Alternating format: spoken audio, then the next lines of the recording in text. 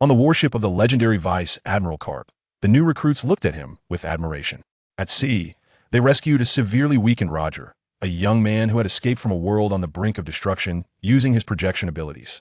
Later, Roger experienced a food competition in the Navy, encountered sea kings, and even arrived at Marineford. What adventures await him on his naval journey? The East Sea is a land of heroes and the most stable area under Navy jurisdiction. Look, a 100-foot warship cuts through the waves, and the legendary Vice Admiral Garp lounges in a deck chair wearing a dog hat, looking incredibly relaxed. Behind him, a dozen new recruits are drenched in sweat, their clothes soaked, looking at Garp with starry eyes. This is the guy who captured Roger. His first mate, Bogart, approaches to report, "Vice Admiral Garp, we're almost at the base. Monka is just..." Before he could finish, Garp interrupted, "Where's my donut? I must eat upon waking." Bogart, helpless, was about to leave when he was bumped into by a rushing recruit. The recruit immediately stood at attention and saluted. "Commander Bogart, there are survivors on the distant sea." Bogart looked through his binoculars. Floating on the surface was a 17 or 18-year-old boy, emaciated and pale, wearing a high-quality white jumpsuit. He immediately ordered, "Get closer to rescue. Stay alert for pirate ambushes." Garp, unable to wait for his donut, grabbed a recruit while strolling on the deck and asked about the situation. Upon hearing there were survivors, he laughed heartily, just in time for a pre-meal workout. Just as the recruits were about to launch a raft, Garp stopped them. He leaped into the air, his feet stomping powerfully, causing boom-boom sounds on the water, and with a moonwalk, he flew over to the stranded boy. Then, in midair, he lightly stomped a few times, and explosions echoed on the surface as Garp soared through the air, landing right next to the boy. Garp grabbed the boy's arm and landed steadily back on the deck of the warship. He gently set the boy down, but his smile vanished instantly. "Bogart, check on this kid." Bogart crouched down and was stunned. The boy's arm was bruised from Garp's grip. Several bones were broken, and even his hair could be pulled out easily. "Isn't this too fragile?" Bogart exclaimed. Garp waved for the recruits to carry the boy to the cabin for treatment, and once they were alone, he said in a deep voice, "Doesn't that outfit look like that of a celestial dragon?" Bogart shook his head. "It's a fake. If it were a celestial dragon's clothes, the weaver would be turned into a slave." Garp rubbed his hungry stomach. "Have the ship's doctor check if he's poisoned." In the cabin, the boy Roger woke up, his arm in a cast, with N4 in his other hand. As soon as he closed his eyes, he saw 3 glowing points. This was his projection ability. It turned out he came from a world on the brink of destruction, and his repeated use of the ability left him extremely weak. He lifted his arms slightly, immediately exhausting all his strength and fainting again. A day later, Roger finally woke up, and as he sat up in pain, he cried out. The door creaked open, and a doctor in a white coat walked in, looking puzzled.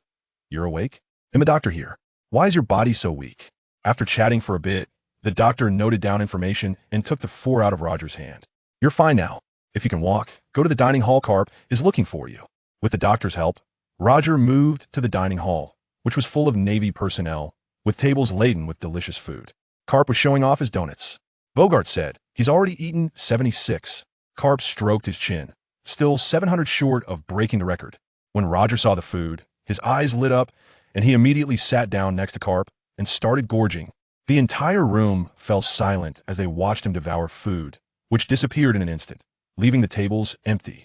It turned out he had nanomachines in his stomach that could rapidly break down nutrients.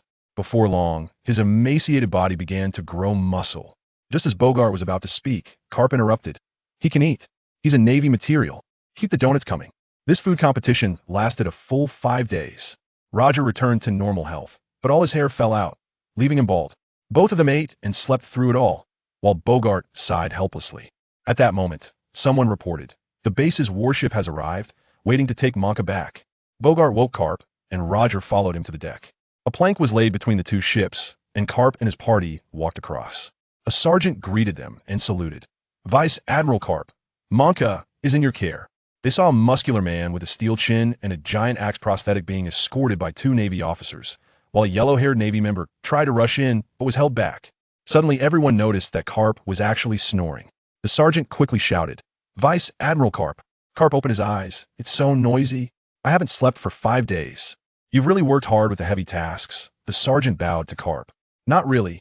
I was trying to break the continuous donuting record, and I haven't slept for 5 days." Garp laughed heartily.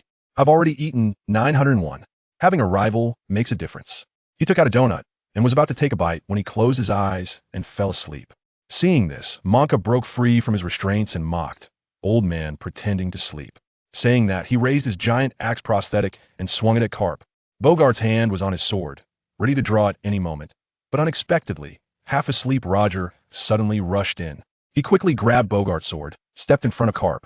The clash of axe and sword echoed with a loud clang, and Roger was knocked back, crashing into the wall, and fainting was still snoring. Monka seized the opportunity to take Balumeb and stole a small boat to escape. Bogart hurried after him, ultimately only rescuing Balumeb, while Monka had long since vanished. Later, Roger was assigned to a small room in the cabin, his arms still in a cast, with fine hair starting to grow on his head. He asked Balumeb, "Is Monka your father?" Balumeb looked gloomy. The upper bunk's KB exploded. "KB, not Balumeb," Roger casually replied. "You guys look alike." KB covered his head and fell into depression. After chatting a bit, Roger learned that this world had the Navy, pirates, and the four emperors, instantly raising his sense of crisis. He closed his eyes and saw 3 glowing points. The brightest points in this world indicated that there were even stronger beings. He wanted to use his god-level projection ability, but feared that his body would weaken and be treated as a test subject. So he suppressed his desire. "You'll wait until I'm stable." After several months of sailing, the warship finally entered the special sea area known as the Grand Line. This area was a chaotic mix of electromagnetic phenomena, celestial events, and ocean currents, where without solid strength, one couldn't even tell where they were. Bogart relied on the record pointer to stabilize the warship when suddenly, a massive wave erupted from the sea. A 100-meter-long Sea King burst forth. With a snake neck and a turtle shell, its claws glimmered coldly, making the warship look like a toy in front of it. Balumeb screamed in fright and ran around, while KB trembled with a mop in his hands. Roger's palms were sweaty, but thankfully he had his projection ability to escape at any time. He asked KB, "Can Garp handle it?" KB replied anxiously, "Of course." The Sea King opened its massive mouth and lunged at Garp, who was still picking his nose and didn't even turn around.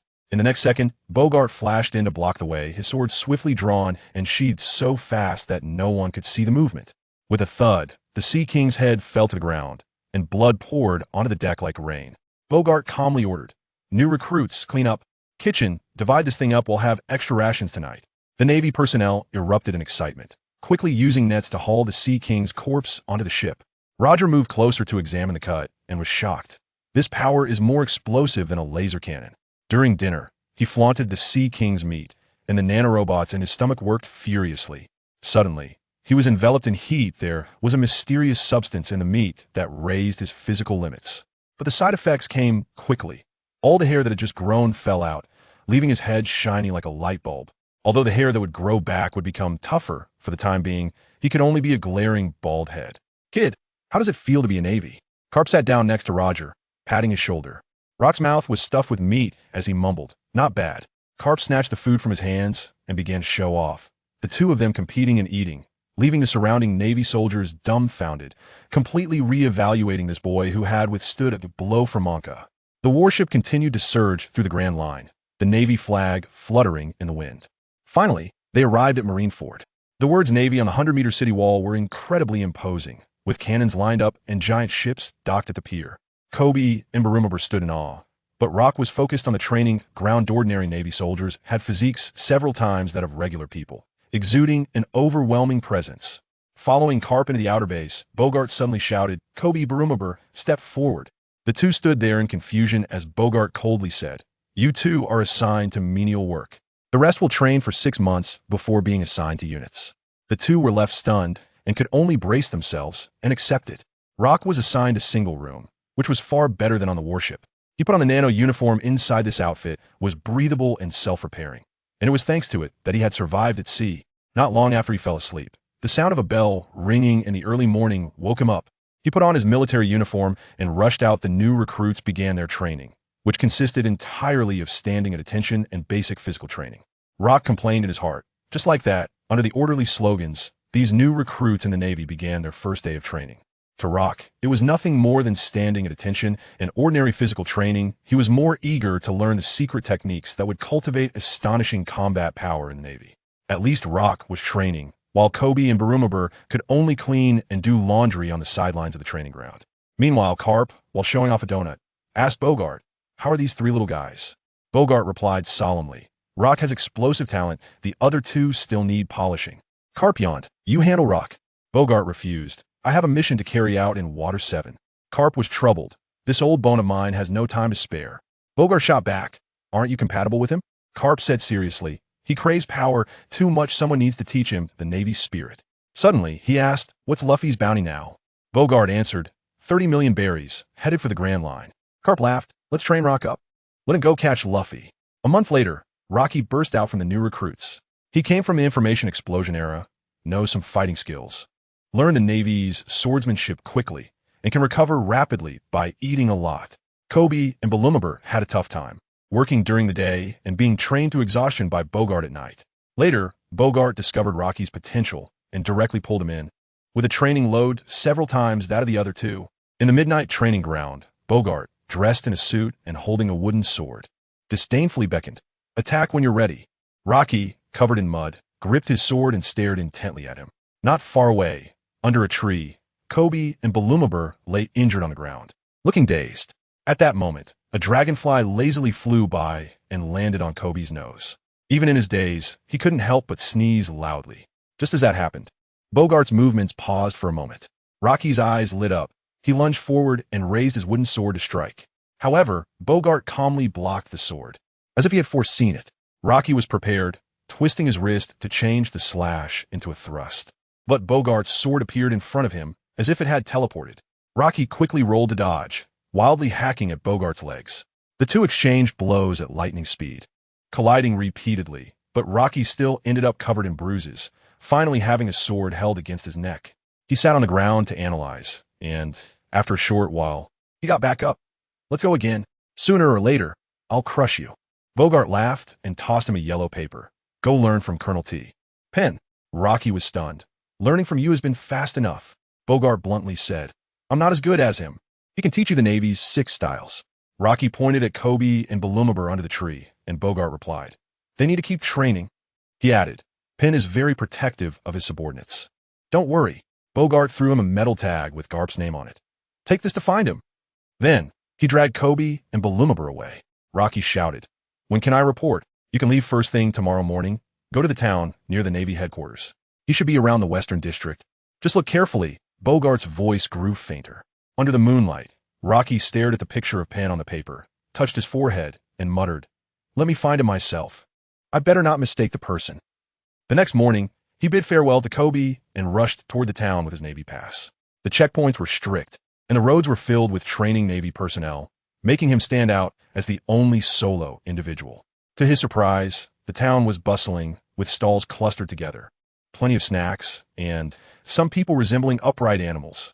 Rocky was starving and rushed to a hot dog stall to ask for prices. The 70-year-old stall owner smiled as he handed him several portions. Free for the Navy. Rocky felt embarrassed, stuffed some berries in, and took the opportunity to inquire, where are there more Navy personnel in the Western District? The old man lowered his voice. There's a tavern, but a big shot came, and everyone ran away. Rocky's heart sank. Could it be Pen? After thanking the old man, he ran, but the old man suddenly shouted, that big shot seems to be called Akiji. Rocky dashed along the Bluestone Road, and the closer he got to the tavern, the more Navy personnel hurriedly ran out. Finally, he arrived. The tavern was falling apart, with peeling walls and a moldy wooden door. But the aroma of alcohol wafting from inside made his throat itch. Pushing the door open, he saw just a few people drinking quietly. The bar's owner glanced at him and asked, new recruit? First time in a tavern. Rocky nodded, looked around, and saw that none of the people in the hall were who he was looking for, so he sat down at a spot next to the bar. The woman had a gentle smile, but a scar ran across her face, and her right hand was missing 2 fingers. She swiftly mixed a beer and pushed it to Rocky. First drink is free for new recruits. Rocky took a sip and was pleasantly surprised. The malt flavor was rich with a hint of sweetness. Just as he was about to order another, the owner said, 5,000 berries a cup.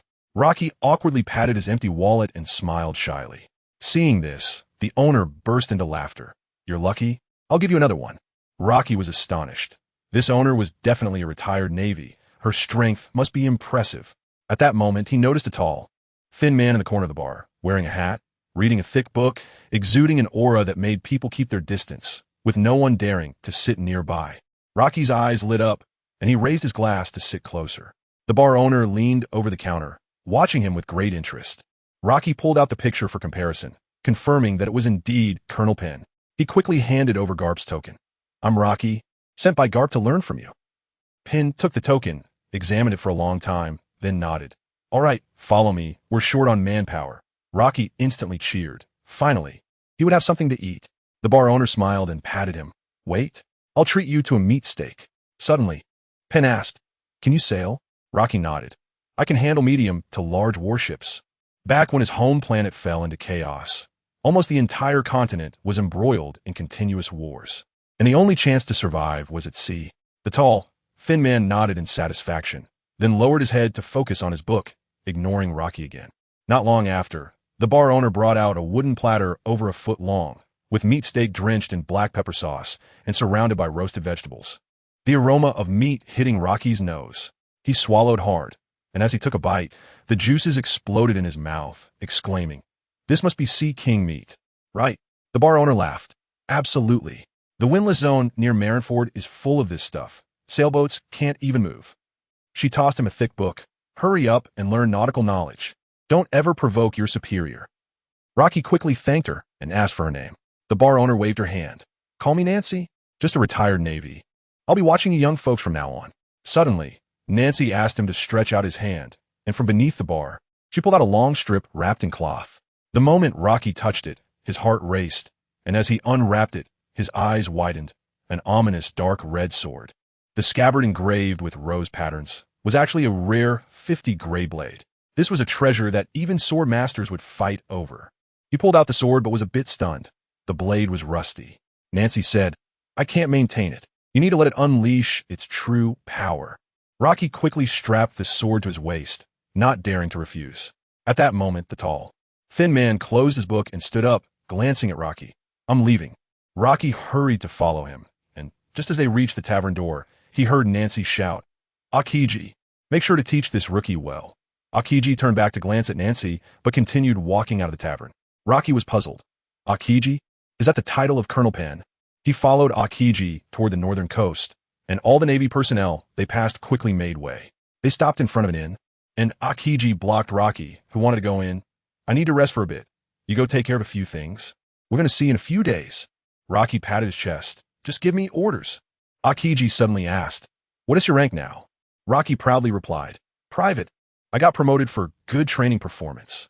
Akiji nodded, took out a piece of paper, and wrote a few notes. "From today on, you're a corporal. Your merits will be noted." Rocky was stunned. Receiving the rank order, Akiji added, "Go to the northern district to sharpen your sword and buy good supplies if you don't understand. Ask Nancy." At that moment, Rocky suddenly realized Akiji was one of the 3 admirals of the Navy, even more impressive than Garp. Cold sweat instantly broke out, and his legs felt a bit weak. "Admiral Akiji, I will definitely handle it well." Akiji ignored his panic, turned, and entered the inn. Before long, he came out again and tossed Rocky a full bag of berries. Money for supplies. Rocky grabbed the money bag and rushed toward the Navy headquarters, his speed breaking limits, afraid of being discovered for tricking the admiral. Arriving at the rank promotion office, he looked around and saw no one, then handed over the order. The female Navy officer at the reception was stunned. "Is this an admiral's rank promotion order?" "Sure." Rocky quickly made a silence gesture, lowering his voice urgently. "This is a secret mission. Please don't spread the word." The female Navy officer found him mysterious, but she quickly handled the paperwork and handed over the uniform of the sergeant. Just as she was about to introduce herself, Rocky swiftly disappeared with the uniform, moving so fast it was like he had seen a ghost. He found an empty corner and quickly changed into the uniform, pulling the brim of his hat low, draping the coat over his shoulders, and striking a pose reminiscent of Garp. He actually looked a bit imposing like a sergeant. On the way, he happened to bump into Kobe and Barumabur, who were sweeping the corridor. Kobe furrowed his brow, staring at Rocky's back. "Hey, is that person Rocky?" Barumabur gave him a tap on the back of his head. "What are you thinking? That person is at least a sergeant. How long has Rocky been gone? Can someone get promoted from private to sergeant in no time?" Kobe scratched his head. "True. Maybe I mistook him." The two of them resumed their work. Rocky rushed toward the dock after confirming the route, and encountered new recruits saluting him on the way. He buried his head even lower, resembling a spy infiltrating enemy territory. When he arrived at the shipyard entrance, 2 guards with rifles stopped him. "Show your military orders." No entry for unauthorized personnel. Rocky quickly pulled out the orders given by Akiji. The guards, upon seeing it, did not dare to delay and immediately went inside to report.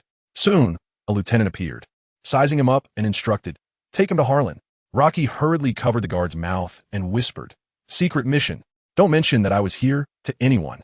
The guard nodded repeatedly, quickly leading him into the factory. Once inside the factory area, he could clearly hear a piercing noise, which grew louder as Rocky ventured deeper. In the center of the factory, there was a waterway, and a nearly 200-foot giant ship was being assembled, with a keel carved from an entire millennia-old tree running through the entire hull. Rocky was staring in awe at the keel when suddenly he felt a sharp pain in his knee. "So tall, huh? Look down." He looked down while holding his knee and saw a frail old man, less than 3 meters tall, leaning on a cane. "I am Harlan. You must be Rocky, right? Come with me." After saying this, Harlan walked toward a small room, and Rocky, who was 8 meters tall, had to bend down to enter. Inside the room, it was filled with ship blueprints, and his eyes immediately focused on the giant ship blueprint in the center of the table. Harlan noticed and smiled. "Kid, do you know your stuff? Let me test you. What do you see?" Rocky leaned closer to the blueprint and examined it carefully. This ship has an oval shape. It doesn't seem to withstand wind and waves, but the power device can convert water flow, thrust into power, turning the disadvantage into an advantage. "That's amazing." Harlan's eyes lit up instantly, and Rocky added, "But the sails need to be modified, otherwise it won't match this design." As he pointed out the modifications, Harlan quickly took notes, becoming more and more satisfied, and suddenly jumped up to hug Rocky's neck. "Let's build ships together. When I retire, this shipyard will be all yours." Rocky hurriedly waved his hands. "I still think being in the Navy has more prospects." Harlan raised his cane and knocked on Rocky's head. "What do you know? Do you know how much money the Navy can make from building a ship?" Rocky dodged repeatedly, hurriedly shouting, "Stop hitting me. I'm a Navy officer appointed by Admiral Akiji." Harlan jumped off Rocky and sighed. "I want to force you, but you have to promise me one thing." Rocky quickly replied, "I promise anything, except building ships." Harlan laughed.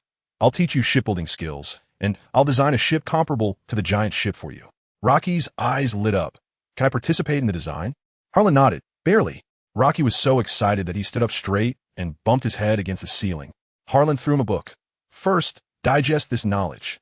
I have no disciples, not like that old Tom." Rocky looked at the giant ship blueprint and asked, "What S in the ballast tank?" Harlan lowered his voice. "Navy's secret. I'm only telling you because you're my disciple. This ship can dive deep into the sea to Mermaid Island." Rocky gave a thumbs up on the spot. "Teacher, you're amazing." Harlan continued, "If you have time, go to Water 7 to find my old friend's disciple." Suddenly Harlan jumped down to rummage through boxes and pulled out a snail with a microphone and button, handing it to Rocky. "Take this. Use it to contact me." Rocky was confused. "What is this?" Harlan knocked him with his cane. "You don't even know what a phone bug is.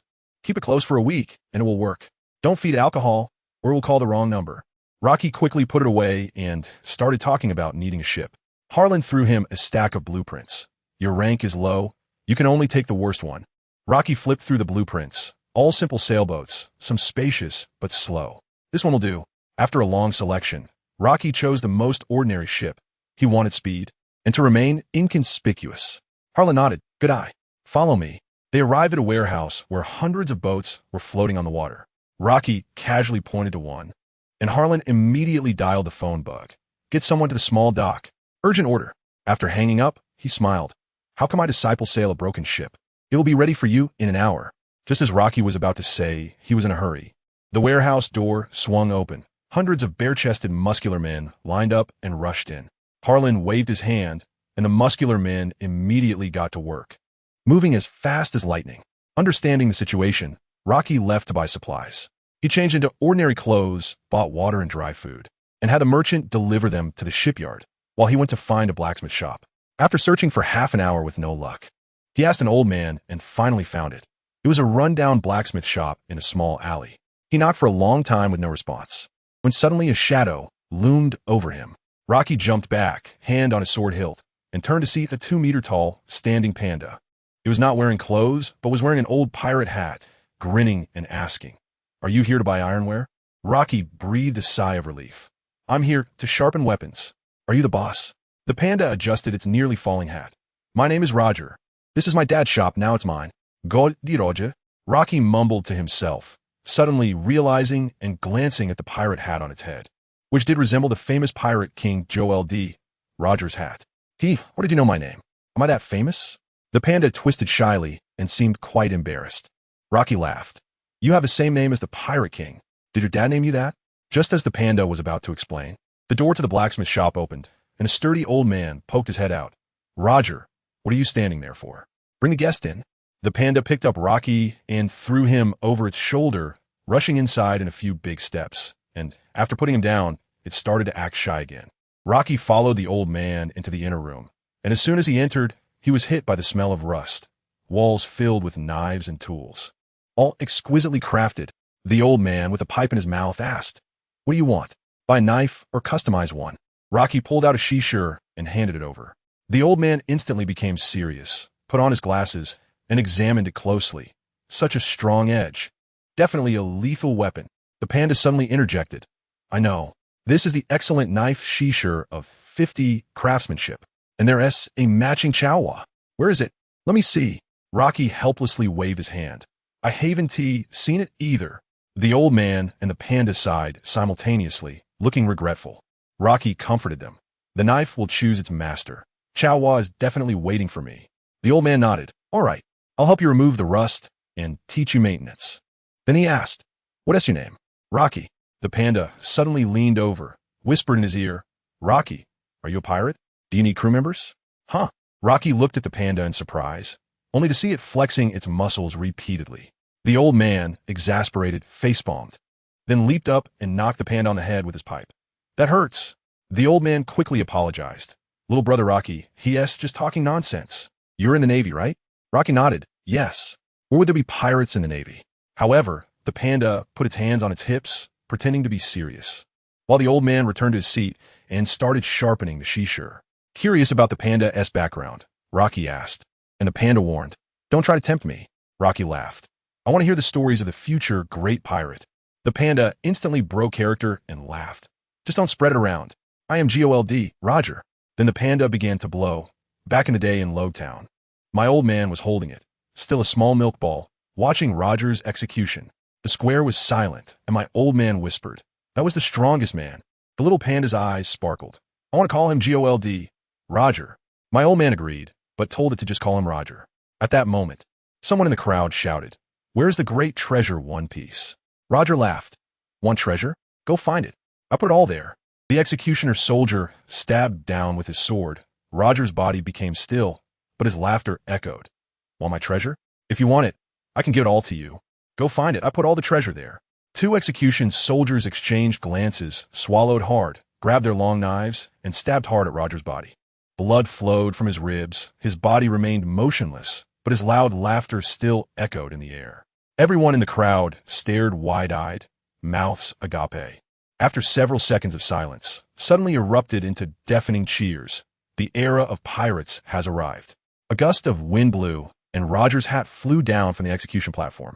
My old man squeezed through the crowd, holding the little panda, trembling all over from witnessing history. The little panda spat out its pacifier and cheered along, and the hat just happened to land on its head. My old man wanted to throw it away, but the little panda held on tightly, its expression stubborn. So my old man could only sigh and tuck the hat into his arms. Back at the blacksmith shop, the sound of grinding stopped, and the sword was polished to a shining edge. My old man cleaned it and handed it to Roji. Keep it a secret for him. Being a pirate is too dangerous. Roji suddenly said, Let come with me. I need a crew member on my ship. Saying this, he took out Admiral Akiji's order. My old man looked at it several times and nodded. I need to meet Akiji at the dock before I can safely hand it over to you. Roji secretly delighted. This panda looks strong and doesn't cost money. He turned to the panda and smiled. Want to go out to sea together? I have a ship. The panda's eyes twinkled. Let's pretend to agree first, then run away halfway to be pirates. Immediately nodded, bouncing like a primary school student going on a spring outing. After Roji finished maintaining the sword, he was about to leave with the panda when my old man suddenly asked, Will you become a pirate in the future? Roji scratched his head and laughed. Who knows the future? Being a pirate isn't so bad. My old man was taken aback for a moment and then laughed heartily. You're right. Being a pirate really isn't so bad. Roji waved goodbye to my old man again. The panda had already forgotten itself. Now running forward, unable to stop smiling, its eyes squinting with joy. The two quickly arrived at the dock. The sunset dyed the sea golden, and a small blue and white ship was docked by the shore. Harlan stood proudly at the bow, directing his men to move supplies, while Akiji leaned on a deck chair, focused on reading. Roji examined the ship. It looks no different from before, right? Harlan raised an eyebrow. What do you know? There's a trick to it. The captain's cabin has blueprints and sea charts, marking the 4 great seas and the first half of the Grand Line. Roji quickly thanked him, and Harlan added, the closer you get to the New World, the less reliable the sea charts are. Roji was eager to set off, said goodbye, and boarded the ship, while the panda excitedly ran around the ship. Roji decided to name the ship Vodka, and the panda was confused. What's vodka? Good wine. You can't go to sea without it. Roji told it to hang the ropes and secure the boxes, but the panda shook its head like a rattledrum. Roji grinned and pointed at Akiji. That's Admiral Akiji, our superior. The panda instantly went on high alert, quickly behaving and working, while internally lamenting.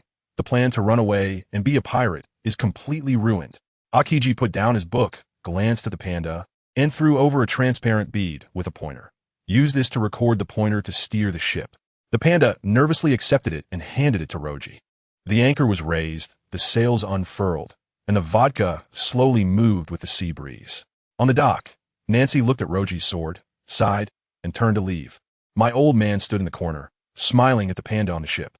The panda saw my old man, waved its hand hard, and shouted, Goodbye, old man. I will come back to see you. Next time I will definitely become a great sea. The panda glanced nervously at Akiji and then changed its words. A great warrior of the sea. Goodbye, old man. My old man waved his hand too, softly saying in a voice only he could hear, Goodbye, my son. In the following days, Roji and the panda initially set sail with great enthusiasm, but soon got bored. The sea was just water. The three of them leaned back on deck fishing, while Roji studied the ship's blueprints as he fished. Increasingly amazed by Harlan's design, the ship's pillars can absorb sea wind to store power, and when full, it can explode with speed. The bow even hides harpoons as weapons. However, Harlan warned, after using the power, maintenance is a must, or it will lead to shipwreck and loss of life. Roji complained, Isn't this goblin technology? Don't break apart. Just as he was about to switch to another book, the panda suddenly shouted, Got a bite. It pulled on the fishing rod with all its might, but it didn't budge. Roji came over to help, and both of them used all their strength, and the fishing line snapped. The sea surged violently, and a giant sea king with black and white stripes emerged. Roji nudged the panda. This thing looks like you. Is it your relative? The panda rolled its eyes. The two slowly retreated to Akiji's side, but Akiji got up and entered the captain's cabin, slamming the door shut. The panda panicked. Abandoned ship. You join my pirate crew. Roji gave it a light smack on the head. You adjust the helm. Follow my commands, damn. Looks like we're having extra dinner tonight. Roji's expression darkened, and he directly drew his sword. The Sea King dove back underwater, slamming its tail against the ship, causing the deck to shake violently. It leaped out of the water again, opening its mouth full of sharp teeth, ready to bite the fragile mast. Roji shouted urgently, Panda, hard to starboard. Don't stop without my command. The panda gritted its teeth and turned the helm. The vodka suddenly veered sharply. Stop. Hard to port. Roji grabbed the ropes, using the inertia to swing toward the Sea King, his sword flashing cold light, striking the scales with a clang, only leaving a shallow wound. He stepped on the mast and jumped onto the Sea King's head, plunging down into the water. The panda anxiously knocked on the captain's cabin door. Admiral Akiji. Roji fell into the sea. Akiji responded indifferently. He won't die. Keep an eye on the helm. Underwater, Roji was almost out of breath, tied himself with the ropes, and with both hands holding the sword, he stabbed toward the Sea King's head with all his might. The sword pierced through the scales, and the seawater instantly turned red. The Sea King, in pain, leaped out of the water, and Roji shouted, If it gets to the bow, it will crush the helm. The panda instantly became serious, staring intently at the surface of the sea. The Sea King finally leaped from the bow, and Roji, exhausted, let go and was thrown onto the deck. The panda pressed down hard on the helm, and with a cracking sound, the bow's harpoon shot out, directly piercing the Sea King. The vodka's bow sank, almost capsizing. Roji's body slammed against the deck, gasping for breath, his ribs cracking. Exhausted and injured, he couldn't get up for a while. Just as the panda was about to let go of the helm to help Roji, it suddenly felt a tremendous force. The Sea King was still struggling. If it weren't for the panda holding on tightly, it would have escaped long ago. Roji's pupils constricted, he staggered to his feet, ran a few steps, and jumped onto the Sea King's head, pulling out his sword. Blood sprayed all over him. He closed his eyes, raised his sword as breathing slowed. Months of training instantly broke through the bottleneck. He became a swordsman. Circular cut. The sword light fell like a full moon, and the panda felt a flash in front of its eyes. The Sea King's neck was sliced open by more than half. Roji jumped back onto the deck, collapsing to the ground, panting heavily. The panda also slumped to the ground, its pirate hat falling off. The captain's cabin door opened, and Akiji came out and said directly, "With his strength, you still want to venture into the Grand Line? You might as well go back." Though they felt defeated, the two did not refute. Akiji continued, "I will soon return to headquarters, and before I leave, I will teach you how to become stronger. And there will be tasks for you." The two nodded immediately, feeling a sense of urgency. Akiji pointed to the Sea King class. "Handled. The meat can replenish the body." After saying this, he returned to his lounge chair, but was pondering in his heart, "Is this newcomer worth entrusting?" Meanwhile, Rocky was secretly delighted. So much Sea King meat could make him stronger and even unlock the projection of all realms. He touched the hilt of his sword. Now he was qualified to face that monster. Previously, he had come into contact with extraordinary powers in the ghost world, but due to dangers, he lost quite a few avatars. Now that his swordsmanship had broken through, his confidence had greatly increased. Time passed little by little, and the massive Sea King was broken down into chunks of varying sizes by Rocky and Panda's combined efforts. The useless entrails and bones were thrown into the sea, which led to a large number of carnivorous sharks roaming the waters around the vodka ship. In the dark cabin, Akiji sat on a box, took out a telephone bug that looked very much like him, and dialed a number. "Akiji, what can I do for you?" Came the booming voice of Garp from the other end. Akiji replied in a flat tone, "What do you think of Rocky?" Garp was taken aback. "Isn't he supposed to go find Pen? How'd he end up with you?" Akiji was silent for 3 or 4 seconds before speaking. "Do you remember the 7 warlords plan proposed by the 5 elders?" Garp's voice instantly became serious. "Are you saying to let Rocky become a pirate and then promote him to the 7 warlords? Hirohige has been defeated, and the 5 elders want to support ambitious individuals against Whitebeard. That's too dangerous." Akiji explained, "Rocky's background is clean. He's much more reliable than those people." Garp hesitated. "He could have become a backbone of the Navy. There's no need to take this risk." Akiji countered, "Is the Navy always right?" Garp sighed. "Do as you wish, but you need to arrange him properly. Don't worry, the Navy will cooperate with him." Akiji hung up the phone, calculating in his heart. There was no trace to be found of Rocky's identity. He really was the best candidate. He walked out of the cabin and bumped into Rocky, who was moving meat chunks. As they brushed past each other, Akiji dropped a line, "I just spoke with Garp." Rocky instantly froze, cold sweat pouring down his forehead. "Your military rank is gone," Akiji said and left. Rocky plopped down on the ground, feeling as if his chest was blocked. At that moment, Panda ran over with an expectant look. "Captain, the meat is all moved. Shouldn't we start roasting and have a feast?" Rocky took a deep breath, jumped up suddenly, and grabbed Panda's arm. "Let's go. Roast meat." Thinking too much was useless. Eating was the priority. As night gradually fell, the moon hung high, and the aroma of roasted meat filled the air. Rocky sat at the table, with a mountain of food piled in front of him, having gone from a Navy sergeant to a menial worker in one day. He needed to turn his sorrow into food consumption. Seeing Akiji finishing his meal and getting ready to leave, Rocky instantly jumped up to open the door. "General Akiji, take care. Call me anytime if you need anything." Panda stared dumbfounded, not even noticing the meat falling off the table. Once Akiji left, Rocky quickly stuffed food into his mouth, the nanobots in his stomach rapidly breaking it down, heat flooding his entire body. He closed his eyes and concentrated. Among the 3 bright spots in his mind, one green that began to absorb energy, and his body visibly slimmed down, forcing him to shove food into his mouth even faster. After Panda had eaten his fill and burped, he turned to look in disbelief.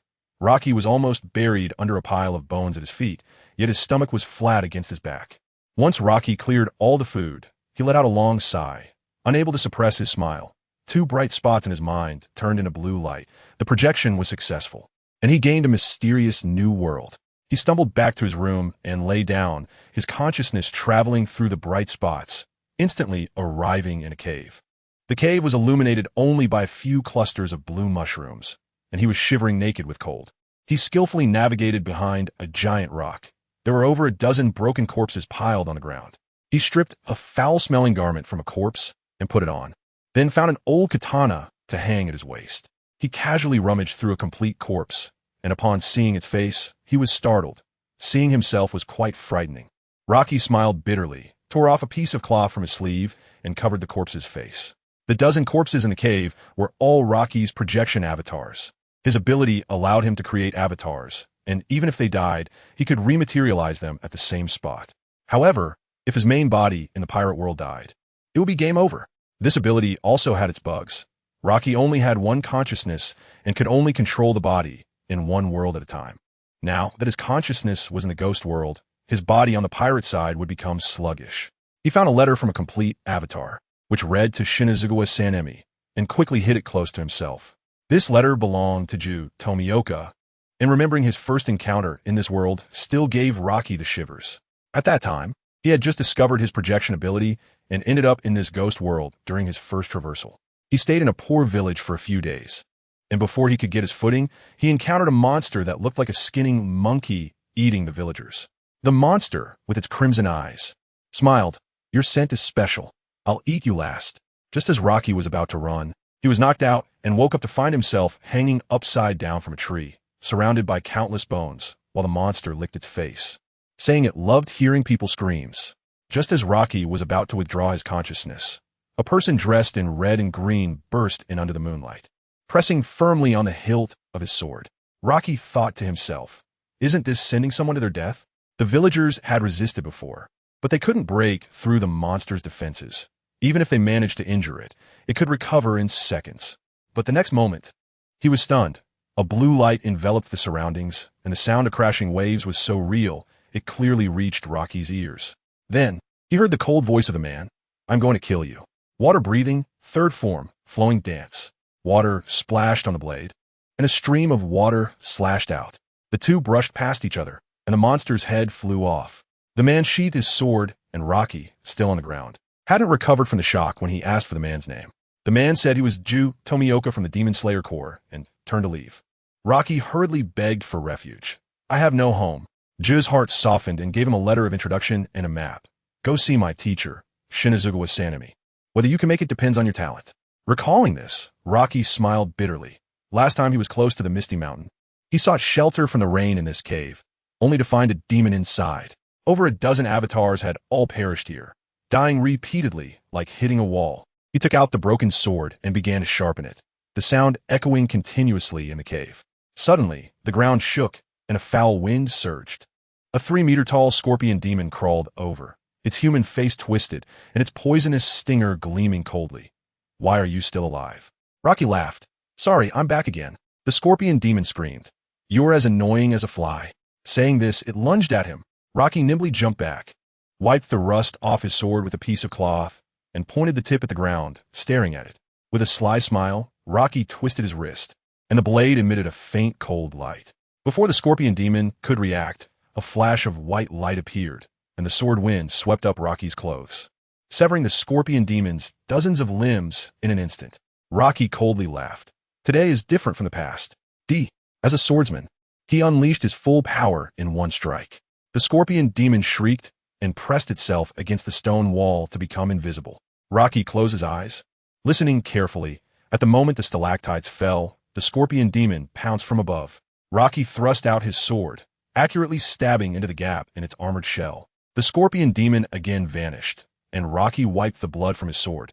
He could sense all movements within 5 steps. This was actually a temporarily activated observation hotkey. Suddenly, a fierce wind surged beside him, and a giant rock was smashed to pieces.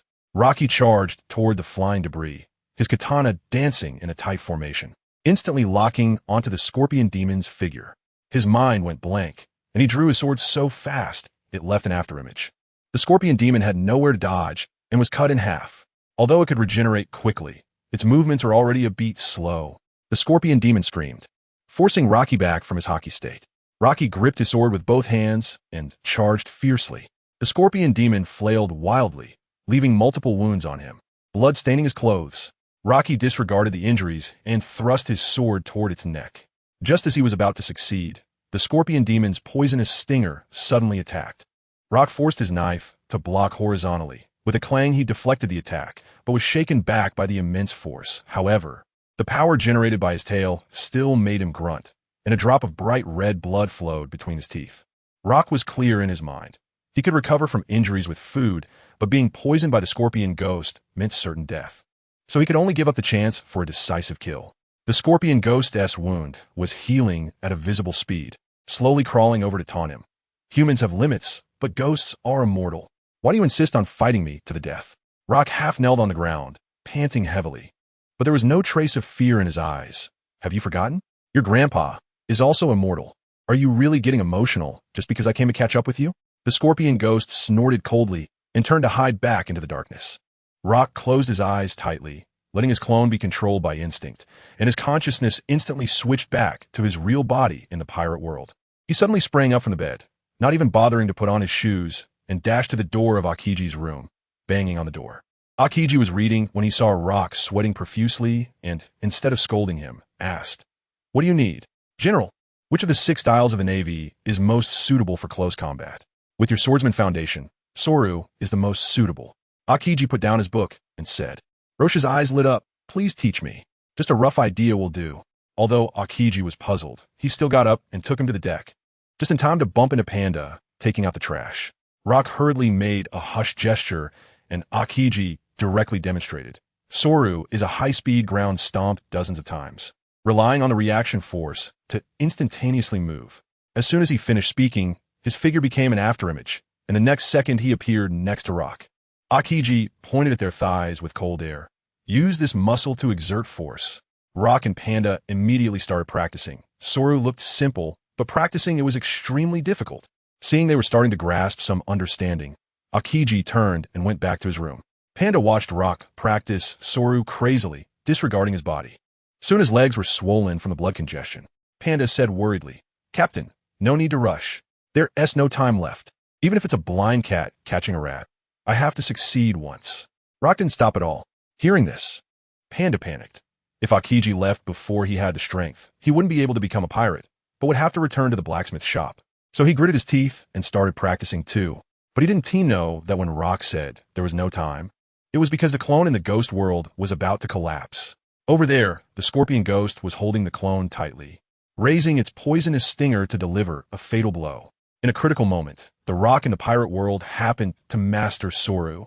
His consciousness instantly switched back to the clone, and his body instinctively initiated Soru. Bang. He transformed into an afterimage. The scorpion ghost was directly stunned. Where did the person go? The next second, Rock was hanging upside down at the top of the cave, stepping on the rock wall and diving down. With a flash of the blade, the scorpion ghost's head was twisted off. "Spare me. I will leave immediately." The head was still begging for mercy. Rock sneered, throwing it into the sunlight outside the cave. The scorpion ghost was instantly burned to ashes. It turned out that the weakness of ghosts, besides specific weapons, was sunlight. Rock leaned against the wall, exhausted and injured, feeling cold all over, and quickly pulled out some weeds to swallow. Nanorobots in his stomach rapidly decomposed the food, and the bleeding from his wounds soon stopped. He lay on the ground, eating all the surrounding weeds until his injury stabilized. Taking out a crumpled map, he looked for a long time before finally finding the right location. After carefully examining the crumpled map for a long time, Rock finally identified his current location. And after clarifying the direction, he got up and headed towards the destination, Foggy Mountain. Rock calculated the distance and realized he could reach Foggy Mountain in less than half a day, just in time for his body in the main world to rest after training, allowing him to use this time to travel. After walking for 2 hours to the foot of the mountain, the entire mountain was so quiet that not even a bird chirped, exuding a sense of oppression. He walked up several hundred meters when a cold wind suddenly blew from behind, and Rock instantly drew his knife and turned around. Crack! He split the incoming half-human thick wooden stake into pieces. These traps were like scratching an itch for him, and he made his way smoothly to the top of the mountain. At the top of the mountain, there was a thatched cottage. Just as he was about to knock on the door, a low voice came from behind.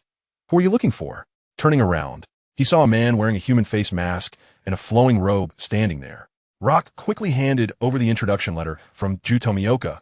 "My name is Rock, and I was introduced here to learn swordsmanship." Shinazuwa Sanemi did not take the letter, but looked him up and down. His clothes were torn, he was covered in injuries, and the handle of his knife was almost worn out. "You wrote to me months ago. Where have you been? Traveling and fighting a ghost for a few days. Just as Rock finished speaking, Shinazugawa Sanemi suddenly drew his knife and slashed. Rock instantly parried, realizing the other party was using the back of the blade. Not bad. Follow me. Once inside and seated, Shinazugawa Sanemi asked, "Do you think ghosts should be killed? They treat humans like livestock. They must be destroyed." Rock handed over his chipped knife, and Shinazugawa Sanemi touched the blade, then turned around and gave him a new knife. "This one is useless. I will first teach you the breathing technique." Rock quickly bowed to become his disciple. Rock was taken aback, but quickly reacted. It was no wonder Shinazugawa Sanemi said those things earlier, probably fearing that when Tanjiro came, he would act out of hatred and kill. However, for Rock, he had no deep connections with the villagers killed by the ghosts.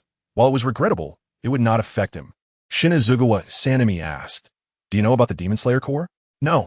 While listening to him talk, Rock was also learning the 6 styles from Aokiji in the main world. Double the learning, double the joy.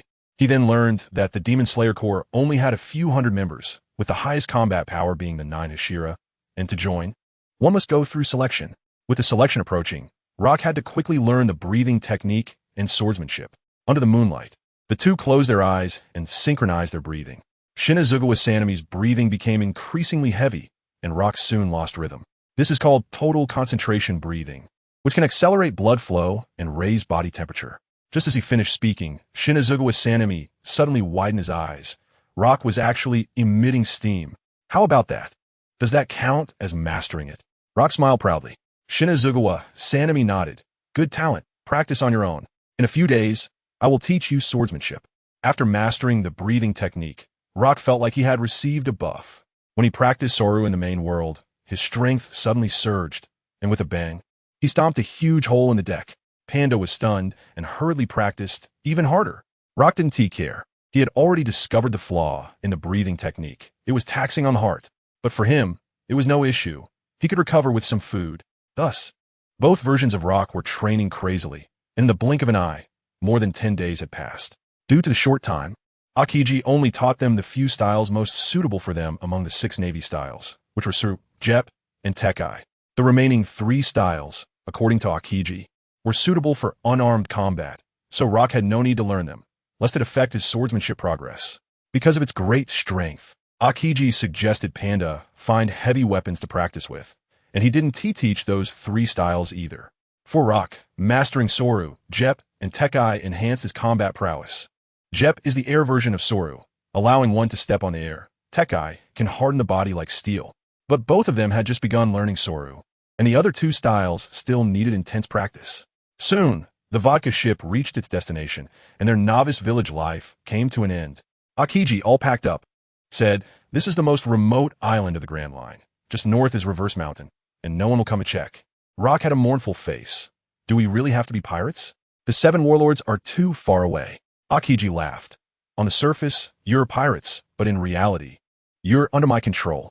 The bounty orders I have are suppressed. Don't worry about it." He tossed him a transponder snail for anti-eavesdropping and handed over newspaper. Crocodile has entered Impel Down, and Blackbeard is the new 7 warlords. Rock was shocked. What is going on? I originally wanted to recruit Ace. He is Roger's son and the 2nd Division commander of Whitebeard. Aokiji explained that if he couldn't recruit Ace, he would look for Blackbeard to deal with Whitebeard.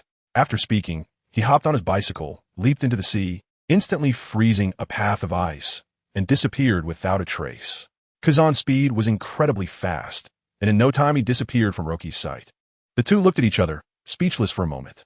However, they didn't notice that on the cliff of the small island, a tall figure was staring at the ship and murmuring, "Navy." By the time Roki looked up, the cliff was already empty. "Let's change the ship. This Navy ship is too conspicuous," Roki said, and with the motivated Panda, they dived into the cabin. Sure enough, they found paint and blank flags. Clearly Kazan had made prior arrangements. Unable to resist, Roki called Harlan, who laughed as soon as he answered. "Not bad, Roki. Not being a Navy, but a pirate now. A 35 million berry bounty has already come out."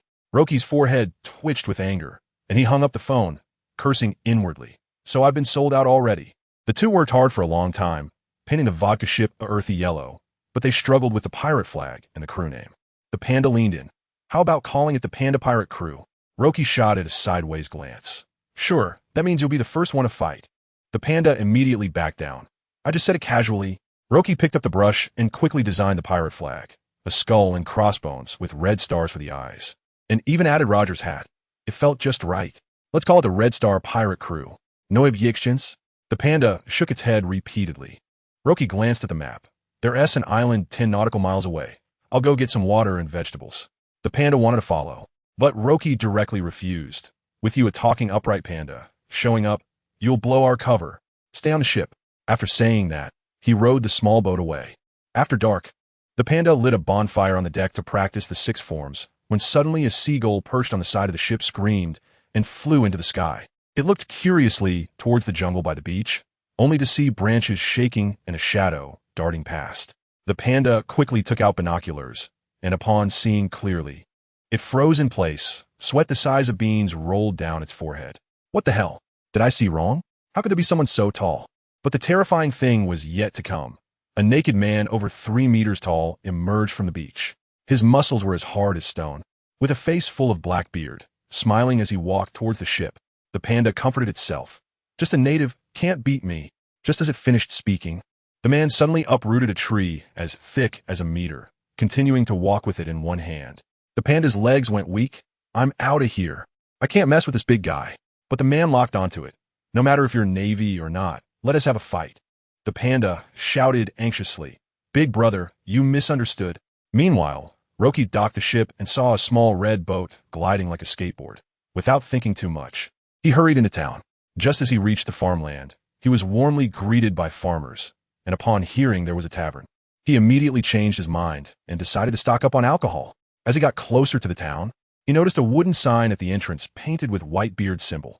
No wonder it was so peaceful. Roki took off his face-covering scarf as he entered the town, and everywhere he looked were Whitebeard flags. Upon entering the tavern and sitting at the bar to order a beer, the bartender suddenly shouted, "Freshly minted pirate." Roki with a 35 million berry bounty. The whole place went silent instantly, then erupted in cheers. The bartender handed over a beer and explained, "This is a tradition to welcome newcomers. What is your pirate crew called?" "Red Star Pirate Crew," Roki replied. And as soon as he finished, the bartender tore off his wanted poster and handed it over, shouting, "Captain Roki of the Red Star Pirate Crew, a future big shot." In the hall, whether sailors or ordinary patrons, even the Navy, all clapped and cheered for Roki, with some even coming over to toast him. "Can you give me that wanted poster next to me?" Roki pointed to a wanted poster with a cartoon panda face. The bartender quickly handed it over, trying to suppress a laugh, and asked, "Is this the panda of Joel D. Roger? A bounty of 10,000 berries. Is it your crew member?" Roki's mouth twitched. He mumbled a response and stuffed the 2 wanted posters into his pocket. After the commotion settled, he pulled the bartender over. "How much for the drinks?" "I want to buy the barrel. 50,000 berries per barrel. We supply drinks to Whitebeard's crew." The bartender pointed to the flame bird flag. Roki took a sip of the beer. It was pure grain brewed without water, and he immediately ordered 4 barrels. He pulled out the starving telephone bug to feed it peanuts when suddenly he heard a commotion. Pushing through the crowd, he saw a naked man in a cowboy hat with his face buried in a plate of meat sauce noodles, motionless. Roki stared at the tattoos on his arm. "Ace?" The man suddenly sprang up. "Who called me?" He scratched his head and continued eating. "I fell asleep while eating earlier and almost choked." After putting on his hat, the Whitebeard symbol on his back was revealed, causing half the crowd to scatter instantly. Roki broke out in a cold sweat. Kazan just mentioned Ace, and now he ran into him. Just as he was thinking of slipping away, Ace suddenly turned around and asked, "Any pirates here? I want to catch a ride." Everyone's eyes immediately turned to Roki. Ace directly hooked his shoulder. "You're the one. Take me along." Roki panicked. "I've only got a small boat. It's slow." "No problem. I'm not in a hurry." Ace pulled him and started walking outside. "I can actually repair ships, if you don't mind.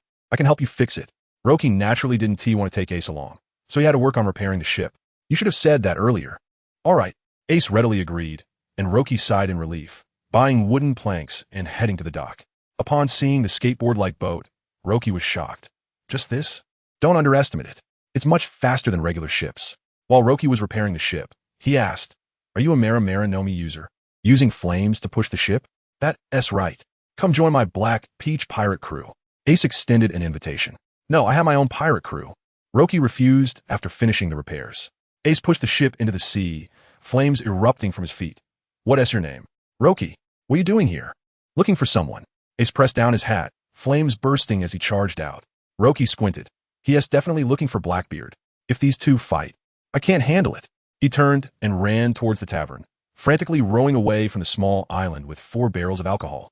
On the other side, the waves by the vodka ship were getting bigger, and the panda retreated to the edge of the deck, quickly pulling out the Red Star pirate crew flag. We are pirates. The 3-meter-tall Urki set down the tree he was holding, disappointed. I thought you were the Navy, so we could have a fight. My ship is gone. I want to catch a ride. The panda leaned in and noticed that this guy had white wings on his back. Urki sat cross-legged, still as tall as the panda. Is it just you on the ship? The panda boasted. Our captain has a bounty of over 100 million. You're just bluffing. To the panda's surprise, Urki was even more excited. Over 100 million? I want to spar with him when he comes back.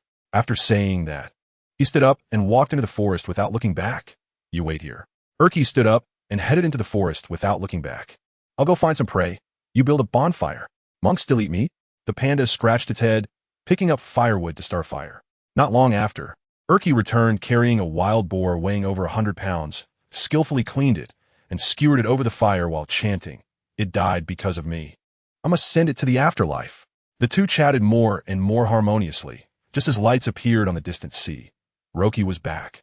Roki quietly approached the shore, seeing the panda and a 3-meter-tall giant sitting together, the wild boar on the fire half charred and half raw. As soon as he appeared, he was attracted by the wings on Urki's back. I'm Urki from Sky Island, looking for a ride. Urki reached out to greet him. As soon as Roki agreed, the other party got excited. I heard you have a bounty of over 100 million? Let us spar. Roki glared at the panda. What are you blabbering about? I just set sail. The panda quickly added. He asked the monk Urki with a bounty of 50 million berries. If you beat him, he'll join us. Upon hearing this, Roki instantly drew his sword. If I beat you, will you join my Red Star pirate crew? Urki clasped his hands together, full of fighting spirit. The sea is full of training. Let us fight. Roki unsheathed his swift sword, Zashi, flicking the blade, which buzzed nonstop. The two retreated while chatting, moving away from the vodka ship.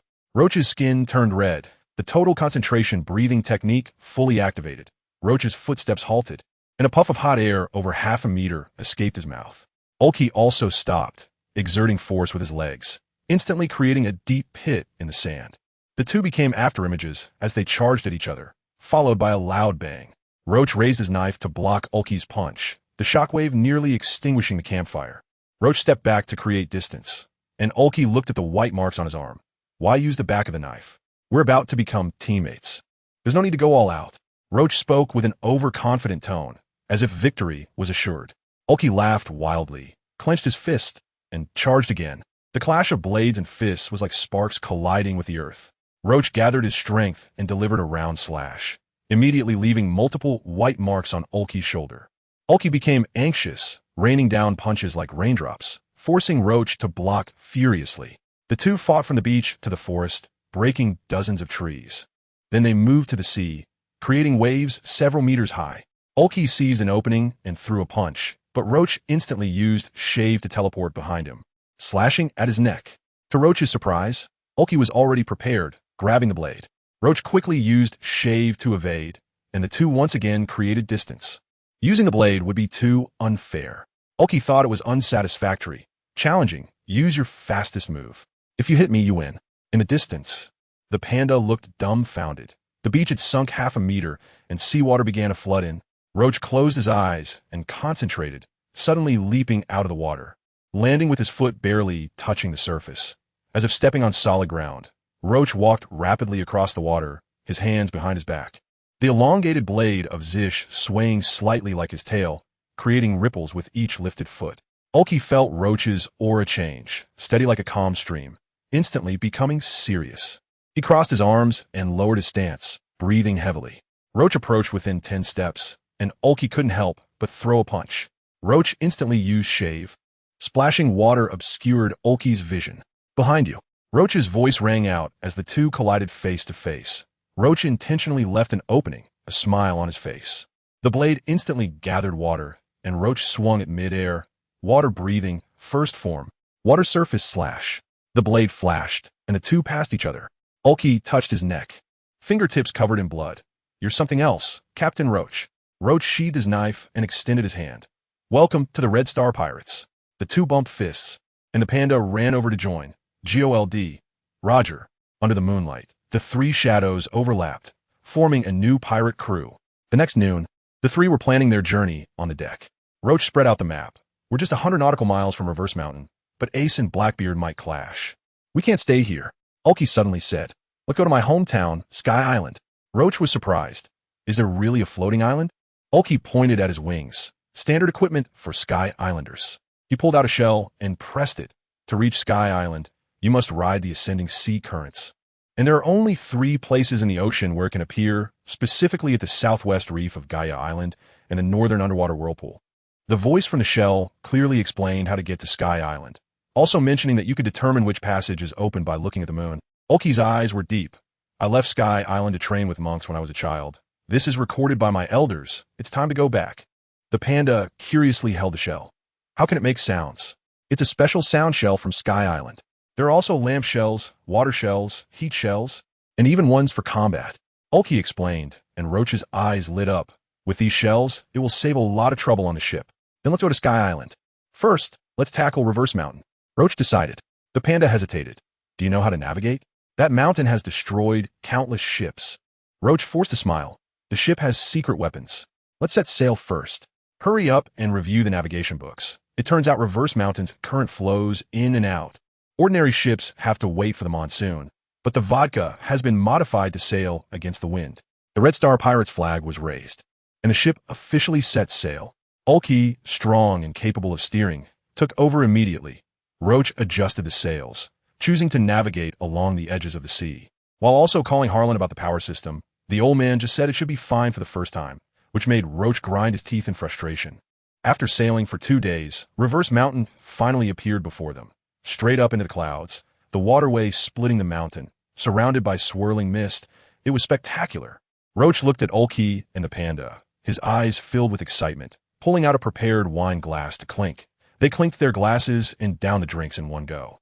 After another half a day of sailing into the evening, the vodka stopped at the foot of Reverse Mountain, surrounded only by a few rookie pirate ships. With no one noticing them, Roach decided to enter the mountain at midnight.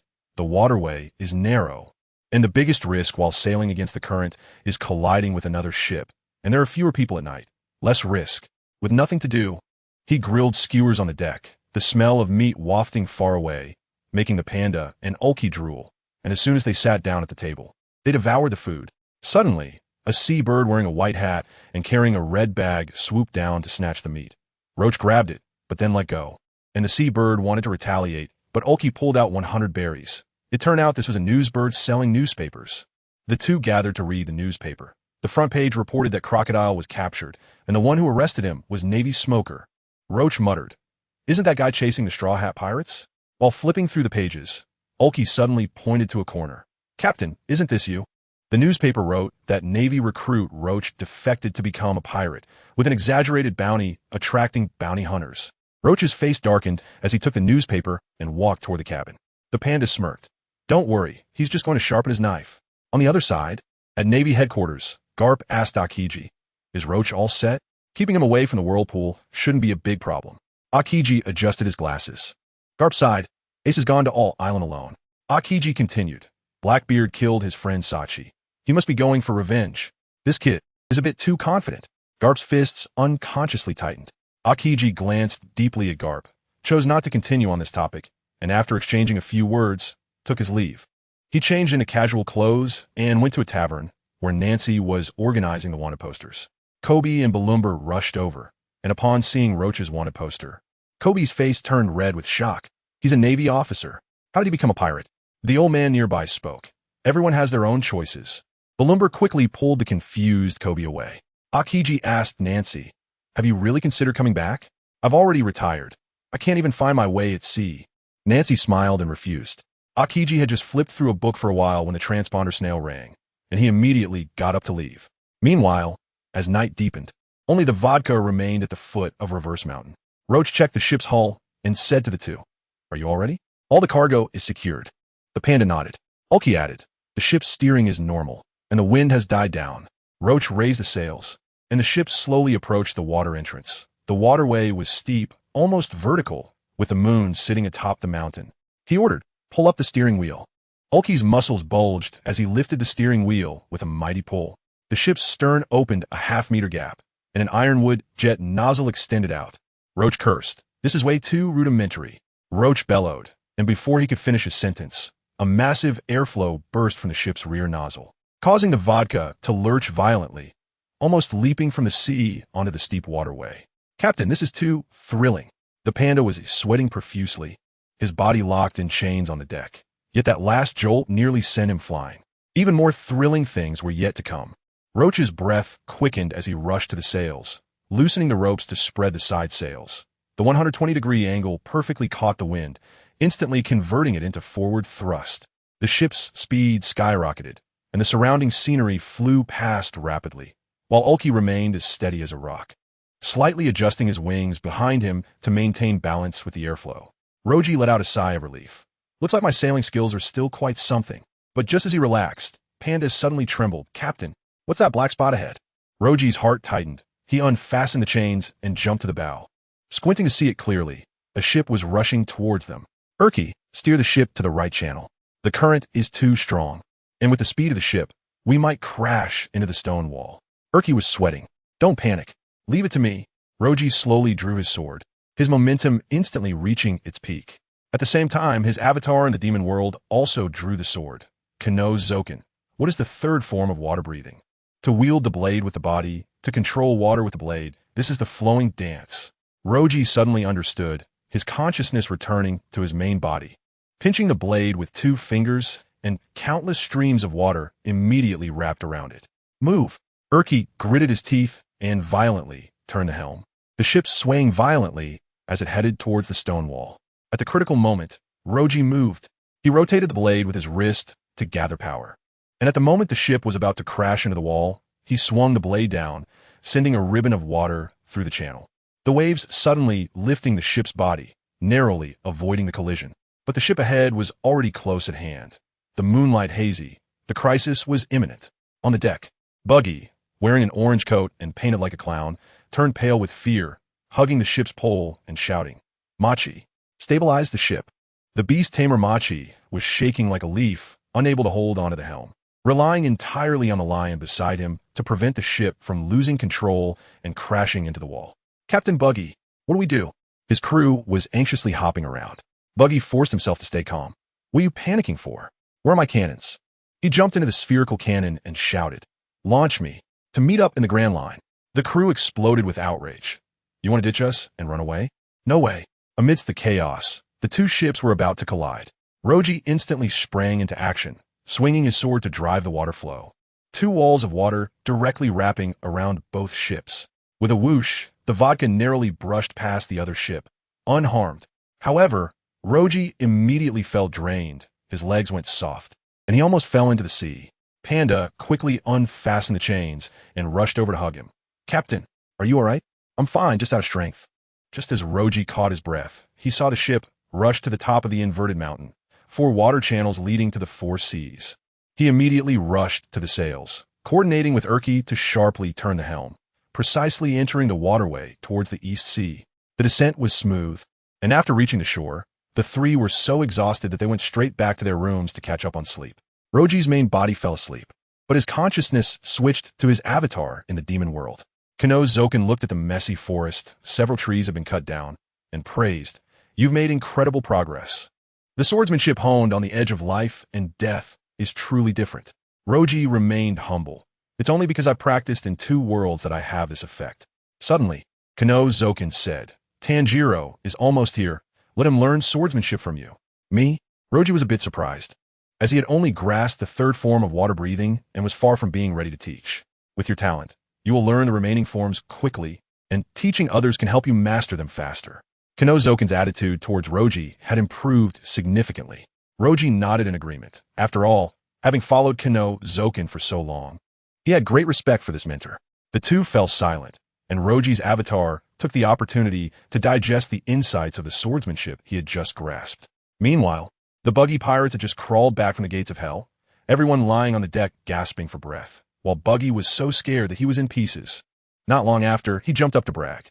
"Good thing I'm brilliant and mighty."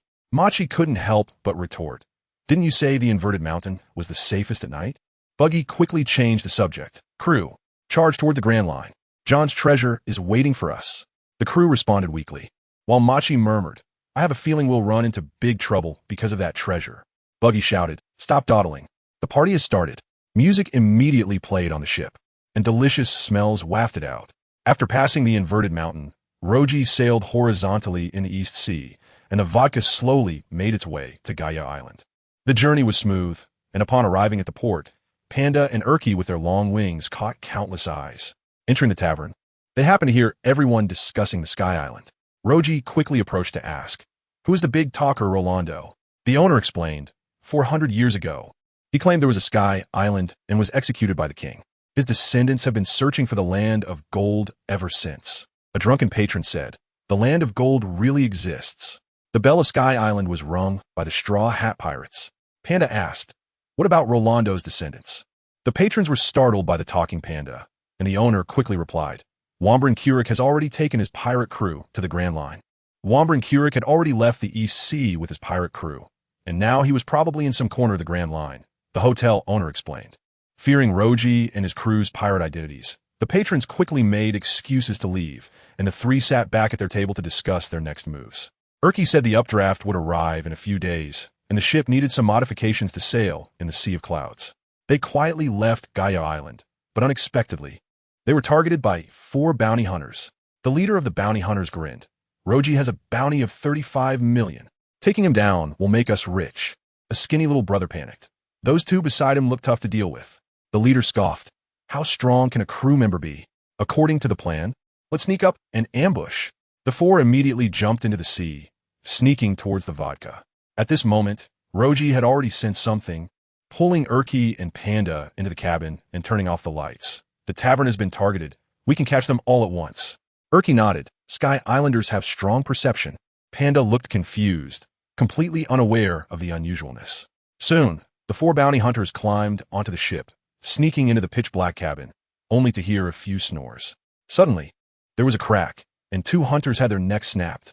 The remaining 2 just turned around when the candlelight suddenly brightened, Panda and Urki each holding a corpse. And Roji stood in the middle, forming a siege. Just as the leader drew his sword, Roji instantly used Shave to create an afterimage, and before he could react, he was knocked unconscious. How do we handle this? Urki asked. Roji said indifferently, let them bleed out to feed the sea beasts, don't dirty the ship. After taking a few steps, he added, be careful, I'm kind-hearted and can't stand blood. The 2 quickened their pace in perfect unison. The captain is always like this. Panda commented quietly when he saw Roji hadn't caught up. Timid, scheming, and face-blind. Urki's eyelids twitched, and he suddenly had a feeling of having boarded the wrong pirate ship. At noon, the sun was obscured by dark clouds, and raindrops woke Roji. Why didn't you call me when it rained? You have no authority as captain at all. He looked up to see Panda and Urki standing at the bow, their faces serious. On the sea, a tornado was rapidly forming, becoming a massive storm in just a few minutes, swirling with lightning and debris. Is this the updraft? Roji was shocked. What bad luck, encountering the most dangerous kind. Urki's eyes were filled with longing for the Sky Island. If they missed it, they would have to wait a long time. Roji spat. Let's do it. Just avoid the water and debris. The vodka was equipped with an air cushion, and Roji ordered, raise the sails and set sail. Urki at the helm. Panda control the mainsail. I'll handle the side sails. The ship plunged into the tornado, Urki's arms bulging, his feet almost sinking into the deck. No need to activate the jet. I can do it. Roji was frantically adjusting the side sails, his sailing skills rapidly advancing in the crisis. After finally breaking through the storm layer, the center of the tornado was surprisingly calm. A force lifted the bottom of the ship, and the bow slowly rose. Panda, release the mainsail. Roji directed, finding balance, as the ship was lifted by the air current. Flying upwards, Panda clung to the ship's edge, looking down in awe. So this is the updraft. It's simply unbelievable. Panda mumbled to himself, unable to resist looking down from the ship's edge, only to see that the sea surface was already at a considerable distance. Roji walked over, patted Panda on the shoulder, and grinned. Don't forget, we still have to come down. The higher they went, the thinner the air became, yet Ulki felt increasingly at ease. However, it wasn't long before he could no longer smile. The wind speed was decreasing. The vodka's ascent speed dropped sharply, and Rocky slapped his thigh. It's all because timber is too heavy. We should have thrown some cargo overboard. The panda panicked. What should we do? Ulki sighed. We can only wait until the airflow disappears and fall back into the sea. No, there's still a chance. Rocky pointed at the large reef in the storm and shouted, stab it with a harpoon. Raise the bow and activate the jet. Ulki wanted to refuse, but Rocky decisively made the call. We come this far. Are we not going to take a shot? The three of them fixed their eyes on the reef, waiting for it to turn parallel to the bow, and shouted in unison, release. The harpoon instantly pierced the reef, and the ship was spun around, about to be sucked into the storm, when Rocky suddenly swung his knife, and the iron chain snapped with a crack. The ship plunged straight down. Activate the jet. Ulki quickly raised the helm, and the airflow gushed out. Although the ship swayed a bit, it picked up speed and shot straight through the storm. Ulki pointed to the northwest, that cloud layer. Rocky immediately adjusted the sails, and the ship dove into the sea of clouds, the air cushion instantly taking effect. Floating steadily above, Rocky reached out to touch the clouds, but Ulki stopped him. You'll fall back into the East Sea. Then where do we go? Rocky retracted his hand. Let's sail that way. According to our upward airflow, we definitely won't reach the gates of heaven, but we can land on the side of the Sky Island. Ulki explained. The gates of heaven is the entrance to the Sky Island, guarded by an old woman named Amazon. The panda suddenly asked, are there creatures in the sea of clouds? No sooner had the words left his mouth than the ship began to shake. 100-meter-long blue-purple sky shark burst out. Ulki not only didn't dodge, but steered the ship closer, pulled out food to attract the sky shark, and then landed a punch that created an air explosion, stunning the sky shark. Rocky's eyes lit up. Can we eat this? Ulki immediately turned the helm. Run. They're social creatures. Sure enough, a dozen dark shadows chased after them, but they managed to escape quickly. After that, everything went smoothly, and they finally saw the Sky Island. The three of them got off the ship to inspect it, and Rocky frowned. The ship is seriously damaged. The bow has a huge crack, and the jet is also ruined. Don't worry, Yunin Village can repair it. Ulki patted his chest. The Shandians are xenophobic. But with me here, it's no problem. The panda was worried. Is it safe to leave the ship here? It's fine. There are no big monsters at the edge. Rocky said, chewing on grass, suddenly turning to the panda. How about you stay behind to guard? The panda shrank back. There were strange sounds in the forest, and he didn't dare to. Rocky was calculating whether to simply rebuild the ship when his expression suddenly darkened as he stared at the panda. The panda's fur bristled. Captain, just say what you need to say. Don't look at me like that. How's your 6 Dials training going? Rocky showed a friendly smile. Well, it's okay. The panda scratched his head. Actually, aside from shaving, he was doing all right, but he couldn't even touch the door of the moonstep, and he was completely clueless about heavy weapons. I should find you a devil fruit. Otherwise, you're doomed. Rocky complained. Ulki suddenly said, I have a way to get one, but depends on luck. Rocky's eyes brightened instantly. There are such good things on the Sky Island. The Golden Country is indeed impressive. Ulki laughed. There is plenty of gold. The Shandians only see it as pretty metal. Following Ulki, they cleared the moss off the stone, revealing a sun pattern, and soon found a hidden valley.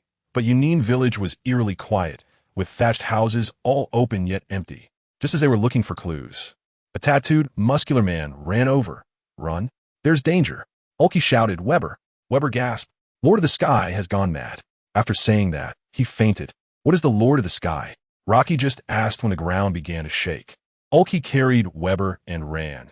It's the descendant of the serpent god from 400 years ago, a giant catfish python, the overlord of the Sky Island. Rocky scoffed. It's just a snake. We can crush it. We're not afraid of sea kings. No sooner had he spoken than a massive head emerged from the forest. And compared to everyone, even Ulki looked small in front of its eyes. The blue-green scales shimmered in the sunlight, looking quite beautiful. But the drool dripping from the giant snake's mouth made this creature appear incredibly fierce. Rocky locked eyes with the giant snake for a second, instantly breaking his composure. Run. He turned and dashed. The panda ran the fastest, but didn't he watch where he was going, leading everyone into a dead end. The giant snake's massive body blocked the way, leaving no escape. Rocky gave the panda a hit on the head, drew his sword, and yelled, It's just a snake, right? Just cut it down. In an instant, his figure used shaving to transform into an afterimage. And Ulki tossed Weber to the panda and charged forward. The giant snake hissed wildly, its head slamming down with a powerful gust, breaking trees in half.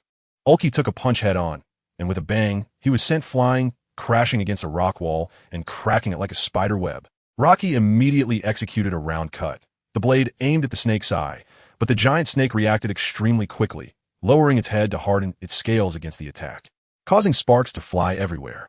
Just as Rocky staggered, the snake's head slammed down on top of him, and he hurriedly used shaving to teleport away. At a critical moment, Ulki threw a rock, and Rocky stepped on it to teleport to the top of the snake's head.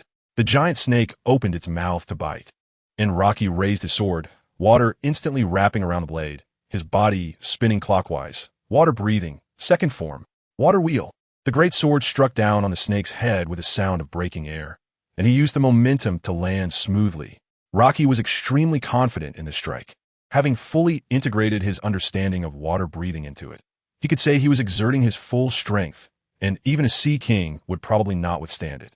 Just as the blade's energy touched the scales, the catfish snake's head instantly turned to sand and gravel, blocking the attack entirely. Ulki shouted, "Be careful! It has eaten a devil fruit." The catfish snake swung its tail, and Rocky couldn't dodge in time, getting hit in the back and feeling like his spine was about to break, flying straight toward the rock wall. At the critical moment, the panda used shaving continuously to catch him, his legs sinking into the ground. Ulki also charged up to meet the snake's head, his fist drawing blood but not letting up. Suddenly, a little girl shouted, "Come here." Rocky looked and saw a little girl in a yellow hat waving from a tree hole. "You guys take Weber away. I'll hold him back." Rocky rushed up using water wheel to attract fire while spinning and dodging in the air. The panda handed Weber to the little girl, and just as he wanted to help, he was smashed into the tree hole by the snake's tail and Ulki, causing the trees to collapse instantly. Rocky's heart sank. He could only fight while retreating. "I'm fine. We'll meet at Union Village in 2 or 3 days." Inside the tree hole, the panda shouted, "There's a tunnel below. We'll go first."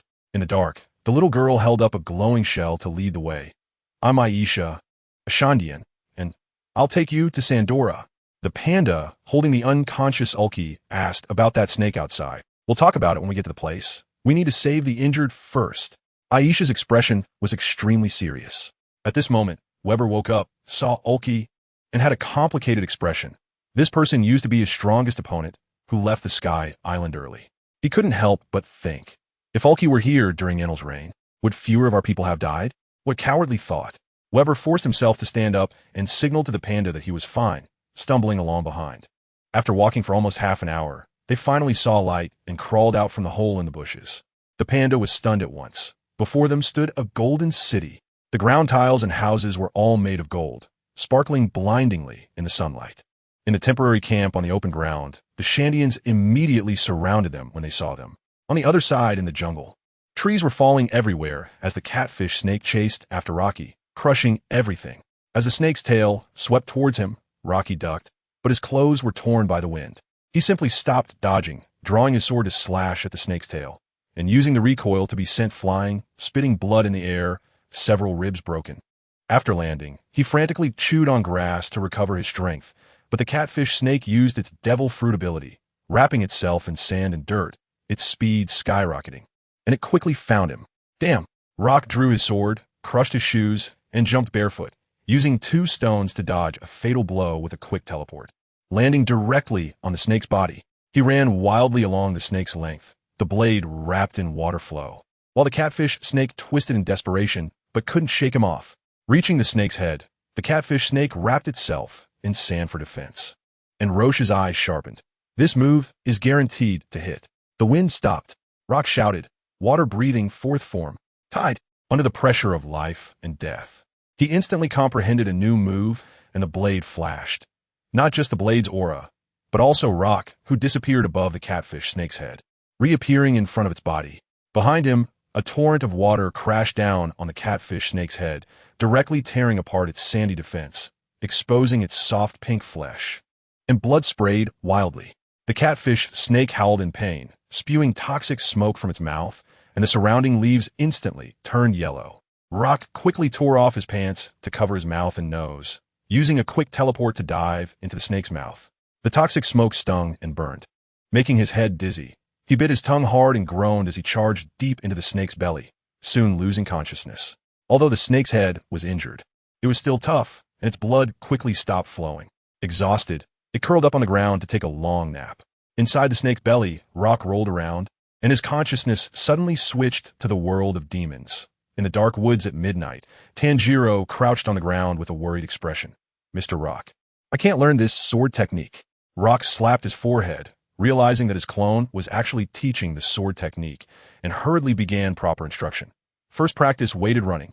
Water breathing relies on physical stamina. Hidden in the shadows, Kanroji quietly nodded before disappearing. After a while, Roshi's consciousness returned to his main body. Standing up in the pitch-black belly of the snake, feeling weak and sore, but at least he was still alive. He groped around and picked up an empty island shell, trying 12 times before finally finding a glowing one. Using its light, he looked inside the snake's stomach, which was filled with animal bones and empty island shells.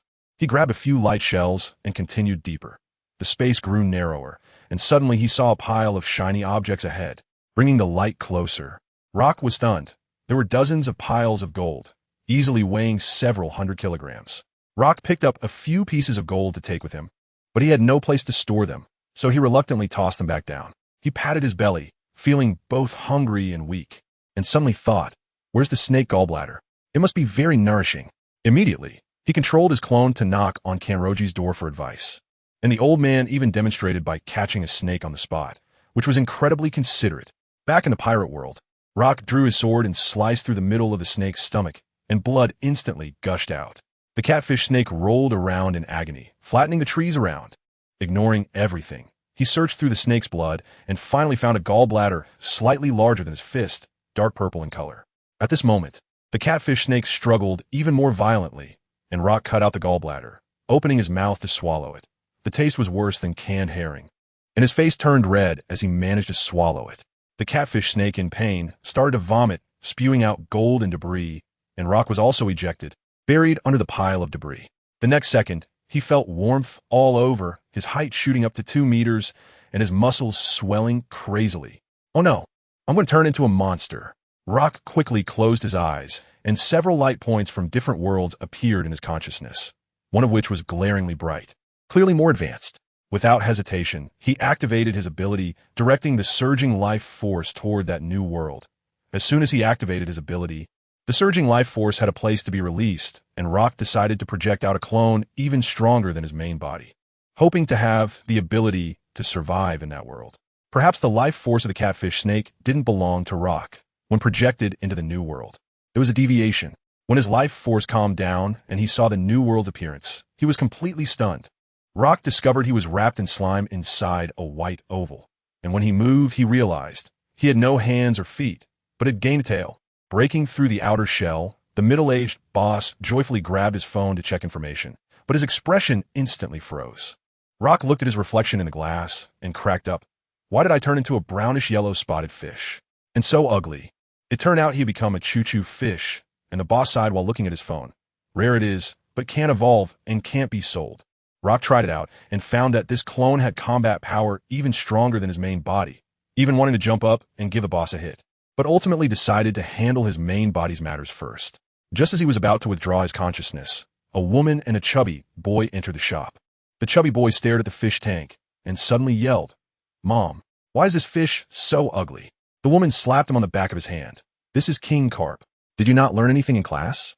The chubby boy pointed at another fish tank with grievance. "That's the one." The woman instantly felt embarrassed, and the boss quickly tried to smooth things over. "This is a choo-choo fish, good quality and low price." Before he could finish, the woman dragged her child away.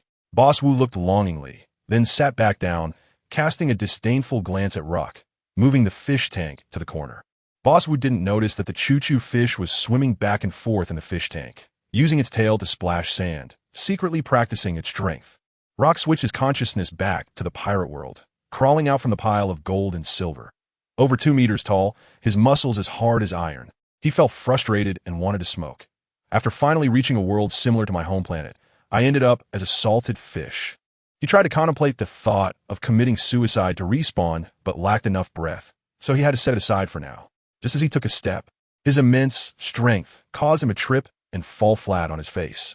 It turned out that after swallowing the snake gallbladder, his physical strength had tripled, almost catching up to Urki, but he still hadn't adapted. He picked up light shells, water shells, and hot shells to carry with him, buried the remaining empty island shells. And since there was too much gold to carry and he was too lazy to bury it, he headed straight for Cloud Hidden Village. On the way, he ate wild fruits to replenish his energy, and upon arriving at the village, he found some discarded clothes from Scipion, which had 2 holes in the back but fit him perfectly. By the nighttime bonfire, the Scipions were exhausted. Weibo left Urki, Panda, and Aisha behind, and Urki, wrapped in bandages, asked, "Can't contact the chief?" Aisha replied, "They're on Angel Island. It's the Sky Lord's doing." Urki was stunned. It used to be only a few hundred meters. How did it suddenly become so large? Weibo sighed.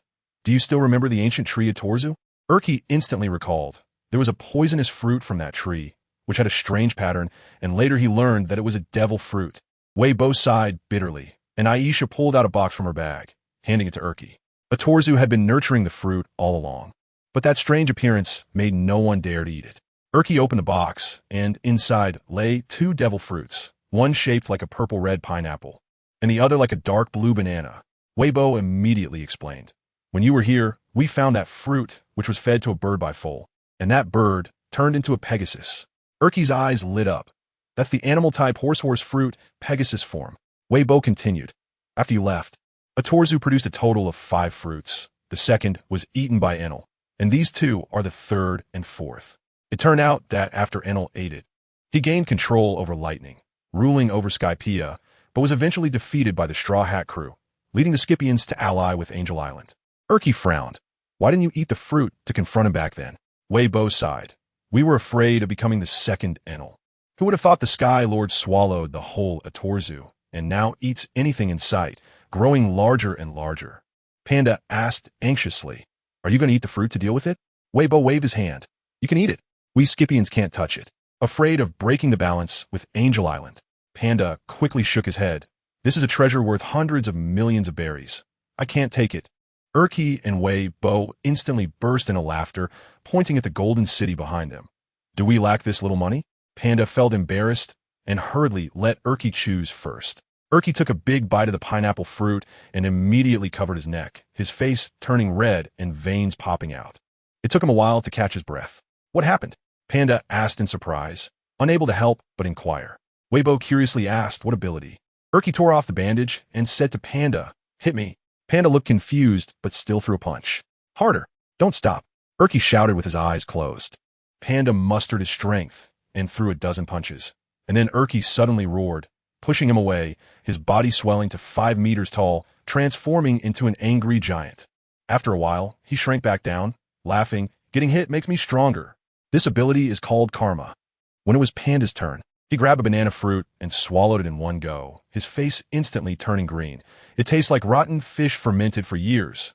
While testing his ability, his pirate hat inflated to 3 meters wide, covering everyone, and the next second shrank to the size of a fingernail on his thumb.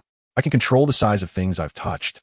It loses effect at a distance." Panda explained, "These are all practical paramecia abilities." Urki gave a thumbs up. Weibo instructed, "Rest for the night. We'll go to Yunin village tomorrow." The next morning, they set off, and Urki saw Aisha following along and couldn't help but say, "It's too dangerous. Don't bring a child." Aisha pouted, hands on her hips. "I'm a Sandia warrior." Weibo laughed and explained, "She is naturally able to use my network. She can find the Sky Lord." Urki was stunned. "My network? That's observation hockey." Aisha huffed proudly. Urki lifted her onto his shoulder. "Stand higher. The range of the mind network will be larger." Aisha obediently nodded, and they quickly headed towards Yunin village. After more than an hour, guided by Aisha, they finally found Roji resting inside a house. "Captain." Panda and Urki excitedly patted his shoulder.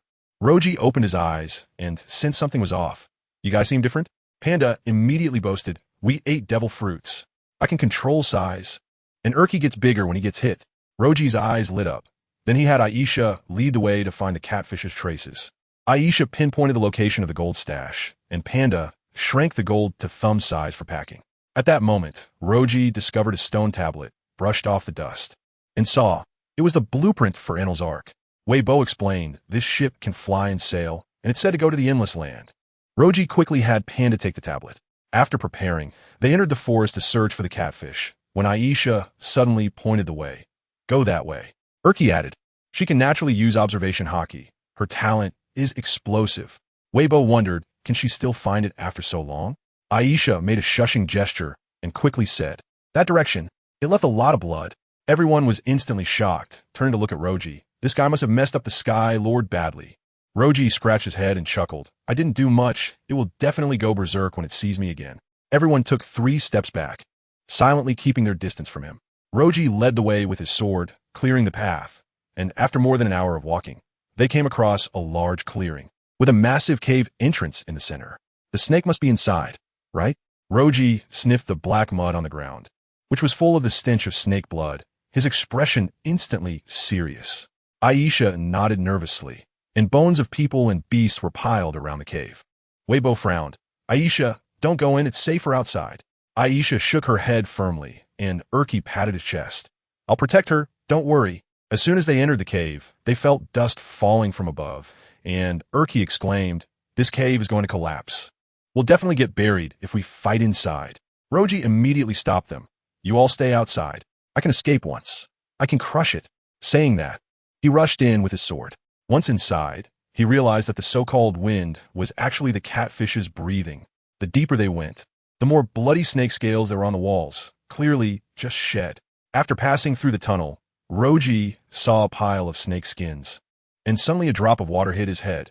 He looked up and was startled. The catfish had grown a third larger, with branches with leaves growing from its head, resembling chaotic dragon horns. The catfish caught his scent, and Roji turned to run, a thunderous roar echoing behind him.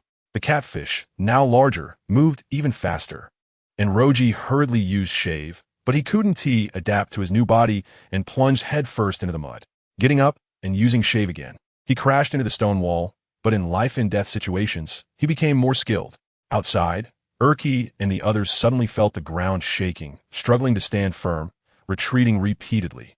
The next second, Roji's roar echoed. "Here it comes!" Everyone was stunned. Roji ran out frantically, and the next moment, the giant snake's head smashed through the cave entrance, the massive catfish burrowing out. Weibo broke into a cold sweat. "What kind of joke is this? Why is it so big?" Panda shouted in shock.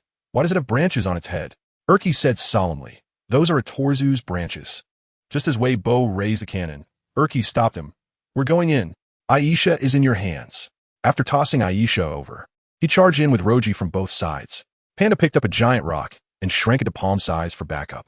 Roji used Shave to teleport to the catfish's tail, and as the catfish swung its tail, he leaped onto its back. Erky immediately stood in front of the tail, his body swelling. "Come and test my limits." He took the attack head on. The catfish opened its mouth to bite Erky, and Panda threw a rock, which enlarged in midair and perfectly blocked the snake's mouth. Seizing the opportunity, Erky grabbed the snake's tail and strained against it, while Weibo fired cannonballs, disrupting the catfish's movements. Aisha timely warned them, avoiding the toxic smoke attack. Roji jumped onto the snake's back, gathering water. Water breathing, fourth form. Storm. The catfish blocked with sand, and Roji used Water Wheel to teleport in front of Erky. "Get your hands off." A flash of the sword, a cold wind surged. He sheathed the sword, and the snake's tail fell to the ground with a thud. In the harsh winter, Roji calmly uttered 2 words. The catfish was enraged, its body wrapped in sand as it lunged at them. Erky again blocked, blood flowing from his palm, but he stood firm, delivering a punch to the snake's jaw. Karma. With one punch to the catfish's jaw, the entire snake's head was jolted upwards. The snake body slammed into Erky, and he grunted, retreating several steps. Then, Panda shouted and threw a sapling, which grew to several meters in midair, and Erky caught it and shoved it into the snake's mouth, firmly wedging it between its jaws. Roji instantly flashed to the snake's head, and with a surge of cold light, water breathing, third form, flowing dance. The tip of the blade accurately pierced the snake's eye, twisting his wrist, and the entire eye was directly gouged out. Blood sprayed like a red rain, and the catfish was completely enraged, kicking up a storm of sand, turning stones that approached into powder. "How do we get close?" Weibo stomped his feet anxiously. Roji narrowed his eyes, drawing his sword again. "Watch me. I'll break its barrier." He gripped the sword with both hands and charged towards the center of the sandstorm. The tip of the blade suddenly dripping a droplet of water, and then a torrent of water flowed out, forming a protective shield that enveloped him completely. The sandstorm was deflected by the shield. When he was 3 meters away from the catfish, Roji leaped up, suddenly raising his sword. The sky began to drizzle gently. "Whoa, Captain, Can you change the weather? Panda gasped in shock. Weibo was also stunned. This sword technique is even more explosive than Zoro's. As the fine rain washed over, the sandstorm instantly vanished without a trace. Urki reacted the fastest, grabbing a nearby giant tree and charging in, while Panda clutched a handful of stones and flanked from the side, and Weibo's feet burst with white vapor, speeding up to the max. Seeing the fierce group approaching, the catfish hissed at them and turned to retreat back into the cave. Roji used Shave to teleport in front of the catfish, directly blocking its escape route. The group surrounded it again and began to fight, their coordination becoming increasingly seamless, quickly stunning the catfish. The protective layer of sand and stone on its body was battered, and it grew weaker and weaker. Worky climbed up to 7 meters high and wrapped his arms around the snake's body, exerting force as the snake's spine cracked. The catfish snake sprayed blood in retaliation, but Worky shouted fiercely, "Karma!" He transformed the pain into strength and held on tighter. The panda took the opportunity to throw a stone, smashing the scales on the snake's head and creating a large gash instantly. The catfish snake's head drooped weakly, and Weibai aimed a cannon at the wound. "It's over." The cannon erupted with flames, and the catfish snake lay completely still. Rocky jumped onto the snake's body and drew his knife, but the panda urgently shouted, "Don't make a mess." Yet Rocky stabbed the knife into the snake's head. "Aren't you curious where the branches on its head come from?" Worky pried open the snake's head wound, and everyone gathered to take a look. There was actually a sapling growing in the snake's brain, its roots entwined with blood vessels. "It's Otto-shu," Weibai exclaimed. Rocky analyzed. It swallowed Otto-shu, and the sapling grew wildly inside, making it lose its natural elemental transformation ability. Weibai reached out to touch it, but the sapling suddenly wrapped around him. Fortunately, Aisha pulled him back in time. Rocky sliced off the snake's head. "Take this with us, maybe we can plant it." Then he cut some snake meat, simply slicing a bit from the catfish snake. The group headed towards the golden city of Mandora. At the temporary camp in Mandora, the Shandians were processing food, their faces full of worry. There were too few animals to hunt around the golden city. Suddenly, a noise of dragging heavy objects came from the distance, and everyone looked up to see the ferocious snake head of the sky lord being dragged over. With Aisha still waving from the snake's head, Weibai and the others are back. The Shandians suddenly felt reassured. Rocky carefully extracted Otto-shu from the snake's brain, its roots wriggling like maggots, scaring Weibai into having someone hang it up. "We'll deal with it when the chief returns." At this moment, Weibai noticed Aisha was missing, and Worky asked urgently, "Where did she go?" Weibai helplessly replied, "She can use the heart network. No one can find her if she wants to hide." Then he mentioned taking his people to Angel Island, and Rocky pulled out the stone tablet of the Ark Prophecy. "We need to build a ship. We won't follow." Weibai wanted to keep some manpower to help, but Rocky waved his hand. With the panda's ability, building a ship is a matter of minutes. After Weibai left with his people, Rocky immediately called Halen for advice. Halen frowned. "This ship has too many flaws. It's only suitable for Sky Islands, not the Grand Line. Moreover, the golden energy core can't be created at all." Rocky pondered. Could Enel be using the power of the Rumble fruit to drive it? Halen advised him to change ships, but Rocky was very determined. Suddenly, Halen said, "The concept of this ship is very similar to that of my old friend. He is part of the Pluton blueprint. It might be with his disciple now." Pluton? Although Rocky had never heard of this name, he felt a sudden jolt in his chest. One of the 3 ancient weapons. With Pluton, he would be the master of the seas. One cannon could sink an island. It had appeared before and then disappeared. Halen explained. Rocky's eyes lit up. "Is the Ark Prophecy related to Pluton?" Halen quickly advised. "Don't look for the Pluton blueprint. The world government will hunt you down." After hanging up, Rocky found Worky with the modified, unrecognizable blueprints. "Do you understand historical texts?" Worky patted his chest. "Follow me." On the way, they encountered the panda chopping down trees, and Rocky glared. "Focus on your work. Don't waste your ability." The panda pouted and continued to shrink and bag the trees. After walking for half an hour, they found a dusty stone tablet, and Worky stumbled through the translation. It surprisingly contained information and structures about Pluton. Rocky was itching with curiosity, but suppressed the thought. "Let's build the ship first." Worky and the panda gathered materials, while Rocky modified the blueprints. Since they couldn't create the energy core, he had the panda shrink the old ship, the vodka, and brought it back to dismantle for parts to study. With the panda's abilities, Rocky directly shrank the large tree, carving materials like assembling a model. And with Halen's remote guidance, the new ship was finally completed. The The three placed the palm-sized ship model in an open area, stepping back hundreds of meters. And the panda released his ability. The ship model rapidly expanded, instantly filling the whole area. This ship was 3 to 4 times larger than the old one, with the bow resembling a catfish snake, outlined in gold, and the hull was massive. However, due to the lack of iron, ore, and cotton fabric on the Sky Island, the anchor and sail were still from the original vodka, barely sufficient for use, but they would need to be replaced once back on the ground. The power device was greatly upgraded, completely abandoning wood, luxuriously made of gold from the Sky Island. This gold was much harder than expected, not soft at all. It was also equipped with a bunch of wind shells, eliminating the need to store energy for long periods like the old ship, allowing for several consecutive uses. Unfortunately, to save energy, they had to give up the flying ability of the Ark Prophecy. Rocky named the new ship the Golden Vodka, which had over 20 rooms, a dining room, a training room, and everything. The entire ship was equipped with light shells, eliminating the need for candles. They also made a water tank using water shells, allowing them to store water during rainy days.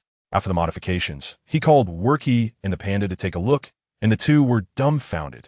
The panda teased, "Captain, you could definitely become a legend in shipbuilding." Rocky patted his head. "Stop talking nonsense.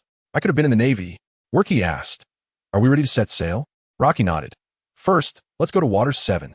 That night, they stayed on the ship, and no one noticed the Otoshu sapling in the corner. It drained the snake's brain, broke free from its restraints, and slowly crawled toward the new ship, embedding its roots into the hull while its branches fell off.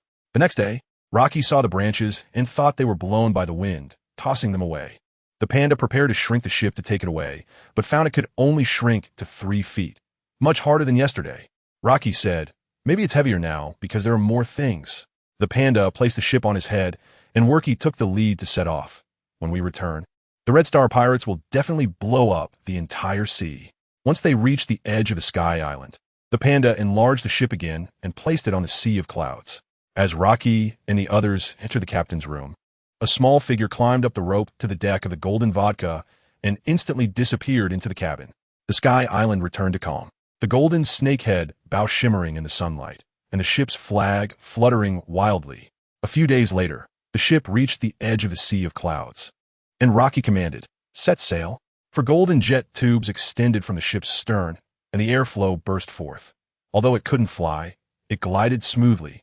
Diving from 10,000 meters high into the sea, it created massive waves and captured many sea beasts for storage along the way. Just as they were about to start a barbecue party, Aisha suddenly burst out of the cabin. "I want to join. I'll handle the cooking." Rocky groaned. "What did you sneak on board?" Aisha grinned. "I came right when we set sail. I left a message, so my tribe wouldn't worry." Saying this, she handed over some gold as a greeting gift, but Rocky stuffed it back. "This little bit of money isn't worth anything. I'm sending you back." Aisha quickly hugged his arm and acted cute, and Rocky thought, "This girl is naturally good at observation. She's a great candidate for a navigator." So he changed his mind. "I'll take you as an apprentice crew member. First, finish this navigation manual." Worky went to tidy up the rooms, and Rocky shouted, "Panda, adjust the sails. Charge towards Upside Down Mountain." They didn't stop at an island in the East Sea and headed straight for their target. Along the way, any pirate ship from a Sky Island that saw the Golden Vodka from a distance would immediately steer clear. The Sky Island pirates thought the Golden Vodka looked intimidating, assuming it belonged to a major player with a bounty of over 100 million, not knowing Rocky's bounty was only 35 million. A few of them, bored, went fishing, but the ship was too big, and even the Sea Kings avoided them, making their days feel moldy. Aisha complained while lying on the deck. "Is this the pirate life? It's not as comfortable as the Sky Island." She looked up and saw the panda fiddling with a newly made anchor, made with gold, low-key yet luxurious. Worky was lifting several 100 pounds of dumbbells, his muscles bulging. Rocky stood at the ship's bow, mechanically swinging his knife, seemingly lost in another world. Meanwhile, Tanjiro was staring at a huge rock, worried. "Can I cut through it?" Rocky said, "Don't hesitate." Tanjiro suddenly surged with momentum, and with one swift stroke, he split the giant rock in half. Rocky thought to himself, what a natural talent.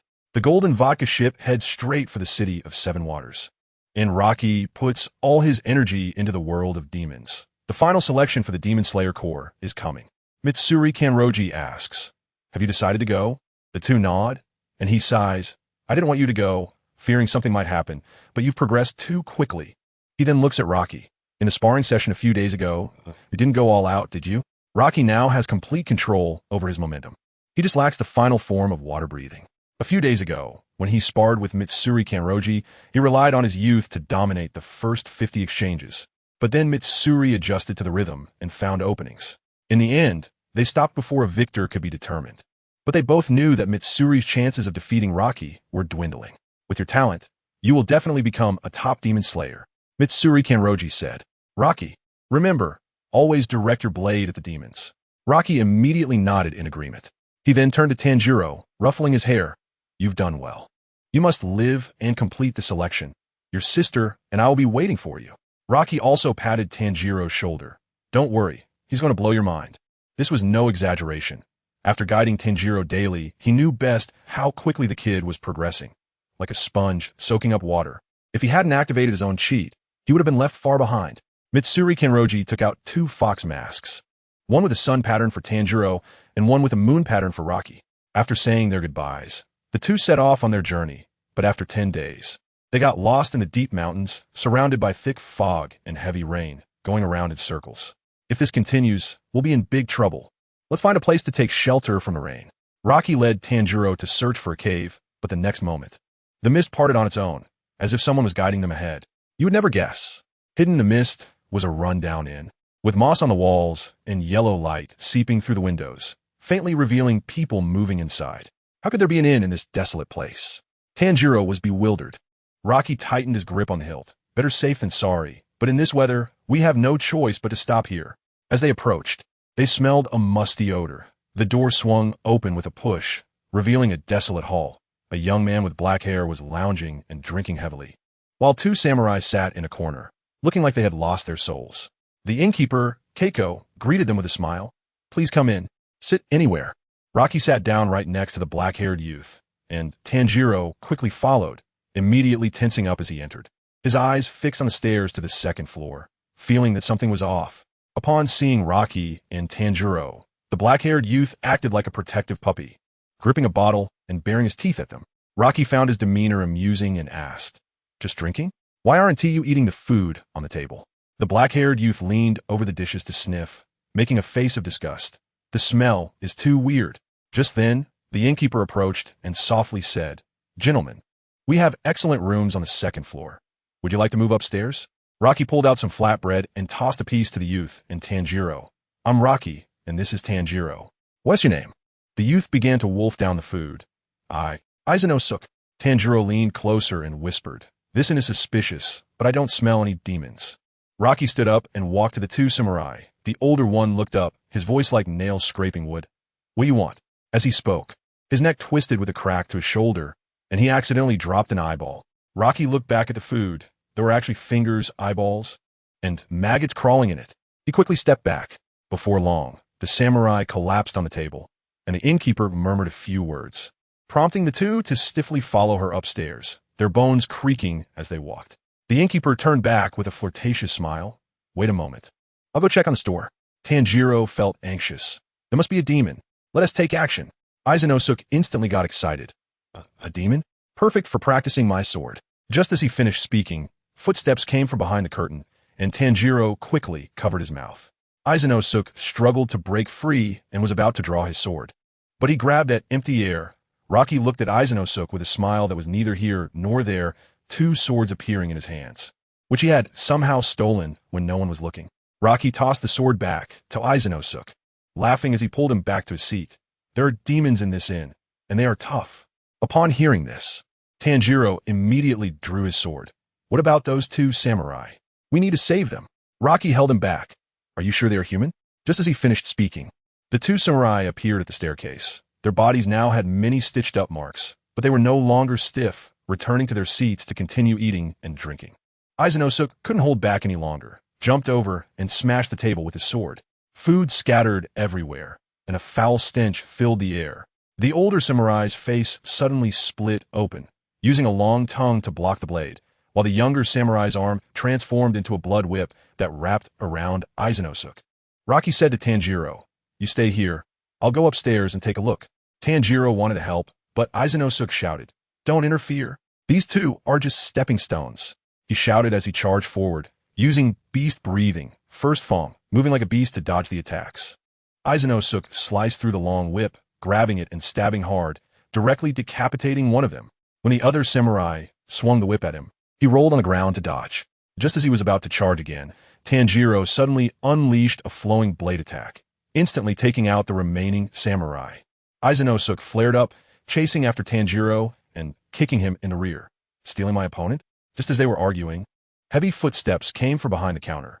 Soon the curtain was lifted, revealing a giant over 3 meters tall, clad in black armor, with a massive sword over 2 meters long strapped to his back. This is my prey. Dare to interfere and try. Aizanosuk's eyes lit up, staring intensely at the armored giant, his feet shifting restlessly. Tanjiro nodded on the surface, but unconsciously drew his sword. The scene shifted. In a dim room, the flickering candlelight illuminated a cage containing a person who was pale and emaciated, with a vacant stare like a puppet. The iron door creaked open, and the innkeeper swayed her hips as she entered, her tinkling laughter echoing eerily in the room filled with corpses. She touched the butcher knife on the counter, licking the blood from her fingertips, and suddenly her body began to swell. Her skin wrinkled and grew, transforming into a mass of flesh with no human shape in just a few seconds. She grabbed the person from the cage and slammed them onto the counter, the butcher knife slicing down with a whoosh. Boom! The iron door suddenly exploded into fragments. Rocky stood at the doorway, half in the light and half in the shadows, his eyes blazing with fury. He deflected the butcher knife with a single strike, and the innkeeper yelled angrily as she charged at him, but Rocky stepped and instantly vanished. The innkeeper swung her knife and missed, and suddenly a cold glimmer flashed behind her. Rocky successfully ambushed her, but found that striking her felt like cutting through butter. The wound healing automatically. Hee. The innkeeper's speed skyrocketed, leaving afterimages as her knife danced wildly. But Rocky activated max evasion, not even brushing against his clothes. After dozens of exchanges, the innkeeper was panting heavily, her knife strikes slowing down. Rocky finally moved. He stepped forward steadily, holding his sword at an angle. As steady as a mountain, the two brushed past each other, and Rocky sheathed his sword. The sound of blades scraping against the sheath piercingly sharp in the cold of winter. He uttered 2 words, and suddenly the innkeeper's head fell from her neck, while her body remained in the stance of swinging the knife. The innkeeper trembled all over, flesh and blood falling from her skeleton. Rocky stepped over the corpse and crouched in front of the cage, discovering that the person inside had lost consciousness, leaving only instinctive reactions. He drew his sword and walked toward the door, performing water-breathing, 5th form, benevolent rain of the dry heaven. A light rain began to fall in the room, and the people in the cage showed expressions of relief, all closing their eyes. Downstairs, Tanjiro stared intently at the armored giant, the demonic aura emanating from it making it hard to breathe. The thick armor concealed all weaknesses, making it too tricky, but Aizanosuk could no longer hold back, charging right in front of the giant with dual swords aimed at its neck. Beast breathing, 2nd form. The giant suddenly retreated. Aizanosuk missed, and the floor was cut with 2 deep marks. The giant drew the massive sword, slashing down like a meteor, and Aizanosuk raised his sword to block, his legs sinking deep into the floor and his arms turning bright red. Tanjiro seized the opportunity to sneak around to the back. Water breathing, 1st form. His blade struck the armor, creating sparks, but it couldn't break through the defense. The giant swung its blade backward, and Tanjiro bent down to dodge, while Inosuke took the opportunity to retreat and create distance. The giant was furious and swung the blade horizontally. Inosuke shouted Boar Rush, dodged by bending down, then did a backflip to grab the blade and struck again at the giant's shoulder. Beast breathing, 2nd form. The serrated blade pierced through the iron armor, blood splattered. Inosuke became more frenzied, wildly slashing around the giant, while Tanjiro assisted by blocking attacks beside him. The giant, panicking, kicked Inosuke away and grabbed Tanjiro's sword. Punching him in the abdomen, Tanjiro groaned in pain and fell onto the counter, scattering various items everywhere. The armored demon coldly glanced at the struggling Tanjiro and casually threw his katana away. It embedded itself in the wall, leaving only the hilt exposed.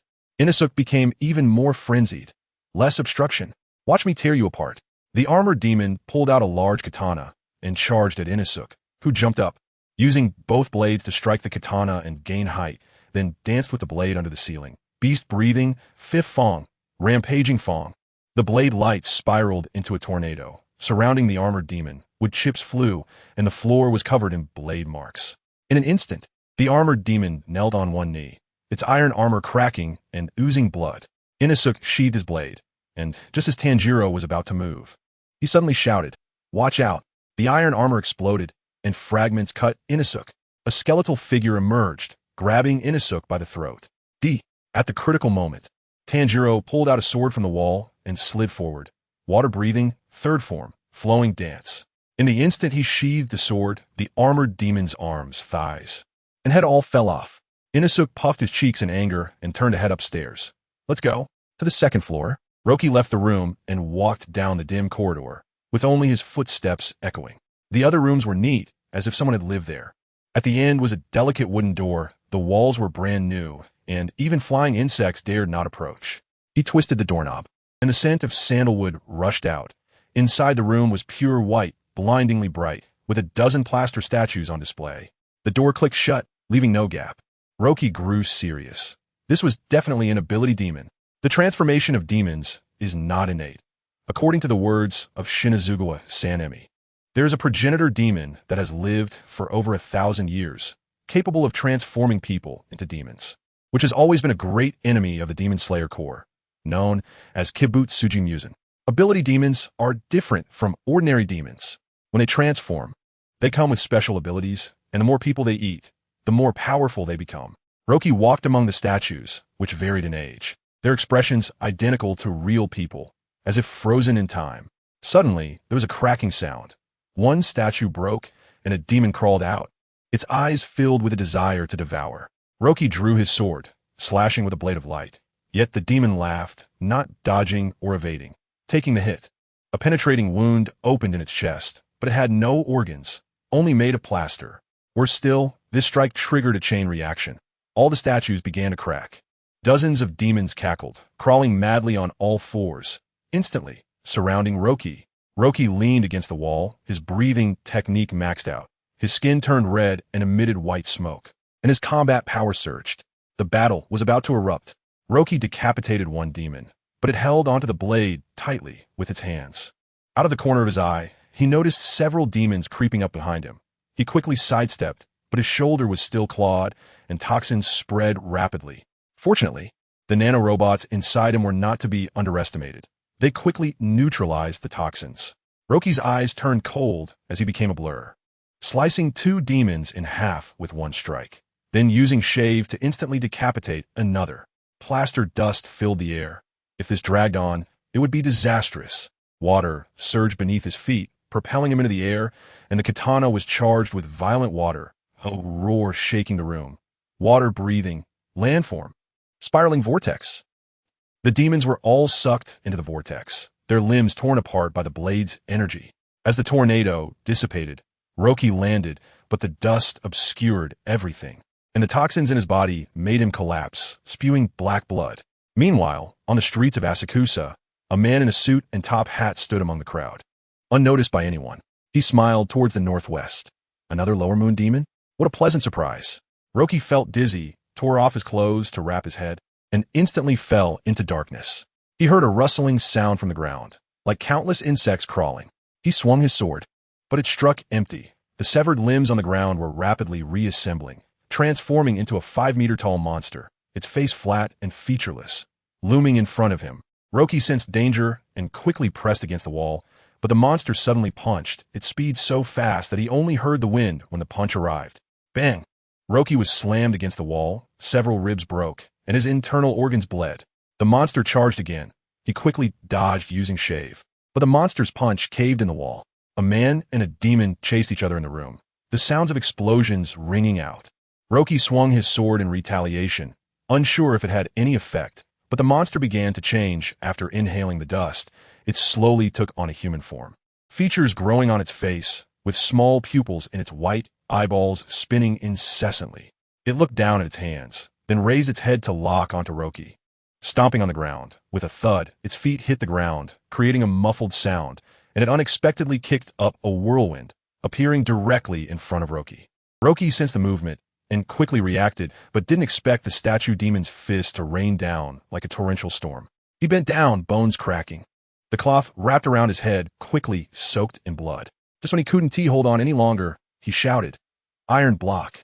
The sixth form of the Navy's 6 styles finally clicked, his muscles hardened like iron plates, barely withstanding the attack.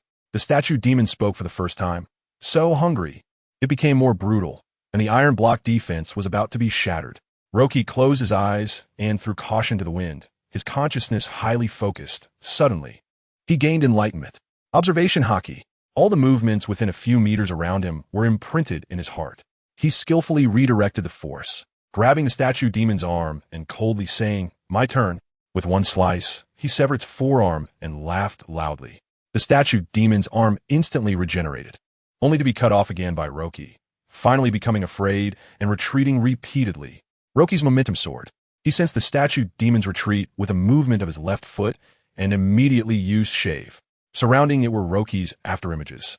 The sound of the blades scraping against stone was ear-piercing. Roki sheathed his sword and stood still, and the statue demon shattered into pieces. Just as he was about to leave, he noticed a beating stone heart among the rubble. He quickly drew his sword, water-breathing, 7th form, droplet ripple thrust. At that moment, the door was violently burst open, and Inosuke shouted "Boar rush" as he charged in. But before he could swing his sword, his body froze in place, and Tanjiro quickly squeezed past Inosuke to enter the room. The two looked up to see Roki standing straight in the center of the room. Inosuke crashing through the door shook the entire building. The moment Roki sheathed his sword, a wall was cut open with a clean line. Boom! Half the roof collapsed, sunlight shining down on him, as if a deity had descended. The statue demon instantly turned to ash, and then rapidly decayed, filled with a musty smell. Roki wiped the blood from the corner of his mouth and patted the two. "Let's go, it's over." Tanjiro stared in awe, while Inosuke trembled with excitement. "If I beat him, I'll be the strongest." Roki went downstairs, grabbed a bottle of alcohol, and chugged it down. After getting slightly drunk, he leaned against the wall and vomited, forcing out all the toxic blood and plaster dust. After he finished vomiting, he was gaunt and couldn't even use his breathing technique. "I need to find a place to recover for a few days." Just as Roki finished speaking, the inn behind him collapsed into ruins. Inosuke's eyes lit up. "Let's go to our village." Without waiting for a response, he picked up Roki and ran, with Tanjiro quickly following. The mist in the mountain forest dissipated, and a cool breeze carried the warmth of late autumn. At night, animals in the ruins suddenly scattered in all directions.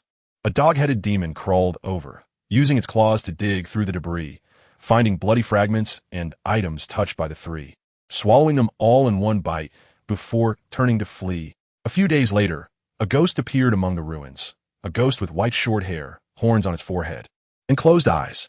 Its white hair danced in the air like a living creature, entangled and flowing. The ghost tightly shut its eyes, and its hair, which seemed alive, flew around, growing longer as the ghostly energy spread out, covering the entire ruins, as if searching for something. In a suspenseful opening, the ninja world is ever-changing. And what is shocking is that the strongest wind shadow has been inexplicably assigned to guard a prison. The future of Sunagakure is suddenly shrouded in heavy fog due to this unexpected turn of events. What kind of intricate and complex conspiracy is hidden behind this? What kind of turbulent impact will it have on the entire ninja world? These mysteries hook the reader's curiosity like sharp hooks, making them eager to delve deeper and uncover the astonishing truth behind the layers of fog. In a conflict-driven opening, we absolutely cannot attack the land of rain, the third wind shadow said with a serious expression and a resolute tone. However, the second wind shadow exploded like a lit powder keg, his face flushed with anger, eyes wide open like copper bells, glaring at the village and roaring hoarsely. "Are we just going to watch the children continue to suffer in the dry, water-scarce, impoverished mud, in the abyss of hunger? Your thoughts are utterly short-sighted." The two viewpoints clashed sharply, and the intense conflict erupted like a raging fire. While the terrifying shadow of the ninja world war loomed like dark clouds, quickly and heavily enveloping the reader's heart, immersing them in this fierce dispute. "Look closely," Inosuke shouted, charging like a boar. "I'll join that team and defeat everyone. I'm the strongest." Rocky helplessly watched as this eccentric self-taught fighter displayed a breathing technique very different from Tanjiro's. Rocky held the map and led the way, while Tanjiro worried that Inosuke hadn't said goodbye to Takumi, but Inosuke assured him that he left a note. You would never guess. The protagonist unexpectedly traverses to this world, and the system instantly activates, giving him a boost. Power 10,000. Kamehameha, fully charged. Dodge max. Rocky led the way, but ended up back where they started after a long while. Inosuke kicked him in the butt. Follow me. Hey, a few days later, they indeed arrived at the foot of the narrow mist mountain. Rocky was puzzled about how Inosuke knew the way, and Inosuke put his hands on his hips. Just go by feel. Upon reaching the mountain, the mountain was even more magnificent than imagined. Even though it wasn't tea flowering season, the wisteria was blooming vibrantly all over the mountain, filling the air with fragrance and buzzing with wild bees. Under the moonlight, the wisteria flowers enveloped the peaks, sparkling with purple light, and petals fell like purple waves. Can you imagine? This wisteria is extraordinary. It is said to contain sunlight energy and grows in extremely harsh conditions. The mountain had no trails, and Rocky cleared the way through thorns. And the three of them finally reached the summit platform. At this point, a number of people carrying large swords had gathered in the open space. Some calm while others trembled in fear. The setup was very simple, just some wooden pillars. In the center of the clearing stood two twin girls, one with black hair and the other with white, easily distinguishable. After Rocky and the others arrived and waited for a while, they began to introduce the final selection rules. It turned out that this Wisteria mountain imprisoned many demons captured by the Demon Slayer Corps, surrounded by the hated Wisteria at mid-mountain, making it impossible for demons to escape, forcing them to suffer in extreme hunger. Normally, Wisteria only blooms for 7 days a year, but because the mountain is always bathed in sunlight, it can bloom all year round, becoming a trial ground for generations of the Demon Slayer Corps. Look closely, the black-haired girl said with a smile. From here is the ordinary forest, and the selection begins in the dense forest. There are 2 rules, no cooperation, and survive for 7 days. The white-haired girl gestured everyone. Please proceed, and good luck with the selection. A boy with a scar and a tuft of hair, upon hearing that the selection had started, glared at the others with displeasure and rushed into the dense forest, muttering, "So much nonsense." Inosuke, upon hearing this, immediately drew his sword and chased after him. Soon, the crowd entered the dense forest one after another. Finally, only Rocky, Tanjiro, and a short blonde boy hugging his head remained. Rocky reminded Tanjiro to be careful, and Tanjiro expressed concern for Rocky's injury, to which Rocky replied that he was almost recovered. Tanjiro, wearing a fox mask, entered the dense forest. Just as Rocky was about to enter, the blonde boy suddenly ran over crying and hugged his thigh. "Big brother, you look so fierce. Save me." Rocky helplessly looked at the twin sisters. The black-haired girl said, "No cooperation allowed in the selection. If you want to give up, you can go down the mountain." The white-haired girl added, "The demons have been hungry for a long time. They won't mind eating you." The boy, named Zenitsu, cried as he ran a few steps down the mountain, then turned back and rushed into the dense forest. "Remember me. My name is Zenitsu Agatsuma. I will definitely come back alive." Rocky worried. "Isn't he just going his death?" The black-haired girl explained. "Those who can come here have been trained by the instructors and possess a certain level of strength." Rocky smiled wryly. Zenitsu indeed didn't seem to have much presence. Next comes the high-energy moment. Just as Rocky stepped into the dense forest, the system suddenly activated, granting him a boost. Power 10,000. Kamehameha, fully charged. Dodge max. Rocky instantly felt like he was invincible. After walking for more than 10 minutes, Rocky sensed no demonic presence. The surroundings were eerily quiet, and the branches twisted in strange ways.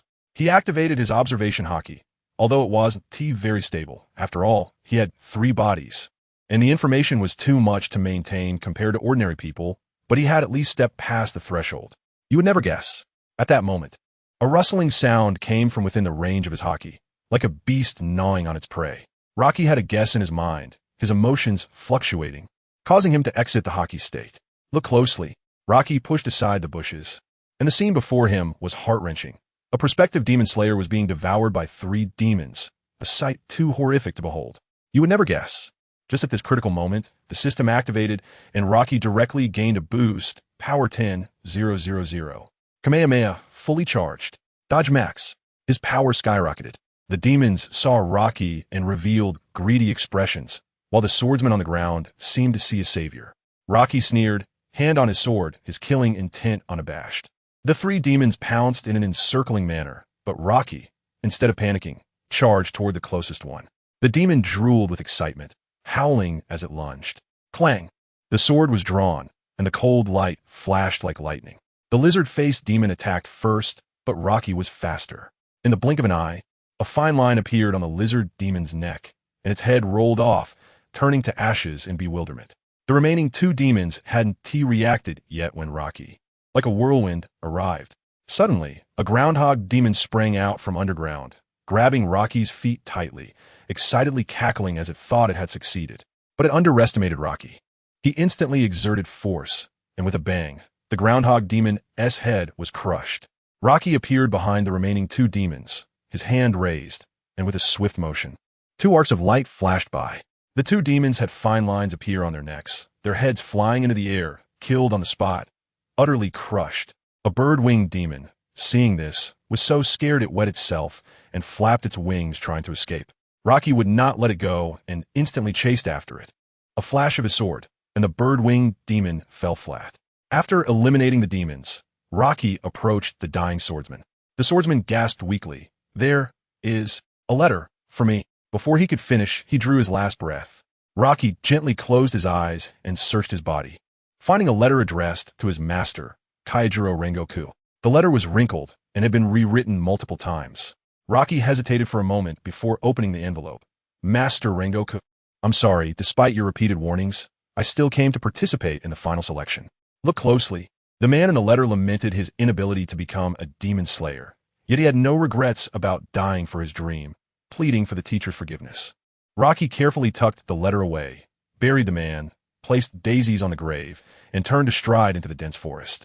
Next, high energy. The system activated instantly, and Rocky's combat power surged by 10,000. The Kamehameha was fully charged, his evasion attribute maxed out, and he activated invincible mode. The night forest was quiet and eerie, with several demons pouncing with claws bared. Rocky snorted coldly, erupted in power, and used the shaving technique to close in on the demons, swiftly slashing them into pieces, overwhelming them and leaving the demons dazed. After quickly eating some rations, Rocky wiped his chipped katana and couldn't help but recall Jutomioka's cool Nichiren blade, thinking about how he would also have one after becoming a demon slayer. Although he possessed projection abilities, they consumed a lot of energy, and he could easily end up sacrificing himself if he wasn't careful, so he refrained from using them recklessly. Rocky quietly awaited dawn to rest, completely unaware that a pair of eyes deep underground was watching everything. At that moment, a mysterious voice echoed in the cave. "Let's add some excitement to this selection." In a tavern in Asakusa, Tokyo, the red-haired owner was drinking when his eyes lit up, excitedly throwing dice, murmuring, "Is the opportunity finally here?" Meanwhile, in the cave, a large demon, driven by the mysterious voice in its mind, was madly ramming against the walls, howling in pain. The twisted scene around and the eerie whispers intensified, with the large holes created by its collisions becoming increasingly alarming. Pay attention. The demon seemed to exhaust its strength and lay trembling on the ground. In the blink of an eye, the demon began to mutate, its arms elongating into mantis-like blade arms, its head shrinking and then reforming, and a demon face growing on its belly. Guided by the mysterious voice, it walked toward the dense forest, sniffing as it went. Next, high energy. The system activated. Rocky's combat power increased by 10,000. The Kamehameha fully charged, evasion maxed out, and he entered invincible mode. Suddenly, lightning struck, splitting a large tree, and torrential rain poured down. Rocky took shelter in a tree hollow. The selection was more than halfway through, and he wasn't afraid of ordinary demons, using them for practice. While trimming his beard, a scream pierced the air. A wounded would-be demon slayer burst out, and upon seeing the smoke from Rocky's side, ran over but tripped and met his end. Rocky emerged from the tree hollow to see a large demon appear, its two demon faces glaring at him. The demon launched a surprise attack, its blade arm swinging. Rocky sneered, "Did I provoke you? I can't recognize you with my face blindness." He then drew his sword and dodged, slashing at the demon's neck, but was blocked. Rocky kicked it away, creating distance. Circular slash. The neck was slashed again, but the demon's head fell off only to regrow. Rocky was thrilled. This is something. Rocky attacked again, his blade energy overflowing, but the demon blocked and retreated a few steps. After several exchanges, Rocky realized this demon was tough. Its neck wasn't its weak point, and its defense was surprisingly strong. But who was Rocky? He decisively activated his observation hockey, instantly noticing that the demon's belly face was more agile, and he had an idea. Pay attention. Rocky's sword technique changed instantly, launching a rapid assault, leaving the demon with no way to defend itself. Next, high energy. The system activated. Rocky's combat power surged by 10. 0, 0, 0. The Kamehameha fully charged, evasion maxed out, and he entered invincible crushing mode. Rocky taunted, "You're slow and tough, just like a turtle." The demon became enraged, sprouting 2 more blade arms, angrily shouting, "I will swallow you whole." The demon charged, unleashing 4 waves of blade energy. Rocky calmly shifted, easily dodging, then countered by slicing open a wound on the demon's chest before swiftly blocking the follow-up attack. Rocky's offense grew increasingly fierce, counting as he struck, deliberately provoking the demon. The demon was utterly furious, exerting force from its waist to sprout another pair of blade arms, slicing viciously at Rocky. Rocky easily dodged, coldly responding, "No matter how many blades you have, they're just decorations." As soon as he finished speaking, Rocky drew his sword, and water instantly wrapped around the blade. He dashed forward, performing water breathing, first form, water surface slash. The blade energy was as sharp as a ribbon, instantly severing one side of the demon's arm. Although the demon fell, it was not disheartened, growing arms from its back to block Rocky. Rocky's gaze sharpened, and his slashes reached peak speed, slicing off all the remaining arms of the demon. Then, several waves of blade energy struck the demon's chest face, causing it to tremble in agony. The demon went berserk, its arms growing wildly, swirling like a tornado with blade energy as it charged at Rocky. Yet Rocky stood firm as a mountain, seizing the moment, swinging his sword with force. The cold light flashing, tearing the air apart, directly slicing open the demon's chest face. At that moment, a gentle breeze blew, the rain lessening, and Rocky flicked the water off his sword, sheathing it gracefully. The demon lay powerless in the water, as if its soul had been drawn out. Rocky turned and walked towards the campfire. The late autumn rain made even his exceptionally strong physique feel a chill. Pay attention. After experiencing a dozen battles, Rocky was exuding a murderous aura, causing the older demons to fearfully avoid him, leaving him with some leisure time. Next, high energy. The system activated. Rocky's combat power increased by 10, 0, 0, 0. The Kamehameha was fully charged, evasion maxed out. He directly entered invincible mode, traversing freely. In the pirate world, the golden vodka effortlessly flipped over Reverse Mountain without even needing to activate the power system. The ship was simply amazing. Rocky handed over command to Isa. Despite her lack of experience and nearly capsizing a few times, controlled the situation perfectly using her innate observation haki. During this time, Rocky chatted with Akiji a few times. News of Ace being the son of Pirate King Roger spread within the Navy, causing a significant reaction from Whitebeard, leading to minor conflicts with the Navy. But all was under control. After Blackbeard became a warlord, he suddenly disappeared. Even Akiji couldn't figure him out. In reality, he was drinking in a corner of Water 7, having eaten the Yami Yami no Mi, which allowed him to stay awake and full of energy. At this point, Lafitte reported confirming Ace's whereabouts. Blackbeard was preparing to close in and deliver a big gift to the world government. On the morning after the selection ended, Rocky leisurely emerged from the dense forest, leaning against a rock to bask in the sun. On the platform of Mount Fujiyama, only the twin sisters were present. The others had not yet come out. Rocky felt a little worried about Tanjiro and Inosuke since demons were cunning, but considering their strength, they should be fine. After about an hour, people began to emerge from the forest, most looking disheveled. Upon seeing Tanjiro and Inosuke, Rocky sighed in relief. What surprised him the most was that Zenitsu, the blonde boy, also made it out alive, albeit with a dazed expression. Zenitsu ran over, crying out, and Inosuke pushed him away, telling him not to act weak. Zenitsu, frightened, hid behind Rocky. Tanjiro looked somewhat dejected, likely feeling guilty for not saving others. Rocky noticed that besides the 4 of them, there were 2 others alive. A boy with a scar on his face who hurriedly entered the forest, and a cleanly dressed, exceptionally strong girl. After waiting a bit longer, the scar boy urged the twin sisters, who finally spoke up. The Demon Slayer Corps has prepared uniforms for everyone. After measuring your sizes, we'll embroider your ranks, said the white-haired girl. The ranks go from 2 and 10 levels, and you are all currently at the lowest level. What about the swords? The scar boy pressed. Rocky frowned. The white-haired girl explained, today we select the steel, and it will take 10 to 15 days to finish the Nicaran blades. Just as she finished speaking, a flock of birds flew over to choose their master. One landed on Rocky's shoulder, a black eagle with a wingspan of 1 meter. Inosuke disdainfully shooed away his crow. And Zenitsu nearly cried, but I wanted a crow. This is clearly a sparrow. The scar boy couldn't hold back any longer, grabbing the white-haired girl's hair and shouting, I want a color-changing Nicaron blade. Who cares about that broken crow? Tanjiro rushed forward, grabbing his hand and shouting angrily, Let her go. Otherwise, I'll break your hand. Inosuke was about to step in, but Roji stopped him, drawing his sword slightly. A gust of blade wind brushed aside the boy's clothes, revealing a body full of scars. The boy was shocked. This is not a breathing technique. How is he so strong? The boy was called Kaneo Tsurui, staring at Roji. Teach me. A sword technique that doesn't use breathing techniques. Roji raised an eyebrow. I don't teach enemies. Kaneo got anxious. I'll do anything you want. I'm willing to die. Roji activated his observation haki and looked at him. He had no traces of breathing techniques, and his heartbeat was twice as slow as normal. Seeing that Roji didn't refuse, Kaneo obediently stood by his side as a guard.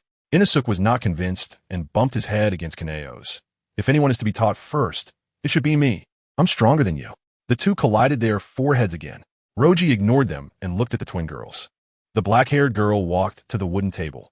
Please choose the steel material for forging the Nicaron blade.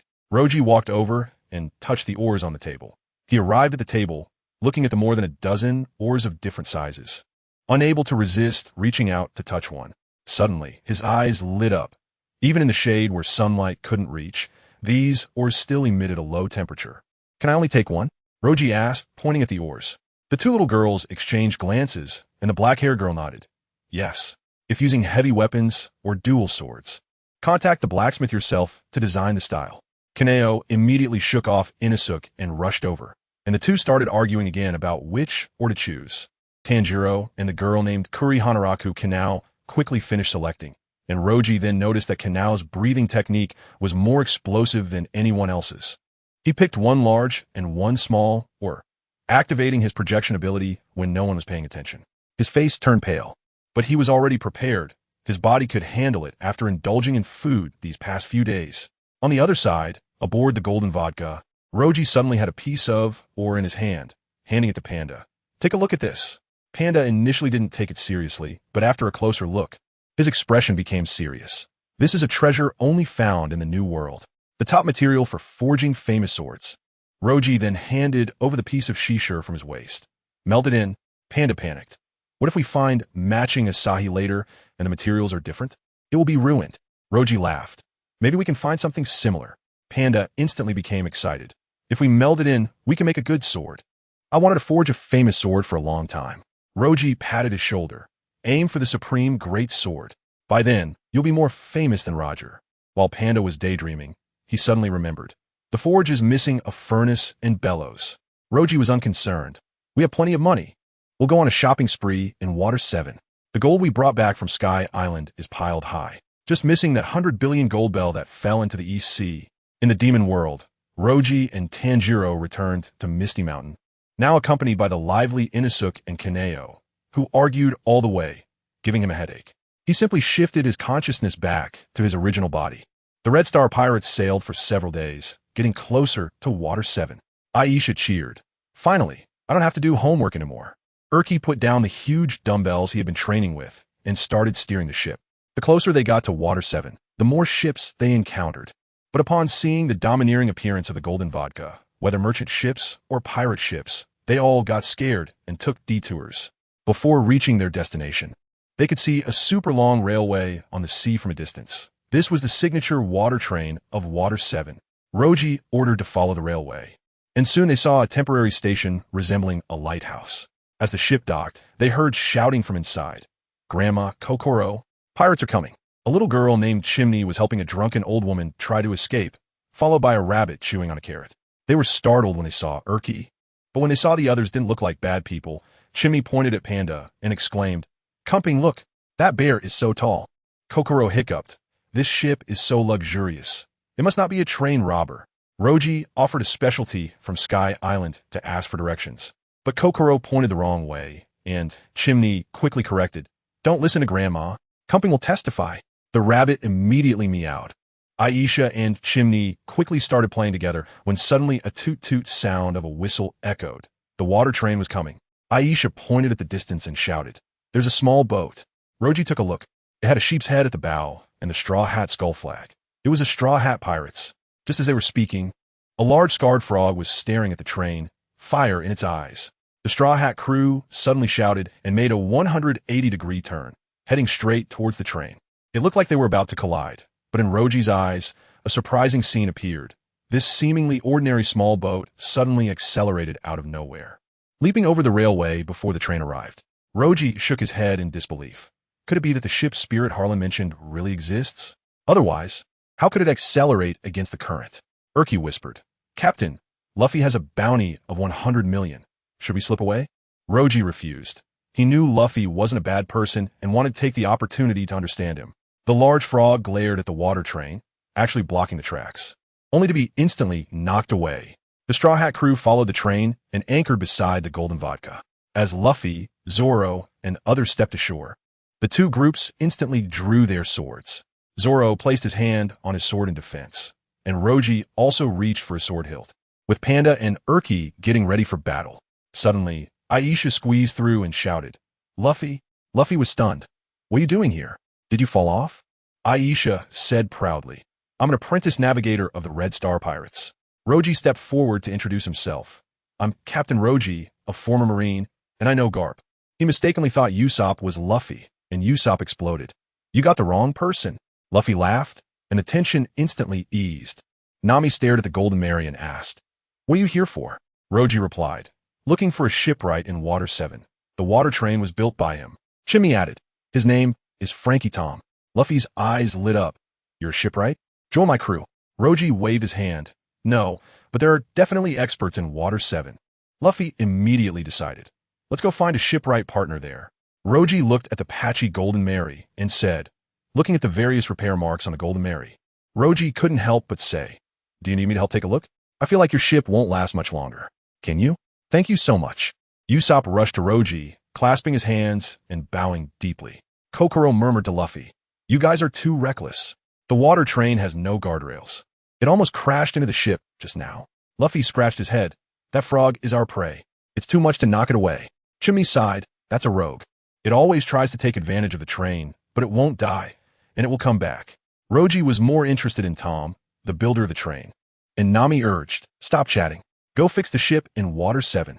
Roji glanced at Panda and smiled. "We can fix the ship right now." Usopp's eyes lit up. "Really?" Luffy immediately shouted for Robin and Sanji to get off the ship.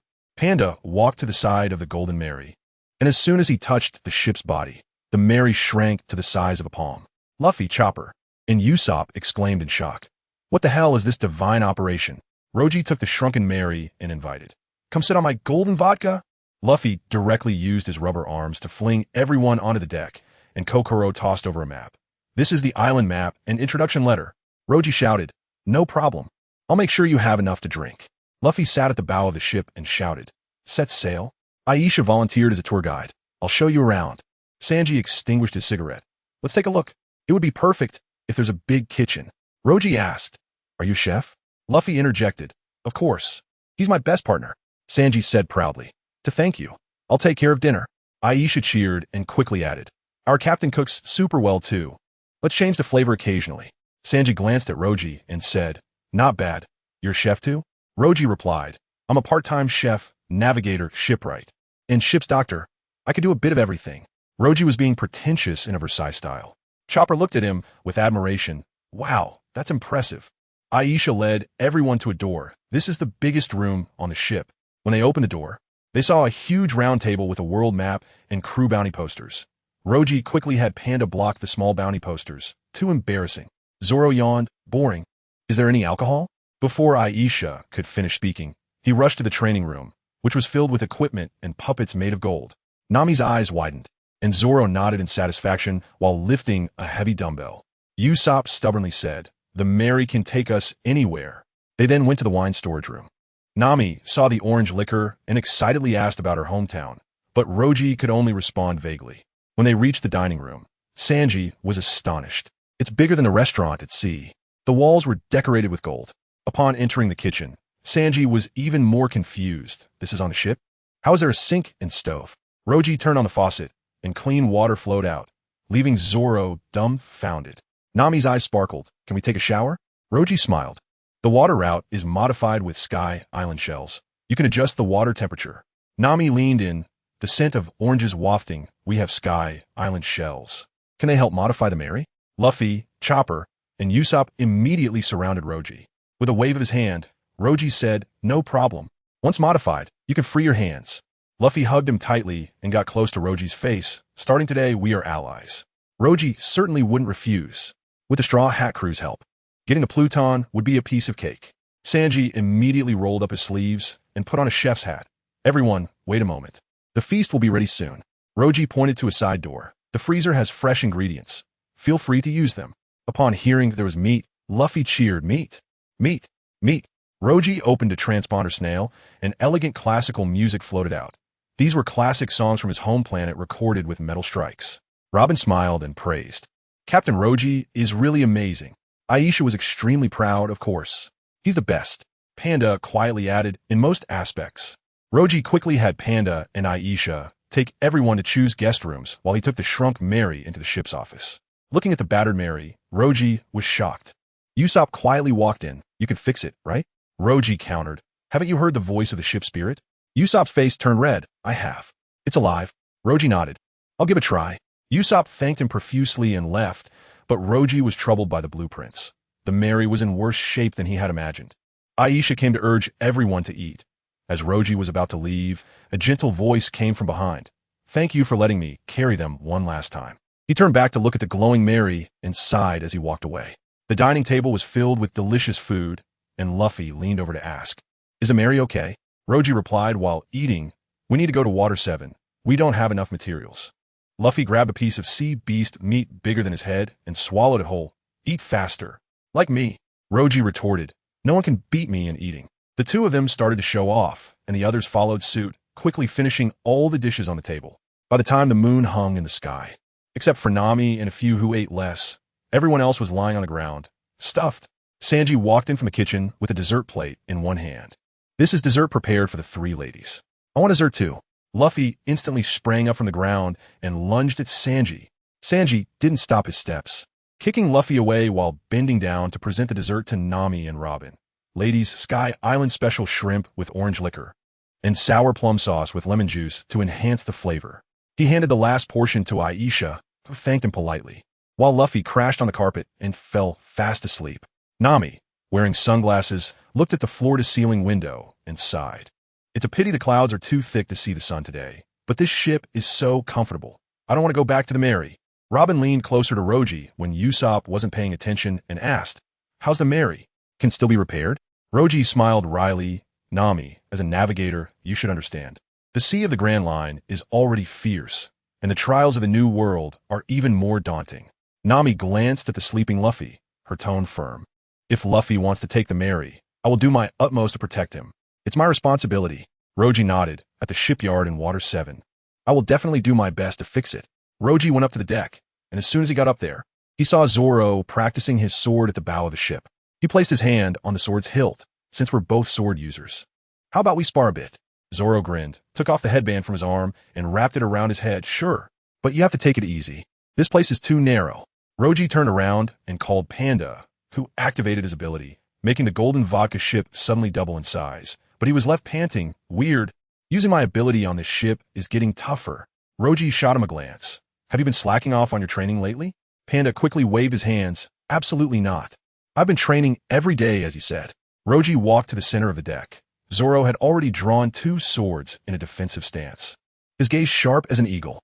Roji slowly drew his sword from his waist, a cold light flashing, and Zoro's eyes brightened. "Good knife, Evening Harvest." Zoro sheathed one of his swords and drew out another pure white katana, Great Knife and Dowie, and the third-generation Okatetsu, just as the two finished introducing their swords. The golden vodka ship suddenly shook, and both groups rushed onto the deck, instantly excited when they saw the standoff. Panda quickly explained it was a spar, and everyone immediately set up their little stools to watch. Roji and Zoro didn't move first. A gust of wind blew, and they both vanished in an instant. Clang. Evening Harvest clashed with Zoro's swords, sparks flying, and the sound of metal clashing was deafening. The two collided and then separated, their afterimages all over the deck, the sound echoing far out to sea. Two sword style, 36 Troublesome Winds. Zoro was the first to strike, the sword wind forming a tornado, rushing towards Roji. Instead of dodging, Roji raised his sword and gathered flowing water. Water breathing. Second form. Water wheel. The flowing sword energy flashed, allowing him to evade the tornado and tangle with Zoro. Zoro closely observed Roji for weaknesses, and when he saw Roji hesitate in his steps, he immediately stepped forward with an upward slash. Two-sword style. Eagle wave. Roji tilted his head to evade, using shave to instantly appear behind Zoro. Year cold. Zoro had already anticipated this, holding a sword in his mouth to block the attack, leaving everyone watching dumbfounded. Watch out. Zoro lowered his body and charged like a bull. Three-sword style. Bull needle. He transformed into a shadowy figure, locking Roji's aura directly. Those watching were sweating nervously, but Roji had already opened his observation haki. He stepped through the splashing water. Water breathing. Third form. Flowing dance. Like flowing water evading the attack, he instantly appeared behind Zoro, the water on his sword rushing faster. Water breathing. Fourth form. Tidal wave. Zoro laughed wildly. Interesting. He positioned three swords in defense. Three-sword style. Crab stings. With a loud bang, the airwaves generated from Roji and Zoro's clash even affected the stability of the ship, causing the Golden Vodka ship to tilt to one side. Even with the ship tilting, Roji and Zoro's feet felt glued to the deck, and their fight grew fiercer. Sanji immediately protected the ladies and shouted, "Chopper, adjust the sails." Robin crossed her arms, second wheel flower. Countless hands grew from the deck, fixing everyone in place. Chopper transformed into a 2-meter-tall muscular man and rushed to adjust the sails, while Ulki was not to be outdone, his clothes bursting as he transformed into a 7-meter giant. "Let me show you the results of my hard training." Sanji was shocked. Another devil fruit. Ulki closed his eyes to recall Roji's words, suddenly opened his eyes, and swung his fist. "Karma. None shall escape." His fist smashed down onto the deck, causing a massive explosion at the ship's bottom, and the Golden Vodka ship was directly sent into the air. Roji and Zoro were jolted onto the sails, their momentum even greater. Zoro spun around, the blade wind shattering the clouds. Three-sword style, 1800 Troubling Winds. Roach's gaze sharpened as moonwalk and water breathing suddenly fused. A mirage of water appeared in the air, and he walked on air. Water breathing, ninth form water flow splash. The scene froze as the three swords clashed. The two sheathed their swords and landed back on the deck, speaking in unison. "Half a move one." They then burst into laughter, leaving everyone else dumbfounded. In the restaurant, Luffy was jolted awake, rubbing his head in confusion. Huh? In the distance on the sea, a small sailboat drifted, and a burly middle-aged man perked up. This momentum. Water 7 is about to get chaotic. He looked up, his scarred eyes filled with determination, his hand resting on the hilt of his sword murmuring. Gravity blade. Slightly unsheathed. The sailboat seemed to be pushed by an invisible force, charging forward through the waves. The Golden Vodka sped up against the wind, and everyone crowded onto the deck. Nami glanced at the log pose. "We should be nearing Water 7, right?" Chopper said with anticipation. "I hope the new crew member ship repair skills are as impressive as Captain Roach's." Luffy laughed heartily. "Of course." Zoro stretched his shoulders. "As long as their skills are top-notch, anyone will do." Sanji raised an eyebrow. "We need to find a beautiful shipwright." Luffy waved his hand. "We need a strong man like Urich to be reliable." Urich, holding a golden dumbbell, froze. "Shouldn't it be someone like Captain Roach?" Luffy scratched his head. "Then let him join us." Panda leaned over and whispered. "If he comes, I'll be the captain." Luffy bluntly replied. "You don't seem reliable." Panda immediately petrified and knelt. Roach suddenly sat up. "Luffy, where are the blueprints from Kokoro?" Luffy pulled them out and handed them over. The blueprints had only a few lines depicting the railways and islands. Flipping to the back, Roach read aloud. "First, find someone named Ispagoo." At that moment, Robin shouted, "Come quick." We arrived at Water 7. Everyone looked up to see the entire city resembling a giant fountain. The houses lined up like terraces. Spectacular to the extreme. Luffy gaped. "What a huge fountain." Ice's eyes sparkled. "My tribe won't believe I saw this scene." Urich steered the ship toward the entrance, and the fisherman exclaimed, "You pirates are so brazen." Roach gave Panda a signal, and the Golden Vodka instantly shrank to the size of an ordinary boat. The fisherman stared dumbfounded and quickly reminded, "Don't enter through the front. Use the small street at the back." Everyone thanked him and sailed into the city through the narrow river. The residents were unfazed, glancing at the boat before ignoring it. Isa curiously asked, "Won't the houses sink in the water?" Robin patted her head and patiently explained, "No, this city is built on the seabed. Look at these houses. They all have pillars connecting them. So that is how it is. No wonder it's called Water City." Sanji suddenly became interested. Zoro yawned. "Hurry up and dock. I have things to do." Nami questioned, "It's your first time here. What could you possibly have to do?" Zoro clapped his hands. "I learned sword maintenance techniques from Panda, and I need to buy tools. Give me some berries." Nami immediately refused. "No way." In the end, she threw him a bag of pocket money. "Spend it wisely." Just as Roach was about to have Urich dock the boat, the residents shouted, "The pirate ship must stop at the port ahead." "Not here." Urich immediately turned around, and someone asked, "Are you here to rob?" Luffy shouted, "We're here to repair a ship." Children from the nearby houses all ran out, leaning on the railing and cheering. Panda was dumbfounded. "Aren't they afraid of pirates?" Roach speculated. "This place relies on shipbuilding for a living. Pirates are probably their customers." Before everyone disembarked, Roach went to the ship's office to retrieve the shrunk Mary. After disembarking, Panda shrank the golden vodka to palm size, placing it on his hat while holding the Mary in his hand. Nami carried a large bag of gold. "Let us sell this to repair the ship." Luffy snatched the bag and ran, stopping in front of a rental shop for brew. Roach read the shop's name, and Nami asked in confusion, "What are we renting?" Luffy dashed in and shouted, "I want to rent a brew." The bespectacled owner looked up and asked, "How many people?" Roach answered, 11. The owner said, 6 arrowfish brew will do. They're gentle and cheap." Luffy immediately added, "Make sure they taste good when cooked." The owner was dumbfounded. Robin flipped through a book to explain, "Brew are water transport vehicles." The owner suddenly understood and led everyone to the edge of the water pool. The pool was densely packed with creatures somewhat similar to land horses, but they lived in water, each brew having a seat large enough for 2 people. "Is there a map of Water 7? Roach asked. The owner pulled out a few maps from the corner and handed them over. Roach glanced at the map. "Let's meet at shipyard number 1. I'm heading to the blacksmith shop." Nami immediately nodded. "Perfect. I'll sell the gold to repair the ship." Robin said she would take Chopper and Isa to explore the commercial street. Luffy wanted to go as well, but was held back by Nami grabbing his ear. "You better behave and help carry things." Sanji said he needed to buy ingredients and kitchen supplies, and Urich voluntarily offered to help. "I'll help you carry them." Everyone boarded their brew, and Roach waved his hand to pay. 2,000 berries each, no big deal. As soon as the brew left the rental shop, Zoro looked at the dense waterway and felt a headache, immediately swapping places with Panda to sit behind Roach and pretend to sleep with his eyes closed. Panda teased, "You're not a directionally challenged person, are you?" Zoro instantly drew his sword, and Panda immediately shut up. Roach hurriedly pressed the sword back down, directing the brew forward according to the map. Soon they arrived at the main waterway, and Panda pointed to both sides shouting, "What is that?" They saw dolphin-like creatures with moving shops on their backs. A plump shopkeeper enthusiastically greeted them. "This is water meat pie, smoked water snake, and our special drunken fish." Roach ordered some, and Zoro initially wanted to refuse, but, smelling the aroma of the alcohol, immediately leaned in. Taking a bite of the drunken fish, and his eyes lit up, Panda chewed on the water meat and praised, "This meat is so tender." Roach tasted it and decisively said, "Let us buy a batch to freeze when we leave. It would be even better if we could get a cook who knows how to cook." Panda nodded in agreement, having tasted Sanji's cooking. It was more eager for a professional chef.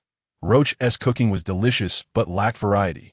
The brew quickly threaded through the waterways and soon stopped in front of a shabby shop. Zoro complained, "This shop is too run down." Roach looked and saw the walls covered in mold. "Even worse than Panda's dad's shop." Panda scratched his head. "My dad said his comrade runs a shop here. He learned his forging techniques from that person." Roach pushed the door open, and the inside was dim, with swords hanging everywhere, but no owner in sight. Panda pulled down a sword, looking puzzled. Just then, a bald owner came out. "All the swords on the wall are 50,000 berries each." Panda asked, "Do you have any better ones? Do you know Oat?"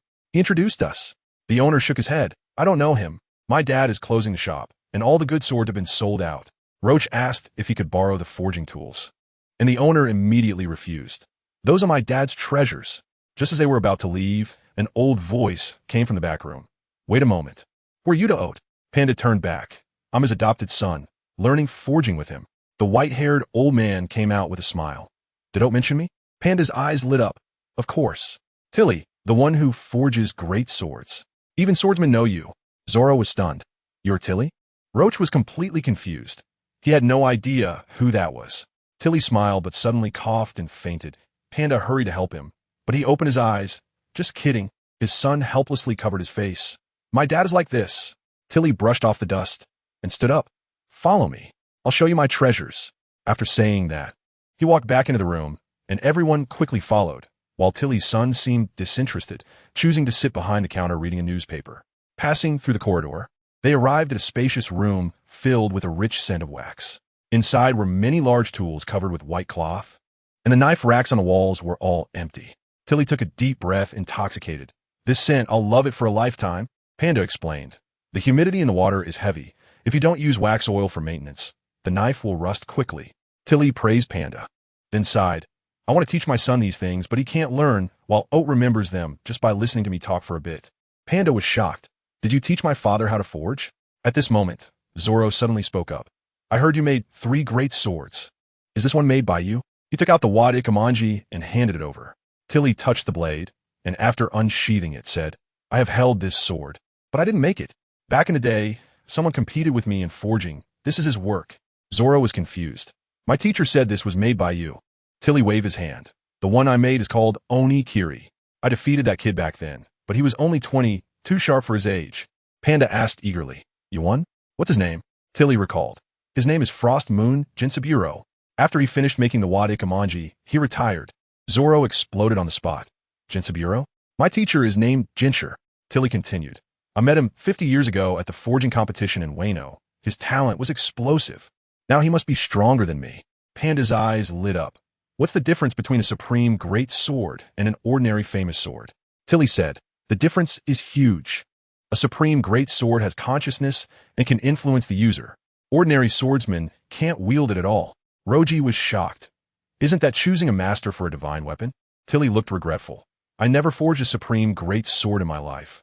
I won't close my eyes in peace. What about that Oni-kiri? Roji asked. I gave it to a young man I liked. His name is Ro. Maybe you will run into him. Roji laughed. Someone with a great sword must be extraordinary. We'll meet sooner or later. Panda suddenly knelt down. Master, teach me how to forge. I want to make a supreme great sword. Tilly looked at him, remembering the young Oat. Back then, Oat said in the Navy dormitory that he wanted to learn forging to go on Roger's ship, and even said he was from the same hometown as Roger.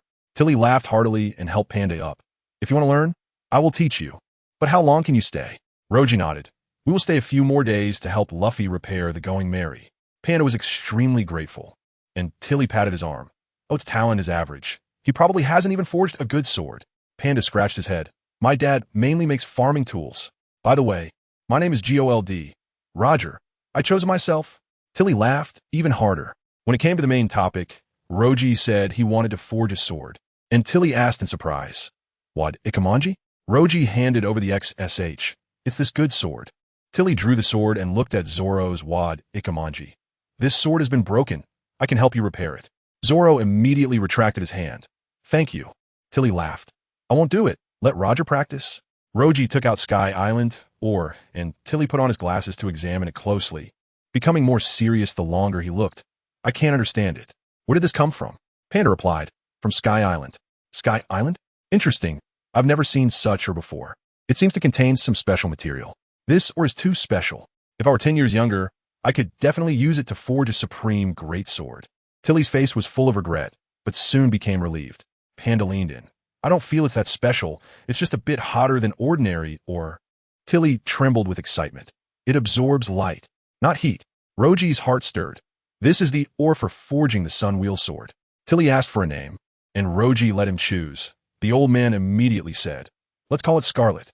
When you put scarlet in the shadows, the ore glows on its own. Tilly advised Roji. It's too wasteful to let Panda practice with Scarlet. Panda was moved to tears. Captain, you are too good to me. Roji patted his shoulder. Just know that, and work hard in the future. Tilly nodded. I will help Panda upgrade the XSH to a great sword. The wad ikemanji can be repaired today. He also mentioned sending maintenance tools, letting the two choose great swords for self-defense. Tilly lifted the white cloth in the corner, and 3 great swords were displayed on the shelf. Roji and Zoro both focused on the one in the middle, a pure white handle with black spots. Very similar in temperament to the wad ikemanji. Both reached out to grab it, refusing to yield. I saw it first. I clearly grabbed it first. Tilly smiled slyly. This is reserved for a Navy Vice Admiral. The two instantly let go, and Panda quickly caught it. Tilly explained. This is the great sword Kinpyra that I forged, influenced by the Wad Ikamanji.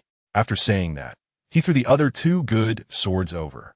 Zoro looked at the strange patterns on the sword sheath that extended all the way to the handle, tried to draw the great sword, and the blade bore the same strange pattern, looking incredibly eerie. What is this sword? The Han Authentic. I forged it in my later years. It's full of killing intent. It can rival your demon sword. Roji's sword was a size bigger than the XSH, over 5 feet long, 3 fingers wide, and pure yellow, extremely simple. Tilly said, this one is called Justice. At your height of 2 meters 2, the XSH is too short. I'll lengthen it after reforging. Just get used to it for now. Zoro secured the Han at his waist. Once the Wad Ikamanji is repaired, I will return this sword. Tilly waved his hand. No need. Just help me find a good owner for them. When urging them to leave quickly, he reminded, the shipwright at Dock 1 has a bad temper. Don't provoke him. Roji inquired about Tom's disciples, and Tilly lowered his voice. Tom is an honor. He forged ships for the Pirate King, but I don't know about the disciples. The three sat on the blue to Dock 1, passing through the dark waterways to the central street. The waterways can accommodate 20 ships side by side. Panda exclaimed, there are so many people on land. The square is like ants. Roji pointed at a building marked with a 1 in the distance. That's Dock 1. Seeing a crowd gathered, they hurriedly disembarked and squeezed in. Listening to the onlookers, they said these were people from the Carrera Company, the world government's designated. Roji focused on a man in a black suit with wavy mustaches. He sensed Lucci's aura instantly. Roji whispered, these people are not simple. The residents said a pirate just caused trouble and was dealt with by the shipwright. Panda panicked. We shouldn't get involved. Roji said to wait for their companions. And Lucci suddenly looked over. The two exchanged glances but then looked away. Once the shipwright left, Roji said seriously, this person is problematic. Zoro was puzzled. How can you tell? I have awakened observation haki, and my haki is a bit different. You didn't use haki during our previous duel, right? Zoro's face instantly darkened. Roji smiled wryly. Let me finish. My observation haki is easily disturbed, but it can see through a person's essence. Zoro's eyes lit up. This ability is amazing. Panda asked, what did you see? Roji lowered his voice. Lucci knows the Navy's 6 styles, and he is more skilled than us. Panda shrugged. Don't we know too? Roji furrowed his brow. I just feel something is off. But the company is managed by the world government. Having military connections is normal. The three leaned against the railing, waiting for their companions to regroup. On the other side, the commercial street was crowded. Robin exclaimed, the water is so clear, and the streets are clean. Aisha was riding on Chopper's back, pointing at Stall and shouting, what are those people's faces? Robin laughed. They're masks. Chopper dashed into a bookstore, and just as Robin was about to follow, a masked person brushed past. We are CP9. Robin's expression changed drastically, and she immediately followed. In the bookstore, Chopper was engrossed in reading, and Aisha noticed Robin was missing, anxiously pulling Chopper out. Follow me to find her. The two rushed out and bumped into Sanji. Sanji extinguished his cigarette. I just saw Robin, and in the blink of an eye, she disappeared. Urki went to find her. Aisha was disheartened. There are too many people. I can't smell her anymore. Roji was still waiting when a blue-haired, stern man walked out of Dock 1, with Secretary Khalifa following behind. The man approached the three. What brings you here? Roji noticed his gaze was fixed on him and couldn't help but ask, why do you say that? We do have some matters to attend to here. I'm very concerned about the sudden appearance of pirates. Khalifa, how's the investigation going? Iceberg spoke up. Khalifa adjusted her glasses and opened her notebook. The Straw Hat Pirates, Luffy, Zoro, Robin, bounty of 390 million. Established in East Blue, there are 7 members. She then looked at Rob Lucci. The Red Star Pirates, Rob Lucci, Urki Joe LD, Roger. Bounty of 85 million. Panda exploded on the spot. Did you round that up? How much did you underestimate? Zoro teased. So your bounties are that low? Rob Lucci retorted. It's a new crew. Soon we'll be over 1 billion. No problem. At that moment, Luffy came running with Nami and Usopp. And Iceberg introduced himself. I'm the mayor and general manager of Carrera. Iceberg is fine too. The mouse in his pocket poked its head out. After thinking for a while, it said, its name is Tyrannosaurus. Khalifa immediately said, the food and cage are ready. Then she began to read the itinerary, but Iceberg interrupted. I don't want that. Khalifa quickly changed. Cancel it immediately. Rob Lucci stared at Khalifa. Just like Lucci, she had the foundation of a navy, 6 styles. Usopp muttered quietly, and Zoro elbowed Rob Lucci. This mare doesn't seem reliable. Khalifa suddenly shouted, "How dare you be rude?" She raised her leg and kicked, so fast that Zoro didn't even react. Rob Lucci activated his observation haki, drew his sword to block, and managed to deflect all the attacks. Nami was stunned, and Zoro got angry. "What do you want to do?" Khalifa coldly replied, "Show more respect to a top shipwright." Iceberg covered his face and advised, "Don't provoke her. She can't tell friend from foe." Khalifa immediately apologized. "Can you give me that piece of paper?" Iceberg suddenly noticed the note in Rob Lucci's hand. Rob Lucci handed over the note, and Iceberg looked at it. "Since it was introduced by Granny Kokoro, I'll help you repair the ship, and I'll take you to tour the factory." He then asked, "Where's the ship? I'll let Kaku take a look." Panda revealed the Going Merry, using his ability to enlarge the ship by 1/2 meter. Iceberg looked at the ship full of patches and suddenly said to Panda, "Come be a shipwright. Your devil fruit ability is amazing." Panda quickly waved his hands. "No need. Our captain is the real ship repair expert." Rob Lucci said he wanted to repair the Going Merry himself, but Iceberg outright refused. There's no precedent for that. However, he caught sight of the golden vodka on Panda's head and immediately approached. "Is this also a ship?" Rob Lucci took it off. "I designed and built it myself." Iceberg circled the ship, his expression growing more serious, and suddenly said, "I agree, but we need to cooperate." "What did you learn shipbuilding?" Rob Lucci replied, "Teacher Halen gave me some advice." Iceberg's eyes lit up. "I see. I'm a disciple of Tom. Halen's skills can compare to my teacher's." He immediately led everyone into the shipyard. Nami was worried about Robin, but Usopp was eager to repair the ship. Iceberg instructed Khalifa, "When their companions arrive, bring them in." Luffy patted Iceberg on the shoulder. "You're amazing. Come be a pirate." Iceberg smiled. "If you need a shipwright, I'm your guy. Let Rob Lucci choose." Rob Lucci took the opportunity to ask, "What happened to Mr. Tom back then?" Iceberg paused, seemingly reluctant to talk about the past, and simply recounted, "It's nothing. Teacher Tom built the Oro Jackson for Pirate King Roger, using atom wood. I participated too. Later, he was sentenced to death by the judicial ship." Panda touched his hat and murmured, "The Pirate King, huh?" Rob Lucci noticed Iceberg's low mood and quickly apologized, but Iceberg waved it off. As they delved deeper into the shipyard, the shipwrights greeted them respectfully. Rob Lucci fixed his gaze on a magnificent ship. The bow featured a crown mouse. Khalifa explained, "It's ordered by the Celestial Dragons. We're a company under the world government, can't refuse, and still make money." Iceberg took everyone to the office building. "Let's discuss the repair with the top shipwrights." Upon entering the conference room, 3 men walked in. A blonde uncle, Barry, was smoking a cigar. "What big business?" Nami tapped the box. "Money is not an issue." Long-nosed Kaku sat down. "As long as their S work." Rob Lucci also arrived, and the pigeon on his shoulder suddenly spoke. He asked Rob Lucci, "I'm Hattori." Luffy was shocked. "How can a pigeon talk?" Barry laughed. "He's just a weirdo. Doesn't like to talk." Panda enlarged the Going Merry to 2 meters, and Barry took a puff of his cigar. "Eating a devil fruit worth hundreds of millions just like that is too wasteful."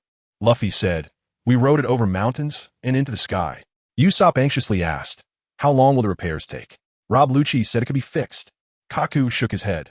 "With all due respect, we are powerless." Iceberg shook his head at the battered Going Merry. "Even if we barely fix it, can make it to Sabaody Archipelago?" Usopp panicked. "Absolutely not. The Going Merry has always been with us." Barry asked Iceberg, "Is the keel damaged too?" "Yes. The keel is almost broken." Luffy slammed the table angrily. "Aren't you top shipwrights?" Nami looked at Rob Lucci, and Rob Lucci pointed at the Going Merry. "I can fix it. Look at my design." Barry was startled. "How can you fix a broken keel?" Rob Lucci spread out the blueprints, and Iceberg and the others crowded around to look. The conference room fell silent. Iceberg sat back down and said, "The plan is feasible, but..." Luffy threw out a box. "I'll pay whatever it takes." Barry shook his head. "It's not about the money. We need to dismantle the ship for major repairs. We simply don't have enough manpower and resources." Luffy panicked. "Then build another one just like it." The pigeon on Rob Lucci's shoulder spoke up. "There's no ship exactly like it." Rob Lucci reminded, "The new world is too dangerous. The Going Merry can't hold up. The lives of our companions are the most important." Luffy fell silent for a long time, gritting his teeth. "We have to say goodbye to the Going Merry." Usopp exploded. "Are you crazy? This is our partner who has fought alongside us." He then ran outside. "I'll go find someone to repair it." Iceberg saw this and said, You can stay here. Materials can be bought from the shipyard. After saying that, he left, followed by Rob Lucci and the others. Rob Lucci stared at Iceberg's back, pondering. Tom's Pluton blueprint might be with him. But Kaku also knows the Navy's 6 dials. Something doesn't add up. Could the world government have already intervened? If this blueprint falls into the wrong hands, it would definitely be a hot potato. After Khalifa arranged accommodations, Sanji and the others arrived bringing bad news. Are you saying Robin and Urki are missing? This is bad. Hearing Sanji's brief account, Rob Lucci immediately pressed his head, feeling a bit of a headache. Isa frowned. I saw with my observation hockey that Robin left with a masked person and Urki chased after her, but there were too many people and he lost track. I'm sorry. Nami comforted her by patting her head. It's okay. Robin went willingly, and Urki followed. Panda also said, with Urki's strength, if their SA fight, it would definitely make a lot of noise. Luffy had been sullen since Usopp left, and Zoro spoke up. Let's deal with the matter at hand first. But Sanji was anxious. I've heard Akiji talk about Robin. I'm afraid she might be in danger. Rob Lucci noticed it was getting late. Let us head back to the shipyard. Prepare to build a new ship. Just a few steps out, a loud noise suddenly erupted from a distance.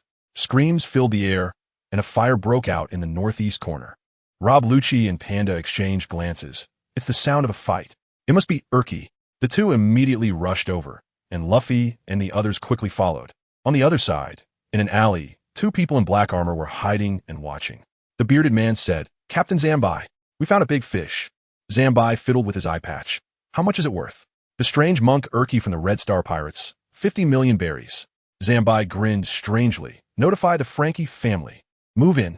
They didn't notice a person in a brown robe sitting on the wall, and upon hearing Red Star Pirates, his eyes lit up. Urki had already sensed someone was watching him, so he intentionally walked to a remote place. When he reached the edge of Water City, 7 people surrounded him. We're the Frankie family. We'll take your 50 million head. Urki crossed his arms. Wait. How about letting my captain pay 100 million berries to redeem me? The younger brother was stunned on the spot, praising and patting his head. He's only worth 50 million. What are you thinking? He then gestured to Yuruki. Let's go. This is the first time I've seen someone so perceptive. Yuruki looked at these people who had no doubts about him at all, and couldn't he help but scratch his head as he followed the peculiar group toward the gathering place. After a while, they arrived at a desolate open space on the northeast coast of the back street of the Water 7, where there was a dilapidated wooden factory not far away. Zambai pushed open the heavy door, and dust flew everywhere. Yuruki quickly shielded his eyes. No wonder these people were all wearing goggles. Inside, the floor was black and white checkered, with light flickering. Half of the room was blocked by a curtain, behind which stood a pair of beautiful twins. Zambai shouted, Big brother, we caught Yuruki from the Red Star Pirates. 50 million berries. A deep voice came from behind the curtain. Great. With this money, I could buy what I want. Yuruki squinted and asked, Have you seen a woman named Robin? Zambai hurriedly explained. She came of her own accord. The curtain was pulled back, and a man in a starry robe and a triangular mask walked out, sighing. I told you not to bring bounty targets back to the shipyard. Yuruki asked again about Robin's whereabouts, and the man sneered. Since you've come, leave the bounty. Suddenly, he threw a punch. Yuruki instinctively blocked it, but was shaken back by the immense force. This felt like hitting metal. The man said, Remember, my name is Frankie. Surrender obediently. Yuruki laughed. You got the wrong place. Since you don't know Robin. Frankie waved his hand, and a dozen armored people surrounded them. A 3-meter-tall fat man charged over, and Yuruki landed several punches on the armor, leaving fist marks. The fat man boasted, You can't break through this iron plate. Yuruki gathered strength for a punch. Karma. The armor instantly shattered into pieces. The Frankie family panicked. Quick, fire the cannons. Dozens of cannons aimed at Yuruki, and the sound of cannonballs firing rang out. Dust flew everywhere, and Frankie muttered, This time he must be dead, right? Moments later, as the dust settled, Yuruki was surprisingly still standing there. Not dead? This guy looks quite formidable. Frankie mumbled to himself, waving his hand behind him, and immediately more cannons were brought up. I'm not interested in you guys, Yuruki said with a smile, as the ordinary iron bullets hitting him caused no harm at all. After saying that, he walked toward the door. He needed to hurry to meet Roji. Frankie panicked. Don't be arrogant. Let me show you Frankie's specialty. No hold barred. Just as Yuruki turned around, a large caliber cannon aimed at his back. Boom. Knives, swords, cacti, and even poisonous snakes all shot out. Yuruki instantly turned around, his body swelling to 7 meters. Karma. None shall escape. He punched the air, and the shockwave shattered all the debris into dust. Zambai turned pale. Big brother, what do we do? Frankie swallowed hard. Just about to speak when the shipyard door was smashed in with a loud bang. A man in a brown cloak walked in. What's all this noise? I'm looking for your captain. Yuruki immediately recognized him. Ace, the second captain of the White-Beard Pirates. He instantly deflated and nodded helplessly. All right, I was just looking for Captain Roji. Let us go together.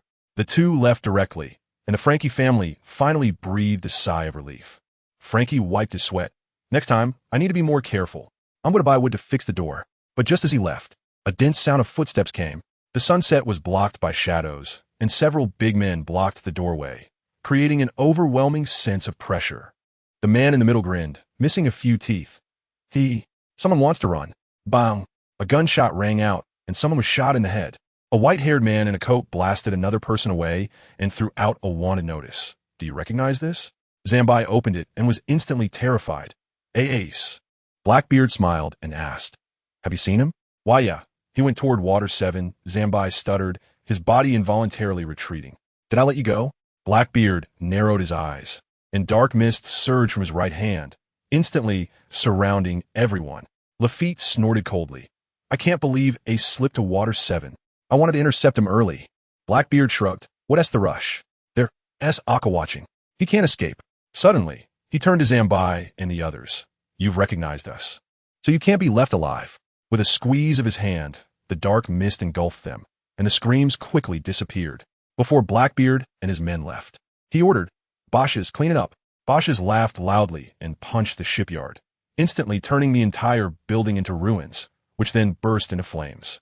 Later, Frankie returned to find the bodies of his companions burned to a crisp, gritting his teeth and muttering, Red Star Pirates. He turned and rushed toward Water 7. On the other side, Roji and the others were running toward the direction of the explosion, and they bumped into Yuruki and Ace. Ace smiled at Luffy. Long time no see. Let us find a quiet place to talk. Nami pointed at the flames in the distance. What is going on with that explosion? Roji felt uneasy. I'll go take a look. You guys wait for me at the shipyard. Yuruki reminded. That's the base of a group of weirdos. Be careful. When Roji arrived, there were already a lot of people gathered at the scene. He blended into the crowd, looking at the charred remains of buildings and a dozen char corpses, and immediately used observation hockey. There were dense signs of explosions everywhere, and the bodies and buildings looked like they had been crushed in one blow. This strength is too explosive. Suddenly someone spoke. Powerful thugs always bring suffering, right? Roji turned his head and saw a tall man, nearly 3 meters high, looking down. Just as he was about to approach, the man suddenly looked up. His eyes were scarred and actually blind. Roji asked, Sir, do you know who did this? I don't know, but I can hear the souls of the innocent wailing in the wind, the blind man sighed, using a cane to probe in front of him while gently pushing through the crowd with his other hand. Roji found no clues, so he followed the man out of the crowd. The two unknowingly walked side by side, and Roji tentatively asked, What are you here for? Do you need help? The man replied, My name is Yisheng. I was passing by, and didn't expect to see this hell on earth. He looked up at the sky, exuding an extraordinary aura, with a katana at his waist. Roji asked again, You're not from here. Why are you wandering around? Yisheng said, Although I can't see everything, my heart can perceive everything. Roji instantly became alert. This man's observation hockey must be top-notch. When they reached a bustling street, Yisheng said goodbye. Call me if you find the murderer. Roji mentioned that he lived at the number 1 shipyard, and then quickly left. Yisheng blended into the crowd, muttering, The darkness here is bottomless. Back at the shipyard, everyone was waiting for him. Ace and Luffy were chatting with their arms around each other, and Yuruki hurriedly asked, How is it over there? Roji sighed. It's all in ashes, everyone is dead, and I don't know who did it. Ace stroked his chin. It's too coincidental that something happened right after we left. Roji pressed. What did you come to find me for? Ace stretched. My ship was destroyed, and I don't have money to buy a new one. Help me build one. Roji asked again. When are you leaving? But in his heart, he was certain it was Blackbeard's doing. Ace laughed. No rush. I'm looking for an enemy to settle a score. Luffy immediately said, Do you need help? Ace declined. It's a personal grudge. I want to trouble you. But that explosion might have been his doing. Roji began to contemplate. If he teamed up with Luffy, Ace, and Yisheng, they could definitely crush Blackbeard. Plus, he could do Whitebeard a favor, a win-win situation. The room prepared by Iceberg was very comfortable. After a night, Roji planned to buy some good wood. He needed supplies for the golden vodka, and the Mary also needed some simple repairs to help the Straw Hat crew finish their last leg. Although Luffy planned to switch to a new ship, since he had promised the spirit of the ship, some simple maintenance was still necessary. Ace's ship was also relatively easy to handle, as his request was for a small sailing ship similar to his original one. However, the new ship blueprint for the Straw Hat Pirates needs to be well designed. With the experience of building the golden vodka, this time it will definitely be completed faster. Sanji stood on the rooftop of the office building smoking, overlooking the shipwrights. Rosai is going to design a new ship. Let's go find Robin. Chopper immediately said, I'll go notify everyone. Sanji reminded, be careful. Ace's enemies might be nearby. Just as he was about to leave, Nami rushed up in a panic.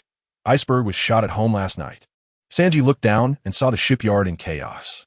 The newspapers were all about this news, combined with the murder at the shipbreaking yard. The people of Water 7 were in a state of panic. Rosai learned that Iceberg was not in life-threatening danger, so he didn't visit. But he heard there was a strange mask at the scene, matching the masked man who followed Robin before she went missing. He immediately suspected those shipwrights who could use the Navy's 6 powers, most likely CP9. This is the secret intelligence agency of the world government, with members who are all elite agents. Rosai repaired the Mary. The keel is still broken. Used observation hockey to confirm no one was watching, and hurriedly called Harlan. Not long after hanging up, Ace walked in holding a bottle. Is my ship ready? Rosai lied, almost. Ace asked, why are you in such a hurry to leave? Ace replied while drinking, Water 7 is getting more chaotic. I don't want to drag you and Luffy into it. Rosai advised him, Blackbeard is coming prepared. Our 2 pirate crews can help you win for sure. But Ace refused, I will never let Luffy take risks. Hurry up and build the ship. After saying that, he left. Rosai was left with a headache, having to take it step by step. He was also thinking about the Pluton blueprint. Since Iceberg wasn't killed, CP9 definitely didn't succeed. Harlan said Tom had 2 disciples. The blueprint might be with the other one. Now that the waters are muddy, he might be able to pick up something. Suddenly, a loudspeaker blared.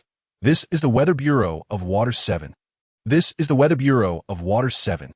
The loud announcement spread throughout the city, and Rosai immediately interrupted his thoughts and walked out of the room. He happened to bump into Barry on patrol, who was shouting into the loudspeaker, send out the Aqua Laguna alert to the whole island. Barry spat, damn it, it's all come together, my head is spinning. Rosai hurriedly asked, what is Aqua Laguna? Barry took a puff of his cigarette. It's a tsunami. It will come at a specific time. I forgot because of Iceberg's incident. He added, Iceberg is awake. I have to get busy. The tsunami will come in the middle of the night. Find a high place to hide. The city will be flooded, but the water will recede quickly. Rosai quickly notified the 2 pirate crews, and Sanji panicked. We must find Robin. Zoro also said to gather people, but Rosai said, there's no time to look for Usopp. Get out of shipyard number 1 quickly. He threw a mask to Ace. Put this on. The tsunami is coming. Your small boat won't make it. The few of them quickly evacuated. Just as they entered the complex waterways, shipwrights gathered at the entrance of the shipyard. Rosai and Kaku were also there, but had long lost sight of Rosai and the others. Barry cursed. Too late. It must be them, fleeing in guilt. Kaku agreed. They were the only strangers when Iceberg was attacked. Pigeon Hidoli asked what to do, and Barry instructed, split up and search. Bring back anyone from the Red Star Pirates. They dared to touch Iceberg, and Robin from the Straw Hat crew, who is a wanted criminal. Iceberg said the killer was 2 people. Rosai and Kaku exchanged glances and then entered the shipyard. In a corner, Usopp, carrying a wooden board, heard everything and looked puzzled. What the hell is going on? What happened to Robin? On the other side, the golden vodka was docked in the edge waterway.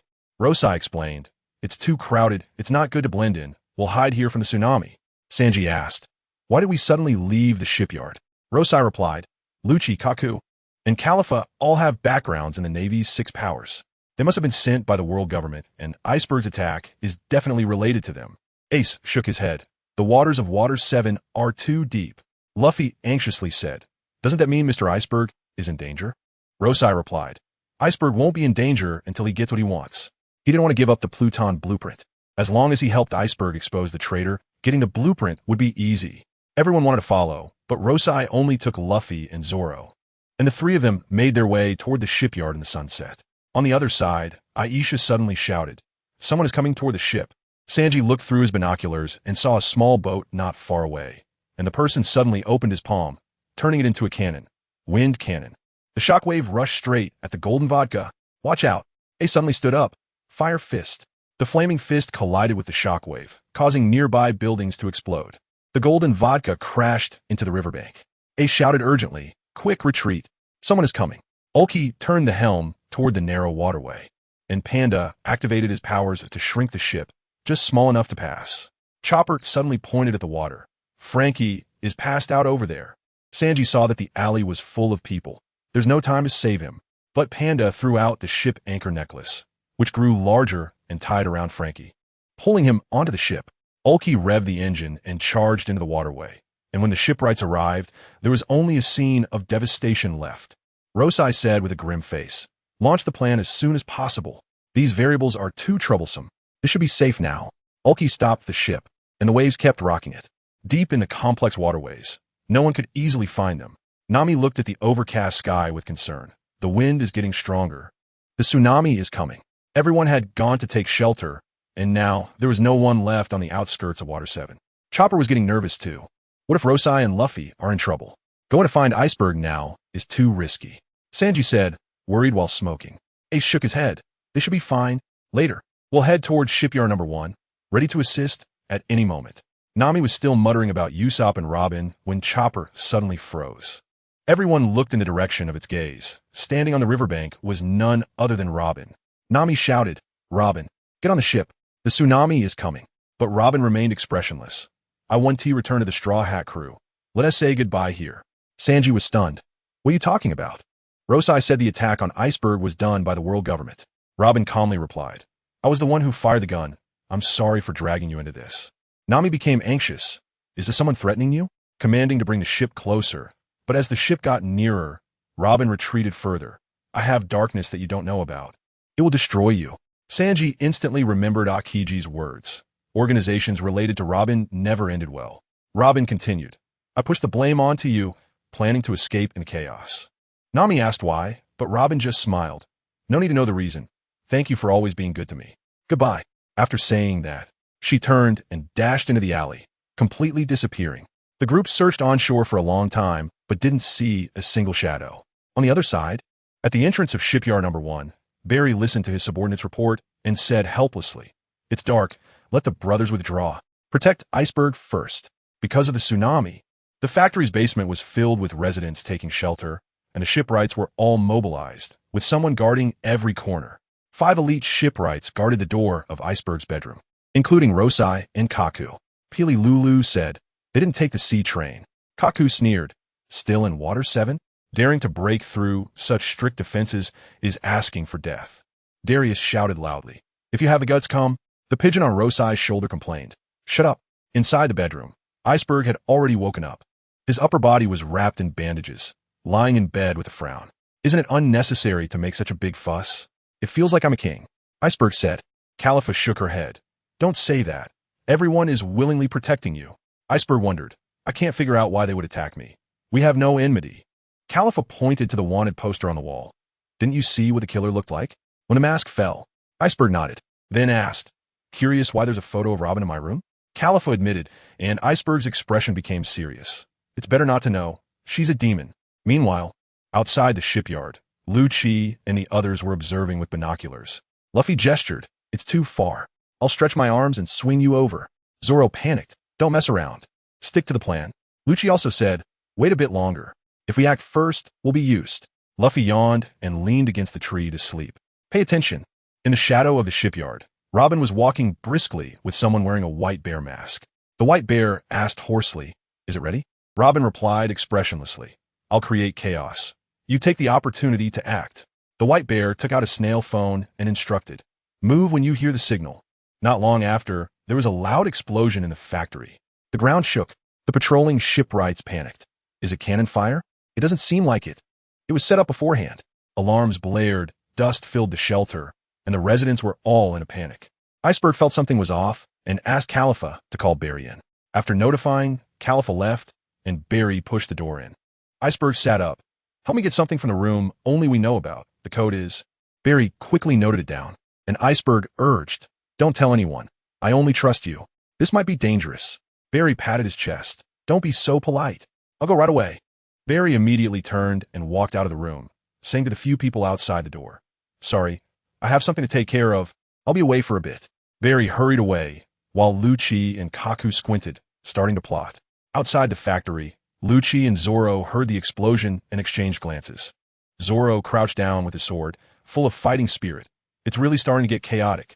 Lucci said, prepare to infiltrate. They looked at Luffy. This guy was actually sleeping on the tree, with bubbles coming out of his nose. Zoro, punch him awake. Stop sleeping. It's time to act. Luffy groggily sat up, and Lucci jumped from the tree first. Let us go. They had barely run a few steps before the shipwrights spotted them. It's the guys attacking Iceberg. Stop them. Zoro shouted. Didn't Tiwi say to infiltrate? Lucci laughed heartily. If no one notices, that's called infiltrating. Knock them all out. Luffy instantly activated his powers. Gum Gum Pistol. His hands created afterimages as he took down 4 enemies in an instant. Just as Zoro was about to draw his sword, Lucci had already flashed before him. Water breathing. Third form, flowing dance. In the moment he sheathed his sword, 8 enemies fell to the ground. Lucci teased. Use the back of the blade. You're a beat slow. Zoro tied his headband tighter, his eyes burning. Lucci's sword aura was getting more explosive. The 3 of them fought their way into the building effortlessly, even piling the unconscious shipwrights into a room to prevent them from being washed away by the tsunami. Zoro wiped his sweat and asked, where's Iceberg? Lucci looked at the fork in the path and suggested, split up to search. It's more efficient, and added, Zoro, don't get lost. Instantly locked onto by Zoro's killing intent, Lucci hurriedly slipped away. The 3 split up to act, and with their combat power, taking out enemies one by one was no pressure. Lucci was scheming in his mind. Taking advantage of the chaos to find the Pluton blueprint was the priority. Lucci crept up the stairs, and the higher he went, the more unconscious guards there were, and it smelled of gunpowder. He silently prayed, hope I make it in time. Activating his observation haki, he quickly jumped out the window and used moonwalk to rush to the upper levels. This should be at Iceberg's room. Lucci took a deep breath, sensing a severely injured person gasping in a room across the wall, and there was more than one person inside. He drew justice and sliced the window into pieces as he jumped into the room. Inside lay Iceberg, along with Robin and a person wearing a white bear mask. Lucci pointed his sword at the white bear. I'm not with them. Iceberg sneered. They're CP9, right? The white bear dropped the pretense. You're smart. Saying that, he pulled out a gun and aimed at Iceberg. Lucci instantly flashed in front of him, slicing the bullet in half. Then, charging at the white bear hastily pushed Robin in front of him. Lucci's sword stopped just before Robin, only cutting through her windbreaker. The white bear chuckled ominously. Barry has already gotten the item. I'm leaving first. Robin immediately raised her gun and aimed at Iceberg, and Lucci hurriedly used Shave to block the bullet. The white bear slapped the wall, creating a human-shaped door to escape. Robin extended her arm to block the way with her powers, and Lucci squinted. You're not from the world government. Robin shook her head. They just wanted something, and they've already retreated. Lucci felt displeased. CP9 had been plotting in Water 7 for so long, it was natural for them to succeed. Iceberg sat up, staring at Robin. I didn't expect to see you, Nico Robin. Robin was confused. Have we met? Iceberg pulled out a gun and aimed it at her, telling Lucci, kill her. Don't mind me. Lucci instantly dodged Robin's arm, the sword pressing against her neck. But in the next second, he sheathed the sword. She's my friend. I won't kill indiscriminately. Iceberg gritted his teeth. You're Harlan's disciple. You should know what Pluton represents. Lucci's eyes sparkled. That is the absolute dominance of the sea. Iceberg didn't notice the change in Lucci's expression, but coldly stated, searching for, interpreting, and studying the historical texts is a serious crime established by the world government long ago. Nico Robin, you must die before you destroy the world. How do you know about the existence of the historical texts? Robin asked, unable to help, but feel he seemed to have a grudge against her. Iceberg sneered, knowing isn't a crime, but you are the only one in the world who can fully interpret them. You were offered a high bounty since you were 8. You are the only woman who can resurrect ancient weapons. Robin remained calm. You even know about ancient weapons. Lucci spoke up. How does having knowledge make one a criminal? This made Robin's eyes flicker. Iceberg retorted, resurrecting ancient weapons, regardless of justice or evil, will only bring disaster. Lucci mocked, killing for something that might happen? Good thing I left the Navy. Robin expressed her gratitude. Thank you, but this world is inherently cruel. I've long gotten used to it. Iceberg suddenly said, what if I have the Pluton blueprint? Lucci's heart sank. He was right. Robin was stunned. The design of an ancient weapon? Iceberg explained. Pluton is a battleship built on this island.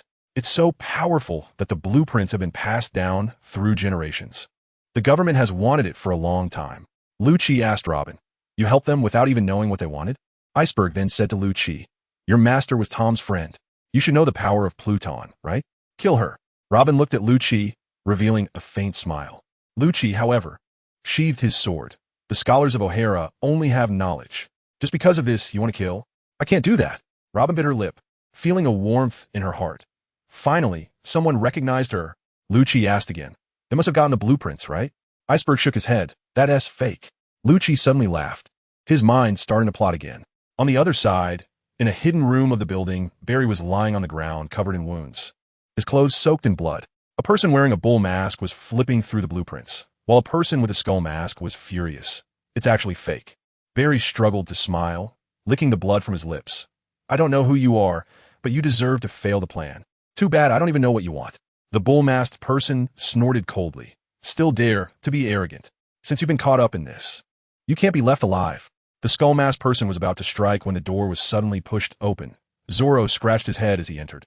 I really got lost. I couldn't find the stairs up. He completely ignored the two villains, squatting down to ask Barry, "Why are you covered in blood? Are you okay?" The skull-masked person had a grim face. More trouble from the Straw Hat Pirates. The bull-masked person agreed. Just right to let them take the blame. Zoro instantly drew his sword. Quit the small talk. Is Robin the one you took? The skull-masked person suddenly kicked out a violent wind attack, and Zoro dodged to the side, the wall cracking with four seams. Zoro was shocked. I can't take on two. I need to make some noise to call for backup. He swung his sword fiercely, three-sword style, second strike. The ground directly collapsed, and Barry fell down. The Minotaur and the skeleton immediately surrounded Zoro, and their unarmed attacks left him struggling to cope. He hadn't yet adapted to his new sword, making both his offense and defense a beat slower, and soon he was at a disadvantage. The Minotaur suddenly took a hit from a steel block, only receiving a small cut, and took the opportunity to close in, kicking out a blue light. Gale Foot Kai Bird. Zoro hurriedly blocked with his sword, but the skeleton struck him from behind with a finger gun. Zoro spat blood and nearly fell. Seeing they couldn't finish him off quickly, the two villains kicked him a few more times and then fled, calling their accomplices. The plan has gone awry. Everyone gather in the bedroom. Don't kill Ice Mountain. Zoro stood up in tattered clothes, panting heavily, only to see the unconscious Barry. Seeing Ice Mountain still wanting to talk about the Underworld King, Rob Lucci quickly made a hushed gesture. Someone's coming. Just as he was about to help Ice Mountain jump out of the window, doors suddenly appeared all around, and four hooded figures rushed in. One of the masked men looked disheveled. The Minotaur asked, "What happened?" He replied, "Just a little trouble. It's taken care of." "Stahl hat Keith Luffy?" The skeleton asked. "Yes." Robin didn't speak, standing in the corner. Lucci instantly drew his sword, a killing intent radiating. "You're too arrogant." The Minotaur sneered. "Just you alone want to take on 5? Lucci shrugged. "Who said it's only me?" As the door opened, Zoro walked in. "This damn place is hard to find." Luffy also jumped in through the window. "And me." Seeing Robin, he shouted, "Robin, finally found you." Lucci quickly blocked the two. "Don't be impulsive. Calm down first." Ice Mountain shouted at CP9, "Get lost. There is nothing here for you." Just after he shouted, he froze. On the Minotaur's shoulder was a pigeon, Hattori. The Minotaur took off his hood, revealing himself to be Lucci. He sneered, "Since you're about to die, let us be honest." The others followed suit and took off their hoods. Kaku, Califa, and the bar owner Bruno. Ice Mountain was completely stunned. Lucci mocked. "Undercover agents are a piece of cake for us. Hurry up and hand over the Underworld King blueprint." Luffy couldn't hold back. "Stop wasting words. You guys attacked Ice Mountain and took Robin, right?" Lucci stated plainly, "We are government intelligence agents. We just want the blueprint." Lucci took out a fake blueprint. "Tom has 3 disciples. That Frankie has changed his name, right?" Califa chimed in. "Now he is called Frankie?" Lucci was shocked. "So Frankie from the shipyard has the real blueprint." Luffy charged in. "No matter what you want. Don't even think about touching my companions." Rubber gun barrage. His fists rained down like a storm. Lucci narrowed his eyes, his muscles coalescing into a solid mass, and under such fierce attacks, he didn't even take a step back. "What? It's not effective!" Luffy exclaimed in surprise. Lucci was also furious. "You're really annoying, Straw Hat Kid." As soon as he finished speaking, he used Soru to become a blur and disappeared. Before Luffy could react, Lucci instantly used Soru to flash in front of him. drawing his sword to block Lucci's finger gun with a crisp sound. The two instantly got into a fierce fight, their figures moving so fast that only afterimages remained. With waves of energy kicking up dust, Zoro also clashed with Kaku, the blades meeting the kicks, shaking the ceiling. Luffy shouted at Robin, "Why are you with them? If you're leaving, at least give a reason." Robin coldly replied, "I said goodbye to Sanji and Chopper for a wish that cannot be realized with you. I'm willing to sacrifice anything." Zoro paused, questioning, "Are you also willing to let your companions take the blame? What exactly is the wish?" Robin turned away without answering. Lucci pressed, "Is it for what happened 20 years ago? Do you have to be our enemy?" Suddenly, Robin extended her arm, using her powers to grab Lucci. Seizing the opportunity, Lucci launched his finger gun Yellow Lotus, and dozens of wounds appeared on Robin's chest, blood gushing out. Using the impact, Lucci broke free. Grinning, "Just a minor injury. These guys have some skills." The wounds quickly stopped bleeding. Lucci suddenly interjected, "We're here to find someone. We don't have time to play with you." "Khalifa, how long?" Khalifa answered, 2 minutes. Lucci sneered, "In 2 minutes, this building will be in flames. Have the guts to escape." Lucci said to Zoro, "I've adapted to this sword well enough. Who can kill more?" Zoro crouched down, a killing intent overflowing. "Come on." Robin turned to leave, and Lucci didn't stop her. Mission accomplished. Good work. Luffy rushed up the block, but was stopped by Bruno. He kicked out, but Bruno easily deflected it with a steel block. Luffy retreated, asking, "Why is his body so hard?" Lucci explained, "The Navy's 6 styles iron block. When the muscles are tensed, it's like armor." In fact, Lucci also mastered iron block, but his level of proficiency was far below these CP9 agents who had trained since childhood. In a rapidly changing battle, forcing its use could backfire. Lucci is the toughest.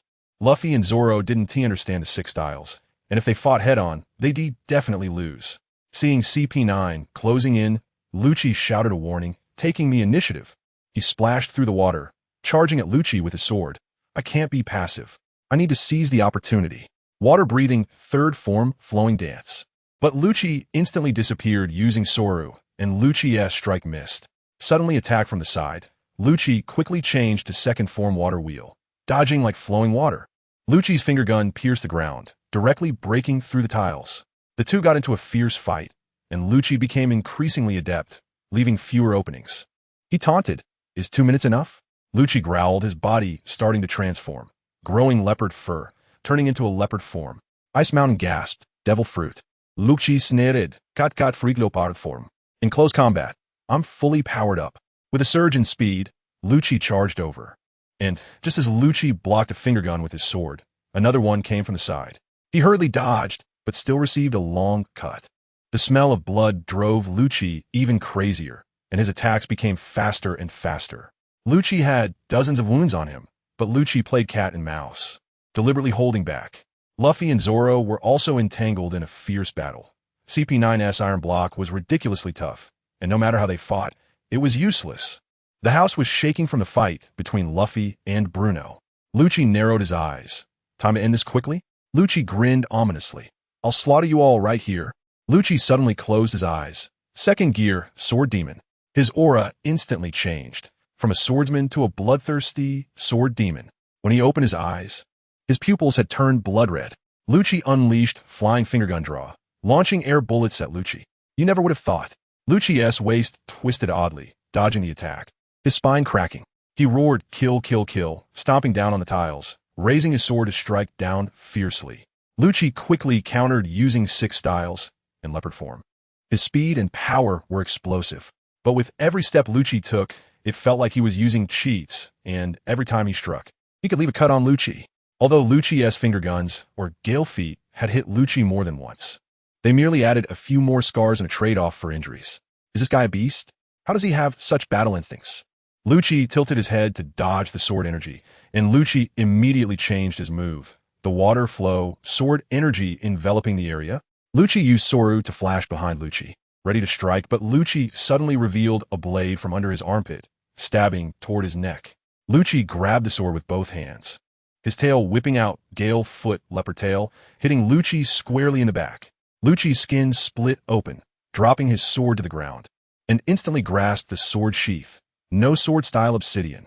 Spinning 180 degrees, he unleashed black sword energy, and even though Lucci activated Iron Block, he was still cut and bled.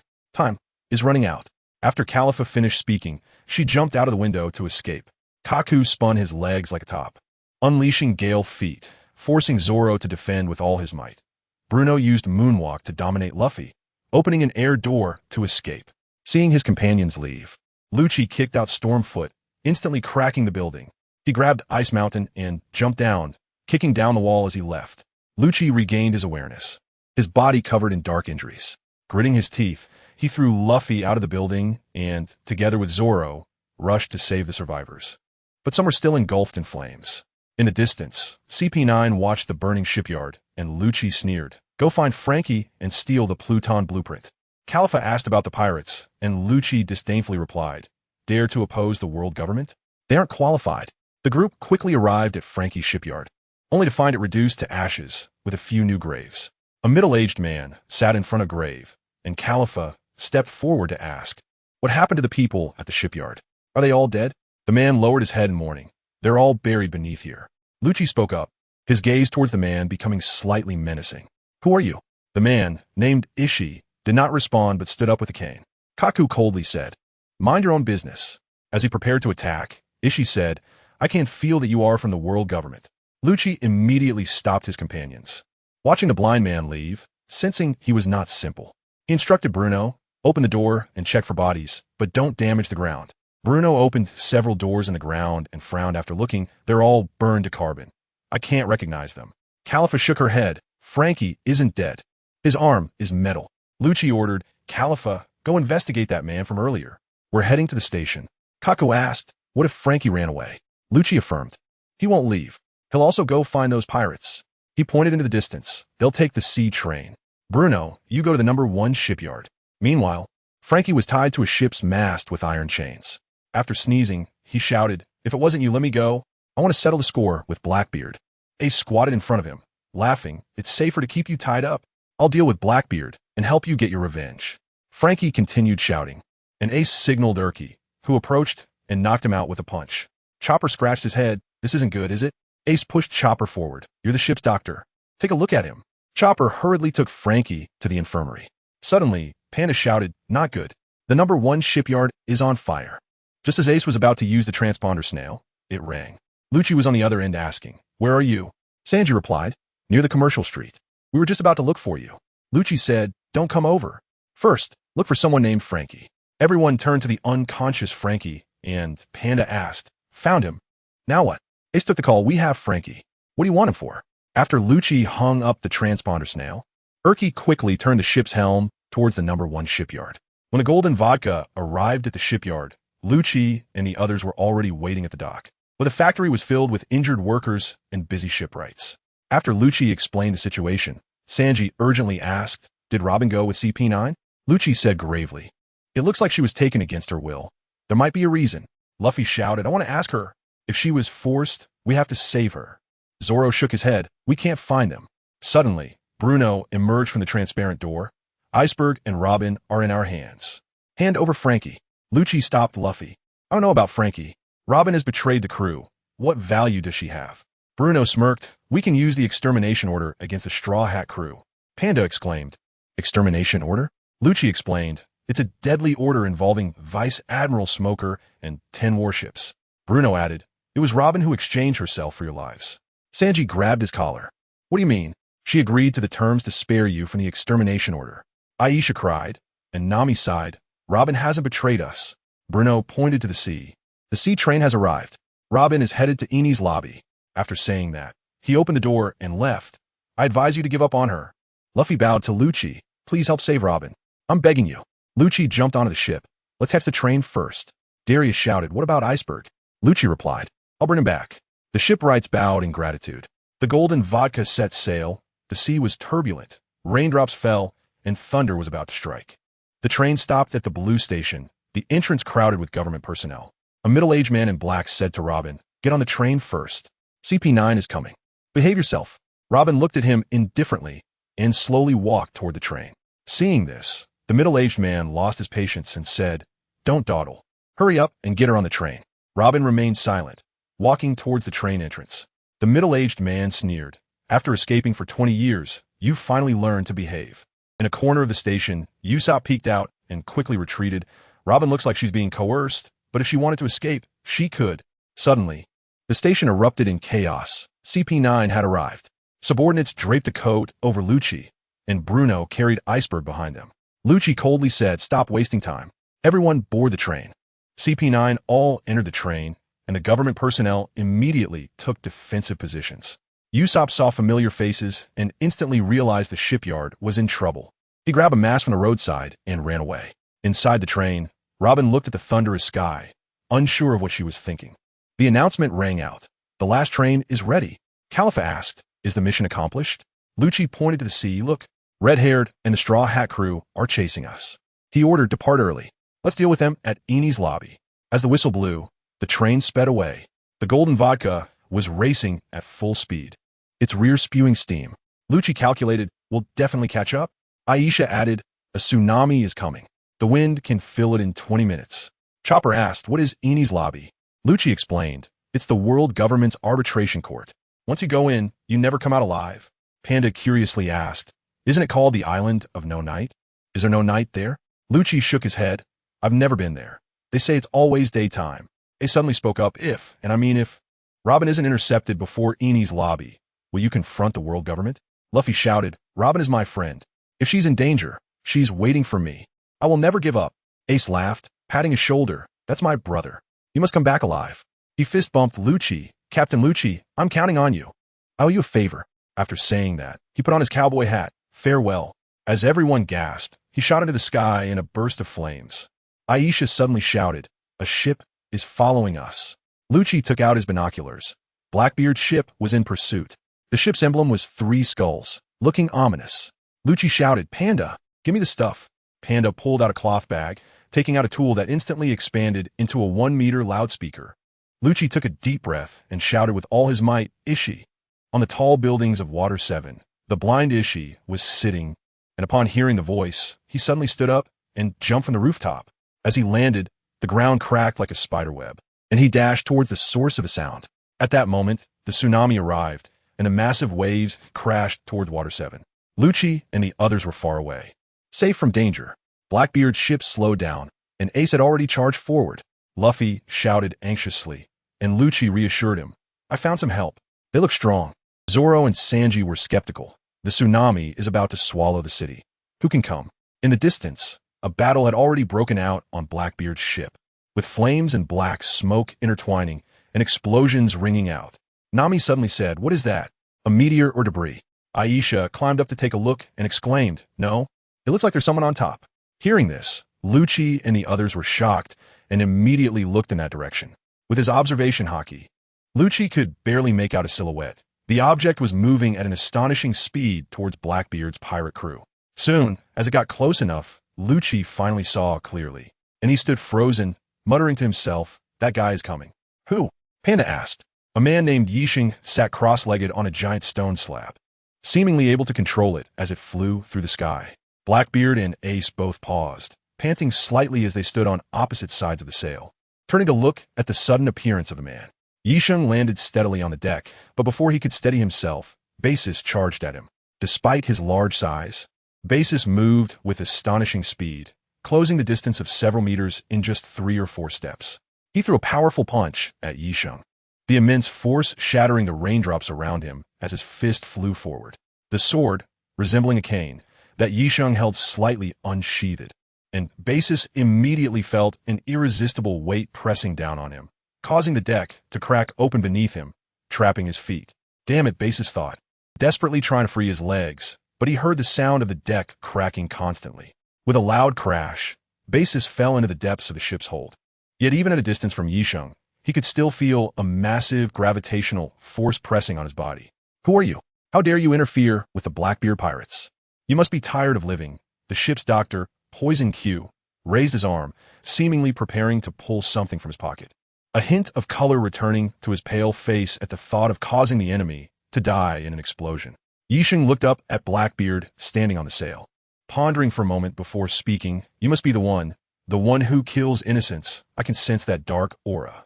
Blackbeard laughed heartily, revealing several missing teeth. As he jumped onto the deck and walked up to Yisheng, saying, "Your devil fruit ability looks quite interesting, but it's a pity you're blind." Seeing Blackbeard jump onto the deck, Ace followed suit. He had heard the voice from the speaker before, and although he didn't recognize the person in front of him, he was sure he was an ally. "Just because I can't see, does that mean I'm not welcome?" Yisheng slowly drew his sword, and suddenly the entire ship sank downward, as if something heavy had been added above. "Teach this guy." Poison Q's face changed dramatically, but Blackbeard raised his hand to stop him. "Why don't you join my pirate crew? With your strength, it's a waste to be here. Become my companion, and seize the entire world with me." Yisheng exploded in anger. "Shut up, Blackbeard. Your ambition is like a spark that ignites a barn. It will one day bring suffering to this world." "Ha ha ha." Blackbeard laughed wildly, his crew following suit with raucous laughter.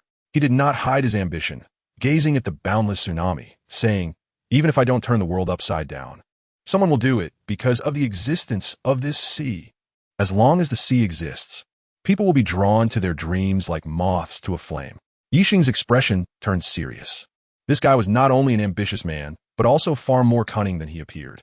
His ambition must be built on an incredibly mad plan. "And you, Ace, become my companion," Blackbeard turned to say. A hint of mockery appeared on Ace's face. "At this point, you must know without me saying it. You're looking for me, and I'm looking for you. Marshall. Teach. Fire fist." As he spoke, he struck first, flames gathering around Ace's fist, and with a swing, it shot toward Blackbeard like a fire dragon. Vasis and Oka were about to attack when Blackbeard stopped them, saying in a deep voice, "Step back, you're not his match." Then countless shadows spread toward Blackbeard's palm, gradually dissolving Ace's flames as if they were a candle melting under high temperature. Chapter 90. The Blackbeard pirates almost annihilated not far off.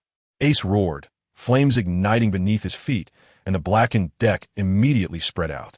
He stretched out his hands, and flames formed a vortex that engulfed Blackbeard, instantly creating a vacuum at the center of the whirlwind. Blackbeard's expression changed slightly as he crouched down, placing his right hand on the deck, and dense black mist began to consume the entire ship. Dark hole.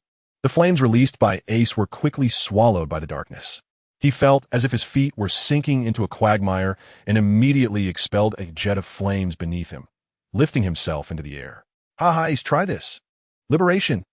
Blackbeard unleashed a black tornado, releasing numerous objects that had been absorbed by the dark fruit, hurling them towards Ace in the air. Gravity blade. At that moment, a smile murmured to himself, his katana slightly unsheathed, and those objects began to fall like raindrops. Seeing him interfere in the battle, Sniper Oka had already taken position and immediately fired a bullet towards him.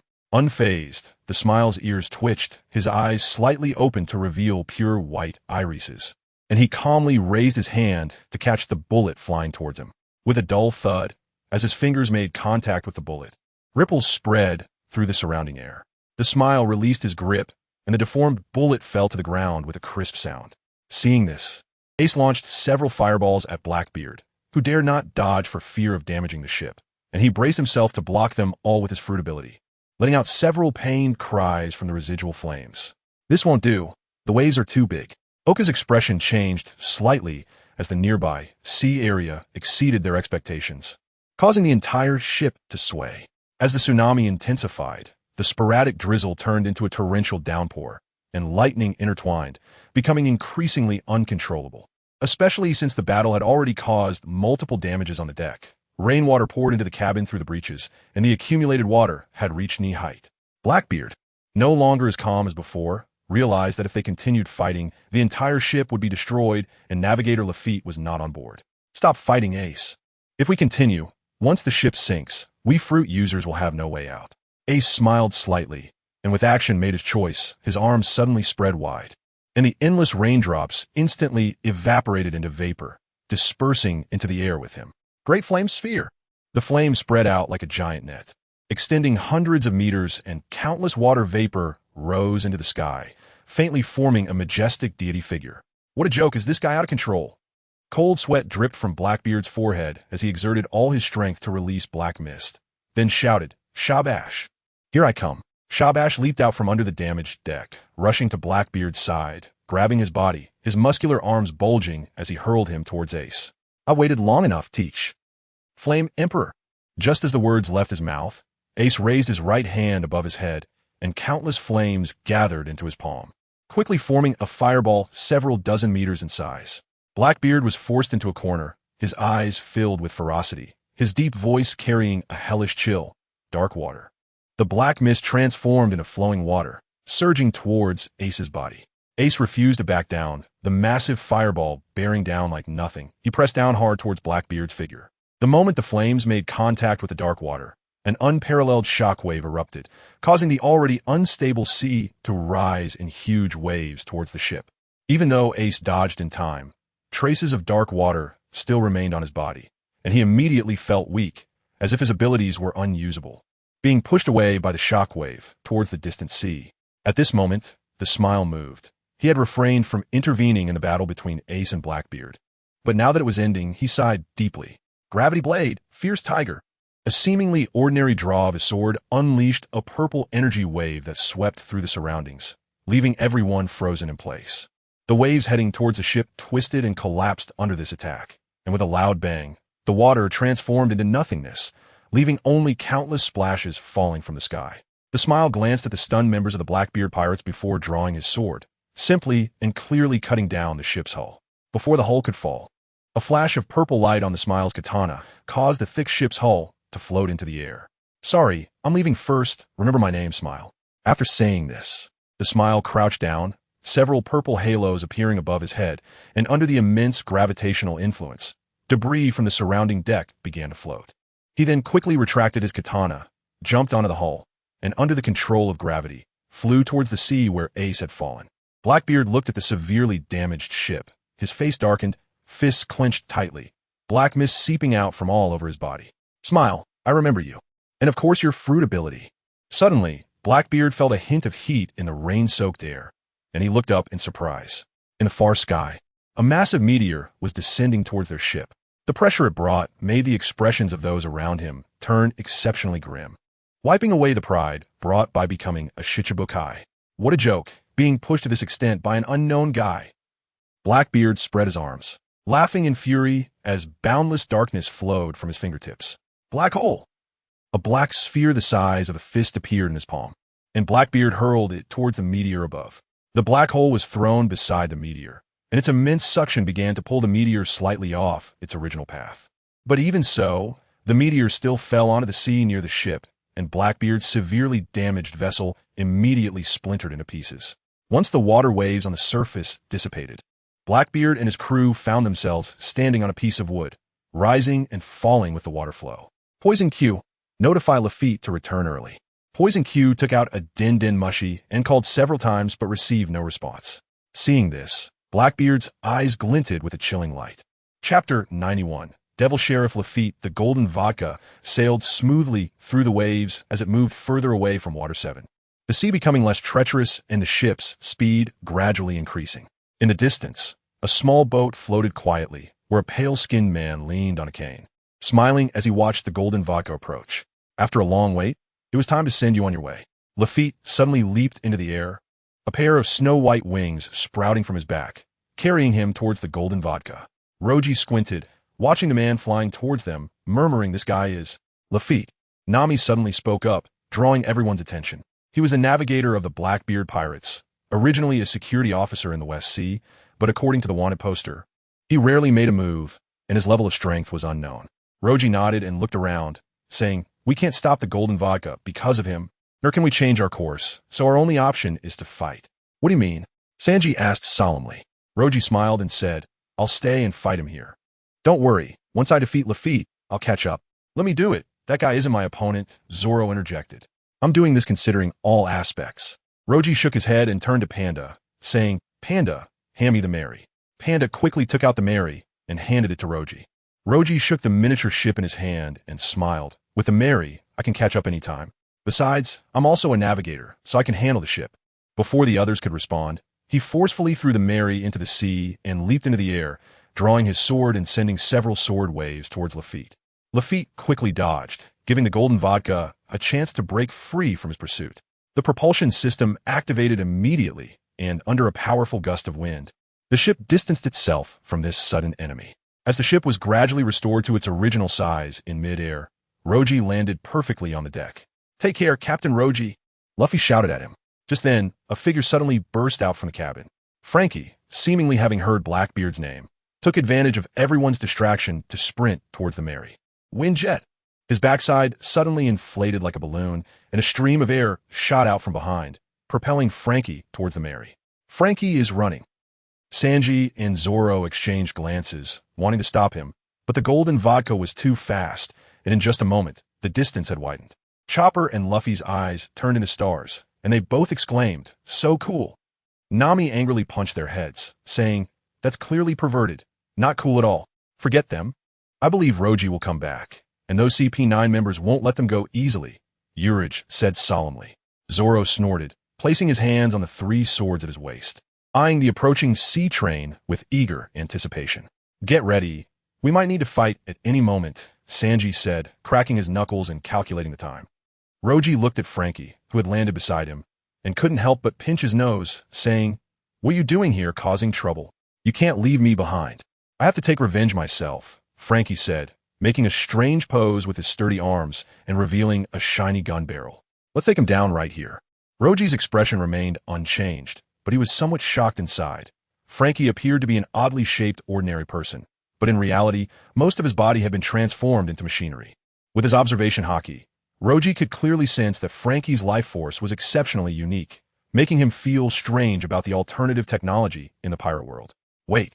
Roji immediately shook his head and quickly walked to the helm of the Mary, taking control of the ship and gradually changing its direction. "This ship has a damaged keel. We can't fight here. We need to get to the sea train's track." Frankie looked surprised, saying, "You can still sail on such turbulent waters with a damaged keel? You must be joking." "No, this ship has a spirit of the sea." Roji glanced at him and said, "Spirit of the sea." Frankie was startled. It was his first time seeing such a legendary thing, and he couldn't help but run around the deck, jumping up and down to observe closely. Roji helplessly rubbed his forehead, stopping the Mary next to the railroad on the sea, then dropped the anchor and jumped down. He walked forward slowly, while Lafitte stood not far away, leaning on his cane, his leather boots keeping the seawater at bay. "Looks like quite a few have run away. And you seem not to be members of the Straw Hat Pirates," Lafitte said lightly, his eyes scanning Roji, the threat unmistakable. "Looks like I was underestimated." Roji drew his sword, Justice, and the waves crashed against the blade, instantly slicing it in half. Hey, you did this, right?" "The shipyard in Water 7. Frankie said with a serious expression. "Are you talking about those little thugs?" Lafitte chuckled, elegantly bowing before continuing. "Isn't it an honor to die at the hands of the Blackbeard pirates?" Frankie's eyes widened, and with his finger extended, he angrily fired ammunition at Lafitte. Roji stood in front of him, quickly sidestepping as several bullets whizzed past, nearly hitting him. "What are you doing? Attacking your teammate?" Frankie scratched his head and said, "Sorry, please step aside. I'm going to have a match with this arrogant guy." Lafitte laughed eerily, suddenly sprouting a pair of white wings from his back and soaring into the sky. "You all could die together. Rapid strike." Lafitte swiftly drew the slender sword from his cane, diving towards Roji, moving so fast that he almost became an afterimage. Roji quickly raised Justice in front of him to block, but the blade was struck by the slender sword, sending a tremendous force surging through. Chapter 92. The complete sword demon under the influence of this immense force. Roki staggered back a few steps, nearly falling into the sea, but he quickly stabilized his body. Lafitte swooped in again, his thin blade stabbing left and right continuously, his speed increasing in the blink of an eye, but Roki's defenses were becoming increasingly sparse. Not far away, Frankie was constantly firing his cannon at Lafitte's figure, but his accuracy was indeed questionable against such an enemy. A few bullets flew over, and Roki immediately raised his hand. The sound of clanging echoed as he deflected the bullets with the blade. However, Lafitte seized this opportunity to lunge at Roki, leaving a long, narrow wound on his body. "Frankie, are you out of your mind?" Roki yelled at him, "If you can't hit anything, then stop shooting. Are you aiming at me?" Frankie pulled out a comb from his pocket, seriously combing his hair, and said in a deep voice, "Super Frankie is about to get serious." He took off his coat, revealing 2 holes in his shoulder, below which was tattooed with BF. Frankie grinned proudly and said, "Frankie Destruction Cannon."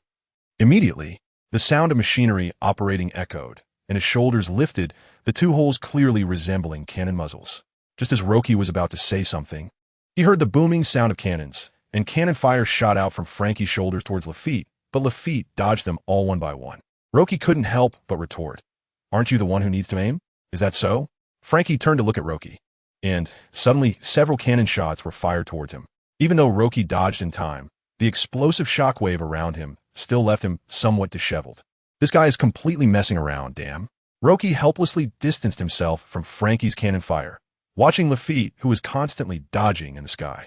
Although it seemed for a moment that he was being suppressed, he had not sustained any substantial damage, and Frankie's ammo capacity was always limited. Suddenly, a thought struck Roki, and he shouted, "Frankie, look here." Frankie responded with an "oh," turned his body, and then cannon fire shot towards him. Just as it was about to hit his body, Roki activated Moonwalk and jumped up. An explosion occurred beneath his feet, propelling his body upward quickly, and he soon reached Lafitte's side. Cold winter. The blade drawn from its sheath reflected a snowy white light across the surrounding sea, and with a crisp sound, such a sudden attack was still blocked by Lafitte. However, Roki could clearly feel his opponent's body stiffen, and instinctively told himself not to hesitate, reacting in an instant. Combining Moonwalk with the water-breathing sword technique, Roki's feet kicked in midair, and water splashed out from beneath him, the frequency of his feet accelerating. With a massive flow of water swirling around the raised blade of justice. Water-breathing ninth form, water flow splash. Roki's figure flashed past, and in the moment he sheathed his blade, countless streams of water fell like raindrops, the scene freezing in place. Only the sound of heavy breathing could be heard. Really impressive. In the heavy rain, Lafitte put down the thin blade in his hand, murmuring as he emitted thick blue smoke. Then he grinned, and a large number of feathers grew simultaneously on his body surface, so white they could reflect a faint moonlight. Devil fruit, bird fruit, white crane form. Lafitte elegantly plucked a feather that had broken in half from his shoulder, gently caressed it, and let it float away with the wind. Seeing him hovering in midair without moving, Frankie brought his palms together, and a sturdy cannon barrel appeared from his palms. Wind cannon! The airflow was compressed together and shot towards Lafitte's position, the recoil so strong that Frankie retreated several steps before stabilizing himself. Hey, Lafitte laughed, suddenly drawing his thin blade, his body spinning with a gust of wind, creating an illusion of merging with the wind. Sensing something unusual behind him, Roki instinctively activated Moonwalk to ascend a few meters, but saw Lafitte transforming into a blur charging towards him. Wind strike! There was no time left, and in an instant, Roki realized that his sword swing speed was far slower than Lafitte's. At this moment, he made a bold decision and actually let go of the blade in his hand. As the blade of justice fell towards the sea, Roki swung both hands powerfully, sending two black sword lights soaring into the sky. No sword-style obsidian. Lafitte dodged left and right, avoiding the attack, giving Roki a moment of respite. Seizing the opportunity, he shouted to Frankie, "Fire at the sea beneath my feet." Although Frankie was puzzled by this request, he quickly reacted, firing a shot from the still warm cannon barrel at the sea, sending waves crashing skyward.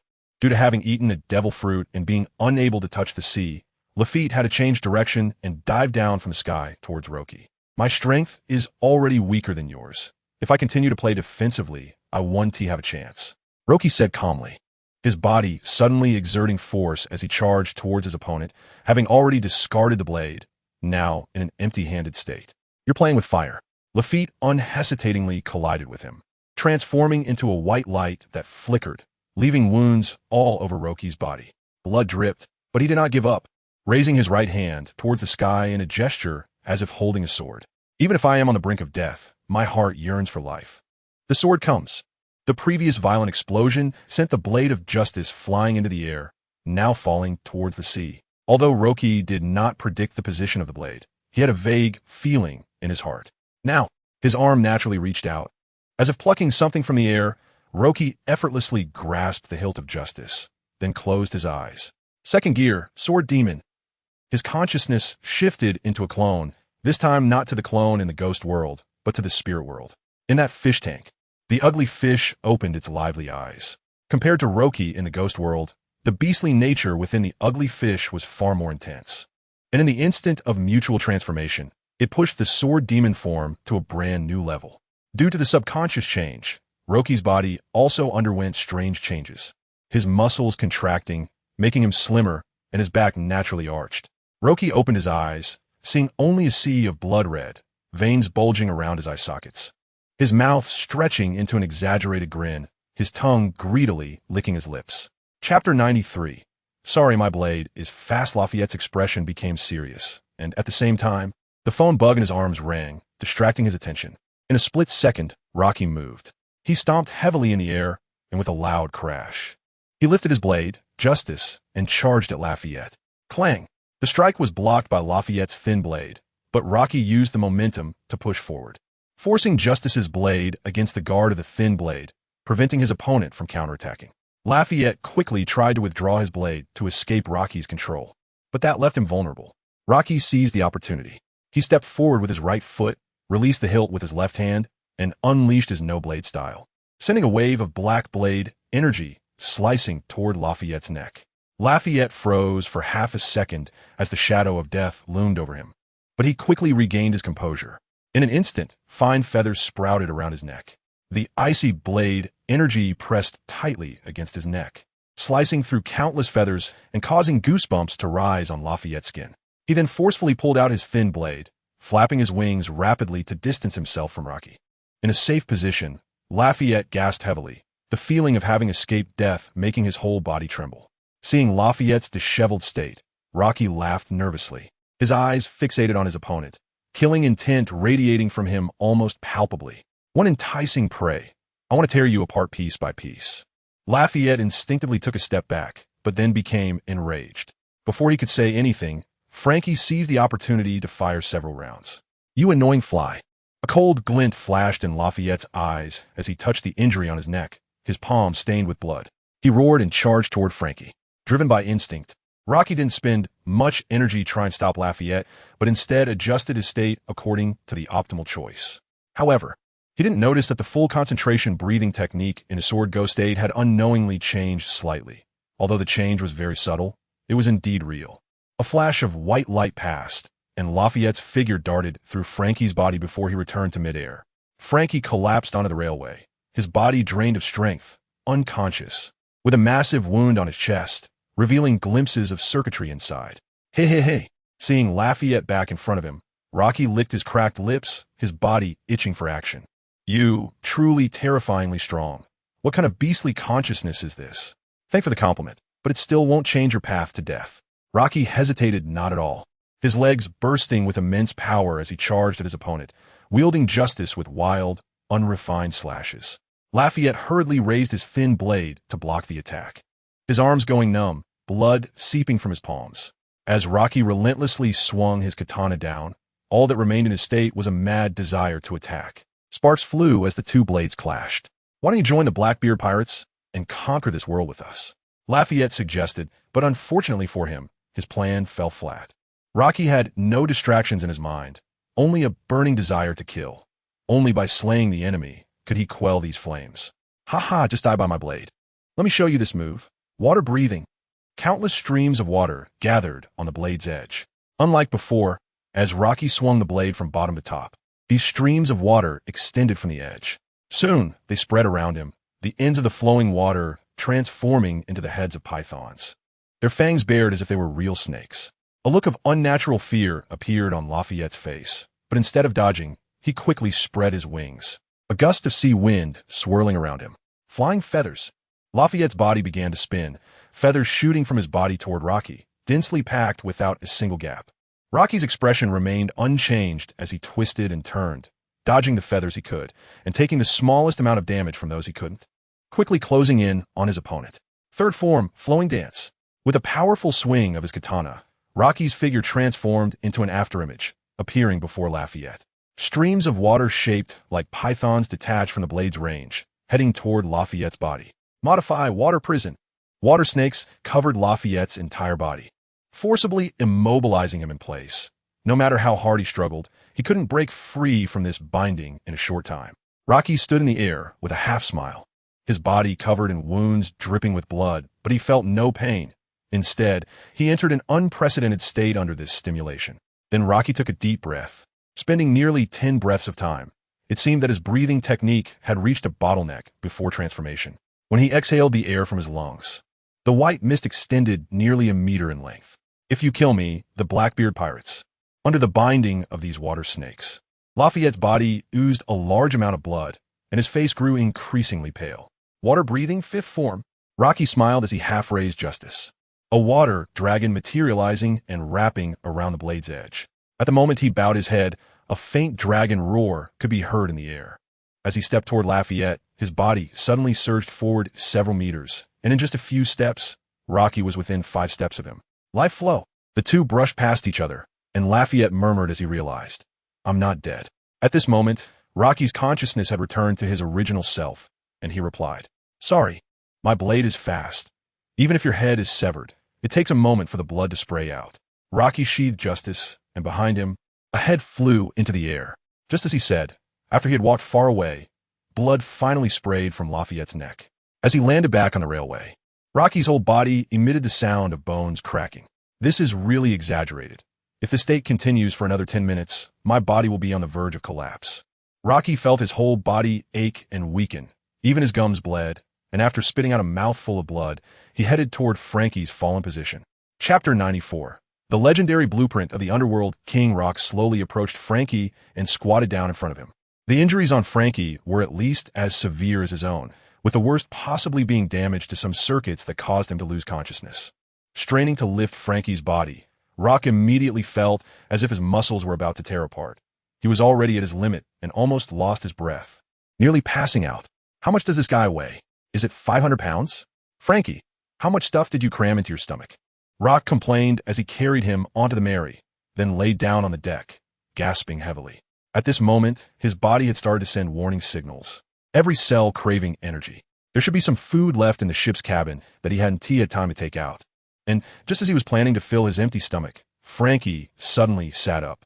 The sudden movement startled Rock, and before he could react, Frankie's hairstyle transformed into something resembling cauliflower. Frankie started making strange movements on the deck, shouting, "I'm fresh vegetable Frankie, health first. Try this vegetable punch." He waved a weak fist at Rock, but before it even touched him, he fell back down to the ground. "What the hell?" Rock felt completely bewildered. He stepped forward to check the circuits again, and Frankie opened his eyes and sat up, almost bumping his head into him. Super Frankie." Then Frankie seemed to have endless energy, constantly running around the deck, making strange noises. Rock initially tried to be patient, but soon he just took a pile of food out from the cabin, sat cross-legged on the ground, and started eating while watching, occasionally sticking out his leg to trip Frankie. After he was full, he decided to ignore him and set sail toward Judicial Island, hoping that Luffy and the others could successfully finish their mission. Rock stretched, stood up, and walked toward the ship's helm. His injuries had mostly healed. Although he still looked battered on the surface, it wouldn't be long before there were no marks left. Whoosh! The annoying Frankie suddenly teleported in front of Rock, his eyes glowing red, staring at him intently. "What are you doing?" Rock tried to step left, and Frankie immediately mirrored his action, then sped up, and Frankie also accelerated. The veins on Roche's forehead bulged, and he felt a surge of irritation, reaching out to knock on Frankie's head. "What the hell? Do you want me to dismantle you?" Frankie's red eyes dimmed, turning green, and he spoke in a mechanical voice. "I am Machine Frankie. Please give me a command." Rock cursed him in his heart for being crazy, pushed him aside, and walked past. But he hadn't taken a few steps before he froze in place. Turning around, Rock tentatively said, "Raise your hand." Frankie obediently raised his head. Rock instructed him to extend his foot, and he complied. "Try something else, dance." Frankie immediately began singing a strange song and performed a hula dance. "Stop, stop, stop." Rock felt his head swell, his sanity dropping significantly, and immediately ordered him to stop his mental pollution. "Where did you put the blueprint of the Underworld King?" Frankie answered without much thought, "I have it on me." "Great, that was easy." Rock clapped his hands and planned to search his body. But then he realized that Frankie was only wearing shorts aside from his outer coat. Could it be? Hand over the blueprint. Rock then stretched his muscles and looked at him with a cold smile. If Frankie pulled the blueprint out from his underwear, the Mary wouldn't mind a pile of parts in the cabin.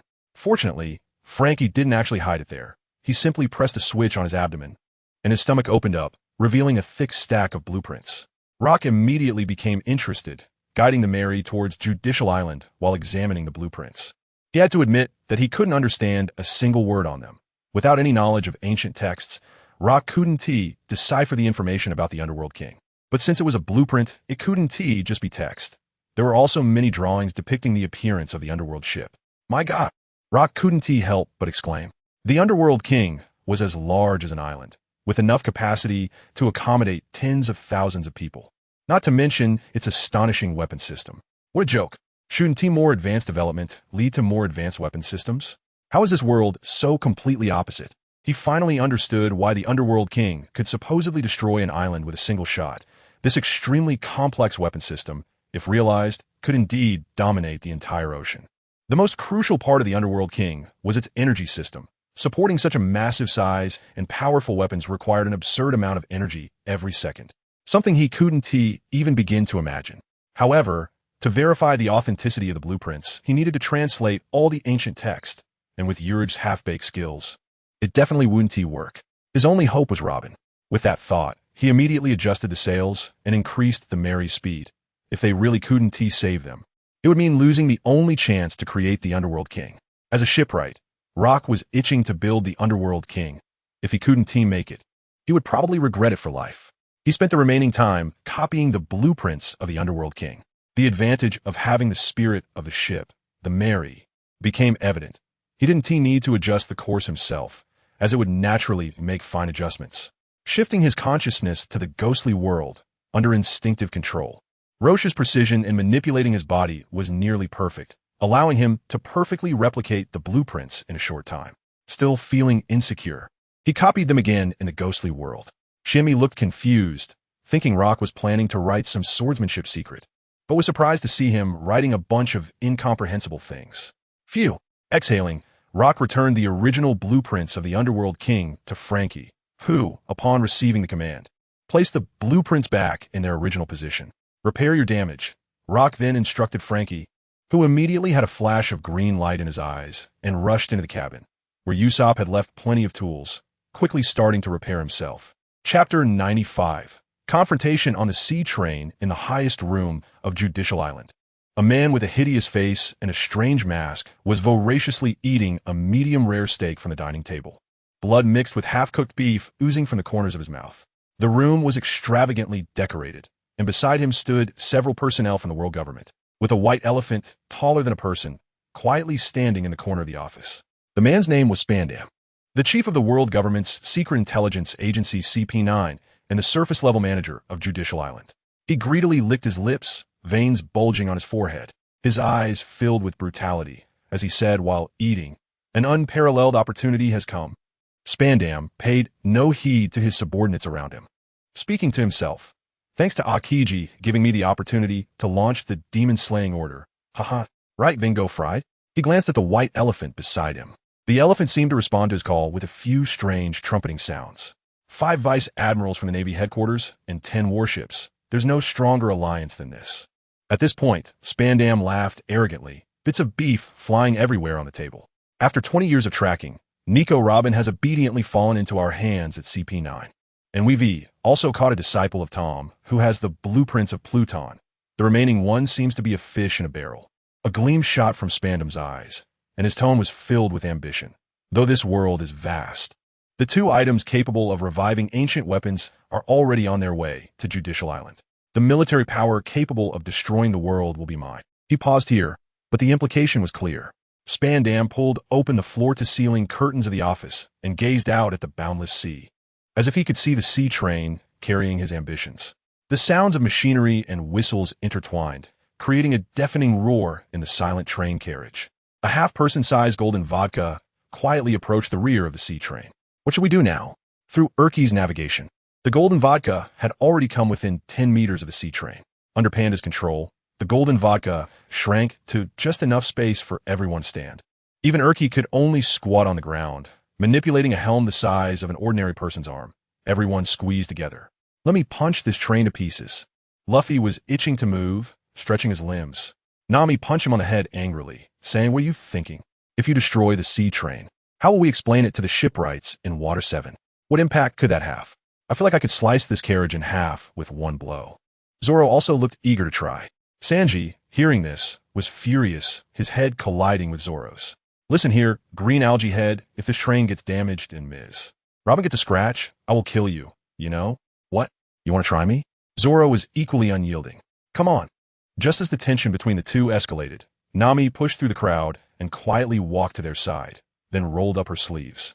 With a bang, she punched Zoro and Sanji on the heads, instantly creating a large bump. "Listen to me, okay? I'll arrange this." After Nami spoke, the startled others quickly nodded in agreement. Sanji, Zoro, Luffy, you three sneak onto the sea train to rescue Robin. Even if you can't save her, you must stop the train, got it? Then Nami turned her gaze to Urki and Panda, nodding and saying, you two need to control the ship, so you can only stay on board to protect us. What about me? What about me? Chopper eagerly volunteered, his face full of anticipation. Chopper, you stay on the ship to protect us. I believe in those three, and our goal is to stop the sea train. If the operation fails, we will use the golden vodka to pick them up, Nami said seriously, and Luffy and the others quickly nodded. I want to go too, Isa said with a serious expression, carrying a small bag, seemingly ready. Nami immediately refused. No, Isa, that's too dangerous. Isa shook her head, saying, I have observation hockey. Let me stop the sea train. They won't find me. But, at this moment, Urki spoke up, let her come with you.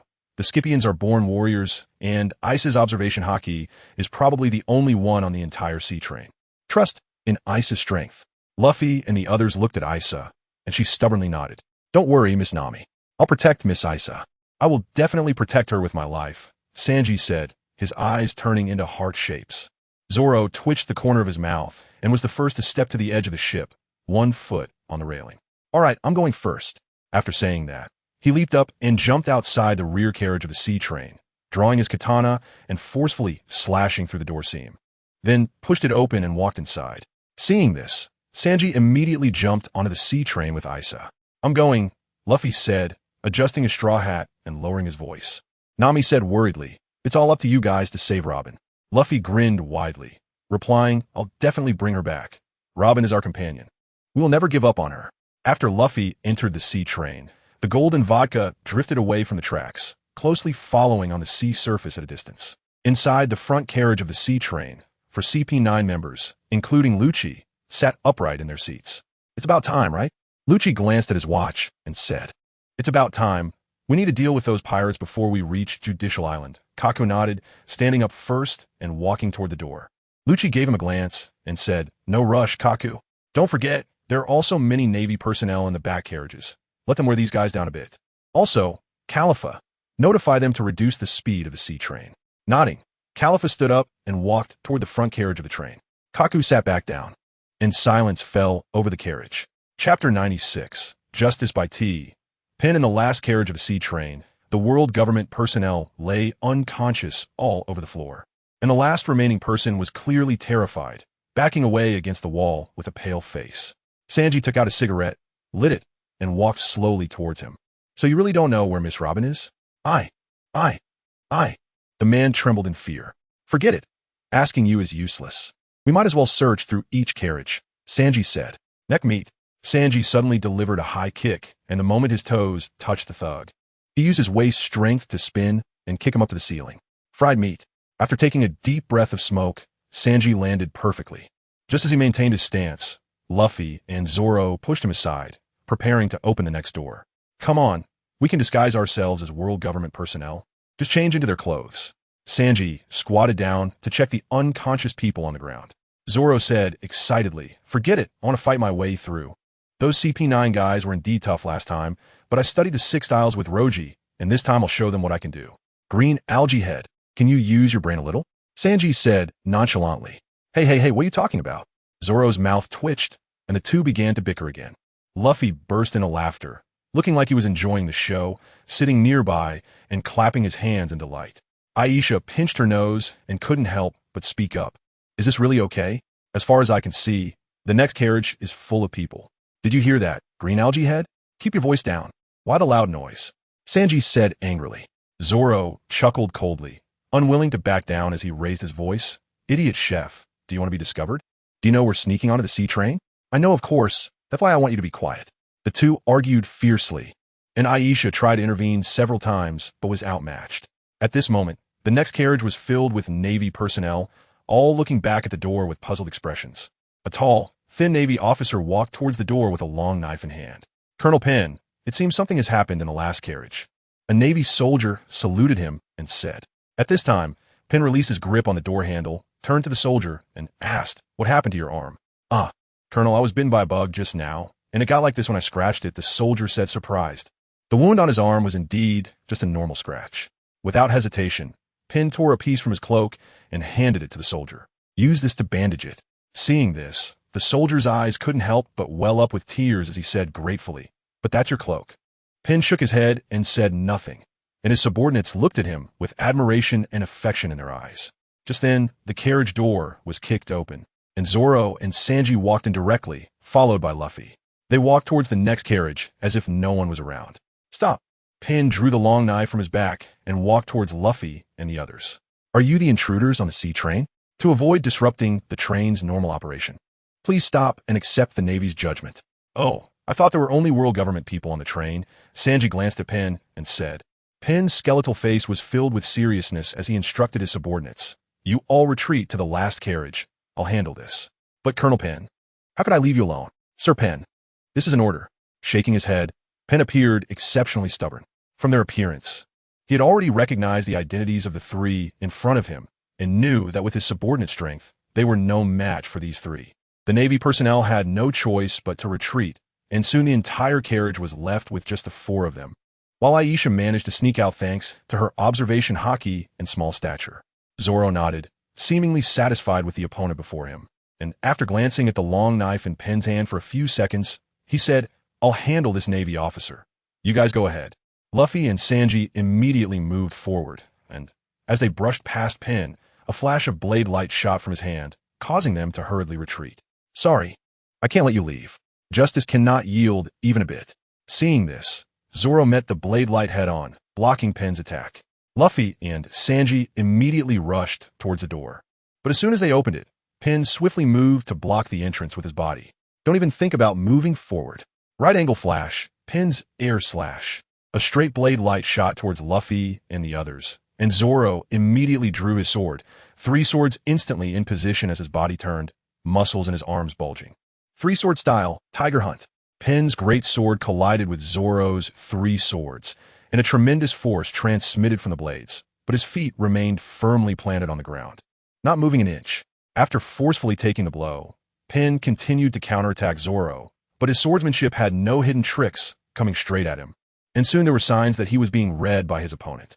Seeing that the two were in a deadlock, Sanji patted Luffy's shoulder.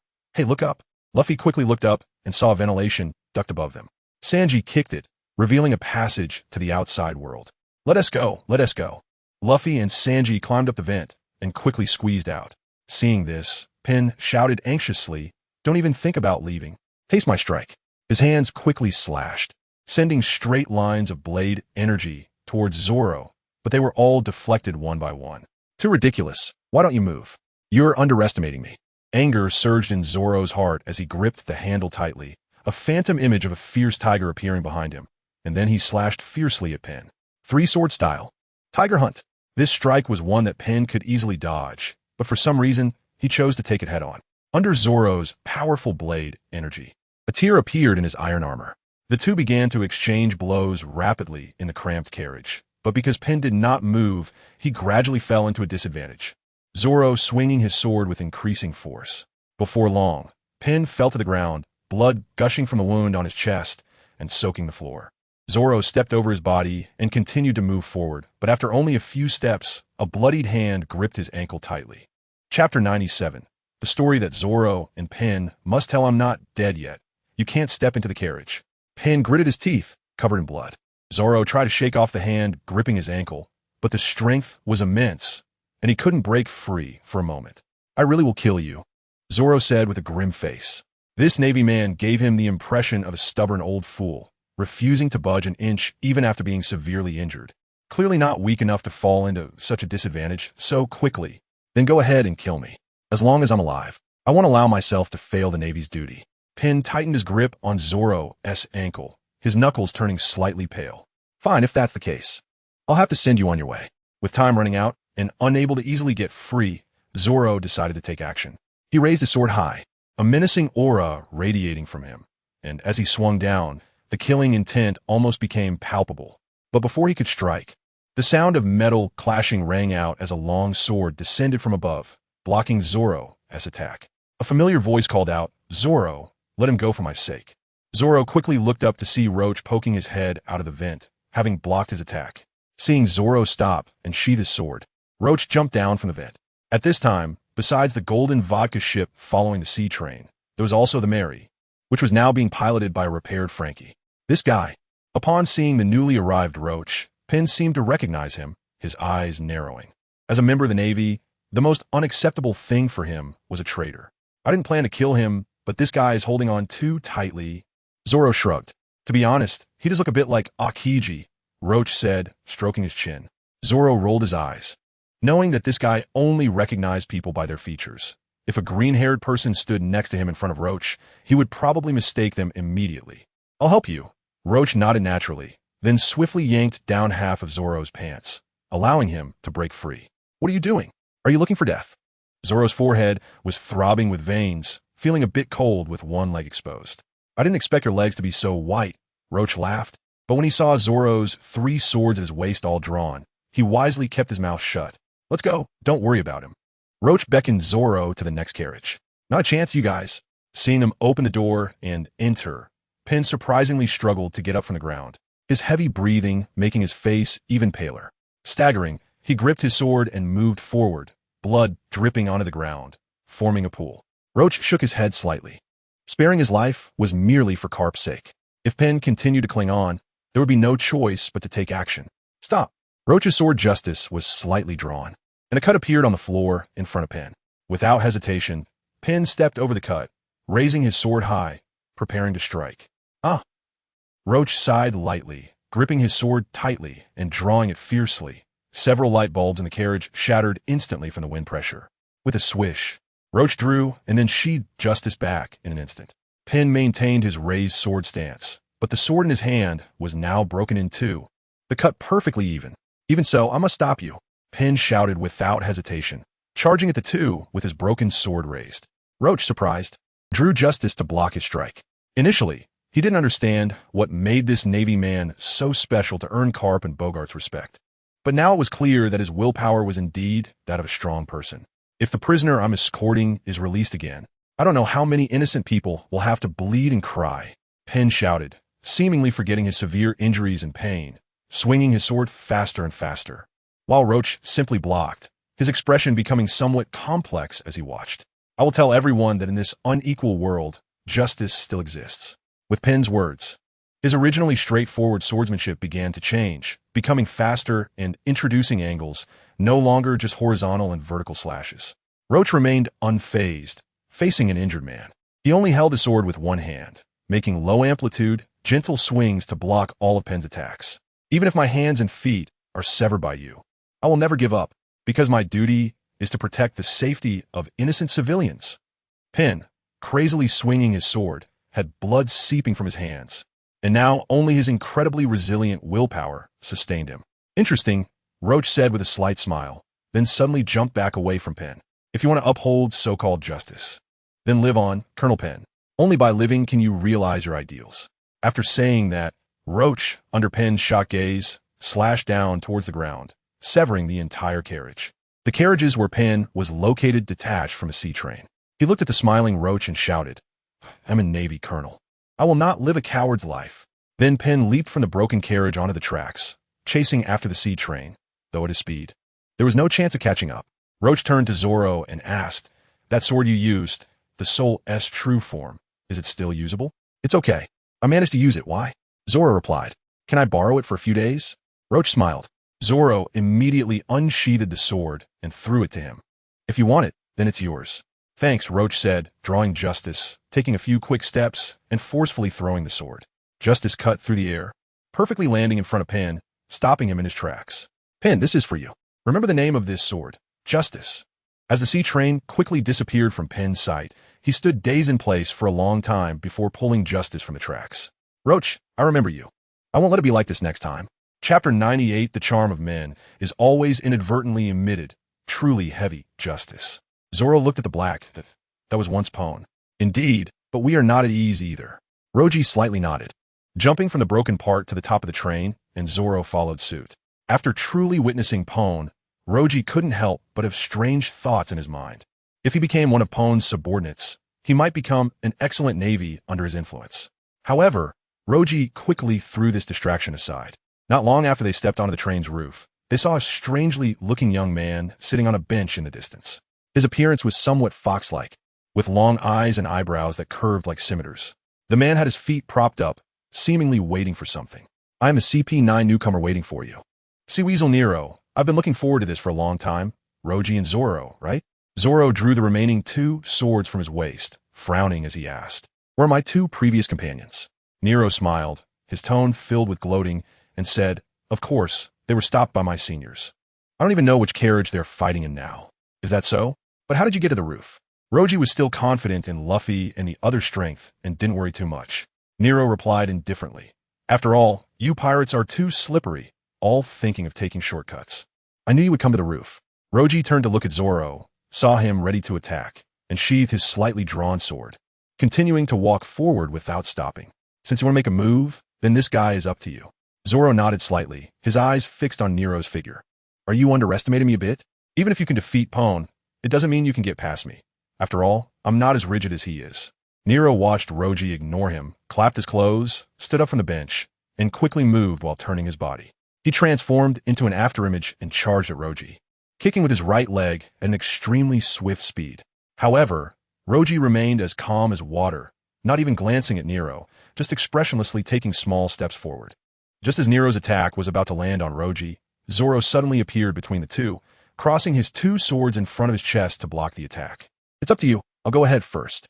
Under Roji's observation haki, he seemed to find Robin's figure and immediately quickened his pace, passing by the 2. He then arrived at a forward carriage and stopped, confirming several times before drawing Soul's true form and slashing down forcefully. In the instant a gap appeared, his body fell through it. The atmosphere in this carriage was much livelier than Roji had imagined. Robin was sitting not far away, and a small figure stood at the door. "Aisha, what are you doing here?" Roji didn't rush to ask Robin, but turned to Aisha instead. Aisha's small face was full of seriousness, and she subtly glanced at the corner. Roji hurriedly followed her gaze and was surprised to see an unexpected man sitting there, dressed in an ordinary brown suit. "Long time no see, Roji." Bogart greeted him. "Long time no see, Mr. Bogart." Seeing him again, Roji couldn't help but relax. After all, it was Bogart who saved him when he was at his weakest, right after crossing over and taught him swordsmanship. "This doesn't seem like you brat." Bogart laughed, raising his top hat, revealing eyes full of teasing. "After all, you have helped me. How is old man Garp doing?" Roji sat down in front of Robin, but continued to talk to him. Bogart nodded and replied, "Of course, he's doing great. After all, Vice Admiral Garp is famous for his ability to eat and sleep." Roji smiled and cleared a spot beside him, and Aisha obediently sat down next to him. "Can't we make it convenient?" Roji asked in a low voice.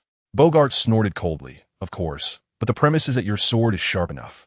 Akiji told Roji that both Bogart and Garp knew the details of him becoming a pirate, but they wouldn't openly let him off the hook. "You look like you're about to be soaked by seawater.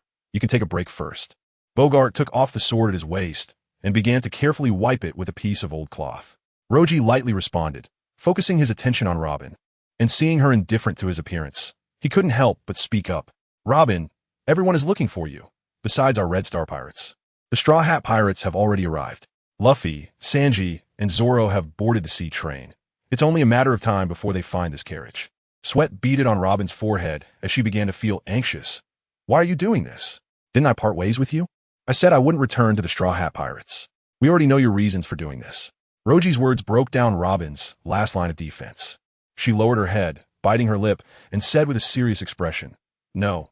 Even so, I still cannot go back." Before Roji could say anything, Aisha interjected, "Sister Robin, since our companions are in trouble, we all have to bear it together, so we came." Robin's voice involuntarily rose. "You have no idea of the situation." Realizing her tone, she lowered her voice again. "I don't want you to come save me. Please don't be so one-sided. Do you understand what you're saying?" Roji looked at the extremely stubborn girl before him and couldn't help but gently pat her head. Speaking softly, Robin's body suddenly relaxed. She didn't stop Roji's hand and open her mouth, unsure of what to say. At that moment, a sudden knock sounded from outside the carriage, followed by a rough voice. "What are you making noise about?" "Nico." "Robin." The door was then kicked open, and a middle-aged man dressed as a government official walked in, startled to see Roji standing in the center of the room. But before he could say anything, a white light appeared before his eyes, dazzling and gorgeous to the extreme. Roji stood up and closed the door again, the body of the government official falling heavily onto the carpet of the carriage. "Why didn't you stop me?" Bogart stretched and said lightly, just a government hound. Chapter 99. The transformation of breathing techniques, a new school. Must we really engage? Rocky chuckled softly, lowering his head, but his muscles were all tensed up. Protecting the transport of prisoners for the government is my task, and it also allows me to test your progress with the sword during this time. Bogart said as he stood up, taking off his overcoat and casually tossing it onto a chair. Rocky nodded, drawing out his sword, Soul's authenticity, and giving it a vigorous shake, hoping to adapt to this new blade in a short time. Oh, what's wrong? Is the sword not comfortable? Bogart asked curiously after noticing his movements. A bit, but I think it shouldn't affect my strength too much, Rocky replied lightly, as the two walked toward each other slowly. As they passed by Robin, he lowered his voice and said, "Think it over carefully. Since we've come this far, we must have prepared for the worst." Robin trembled slightly, his vacant eyes evoking sympathy. Rocky and Bogart stood facing each other, and under the influence of their imposing auras, chairs around them rattled, with some fragile wooden ones even breaking apart. Just like their previous battle under the moonlight, neither of them made the first move, until the train's whistle broke the stillness. Rocky and Bogart simultaneously drew their swords, the sound almost instantaneous, the speed of the blades surpassing ordinary imagination. With a crack, the two swords clashed, the sharp and piercing sound echoing in the air. "So fast," Rocky exclaimed, looking at Bogart with surprise. If he hadn't quickened the operation of his breathing technique, he might not have been able to withstand that strike. "Your rate of progress is truly astonishing," Bogart said, squinting his eyes. On the surface, he appeared calm, but internally, he was turbulent, hardly able to imagine that Rocky had progressed from someone who couldn't even hold a sword to nearing the level of a great swordsman in less than a year. It's worth noting that there are only a handful of great swordsmen in this world, the most famous being Dracul Mihawk, one of the 7 warlords of the sea. Although Rocky's swordsmanship still seemed somewhat immature, there was already a hint of an imperceptible sharpness in his every move. If this guy can reach that level in the future, then let me witness your potential, Bogart thought, rallying his spirit as he turned his wrist, causing his sword to make a whistling sound in the air as he fiercely slashed down. Rocky only felt a cold flash in front of him. The speed so fast it was like thunder, but he didn't panic as his body instinctively made a choice. He tilted his body, and Bogart's blade brushed past him, the wind from the sword stinging his face. Bang! The fierce wind rushed about, and the floor was suddenly left with a gash from the blow. Seawater mixed with wind rushing in through the opening. Rocky smirked. This bastard Bogart's strength exceeded his expectations, yet he still pretended to be nonchalant. While swinging his sword, he couldn't help but shout, "Bogart, you're really too cruel. When I was just learning swordsmanship, I had you pinned down. Are you here to laugh at me?" With both hands gripping the sword tightly, Rocky exerted force, sending ripples of water through the air, with countless streams swirling around the blade. Water-breathing, 7th form, droplet ripple burst. With a powerful thrust, the manifestation of his sword intent even overshadowed the splashes of water flying up from the crack. Unfazed, Bogart horizontally positioned his sword, using the blade to block Rocky's attack. This strike was easily deflected, with Rocky's blade stopping just a finger's breadth from Bogart's body, firmly held in place and unable to reach him. "Ha ha! You really are too petty," Bogart laughed, then forcefully pushed Rocky away, raising his sword to continuously strike at him, giving him no chance to counter. The sound of metal clashing was incessant, and Aisha couldn't help but cover her ears with her hands, while Robin, under the sharp sounds, regained his senses. Rocky gritted his teeth, his arm muscles taut, and during their repeated exchanges, the wounds he had barely managed to heal began to show signs of breaking open again. He knew his physical condition couldn't withstand a prolonged battle. He needed to end this quickly, as CP9 was still in the nearby carriage, and the impending battle was unavoidable. Taking a deep breath, Rocky's feet pushed off the air, charging toward Bogart, using moonwalk in conjunction with water breathing, his body gliding horizontally in midair. Water breathing, 9th form, water flow splash. A blade of water-like energy surged upward toward Bogart, but he merely tapped it lightly with the back of his sword, easily blocking Rocky's strike, though it did force him to retreat a few steps. "Where's your swordsmanship? I haven't seen anything that belongs to you," Bogart said as he quickly charged at Rocky again. Rocky remained suspended in midair, releasing one hand from the sword hilt, unleashing a flow of black sword light toward him. "There's still some stuff, but it's far from enough." Without even shifting his stance, Bogart simply lifted his sword to let Rocky's strikes fall short. Taking a deep breath, Rocky began to slowly descend from midair, with a vast ocean of water gathering on the raised blade of his sword. Water-breathing, eighth-form, waterfall. As he brought the sword down, the water enveloped Rocky, forming a waterfall-like cascade that heavily smashed down on Bogart. Bogart blocked the strike with his sword, but the continuous flow of water kept crashing down, causing fine cracks to appear on the floor beneath him, his legs sinking under the force. Under the threat of Rocky's assault, Bogart finally used shave, his figure disappearing from sight, allowing the attack to miss and strike the ground, almost derailing the sea train. "Now this is interesting," Bogart said, standing at a distance with his hands behind his back, watching Rocky, noticing cracks on the tiger mouth of his hands, blood dripping from the wounds onto the ground. However, Rocky did not respond, instead closing his eyes, with the sword held diagonally, his body gently swaying with the sea breeze.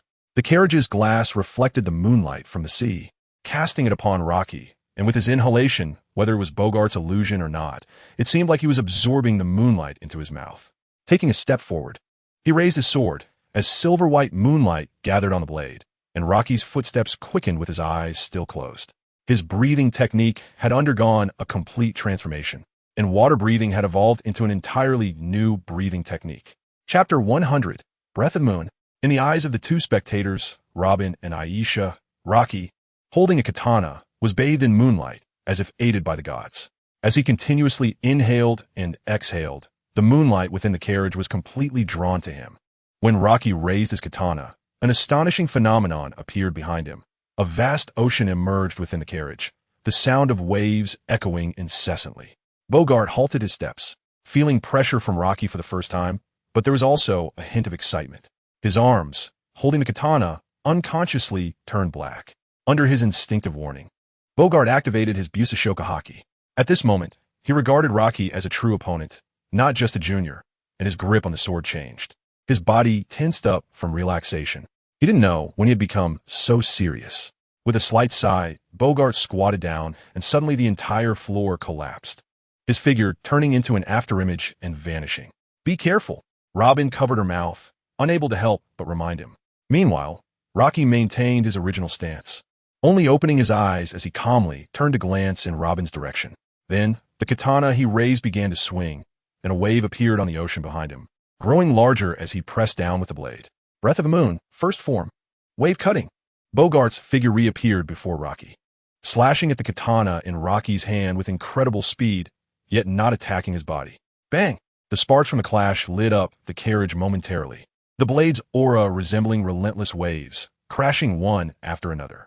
Bogart's sword technique was sharp to the extreme, like a warship cutting through raging seas. Even such a grand offense did not leave a scratch. The blades of Rocky and Bogart only touched for an instant before separating. He slowly sheathed the katana, his palm, and even his arm covered in numerous scars, the result of forcibly exceeding his limits.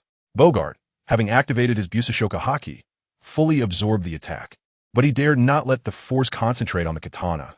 Even if his body could handle it, the blade might break. He quickly raised the katana upwards to dissipate the force, causing the ceiling to shatter into fragments. The walls disappeared as well, and several carriage doors sustained damage. In Rocky's view, not far away in another carriage, several CP9 members were confronting Luffy, Zoro, and Sanji, while the injured Ronnie lay in the aisle, struggling to get up. After glancing at Rocky, Lucci ignored him and spoke to Bogart. "What's up with this guy? Why not kill him?" Bogart walked to his original seat, picked up the suit jacket from it, put it on, and then moved to the edge of the carriage. "Sorry, I have official business to attend to, so I'll be leaving first." After saying that, he jumped onto the tracks, watching the sea train speed away. Lucci sneered, turning to Rocky, and said, "Although this Navy is derelict in duty, you don't seem like you can continue fighting, do you? Are you okay, Rocky?" Luffy asked with concern. Zoro's gaze was also filled with worry. Rocky's upper clothing had vanished during the battle, and on his exposed skin were cracks resembling shattered porcelain. With each heavy breath, drops of blood oozed from his pores. "I'm fine, Robin's behind me," Rocky rasped. "Got it. I'll take her away," Luffy said determinedly, noticing Robin in the carriage seat. "Miss Robin." Sanji flicked away his lit cigarette, his body already itching to take action. Rocky's injuries were far more severe than they appeared. This sudden outburst had catalyzed the hidden injuries within him all at once. Such serious wounds were not solely due to his battle with Bogart, but more so because of the breathing technique. Instinctively, Rocky had forcibly altered the water-breathing technique, essentially creating a brand new breathing style. The risks involved were immense, and the cracked wounds all over his body were a result of this. However, the benefits were also evident. The new breathing technique, upon its creation, was perfectly suited to Rocky's body and had immense potential, already rivaling water breathing in its initial form.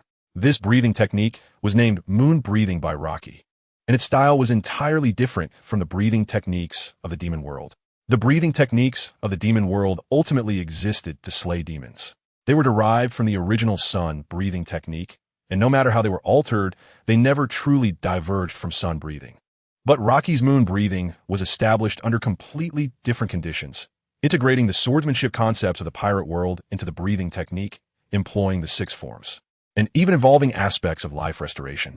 Life restoration was a technique within the 6 forms that could only be comprehended after fully mastering all 6. The user could control their body, hair, and internal organs freely through life restoration, as long as they infused their consciousness into it. Moon breathing ultimately forged a completely different path. It couldn't be said who was stronger or weaker because moon breathing had no damage bonus against demons. It focused on enhancing the user themselves and perfecting control over their power. With the incorporation of life restoration, moon breathing, like other breathing techniques, increased blood circulation speed and gradually elevated body temperature, enhancing all physical capabilities to an incredible level for ordinary people. However, fundamentally, all breathing techniques forcibly overdraw life to strengthen oneself. Moon breathing, on the other hand, would do so in a gentler manner, with the existence of life restoration. As Rocky continued to break through with the breathing technique, his lifespan could even increase. However, at present, his combat power had indeed weakened to the extreme. Even simply breathing heavily made him feel as if his body were on the verge of collapse. Rocky slowly leaned against the table to stand up, using the katana to prop himself up, striving to stabilize his breathing. The few CP9 members had not placed too much focus on the severely injured Rocky. Their main concern was the 3 members of the Straw Hat Pirates. Zoro walked directly towards Rocky, stopping in front of him and subtly taking a protective stance. Chapter 101. Lucci. Have you ever seen a teammate get beat up? Who is this guy? Lucci looked at Ronnie, who was struggling to get up from the ground, covered in wounds from his previous battle with Zoro. This must be the new CP9 member, the one who can use the 6 powers, right?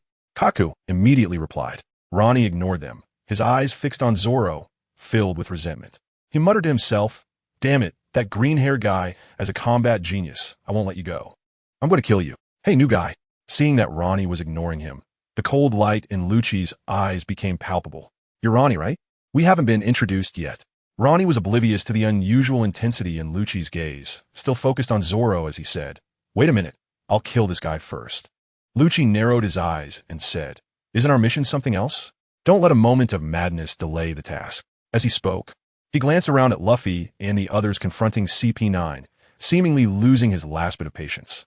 "Enough, I'll give you 3 seconds to run." Sanji's pupils suddenly constricted, as if he realized something, and his expression became uncertain. He reached out to stop Luffy, who was itching to move. Ronnie was oblivious, taking advantage of the precious moment to recover from his injuries. Unfortunately, he was too severely injured, and even his monstrous physical abilities were of little help. Ronnie was stunned, looking at his unfamiliar colleagues, and couldn't help but say, "What? Run? Call who?" Lucci, expressionless, silently counted down, his right hand making a gun gesture. "Wait, no." Ronnie stumbled towards the carriage door, cold sweat dripping from his forehead. Lucci used shave, disappearing from sight, and when he reappeared, it was like a shadow pressing down on Ronnie. The gunshot hit Ronnie's heart from behind, and he coughed up a mouthful of dark red blood, immediately collapsing lifelessly to the ground. Blood splattered on Lucci's face, and he nonchalantly tore off Ronnie's clothes to wipe the blood from his hands and face, tossing it aside. "CP9 doesn't need trash like you. Only those who master the 6 powers are qualified, understand?" Lucci continued, "Khalifa, remember to report to the officer later. Just say the newcomer was too weak, of no use at all." "Understood," Khalifa nodded, showing no surprise at Lucci's methods. "Are these guys really the so-called enforcers of justice?" Sanji spoke up, while Luffy looked incredulous. "How can you kill your own comrades so casually? What are you guys doing? I will never hand Robin over to people like you." Lucci turned to look at the silent Robin in the corner and said, "Do I need your judgment on what I do? But if you're here to save Nico, Robin, you'd better give up. This is something you cannot handle." Some people in this world are born disasters, only bringing misfortune to those close to them. Their existence is a threat to humanity. What does Miss Nico Robin have to do with you? Sanji's veins bulged, and his fists clenched tightly. Lucci ignored him, speaking in a flat tone. If there were a demon that could destroy the world, and the one who could awaken that power was just an 8-year-old girl, wouldn't it be safer for everyone if she disappeared? Zoro slowly removed the bandana from his head and tied it around his arm. What are you talking about? Lucci spoke with a tone of pity. What I'm telling you is that Nico Robin's life is the beginning of her sins. From the moment she became aware, she knew her existence was a mistake. Only when she disappears can the world find happiness. That is Nico Robin's fate. Zoro could no longer contain his inner anger. If it weren't for Ranchi being severely injured behind him, he would have drawn his sword immediately. Hearing those words, Luffy lowered his head, the shadow of his straw hat hiding his expression, unsure of what he was thinking. She should have died 20 years ago. It would be better if she died before things got out of control. Lucci's words pierced Robin's heart like an arrow, causing her body to tremble involuntarily. Enough. Shut up. Sanji could no longer hold back, kicking at Lucci with his right leg, but Lucci easily blocked it with one hand. Imagine the pain of extracting all of Nico Robin's wisdom and knowledge, then letting her die in agony. Luffy raised his head and shouted at Lucci. I will never let that happen. At that moment, Robin took a deep breath, stood up from her seat, and Aisha tried to follow but was stopped by her. Then hands appeared from the ground, bringing Aisha behind Luffy and the others. Under everyone's gaze, Robin walked over and said, no matter how many times I say it, you won't listen, will you? My affairs don't need your interference. Lucci smiled, his expression full of mockery. I made a promise with Nico Robin. I can't kill you guys. Kaku, let's cut this carriage off from here. By now, Brook should be back. As soon as he finished speaking, a transparent door suddenly appeared in the carriage, and Brook walked out, carrying a blue-haired monster, Frankie. Kaku stepped forward, unleashing a powerful blue air current towards the connection point of the carriage. Zoro grabbed Ranchi and threw him onto Sanji, then quickly drew his sword to block Kaku's attack. Immediately, Luffy also sprang into action, and the two sides began to clash. But the CP9, skilled in the 6 powers, proved to be very difficult to handle, and the situation gradually fell to their disadvantage. Seeing this, Ranchi drew his katana, coughed a few times, and closed his eyes. Although he knew he had reached his limit, he still unhesitatingly activated Sword Demon, blood energy emanating from his skin's pores. With a cold laugh, Lucci narrowed his eyes as hair began to sprout from various parts of his body. The air was thick with the smell of gunpowder, as CP9, with their overwhelming numbers, became increasingly ruthless, and Luffy and the others' injuries piled up. Even with Ranchi, who had activated Sword Demon, joining the battle, they were still overwhelmed by the storm-like attacks. Chapter 102. The Sniper King appears. Sanji was kicked in the abdomen by Lucci, who had transformed into a cheetah, causing him to briefly lose consciousness from the pain. Although Lucci had no intention of taking a life due to their agreement, he didn't mind incapacitating Sanji directly. Without hesitation, he aimed to kick at Sanji's right leg, a blow that would likely result in at least a fracture. Luffy and Zoro watched helplessly as Lucci moved at high speed, unable to intervene in time. At this moment, they couldn't rely on Law, who had entered his sword demon form, as he had nearly lost consciousness, driven solely by a strong desire to attack. He was crazily slashing at Kaku, each strike causing more cracks to appear on his skin, and his blood was nearly running dry. Deadly move, Firebird Star. Just then, a burst of flames suddenly flew over from the sea, transforming into a firebird that collided with Lucci. The tremendous impact forced him to stagger back several steps. Who? Califa exclaimed as she looked outside the sea train, seeing a small boat braving the waves with a dozen Bruli on board. Usopp, wearing a bizarre mask, stood at the bow of the boat, using a slingshot to deflect Lucci's attack. The Golden Vodka also noticed the commotion and sailed over, with Nami standing at the bow, worriedly covering her mouth as she watched the others caught in a deadly battle. However, this silence was soon broken. Amidst everyone's astonished gazes, Usopp, with his hands on his hips, declared in a deep voice, "My name is the Sniper King." He then began to hum an inexplicable folk song. I was born on Sniper Island, hitting every target is what I do, la la la, aiming at the mouse's eye, taking aim at your heart. I am a man from Sniper Island. La la la, that's right, run away fast. In this strange atmosphere, Lucci unconsciously stopped, unable to suppress his bewilderment as he opened his mouth, forcibly reverting from his sword demon form. What is that guy doing? Zoro looked at Usopp and couldn't help but hold his forehead, saying, What is he self-indulging in? In the moment, everyone was stunned. Robin let out a gentle sigh. Crossing her arms over her chest, six-petal flower. Arms sprouted from Luffy, Lucci, and the others, temporarily locking them to the floor. Then she nodded at Kaku. A swift, storm-like kick struck, and the sea train was suddenly split into two sections, with Robin and CP9's compartment gradually moving away. This guy's for you. Kaku threw a bound figure off the train, which fell onto the tracks and struggled continuously. Seeing Robin moving further away, Luffy shouted, his voice piercingly strong. Robin, pirates can't leave the crew without the captain's permission. Robin gently bit her lower lip, seemingly reluctant to look back, turning away from them. The golden vodka also chose not to pursue the sea train, stopping by the carriage as there were injured everywhere. The person who had been thrown off was rescued, and it turned out to be Akiji, but he was severely injured and drenched in seawater, falling into a high fever. Urich quickly walked over from the helm, lifting the severely injured Lucci onto the deck, while Isa followed behind with teary eyes, and Akiji was moved to the crew quarters. Luffy and Zoro also brought Sanji back onto the ship, with Chopper anxiously holding a medical kit, constantly checking the injuries of the others. Usopp hesitated for a moment, released a Bruli, then climbed onto the golden vodka, walking over to join everyone. Nami and the others had long since given up on questioning Usopp, and even the disappearance of the Mary was not something anyone had the energy to search for. They hadn't expected the battle on the sea train to fail so miserably. Panda lowered his head and leaned over to Lucci's ear, asking, Captain, do you have any last words? Lucci's forehead bulged with veins as he mustered the strength to grab Panda's neck tightly, using it to sit up. Most of his muscles had been depleted, transformed into energy to stabilize his injuries. I'm sorry. Luffy lowered his head, unsure of what to say. There's nothing to be sorry for. Luffy, you can't want to give up now. Justice Island is just ahead. Luffy's face brightened, his eyes shining with energy. Let's go to Justice Island. Robin is still waiting for us. But first, Lucci touched his shriveled stomach and said, let's have a big meal. Okay, I'll prepare it right away. Sanji, bandaged by Chopper, stood up and headed for the kitchen. I'll help you. Nami wiped her tears and quickly followed suit, while Urich and Isa also headed to the kitchen. Hey, who are you? Luffy suddenly noticed Usopp, who was standing nearby, wearing a mask, and asked curiously, wearing a mask? Could he be from CP9? Lucci squinted his eyes, causing Usopp to feel a chill run down his back. He hurriedly shook his head and replied in a low voice, I'm the Sniper King from Sniper Island. Usopp is my friend, and I've been invited to lend you a hand. Luffy's eyes sparkled. A hero, right? I saw you wearing a cape, so I knew you were definitely a hero. Chopper also showed admiration, wearing a cape, so cool.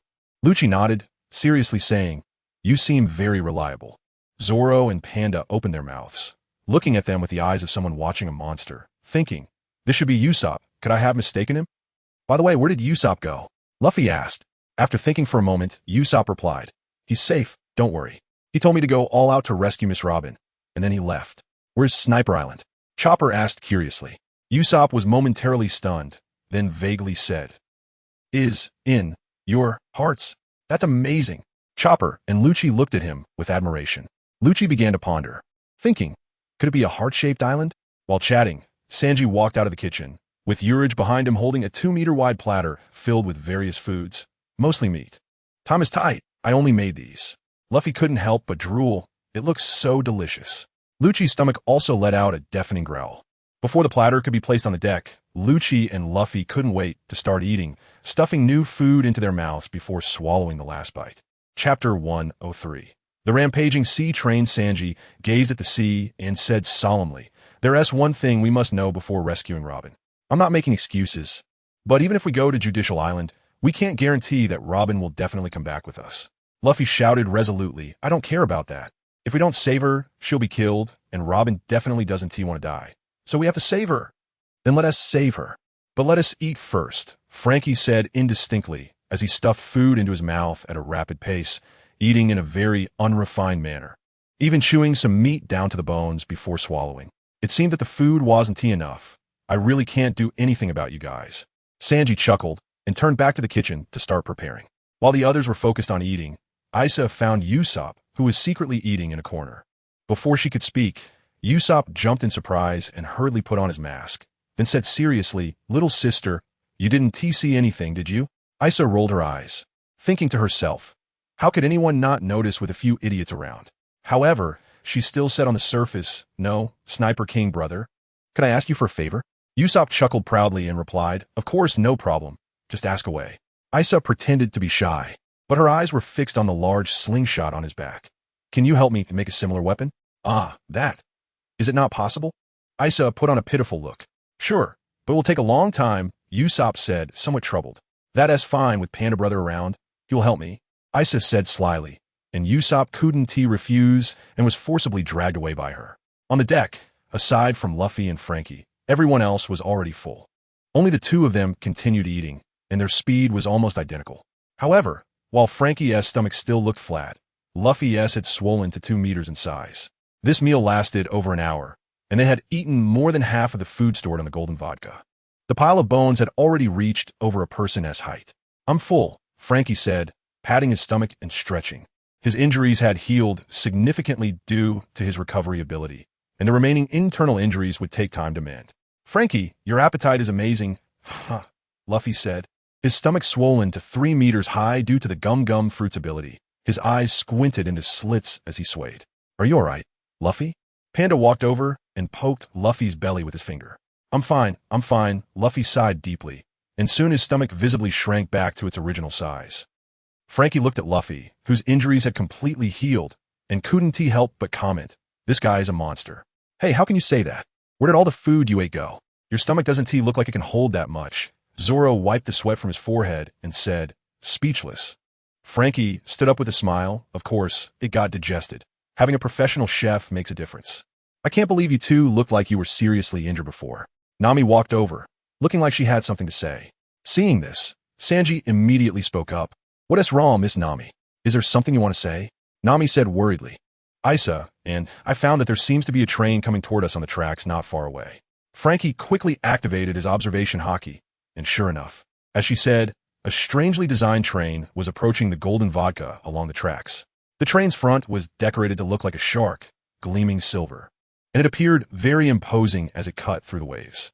As it got closer to the golden vodka, its speed decreased, and it soon stopped beside the ship. Under everyone's gaze, Grandma Kokoro walked down from the cockpit, waving at Frankie and the others. Long time no see, hick ha. Grandma Kokoro has been drinking again. Kuinpung. Let us go find Isa to play. Chimney bounced down the stairs, followed by a rabbit nibbling on a carrot. Then the serious-looking cigar man, Barry, walked down, holding a briefcase, and waved at them. Frankie immediately directed Panda to lower the wooden ladder, and Kokoro, along with the 3 others and the rabbit, boarded the golden vodka. Once they were on the ship, everyone had finished their preparations and set off toward Judicial Island. Do you have any alcohol, Frankie? Didn't you say you would treat me? Hit Kokoro said cheerfully to Frankie. Meanwhile, Isa and Chimney had mingled together, holding hands to explore the golden vodka. Kuinping, meowing, kept sniffing around, and when it reached the ship's center on the deck, it stared blankly. Suddenly its fur stood on end, and it backed away several steps to hide behind Kokoro. Ulriki, go help Grandma Kokoro carry a barrel of orange liquor, Frankie said with a smile. Ulriki nodded and immediately went to the cabin. Where did that train come from? It looks so cool, Luffy asked with sparkling eyes. Ha ha ha, Kokoro laughed. This big guy is called Rocket Man, but it's a rampaging sea train that can't carry passengers. The front is specially designed to look like a shark. How fashionable is that? Super cool. Chopper's eyes were glued to it. Let us get down to business. I roughly know your situation. Barry came out at this moment. He checked on Iceberg and saw that his temperature had dropped, so he felt relieved. Frankie nodded as he watched Barry take out a map from his briefcase and spread it out on the deck, and everyone immediately gathered around. I came here to help you. Thank you for taking care of Iceberg. It's nothing. Frankie waved his hand. Barry nodded and continued.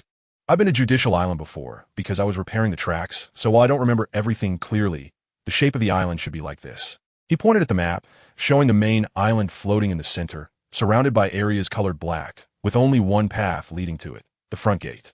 To rescue Robin, they must head to the Gate of Justice, and they first needed to enter through the front gate to find the way to the Judicial Tower. These points formed a line, with no shortcuts available. Chapter 104 No plan is the best plan. What are those black areas?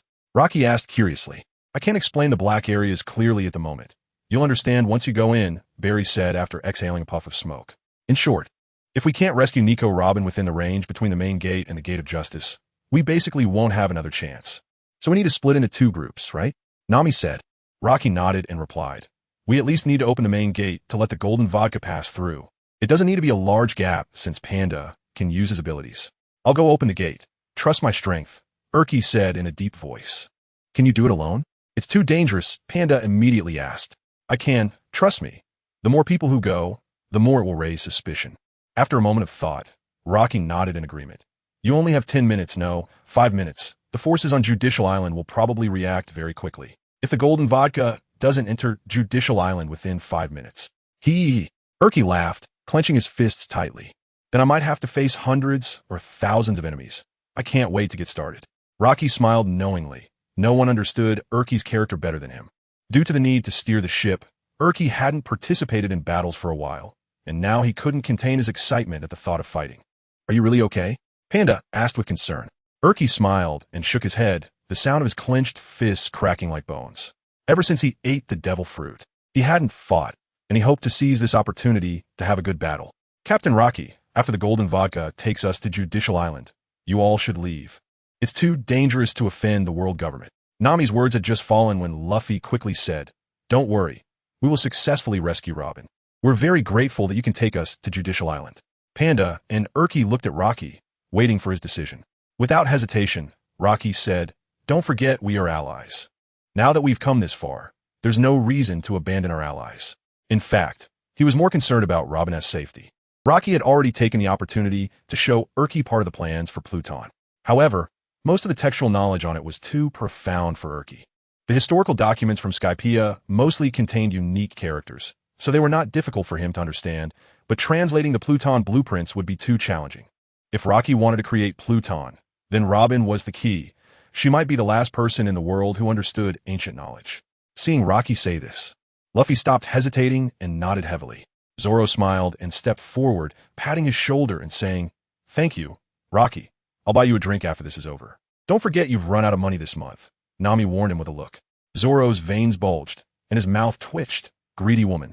Can't you be a little less calculating? Nami retorted angrily. This isn't being calculating. Don't forget that building the new ship will require a lot of money. And I have to save it to build a ship as great as the Golden Vodka. Usopp paused for a moment and then said, What about the Mary? Rocky didn't recognize the Sniper King as Usopp and directly said, Originally, we had Frankie steering the Mary behind us, but that Bruno with the door fruit caught him back. So the Mary should be unmanned now. It should be in that sea area. Once we find Robin, we'll be able to find her. Sanji said as he noticed Usopp's silence. The Mary won't just leave us like that, Luffy suddenly said. Then he walked to the edge of the deck, looking at the vast sea, and shouted loudly, Mary, don't let the waves smash you. Wait for us. We'll come back for you. Usopp's tightly clenched fists also relaxed, and he looked at the sea, where the waves crashed and produced a sound as if responding to something. At this moment, Kokoro walked over, holding a barrel of orange wine, swaying slightly. Seeing this scene, she smiled and said, Hey boys, what are you worried about? We've arrived at Judicial Island. Come and take a look. Everyone turned to Kokoro's voice and saw a giant gate hundreds of meters high, reaching into the sky, slowly appearing behind the island. This magnificent scene even made Rocky's mouth drop open. That's the Gate of Justice, Barry said, taking a deep puff of his cigar and speaking gravely. It's incredible. Just seeing it feels worthwhile, Panda said in astonishment. This is too big, Nami couldn't help but exclaim. Kokoro explained, We can't fully open the Gate of Justice. Even when escorting prisoners in, it will only open a small gap. Bert Berry added, Behind the door is like a calm zone of the Grand Line. You all need to be careful. Calm zone? A habitat for giant sea kings. Ordinary ships can't pass through at all, Nami said nervously. Barry nodded in agreement. Yes, I don't know how the Navy manages to pass through safely. Rocky realized something and smiled, saying, So, to rescue Robin, we have to do it before they pass through the Gate of Justice. Exactly. Ha ha ha. Do you feel the pressure? Kokoro laughed heartily, and Chimney and Kung Fu followed suit. Ha ha. Luffy also burst into laughter, seeing his carefree demeanor. Nami couldn't help but slap Luffy on the head and shout, Did you understand what was just said? Huh, not all. Luffy tilted his head and said, But we just need to follow the plan, right? Rocky scratched his head and said, What plan was made? I don't know. Luffy scratched his head in the same way. The golden vodka had already reached the outer fence, and seeing this, Rocky turned to Urki and said, It doesn't matter. Urki, I'm entrusting you with the task of opening the gate. Don't worry, Erky took a few steps back, then jumped over the fence with an unexpected speed. Chapter 105. I want to fight 1,000. Although Judicial Island belongs to the world government, the daily patrols are carried out by the Navy station there. At this moment, there were hundreds of people arranged in an orderly manner around the island. The outer side of the island also had many houses, most of which were inhabited by the Navy and their families, forming the prototype of a small city. These patrolling Navy soldiers shouted loud slogans, their movements synchronized. Even though it seemed extremely dull to outsiders, their attitude was very serious. Suddenly, a massive black shadow flashed by and landed in the nearby grass, followed by a loud crash, causing spiderweb-like cracks to spread across the ground. What was that just now? A meteorite. All the nearby Navy turned their gazes towards the grass, and then Erky stood up, his towering height of 3 meters bringing an unparalleled sense of oppression. There's an intruder. Quickly sound the alarm. The station Navy had never seen anyone forcefully break into Judicial Island, and for a moment, the scene grew chaotic. However, being an elite force, they quickly calmed down under the sergeant's command, with dozens of firearms aimed at Erky's direction. At the command, bullets were fired towards him in unison. But Erky showed no signs of panic. He ripped off his upper clothing, revealing a body of powerful muscles. Then he quickly ran towards the outer gate. The bullets hit Erky's muscles, only sparking numerous flashes without even breaking the skin. The shrill alarm rang out, and a large number of Navy soldiers gathered towards the gate, hundreds and thousands of them swarming in. Who? Erky took a deep breath, undeterred by the increasing number of Navy troops. With a forceful slap against the steel gate, a crack opened immediately. Several knives slashed towards Erky from behind, but he didn't even move his feet, continuously slapping the gate. And the blades, striking his body, failed to pierce his tough skin. The golden vodka ship swayed with the waves, and even though Rocky and the others were far away, they could clearly hear the piercing alarm. They were intently watching the time on the clock. Coco said with a strange smile, "There are 4 minutes left. No matter whether the gate opens or not, we must set off then. If the gate doesn't open, won't we have to ram it with the ship?" Panda said worriedly. Rocky replied nonchalantly, "Of course, but please trust Erky. This man is far more reliable than he looks." Time passed slowly, and as Erky continued to slap the gate, the crack grew larger, enough for a person to pass through, but it was still far from the size of the golden vodka ship. The crowd surrounding him kept being shaken away, even though Erky focused on the gate. The residual strength in his muscles still sent Navy soldiers flying. "Move aside," a cold voice rang out as several officers dressed as Navy soldiers pushed through the crowd. They drew their swords, revealing a hint of sharpness in their movements. Slash! Several blades struck Erky's body. He paused for a moment, and although the wounds weren't deep, blood flowed out. "I don't know why you're trying to break down this gate. You must be here to assist your comrades." The speaker was the oldest Navy soldier, his aura the most intense. He then turned to ask, "What is this person's identity?" "The monk Erky, a crew member of the Red Star Pirates." "A pirate, huh?" The older Navy squinted his eyes, then accelerated the speed of his sword strikes, sending beams of light towards him. Erky didn't dare to forcibly take the attack this time. He dodged to the side and smiled, revealing a mouthful of teeth. Cause and effect. With a roar, his body grew to over 6 meters in the astonished eyes of the surrounding Navy. Erky then slammed a fist down onto the ground, sending dust flying, and many Navy soldiers fell to the ground, some suffering broken bones. Ha ha ha, not even close. Cause and effect, all is null. After a brief moment of gathering strength, Erky's right fist transformed into an afterimage as it struck the gate, producing a creaking sound as the gate instantly swung open. Now it's the front gate. He turned his body to survey the surroundings, and over 100 Navy soldiers took a step back in unison. Erky then let out a loud laugh, his giant frame of 6 meters turning as he ran towards the front gate, each step causing the ground to tremble slightly. Along the way, every time he swung his arms, several charging Navy soldiers were sent flying. Although Erky was accumulating more injuries, they were just superficial wounds. The power of the cause and effect fruit was indeed formidable, continuously absorbing damage and converting it into his own strength, allowing him to dominate in battle, even if just temporarily. Even so, with Erky's strength, by the time he reached near the front gate, he couldn't help but gasp for breath. The sheer number of Navy soldiers was overwhelming. Whenever someone was knocked down, another would immediately fill their place, an unending stream. Taking another deep breath, Erky forcefully stomped his feet on the ground. As the surrounding soldiers were sent sprawling, he pushed against the gate. But before Erky could exert force, The front gate suddenly began to slowly open wide. He froze in place, and before he could react, two large faces appeared through the gap. Then, the front gate was pushed open forcefully, and Urki immediately felt a tremendous force transmitted from his arms supporting the gate, causing him to fall backward onto the ground unexpectedly. Two giants over 10 meters tall emerged from behind the gate, their armor adorned with very unique tribal culture. Urki understood that giants were a naturally warlike race, capable of living an astonishing 350 years, but most giants spent their lives reveling in battle, sometimes spending decades fighting one another. The surrounding navy cheered as if they had seen their savior.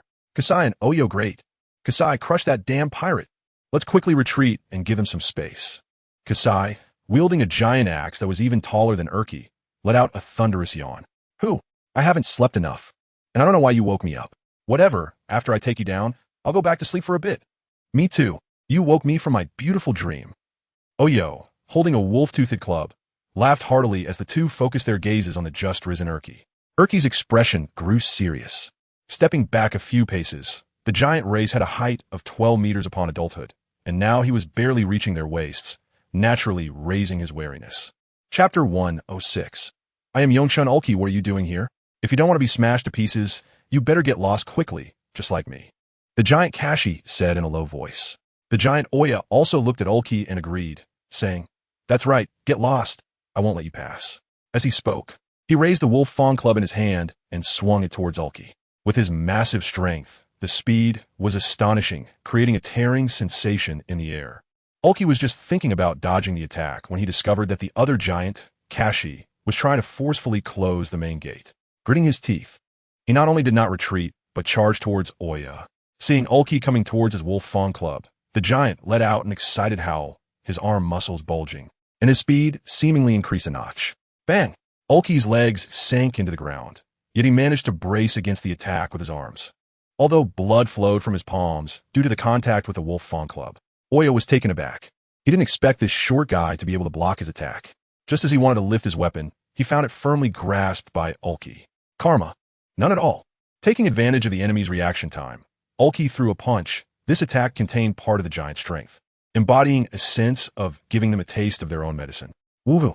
Oya let out a surprise yell, retreating a few steps before sitting down on the ground, causing the entire main gate to shake. Ulki did not continue the pursuit, but ran forward, his body expanding once again. With each step he took, he grew a meter taller, quickly matching the height of the two giants. Amidst the astonished gazes of the navy, he charged into the gap between the main gates. Using his arms to prop them open, Ulki stood in front of Kashi, preventing him from closing the door. The two giants exchanged glances. The oppressive feeling brought by the 12 or 13-meter Ulki had made their hair stand on end, and their expressions were far from the ease they had shown earlier. Before my companions arrive, I will never allow you to close the main gate, Ulki said with a fighting spirit, his fists placed in front of his chest, his entire body trembling with muscle tension. In such a situation, Kashi and Oya actually charged towards Ulki at the same time.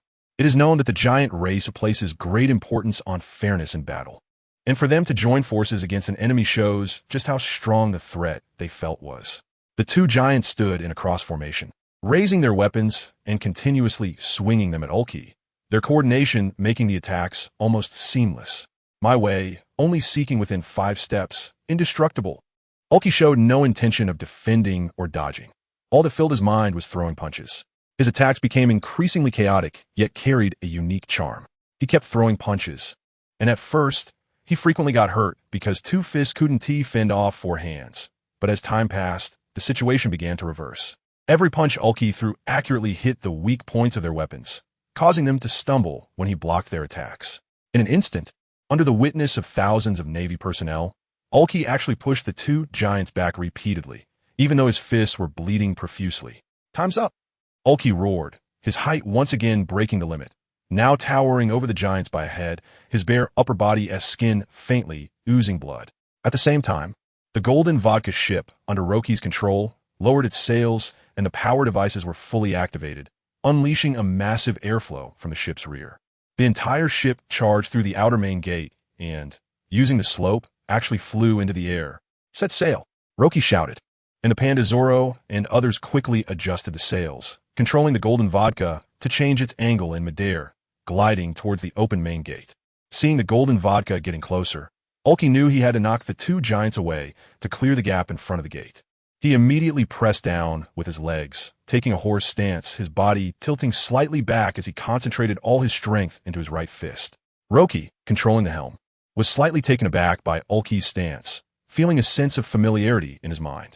Gamma, in. Ulki punched into the air, and a ripple like water suddenly appeared in the air, pausing for a second before the power erupted. Before the two giants could react, they were sent flying by this force, crashing into the Navy crowd, stopping only after several dozen meters. Ulki laughed heartily as he withdrew his stance, his body shrinking while his eyes fixated on the golden vodka in midair, seeing it rush into the main gate. He used the remaining strength to close the door from the inside. The golden vodka landed and slid for several meters before stopping, and everyone on board jumped down. Only Roki remained dazed in place. "Captain, what happened?" the panda asked. Roki shook his head, his expression complex as he jumped to the ground, looking at the approaching Ulki and asking, "What was that move just now?" Ulki scratched the back of his head, excitedly saying, "This is something I developed based on the theory you mentioned." "How about it? Not bad, right?" "Very good," Roki said with a wry smile, not expecting some offhand comments he made would actually be practiced by him. While sailing on the sea, when bored, Roki would tell some well-known martial arts stories from his home planet, which Ulki was extremely interested in, especially the secrets of martial arts. Although Roki emphasized that this knowledge about martial arts might not be real, he didn't expect Ulki to incorporate it into his own boxing techniques through just a few words. That previous punch already had the flavor of inch power, and now this tall sky islander began to play the subtle game, leaving Roki somewhat stunned. The golden vodka, after being shrunk by the panda, was placed on the pirate hat, and nearby, Chopper was ready with a medical kit, quickly bandaging Ulki's wounds. "Next up is the judicial tower, right?" Sanji murmured. Nami nodded and said with excitement, "Be careful. Thanks to Ulki's help, we saved a lot of time and don't have to entangle with thousands of Navy men, although we still have plenty of time. Next, we will probably encounter those CP9 guys," Zoro said eagerly, a fighting spirit surging within him. The panda took off the anchor necklace around his neck and said seriously, "Kokoro and the others are waiting outside Judicial Island in a small boat. Now it's up to us." Everyone energized as they headed towards the distant buildings. Chapter 107. Even the strictest organization has its idiots in the spacious conference hall. Lucci and others sat in their seats, accompanied by a few unfamiliar CP9 members. Spandam stood arrogantly in front of them, smiling as he said, "First, I want to thank you, Lucci, for bringing me the best gift." However, suddenly, his expression became serious as he pulled out a newspaper and asked, "What is going on with this report? The assassination plan for the Revolutionary Army Minister clearly only required you to kill 3, yet you ended up killing 23. How do you explain that?" The lion with pink shawl-like long hair was performing exaggerated theatrical gestures, looking very remorseful as he banged his head against the floor. "Oh, Commander, it's all my fault. I'm so sorry."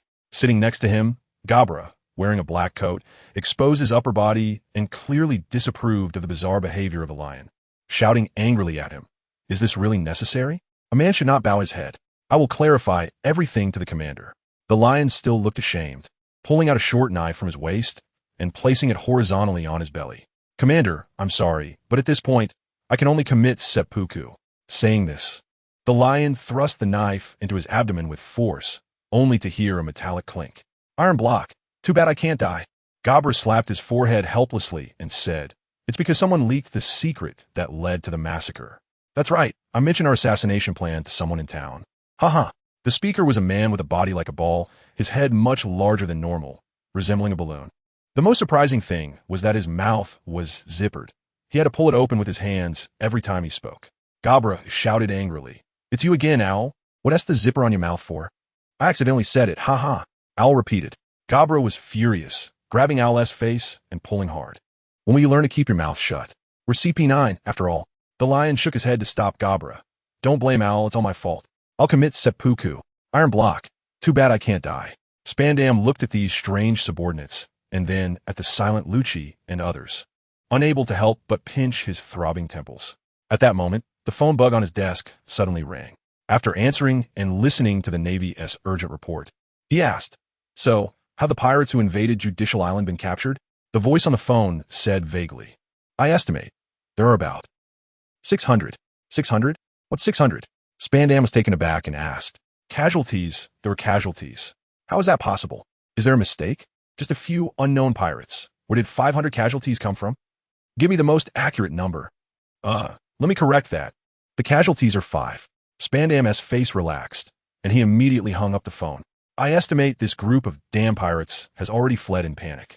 Dealing with them is just a matter of time. Hearing this, Lucci narrowed his eyes, instinctively reaching to touch the scar on his chest, and then spoke. They are not minor characters.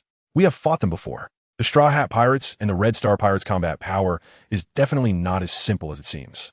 Spandam's expression froze. Seeing his most capable subordinate say this, he immediately became nervous.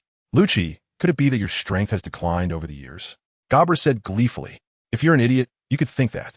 Lucci replied lightly. Gabra was furious, looking like he wanted to compete. Just then, Owl walked up to them, hands clasped together, and surprisingly, the CP9 members all attacked him at once. After each delivered a kick, Owl opened his zippered mouth, closed his eyes, and said, 6 styles game, combined hands.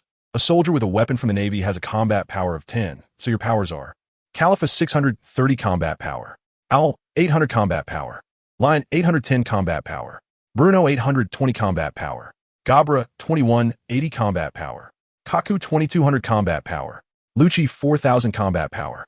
Gabra incredulously rebutted. My combat power is only 2180. How can it be lower than Kaku's? You can think whatever you want. I don't care. Kaku glanced at him and replied. Lucci unabashedly said, you should listen less to that rabid dog. What do you mean? Gabra's face turned red, and the two figures gradually closed in. Spandam sighed and tried to mediate. After 5 years, it's hard to meet. Let's not get into such boring things. The combat power you all have when you train in the 6 styles has far surpassed ordinary people. At this moment, Owl added as he opened his zipper. The commander's combat power is 9. Haha. Shut up. I don't care because I'm the commander, and besides, I have a knife. Spandam slammed the table and shouted. Commander, actually, we've known for a long time that you are weak. Calipha said flatly. Spandam froze in place, and after a moment said, the topic has strayed. Can we deal with those pirates relying on our current strength? Their numbers are not fewer than ours. Lucci replied. In that case, it's just right that what I prepared can come in handy. Spandam opened a wooden box on the table, revealing 2 devil fruits with strange patterns that looked very special. The CP9 members present immediately fell silent. Devil fruits are not only rare, but also incredibly valuable. You bring in those 2 gifts. Yes. The CP9 members immediately walked out towards the door. As the conference hall became empty, Spandam began to pace. Naturally timid and cautious, he started to feel apprehensive about the pirates Lucci mentioned. After hesitating for a moment, he picked up the phone bug and dialed a number. Hello, Akiji? This is Spandam. Can you send a Navy officer with Vice Admiral level combat power to support us? What is the matter? Akiji said coldly. Spandam wiped the sweat from his forehead while briefly explaining the situation. After a moment of silence, Akiji replied, Understood. The Navy will cooperate with you. After hanging up, Spandam felt relieved and couldn't help but smile, humming to himself as he sat back down. Chapter 108. Peach Rabbit and Golden Kinro. It didn't take long for CP9 to bring the battered Robin and Frankie into the conference room. Both were bound in iron chains, and especially Robin, whose hands were cuffed with Sea Prism stone handcuffs, temporarily sealing her devil fruit abilities. Spandam squatted down and muttered to himself, Once I deliver these 2 to the world government, everything will be a great success. Not only will our CP9's status rise significantly, but we'll also get a share of the future underworld affairs. We can celebrate properly. At this moment, Lucci interjected stiffly, I have no mood for celebration. We have no interest in status or power. We exist because of the world government. As long as you remain our commander, we will perfectly complete the mission. But that does not mean we agree with your views. Curious, Spandam asked. That makes some sense. So what exactly are you pursuing? Lucci turned his head morphing into that of a cheetah, baring his sharp teeth and roaring, it's blood. It's legal murder. Spandam was shocked but praised. As expected of the world government's only legal murder organization, truly reliable. TCH, just a bunch of monsters. Frankie spat out a mouthful of blood and said coldly, but no one paid him any attention. Spandam laughed and patted Robin's head, saying, Guess what will happen to those who come to save you in the end? Robin, who had been silent, suddenly widened her eyes and shouted, Why? Didn't you promise to let them go? Ha. Spandam laughed heartily and punched her, then coldly said, Don't think too much about it. CP9 is not to be trifled with, Robin. You should just repent in your final moments. Robin said nothing, But her face turned ashen as she reflected on her life, living up to the name of a demon, and then resignedly closed her eyes. By the way, I almost forgot this. Spandam opened a wooden box on the table and used a plate to serve the devil fruits. He then handed the devil fruits to Kaku and Califa. "Oh, isn't that a devil fruit? Don't come near me." Gabra screamed in terror. "Why are you reacting so much?" Kaku asked, observing the devil fruits. Gabra quickly replied, "Don't you know? Once you eat a devil fruit, a demon exists within you. If you bring the devil fruit near me, I'll be crushed to pieces when the demon comes out." "Really?" Kaku said, half in disbelief. Califa glanced at him disdainfully and explained, "You still claim to be an intelligence officer of the world government? The mechanism of the devil fruits has long been thoroughly studied by scholars. What you described only happens when the same person eats 2 devil fruits, resulting in an explosion. That's the consequence of greed." "Exactly," Lucci said coldly. "Go ahead and eat. As for where the devil fruits come from, I have my ways. But let me be clear. I don't know what abilities these 2 fruits represent," Spandam said expectantly. "I wonder what kind of abilities they will have. If they are particularly strange, it will be disastrous. And I will become a helpless duck," the owl said. "Huh," Lucci scoffed. "The strength of an ability is closely related to its user. Besides, being a helpless duck isn't necessarily bad. You should know how many pirates have perished over a single devil fruit." Nodding, Kaku and Califa, with grim expressions, swallowed the devil fruits, forcing down their urge to vomit. "I'm really looking forward to it. Once you figure out the abilities, go take down those pirates," Spandam ordered, causing Robin on the ground to tremble involuntarily. The tsunami came and went quickly, and Water 7 returned to its usual calm. Although there had been some chaos due to CP9 under the shipwright's command, it was mostly safe. At this time, many residents returned from the underground shelters to their homes, as if nothing had happened. However, the debris on the streets from the tsunami still showed that a disaster had occurred. Tyrael, panting, was helped back to his room by his son. Although it was already late at night, he still had no desire to sleep. Tyrael flipped over to his work desk and took out the crimson stone that he had kept close to his body, placing it under the lamp to carefully observe every pattern on it. Suddenly, a knock on the door broke the silence, followed by a low, sweet voice saying, "Is anyone there? I'm here to pick up the sword." Tyrael's son hurriedly opened the door, not daring to delay at all. The entire forge was no longer accepting business, and the owner of the only weapon being forged was naturally someone of significance. Then a black-haired woman in a navy uniform entered. She had an attractive face, and a beauty mark at the corner of her mouth added to her charm. The woman walked in under the moonlight and headed straight to Tyrael's room. "Sorry for visiting so late, Master Tyrael." "It's fine, but why the rush?" "You should know that I just got home," Tyrael said, giving her a faintly displeased glance. The navy woman bowed apologetically and said, "I have a mission from above and happen to be going nearby, so I wanted to get the sword first to have a better chance." Tyrael waved his hand impatiently and pointed to the corner of the room. "Master, I will double the reward, thank you." The woman bowed again and walked towards the weapon rack in the corner. "If it weren't for the fact that Crane and I are old friends, I wouldn't forge this sword. Take a look. I hope it meets your expectations." The navy woman unveiled the white cloth, revealing a white dado before her, its elegant appearance immediately capturing her heart. "May I ask, Master Tyrael, what is the name of this dado?" "Great Blade, Kinpyra," Tyrael said with some pride. "Kinpyra," the navy woman murmured, gripping the blade tightly before drawing it out. The entire room was immediately enveloped in a cold light, showcasing the sharpness of this great blade. "Thank you, Master. I'll take my leave now. Someone will come to deliver the reward later." After saying this, the navy woman hurried towards the door as if she had urgent matters. Tyrael quickly called out, "Wait, what's your name? I cannot know the name of the owner of my sword." "Peach Rabbit." After saying that, Peach Rabbit pushed the door open and disappeared into the night of Water 7. Chapter 109. The top-tier team's expedition to Judicial Island as Rocky and the others delved deeper. The forces besieging them grew increasingly numerous. Fortunately, the station navy was temporarily blocked outside the main entrance, so they weren't caught between enemies. The 2 pirate crews had a large number of skilled fighters, easily dealing with these miscellaneous troops, steadily making their way towards their destination. "Too slow, I'm going ahead," Luffy said impatiently, stretching lazily and using the railings and flags on the buildings to quickly move towards the tallest structure in the distance. "Luffy," Nami shouted worriedly. "Don't worry, that guy will be fine. The louder we are, the safer Luffy will be," Sanji said, kicking one enemy away and shaking off the ash from a cigarette. Nodding slightly, Rocky wielded his katana, continuously slashing down. The cold light flashed, and the incoming enemies suffered heavy casualties, the ground soaked in blood. At first, Nami was a bit concerned that Aisha might be frightened by the scenes, but she noticed Aisha's expression was somewhat excited and couldn't help but ask, "Aisha, are you okay?" "Oh, I'm fine." Aisha paused for a moment, but quickly reacted and ran in front of Panda. "By the way, give me my weapon." Panda shrugged, pulling out a cloth bag filled with various miniature weapons. It tossed a mini bow over. The bow gradually grew larger in midair and quickly returned to its original form, which Aisha caught in her hand.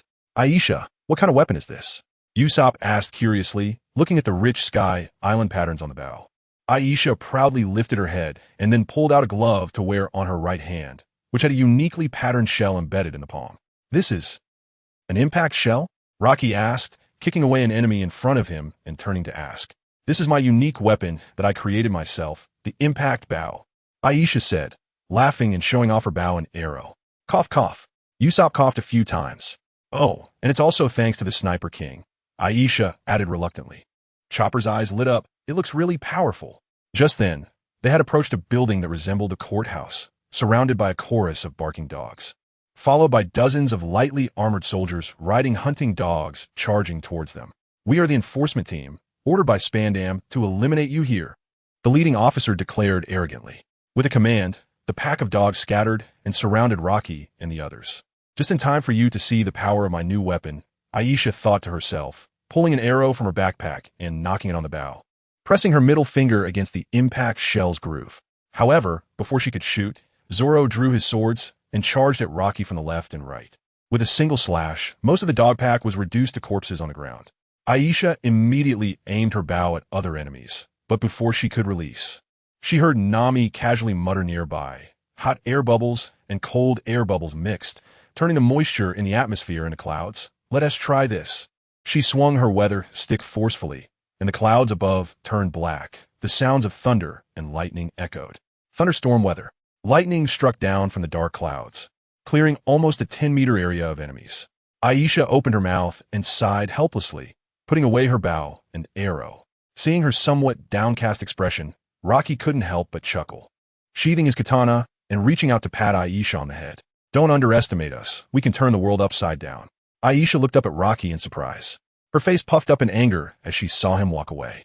The Group's combat power was extraordinary, and their progress was rapid.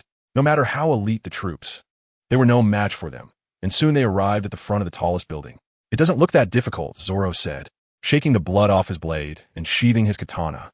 Rocky turned to him and said, "But Zoro, your swordsmanship has improved too quickly, hasn't it?" "Of course. It's just right for taking down those CP9 one by one. Being constantly beaten is really frustrating," Zoro snorted, a sharp glint in his eyes.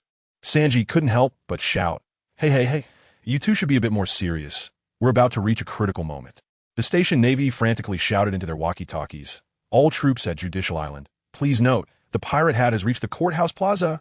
All soldiers, immediately reinforce at the plaza. By the way, how do we get up there?" Panda scratched his head. Before them stood a giant door over 10 meters tall, Luffy's figure faintly visible at the top of the courthouse. "We're not rubber people. We can't take a shortcut up there." Nami shook her head. Aisha squinted her eyes and said, "Wait, it looks like Luffy is fighting someone." CP9's Bruno. There's a fluctuation of the door fruit ability in the air. Rocky frowned. Ulki said in a deep voice, "This area doesn't seem like a place where Robin and Frankie are held either."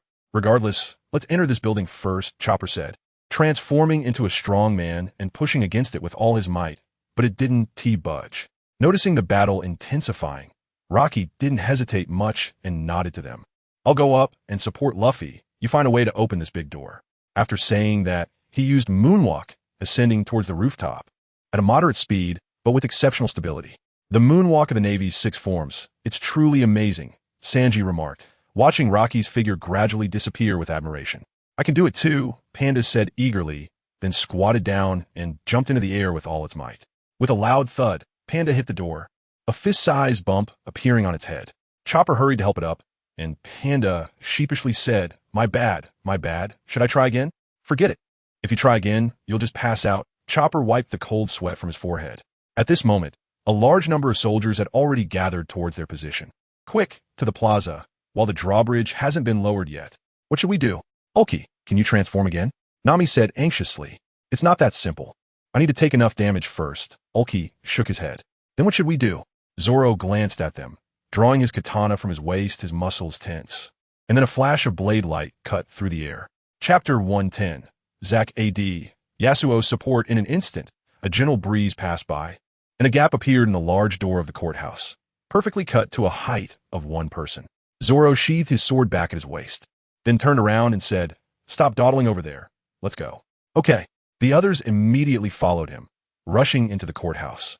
At this moment, on the rooftop of the courthouse, Luffy was panting heavily as he faced Bruno, his vest soaked with sweat. "Not bad at all. You can actually keep up with my speed, which is both fruit abilities and the 6 powers," Bruno said flatly, his expression revealing a chilling intensity. Luffy simply smiled and replied, "No way. I'm still not good enough in this state." "What's wrong? Are you making your final statement before dying?" Bruno transformed into an afterimage and disappeared from his spot, reappearing in front of Luffy with a gun aimed at his throat. Luffy absorbed the damage thanks to the rubber fruit's ability, but blood still trickled from the corner of his mouth. In contrast, Bruno did not pursue him further. He used the Door fruit's ability to create distance and looked up at the sky for the first time with a change in expression. Roach's figure appeared in midair. Then he leaped down to Luffy's side. "Are you okay, Luffy?" After coughing a few times, Luffy shook his head, his expression growing more resolute. "Roach, let me handle him alone." Before he could finish, Bruno suddenly opened a door in the air, and a strangely looking man with long pink hair walked over. Now it's fair, one at a time," Roach said with a wry smile, drawing his sword from his waist. "Yo-ho-ho, let me send you pirates on your way." The Lion King exaggeratedly gestured, looking like a bizarre clown. After exchanging glances with Roach, Luffy excitedly said, "Roach, let's make this quick and see who can take down their opponent first." "Oh, it seems you have something up your sleeve," Roach said with interest. "Yeah." Luffy nodded heavily, slightly lowering his body as he spoke. "When I was defeated by Aokiji, I thought to myself that if I encounter stronger enemies in the future, I can't rely on my current self. I have to become stronger or I won't be able to protect my crew." Roach and Luffy leaned back against each other, facing their respective enemies. Their blood surged almost simultaneously, both planning to end the fight quickly. "If I'm not strong enough, I'll lose my crew. So I racked my brains to come up with new techniques. Isn't it the captain's duty to protect the crew? Transform." As he spoke, Luffy's body temperature suddenly rose, and countless smoke and dust emitted from his skin pores. "You're right, Luffy. The captain's duty is to protect the crew." Roach, surprised by Luffy's change, knew it wasn't the time to delve into it. His consciousness immediately switched with his doppelganger in the demon world. Roach's skin turned slightly red, veins bulging from his body, muscles tensed, his eyes completely bloodshot, and his long-neglected hair billowed in an unseen wind. "Second gear, sword demon. Second gear, steam rubber."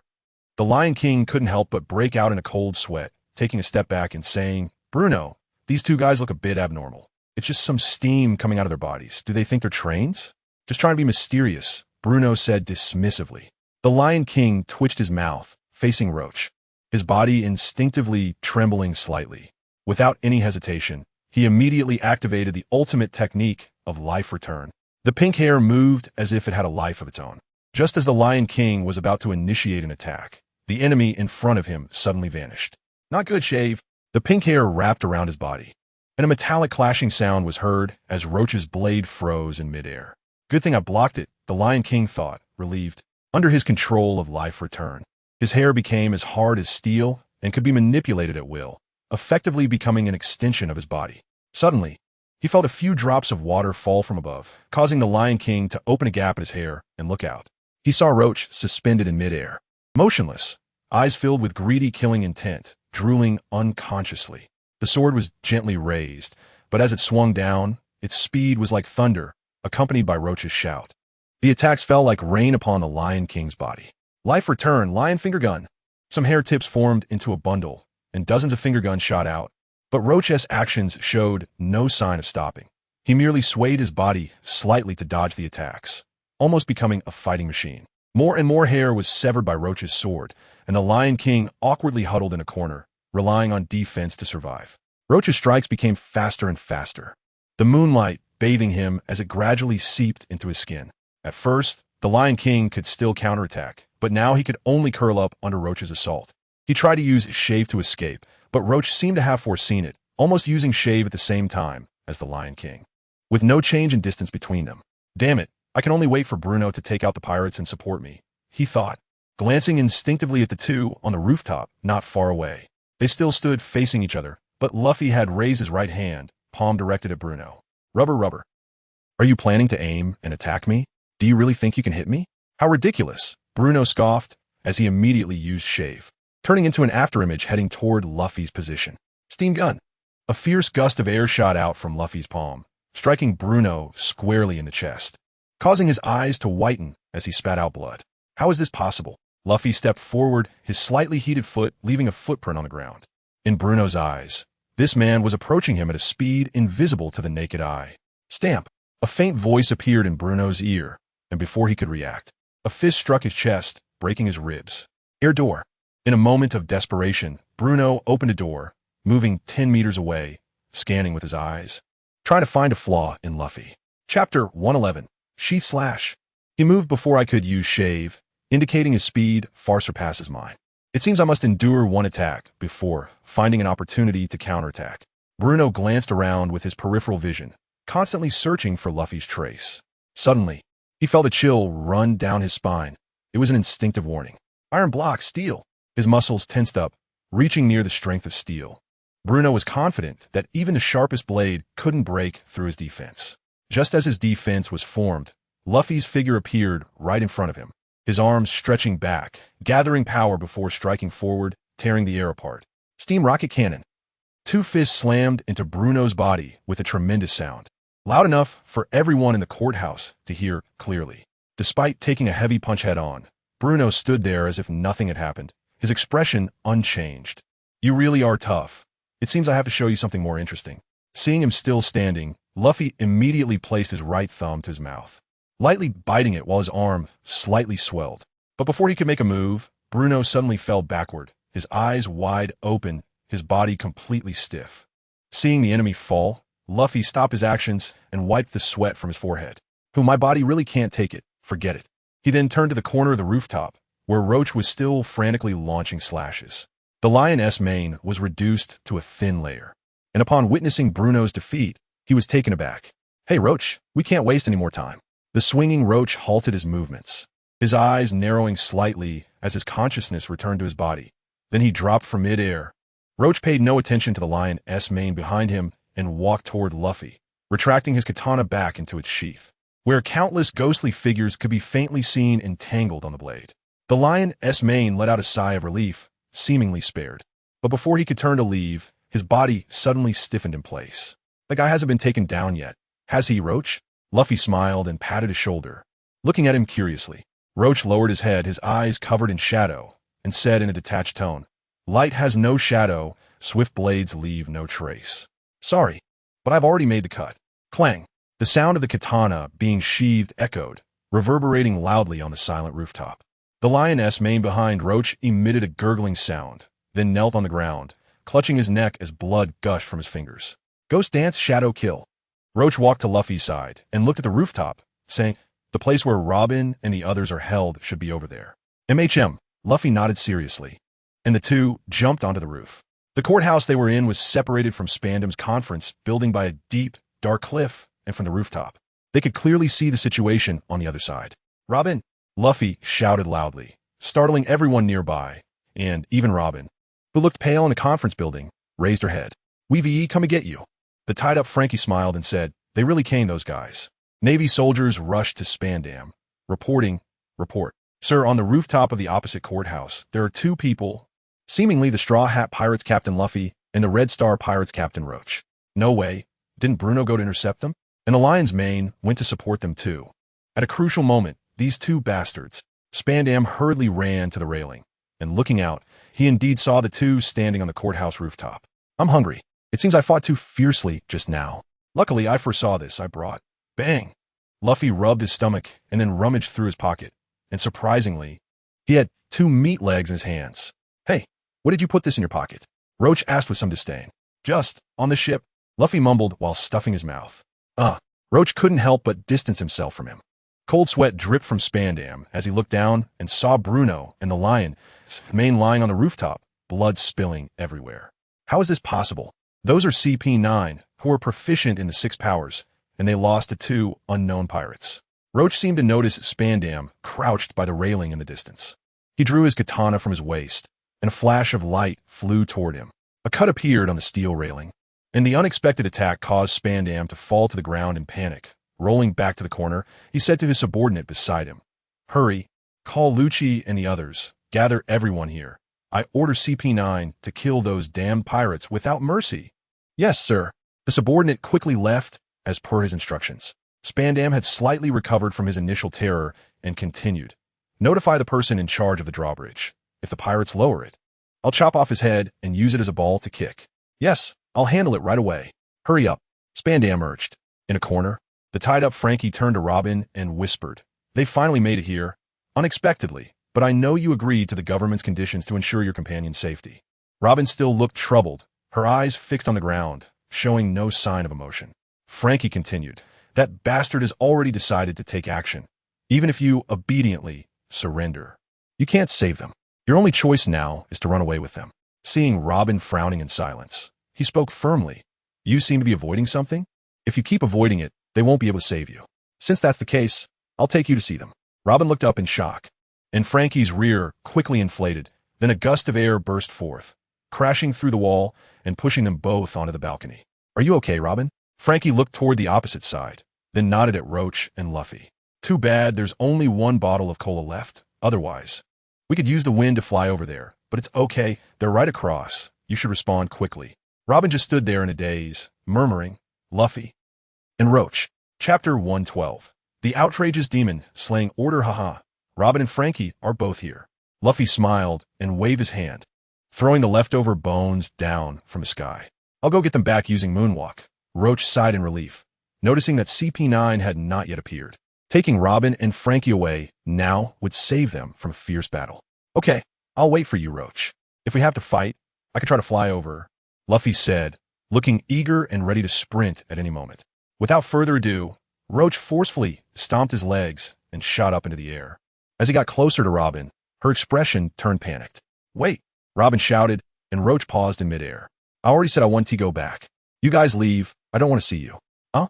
Frankie looked at Robin in surprise, continuously resisting the pursuing enemies behind him with firearms made from his palms. "Why do you want to save me? When did I ask you to do this?" After Robin shouted, she gasped for breath, seemingly exhausted, then lifted her head and said flatly, "Please let me die." Frankie looked at her in disbelief and said, "What are you talking about? They risked their lives to save you, and you." Before he could finish, a figure suddenly appeared in front of him and kicked Frankie hard, knocking him out immediately. "Troublesome," Kaku said with a grim face, glancing at Roach in the sky and coldly snorting. Gabra followed him closely behind, grinning widely. "Ha ha ha, Kaku. Are you taking out on him? Is it because you're not happy after eating that strange fruit? You don't need to worry about it. I'm quite satisfied," Kaku replied stiffly, his tone chilling. Spandam walked up behind him, patted Kaku on the shoulder, and stood not far from Robin, looking down at Luffy. The rest of CP9 gathered from the corridor and lined up neatly on the platform. What concerned Roach the most was a black-haired woman in a navy uniform standing in the corner, her expression indifferent but with a hint of charm in her movements. The sword at her waist looked familiar to Roach. Isn't that Kanjuro? This weapon originally belonged to her. Seeing the enemies gathering more and more, all skilled in moonwalk, Roach decided it was unwise to stay in the air and return to the rooftop of the courthouse. Once his men were gathered, Spandam regained his confidence and approached Robin, exaggerating his expression as he looked at her. "How interesting. The Straw Hat Pirates are having internal strife." Frowning, Roach spoke lightly. "What happened to Bruno and the Lion? How could they be taken out one-on-one? Really too weak. It's embarrassing," Kaku remarked after glancing back. "They lost just like that," the owl said mockingly. "It seems to be 6 against 2 now, a definite advantage," Gabra said with a malicious look at the two on the opposing side. Roach smiled slightly, pointing to the empty space behind him. "Two? Far from it." While he was speaking, the roof's wall was broken through. First Zoro and Sanji emerged, followed by Panda and Urki. Then, with Urki helping, Nami climbed up, and seeing the others had arrived on the rooftop, Chopper immediately jumped out carrying Aisha. "And me." Usopp opened the large door at the staircase, running over breathlessly. "Why did you have to come up here? Isn't the staircase right next to us?" Zoro glanced at him and said, "Because we can." "Ah." Usopp was left speechless, adjusting his mask. Roach's smile became more evident as he looked at his companions, standing at the edge of the rooftop, unable to help but say, "So now, it's 10 against 6, right?" Spandam instinctively took a step back, feeling a bit uneasy, but after glancing at the corner where Peach Rabbit was, he shouted, "You're just a bunch of worthless pirates. We are the elite among the elite here. We're the pirates who turned Judicial Island upside down. After this battle, the world will know our names." Roach immediately countered. Hearing such arrogant words, Peach Rabbit's expression grew impatient as she drew her Conjuro, murmuring, "Roach, is it?" Spandam paused for a moment before angrily saying, "So what? You need to survive first before you can talk. Besides, your captain came all this way to save his comrades, only to be rejected in the end. Don't you find that amusing?" The surrounding people did not respond, making him feel awkward. He looked at Luffy, only to see him picking his nose. "Robin, since we are here, regardless of whether you want to die, let us save you first," Roach shouted loudly, also making clear the stance of the Red Star Pirates. "Miss Robin, don't move. I'll come to save you right away," Sanji called out solicitously. The 10 stood at the raised edge of the rooftop, watching the flag, symbolizing the world government fluttering, and Luffy shouted, "Robin, leave the rest to us, don't worry." "First, we need to lower the drawbridge," Nami said after assessing the situation. "Yes, after all, we can't fly like Roach," Zoro nodded in agreement. At that moment, Panda stroked his chin and said, "Wait, I have an idea." Then he took out a bag from his pocket containing various miniature tools, pulling out a ladder. "Here it is, a cloud ladder, which is several dozen meters long, but it's too fragile. It would break quickly when extended." Roach nodded slightly. "Panda, you look for an opportunity to release it. We can also connect both sides with iron chains." Seeing their determination growing stronger, Robin seemed increasingly hesitant, unsure of what she was thinking. Seeing that these pirates did not take him seriously, Spandam, furious, shouted, "CP9, I allow you to take them out. If they insist on coming to Judicial Tower, kill them without mercy. You garbage, no matter how you struggle, it's useless." Spandam took out a golden transponder snail, shouting arrogantly, "See this? This is the golden transponder snail that can activate the demon slaying order." Then he approached Robin, shouting hysterically, "That's right. This is the power that completely destroyed your hometown 20 years ago. O'Hara's name has since disappeared from the map." Chapter 113. Robin's past. Spandam looked at Robin's terrified expression and nodded with satisfaction. "Do you want to see me press this button? This is the Buster Call." He gently stroked the button on the golden snail shell with his finger, giving the impression that he could press it at any moment, which made the fear on Robin's face even more pronounced. "Absolutely not. Do you know what the consequences will be if you press that?" Robin's face turned pale, and unwilling memories flashed through her mind. "I certainly know." Spandam laughed maniacally, with a hint of hysteria. The onlooking Lucci felt increasingly upset. If it weren't for the CP9 members around him, he would have kicked Spandam's head in by now. The expressions of the others also darkened. Fists clenched as they looked at Robin, especially Luffy, whose eyes widened and veins bulged on his forehead. Tama had unknowingly sheathed her drawn blade and was staring at Spandam with a look of disgust, her mind racing with thoughts. Spandam turned to face the pirates and said, "You know, as long as I press this button, the chances of you guys escaping from Judicial Island will drop to 0. Stop. The Buster Call is not as simple as you think. Erasing O'Hara from the map. How many lives were lost because of that? How tragic it was," Robin said painfully, her eyes tightly shut, her body trembling uncontrollably. A flood of dusty memories surged in her mind, those dark and unbearable pasts. Robin was born in O'Hara, the most famous archaeological holy land in the West Sea, a place of knowledge and a dream destination for countless scholars. Her father died early, leaving her with no memories of him, while her mother was a wanted criminal pursued by the world government, setting out to explore world history when Robin was just 2 years old. As a young child, Robin was fostered by relatives and gradually learned to understand the world. Her existence was not only despised by others, but also treated like a monster by her peers because of her devil fruit ability. In the darkness of her life, Robin accidentally stumbled into the Tree of Knowledge, O'Hara's largest library and archaeological research institute, where she met scholars who accepted her, especially the renowned Dr. Clover. They taught Robin knowledge, allowing her to become a true scholar at a young age. Dr. Clover admired Robin's mother's talent, but due to the world government's prohibition on investigating historical texts, he forbade Robin, who was extremely interested in history, from probing into anything related. Disappointed, Robin encountered a giant named Jaguar D. Saul by the seaside, and they quickly became friends. Unbeknownst to her, Saul was a famous vice admiral in the Navy who had escaped due to his dissatisfaction with the Navy's extreme actions. Upon learning Robin's mother's name, Saul was shocked and sensed the impending storm, prompting him to help Robin prepare an escape route. Unbeknownst to them, Robin's mother, Nico Alvia, had secretly returned to O'Hara to warn the scholars that the world government was about to strike O'Hara, intending to use it as an example to intimidate the world regarding the truth from 800 years ago. The person orchestrating this event was Spandam's father, Spandane.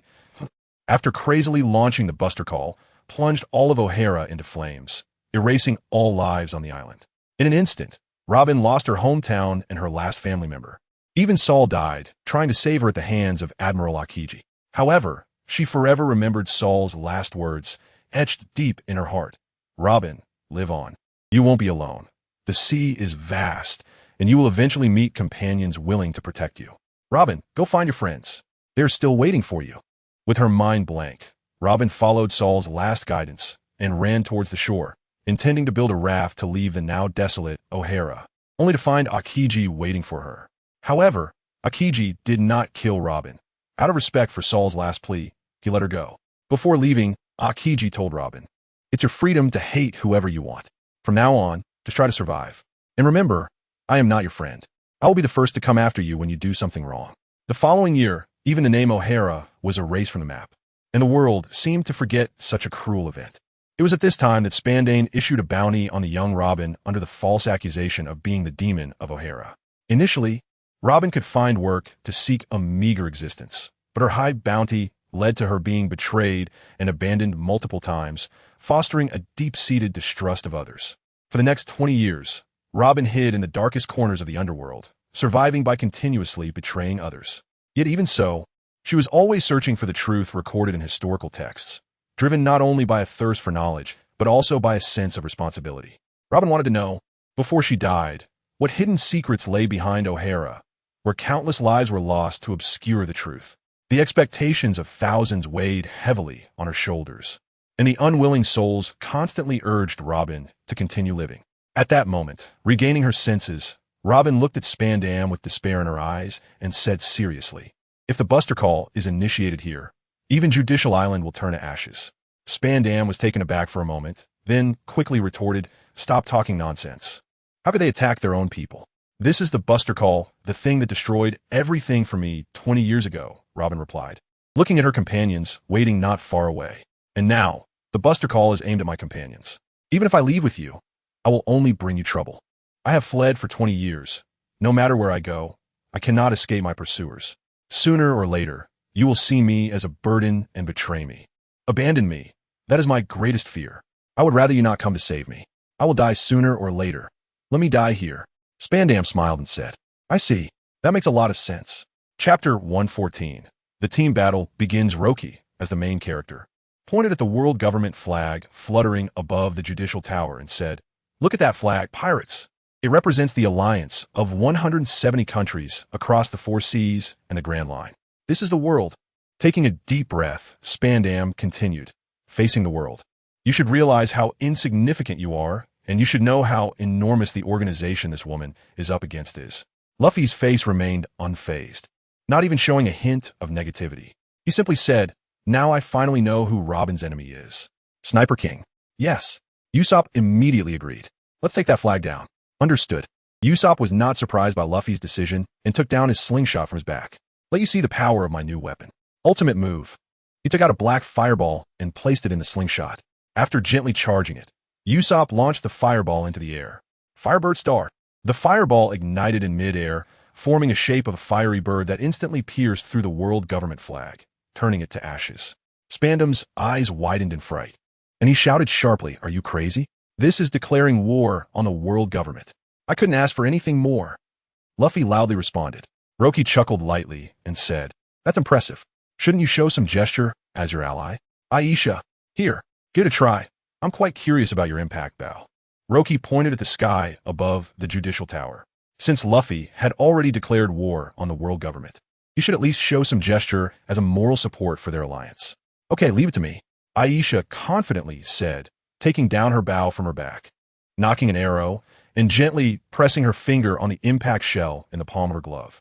As she released her hand, the arrow shot out like a meteor, but before it could travel a few meters, it was shattered by the powerful airflow from the impact shell. The airflow then carried a large amount of wood chips towards the judicial tower. Roki's expression was initially calm, but soon his mouth twitched. as the airflow was clearly not going in the direction he pointed to. With a muffled sound, the airflow slammed into Spandam's face, causing wood chips to pierce his face, leaving him bloodied and crashing into the wall. The CP9 members merely glanced at him and turned their heads away, while Frankie woke up as a result. Sorry, I shot off target. Aisha stuck out her tongue and said. Roki raised his hand heavily and gently patted Aisha's little head, helplessly saying, well done. Really? Captain, should I shoot another arrow? Aisha immediately took out another arrow, wanted to knock it on her bow, but he stopped her. What if you hit Robin? You should practice well from now on. Captain Roki, thank you for standing with me, Luffy said emotionally, and the rest of the Straw Hat Pirates cast admiring glances at him. Roki smiled without showing his teeth and said, no need to thank me, it's nothing. Luffy nodded firmly, then clenched his fists and shouted, Robin, I haven't heard you say it in person yet. You say, I want to live. At this sound, tears streamed down Robin's face as she recalled Saul's dying words. Robin, live on. You won't be alone. The sea is vast, and you will eventually meet companions who are willing to protect you. Robin, go find your companions. They are still waiting for you. At this moment, there was no reason to refuse any longer. Robin cried out, I want to live. Take me to the sea with you. Frankie was crying uncontrollably, wiping his tears as he murmured, wow, I love you guys, you bastards. Damn it. Spandam stood up, covering his face. His features were a mess, with flesh everywhere, and the pain drove him into a hysterical state. Kill these two pirate crews who dared to challenge the world government without mercy. After receiving the order, CP9 uniformly used Moonwalk to rush into the air. But before they could react, Roki took the lead. Panda now. Seeing this, Panda immediately threw out the cloud ladder. After using his ability, the ladder quickly connected both sides. CP9 released several gale steps, and the blue wind blew toward the ladder. Even a light brush would shatter the fragile wooden structure. Roki's figure instantly disappeared from a spot and reappeared in mid-air with a series of clashing sounds, using his katana to block all the gale steps. Then Zoro was the first to react, drawing his katana and charging out, stepping on the ladder repeatedly, quickly heading towards the judicial tower. Seeing him about to approach, Kaku dashed after him, but before he could get close, Roki unleashed several black sword winds to intercept him. The third to reach the judicial tower was Luffy. After charging, he used the elasticity of rubber to launch his body into the air above the judicial tower, although he inevitably took several gale steps head-on. Two-sword style. Second strike. Ascend the building. Reaching the end of the ladder, Zoro forcefully slashed down with his two katanas, and the blade light scraped through the air, snapping the iron chain, causing the suspension bridge to be forcefully lowered. Seeing the situation getting out of control, Spandam quickly gathered his guards, wanting to take Robin and Frankie away. Wait, Frankie suddenly spoke up, attracting a lot of attention.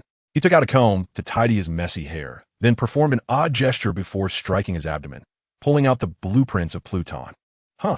Spandam looked at him in disbelief, momentarily unable to react. That is, could it be the blueprints of the ancient weapon Pluton? Frankie revealed his white teeth and smiled. Of course, this is the real deal. He flipped it over, exposing part of the design, and Califa narrowed her eyes and nodded slightly, saying, this is definitely the Pluton blueprint.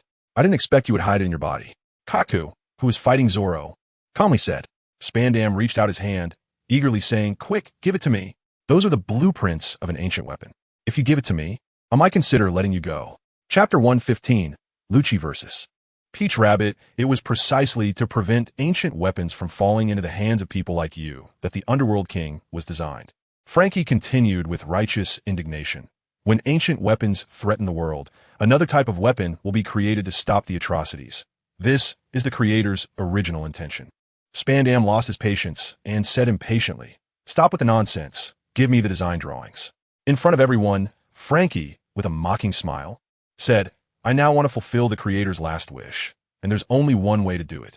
Then he suddenly spat out a ball of flames, burning the design drawings of the Underworld King to ashes, which scattered in the wind. Spandam was stunned, then shouted with a trembling voice, what are you doing? Even the CP9 members engaged in battle changed their expressions slightly. 5 years of undercover work turned to ashes in an instant, and even the psychologically strong agents found it hard to accept. Haha, how amusing. Lucci faced off against Lucci, his strikes becoming faster and his expression increasingly pleased. Lucci's face darkened, and his suit instantly turned to shreds as he transformed from a human appearance into a cheetah form. Gale Step, Leopard Tail. The tail behind him swung forcefully, sending a gust of wind towards Lucci, who quickly blocked the attack with his katana. Then Lucci's finger gun fired like raindrops at Lucci, who continuously used his blade to fend off the attacks, their battle shaking the clouds around them. But before Lucci could counterattack, Lucci coldly snorted, turned, and swiftly headed towards the remaining people crossing the suspension bridge into the Justice Tower. Just as Lucci was about to pursue, he sensed a cold glimmer slicing upwards towards him and hurriedly dodged while also looking down. Peach Rabbit had come down from the Justice Tower at some point and was walking across the suspension bridge towards the courthouse, showing no intention of attacking Nami and the others running by her side, instead keeping her gaze fixed on Lucci. Lucci furrowed his brows and looked around. Due to their numerical advantage, their fight with CP9 was fairly even, while Aisha and Nami were closely protected behind Urki. At that moment, the sound of a sword being drawn rang out, and Peach Rabbit struck again, still targeting Lucci. Another cold glimmer appeared, and the blade swiftly approached him. But this time Lucci quickly blocked it with his katana. Realizing that Peach Rabbit was aiming for him, Lucci no longer hesitated, leaping from mid-air to the ground. Standing opposite her on either side of the suspension bridge, the sea breeze blew past, and neither made a move, their katanas still sheathed at their waists, while seabirds scattered along the way, startled by their imposing presence. Red Star Pirate Lucci. Navy Major Peach Rabbit, I am ordered to apprehend you. After Peach Rabbit finished speaking, she took out a hand order, on which the name Akiji could be vaguely seen. Lucci's eyes twitched. He suddenly felt as if he had been sold out by his superior. However, he also understood that Akiji was warning him. After all, the disturbance this time was too great to the point that the Navy could no longer suppress it. But when Lucci thought of the drawings of the underworld king that he had hidden in the golden vodka, his heart burned with excitement. He could not give up something so easily attainable, as long as he could translate the ancient text on the drawings. The rest of the construction work could be done stealthily by the Red Star pirates with Panda's abilities, allowing them to restore the ancient weapon that could dominate the seas. I'm just a small pirate with a bounty of 35 million. Surely a Navy major wouldn't come and catch me, Lucci said with a bit of a headache. Peach Rabbit's lips curled into a charming smile. Not anymore. I just received a report from Navy headquarters that the bounty on Red Star pirate Captain Lucci has been preliminarily set at 100 million berries. It might even be higher when finalized. She playfully clapped her hands and continued. Truly impressive. Lucci awkwardly smiled and drew his katana from his waist. It seems there's no room for negotiation. Good to know. Peach Rabbit stepped forward and then charged towards Lucci, waves crashing against the sides of the bridge, splashing countless droplets. So what if she was a Navy major?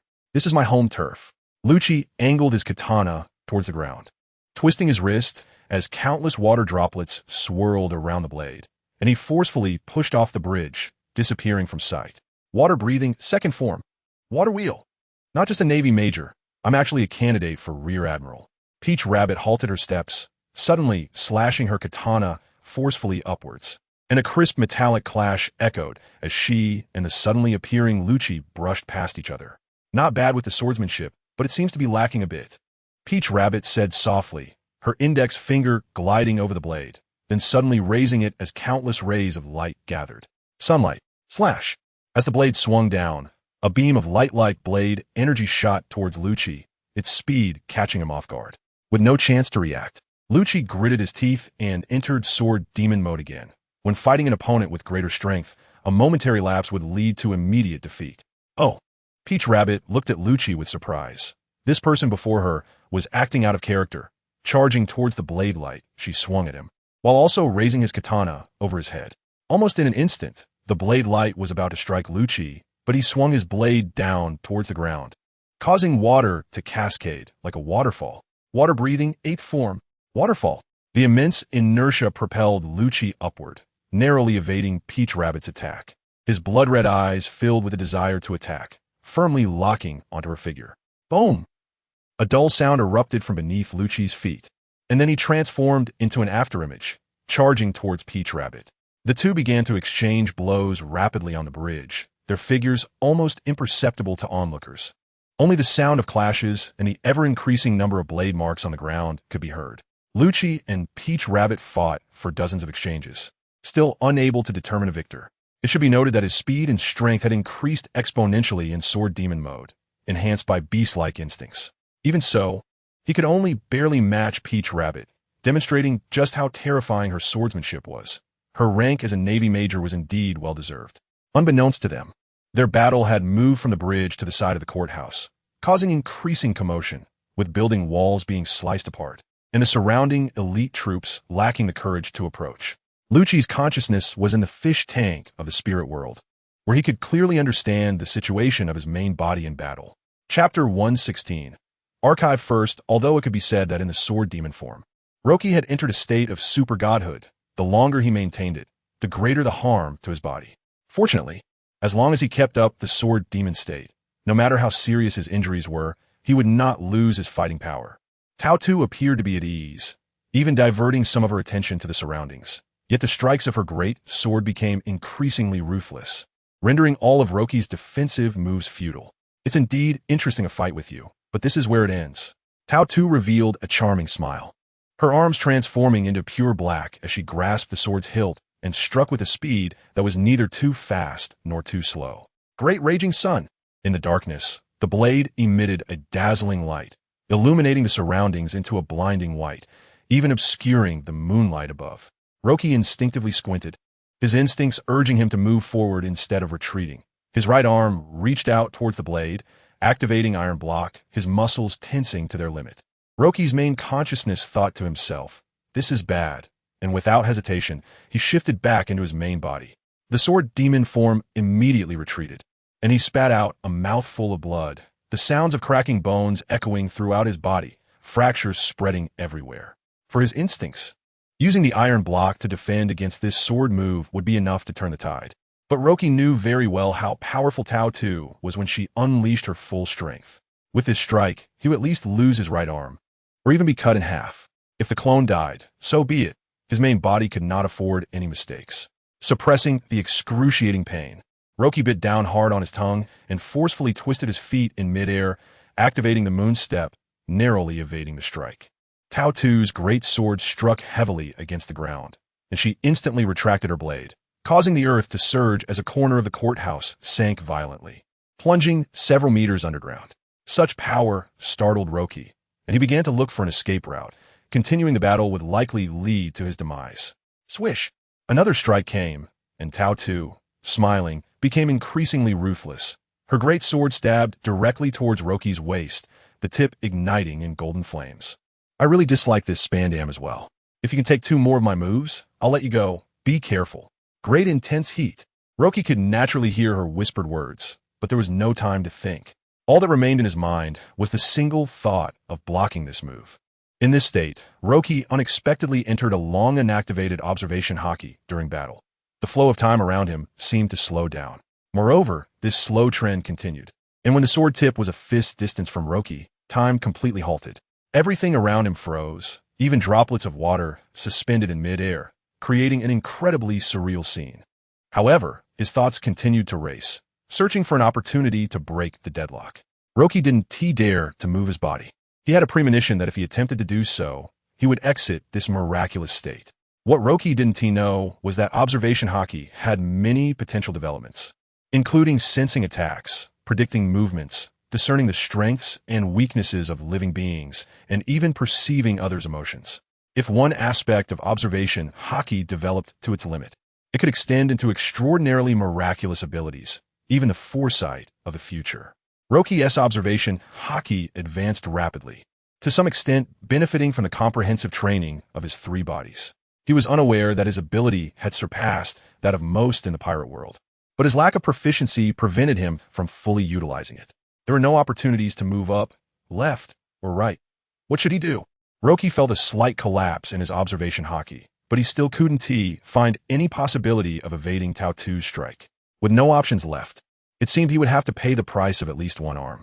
Roki felt a wave of weakness, and his consciousness involuntarily shifted to the clone and the demon world.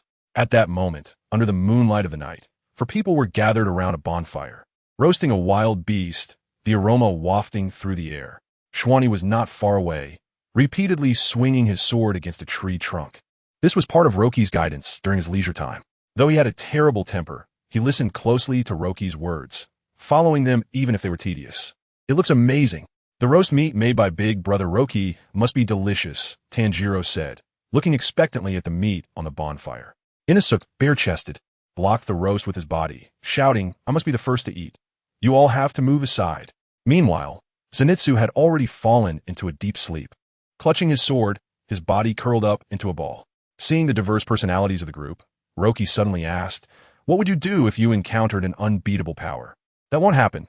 Big Brother Roki is so strong," Tanjiro replied with a smile. "But what if, if?" Inosuke raised both hands, looking incredibly excited. "Is there any other choice? Then just break through the limits and turn the enemy into a stepping stone. Become stronger than everyone else. Just become stronger than everyone," Schwani said casually, increasing the speed of his sword swings. Zenitsu mumbled in his sleep, "Grandpa, I'll practice hard. Don't chase me away." Roki's lips curled into a smile as Tanjiro approached him, gently placing his hand on Roki's shoulder. "Big Brother Roki, are you all right?" "I'm fine," Roki said, patting his hand. The moment their hands touched, both felt a jolt of static electricity, instinctively retracting their hands. Then Roki felt a sudden change in his body's temperature, as if it had risen by half a degree out of nowhere.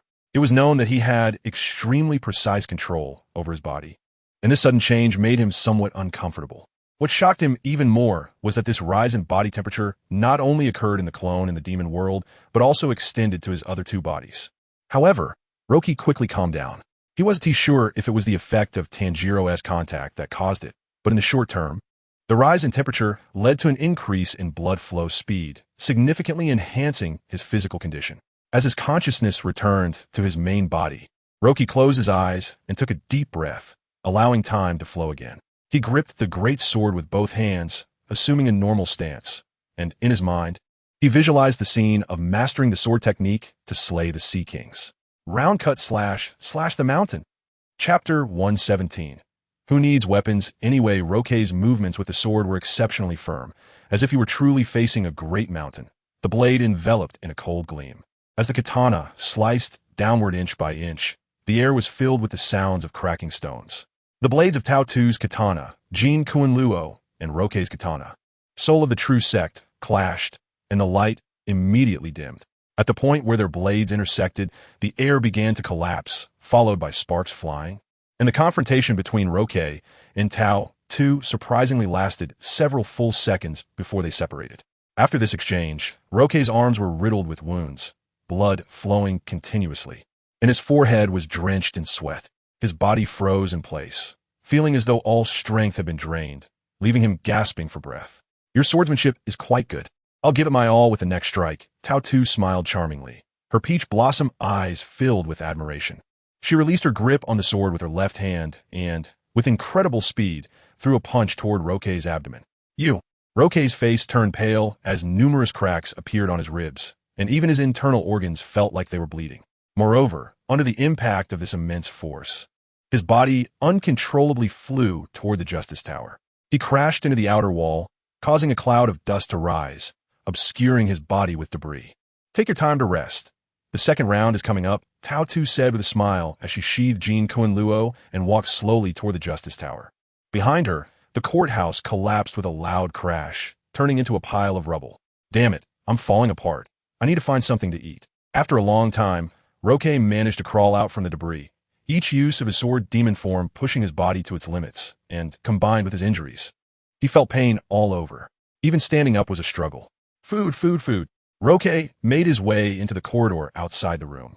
But before he could act, he felt a tightness in his chest and instinctively bent down. Bang! The wall beside him immediately collapsed, and a massive ship anchor about 10 meters long nearly crushed Roke. "Sorry, Captain." The panda's head poked through the damaged wall, scratching its head in embarrassment. But before it could finish, clang, "Iron block, Jade." The owl's voice rang out, followed by a spinning black sphere colliding with the panda's voice. Roke curiously looked inside and saw the two engaged in a heated battle. The panda's abilities were mostly supportive, although it could enlarge weapons. It clearly couldn't hit the owl, who mastered shaving and paper drawing. Fortunately, the panda was tough and held its ground for the time being. Roke patted his empty stomach and shouted inside, "Sorry, bear, I'm going to find something to eat. I'll be back to help you later." After saying this, he hurriedly left, completely ignoring the panda's heart-wrenching cries. After turning a few corners, Roke ran into Sanji, who showed no obvious signs of battle but looked anxious. "Captain Roke, have you seen Miss Robin?" Sanji asked. Roque shook his head. No, but Frankie is by her side, and all of CP9 has been drawn away by us. You can rest assured about her safety. Sanji nodded, visibly relaxing. By the way, Sanji, where's the kitchen in this building? Over there. Sanji pointed to a nearby door marked with a chef's hat symbol. Thanks. You go ahead. You'll run into the panda. If you can, help it out. Roque quickly left, bursting through the door. As Sanji followed his directions, planning to assist the panda, he found that the room was indeed a kitchen, piled high with various ingredients, mostly stored sausages. Roque grabbed food and stuffed it into his mouth, grumbling that CP9 commander looks like a fool, but surprisingly, he has a refined taste in food. Suddenly, he noticed movement in a nearby cupboard. Spandam was hiding inside, pressing his mouth shut, sweat mixed with blood soaking his clothes. Suspicious, Roque approached the cupboard, placing his hand on the door. Inside, Spandam trembled in fear, and just as he was about to open the cupboard, he hesitated. Roque turned as if talking to himself. It might just be a mouse. It's quite normal to have mice in the kitchen. Squeak. Spandam cooperatively squeaked like a mouse. Then, as if nothing had happened, Roque turned his back to the cupboard and continued eating various foods, his wounds gradually healing. However, Spandam couldn't see Roque's healing speed. All he could see were the bloodstains on his clothes and the fresh blood on his exposed skin. This guy must be seriously injured. Why not take advantage of his condition to finish him off? Spandam's face was filled with resentment, and with the numerous wounds, he looked terrifying. His breathing became heavier, and he couldn't help but place his right hand on the katana at his waist. This katana had a very unique appearance, with an elegant white guard and two 1-inch long tusks on either side. Roque seemed to have eaten his fill, tossing the food aside, stretching, and standing up. At that moment, unable to hold back any longer, Spandam quickly drew his katana and shouted excitedly, "Van Gogh fried. Ivory charge." With a trumpet-like sound, the entire blade transformed into a giant elephant that broke free from the cupboard, its trunk still resembling the blade as it lunged toward Roque's back. Spandam's eyes were filled with the thrill of killing the enemy as he watched the elephant blade stab into Roque's body. But instead of blood and death, Roque's figure vanished just in time. You dodged that. Spandam's eyes widened in disbelief. Roque appeared to his right, looking curiously at the katana transformed into an elephant, marveling, is this the elephant that ate the sword fruit? One interesting weapon. Van Gogh fried, protect me. Spandam hurriedly commanded, and the white elephant immediately returned to his side, using its massive body to shield him. I've been waiting for you for a long time.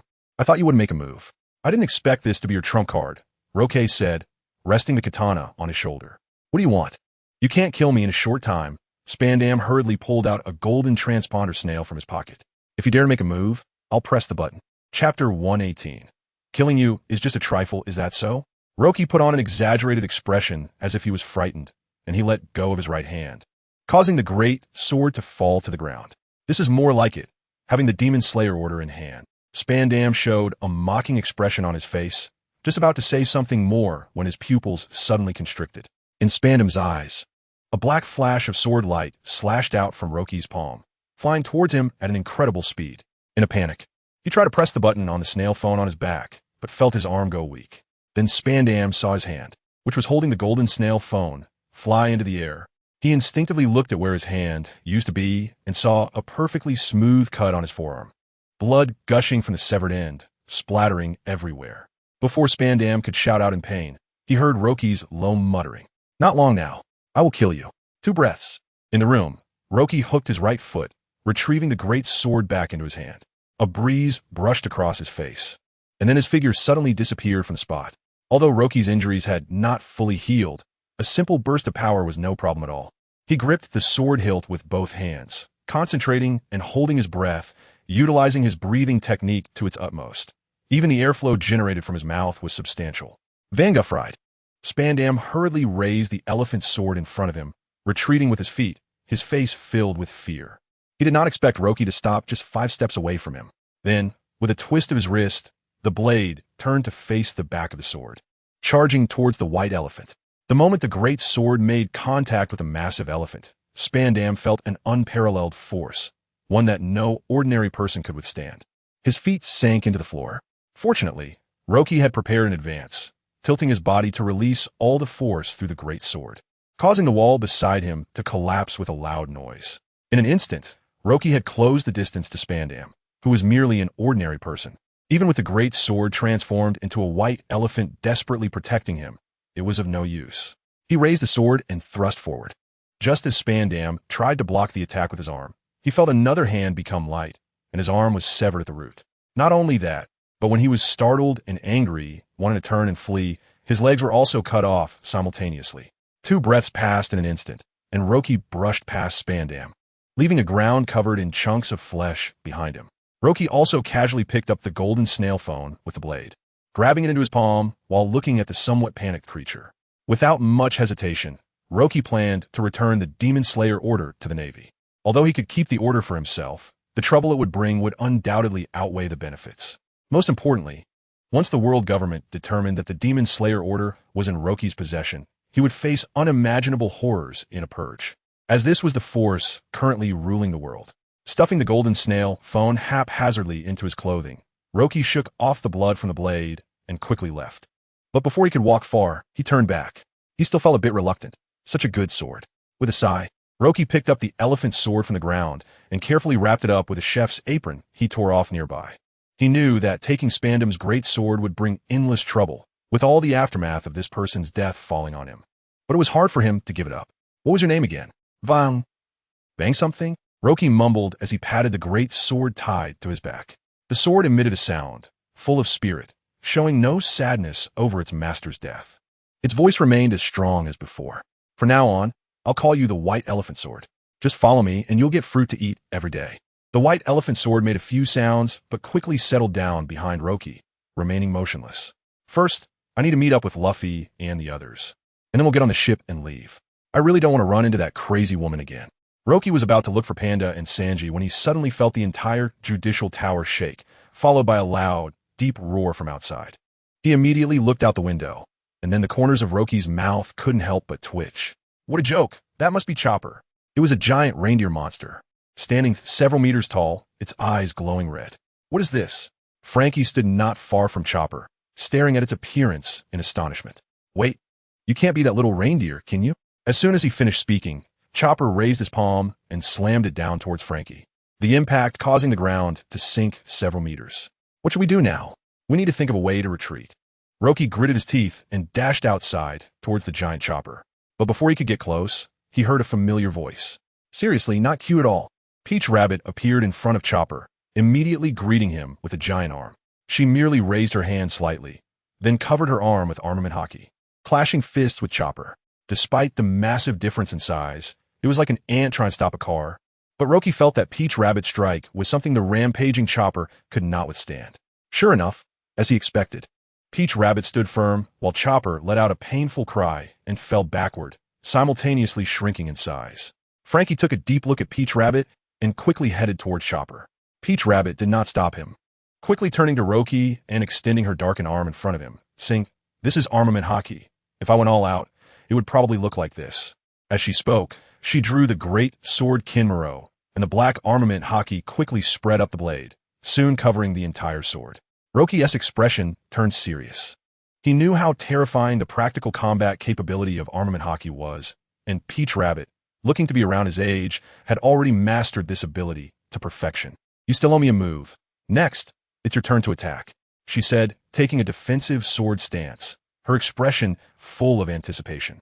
Roki wouldn't believe that Peach Rabbit would only defend and not attack. If he couldn't block her technique this time, he would likely not be as lucky as last time. Fortunately, he was the one to attack first, giving him enough time to adjust and gather strength. There's no other choice. I'll have to use the unskilled moon breathing and see if there's any chance. Chapter 119. The moon's pattern. Rochi instinctively looked up at the night sky, as a few clouds that had been obscuring the moon drifted apart, revealing a full moon. The starlight dotted the dark night, appearing incredibly splendid. So it was a full moon today. For some reason, he let out a sigh of relief, and a decision formed in his heart. Then Rochi fully immersed himself in the katana in his hand. Time passed slowly. It felt to him as if several hours had gone by, but to others, it was merely a breath. The moon breathing technique reached its peak. Although this breathing technique had only been converted recently, it felt even easier for Rochi to master than the water breathing technique. As if he were born to do it. Tao Tu's smile deepened, but more curiosity about the man in front of her emerged. Although Akiji had not described him in detail, one could still sense a hint of stiff protection in his tone. At first, when Tao Tu fought Rochi, she thought he was just an ordinary swordsman, but to her surprise, as she gradually increased the pressure, his swordsmanship began to soar, forcing him to rise to a nearly equal level in the face of life and death. Therefore, Tao Tu simply handed over the initiative to Rochi. She wanted to see where this person's limits lay. Tao Tu let out a soft sound, tilting her head in astonishment. The full moon in the sky formed a beam of light that shone down on Rochi, as if draping him in a layer of faint silver armor. At some point, Rochi closed his eyes, and any emotion in his heart was swept away, leaving only eternal tranquility. Even he did not realize that with each breath, a large amount of moonlight entered his body, circulating through his blood and eventually converging in one place. Hey, it seems like smoke is rising from your head, Tao Tu kindly reminded him. Indeed, as she said, a large amount of white smoke appeared on the upper right corner of Rochi's forehead, accompanied by a sizzling sound, as if someone were pressing a hot iron against his skin. But Rochi could no longer hear the sounds from the outside world. He pulled out the katana from his waist, completely oblivious to the abnormality in his body, and this change was happening simultaneously in 3 bodies. Countless moonbeams gathered toward the blade, and as the markings on Rochi's forehead became more complete, his momentum grew increasingly apparent. The playful expression on Tao Tu's face vanished. She gripped Jean Kuan-luo with both hands, lowering her body, and unknowingly, she felt as if facing a formidable enemy. In just a few breaths, the mark that resembled a tattoo or birthmark was fully formed, shaped like a crescent moon on Rochi's forehead, silver white and faintly reflecting a soft glow. Rochi's consciousness fully returned from the ethereal state, but at this moment, he felt an omnipotent force driving him. Moon breathing. After whispering softly, Rochi raised the katana over his head, and the surrounding ruined remnants suddenly transformed into a calm sea, as tranquil as a placid surface. Tao Tu's expression turned serious as she placed the katana behind her, and beams of light appeared out of thin air, gathering toward the blade. The light grew stronger, like a blazing sun rising over the sea, completely suppressing the momentum generated by Rochi. First form, Rochi's body began to move. As he ran, the moon markings on his forehead shone brighter, and countless waves formed from the water surged toward Tao Tu along the blade. Riding the waves, Rochi shouted, instantly moving several meters, the blade slashing upwards and the sound of the waves roared, carrying a hint of a tsunami's essence. Phoenix crying to the sun. Tao Tu's eyes brightened as she immediately charged forward. Jean Kuan-luo transformed into a fire phoenix engulfed in golden flames in her hands. The waves chased after the fire phoenix, and the clash of the cold and hot powers exploded in the air, causing massive destruction to the surrounding buildings. How powerful would the violent collision of water and fire be? The entire Justice Tower began to shake, cracks appeared on the island, and seawater surged from above, which of course also had something to do with Chopper's earlier destruction. The place where Tao Tu and Rochi stood was the only intact area. They remained unresponsive to the chaos around them, immersed in the insights brought by their previous sword techniques. After a long while, Rochi finally spoke. "Thank you." Tao Tu smiled and sheathed Jean Kuan-luo. Then she looked at Rochi, who still seemed dazed and couldn't help but act on a whim, quickly leaning in to give him a gentle kiss on the side of his face. By the time Rochi realized what had happened, Tao Tu's figure had long disappeared. He touched his face and suddenly came to his senses, quickly chasing after her. "Hey, I have something to give you." Tao Tu stopped not far away, lowering her head, her pretty face slightly flushed. Rochi approached her as if nothing had happened and patted her shoulder.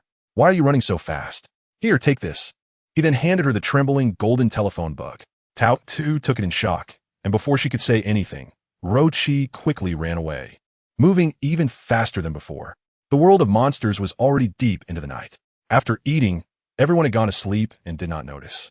The shopkeeper in the spirit world noticed that the Cho-Cho fish had changed, but instead of being surprised, he was delighted. "I never noticed it before. It actually has a birthmark, and it's in the shape of the moon. Not bad, not bad. Much better looking than before." After saying this, the shopkeeper felt he might have a market and hurriedly placed the fish tank in the most prominent spot in the shop, then wrote in big letters with a marker exotic Cho-Cho fish to hang onto the fish tank. Just as he was about to sit down again, a man in a black robe, whose appearance was obscured, entered the shop. The shopkeeper was taken aback, but since his shop was in a sparsely populated area, he didn't want to miss any business, even if the person looked a bit strange. "My shop may be small, but it has everything. Not only do I have various bug-type spirits, but also water-type, flying-type. I'll take a look myself. The man in the black robe took out a palm-sized strange device, emitting a red light that continuously scanned the surrounding spirits. The other showed no reaction until it scanned Ro Chi, when the device suddenly made sound. The man in the black robe hesitated, seemingly satisfied with Ro Chi, but still asked, "How much for this Cho-Cho fish?" "This is an exotic Cho-Cho fish, 5,000. No, 50,000, no bargaining." "Okay." The man in the black robe readily paid the full amount and quickly left the shop with the fish tank, leaving the shopkeeper with a face full of regret. If I had known, I should have asked for a bit more. Chapter 120. The dungeon is cleared. Run.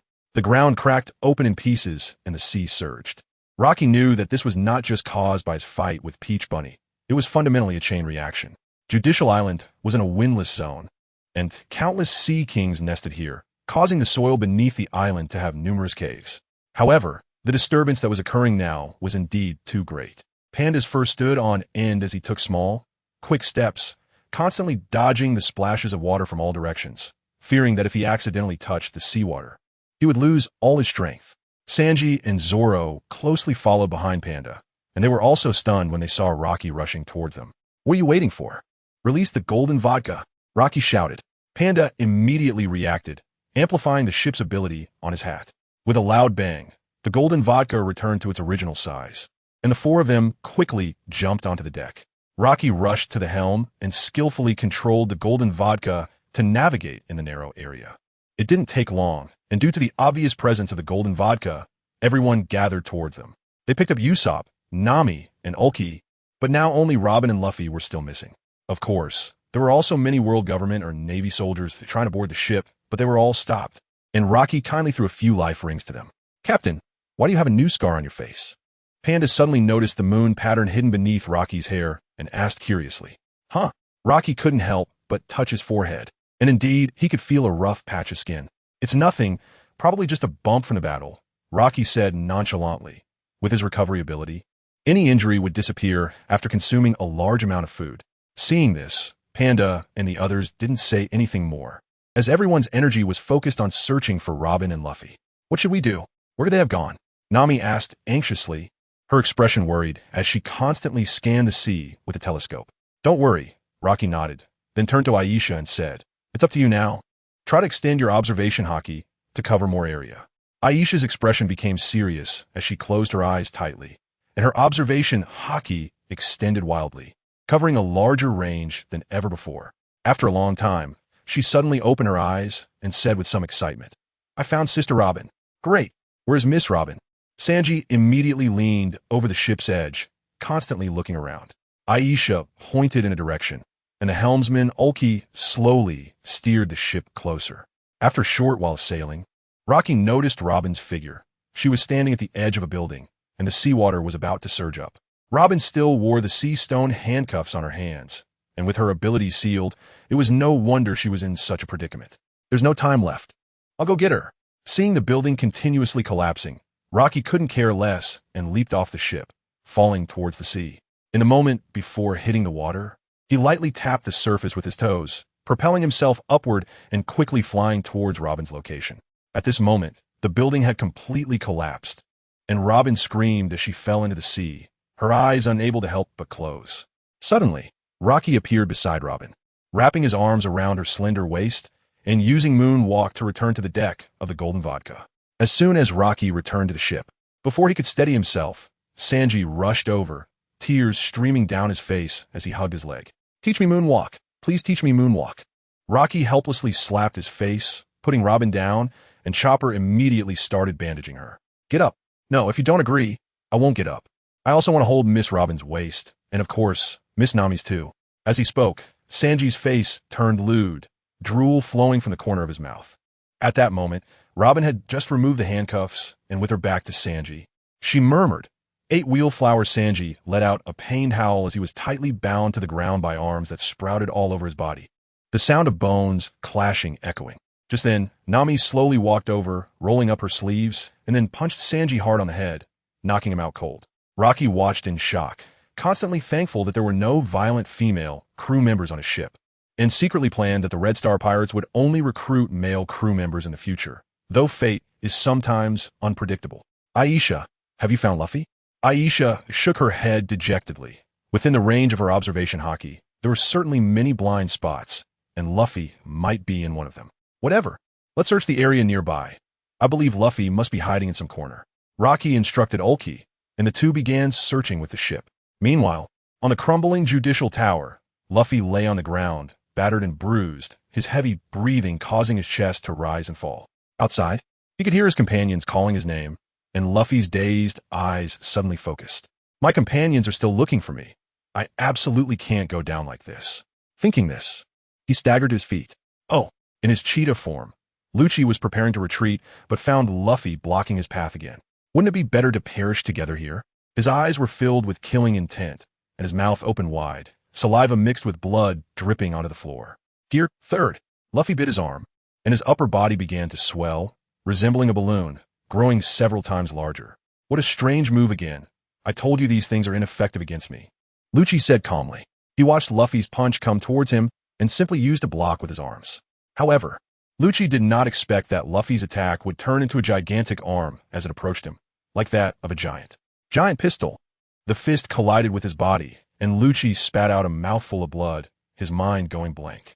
Due to this oversight, the tide of battle shifted dramatically, and in the subsequent fight, Luffy displayed extraordinary combat power and resilience, forcing Lucci to retreat step by step. Chapter 121. The Return of the Merry Die already, you reptile. The two no longer dodged, but instead furiously pounded each other with their fists, blood spilling everywhere. Lucci felt a wave of dizziness. They were both at their limits, sustained only by sheer willpower. With a roar, Luffy's fist struck Lucci's head once more, dust flying as he could no longer hear the man's annoyed voice.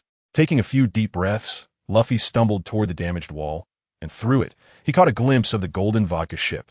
Just as he was about to call out, his body suddenly lost all strength, and he fell from the high building into the sea below. The people on the Golden Vodka also noticed his figure, but it was too late to save him. Even with all his might, Lucci could only use moonwalk. But the distance was far too great. At that moment, a small boat clumsily approached, moving even faster than the Golden Vodka.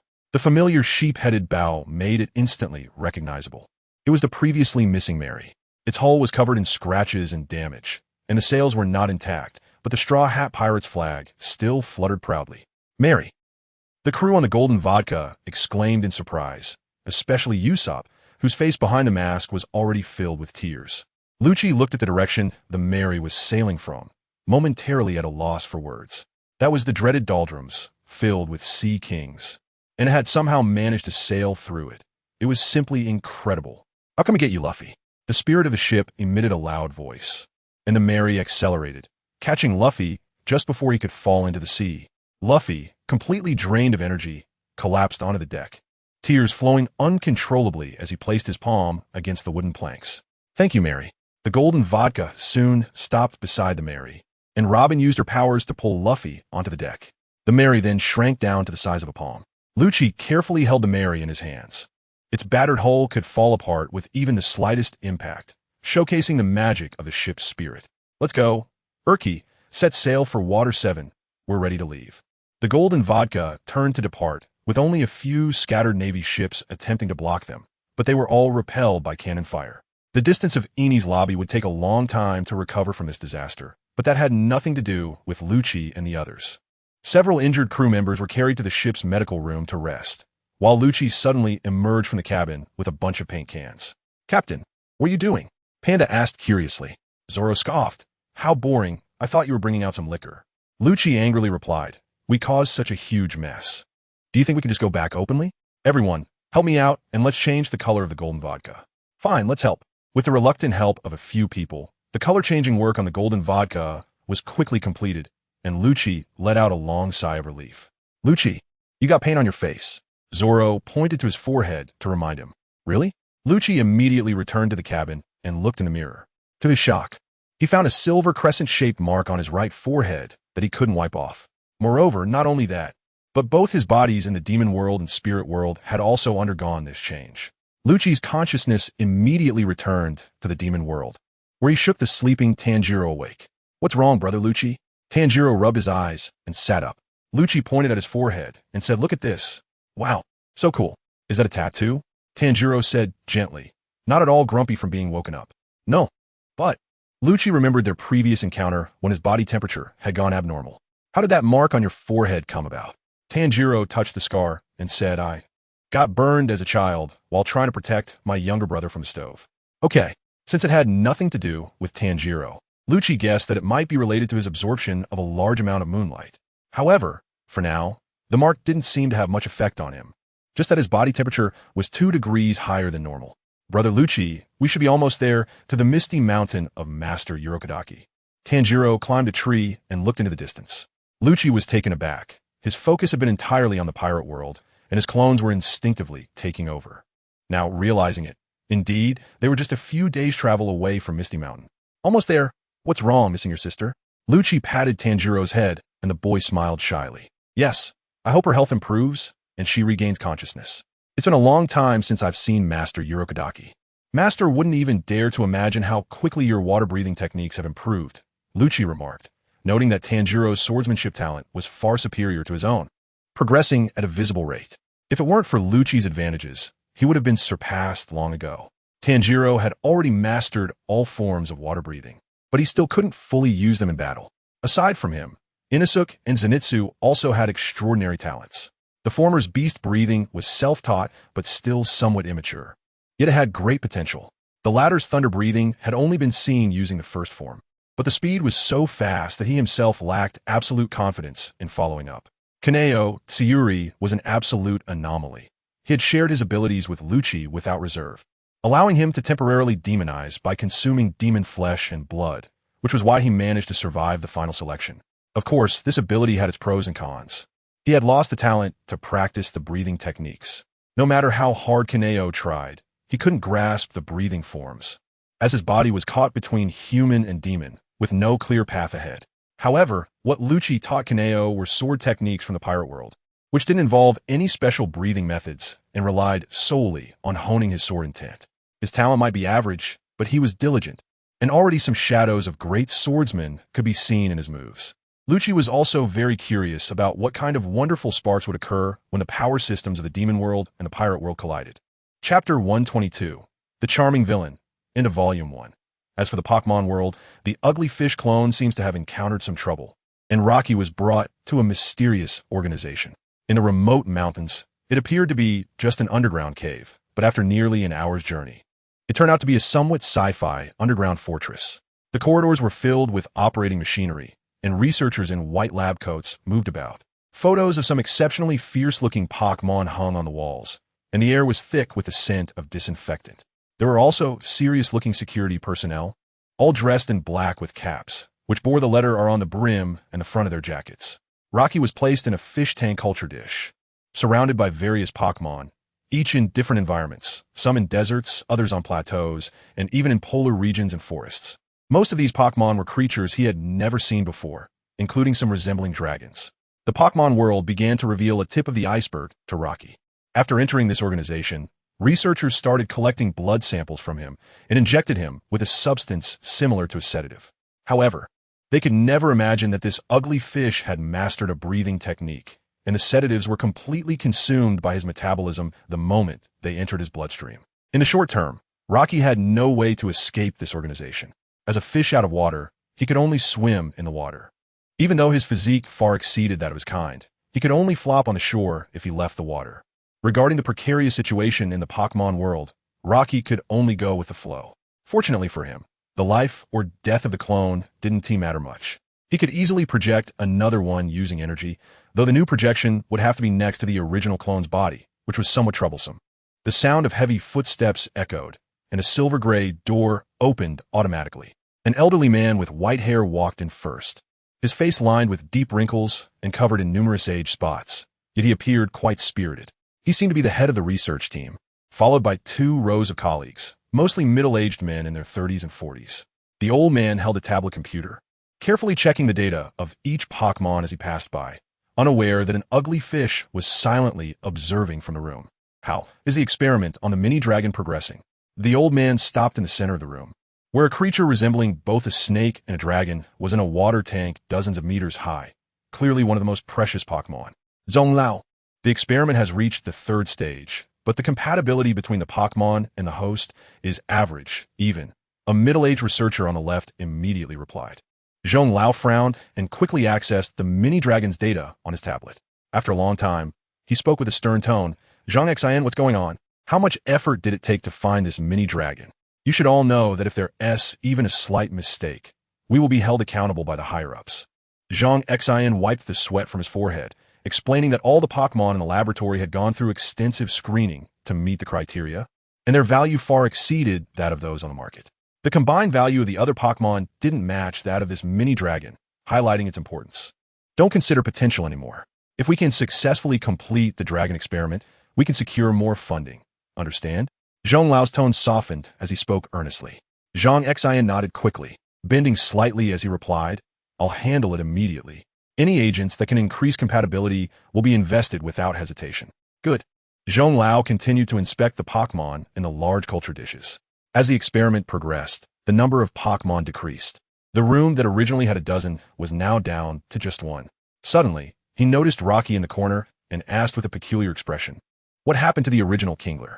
Zhang Xian forced a smile. While it's true that the more ordinary the Pokemon, the lower the experimental difficulty during the final step, the Kingler evolved into a Gyarados, and the host's brain couldn't handle the influx of information and died instantly. Don't ever include Kingler in the experiments again.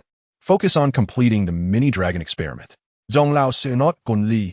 Because of the vast population of Kinglers, they could produce a large number of experimental subjects, which was why the laboratory had to include such abundant Pokemon in the plan to meet their targets.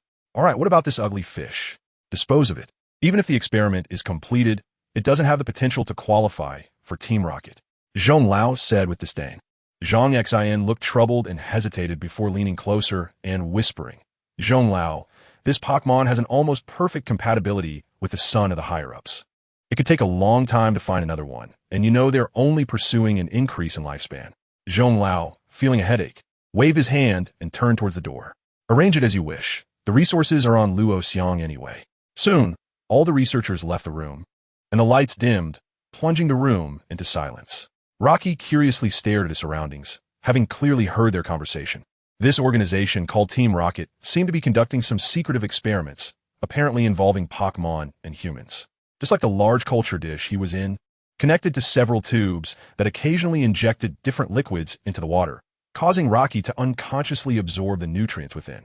However, it seemed that due to the limited potential of Rocky's clone, he felt that his nutrient solution was not as plentiful as that of the other Pokemon. Even so, because this body contained quite a few nanobots, they helped absorb energy in the fish's abdomen and transport it throughout the body. In just a short while, Rocky felt his scales itching, and he couldn't help but rub against the glass wall. As the scales gradually shed, new scales grew out from their original positions, far more resilient than before. Is this really happening? Rocky's eyes lit up. He had always felt that this clone had not yet reached its growth limit, but due to a lack of food energy, he could only barely maintain his body's daily needs. Now that he suddenly consumed this nutrient-like substance, his body began to grow uncontrollably, visibly increasing to 0.5 meter in size. This caught the attention of the researchers, but they merely noted it down and left, as Pokemon like the ugly fish were generally hard to take seriously. In the Pokemon world, Rocky could only lie low and secretly gather strength. Chapter 1. The 12 worst supernovas. The Golden Vodka quietly returned to the number 1 shipyard of Water 7, and thanks to the cover from Iceberg and others, it did not attract much attention. However, it stirred up immense waves within the entire world government and navy, with the red-hair pirates and the straw hat pirates dominating the headlines. After the casualty statistics from Eni's lobby were compiled, the numbers were terrifyingly high. Due to the collapse of the central island, the death toll exceeded 1,000, and even the highest authority of Eni's lobby, Spandam, was reported missing. For the justice-upholding navy, this meant several sleepless nights ahead, as they had allowed 2 pirate crews to escape due to their negligence. Penn was reassigned to the most dangerous area of the Grand Line, near Fishman Island in the New World, and he was determined to make capturing the 2 pirate crews his life's mission. On a certain island in the New World, an old man with purple hair and sunglasses crushed a newspaper from within the Navy with his massive mechanical right arm. After learning this news, he stood up from a boulder by the shore. What exactly is the Navy doing? They are completely unable to maintain the justice they should uphold. Just look at these infamous pirates. The purple-haired old man gritted his teeth, his eyes filled with hatred. He raised his mechanical arm and punched the water's surface with all his might. After a loud explosion, seawater rained down like a storm. To think that so many pirates could emerge among the so-called worst generation. Eustace Kid, Monkey D, Luffy, Trafalgar Law, Jewelry Bonnie, Roronoa Zoro, Urich, and that rock. With each name he uttered, the old man's fist clenched tighter.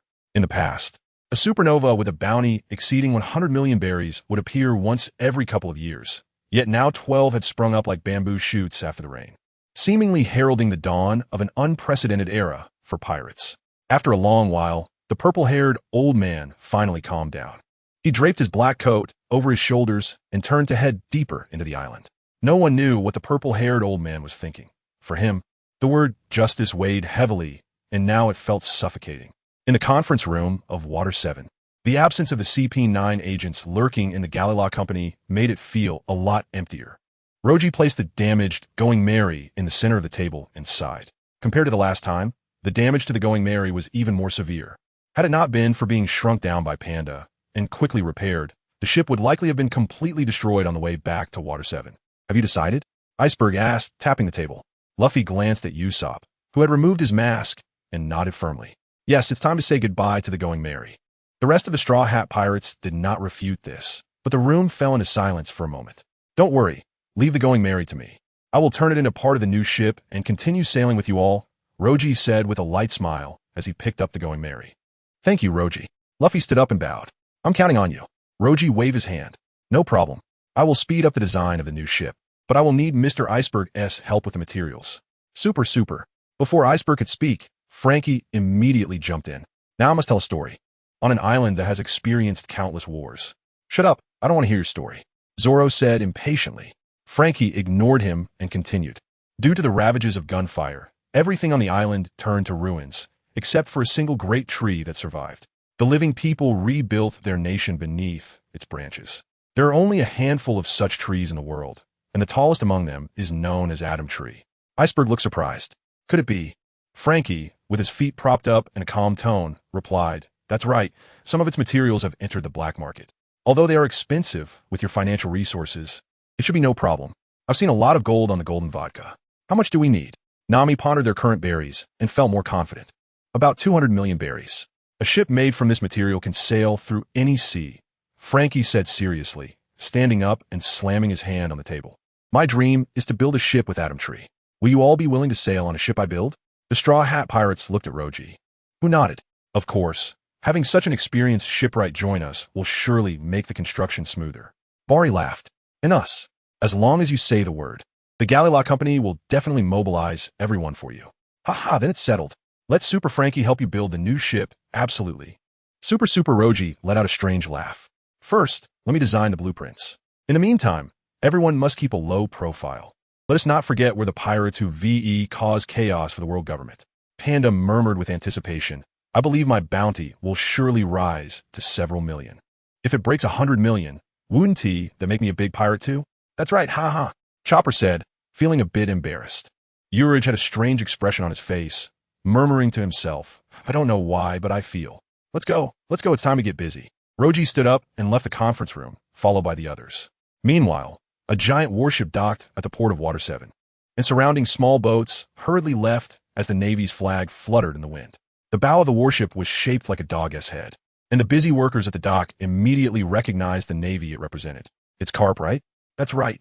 The one who has put the Pirate King in trouble several times. Why has he returned here? Amidst the noisy discussions, Garp, wearing a dog-headed hat, yawned as he stepped off the ship, followed by two young Navy officers, while the rest of the Navy stood guard in formation beside them. The shipwrights, seeing him heading towards the shipyard's entrance, quickly called out, Wait a moment, Garp-san, this is our exclusive area. Garp did not pause his steps, continuing forward. Stop the nonsense. There are definitely pirates here. Then he punched the wall with all his strength, instantly shattering it to pieces. Chapter 2. Garp's loving iron fist feeling the noise outside the factory. Just as Luffy and the others came out of the office building, they hurriedly walked towards the commotion. They were taken aback by the chaos in the crowd not far away. Garp also noticed them, immediately pushing through the crowd and striding over with a powerful gait. Except for Luffy and Roki, no one knew the true identity of this old man, but seeing so many Navy personnel on site, everyone became alert. Gramps Luffy exclaimed in surprise, but Garp quickly dashed over and grabbed his head. Realizing the situation was dire, Roki planned to sneak away. But Garp wasn't given that chance. He stomped his feet on the ground and instantly appeared beside Roki, grabbing his head as well. You two are really little troublemakers, ha ha ha. Garp laughed heartily, smashing both their heads hard against the ground. With Roki and Luffy's painful cries, the others took fighting stances and surrounded them. Vice Admiral Garp, the young Navy officer with pink hair, said with some worry. Garp shook his head dismissively, wedging one person under each arm, and said lightly, "You can't escape the fist of love. You two have really caused quite a ruckus, Luffy, Roki." Gramps. Luffy laughed, hugging Garp's sturdy arm. Gramps. Everyone saw Garp for the first time and was shocked into silence. Although they had heard his name from Roki, they never expected he was Luffy's grandfather. Vice Admiral Garp. Long time no see, Roki said, feeling a bit embarrassed. He was still a Navy member in secret, but this incident was simply too big to handle. Roki, why did you become a pirate? Familiar voices began to ring out. Roki turned to see KB looking serious as he spoke, while Barumub stood not far away. The two of them looked drastically different from before. They were taller and exuded a significant aura. No wonder Zoro and Luffy didn't recognize them. Hey, KB, he must have his reasons, Barumub gently reminded him, tugging at his sleeve. Roki smiled and didn't explain.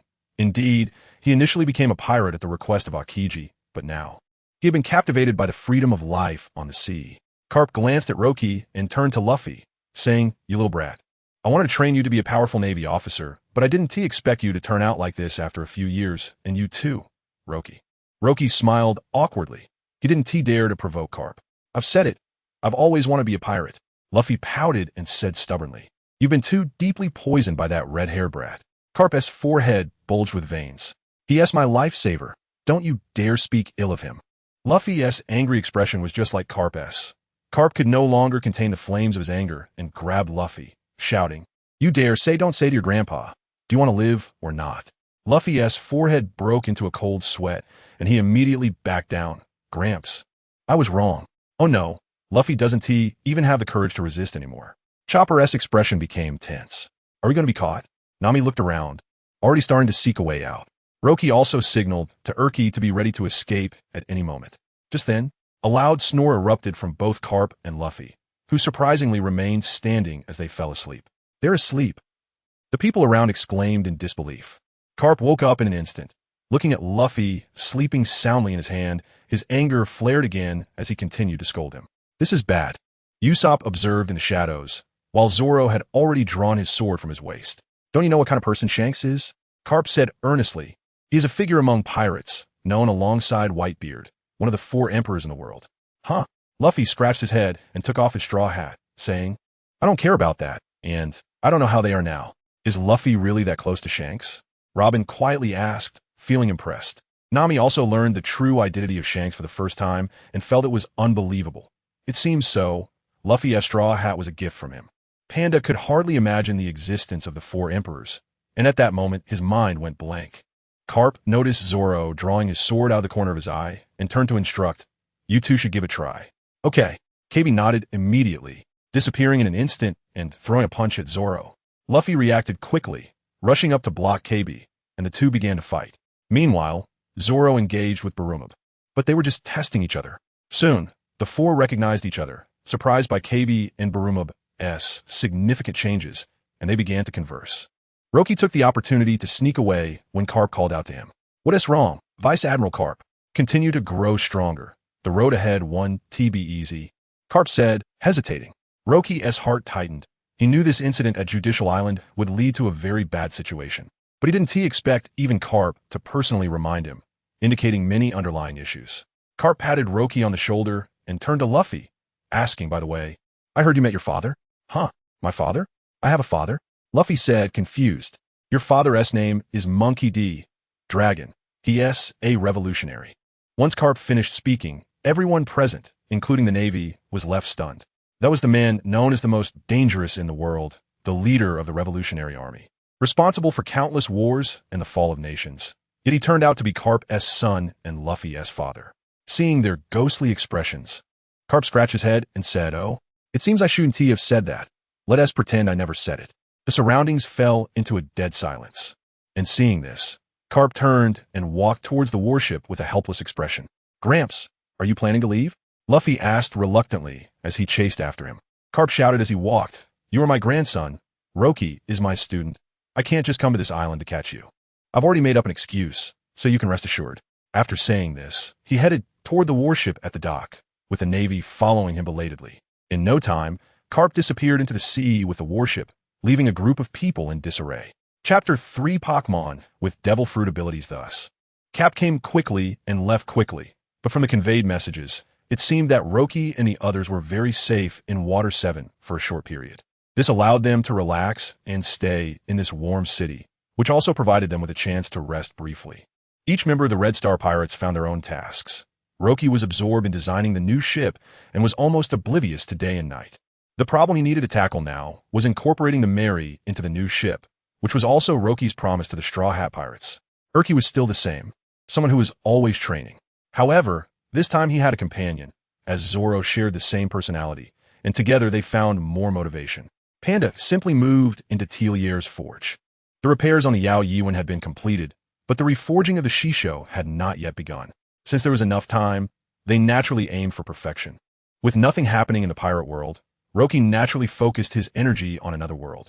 The Pokemon world remained the same. This mysterious experiment continued step by step, primarily laying the groundwork. Nutrient solutions were poured in without cost, and the body of the Chincho fish repeatedly broke through limits. Roki's size had now reached nearly 1 meter. Although he still looked like the same old salted fish, both his speed and strength had increased several times. However, the good days came to an end as he clearly felt his body's growth had reached its limit.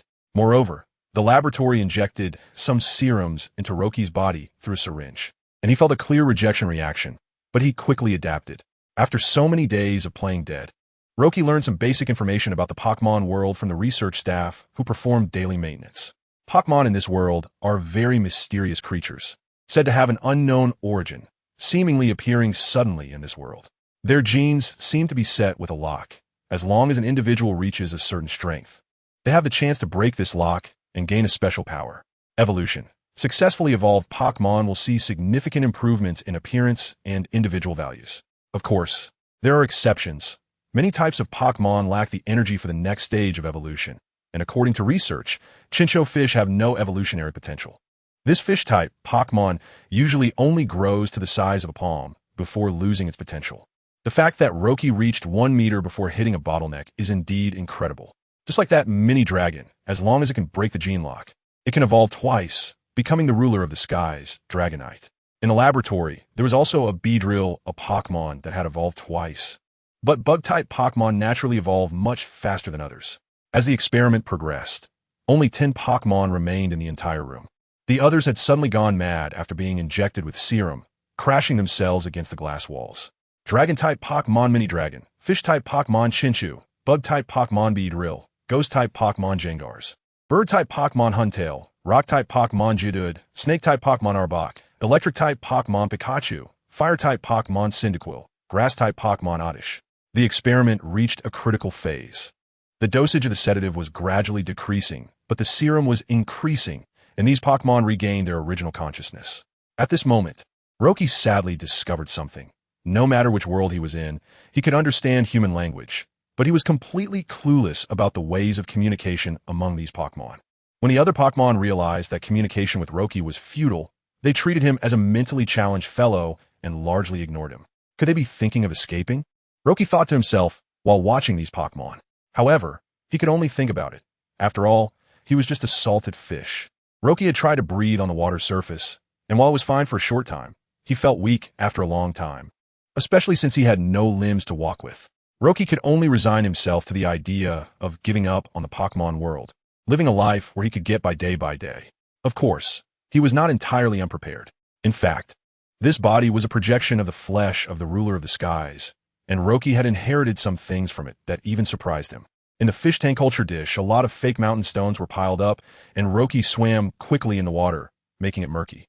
In a corner unnoticed by the surveillance cameras, the sand and stones in the fish tank gradually decomposed into powder under Roki's control, wrapping around his entire body in fish scales. The devil fruit abilities from the pirate world had actually followed Roki's projection ability to the Pokemon world.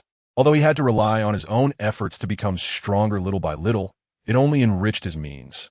However, whether it was due to Roki's talent or the different rules of the constituting worlds, he felt that his progress in comprehending the core element of the natural-type devil fruit was extremely slow. It is known that only by mastering elementalization can natural-type users make up for their weaknesses in close combat. Any physical attack can be evaded by elementalizing their body. Of course, as long as one masters Haki, even a person unarmed can still attack a natural-type user. Roki also learned from the pirate world that the ruler of the skies had eaten the natural-type devil fruit, the Sansan fruit, which was an advanced version of Crocodile's Sansan fruit, with more comprehensive abilities and no longer the fatal flaw of being weak to water. Moreover, according to Roki's guess, in the Pokemon world, even seawater might not be able to restrain the fruit's abilities. Ultimately, the seawater in the pirate world contains a special substance, which is similar in composition to sea prism stone.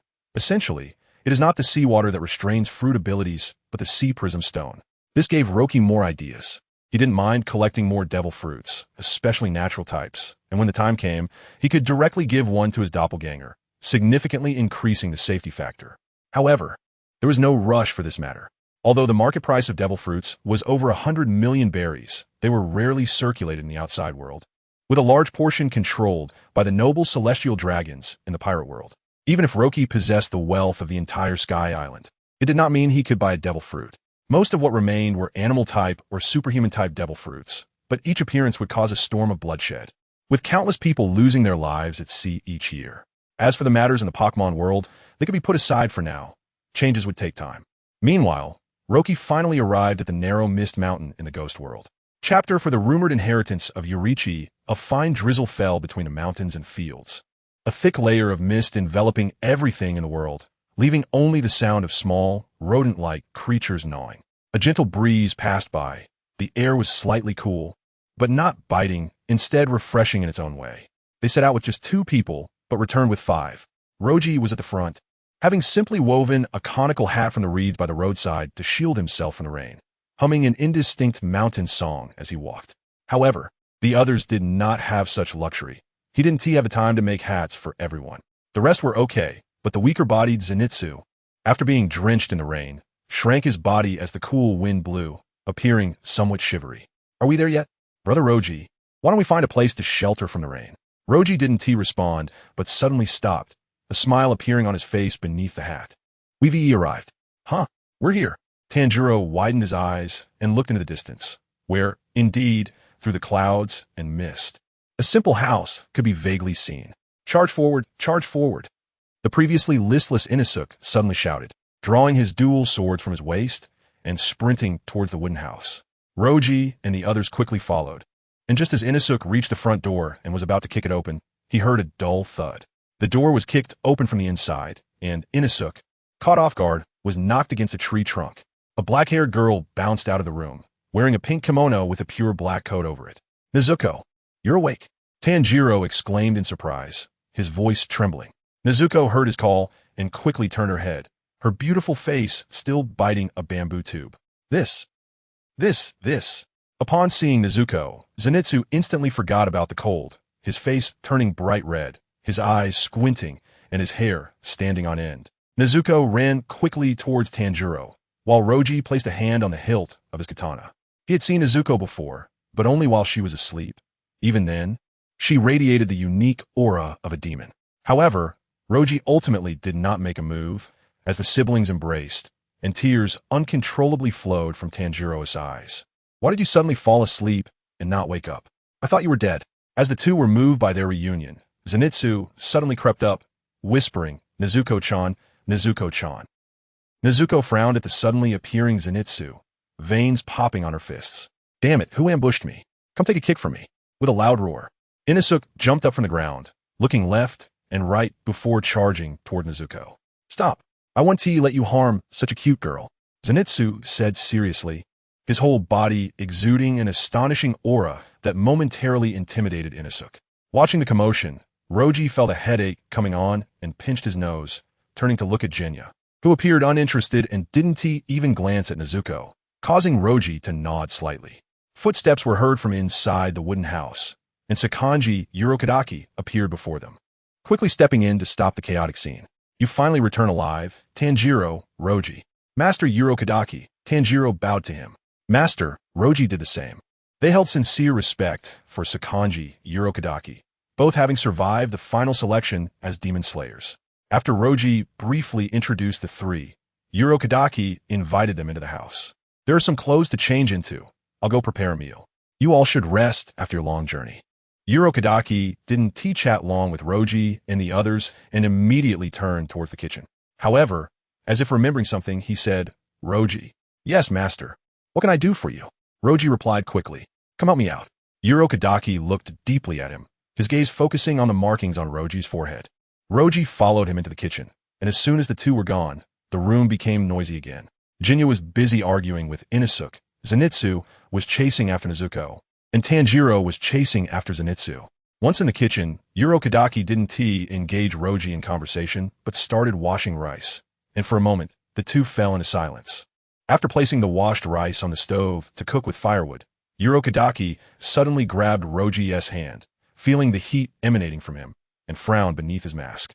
He then touched the silver moon markings on Roji's forehead and said in a low voice, How did this marking appear?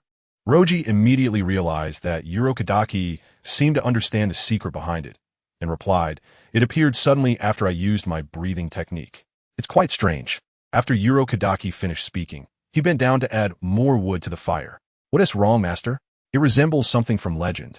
But I remember that yours isn't natural, right? After receiving Roji's acknowledgement, Urokadaki hesitated for a moment before saying, The first demon slayer of the ancient demon slayer corps had markings on his forehead as well, but his markings were red. That is, a glint of insight flashed in Roji's eyes. Indeed, the markings were related to the breathing techniques. After activating the markings, he could clearly feel his physical strength gradually increasing. Yurichi Tsujikuni. Urokadaki said lightly. Just hearing this name, Roji felt a chilling aura of blades rushing towards him. He created the breathing techniques, granting humanity the power to slay demons, and all breathing techniques today are derived from Yurichi's flame breathing. Urokadaki looked at Roji with a complex expression and said, It's hard to determine if it's good or bad, although activating the markings greatly enhances the power of demon slayers. Very few can live past the age of 25, aside from Yurichi Tsujikuni. Roji's fiery heart was immediately doused with cold water, but after careful consideration, he felt relieved again. After activating the markings, his body temperature would indeed rise a few degrees higher than normal, indicating rapid blood flow and an overloaded heart. If one remained in a high-load state under ordinary circumstances, it was indeed possible, as Urokadaki said, to not live for many years. Chapter 5. The 9 Pillars of the Demon Slayer Corps. However, Rocky's breathing technique incorporates the return of life, a secret art that constantly locks onto his fading life force. Coupled with the nanobots that absorb 100 of the nutrients from food, he doesn't have to worry too much about dying young. Is there anyone who has awakened the markings now? Rocky asked, his expression showing little change as he continued to probe. Kaneo, Tsuyuri, who had seen him calm and collected each time, felt relieved that he wasn't thrown off balance by the possibility of shortened lifespan. After the batch of Demon Slayer swordsmen led by Yorichi Tsujikuni, there's been no one else who has awakened the markings, he replied. But strange. Why is your marking silver white? The color of the markings should vary based on the breathing technique, and water breathing shouldn't have this color. It's not water breathing. Rocky murmured. Kaneo, Tsuyuri raised his head, looking at him with great surprise as he saw Rocky place his right hand on the hilt at his waist. Then, he simply took a deep breath, and when he exhaled again, a faint moonlight emanated from his mouth.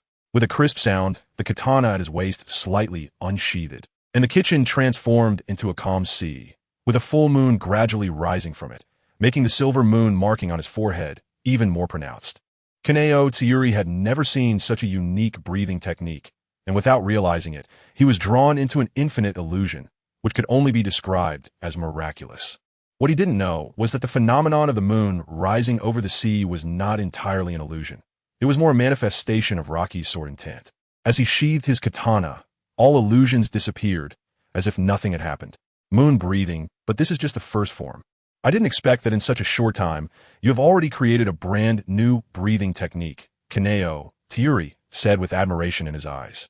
If you didn't have such talent, it would be impossible to be the first to awaken the markings again. Rocky felt his talent was average, and he had only surpassed others because he had multiple bodies, allowing his swordsmanship to improve constantly. Once you obtain the Nichiren Blade, you can visit the headquarters of the Demon Slayer Corps. I believe you'll gain something. The records about the markings are more detailed there. I only heard it through the grapevine, and perhaps you can find a reason for the shortened lifespan. After all, Yorichi Tsujikuni lived to be over 80. Rocky nodded. He wasn't too concerned about his lifespan, as he understood his body best. However, he suddenly remembered something and unconsciously placed his hand on his chest, where a crumpled letter was kept. Teacher, do you know about Kaijiro Rengoku? Kaijiro Rengoku. That's an extraordinary person. Why? Do you know him? Kaneo Tsuyuri asked curiously. Rocky then told him about the letter he encountered during the final selection, and after listening, Kaneo Tsuyuri fell silent for a long time before speaking. The Demon Slayer Corps has 9 most powerful Demon Slayer swordsmen, known as the Pillars, and each of their breathing techniques is different. The person you mentioned is the Flame Pillar. Kaijiro Rengoku. Flame Pillar. Rocky murmured to himself. He didn't expect that this letter would involve a pillar-level powerhouse of the Demon Slayer Corps, and he couldn't help but hesitate about whether he should get involved in this mess. Don't worry, although I don't know Kaijiro Rengoku very well, his father, Shinjiro Rengoku, is a very good person, Kaneo Tsuyuri added, seemingly sensing Rocky's concerns. What about Ju Tomioka? Rocky was very interested in the man who had saved him with extraordinary swordsmanship right after entering the world of demons. Even from his current perspective, that person's swordsmanship was unfathomable. He is also my disciple, one of the 9 pillars, the Water Pillar. However, Ju Tomioka has a mental block. He believes he didn't pass the final selection, so he has never acknowledged it. Kaneo? A name slipped from Rocky's lips, startling Kaneo Tsuyuri. How do you know about that? He suddenly remembered that Tanjiro had mentioned that his breathing technique was taught by Kaneo and Shinobu, although he still didn't dare to believe in the soul theory. He couldn't help but sigh. Ju Tomioka passed out during the final selection after being beaten by a demon. After being saved by Kaneo, he didn't wake up until the end, having killed not a single demon, while Kaneo and Shinobu died in the selection. After Kaneo Tsuyuri finished speaking, both fell into silence. This world was extremely cruel. In the face of demons, humans, even those who mastered breathing techniques, appeared exceptionally fragile. He couldn't help but think, I hope you, who have awakened the markings, can bring a glimmer of light to this tragic world. Rocky's strength had been continuously improving. From mastering water, breathing to now, he didn't know if he had the confidence to protect himself in this world. So he curiously asked, how strong is a pillar level? Very strong for humans, but not enough for those demons. Kaneo Tsuyuri replied heavily, glancing at Rocky. Whether they're strong or not is another matter, but they are definitely a group of extraordinary talents. You know, according to what I've heard, there's a little guy who became a pillar level in just 2 months of holding a sword. 2 months? Rocky thought seriously.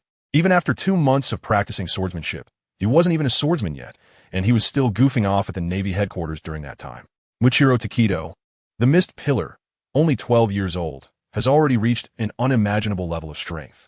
Hearing that someone became a pillar level in just 2 months, Rocky's mind suddenly sparked with ideas. If he could become a pillar of the Demon Slayer Corps, he might be able to access the deeper secrets of this world. So how can one become a pillar? Kaneo Tsuyuri laughed heartily, and it was the first time Rocky had seen him laugh, making him feel a bit uneasy. Very simple. You just need to gain the recognition of one person.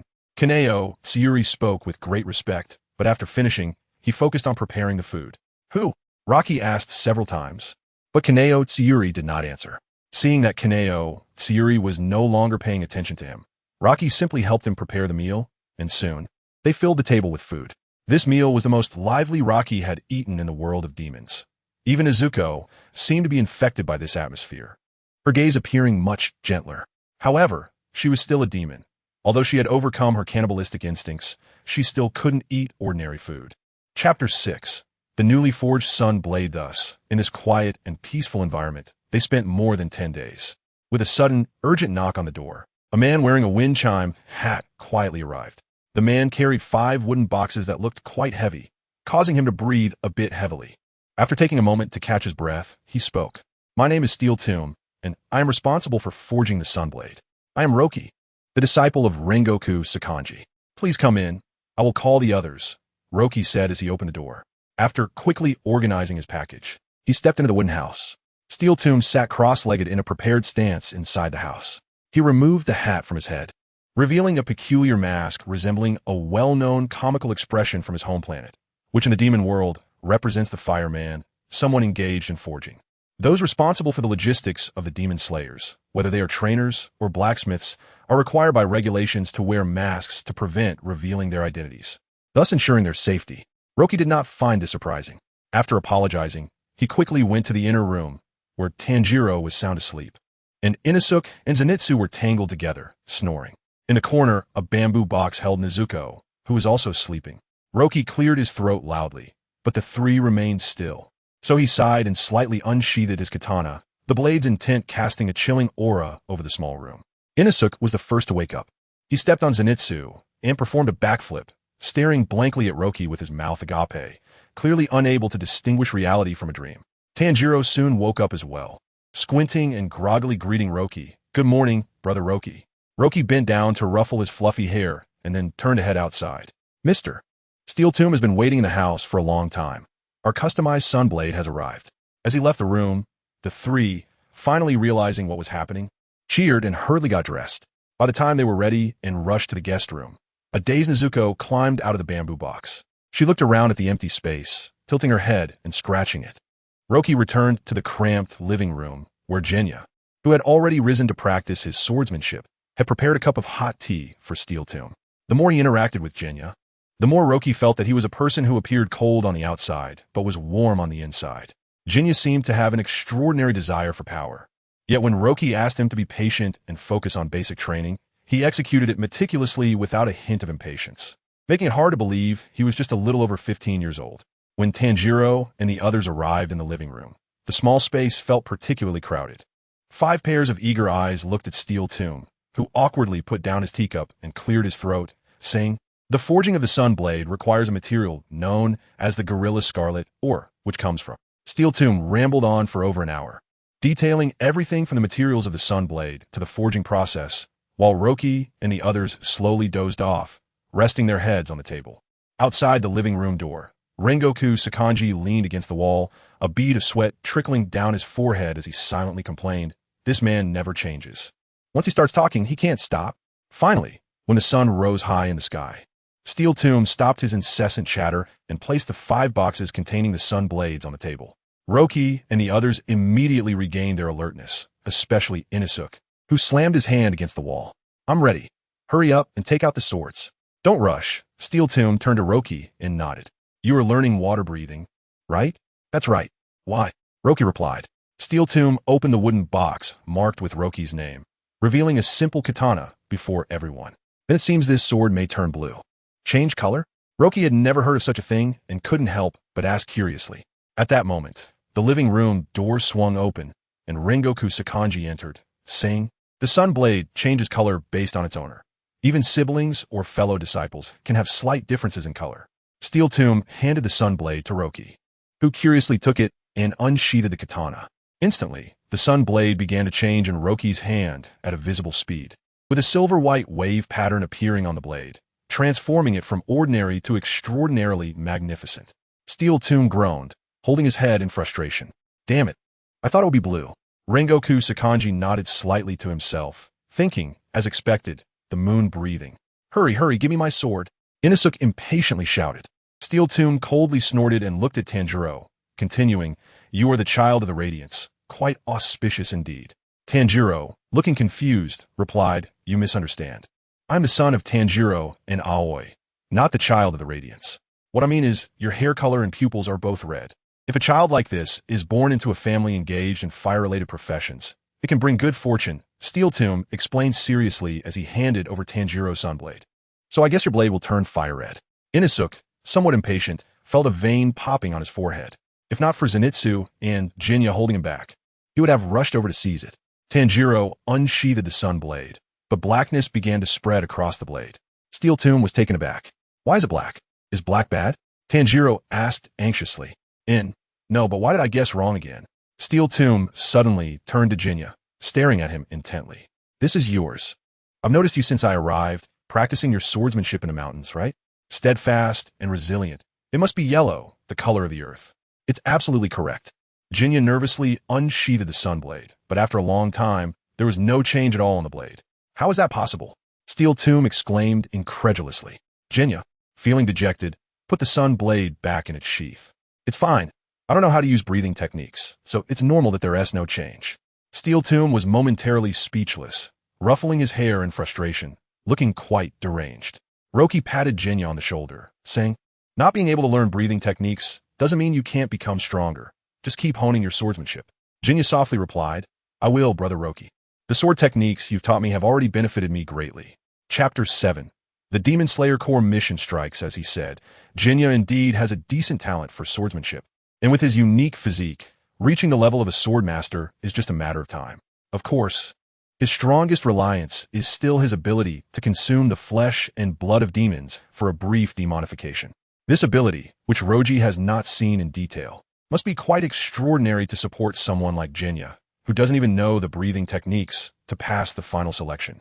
Kanroji, with red eyes, turned his gaze towards Inosuke and Zenitsu, emitting a murderous aura that startled them. Fortunately, the rest were not mistaken in their guesses. Inosuke's dual blades turned a shade of blue, indicating that his self-created breathing technique was derived from the breath of the wind, which corresponded to his upbringing in the mountains and his beast-like nature. Zenitsu's blade transformed into a yellow, representing thunder, and both Kanroji and Shinazugawa recognized the thunder breathing he wielded, which also had a significant background. He is the disciple of the former Thunder Hashira, Sanemi Shinazugawa, but he is not as famous as his brother Kaigaku. Zenitsu's talent is quite average. After so much time, he has only mastered the first form.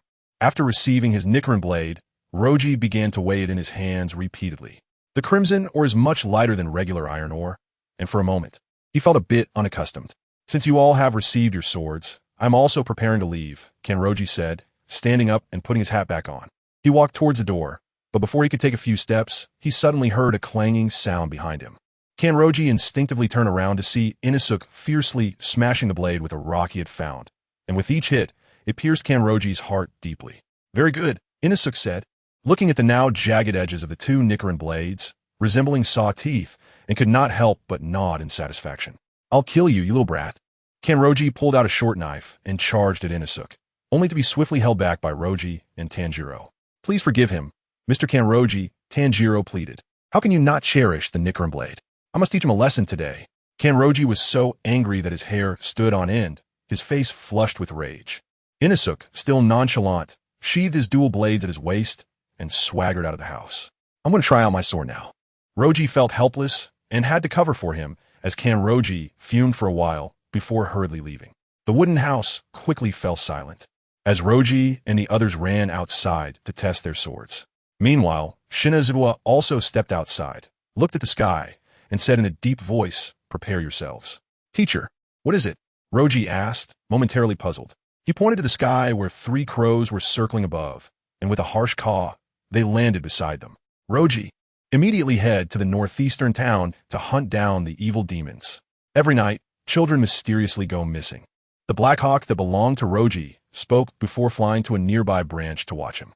Tanjiro's messenger also landed, delivering a different mission to him. However, his mission location was different from Roji's, involving demons that devour people, but the missing individuals were women. The remaining messenger clearly belonged to Inosuke, who was far away, desperately screaming the mission several times without any intention of getting closer. "Dead, dead, dead." Zenitsu's face turned pale. The joy of just receiving the Nichiren blade completely vanished. Although the Demon Slayer Corps had not yet assigned him a mission, it was foreseeable that it was unavoidable. Eager to try, Inosuke waved his sword at the distant messenger. "Hey, why are you so far away? Take me with you." The messenger sweat a drop on its forehead. While other birds were avoiding demons, it was avoiding the danger from its master, and it couldn't help but lament the tragic fate of birds. The messenger immediately spread its wings and flew away, and Inosuke quickly chased after it, shouting, "I'm going to kill demons. See you later." Tanjiro looked a bit anxious. After taking a deep breath, he nodded to the others. "Teacher Shinazugawa, I'm also preparing to leave. I will take Nezuko with me." Zenitsu suddenly burst into tears, hugging Tanjiro and crying, "Don't take Nezuko away. Then let's go together, Zenitsu. It's just right that you don't have a mission." Zenitsu immediately fell into a petrified state, and after Tanjiro broke free from his embrace, he walked toward the house to grab the bamboo box and Nezuko. Shinazugawa sighed softly, his gaze deepening. This is just the beginning. Becoming a demon slayer is not easy, but as long as you survive, The headquarters of the Demon Slayer Corps will soon summon you all. Roji also understood that these newly appointed Demon Slayers were all only about 15 or 16 years old, still in school in other worlds. Yet here, they can only fight for their lives, using one vibrant life after another to stop demons. For centuries, countless lives have been lost because of this. Teacher, since that's the case, I'm leaving too. Roji waved his hand casually, then turned to Jinya. I've taught you everything you need to know. You should be able to feel your growth through daily training, right? What do you plan to do next? Will you follow me, stay here, or continue training until the mission comes? Jinya did not hesitate much and bowed directly. Please let me call you teacher. If I follow you, I will never achieve true growth. I want to try on my own. Roji smiled, ruffled his hair, and walked towards a large tree in the distance, then shouted loudly. Jinya!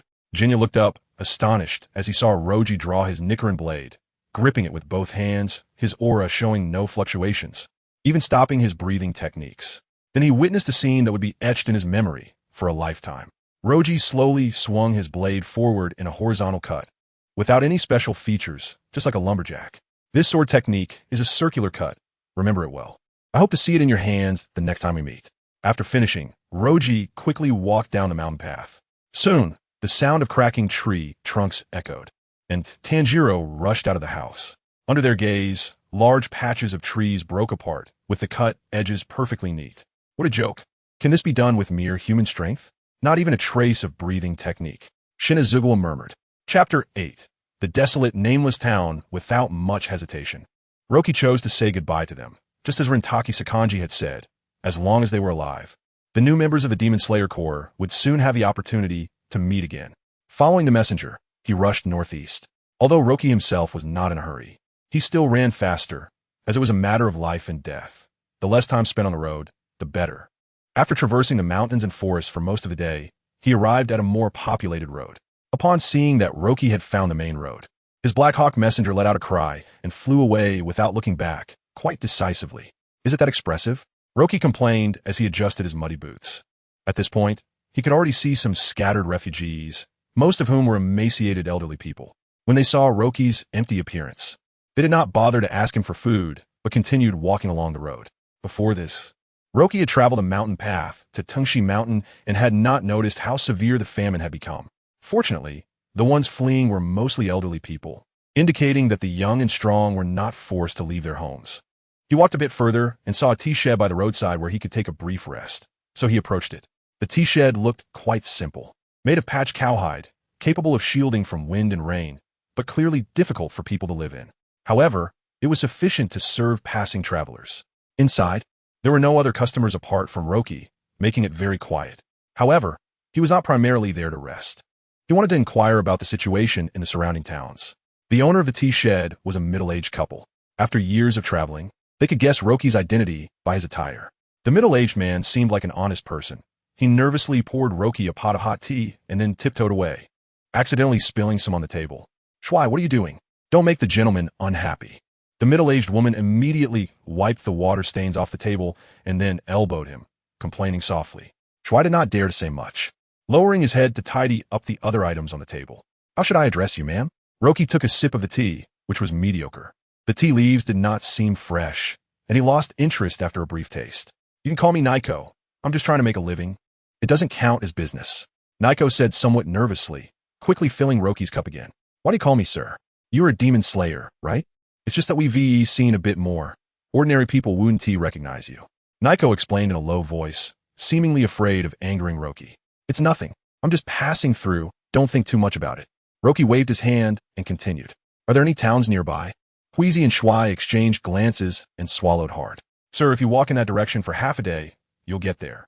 Shuai pointed outside the tea shed. While Huizi began tidying up, Roki shook his head, threw down some coins, and got up to leave. Overall, the attire of a demon slayer was still too conspicuous. For ordinary civilians, seeing them would probably feel like seeing crows circling over dead bodies. These commoners had their own ways of survival. Where there were demon slayers, naturally, there would be evil spirits. Especially since Roki was heading there with a specific purpose, it naturally indicated the presence of demons in the nearby towns. There was no need to walk for half a day. With his stamina, he could see a wall made of rammed earth in the distance in just half an hour, though it was only a bit over 2 meters high. By now, the sky had darkened, and the setting sun cast a fiery red glow on the ground. As darkness began to creep in under the afterglow, at the city gate stood two thin samurai. The flow of people was not much, but it appeared orderly, mostly consisting of laborers struggling for a living. Upon seeing Roki, the samurai walked directly up to him. The older samurai looked around and said quietly, "Are you from the Demon Slayer Corps?" "Yes." "Did you inform them there are demons here?" The older samurai's expression suddenly darkened, looking quite unpleasant. "Lower your voice. Our government does not allow private contact with the Demon Slayer Corps." Roki raised an eyebrow, seeming a bit surprised. "What's wrong? Is there some kind of taboo?" "Follow him. He will explain it to you." The older samurai pointed to his companion and then added with some concern, "Kawaguchi, you need to be careful. Don't attract trouble. If anything happens, let me know." "Understood." Kawaguchi immediately replied, leading Roki into this nameless small city. As soon as they entered the town, a foul smell hit them, like the stench of rotting items piled together. The acrid odor made Roki cough involuntarily. Kawaguchi explained in a low voice, "Don't mind it. There's been a water shortage recently, so there's a bit of smell." "Didn't it just rain?" Roki asked, somewhat puzzled. "It's been a few months. That was the only rain," Kawaguchi said helplessly, but fortunately it rained. Otherwise, even more people would have died. Now the famine seems to have passed. As Roki chatted with him, he looked around. It seemed that the town had become more vibrant since the famine had passed. According to the mission, there was definitely a demon here, but the atmosphere around did not seem like there had been a disaster. There were vendors coming and going and pedestrians laughing and cursing. However, he did notice that there were no children on the streets. The common people did not react much to Roki. They probably did not recognize his identity, while they made way for Kawaguchi, appearing somewhat anxious. "Follow me," Kawaguchi said in a low voice and walked toward a small house, and Roki had to follow him inside. The yard hadn't been maintained for a long time, with cobwebs everywhere. In a more prosperous city, such a dilapidated place would surely be uninhabited, but in this town, it could be considered tidy.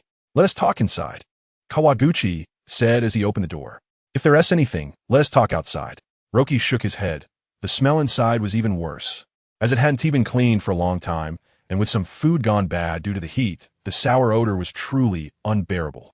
Kawaguchi did not insist, and turned to bring out two stools from the house. Chapter 9 in short, just be reckless. The two sat by the well, which appeared to have been abandoned for a long time. Crumbled stones fell in, and there wasn't even a sound of water. After sorting out his thoughts, Kobayashi Yukihiro began to reveal some hidden matters. "Are you a newly promoted demon slayer?" Roki glanced at him and said, "Don't worry. I've killed quite a few demons on my own. As long as this demon shows itself, it will only meet a dead end." Kobayashi Yukihiro let out a sigh of relief and wiped the sweat from his forehead. "But why doesn't the government allow contact with the Demon Slayer Corps?" Yukihiro looked around at the earthen walls of the courtyard, speaking in a hushed voice. "That's how it's been mandated from above. The government has always had some conflicts with the Demon Slayer Corps, and I'm not too clear on the specifics. But there have been precedents where people lost their positions for seeking help from the Corps." Roki didn't press further, even if he asked. It wasn't something a low-level government official would know. He began to inquire about the Demon-S situation from Kobayashi Yukihiro. It started a few months ago, and it all began with a little girl named Yuntian Seiko. Yuntian Seiko was a poor child who had lost her father to a serious illness. She and her bedridden mother relied on each other, barely surviving on the charity of their neighbors.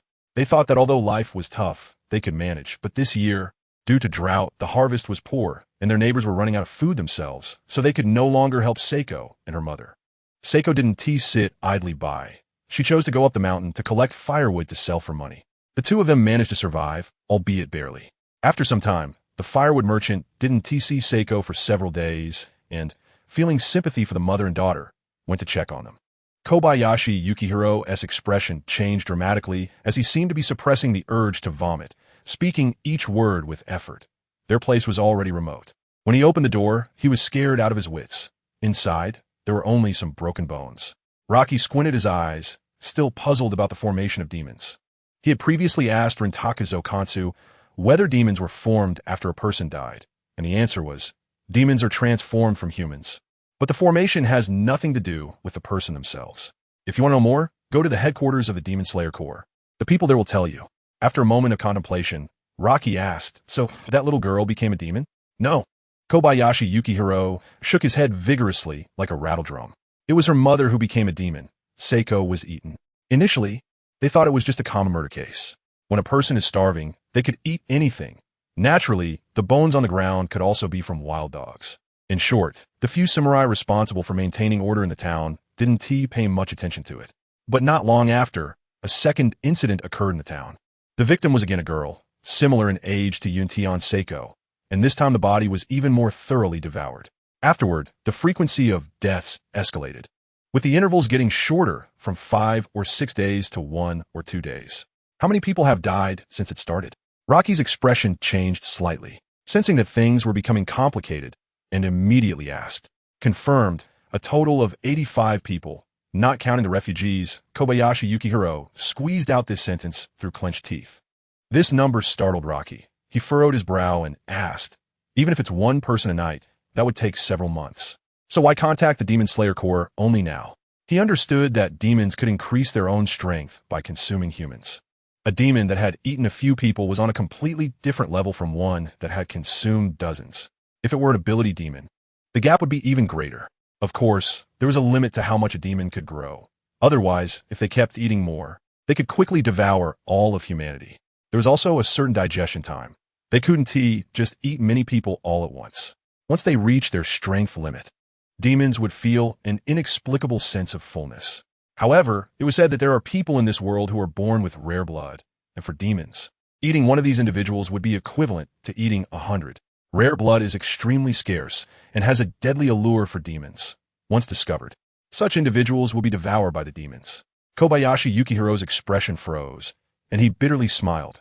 After all, this is a year of natural disasters and human misfortunes. Every household is out of food, and since the initial victims were all little girls, Rocky shook his head and sighed, not voicing any condemnation. Ordinary people in this world were just trying to survive. And now it has started to disregard those conditions. Every day, 1 or 2 people die in the town, regardless of gender, although most are younger. So how does this demon kill? I'm not sure. Every night, every household keeps their doors tightly shut, but what? Rocky grabbed his wrist and pressed for answers. Kobayashi Yukihiro cried out in pain, and after Rocky released him, he continued hiss. But every time something happens, you can hear the sound of dogs barking. In this year of famine, where would the dogs in the town come from? I'm afraid even the rats have been eaten. Rocky glanced at the faint sunset on the horizon and said lightly, understood. Let me meet it tonight. Then it's all up to you. Kobayashi Yukihiro drew out his katana, the blade full of nicks, but it was apparent that its owner still maintained it regularly. Our government is truly helpless against these demons. Only you demon slayers have such abilities. Rocky had heard Rintaku Zokansu mention the government as a force. He could only say that there was once a time of glory, even overshadowing the Demon Slayer Corps. However, due to certain events, the two forces clashed, and the outcome was evident. Even now, the strength structure of the Demon Slayer Corps had not changed much, while the government had become merely a facade. Seeing that the day was getting late, Rocky stopped the idle chatter, left the courtyard, and planned to take a moment to rest.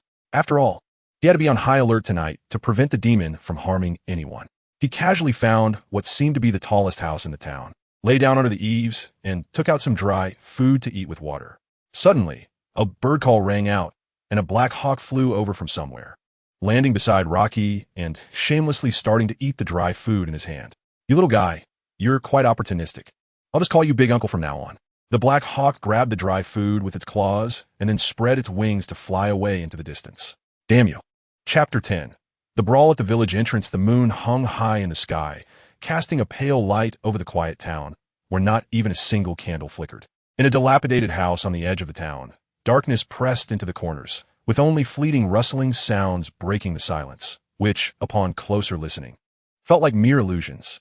This house was abandoned, usually only inhabited by wandering beggars, but after the disaster, such people had become increasingly rare, so much so that even insects and rodents no longer visited. In the corner of the room, a 5 or 6-year-old girl shivered, hiding among the piles of clutter. Cold sweat soaked her clothes as she pressed her mouth tightly shut to stifle any sound. Miko was one of the few girls left in the entire town. She watched helplessly as her familiar friends disappeared one by one. Although the adults never spoke openly about it, the tales of monsters devouring people circulated among the children. In this dire situation, the only thing Miko could do was play hide-and-seek, hiding as best as she could to avoid being found by the monsters. This was something she excelled at in normal times, but now it felt cruel, determining her fate. Over a month had passed since the game of hide-and-seek began, and the monsters had lost their patience, slowly closing in on their prey. Miko's parents had long since passed away, and she relied on the charity of kind-hearted townsfolk to survive. After she vanished, no one even noticed her absence. She had to sneak into other people's kitchens to steal scraps or forage for bark and wild vegetables to fill her stomach. In the darkness, she was unaware of how much time had passed. Only the sound of dripping water punctuated the silence, along with the howling wind echoing through the alleyways. The surrounding quiet was terrifying. She could hear her own breathing clearly, and she dared not make a sound, fearing even the slightest noise could betray her.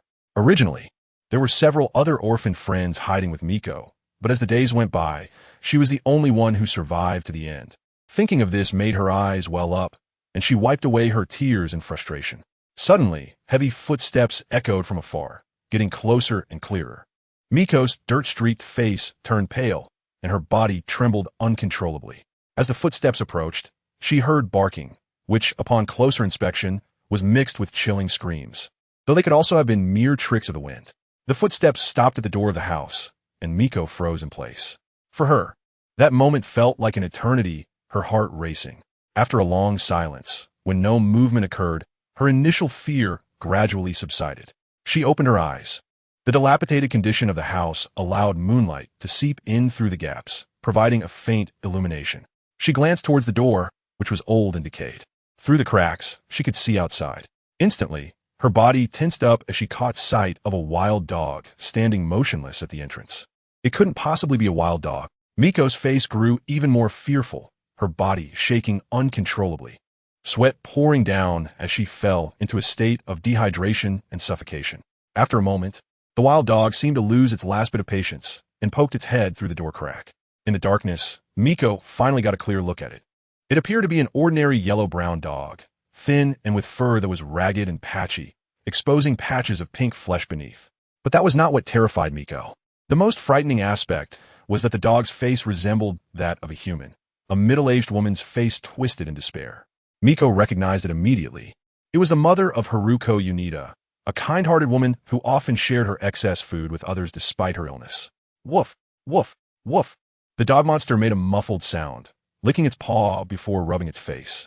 Don't come closer, don't come closer, don't come closer. Miko's heart screamed in despair, but it seemed to have no effect. The dog monster pushed the wooden door open with its head and stepped inside. It approached her bed, scratched at the ground, and began to retch. Soon after, it vomited a foul-smelling, slimy substance, which contained human eyeballs and fingers. This is too hard to digest. Is this my limit? The dog monster muttered to itself, its voice a hoarse version of a middle-aged woman's. Impossible, impossible. I want to become a waning moon. I must keep eating, keep eating, keep eating. Its voice was filled with obsession, and it turned its gaze toward the pile of clutter, stepping cautiously towards the hidden girl. Just then, the dog's footsteps suddenly halted. It lifted its head and faced a figure on the roof. Hey, I want to ask, what is a waning moon? A calm voice echoed, like thunder, suddenly breaking the silence of the night. Demon Slayer Core, those Demon Slayer guys, kill him, must kill him. The dog monster had never encountered a Demon Slayer like the figure before, but the words Demon Slayer Core sprang forth from its memory as if they were etched deep within. It seemed as if the presence that had transformed it into a monster had deliberately done so, upon seeing the figure's attire and the seemingly ordinary Nicaran blade. All that remained in the dog monster's mind was the urge to kill. You still haven't answered me. The figure spoke again, shaking its head in resignation. Forget it. I'll just head back to the Demon Slayer Corps headquarters to ask someone else. I'll find a more open space to deal with you. After saying this, the figure pulled its head back through the gap and nimbly flipped over, exiting the house. Hey, dog. The dog monster fixed its gaze on the figure. Then with a powerful push of its hind legs, lunged forward.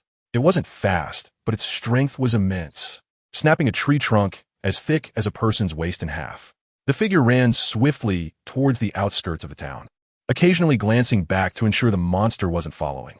Chapter 11 The Sorrows and Joys of the World do not communicate. All right, that's about it. Sitting north and facing south. The feng shui is good. It's a nice place for burial. Rocky leaned against a banyan tree, patted the trunk with his hand, and turned to look at the dog, ghost not far away. Its twisted face was full of ferocity, and thick, sticky blood flowed continuously from various parts of its body. The stench overwhelming. The dog ghost did not rush to attack. Memories flashed in its mind, The man in the suit had come to its side, looking at it with an emotionless gaze. Then he extended a finger, and a drop of blood flowed from the tip, falling onto its forehead, completing the transformation from human to ghost, a process accompanied by pain and wailing.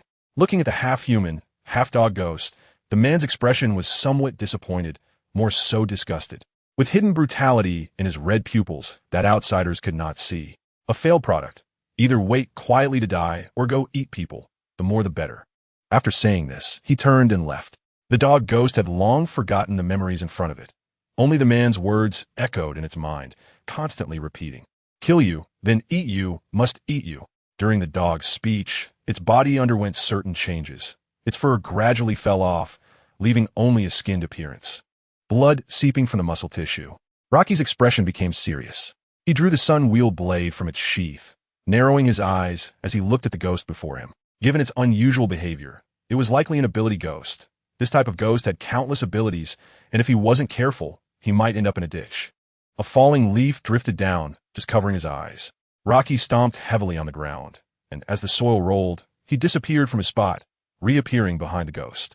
He quickly swung his blade, and at the same time, the moon breath reached its limit, heat emanating from every pore of his body. With a crisp sound, Rocky's sunwheel blade struck at the ghost's body but was blocked by its claw, producing a metallic clashing sound. The dog ghost's head turned 360 degrees, looking at Rocky with a mocking expression, then opened its mouth, a tongue shooting towards him like lightning. Rocky twisted his wrist, aiming the blade at the ghost's neck while slightly leaning to the side, easily dodging its attack. However, before he could relax, the dog ghost's tongue suddenly changed direction mid-air, shooting towards Rocky again at high speed, creating a sonic boom in the air.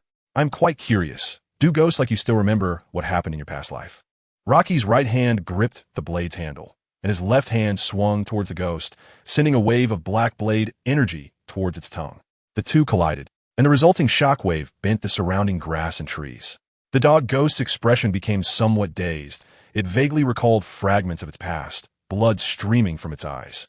Seeing the enemy show a flaw, Rocky fully engaged his body, then accelerated, transforming into a remnant shadow rushing towards the enemy, the blade slightly angled, with streams of water wrapping around it. Water breath, first form, surface/kill. This time, as Rocky struck, his vision brightened. He finally felt how much the sunwheel blade enhanced his breathing technique. The moment he struck, it felt as if there was no resistance. The blade made contact with the ghost's body, and where the blade passed, the ghost's flesh sizzled like a hot knife through butter. Rocky maintained his striking posture, and a crack appeared on the ghost's forehead. Then its body split in two.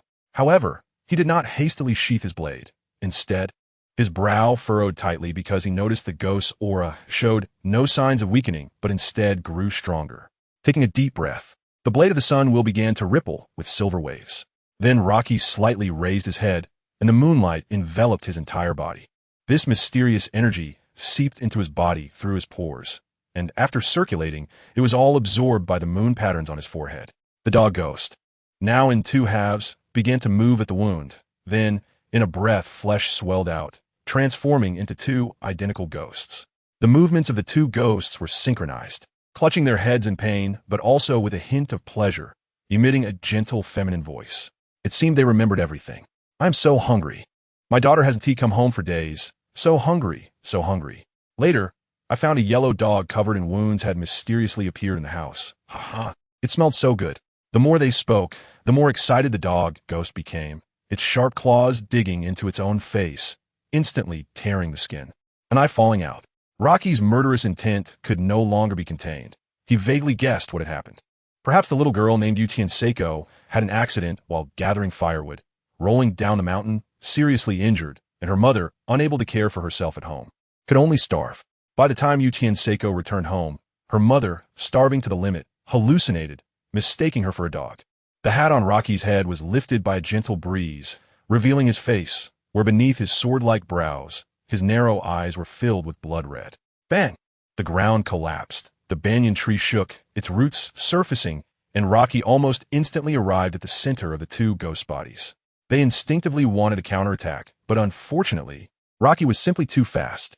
With a twist of his wrist, two heads flew into the air, dark ghost blood spraying from the wounds, falling like rain. His rapid blade strikes were so quick that onlookers could barely see the movement. They only felt his hands and the sun-will blade vanish simultaneously. And in an instant, the blade tip struck each droplet of ghost blood, scattering them without a single drop landing on him. But it was not over yet. Demon Slayer Core, I will eat your heart and liver. For sharp voices rang out simultaneously, and the dog ghost had transformed into four. The weak point of ordinary ghost's neck's ineffective against it, showing just how troublesome this ability ghost was. Since that's the case, I want to see how many you can turn into. With a cold snort, Rocky's blade light intertwined around his body, the moonlight hazy, and beneath his skin, blood flowed with a hint of silver. Moreover, it was not only in the ghost world. The moon patterns on the bodies of the other two worlds were also somewhat heated, as if the moon breath had unknowingly reached a certain bottleneck. Chapter 12, I just feel noisy. Roke wielded his sword tirelessly, the speed increasing until he became one with the moonlight. Only the sound of slicing through the air could be heard. A curtain of blades formed around him, and the air was filled with flying limbs and shattered fragments. The dog demon seemed to have reached its limit due to the unique blood demon art of its ability, with its split bodies dwindling to less than 100 and continuing to decrease. However, Roke was just one person, and the surface area of his sword blade was limited. He couldn't block all the attacks directed at him, and he inevitably sustained some minor injuries. Yet, as the moonlight energy within him became more concentrated, a faint layer of moonlight covered his wounds, suppressing the injuries. After several rounds of attacks, the opponent gained the upper hand, and the dog demon was intent on attacking him, but the countless chaotic voices within it prevented it from calming down, and its instincts continued to drive its body to assault Roke. Roke, meanwhile, fell into a state where his breathing technique operated perfectly. His haki, which he hadn't activated in a long time, naturally enveloped a radius of 100 meters around him, although it only lasted for a brief moment before disappearing. He still caught the dog demon's most fatal flaw, so that's how it is. He tilted his head slightly, stepping lightly as his body continuously dodged short distances, attacking amidst the chaos of demons, suddenly thrusting the tip of his sword towards the chest of one of the demons. All the dog demons paused, staring at Roke in shock, and he laughed recklessly. This is your blood demon art, merely a life-for-a-life technique. Suddenly, countless bubbles emerged from the body of the demon he had attacked, accompanied by white smoke, as if it were melting in concentrated sulfuric acid, quickly transforming into a pool of blood. Then, Roke swung his sword around forcefully, cutting several nearby demons in half, while simultaneously performing the water-breathing technique using the moon-breathing method. Water-breathing, first form. Moon flowing endlessly. A large amount of silvery moonlight surged from the moon patterns on Roke's forehead, flowing through the blood and organs until it reached his limbs. Sensing that all the conditions were quietly ready, he took a step forward, and the moonlight suddenly contracted into a beam, illuminating Roke, while everything within 5 steps of him vanished into darkness, leaving only one color in the world. The dog demon let out a fearful whimper, trapped in darkness, and then the sound of flowing water echoed around. The blade energy transformed into a flowing river, spreading out from Roke as the center, wrapping around the demons like a constrictor, locking them in place. Roke raised his blade, a phantom silver dragon coiling around it. As he stepped forward, the blade seemed to effortlessly slice through the air, the sound echoing like a dragon's roar. He stopped in front of the last demon, placing the Nicaran blade against its neck. Then, the surrounding illusions instantly vanished. Everything seemed as if it had never happened, but behind Roke, the demons transformed into pools of blood amidst their terrified screams. Each of his strikes, seemingly ordinary, actually targeted the flaws in the demon's body, harboring the souls of those it had killed. It was through relying on the souls of others that the dog demon could achieve maximum life for a life, even splitting itself into dozens of bodies. As long as these souls did not dissipate, it could continue to unleash its blood demon art, though there would always be limits. And as the life for a life became more frequent, it wouldn't be long before it showed signs of defeat. Feeling the heat on the blade, the dog demon displayed a hint of desire for life on its face. And just as it was about to speak, Roke thrust the Nicaran blade forcefully, instantly piercing its neck. Roke crouched down, relaxing his body against the dog demon's side, and asked, "So how exactly does a demon like you come to be?" Due to the dissipation of the soul within its body, the dog demon regained some degree of intelligence. It recalled the sins of its life, and after becoming a demon, trembling uncontrollably, "Just kill me." Roke pulled the Nicaran blade halfway out, severing part of the demon's neck as he softly said, "You still haven't answered my question." That guy, he turned me into a demon, that musing QiBlocks. As soon as the words left its mouth, the moment the dog demon mentioned that name, its body suddenly convulsed as if having a fit, an eerie and frenzied aura emanating from it. Roke instantly felt goosebumps all over, an unprecedented sensation he had never experienced in any world before. He couldn't afford to kill it right away. He swiftly drew the Nicaran blade, crossed his feet to activate the thunder-breathing technique, and in the blink of an eye, he distanced himself from the dog demon, finding himself over 100 meters away. Yet his heart continued to race wildly. Ugh, ugh, ugh. The dog demon clutched its neck, although the wound was healing rapidly after the Nicaran blade was pulled out. Its expression was extremely exaggerated. Then something that sent chills down Roke's spine occurred. A gigantic, indescribable arm extended from the demon's mouth, grasping its head. With a mere squeeze, white brain matter splattered everywhere, mixing with the blood, creating a bizarre sight. Roke waited until the demon completely dissipated before approaching. His expression was extremely grave, the name QiBlocks echoing in his mind. He understood that this was likely the demon king behind everything, a name that was a taboo among all demons. Just mentioning it could quickly eliminate demons from the bloodline curse. Putting away the Nicaran blade, Roke knew he had to visit the Demon Slayer Corps headquarters. Otherwise, it would be difficult to delve into these deeper layers of darkness. With this thought, he resolved to set out immediately. Although he didn't know the exact location, he could first head to Kaijiro Rengoku's residence and see if he could find out where the Flame Hashiro was. Of course, he couldn't say he left empty-handed. Although he didn't break through to the second form of moon breathing, he was fortunate enough to discover that using moon breathing to perform other breathing techniques was surprisingly effective. Moreover, Roke had a vague feeling that his moon breathing was unlike any other breathing technique. Each form brought about significant enhancements, not just in the power of his swordsmanship, but also in the subtle transformation the moonlight imparted on himself. Chapter 13. After the matter, brush away the dust, using the patterns of the moon as a medium. His body gradually absorbed the moonlight, and Rocky became increasingly accustomed to this energy, undergoing a transformation due to the accumulation of changes. The most noticeable change was that his skin became fairer, and his physique grew more balanced. Rocky's blood also contained a hint of moonlight, which was likely more precious than rare blood for spirits. Moreover, compared to the water-breathing technique, the moon-breathing technique felt much smoother. Even if he passed down this breathing method, future practitioners would not reach his level. This was similar to the sun-breathing technique, which, despite being lost for unknown reasons, would certainly differ from that of the original user. Those breathing techniques derived from sun breathing, while far inferior to the original, perfectly matched the creator's body, allowing them to fully unleash their power. Rocky adjusted his breathing, slowing the flow of moon breathing slightly, which would also reduce the speed of his blood flow, preventing excessive strain on his body. He did not realize that, with the gradual refinement of his breathing technique, the moon patterns on his forehead seemed to undergo some changes. The original crescent shape appeared to become more complete. Rocky wiped the bloodstains off the Nicaran blade with his sleeve and returned it to its sheath. He was quite satisfied with the Nicaran blade. This weapon complemented the breathing technique almost perfectly, making it much more than a simple addition of 1+1. It was like a tiger gaining wings, which made him even more eager for the reforged Sekishiro.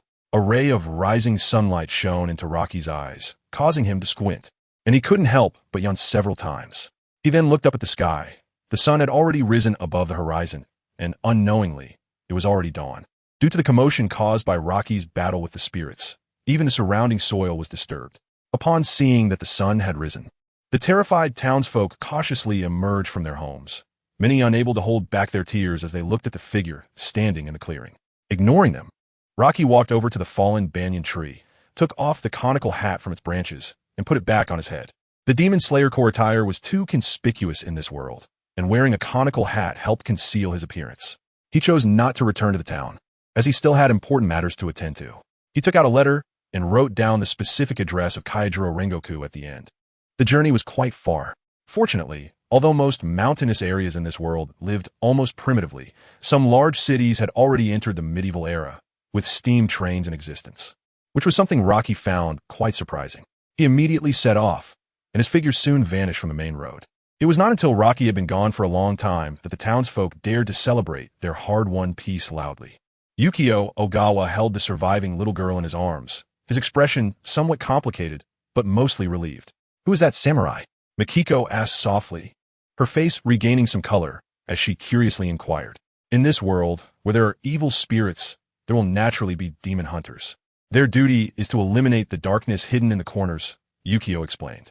Mikiko's eyes sparkled when the fight between the man and the demon occurred earlier. She had bravely ventured out and witnessed Rocky's extraordinary swordsmanship, filling her heart with admiration. After hesitating for a long time, Mikiko finally asked, "Samurai, do you know how to become a demon hunter?" Yukio looked at her in surprise. Seeing her serious expression, he smiled wryly and said, "I don't know. The Demon Slayer core appears and disappears without a trace, and even contacting them requires specific means." "All right." Mikiko lowered her head in disappointment, which made Yukio feel a little guilty. At that moment, a deep voice came from behind them. "I know." They turned around to see an elderly samurai looking calmly in the direction where Rocky had left. "There is a narrow, foggy mountain nearby, where there is a Demon Slayer trainer. If you pass the test, you can naturally become one of them." "How do you know?" Yukio couldn't help but ask. "Over a decade ago, I tried, but I didn't succeed." After saying this, he turned to leave, brushing past Mikiko while lightly saying, "If you want to go, you're still too young. Wait a few more years." Mikiko nodded heavily, looking at the slowly rising sun, feeling a sense of hope for life for the first time. Rocky had been walking for 3 days, and he began to doubt whether he had taken the wrong direction.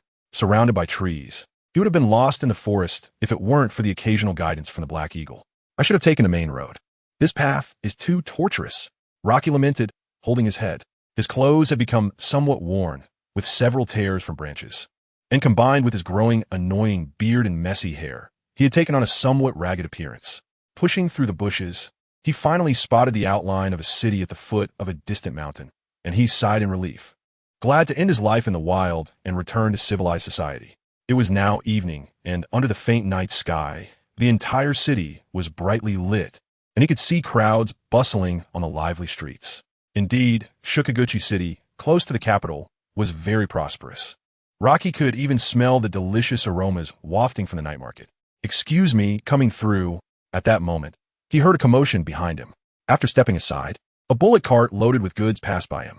After traveling a few meters, the cart gradually slowed down, and a head poked out from the cart. It was an elderly man, around 70, dressed simply, wearing a wool hat on his head. "Hey, young man, where are you going?" Rocky raised his eyebrows in surprise and replied, "To the train station in Shukaguchi." The old man waved his hand, stopping the cart. "Come on, find a spot on the goods to sit. My old bull can handle this weight." "Thank you." Rocky was not polite, taking a few quick steps before climbing onto the cart and comfortably leaning back. Although he could see Shukaguchi in the distance, even with his stamina, it would take him over an hour to walk there. It was much easier to take a cart. "What do they call you, old man?" With nothing to do, Rocky struck up a conversation with the elder. "Just call me Morimura." "It's rare to see someone your age still hauling goods," Rocky remarked. Morimura chuckled and said, "At my age, with no children or family, I naturally need some source of income. I'm not afraid of encountering bad people.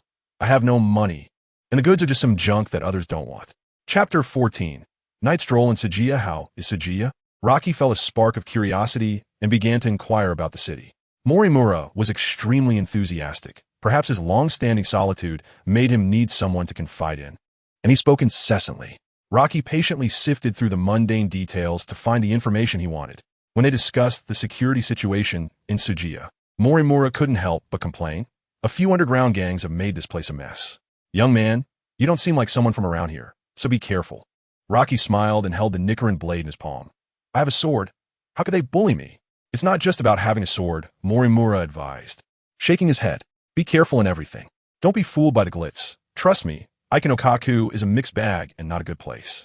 Aikinokaku?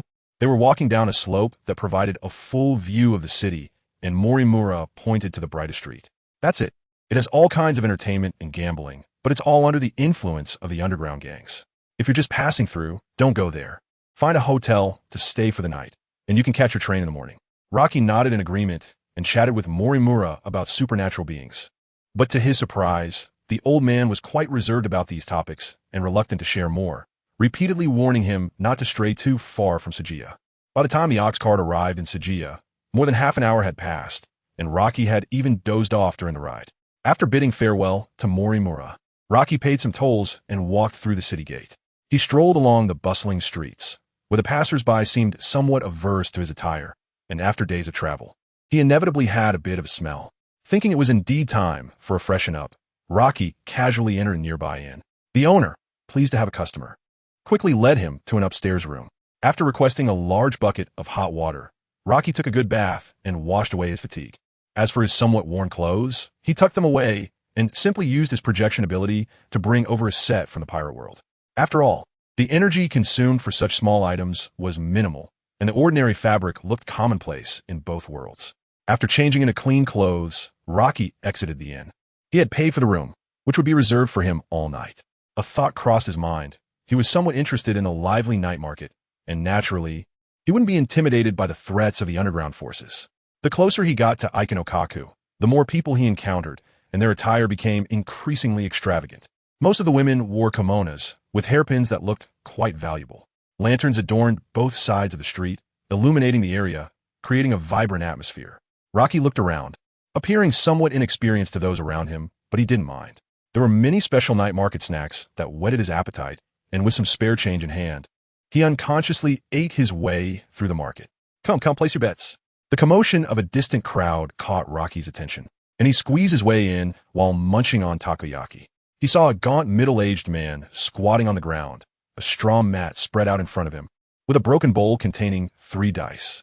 He shook the bowl in his hand, then suddenly slammed it down onto the mat, letting go. Bet big or small. Many onlookers pulled out their money, betting according to their guesses. A smile crept onto Rocky's face, since he wasn't in a combat state. He exerted a bit of effort and entered the observation hockey. Through this, he vaguely saw the dice inside the bowl. I bet small. Rocky pulled out all the money he had, knowing that the Demon Slayer Corps had good compensation. As long as he completed a mission, the rewards would be sent to the Demon Slayers by courier. He had no real concept of money, casually tossing some onto the small side. Amid the cheers from the crowd, a bead of cold sweat trickled down the vendor's forehead. He dreaded such situations. Typically, the bets on both sides were about equal, allowing him to make some profit regardless of the outcome. But encountering someone like Rocky was troublesome. Losing would be fine, but if he won, the vendor would have to pay out of his own pocket. Thinking this, the vendor started to chatter nervously, then deliberately glanced at the bowl, moving his finger away and revealing a tiny gap no bigger than a grain of rice. In an instant, he moved his finger back, his eyes flashing with surprise. And whether by coincidence or not, the result matched what Rocky had bet on. However, since he was in this line of work, he knew the stakes. Maintaining his expression, he lightly tapped the broken bowl just as he lifted it. The dice inside shifted, and the vendor's expression softened. You can't bet anymore. I'm opening. He lifted the bowl, initially confident, but quickly turned pale upon seeing 3 ones glaring back at him. The onlookers erupted in glee at the vendor's impending financial loss, and Rocky wore a cheerful grin, watching the vendor's pained expression as he casually pocketed his winnings and turned to leave. As he walked away, 2 men from the crowd exchanged glances, intrigued by the ordinary-looking Rocky who had a considerable amount of money. They quickly followed him. However, upon reaching the street and looking around for a long time, they couldn't find Rocky's figure. Notify more people. He can't have gone far, one of them whispered, and they dashed toward a nearby alley. As they entered the alley, just as they were about to pull something out, they felt a sharp pain at the back of their heads, and then darkness engulfed them. Rocky laughed as he jumped down from the wall. After searching their bodies, he took 2 whistle-like items, presumably tools for contacting their companions. Are they too poor, or am I too rich? Rocky mused, looking at the meager belongings of the 2 men and unceremoniously pocketing them. It seems a part of Aikinokaku is a red light district. After exiting the alley, he instinctively glanced at the lively tavern, where several scantily clad women were beckoning to passers-by. He paused for a moment, but ultimately turned toward the entrance. No. How can I let myself fall into depravity? Rocky turned back for a final look. I have important matters at hand, but maybe next time I can check it out. The Fuji family? That name sounds quite nice, hee. Chapter 15. The soul of a glutton. Early the next morning, Rocky boarded the train to the capital, expecting to see the crowded situation back on his home planet. However, aside from the bustling crowd at the station, the train was relatively quiet. In fact, steam trains were still a novelty for most common folks, and ticket prices were comparatively high, so most passengers were of noble birth. Rocky's attire was the most unadorned among them. His simple clothes paired with the sunwheel sword at his waist made everyone keep their distance. Nevertheless, he didn't mind at all. Sitting in his seat, he quietly watched the scenery rush by outside the window, and his mood improved significantly. This was also the first time Rocky enjoyed the pleasures of traveling. He realized that he had been too busy in every world he visited. Sometimes, taking a moment to relax brought its own joy. At that moment, a person suddenly sat down in the empty seat across from him. He turned his head and saw a girl with short hair, dressed in blue-green clothing that appeared simple but was clearly of fine material. Although her appearance was ordinary, her eyes sparkled with intelligence, and she had a beautifully crafted katana at her waist. "Where are you going?" the girl said softly, a hint of mischief flashing in her eyes. Rocky was slightly taken aback and paused before replying, "I'm going to the capital to find someone." "Do we know each other?" "No, we don't," the girl said, familiar as if they were longtime friends, patting his shoulder. "I'm Akiyuki Chiko, what about you?" Rocky pushed her hand away and looked her up and down before responding. "Rocky, is there something you need?" "Not really, but can we get to know each other?" Akiyuki Chiko's gaze was fixed on the sun-wheel sword at Rocky's waist, filled with curiosity. Noticing this, Rocky covered the sword with his coat and turned his head towards the window. Hey, no need to be so cold, to be honest. I've already figured it out," Akiyuki Chiko said with a mysterious smile, glancing around before sitting next to Rocky. "You're going to find Rengoku Kaijuro, right? By the way, is that really a sun-wheel sword at your waist?" Rocky was a bit surprised, but felt more helpless as the girl chattered incessantly in his ear, making his head spin. "Fake, a replica," he replied. Akiyuki Chiko looked enlightened. "So your goal is the same as mine, heading to Rengoku Kaijuro. I heard his only adopted son died in the final selection. Maybe there's a chance to learn from him." Rocky nodded. If she knew he was also a member of the Demon Slayer Corps, she would probably talk even more. "Then we're rivals. I want to go easy on you. Just watch," Akiyuki Chiko said, drawing her katana, its cold gleam evident, clearly a well-honed treasure. Her reckless action immediately attracted the attention of the other passengers, some of whom looked panicked. Realizing she had inadvertently caused trouble, Akiyuki Chiko stuck out her tongue and sheathed her katana. "I brought my ancestral treasure too, the Fine Rain and Thin Branch. Although it's not a sun-wheel sword, it was a renowned sword during the Warring States period." Rocky could see that her katana was indeed impressive, but it seemed like it had never seen blood. It was likely just a decorative item used by some powerful figures. "So, do you know where Rengoku Kaijuro lives?" Akiyuki Chiko said proudly, "Of course. I went there when I was a child. Back then, the Flame Hashira was his father, Rengoku Shinjuro. I didn't expect he would inherit the position of Flame Hashira." Rocky was quite interested in the 9 Hashira of the Demon Slayer Corps and was about to ask more when a middle-aged woman pushed a food cart over. "Do you want a bento?" "Just made, still warm." "Can I ask what kind of bento it is?" Akiyuki Chiko asked curiously. "Grilled eel with corn rice bento. Not expensive." "Give me 2, please." Akiyuki Chiko immediately replied, pulling out money and handing it over. "No need for change." The woman selling the bentos was taken aback, but accepted the money. Watching Akiyuki Chiko take the 2 bentos, she couldn't help but say, "Miss, you gave too much money." "No need for change. It's fine." Akiyuki Chiko waved her hand dismissively and then pushed 1 bento in front of Rocky. "Come on, I'll treat you to a bento. It's my first time eating this kind of thing, and it seems interesting." Rocky, curious, accepted the bento without hesitation. Back on his home planet, he had eaten train bentos too, but regardless of the country, the taste was always subpar. Aside from the 2 of them, the other passengers on the train looked down on the bento, casting glances at them as if they were country bumpkins. When he opened the bento box, a wave of grilled aroma hit him. Rocky picked up his chopsticks and placed a piece of eel in his mouth. The sweet and savory flavor was just right, and the grilled texture added a unique taste. Akiyuki Chiko's appetite was piqued. "This tastes really good. I didn't expect such food for commoners to be like this."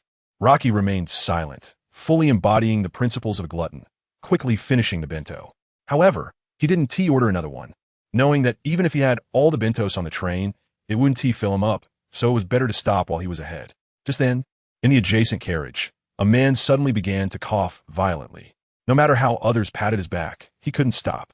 As the coughing intensified, blood gradually spilled from the man's mouth, staining his white shirt red.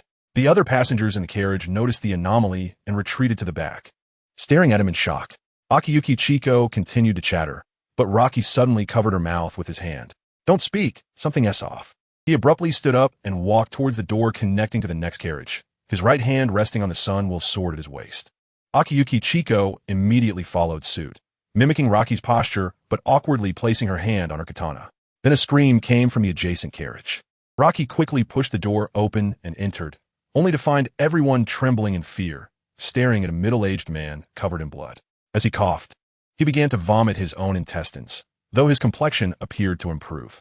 "Can't waste it," the man muttered to himself, grabbing his intestines and devouring them hungrily. Akiyuki Chiko felt bile rise in her throat, unable to hold back the urge to vomit everything she had just eaten. However, seeing Raki's expressionless face, she forced herself to endure. Chapter 16. The Eaters of Rice are above all humans. What kind of monster is this? Chio Yuchuzi gasped, covering her mouth. Her face pale. Luo Chi wore an expression that was half smile, half amused, and after glancing at Chio Yuchuzi, he whispered, "You want to become a demon slayer? Yet you don't even know this? This is a demon." During this exchange, the newly transformed demon had completely devoured the entrails in its hands. It lifted its head, scanning the crowd with a frenzied and hungry gaze. The other passengers, aside from Luo Chi and Chio Yuchuzi, were running wildly towards the other compartments. But one person fell behind and was targeted by the demon. The demon let out a strange cry, its legs bending as its muscles bulged. Then it lunged towards the passenger with a frog-like leap. Amidst the piercing screams, Luo Chi gripped the handle of his sword tightly. Just as he was about to intervene, Chio Yuchuzi unsheathed her katana and dashed forward. Her basic skills were solid. At least her draw and slice technique was somewhat impressive. Unfortunately, lacking in breathing techniques, she ultimately could not surpass the limits of an ordinary person. Luo Chi simply returned his partially unsheathed Nichiren blade back to its scabbard, leaning against the seat and calmly observing the battle. At this moment, Chio Yuchuzi's move appeared quick and precise, but the demon clearly didn't take her seriously. It didn't even turn around. It just pushed off with its right foot, colliding with her blade. The blade brushed against its skin, leaving only a white mark. But Chio Yuchuzi staggered back, retreating several steps before regaining her balance. "It feels." She shook her right wrist, her expression turning serious. "It's not that impressive after all." Then, Chio Yuchuzi shouted, switched to a two-handed grip on her sword, and charged again. The demon finally turned around, and the passengers seized the opportunity to roll and crawl out of the compartment, seemingly dissatisfied that its prey had escaped. The demon fixed its narrow eyes on Chio Yuchuzi and said, "Are you seeking death? It seems I'll be the first to eat you." "Enough talk." Chio Yuchuzi snorted coldly, her skin slightly reddening as she raised her katana and charged straight ahead. Luo Chi shook his head. From the initial stance, Chio Yuchuzi could indeed exchange blows with the demon, but as the fight continued, she underestimated her enemy too much. One must know that although this newly transformed demon was only slightly stronger than an ordinary person in terms of strength and speed, its greatest advantage was its regenerative ability. If it couldn't be killed in one blow, the outcome of the battle would often be meaningless. The battle between the human and the demon escalated quickly. Chio Yuchuzi's talent was indeed impressive. Luo Chi could see her swordsmanship was initially rigid and filled with naivety, but as she exchanged blows with the demon, her techniques began to diversify. However, Luo Chi wasn't just idly watching. He took this opportunity to unleash his observation haki, covering several nearby compartments, constantly searching for any anomalies. After a long while, he withdrew his observation haki, his expression relaxing somewhat. The emergence of a new demon indicated that the infamous Musen Kabutsuji might be nearby, but it seemed that the opponent was likely just acting at the station. At that moment, the battle took a turn. Chio Yuchuzi swung her katana with force and actually severed half of the demon's arm. Seeing this, Luo Chi shook his head slightly. With Chio Yuchuzi gaining the upper hand, she would likely become careless. As long as the demon wasn't killed, its stamina was nearly limitless, with no upper bounds. Sure enough, a hint of joy appeared on Chio Yuchuzi's face, and her initially cautious approach shifted unconsciously. She took a few steps forward, eager to expand her victory. The demon wore a look of terror, seemingly grasping a critical opportunity, but as Chio Yuchuzi drew closer, its fearful expression turned grotesque, its mouth widening almost to the ears, filled with sharp teeth. No longer attempting to evade or defend, the demon reached for the blade of the katana with one hand, while its mouth lunged towards Chio Yuchuzi's neck. Its blood-stained maw still dripping with remnants of its previous meal, the stench hitting her face. The blade struck the demon's palm, severing 3 fingers before getting stuck in its bone. At this moment, it was too late for Chio Yuchuzi to withdraw her sword. She watched helplessly as the demon lunged for her neck, her body frozen in place. Even if she abandoned her sword and retreated, there remained a slim chance of survival. However, her combat experience was still too lacking, likely her first encounter with life and death combat. The demon's teeth were less than a palm's distance from Chuzi's neck, and it seemed she could already see death in her eyes. She had no idea what memories were flashing through her mind at this moment. At this time, Luoqi moved. He stepped forward lightly, and in an instant, he stood before the demon, a distance that could only be described as a hair's breadth apart. He drew his sword. Taking another step forward, Luoqi instantly appeared behind the demon, standing quietly. The air seemed to freeze. The two humans and the demon trapped in stillness, as if permanently frozen in a picture. Luoqi was the first to move. He slowly retracted his Nichiren blade into its scabbard. The sound of the blade rubbing echoed in the empty compartment. Chuzi stepped back a few paces. Only then did Chuzi come to her senses, looking at Luoqi in confusion. After hearing him repeat his command, she finally stepped back several meters. With a crisp sound, the Nichiren blade was completely sheathed. Luoqi's calm voice broke the silence. "Does this sound of the blade please you?" Chuzi's mind went blank, and she subconsciously nodded and replied, "It sounds nice. Nice sound means a good sword. Moon dance, shadow kill." As soon as the words fell, countless bloodlines appeared on the demon's body. Then, the train seemed to shake suddenly due to the uneven tracks, and in an instant, the demon was reduced to a pile of meat chunks less than 2 centimeters in size, even its bones disintegrating.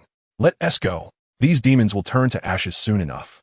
Luoqi walked towards the adjacent compartment, while Chuzi was still in a daze, following him blankly. The next compartment was empty. The passengers had all fled to the farther compartments. Even the meal cart had been pushed into the aisle. Luoqi picked up a few intact bento boxes and returned to his seat to eat, while Chuzi finally reacted. "You, who are you?" Luoqi didn't answer her directly. He ate his bento with one hand and drew out his Nichiren blade with the other, revealing a silver-white wave pattern on the blade. Exceptionally splendid. Chapter 17, The God of Magnificent Festivals, Sun Will Sword, You Are. Akiyuki Hinako was stunned and didn't know what to say.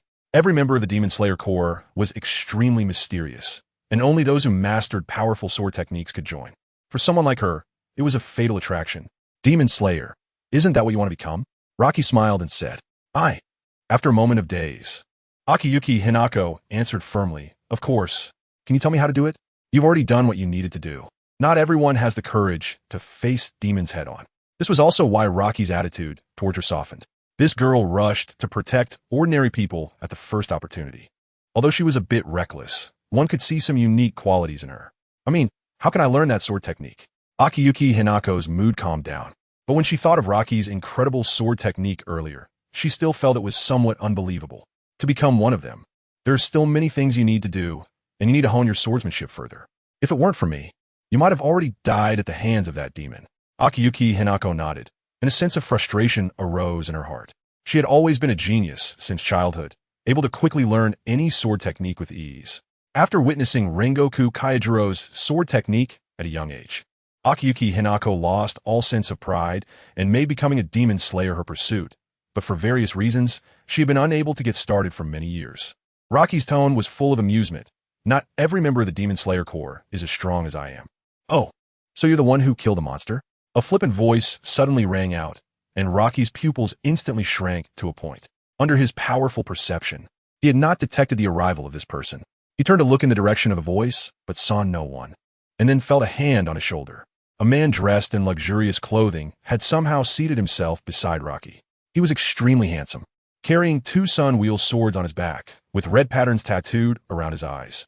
His long white hair was tied up with a headscarf, which was adorned with several gorgeous gems. "Allow me to introduce myself. I am Yuzui Tenjin, the god of magnificent festivals." "Why you're the sound Hashira?" Akiyuki Hinako immediately recognized his identity and couldn't help but speak up. Rocky's tense body relaxed. He had initially thought that he might have evaded the detection of Musen Kibutsuji, but since this person was not an enemy, he felt at ease. "Since you know my great name, please don't worship me too much. After all, I'm a god you cannot reach." Yuzui Tenjin closed his eyes and struck a narcissistic pose. Akiyuki Hinako was somewhat at a loss for words, feeling a bit overwhelmed. Was every Hashira in her mind such a strange person? "I allow you to introduce yourselves," Yuzui Tenjin said lightly, his expression exuding an inexplicable discomfort. "Demon Slayer Rocky, apprentice of Urokadaki Sakanji." Akiyuki Hinako. "Not bad. Although I was already a bit late when I rushed back to this train, I have seen your strength, Rocky." Yuzui Tenjin expressed some appreciation for Rocky, knowing that he was one of the new generation of demon slayers, yet his strength was already so remarkable, indicating extraordinary talent. Flattery. I'm still far from my limit, Rocky replied with a smile, his eyes subtly carrying a hint of provocation. It was also his first time encountering a Hashira, and he couldn't help but be curious about Yuzui Tengin's strength. Ha, what's wrong? Want to test the god of magnificent festivals? As he spoke, Yuzui Tenjin grasped the double swords on his back, and the atmosphere between the two began to rise. Hey, what are you two trying to do? Don't forget we're on a train. Akiyuki Hinako shouted angrily, stepping in front of the two.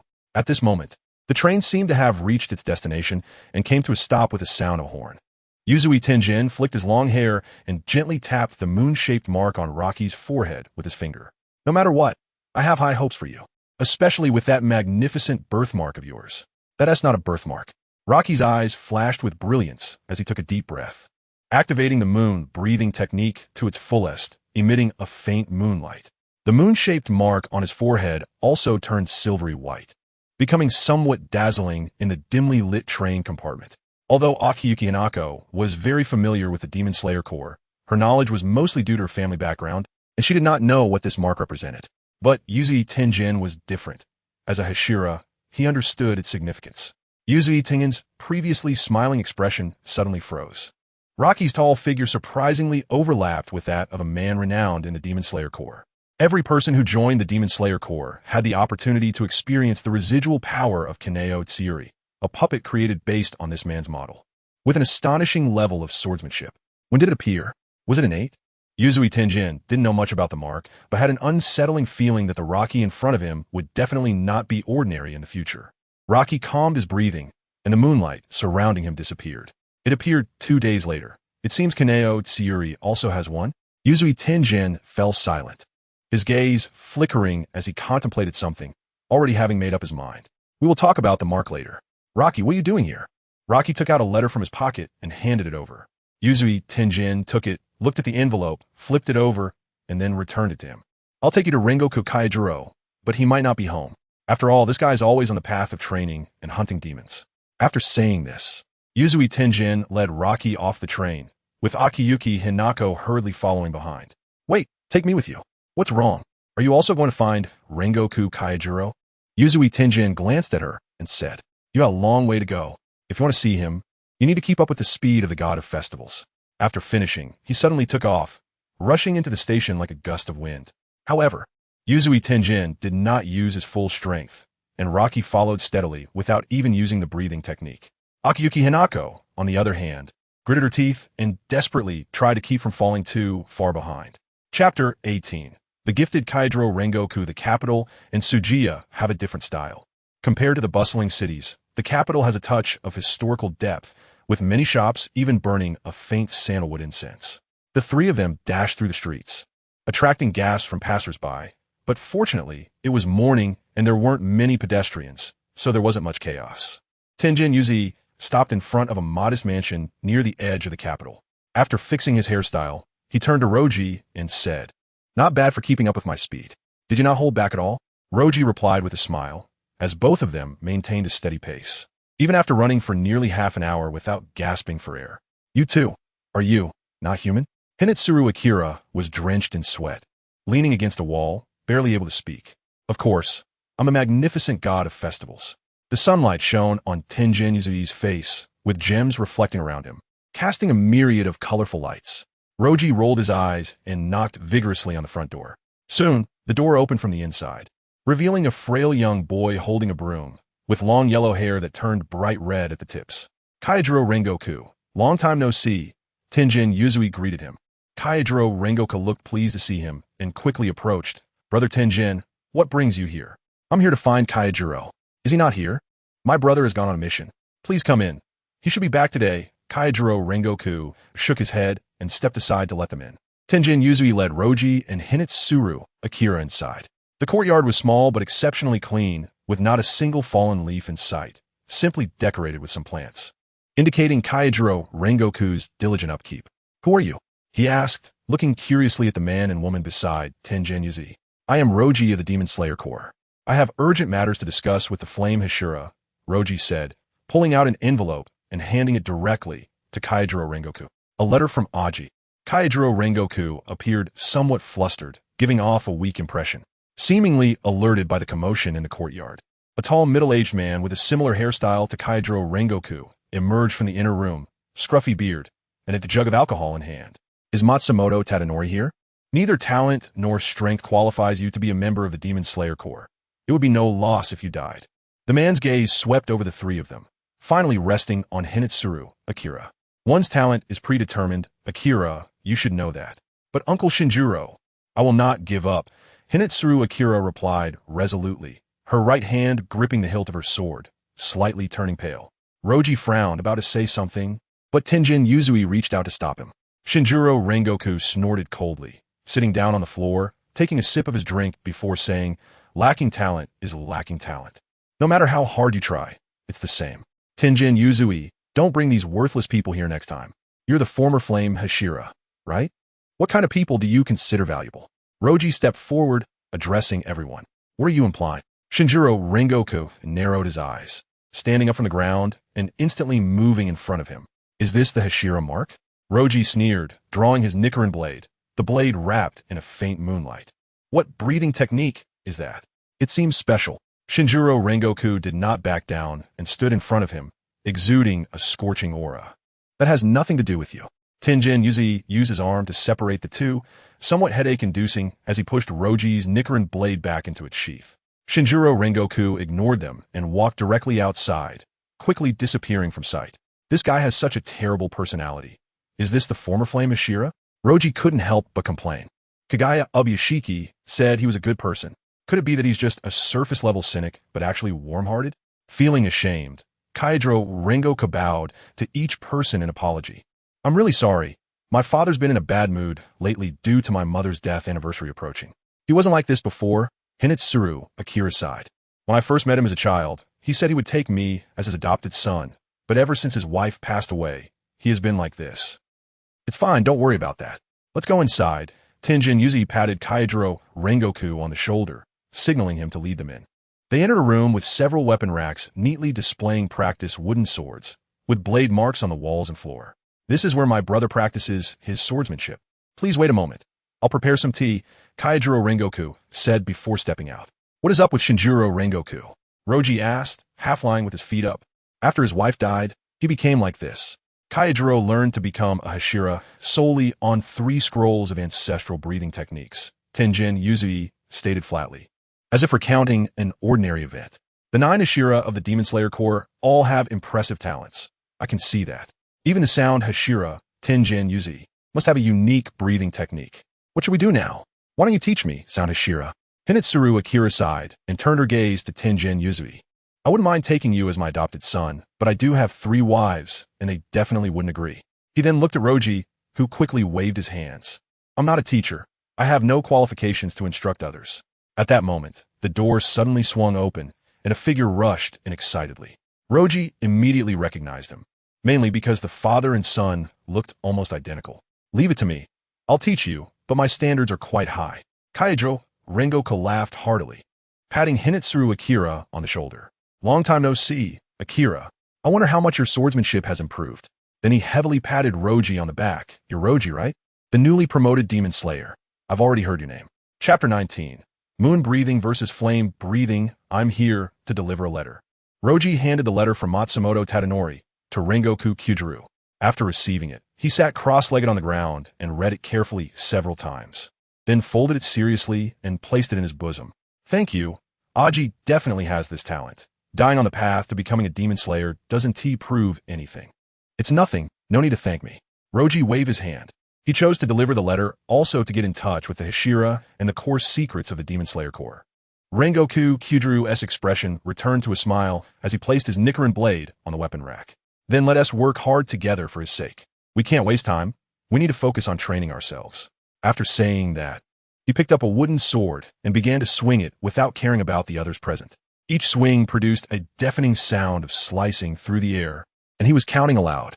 Seeing this, Akiyuki Hinata also picked up a wooden sword to practice, but as soon as she held it, she felt it almost slip from her grip. However, it was still within her capacity to handle.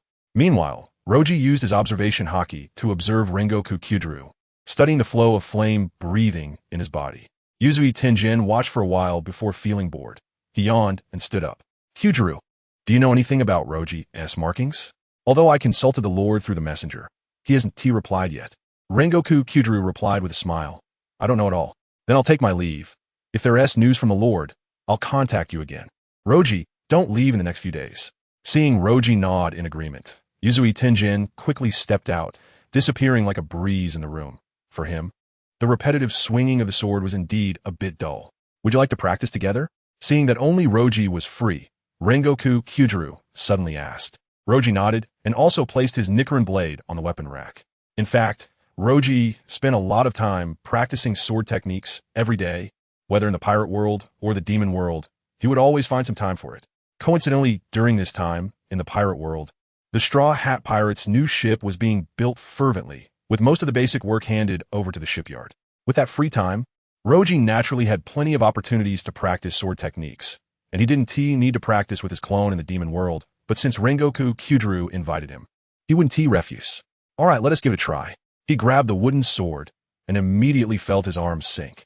This practice sword was definitely not as simple as it looked, and it was even heavier than forged steel. After getting into position, Roji quickly began to swing the sword from a corner of the room, while Akiyuki Hinata had only swung for a few minutes before feeling the soreness in her arms. Roji, let me tell you a secret. Rengoku Kyudru, covered in sweat, laughed heartily. After a long time of swinging the sword, he was not exhausted, but rather getting faster. Swinging the sword 100,000 times every day is the shortcut to the highest realm of swordsmanship. I've always done that until I'm exhausted. Roji retorted. Not to be outdone, his speed increasing, and soon the sound of the wooden sword slicing through the air became increasingly piercing. Even the sword wind hitting the ground sounded like a crackling noise. You two must be monsters. Akiyuki Hinata felt it was incredible. Even though they were just holding wooden swords, the slight aura they leaked made her hair stand on end. Roji, how about we have a spar? I have the same intention. Rengoku Kyudru laughed heartily and charged towards Roji. Their movements were identical, proving that the fighting spirit in their hearts only needed a spark to ignite. The two wooden swords briefly clashed, and the room's windows couldn't withstand the force and shattered instantly. Only Akiyuki Hinata was still forcing herself to endure. She didn't even dare to blink, fearing she would miss such an exciting duel. In this encounter between Roji and Rengoku Kyudru, neither used their breathing techniques, and their strength was mostly suppressed. Yet even so, it felt like they were at a stalemate.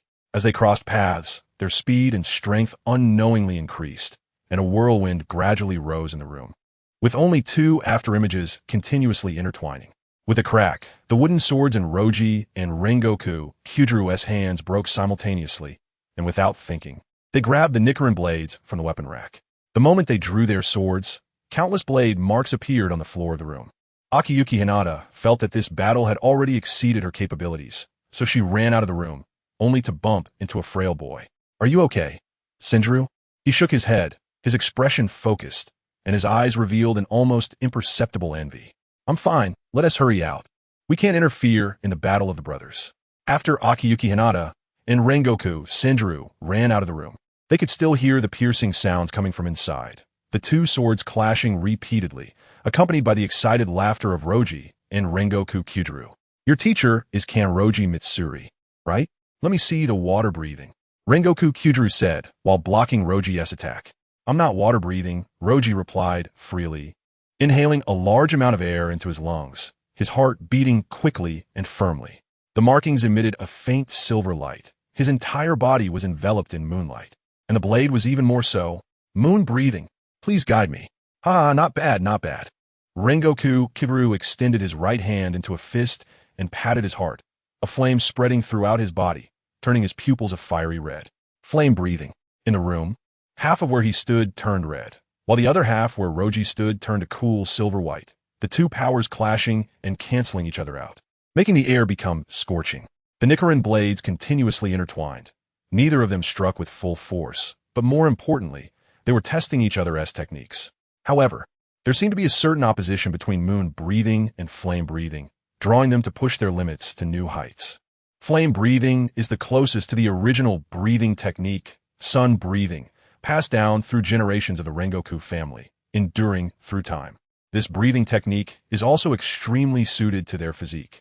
Roji's moon breathing, on the other hand, has completely transcended the constraints of sun breathing, integrating the 6 styles from the pirate world, thus forming its own school. Their duel also caused the speed of the 2 breathing techniques to increase, and unknowingly, they became more refined. Chapter 20.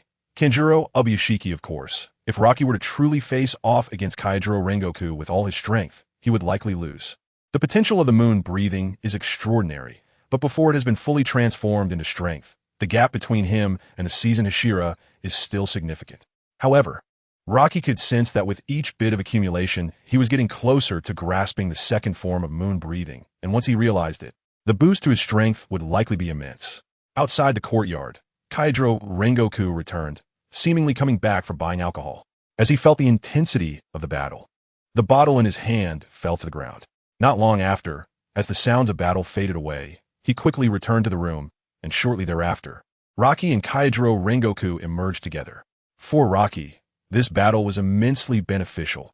He had vaguely touched upon the next level of moon breathing, and all that remained was diligent practice. As they walked, Kaijiro Rengoku generously shared his insights on the breathing techniques with him, even including some techniques from flame breathing. This was Rocky's first exposure to a breathing technique other than water breathing, and he found Kaijiro Rengoku's flame breathing to be profound and difficult to comprehend. Truly a technique closest to sun breathing. Let's stay here for a while, although I'm not quite sure what the markings represent, seeing how much Ubuyashiki values it. Let us wait for a response from the master. Kaijiro Rengoku cheerfully clapped Rocky on the shoulder. Rocky nodded slightly. Okay, but is it alright if you teach me some of the flame breathing? After all, it's a technique that has been passed down in your Rengoku family. It's fine.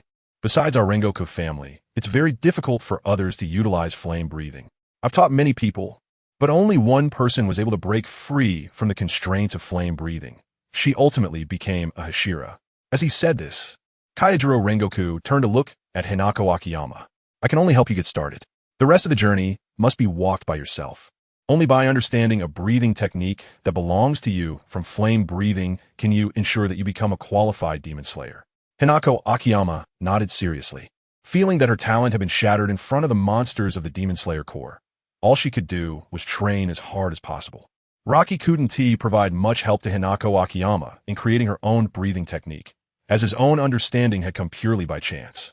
He was now also starting to feel a headache over the next sword techniques of moon breathing, as his path had long been different from others.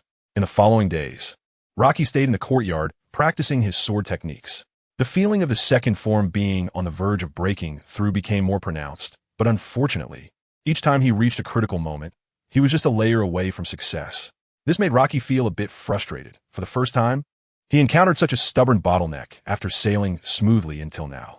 Suppressing the agitation in his heart, Rocky stopped his sword movements, and even the operation of moon breathing slowed down. He looked down at the crawling insects on the ground and suddenly had a flash of inspiration.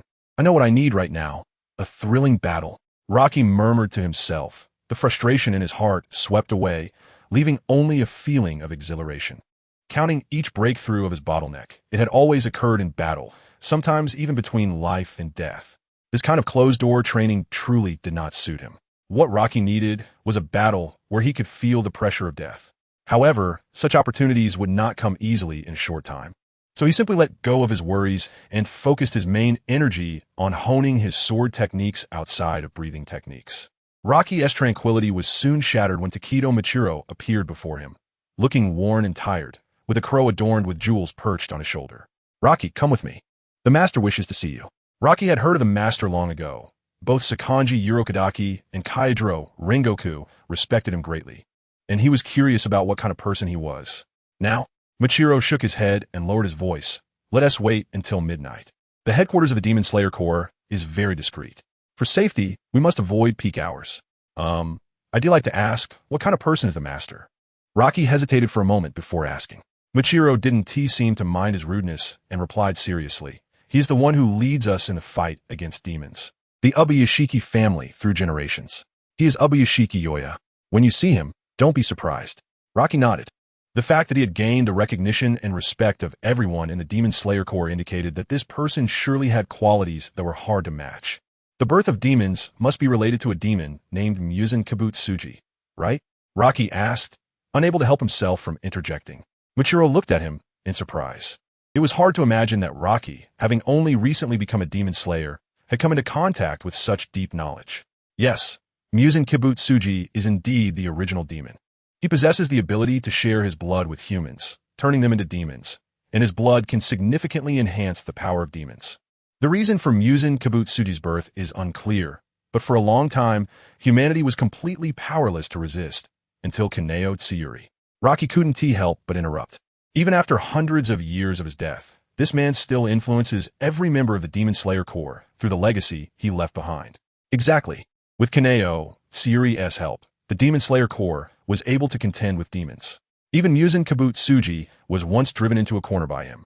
For a long time while he was alive, it was hard to find traces of demons in the world.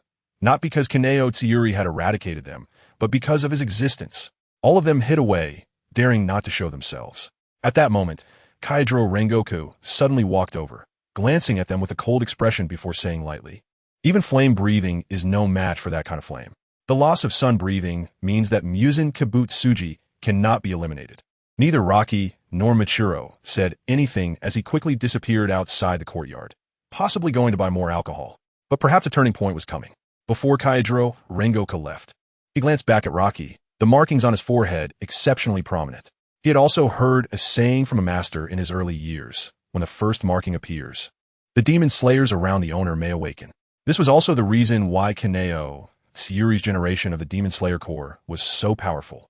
Unexpectedly, 400 years later, another person had awakened this power, and Rocky had no idea how much change it would bring to the world of demons. Chapter 21. The headquarters of the Demon Slayer Corps in the dense forest at midnight, two figures moved swiftly among the tall trees, as if walking on flat ground, though the swaying branches disturbed the animals foraging in the night. As the moon set and the sun rose, Roki and Yuzui Tenjin finally arrived at their destination, a hidden residence deep in the mountains that looked exquisite and beautiful. It was unexpected that the headquarters of the Demon Slayer Corps would be located in such a secluded place, far enough from the nearest human settlement that even with his speed, it would take a whole night to run there. No wonder for hundreds of years, demons had never found this place.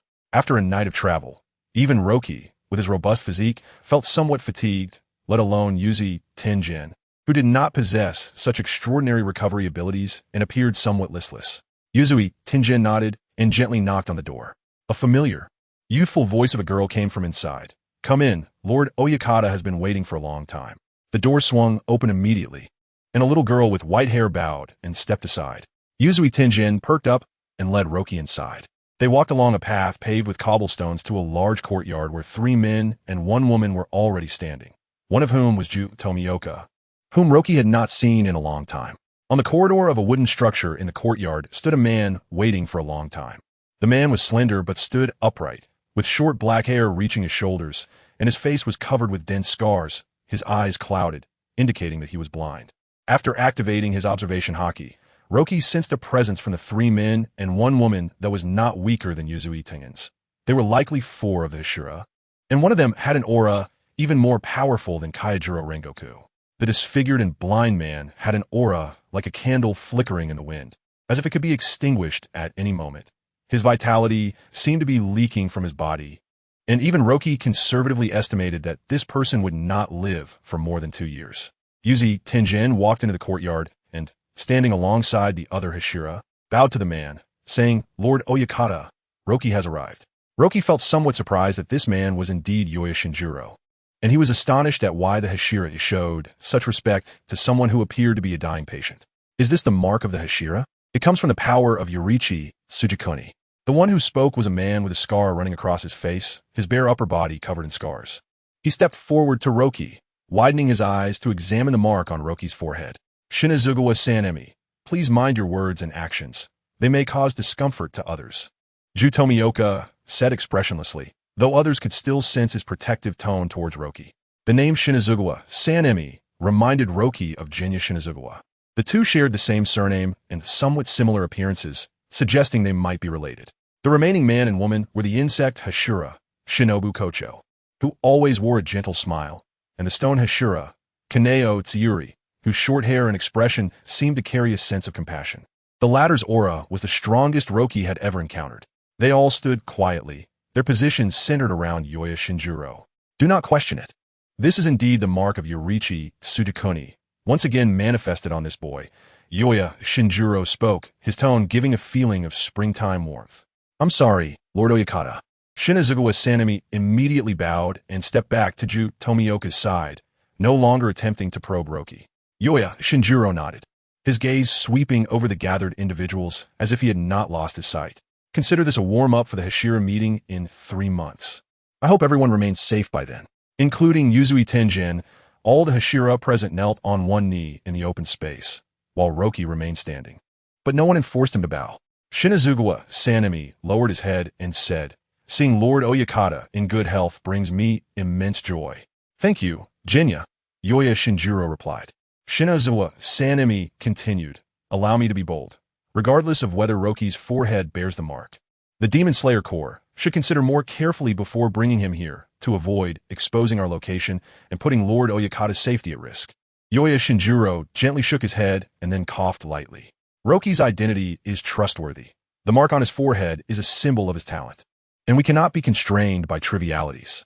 Furthermore, there are guarantees from Yuzui Tenjin and Kaijiro Rengoku. Ju Tomioka added, "I can also vouch for him. After all, he is the disciple of my teacher, Sakanji Urokadaki. I believe he wouldn't misjudge someone." "If that's the case, I have no objections," Shinobu Kocho said with a smile. Tsunaji Mitsuri shed tears of joy, clasping his hands together and silently saying, "Receiving such recognition speaks volumes about his character." "Roki," Yoya Shinjiro said gently. "Yes, Lord Oyakata." Roki felt awkward speaking, as he was meeting this person for the first time, and it felt unrealistic to harbor so much respect for him. "It's nothing. You can call me however you wish. I am a member of the Demon Slayer Corps, and so are you," Yoya Shinjiro said with a smile. The others showed no reaction, indicating that their respect and actions were heartfelt. "I heard from Yuzui Tenjin that you created your own breathing technique?" Upon seeing Roki nod, even the Hashira couldn't help but feel surprised. Although there was already Michiro Takedo, who had achieved Hashira status in just 2 months, it did not overshadow the overflowing talent Roki exhibited. "Could you demonstrate your breathing technique here?" Yoya Shinjiro asked, his tone curious. After Roki agreed, all eyes, including Yuzui Tengin's, turned to him. He placed his right hand on the blade's hilt, and his breathing technique began to operate rapidly. The sky was still slightly cool. The sun had not yet fully risen, and a gentle breeze blew, bringing with it faint moonlight that surrounded his body. With Roki's breathing, he absorbed it little by little, and the mark of the moon on his forehead brightened. The Nichiren blade was drawn, and he raised the sword high, the silver-white patterns on the blade flowing like water. Even the blind Yoya Shinjiro could vaguely sense the unusual aura surrounding him, let alone the Hashira, who had never seen such a splendid breathing technique. Then the surroundings transformed into a vast ocean, the calm surface of the sea undisturbed, the moonlight casting down upon it, making it appear like a mirror. Chapter 22, The Test of Becoming a Hashira. Although Kanroji Mitsuri could only hear the sound of the waves, he couldn't help but exclaim, "It must be quite spectacular." "May I ask what this breathing technique is called?" Since Roji had no intention of drawing his sword, there was no need to fully unleash the waves. He sheathed his Nichiren blade after a brief demonstration. "Breath of the moon. To see the sea and not the moon, yet with such momentum. It seems your self-created breathing technique has great potential," Kanroji Mitsuri said with a smile, his tone full of admiration. Roji shook his head. "I'm far from being ready. This is just the first form.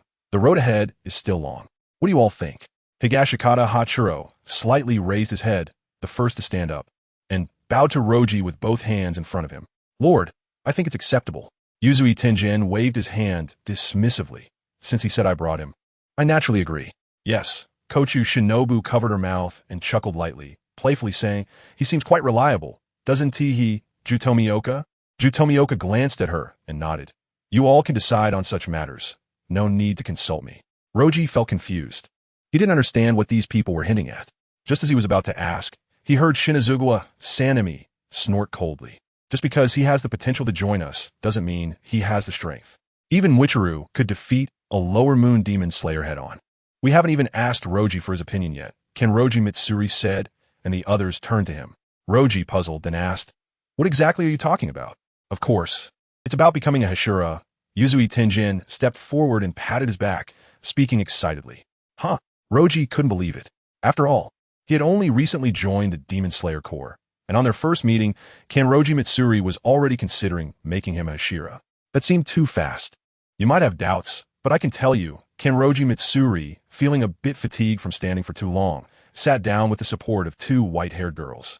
The reason the Demon Slayer Corps maintains only 9 Hashira is that from time to time, Hashira are killed, and replenishing fresh blood is always something we need to consider. You might feel your qualifications are insufficient, but we don't have time. Compared to demons, humans have no advantages. Humans age, tire, and die from blood loss. There are no conditions to become a Hashira. The only requirement is the help you can provide us. In many aspects, Roji, you are qualified. Roji understood now. He was likely already in Kanroji Mitsuri's consideration after meeting the strength requirements. Plus, with the endorsement from Rengoku Kyudru, Yuzui Tenjin, and Ju Tomioka, he was summoned here. Of course, the most important thing is the mark on your forehead. According to records, once you awaken, it spreads to others, giving other Demon Slayers a chance to awaken their marks too. You becoming the core of the Demon Slayer Corps will also help everyone control this power. What about the side effects of the mark? Roji asked, and as soon as he spoke, the expressions of everyone subtly changed. Kanroji Mitsuri coughed for a while and, with a pale face, said, "For 100 years ago, it was because members of the Demon Slayer Corps kept dying before the age of 25 that Tsujikuni Yorichi left the Corps. This power was initially seen as ominous. Do you feel anything unusual?" Kochu Shinobu asked curiously, tilting her head. "Only that my body temperature is a bit high. I don't feel anything significant. It might be partly due to me." Roji's mind raced. If he taught the 6 forms to the 9 Hashira with their monstrous talents, they would likely grasp the essence of life restoration quickly. Wouldn't it be possible to see a group of demon slayers with marks wielding the 6 forms without any side effects? Could Muzan Kabutsuji really withstand such a group of monsters? However, these matters needed to be considered carefully. After all, he wasn't too familiar with the 9 Hashira, and it would be reckless to teach them hastily. Whether it's life or death, what does it matter? If I can awaken the mark, count me in, Shinazugawa Sanemi said fiercely. "Yes, I can too, if the mark allows me to kill more demons," Ju Tomioka nodded. "Count me in," Yuzui Tenjin said, though he appeared hesitant. As the Hashira with the strongest ties to family, having 3 wives who were also demon slayers willing to sacrifice themselves to kill demons, he found it challenging to make a choice. If I could die before 25, that would be wonderful. After all, that's my most beautiful time, Kochu Shinobu said with a smile. Only Higashikata Hachiro remained silent, his expression the most resolute, showing no sign of wavering. Kanroji Mitsuri also expressed his thoughts. "I will look for some records from our ancestors, hoping to find a way to counter the side effects of the mark. Before that, Roji, the Hashira need your help." "All right, since that's the case, I won't refuse." Roji agreed naturally. Though there were no immediate benefits, becoming a Hashira had no downsides. Moreover, if he could teach the 6 forms to the 9 Hashira, their ability to grasp concepts would quickly benefit him. "Wait a moment. At least let me test your strength. And I'm also very interested in the mark." Shinazugawa Sanemi suddenly stood up, wearing an exaggerated smile. Yuzui Tenjin stepped in front of him and said flatly, "Since the Lord has already decided, what else do you want?" "Nothing much. Just don't forget that when Takedo Mwichuru was promoted to Hashira, it was after he fought Rengoku Kyudru that he gained recognition." Roji could sense that Shinazugawa Sanemi meant no harm, but he could feel the man's deep stubbornness. It seemed he wouldn't agree without a fight. "Then let us have a spar," Roji said. "Haha, come on. I kind of like you now." Shinazugawa Sanemi laughed heartily, drawing out his Nichiren blade, which glimmered with a dark green hue, a change brought by the breath of the wind. Roji also drew his Nichiren blade, the blade radiating a stunning aura. The two faced off, and the others quickly retreated to a distance, subtly shielding Kanroji Mitsuri, afraid that the residual force might harm him. Chapter 23. Breakthrough of the bottleneck first. Nishikawa Shimi could not contain his impatience. He slightly crouched, his mouth gaping, his breathing technique already at its limit. Hot air escaping between his clenched teeth. He stomped his feet on the ground, instantly crushing the pebbles into dust, and then Nishikawa Shimi transformed into a blur, charging towards Roji. However, before he could get close, the Nichiren blade was already swinging eagerly, a blade wind ready to strike. "Huh!" Nishikawa Shimi couldn't help but exclaim as his opponent vanished in the blink of an eye. Then he felt a sudden sharpness behind him. He braced himself with one hand on the ground and performed a powerful backflip, narrowly evading Roji's sudden attack after the breath. Not only Nishikawa Shimi, But the other Hashira also looked astonished. They had never seen such a technique of instant disappearance. It was simply beyond ordinary imagination, especially for Ubuyashiki Takedo, who had no interest in the battle between Roji and Nishikawa Shimi, but was now completely focused, eager to glean insights for his own techniques because of the breath. Isn't this footwork from Kanroji? Butterfly Shinobu asked Tomioka Ju with a smile. Her interest also piqued. No, it should be something Roji comprehended himself. At this moment, the situation changed. Although Roji continued to evade while Nishikawa Shimi attacked, he had switched from breath to paper drawing, his body moving like a soft-bodied creature, weaving in and out of the gaps between his opponent's blade. Now, it was Butterfly Shinobu's turn to be amazed. She covered her mouth, her eyes not daring to blink, as if paper drawing held great allure for her. Damn it, ha ha! Nishikawa Shimi realized he had become a test for his opponent, but instead, he laughed heartily, his eyes wide with bloodshot veins. Breath of Wind, first form, Dust Whirlwind, Cutting Slash.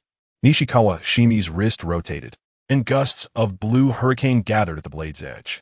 He then swung forcefully, creating a tornado that swept toward Roji at high speed. Roji, unfazed, tilted his body while continuously swinging his blade. The blade, aura, and tornado collided and canceled each other out, causing him to gradually retreat. However, it was clear that Nishikawa Shimi's attack had been somewhat restrained. At least the range was small, only concentrated in front of Roji, causing minimal damage to the courtyard.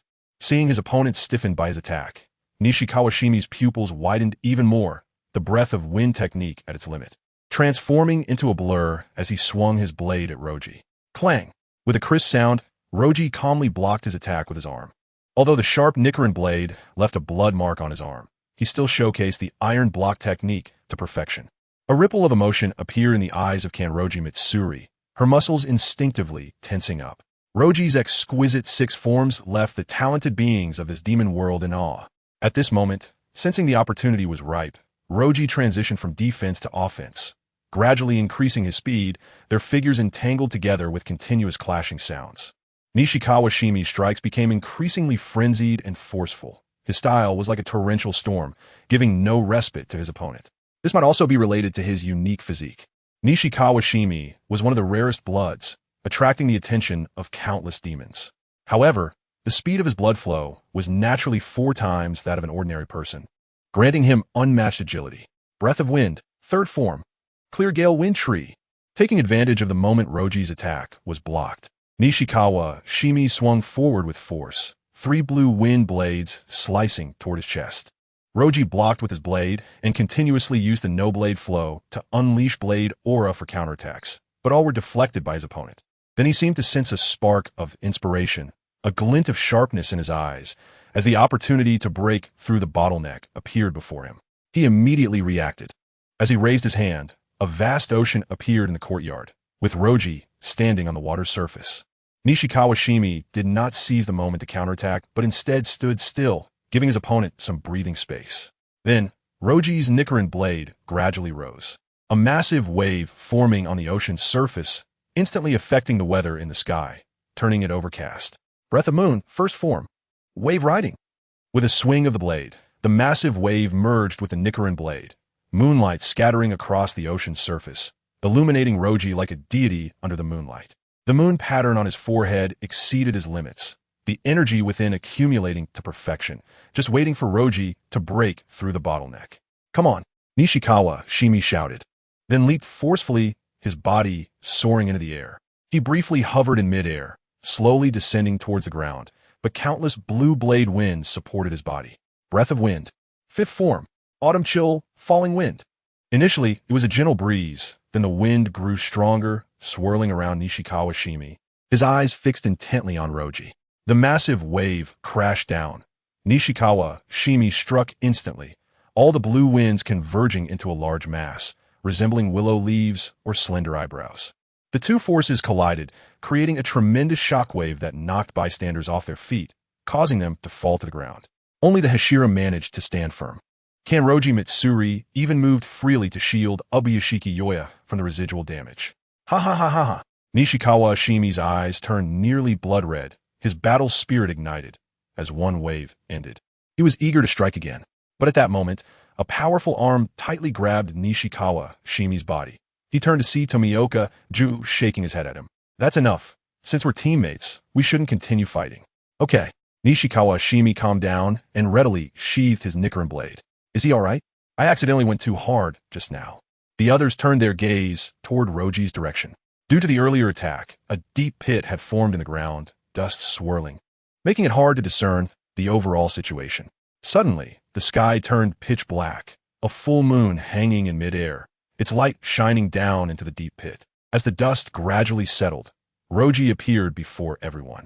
Chapter 24. Moon Breath. Second form moonlight enveloped Roji, who closed his eyes as if he had fallen into a certain state. The moon pattern on his forehead, resembling a crescent moon, became slightly more complete. Kenroji Yoya seemed to perceive something and remarked, although I have been blind for a long time, today for some reason, I see a new moon rising slowly.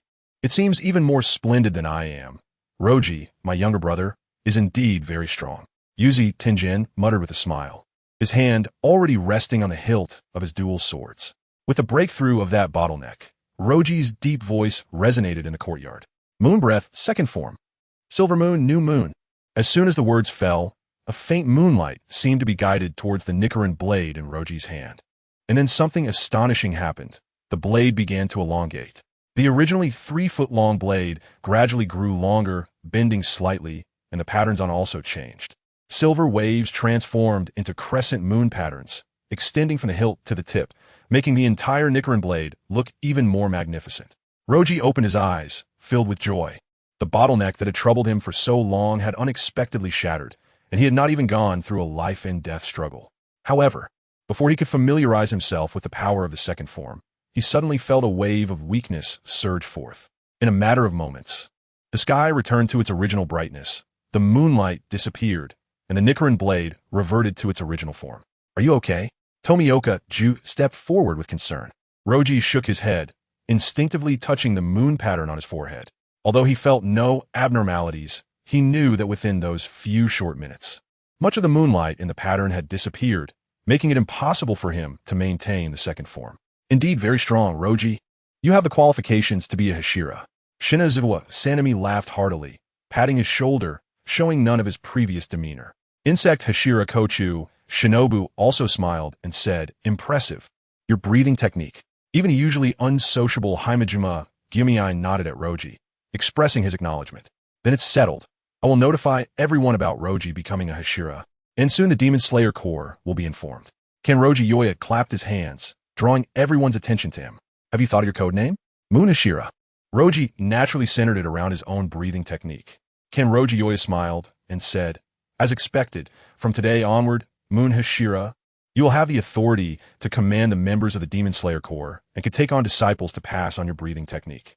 After finishing, he coughed again. His body had indeed reached its limit. He had been standing for too long, and his complexion grew paler. Sorry, my lord must go rest now. This ends for today. Please, everyone feel free. The white-haired little girl said, supporting Kenroji Yoya as they headed towards the inner room. The Hashira watched him leave, and only after his figure disappeared did they begin to chat. By the way, Roji, was that step you just took when you disappeared from your spot like this? Yuzui Tenjin approached, winking and whispering. He then ran forward a bit, leaped forcefully, and suddenly appeared a few meters away in a wobbly manner, landing with a backflip to steady himself. Roji opened his mouth, extremely surprised, but maintained a calm exterior. The power system of this world greatly relies on talent. Even without anyone teaching, as long as the talent is high enough, like Inosuk, who can comprehend breathing techniques just by wandering in the mountains every day. The Hashira represent the pinnacle of the Demon Slayer Corps, so one can imagine how terrifying their talents are. From Roji's perspective, the oldest among this group was only around 20 years old, and each had carved their own path. In the world of pirates, they would all be genius swordsmen capable of challenging the greatest swordsman. Still a long way to go, but if you want to learn, I can teach you the techniques of exertion during this time. Really? No wonder you're my good brother. Yuzi Tenjin laughed, putting his arm around Roji's shoulder. His own combat power relied entirely on agility, and if he could master such steps, his strength would likely increase significantly in a short time. The other Hashira were somewhat tempted, eagerly watching Roji's displayed techniques, but feeling unfamiliar, they hesitated to speak up. Tomioka Ju, if you have time, we can exchange ideas. After all, we are all disciples under Mizunoto-sensei. Roji expressed goodwill towards Tomioka Ju for his previous assistance. Techniques like the Marine Six styles were quite common in the pirate world. As long as one was in the Navy, there was a chance to learn them. And they were not considered secret techniques. Those who had made achievements in the Marine Six styles had developed their own unique skills based on the most basic techniques. Tomioka Ju nodded in surprise and said, "All right, I have also created an 11th form beyond the 10th of water breathing. I will teach you then." "Thank you." Roji was very satisfied. Creating moon breath did not mean that water breathing was useless. In fact, he realized that each time he used moon breath, the techniques consumed a significant amount of moonlight, making it impossible to form combat power in a short time. "But what is your second form about?" Tomioka Ju asked curiously. "I'm not too sure myself. I might need to try it out a few more times," Roji replied with a wry smile. The second form was less like a technique and more like a state of integrating moonlight into the Nicaran blade and elementalizing it. However, the drawback was still significant. According to Roji's conservative estimate, after activating the second form, he could probably only maintain it for 3 breaths at most, but the specifics would require more practice to determine. Himejima Gyumi nodded at the others and silently turned to walk outside the courtyard. "Is he?" Roji asked, unable to restrain himself as he watched Himejima's back. Himejima Gyumi spends most of his time training himself when not on missions, just like Rengoku Kyudru. "He's a martial arts enthusiast," Kochu Shinobu replied with a smile, then bounced towards the door like a butterfly. "I still have to teach my disciples, so I'll be leaving first." Roji looked at Yuzui Tenjin and then at Tomioka Ju, feeling uncertain about where to go next.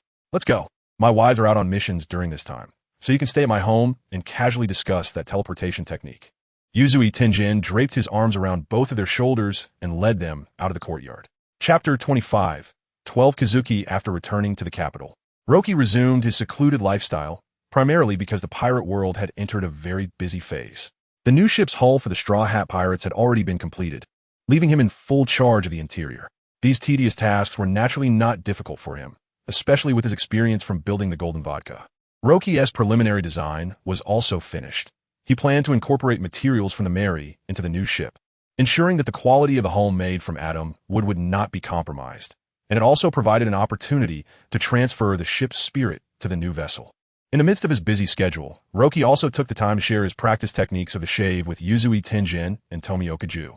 Both of them had exceptional insight, and combined with their breathing techniques that enhanced their physical abilities, they quickly made significant progress. Especially Yuzui Tenjin, whose swordsmanship relied on intervals of attack combined with explosives to inflict massive damage. After learning shave, his combat power increased significantly. In the world of demons, Roki focused primarily on learning the 11th form of water breathing and practicing the second form of moon breathing. Of course, accumulating moonlight was also essential. After some time of honing his skills, he gained rewards that were not lesser than the two. Firstly, he had mastered more than half of water breathing, and the 11th form already contained some sword intent.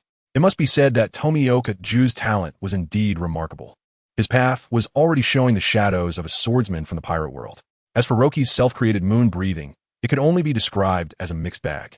Its advantage was that under moonlight, the consumption of the second form was significantly reduced, allowing him to maintain it for several minutes. Furthermore, on the day of the full moon each month, he could use the second form as a regular technique. However, during the daytime, Roki could only rely on the stored moonlight in the moon patterns to sustain combat. The current situation was somewhat better than when he first broke through. He could at least last for 5 seconds now, making him a true 5-second man. Thus, by night, Roki would practice moon breathing to absorb moonlight. After his breakthrough, the storage limit increased significantly, and he believed that as his total capacity increased, he would be able to last longer. The spirit world had also entered a stable period. During this time, there had been no increase or decrease in the experimental subjects in his room. However, Roki's doppelganger had completely reached its growth limit, with its size stagnating just over a meter. Nevertheless, he was quite satisfied.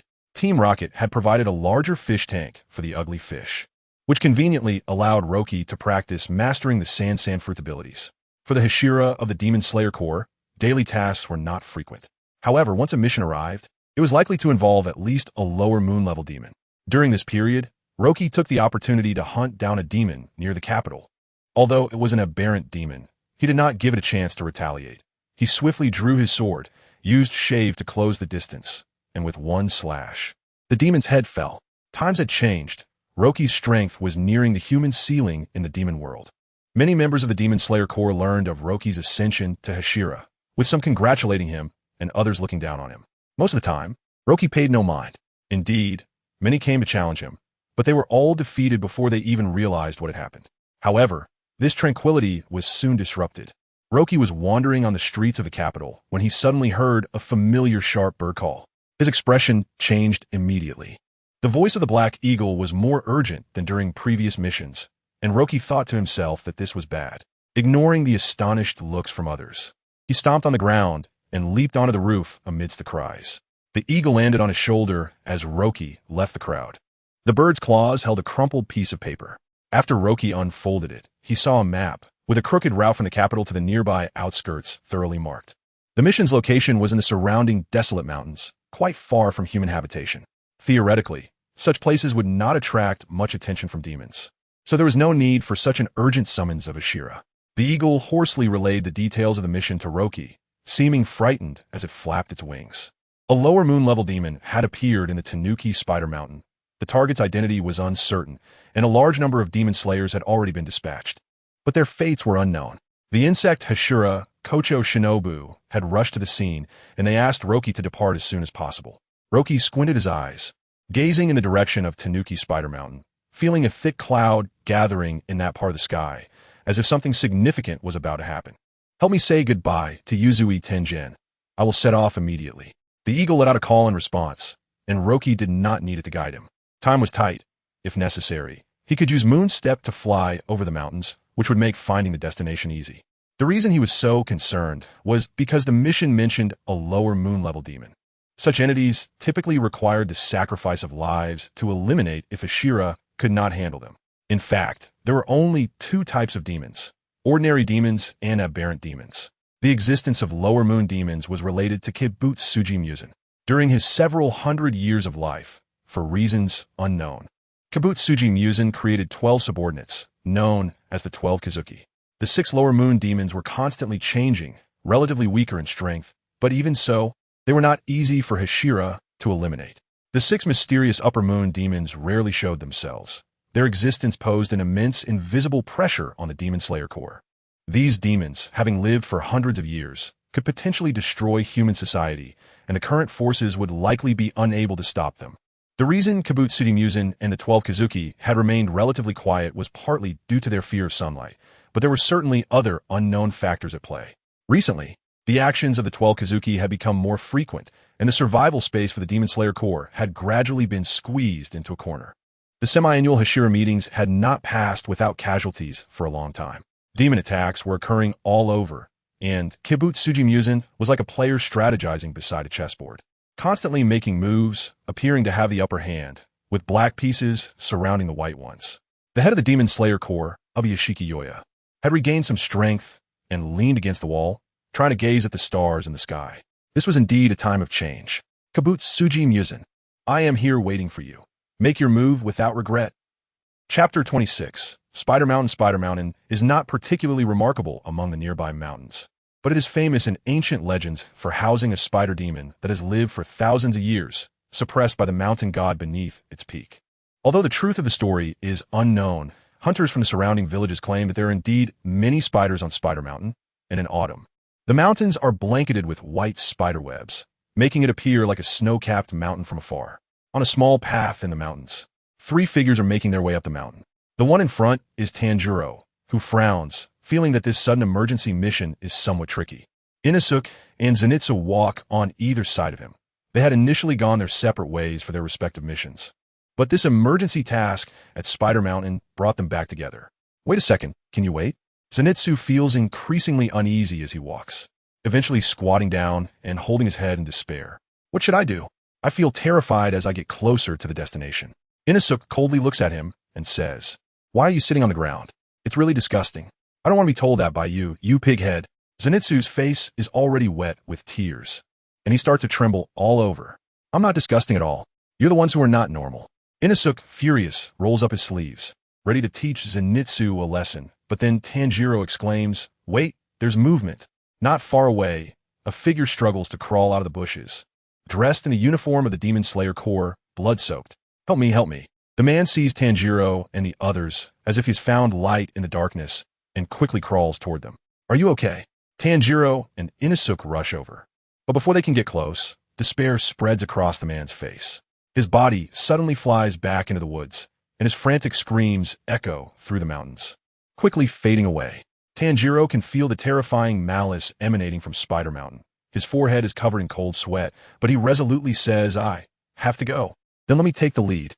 Inosuke shouts, you could just tremble behind me. He draws 2 Nichiren blades and pushes in front of Tanjiro, his boar head eager for action. I'm already hungry. Let's quickly take down the demons and then go eat.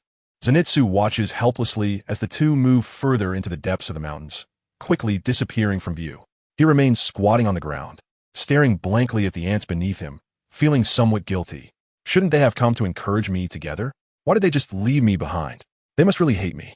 Zenitsu's messenger, a sparrow named Jiguru, flies onto his palm, and the two communicate without any barriers. Suddenly, Zenitsu's mouth drops open as if he remembers something. Then he jumps up from the ground and runs swiftly toward the forest. Tanjiro, you bastard! How can you go to such a dangerous place without my beloved Nezuko? Nezuko, I'm coming. Meanwhile, the two have already ventured deep into the woods, where spider webs are increasing on the branches, but there isn't a sound. It's so quiet that it seems like not a single living thing is present. Thank you, Tanjiro exhales, his expression relaxing. Having you with me, Inosuke, makes me feel much more at ease. Actually, I can faintly sense a chilling and ominous aura in this mountain. Inosuke appears uneasy at Tanjiro's words, pretending to be indifferent as he shakes his hand. Out of the corner of his eye, he notices a young man in Demon Slayer uniform crouching in the distance. There's someone over there. The movement they made catches the young man's attention. Seeing Tanjiro and Inosuke, instead of feeling relieved, he screams in terror, Why aren't you Hashira? It doesn't matter how many of you little guys come. You still don't understand the situation? Quit talking nonsense. Inosuke steps forward and punches him hard, glaring at him. Stop saying meaningless things and tell me what's going on here. The Demon Slayer member clearly falls into despair, clawing at his own face, his nails breaking the skin, blood flowing without him registering any pain. 10 members including me came here after receiving an emergency mission, but shortly after entering the mountain, we started killing each other. As he speaks, his expression stiffens, and only his eyes move in fear before he suddenly raises his hand and swings his sword at Tanjiro. Inosuke quickly blocks it with his Nichiren blade. But before they can figure out the situation, several figures from the surrounding jungle approach them. Controlled members of the Demon Slayer Corps, their expressions stiff as they slash at Tanjiro. These guys are idiots. They don't even know that killing each other violates the Demon Slayer Corps discipline. Fine, let us just cut them all down. Inosuke raises his dual blades and charges at the surrounding figures, but Tanjiro stops him just as he is about to attack. Stop. They are just being controlled by something strange. Even if they're already dead, we can't harm our comrades' bodies. I'm so frustrated. I really want to hit you. Inosuke's eyes turn red with anxiety, but every time he tries to strike, Tanjiro stops him. However, as the battle progresses, both Tanjiro and Inosuke discover the truth about these controlled individuals. They are wrapped in threads, like puppets on strings. Just as they think they have the situation under control, they hear a cold snort above their heads and instinctively look up. High in the sky, a white-haired demon watches the two being attacked, its face and clothes patterned with spider webs, and its pupils distinctly bear a few words. Lower Moon 5. With an indifferent expression, it says, You are not allowed to disturb our quiet life. The spider demon turns and leaves, as if it had come solely to assert its dominance over its territory.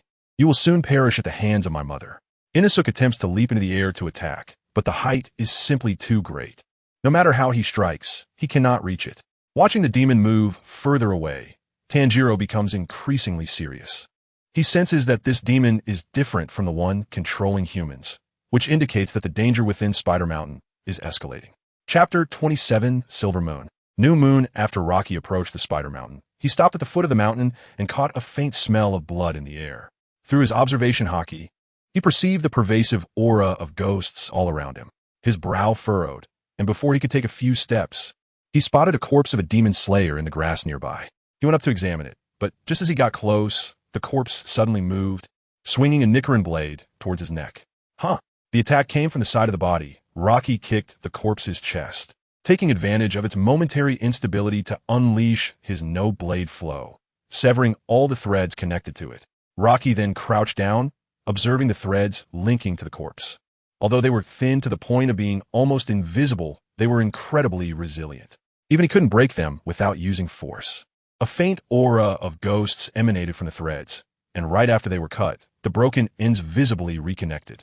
Seeing the corpse about to move again, Rocky forcefully tore all the threads apart while simultaneously slicing down, creating a pit about 2 meters deep.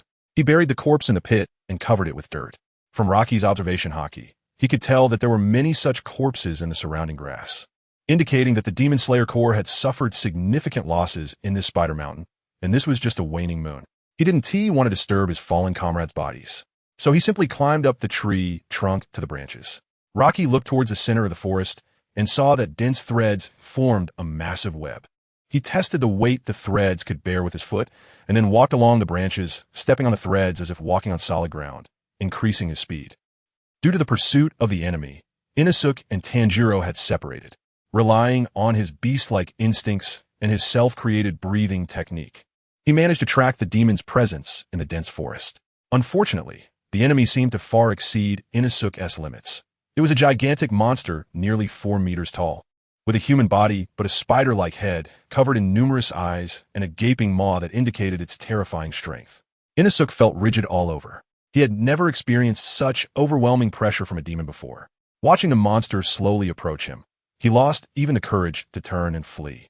He let out a chilling laugh, hee. The monster emitted a terrifying sound, its dozens of eyes filled with greed. No one knew how a small spider mountain could harbor several demons. Perhaps, as the spider demon said, they represented a family. The demon before Inosuke was the father, possessing absolute power. Although not an abnormal demon, it was much stronger than ordinary demons. When faced with life and death, Inosuke suppressed his fear, no longer retreating. He drew the Nichiren blade from his waist, the blade reflecting a faint cold light under the moon. I can't lose.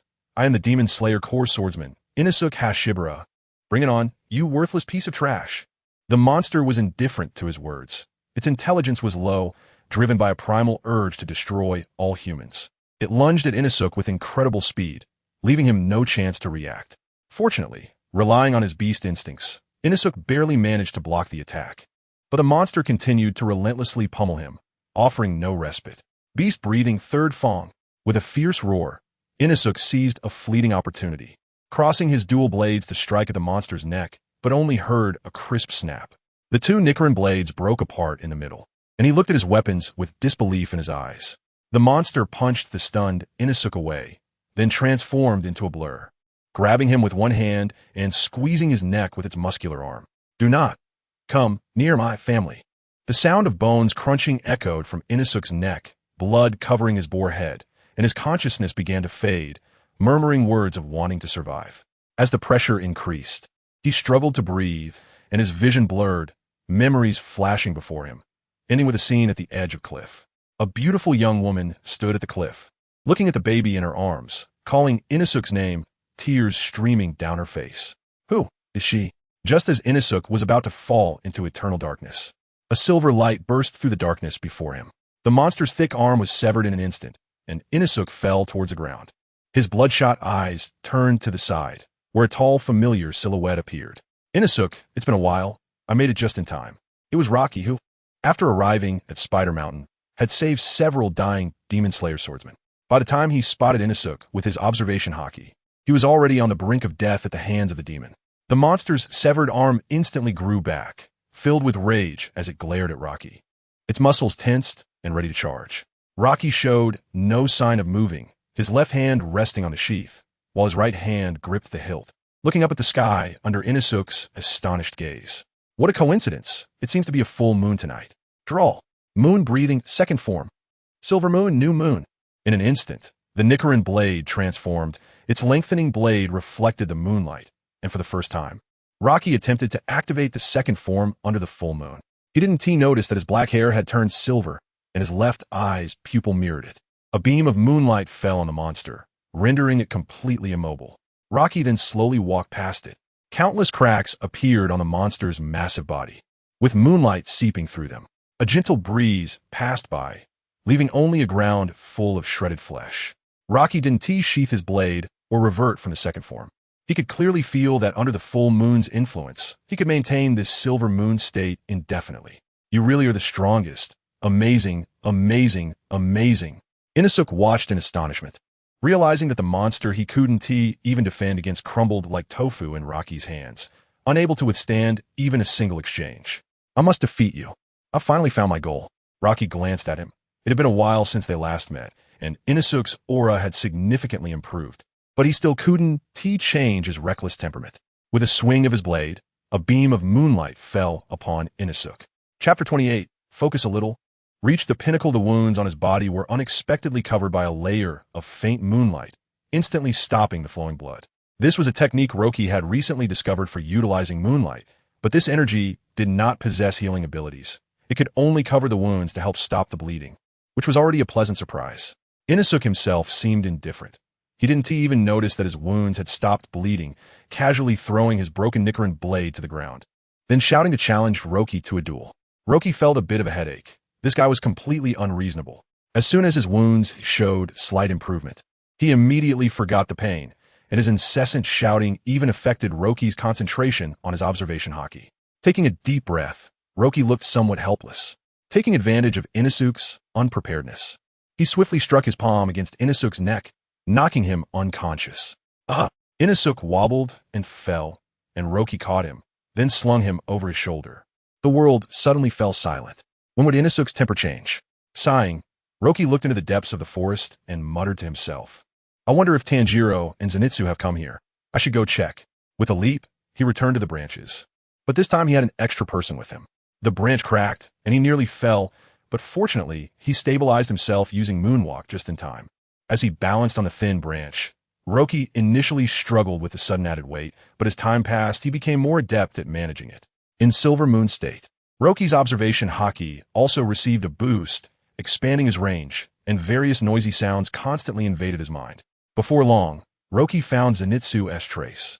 He was already engaged in battle with a demon, but it seemed he was being overwhelmingly beaten and had been poisoned.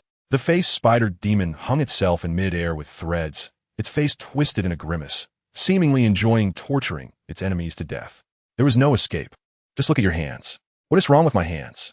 Zenitsu immediately raised his palms, revealing red and purple spots in his palms, which were spreading further. The face spider laughed maliciously, feeling confident of victory, and patiently explained, the poison has already entered your body. In half an hour, you will obediently lie on the ground and become my slave. The face spider then pulled out a watch from somewhere. In 5 minutes, your limbs will experience pain and numbness. After another 5 minutes, you will start to vomit and feel dizzy, and then your body will begin to shrink. Zenitsu was frozen in place, paralyzed by fear, his forehead drenched in cold sweat. Rocky shook his head in disappointment. He had thought Zenitsu was the kind of person who would stand up at a critical moment, despite his fear. It seemed that Zenitsu indeed had a fatal flaw in his character. He wondered how he had survived the final selection. Just as Rocky thought about intervening, he noticed Zenitsu had rushed to a tree trunk, hugging it tightly and closing his eyes, appearing to faint. At that moment, Roki's mouth curved slightly in a smile, and a spark ignited in his eyes. Zenitsu's aura changed, and the breathing technique he was using shifted from faint to rapid. In the darkness, an ancient voice appeared in Zenitsu's mind, gradually calming his heart. Zenitsu, do your best. Cry, run, it's all fine, just don't give up.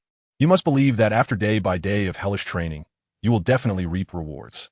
Keep honing your skills, reach the pinnacle, and become a blade stronger than anyone else.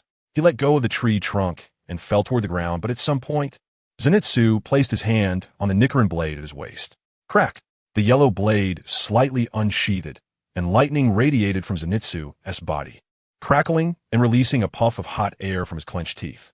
Rocky watched with interest as the trajectory of Zenitsu's breathing technique unfolded before his eyes. Although he did not know what the original thunder breathing was like, it was evident that Zenitsu's technique had significant deviations. The pathways were extremely simple, and the release was more straightforward, which was why he could only master the first form. The face spider could no longer maintain its calm demeanor. Its face filled with surprise. It hurriedly backed away and unleashed a mass of purple-red poison towards Zenitsu. Thunder breathing, first form, a flash of lightning. Whoosh! Zenitsu vanished in a blur, leaving only the sound of lightning scraping through the air. When he reappeared, he had landed back on the ground. still in a drawn sword posture, his eyes tightly closed. I only know one form. All I can do is practice the first form to the peak. The rest, I cannot do, grandfather. The face spider had calmed down from its initial panic, realizing that its opponent was poisoned and would soon perish. So it only had to buy time to win the battle. With this thought, it quickly retreated into the distance, but before it could get far, it felt the sound of lightning in the surrounding air growing louder. Then it heard the sound of death. Thunder breathing, first form. Lightning flash.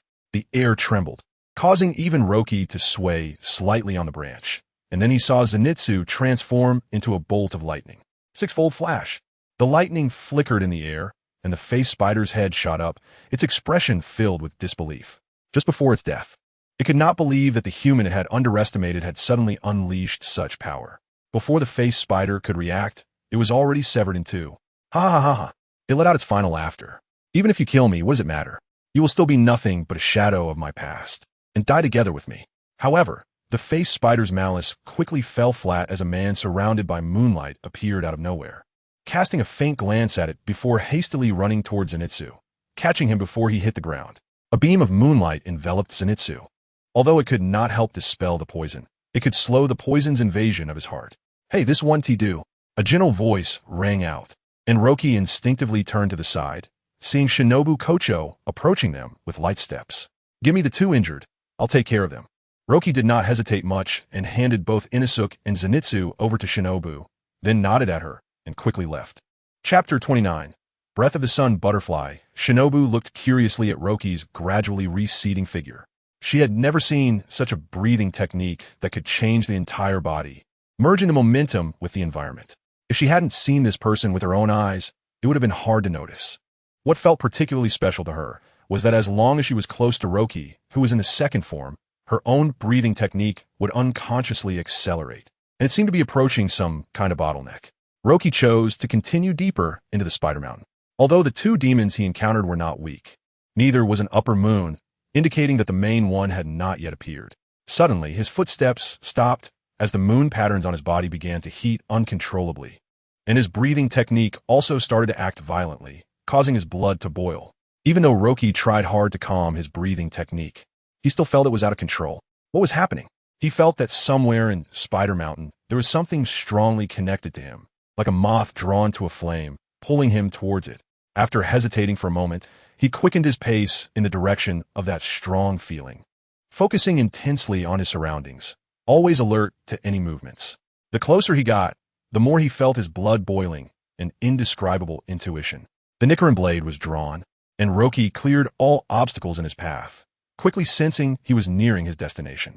In an instant, he struck down several large trees in front of him, revealing the scene of Tanjiro confronting the lower moon spider demon. However, Roki was quite far from them, despite making a significant noise. Neither Tanjiro nor the spider demon paid him much attention. Nezuko was bound to a nearby tree by countless threads, her body covered in wounds. And due to her brother's injury, demonic energy surged around her, her face filled with brutality. The Nicaran blade in Tanjiro's hand had only the hilt left, but he still resolutely charged towards the spider demon to protect Nezuko, with taut threads everywhere. Even a slight touch would result in his body being severed. At that moment, the water-breathing's flowing blade technique suddenly transformed into flickering sparks. Flame God Dance. Round Dance. A flame appeared from the broken edge of the blade, as if even the air was being scorched, let alone the threads. Tanjiro entered a realm of his own, cutting through all the obstructing threads until he reached the spider demon. Roki widened his eyes. The words Breath of the Sun suddenly popped into his mind, and the moon patterns became even brighter. He didn't expect that the breathing technique of Yoriichi Tsujikuni had been passed down, especially through Tanjiro, something he had never noticed before. He instinctively activated his observation haki with all his strength, immediately shocked by the rout of the Breath of the Sun technique. Generally speaking, regardless of the breathing technique, even Roki's self-created moon breathing could not escape one major framework, the heart and blood. Breathing techniques primarily stimulate the heart to significantly increase its speed, then use specific breathing frequencies to simulate elements from nature, allowing that energy to flow through the blood to the entire body. Though the moon breathing incorporated the essence of life return, it was still fundamentally based on blood and the heart. However, the Breath of the Sun was different. In Roki's observation haki, This breathing technique was abnormal, not following the blood but rather traveling through the bones throughout the body.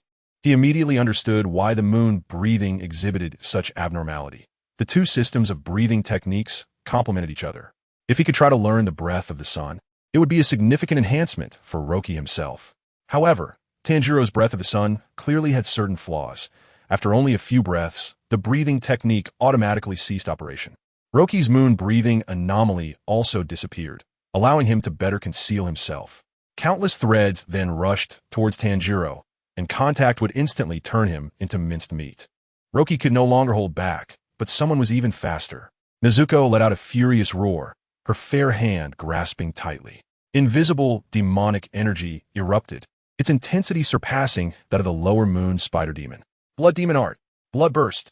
The threads suddenly ignited in flames, set alight by Nezuko's blood, quickly burning through the threads and allowing Tanjiro to approach the spider demon. With less than a foot of blade remaining, he struck at the demon's neck, but unfortunately could not sever it. At that moment, the blood splattered on the blade, ignited and exploded, generating immense force that propelled the blade forward. No one can sever the bond between Nezuko and me. The spider demon's head was severed, but Tanjiro, severely injured, fell to the ground, racked with pain and unable to move. Seeing this, Roki quickly appeared, using the body flicker technique to stand in front of Tanjiro. Seeing him, the brother and sister relaxed. Roki, big brother, why are you here? I was ordered to support Spider Mountain. Tanjiro, you can't be so reckless next time and end up all injured. Tanjiro forced a smile. It's fine, Roki, big brother. The demon has already been killed. Not all. Roki replied calmly. The headless spider demon did not die. Instead, it stood up from the ground, its head floating in mid-air, looking at Roki with a serious expression. This guy cut off its neck, but actively severed its own neck with threads at that moment. What a cunning demon. The spider demon did not respond. It quickly reattached its head to its neck, and countless threads concentrated in its palms. Blood demon art. Thread wheel rotation. The veins in the spider demon's arms bulged as it felt immense pressure from Roki, a sensation it had only experienced with the 6 upper moon demons. Now, it had no intention of toying with its prey. It instinctively concentrated all its power. The threads transformed into a large net and began to spin. Sharp spider silk effortlessly slicing through the surrounding flowers, grass, and trees. Watch out, Tanjiro shouted, his eyes bloodshot as he looked at Roki. Leave the rest to me, Roki said calmly, ignoring the massive net of threads forming before him, simply standing still. Chapter 30. Women only affect the speed at which I draw my sword. Roki raised the Nicaran blade, and suddenly a silent sea appeared around him. Unlike before, there was now a crescent moon above the sea, casting a silvery glow on the water. The first form of the water-breathing technique was originally more aligned with the water-breathing, but now it had completely merged with the moon-breathing.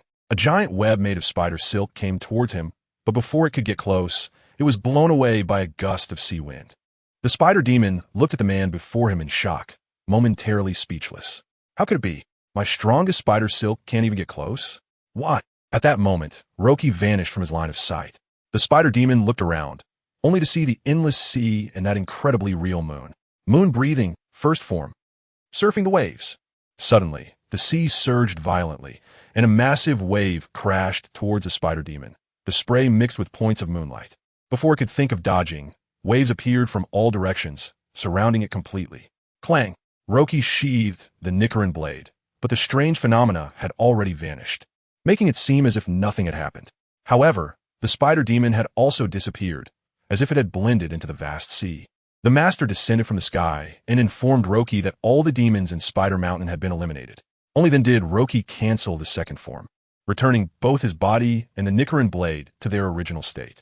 Roki walked in front of Tanjiro, who was holding Nezuko, now unconscious due to excessive blood loss. Brother Roki, is it over? Tanjiro asked. It's over, Roki replied, gently patting Tanjiro's head. Don't be sad. Inosuke and Zenitsu are fine. But many people died. Many comrades are gone. Tanjiro lowered his head. Roki spoke softly. For many, a lifetime of fighting demons is already splendid enough. Brother Roki, please guide me to become stronger. Tanjiro's expression was filled with determination. Roki's heart stirred. If he could use the opportunity to teach Tanjiro and catch a glimpse of the full scope of sun breathing, that wouldn't be bad. He nodded, about to say something, but felt a figure approaching them rapidly from behind. Roki instantly activated Iron Block. using his muscles to block the incoming blade. Turning to see, it was Shinobu Kocho. However, he could feel that the force from her blade was not strong, not even breaking his skin. "Oh, Mr. Roki, why are you stopping me? You should know demons are demons, right? Why protect it? Not the same. That girl has never harmed a human." Roki did not move his feet, still protecting Tanjiro and Izuku. "Mr. Roki, as Hashira, we must protect others and eliminate demons," Shinobu said with a gentle smile, raising her Nichiren blade, softly saying, "Don't worry, I'll use my gentle poison to kill her painlessly. I'm sorry. But it seems you don't understand the situation. As long as I'm here today, I won't let you harm them." Roki glanced at the two behind him, focusing his attention back on Shinobu, the atmosphere between them growing increasingly tense. "You and your master Jutomioka are equally annoying." Shinobu sheathed her Nichiren blade, seemingly not planning to engage Roki. Roki's forehead was lined with black, gripping the hilt of his blade, his eyes narrowing. "What's wrong? Is the moon Hashira planning to bully a weak woman?" Shinobu protected her chest with her hands, feigning fear. "Hey, are you pretending?" Facing her, Roki felt as if he was hitting cotton, filled only with helplessness. "Guess." Shinobu returned to her original demeanor, her eyes glancing into the distance. "Be careful." At that moment, a figure charged towards Nezuko, raising a knife and swinging down without hesitation. Tanjiro wanted to block with his Nichiren blade, but his blade had broken down to just the hilt. Seeing Nezuko about to be harmed, Roki reacted quickly, throwing his Nichiren blade, blocking the attack. The attacker was Kanawa Tsuyuri, the only girl to pass the final selection, and also Shinobu's adoptive sister. Roki's Nichiren blade was deeply embedded in the ground, but he did not move, still standing in front of Tanjiro and Nezuko. Kanawa, sensing the danger from Roki's attack, did not dare to strike, standing in place waiting for Shinobu's orders. "You don't have your Nichiren blade anymore. What's wrong? Is the moon Hashira still planning to protect this demon?" Shinobu tilted her head at Roki, her expression somewhat gleeful, though her tone remained gentle. Roki opened his mouth. He would rather face Muzan Kibutsuji than confront this seemingly frail woman, feeling that no matter what he said, it would be easily diffused by her softness. "Brother Roki." Tanjiro bit his lip, holding Nezuko, his eyes flickering, unsure of what to say. "I can let her go, unless—" Shinobu was about to say something when a crow flew over, shouting loudly, "Order, order! Capture Tanjiro and Nezuko, and bring them back to headquarters." Tanjiro had a scar on his forehead, and Nezuko had a bamboo in her mouth. "What a pity." Shinobu seemed somewhat regretful as she tapped her head, squatting down to get closer to the two siblings. "You must be Tanjiro and Nezuko, right?" Tanjiro instinctively nodded, then felt a particularly pleasant scent from Shinobu, and soon his consciousness fell into sleep. "Since the master has spoken, let's tie them up and take them to headquarters." Shinobu glanced at Roki as she continued. "Many in the Demon Slayer Corps are very hostile towards demons, so be prepared." Kanawa quickly bound Tanjiro, while Nezuko was placed back in the bamboo box. Roki did not stop her. Since Yoi Shinjuro had made a decision, their fates will be decided at the Demon Slayer Corps headquarters. "But what were you about to say earlier?" Shinobu playfully glanced at Roki, placing her finger on her lips in a shushing motion. Then she quickly ran away with Kanawa, leaving behind a faint. Guess Roki twitched the corner of his mouth, hoisting Tanjiro over his shoulder and carrying the bamboo box on his back, quickly chasing after them. Chapter 31. The gathering of the pillars. By the time Roki and Shinobu Kocho arrived at the Demon Slayer Corps headquarters, the other Hashira had already gathered. The courtyard, hidden within the mountains, was much livelier than the last time he visited, with Demon Slayer members on high alert everywhere. According to Kagaya Ubuyashiki, he had moved the semi-annual Hashira meeting to today, likely due to the presence of Tanjiro and his sister. After a brief rest, they all made their way to the open area of the courtyard, where the pit created by Roki's battle with Sanemi Shinazugawa had already been filled in, making it impossible to tell that anything had happened. The others welcomed Roki's arrival, as having another strong ally was beneficial for the Demon Slayer Corps, given that humans were at an absolute disadvantage. Jutomioka nodded in acknowledgement, his expression appearing indifferent, but he was actually quite easy to get along with. Sanemi Shinazugawa, having fought Roki before, quickly approached him to say hello, though his fighting spirit was evident in his eyes. Roki, of course, did not wish to battle him again. Compared to the breathing techniques and swordsmanship mastered by the Hashira, the human body was far too fragile, and if it were to go all out, accidental injuries were inevitable. "Roki, I didn't expect to see you so soon, and in this capacity," Kaijiro Rengoku said with a bright smile. He was not surprised at Roki becoming a Hashira. After all, he had held his own in numerous rounds against Rengoku, proving his strength. Roki was also very pleased to see him, as Kaijuro had been a great help, generously sharing his breathing technique with Roki, which significantly aided in perfecting the moon breathing. Just then, Roki suddenly thought of the sun breathing mastered by Tanjiro and was about to ask Kaijuro about it when he was pulled over to meet the other Hashira. The love Hashira, Mitsuri Kenroji, was shy and her pink hair stood out remarkably. Her Demon Slayer uniform seemed a bit ill-fitting, accentuating her stunning figure. "Hello, Roki. It's our first meeting, but..." Mitsuri's words trailed off as she lowered her head, unable to look directly at him. The serpent Hashira, Abanai Iguro, narrowed his eyes with an unpleasant expression, staring sharply at Roki, causing goosebumps to rise on him. "What's wrong?" Roki casually glanced at Abanai, feeling puzzled by the sudden hostility. "Nothing," Abanai replied curtly before leaping onto a branch, his posture snake-like, watching Roki with a vigilant gaze. Roki found it somewhat confusing, but he dismissed it, knowing that the eccentricities of these talented Hashira were to be expected. What caught Roki's attention was the mist Hashira, Muchiro Takedo, who merely stood there in a daze, his frail figure seeming as if a gust of wind could topple him. He showed neither surprise nor joy at Roki's presence, remaining as calm as a still pond. "Don't mind him. Muchiro has a poor memory. Even if he remembers something, he quickly forgets it, so he is indifferent to everything," Tenjin Yuzui whispered as he approached. Roki nodded, having unknowingly activated his observation haki, observing each Hashira.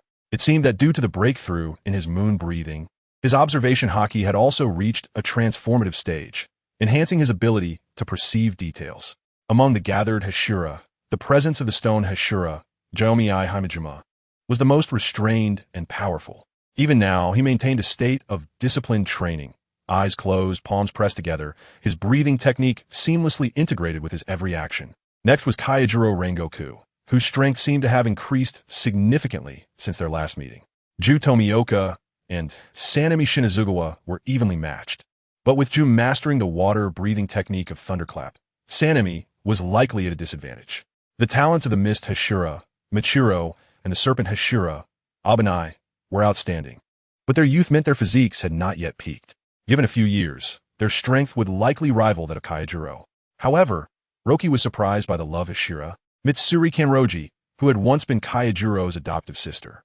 The love breathing derived from the flame breathing should have shown promise, but in Roki's observation haki, her technique appeared the weakest among the Hashira, even less refined than Tanjiro's. Yet Mitsuri's physical strength was the hardest to assess. Her muscle density seemed at least 8 times that of an ordinary person, making her stronger than most demons. If her combat skills were sufficiently honed, her fighting power could easily match Kaijuro's. The insect Hashira, Shinobu Kocho, and the sound Hashira, Tenjin Yuzui, also presented challenges for evaluation. Shinobu was the only Hashira unable to decapitate demons with her blade, but relied on toxins. While successful in battle, Roki was unsure how effective her toxins would be against upper moons or Musen Kabutsuji. Similarly, Tungin's unique perspective on the combination of swordsmanship and explosives, originating from a ninja family, raised questions about its effectiveness against powerful demons. Currently, all the Hashira of the Demon Slayer Corps had gathered, although Roki easily dispatched lower moons. The outcome against an upper moon, who had lived for hundreds of years, remained uncertain. Ju Tomioka squatted in front of Tanjiro and Nezuko to check their injuries. After confirming they were not serious, he stood back up. Meanwhile, Nezuko's bamboo box was placed in front of the 10 Hashira, and most of them displayed intense hostility toward the faint demonic aura emanating from it, especially Sanemi, who gripped his blade tightly, his killing intent barely contained. "This must be the demon that kid is protecting, right?" Sanemi unsheathed his Nichiren blade and slowly walked toward Nezuko. Both Roki and Ju stepped forward to stop him. But unexpectedly, Shinobu spoke up. "Don't rush. Our leader hasn't arrived yet." Only then did Sanemi halt, letting out a cold snort before returning to his position. Everyone here harbored a deep hatred for demons, and Roki saw no reason to intervene, instead focusing on protecting the 2 siblings as best as he could. Chapter 32. The pillar meeting, then let me wake him up. Butterfly Shinobu smiled as she sprinkled some medicinal powder on Tanjiro's face. As he inhaled it, he quickly regained consciousness. When Tanjiro opened his eyes, he groggily looked around and saw 10 people surrounding him, some of whom seemed at a loss. However, upon seeing Roki and Ju Tomioka among them, Tanjiro secretly breathed a sigh of relief. Gently touching his hair, Butterfly Shinobu chuckled and said, Are you ready to face judgment? Kamadu Tanjiro? Who are you? Where am I? This is the headquarters of the Demon Slayer Corps, and we. Tanjiro looked at the 10 imposing figures before him, and his breathing unconsciously quickened. We are the 10 highest-ranking swordsmen in the Demon Slayer Corps, the pillars that support the entire organization, Rengoku Kyujuru stated frankly. I don't think there's a need for a trial. Just execute him along with the demon. Tanjiro was still somewhat confused about the situation. After all, he had just been fighting demons before finding himself in this strange place. He turned his gaze to the more familiar Roki. Roki remained silent. Everything depended on the judgment of Ubuyashiki Yoya. If he spoke up for Nezuko, it would draw criticism. Let me beautifully sever their heads, Yuzui Tenjin said as he tidied his hair. However, not everyone agreed with their thoughts. Kanroji Mitsuri looked worried, her eyes clearly showing her reluctance to see Tanjiro harmed. The same was true for Kanamori Jiomi, who had taken in many orphans before joining the Demon Slayer Corps and could not bear to see Tanjiro killed before him. Kill him. This kid can be spared, but the demon must be eliminated, Neikaim Shinjuro said with a fierce expression, feeling the demonic aura emanating from the bamboo box. Clearly eager to act. The rest of the group remained neutral. They did not understand the situation, so they held no strong opinions. Let us hear what he has to say, Butterfly Shinobu said, bending down to feed Tanjiro some medicine to help ease his pain. After drinking it, Tanjiro felt a bit better. Although he was bound by ropes, he struggled to sit up and said, My sister has never harmed anyone since she became a demon. She won't hurt anyone now or in the future. Ikeda Kobain said flatly, You are just protecting her because she is your sister. How can we trust what you say? I can prove it. When Roki said this, everyone turned their gaze to him. But no one can guarantee what will happen in the future, right? Yuzui Tenjin sighed, shaking his head and falling silent. Roki had done him a favor, and seeing him stand by Tanjiro, he chose not to intervene. My sister and I will fight together as members of the Demon Slayer Corps, Tanjiro said urgently. This is getting interesting, Neikaim Shinjuro said coldly, reaching towards the pillar box. Before Tanjiro could react, Roki grabbed his arm. Tomioka stepped forward and said, The master will arrive shortly. Let's wait for his decision. Neikaim Shinjuro glanced at Roki, suppressing his hatred for demons. I'll reluctantly trust you this time. After saying that, he retracted his arm.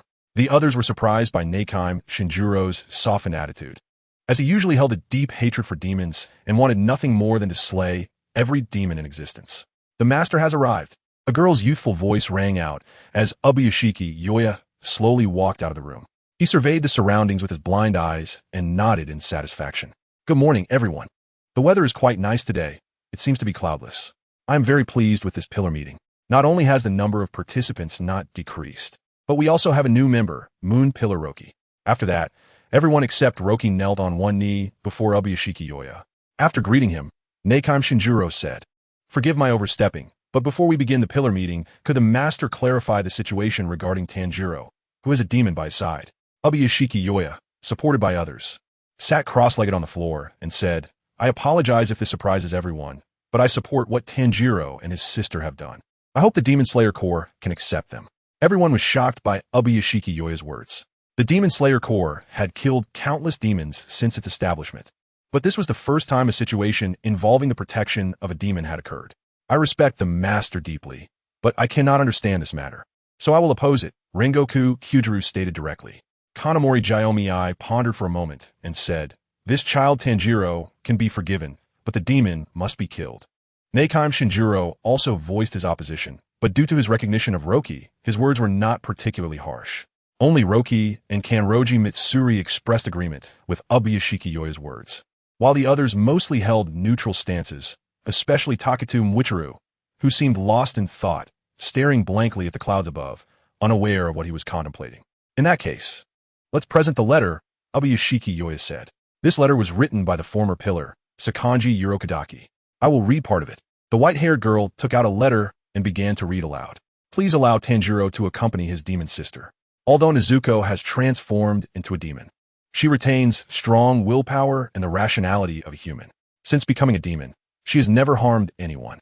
I know this matter seems unbelievable, but if Nezuko goes on a rampage and harms someone, then her brother Tanjiro, along with Urokadaki Sakanji and Ju Tomioka, will commit seppuku as an apology. After she finished speaking, the scene fell into silence. However, some still voiced their opposition, as once something went wrong, The number of ordinary people harmed would far exceed 1 or 2. Due to the presence of the Kamadu siblings, the Demon Slayer Corps seemed to fall into conflict, and the 10 pillars divided into 3 factions, arguing amongst themselves. Ubuyashiki Yoya, however, remained calm, seemingly having anticipated this. He lightly coughed, and after everyone quieted down, he spoke. If you wish to deny the resolve of the 3, you must present a resolve that carries more weight than theirs. Moreover, here, Ubuyashiki Yoya's expression changed slightly. Moreover, Tanjiro has encountered Kibutsuji Musen. Chapter 33 Hidden Demons in the World. As soon as these words were spoken, they immediately captured the attention of all the Hashira, and the scene became quite noisy. How is that possible? What was Musen Kibutsuji doing at that time? What is its purpose? The news of Musen Kibutsuji's reappearance is indeed shocking. In this era where even the upper moons rarely appear, the sudden trace of the Demon King indicates many things. Roki felt an invisible pressure, although he didn't know Musen Kibutsuji's intentions. The fact that it suddenly revealed itself before the Demon Slayer Corps indicated that it believed its power was now sufficient to crush them. As the noise around grew louder, Yoya Shinjuro made a gesture for silence. Once it quieted down, he spoke. After encountering Tanjiro, Musen Kibutsuji sent demons to pursue him. The reason for this action is likely to eliminate witnesses, but since this is the first time we have found its trace, we cannot let it slip away. In my opinion, something unexpected must have happened to Nezuko, which Musen Kibutsuji did not anticipate. So we cannot kill her, as she is the key to finding Musen Kibutsuji. Before the others could respond, Mitsuri Kanroji was the first to stand up. If she is human, I have no objections, but she is a demon after all, which is not enough to convince us. Saying this, Mitsuri Kanroji pulled out her Nikarin blade and made a deep cut on her arm, thick blood immediately flowing out. What are you doing? You're making the courtyard all bloody, Mitsuri Kanroji said with a pained expression. By this time, many had guessed what he intended to do. Mitsuri Kanroji's blood is rare blood that has a deadly attraction to demons, and even just the scent could drive them mad. Mitsuri Kanroji let her blood drip onto the bamboo box, and the box began to tremble slightly. Let me prove the vile nature of demons. Seeing this, Shinobu Kocho said calmly, What are you doing? It's daytime. Demons only dare to stay in the shadows. How could they possibly come out from the box, placed in the sunlight? My lord, forgive my rudeness. Mitsuri Kanroji said as she grabbed the bamboo box and leaped into the house beside Yoya Shinjuro. Stop! Tanjiro couldn't help but shout. Not knowing what he was about to do, Roki crouched down and explained to him, Don't worry, she won't harm Nezuko. As long as she can prove she can resist the instincts of demons. The box was suddenly flung open, and Nezuko stood up from inside. Her consciousness had returned to clarity, but the veins on her forehead bulged as she stared intently at the bleeding wound on Mitsuri Kanroji's arm, gripping the bamboo stick tightly. Time passed slowly, and nothing unexpected happened. Nezuko fought against the temptation of the blood, turning her head away. Roki and Ju Tomioka breathed a sigh of relief as they untied the ropes binding Tanjiro, allowing the siblings to reunite. Mitsuri Kanroji looked astonished, raising her arm and letting the blood flow onto the floor. No one understood better than her the attraction her blood had for demons. The wounds all over her body were self-inflicted during battles, as even the weakest demons would feel intoxicated by the smell of Mitsuri Kanroji's blood, while stronger ones would lose their rationality due to instinct. She didn't expect that a demon could resist, and her belief in Roki and the others' words was significantly strengthened. Yoya Shinjuro appeared confident. Mitsuri Kanroji's wound continued to bleed, and Nezuko still had no intention of attacking, which indicated that she wouldn't harm humans. He then turned his gaze to Tanjiro and continued. Even so, your sister's identity still raises concerns within the Corps. Therefore, you must prove that you will fight bravely as a member of the Demon Slayer Corps and contribute to the organization. Since Nezuko resisted the temptation of the rare blood, the Hashira no longer opposed her and shifted their focus back to Musen Kibutsuji.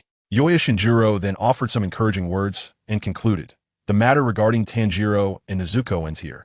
It's time to begin this Hashira meeting. Tanjiro carried the bamboo box, looking dazed, and walked into the house under the guidance of others. Please send my regards to Miss Tamayo, he said as he left, and Yoya Shinjuro suddenly smiled. Before Tanjiro could say anything, he was quickly escorted away by the members of the Demon Slayer Corps. The Hashira meeting resembled a gathering for information consolidation, where each Hashira would share the secrets they had discovered with Yoya Shinjuro, who would then uncover the hidden truths behind them. After everyone had the chance to speak freely, Tenjin Yuzui, unable to contain his curiosity, was the first to ask, "Who is Miss Tamayo?" There are other demons in this world who have escaped Muzan Kibutsuji's control, not just Nezuko. Miss Tamayo is also a demon. She is one of the longest living demons in the world, surviving for at least 500 years. Aside from the Demon King, due to Nezuko's circumstances, the others were not as shocked by Tamayo, although the atmosphere became silent. Is that Tamayo the same as Nezuko? Can she resist her instincts? Mitsuri Kanroji asked. Not exactly. She can survive by simply consuming a small amount of blood, and Tamayo has a significant connection to our Kamadu family. She has helped us multiple times and has always aimed to kill Muzan Kibutsuji. Upon hearing Yoya Shinjuro say this, many who initially had reservations no longer voiced their concerns. Are there many demons like this? Roki suddenly asked. What? Kaijuro Rengoku replied, puzzled. What I mean is, are there many demons that have escaped Muzan Kibutsuji's control? To my knowledge, there are only Nezuko, Tamayo, and her assistant Yashiro. Yoya Shinjuro shook his head. Roki didn't say anything more, but he felt a vague sense that, knowing Muzan Kibutsuji had lived for hundreds or even thousands of years, although the chances were slim, there might still be some demons that had escaped its control. Could it be that the 3 known demons are not an exception? Perhaps in some corners of this world, there are powerful demons hidden that we cannot detect. Those demons are waiting for the right moment, waiting for Muzan Kibutsuji to die, and when that time comes, without fear, how they will wreak havoc on the world remains unknown. However, Roki did not share his speculation with the others. But the plan to enhance the overall strength of the Demon Slayer Corps was already urgent. Chapter 34, The Golden Age of the Demon Slayer Corps next. They talk more about the demons appearing in various places, and Rocky learned a bit from it. The birth of demons is not necessarily directly caused by Kibutsuji Muzan. The upper moons of the 12 Kizuki all have the ability to turn humans into demons. The Hashira meetings that occur once in a while also use the appearance of demons in certain areas to speculate on the movements of the upper moons. The appearance of demons has become increasingly frequent, indicating certain ominous signs. As soon as Kanroji Mitsuri finished speaking, all the Hashira turned their attention to him. Kibutsuji Muzan's patience has reached its limit. He is ready to strike against us Demon Slayer Corps at any moment. Why has he been hiding his whereabouts all this time? The power of the 12 Kizuki should not be inferior to that of our Demon Slayer Corps, Yuzui Tenjin asked curiously. Kanroji Mitsuri's expression became serious as he frowned and said, because of Kaneo Tsuyuri. Back then, Kibutsuji Muzan nearly lost his life at his hands. For hundreds of years afterward, the Demon King has been secretly accumulating power. Are we strong enough now? Rengoku Kyujuru asked in a deep voice. Although Shinazugawa Sanemi is stronger, the Hashira have always regarded him as their leader. Not enough, but the era of change has already arrived. We can't waste any more time, Kanroji Mitsuri said, suddenly standing up and walking outside. The Hashira quickly made way for him to avoid colliding with him. The sun shone high in the sky. Under the sunlight, Kanroji Mitsuri felt the warmth and finally spoke. This is Kibutsuji Muzan's opportunity, and it is also our opportunity. Swordsmiths, are you ready? Everyone resolutely responded, as they train day and night to one day stand before these demons that plague the world and slay them. Kanroji Mitsuri began to recount the origins of the Kanroji family, revealing that they have a certain blood relation to Kibutsuji Muzan. From the Heian period to the Taisho era, spanning 1,000 years, the battle between humans and demons has never ceased. From the moment the Demon King was born, the Kanroji family has paid the price for his evil. Kibutsuji Muzan became a nearly perfect being that feared sunlight, while their family bloodline has been entangled by a curse. Newborns continuously died, and the once thriving bloodline of the Kanroji family was nearly extinguished in just 100 years. The only thing the Kanroji family could do was to marry into the priest family to slightly extend their lifespan. Yet even so, no member of the Kanroji family could live past 30. They struggled to reproduce, not for anything else but to completely erase the Demon King Muzan from this world. During the Sengoku period, the Kanroji gathered those samurai who had lost everything to demons and formed the organization known as the Demon Slayer Corps. In the beginning, Kibutsuji Muzan showed no interest in these weak swordsmen, letting them fight against the demons as if he were a spectator in the audience. After hundreds of years of hopeless battles, everything quietly changed with the appearance of one man, Kaneo Tsuyuri.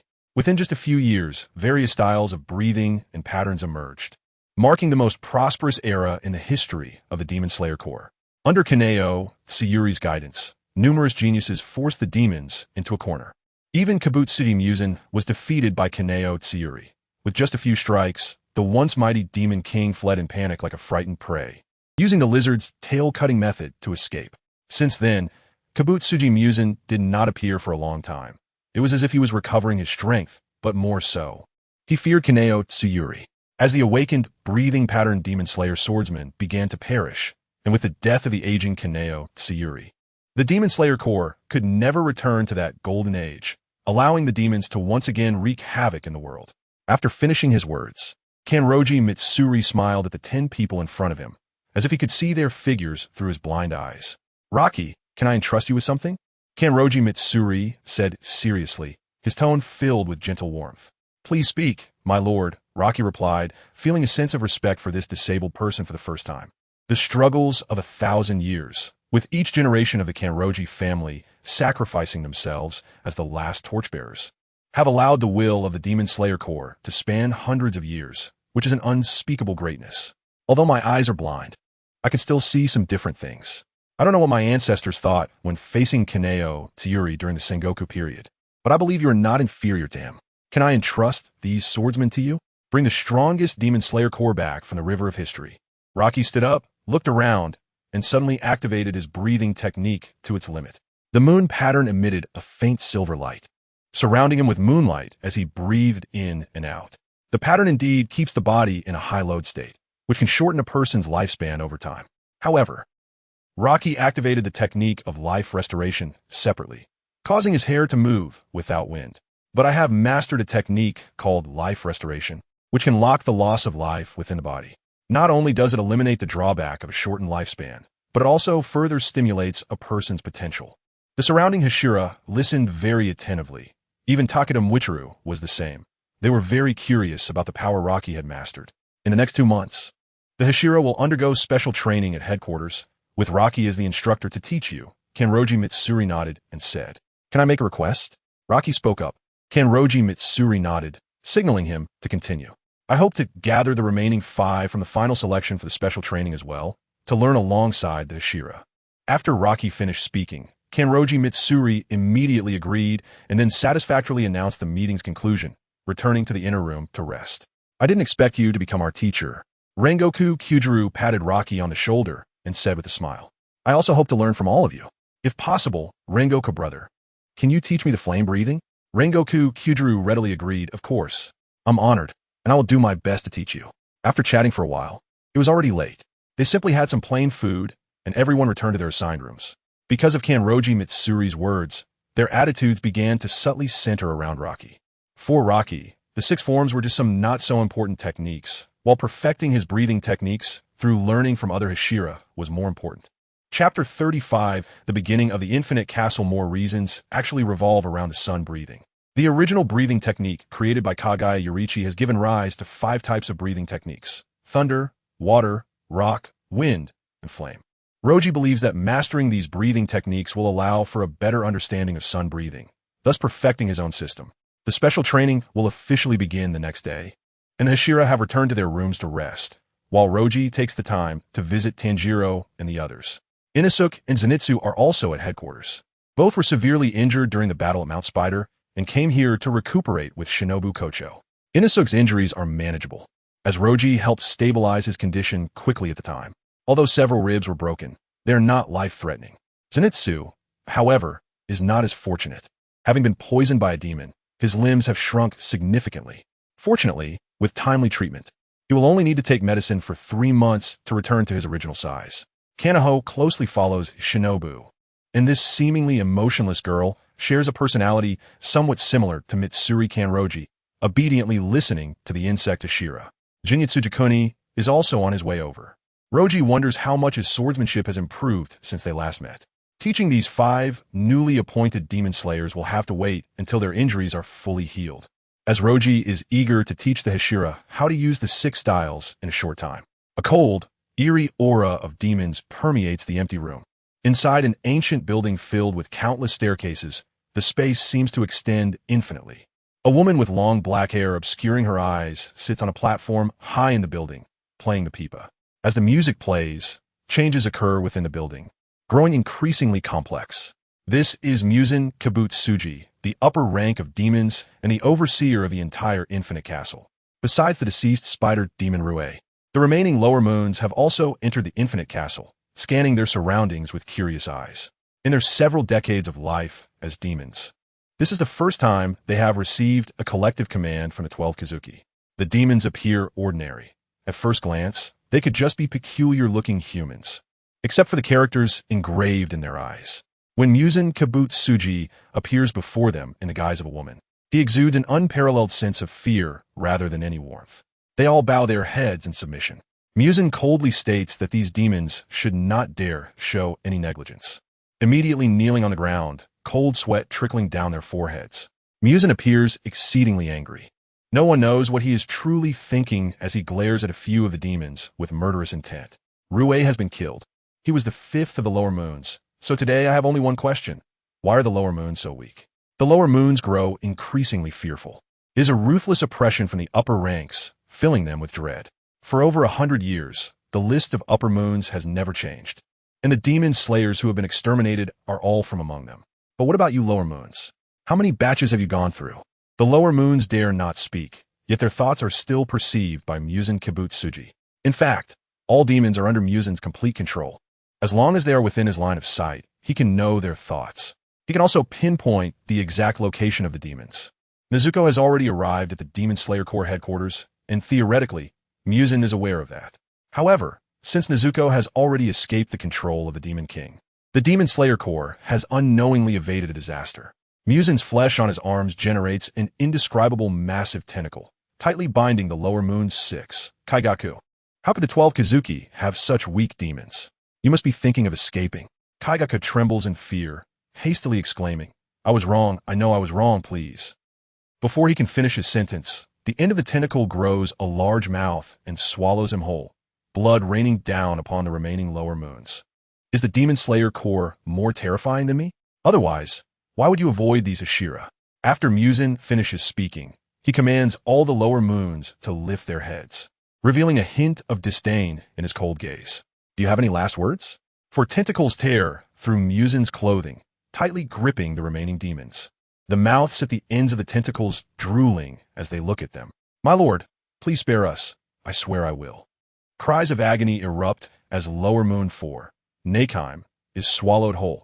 Yet even in the tentacle's esophagus, she continues to struggle wildly.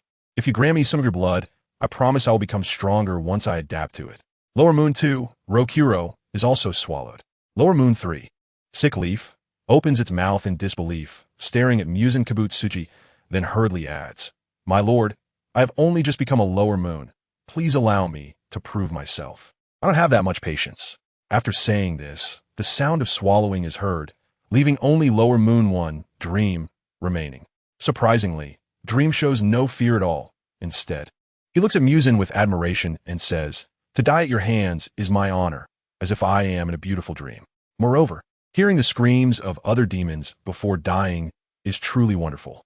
I feel immensely honored that you have chosen to leave me for last. Muzan's expression softens slightly as a spike appears on the tentacle gripping Dream, piercing into his neck. As blood flows in, Dream uncontrollably screams, veins bulging on his skin. I appreciate you, so I will give you more blood.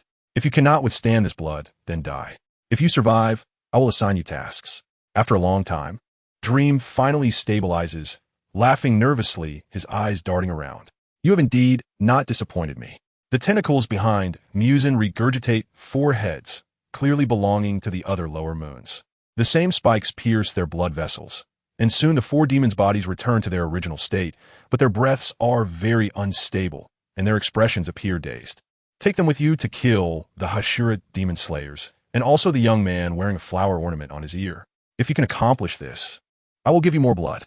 After saying this, Muzan leaves, leaving Dream looking utterly deranged. Chapter 36. Learning the 6 forms of the Navy, the 9 Hashira stood in a line, with Roki in the center, carefully explaining the key points of the 6 forms. At first, Iguro Abanai maintained a calm demeanor, but soon his expression shifted to one of surprise as he looked at Roki with astonished eyes. The others had varied expressions. Those like Jutomioka and Tenjin Yuzi, who were familiar with the 6 forms, were relatively unfazed, while the rest were increasingly shocked. as the techniques Roki was teaching exceeded their expectations. Compared to the breathing techniques, the difficulty of the 6 forms is lower. The breathing techniques require exceptionally high talent, with only a small fraction able to master them, and even fewer able to excel. However, the 6 forms are different. Even ordinary people can master one of the techniques with dedicated practice, especially the iron block, which only requires years of training and precise muscle control. If such techniques were to spread, those demons could learn them too, Tenjin Yuzui remarked, silencing those around him. Roki shook his head and said rather than blocking, "It's better to open up. What we can do is become stronger and in Musen Kibutsuji in our era." Well said. Kaijiro Rengoku immediately responded, his expression turning serious. But do we really want to teach these 6 forms to those new Demon Slayer Corps members? Mitsuri Kanroji said coldly. Compared to us Ashira, they might expose the 6 forms. That's true. After all, the demons in this world possess human-like intelligence. Once they learn the 6 forms, it will be much harder to deal with them. It won't happen. Trust me. At the critical moment of life and death, we can't afford to think too much. The Demon Slayer Corps has to face the 12 Kizuki and ultimately Musen Kibutsuji. The difference in strength is still significant. We must help them grow stronger as quickly as possible. The Hashira are the primary combat force against the demons, and gaining the trust of Yoi Shinjuro is naturally not an issue. As for the other auxiliary forces, Roki planned to select from those he knew in the Demon Slayer Corps. Currently, only the 5 who were promoted alongside him seemed to have a chance of mastering the techniques. The others, even if taught, wouldn't be able to form combat power in a short time. For those present, since Yoya Shinjuro had entrusted the decision to Roki, and since he was the one who mastered the 6 forms, no one raised any objections. After explaining the principles and general training directions of the 6 forms, Roki pondered for a moment and said, "Due to the short amount of time, I can't wait for all of you to fully master the 6 forms. You will have to practice on your own after understanding the basics. Additionally, each person's focus will differ based on their combat habits. For me, only the iron block is useful. The others will only hinder my self-training," Shinobu Kocho said, hands together. His words resonated with many. Techniques like the gun and wind foot aren't favored by everyone, as most demon slayers are accustomed to fighting demons with Nichiren blades. In fact, Roki was in a similar situation. He had fully mastered the 6 forms, although his understanding of a life return was a bit of a fluke. Many techniques within the 6 forms were never used by him, and even practical techniques like the iron block would affect his stability when wielding his sword due to the sudden change in muscle structure. "No, my requirement is that you all must master every technique," Roki said upon seeing their expressions. The others exchanged glances, and before they could speak, he continued, "Only by fully mastering the 6 forms can you comprehend its profound meanings, which leads to what I will discuss next, life return. Once you awaken the markings, your body temperature will rise to around 39 degrees Celsius, and your heart rate will significantly increase. This is also why the batch of swordsmen who awakened the markings in the history of the Demon Slayer Corps did not live past 25 years of age. Only by understanding the life return from the 6 forms can you ensure that the side effects of the markings are minimized. Otherwise," Roki paused, and everyone felt a chill run down their spines. Although slaying demons was the primary focus, the markings hung over them like a sword ready to drop at any moment. "Master all the 6 forms, and then I can find a way to teach you the life return." Everyone nodded in agreement, except for Michiro Takedo, whose expression remained somewhat confused. "What's wrong?" Roki asked him, and Michiro replied blankly, "I'm not good at remembering." "That's fine. As long as you master the 6 forms and integrate them into your very being, it will be all right." Kaijiro Rengoku chuckled as he patted Roki on the shoulder. "You better be mentally prepared." Seeing that he wanted to say something else, Kaijiro quickly turned away. "You'll find out soon enough. This guy is a genius, but he is also a strange genius." Soon, everyone else began to stifle their laughter, except for Roki and Michiro. "Let's start with the technique that improves practical combat the most, the shave," Roki said, feeling a slight sense of foreboding, but still continuing. He then demonstrated the technique indoors, briefly explaining its skills. Roki moved swiftly, his figure disappearing and reappearing repeatedly, showcasing his mastery of the shave. This is the shave of the 6 forms. It truly is an impressive technique. Kaijiro Rengoku appeared excited and immediately began to try it out. The others were also eager, but before they could make any moves, a loud crash echoed, and the entire floor of the room collapsed. My bad.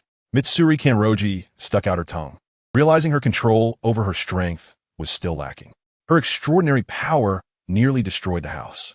A large number of Demon Slayer Corps members responsible for patrol rushed in, and the room was in chaos for a while. Once the commotion settled down, Roki and the others were covered in dirt and grime, and they moved their practice to the open space in front of the Demon Slayer Corps headquarters. Once they truly began practicing, Roki realized that teaching this group of geniuses was far from simple. Each person's situation was different, especially Michiro Takedo. No matter how many times Roki demonstrated the technique of the shave, he still looked completely lost, sometimes staring blankly at the clouds in the sky. This child is like this.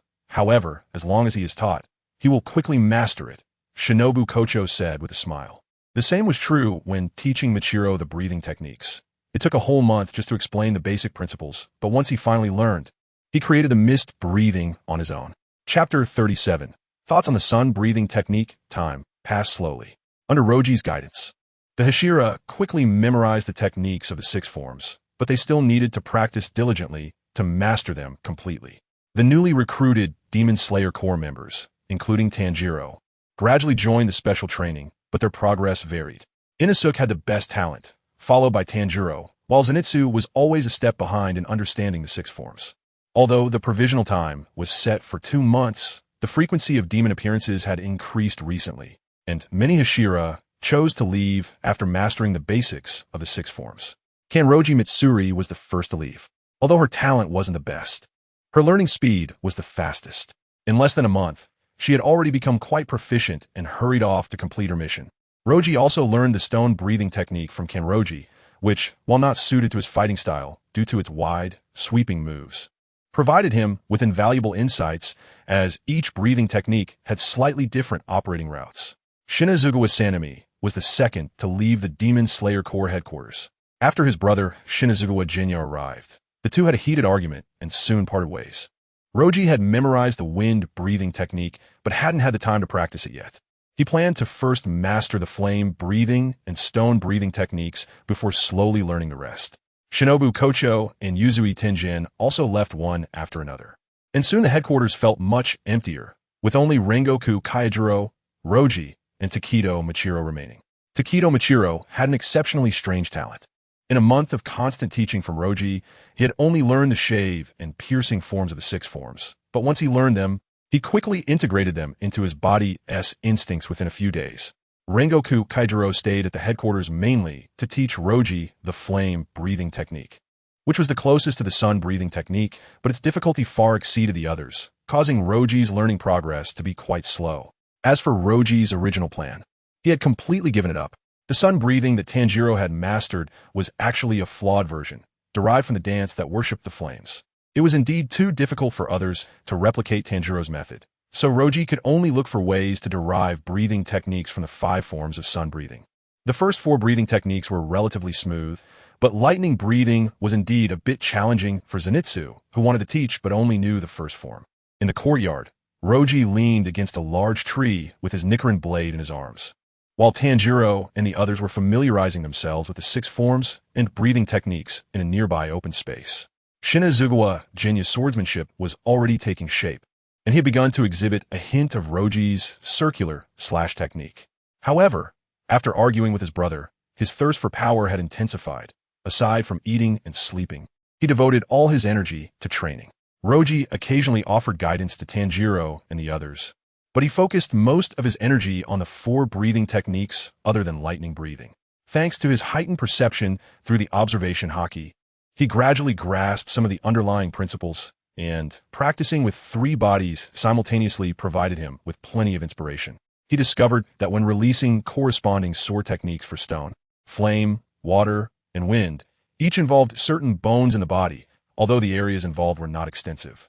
Unlike moon breathing, which was entirely based on patterns and blood vessels tracing the moonlight and covering the entire body, stone breathing primarily utilized the arms and shoulders, making it a heavy technique that relied heavily on the upper body for immense power.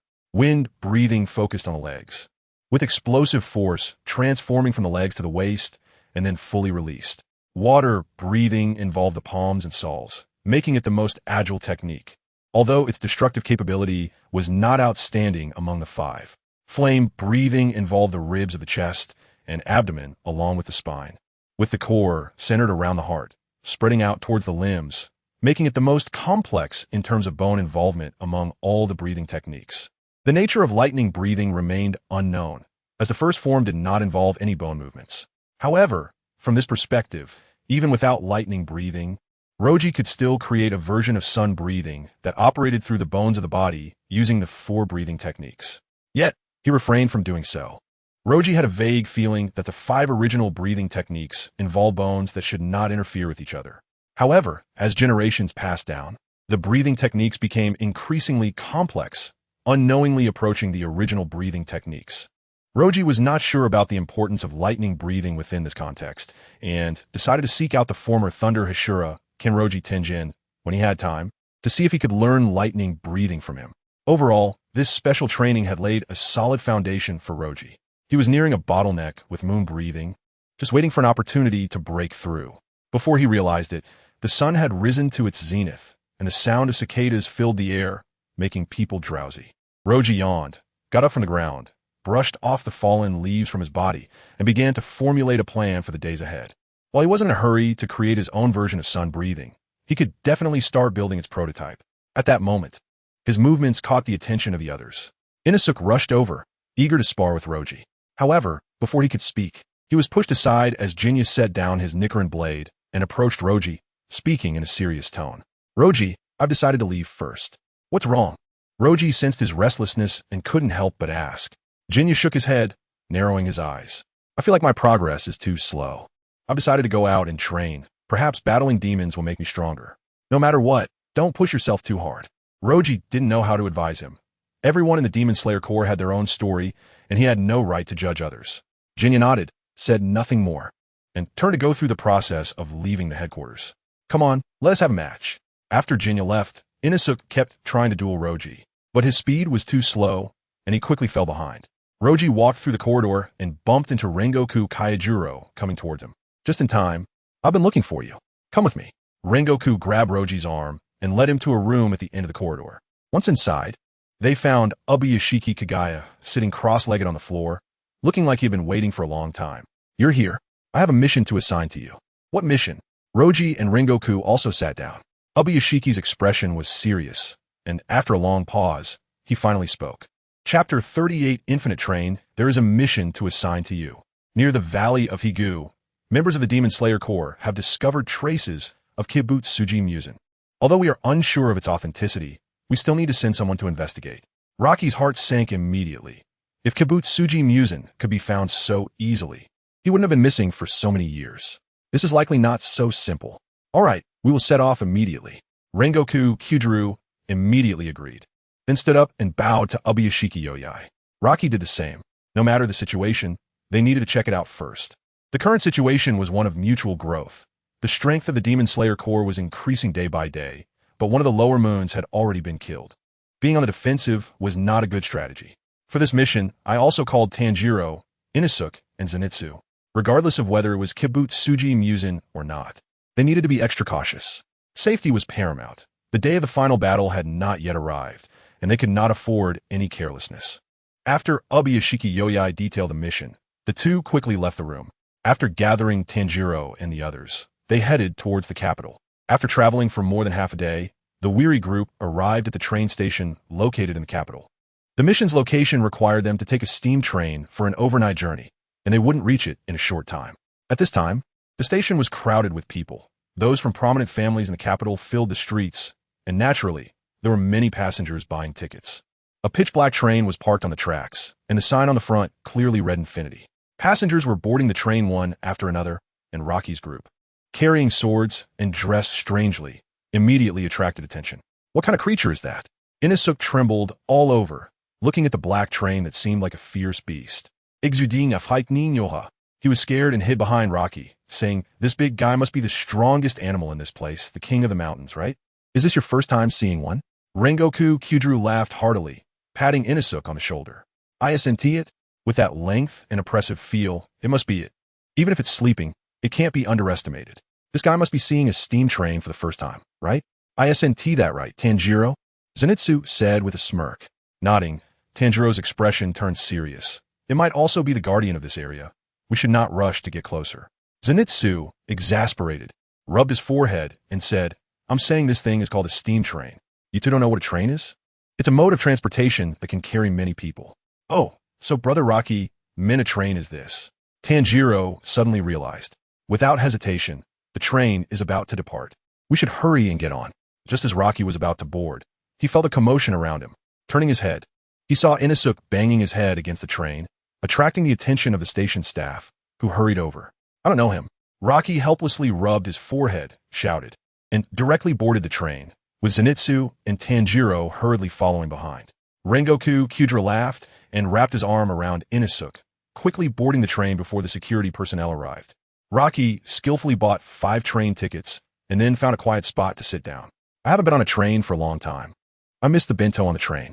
Rengoku Kyudru said excitedly, sitting next to Inosuke. Bento? What is that? Inosuke perked up, curiously asking. That's a type of food, and it tastes good. Rocky also felt his appetite stirring, smiling as he replied. Great, I want to try it too. Tanjiro said eagerly, but soon he felt a bit embarrassed and said, but we don't have much money on us. Don't worry, I'll treat you, just eat. Rengoku Kyudra laughed heartily. More than eating, I want to sleep. After traveling for half a day, I'm really tired. Zenitsu leaned against the soft cushion and couldn't help but close his eyes. However, he soon lost his sleepiness as a faint aroma of fast food began to waft through the carriage as boxes piled up on the table. Most of the other passengers in the carriage were from prominent families. Some looked at them with disdain before pinching their noses and leaving the carriage. Rocky and the others were indifferent.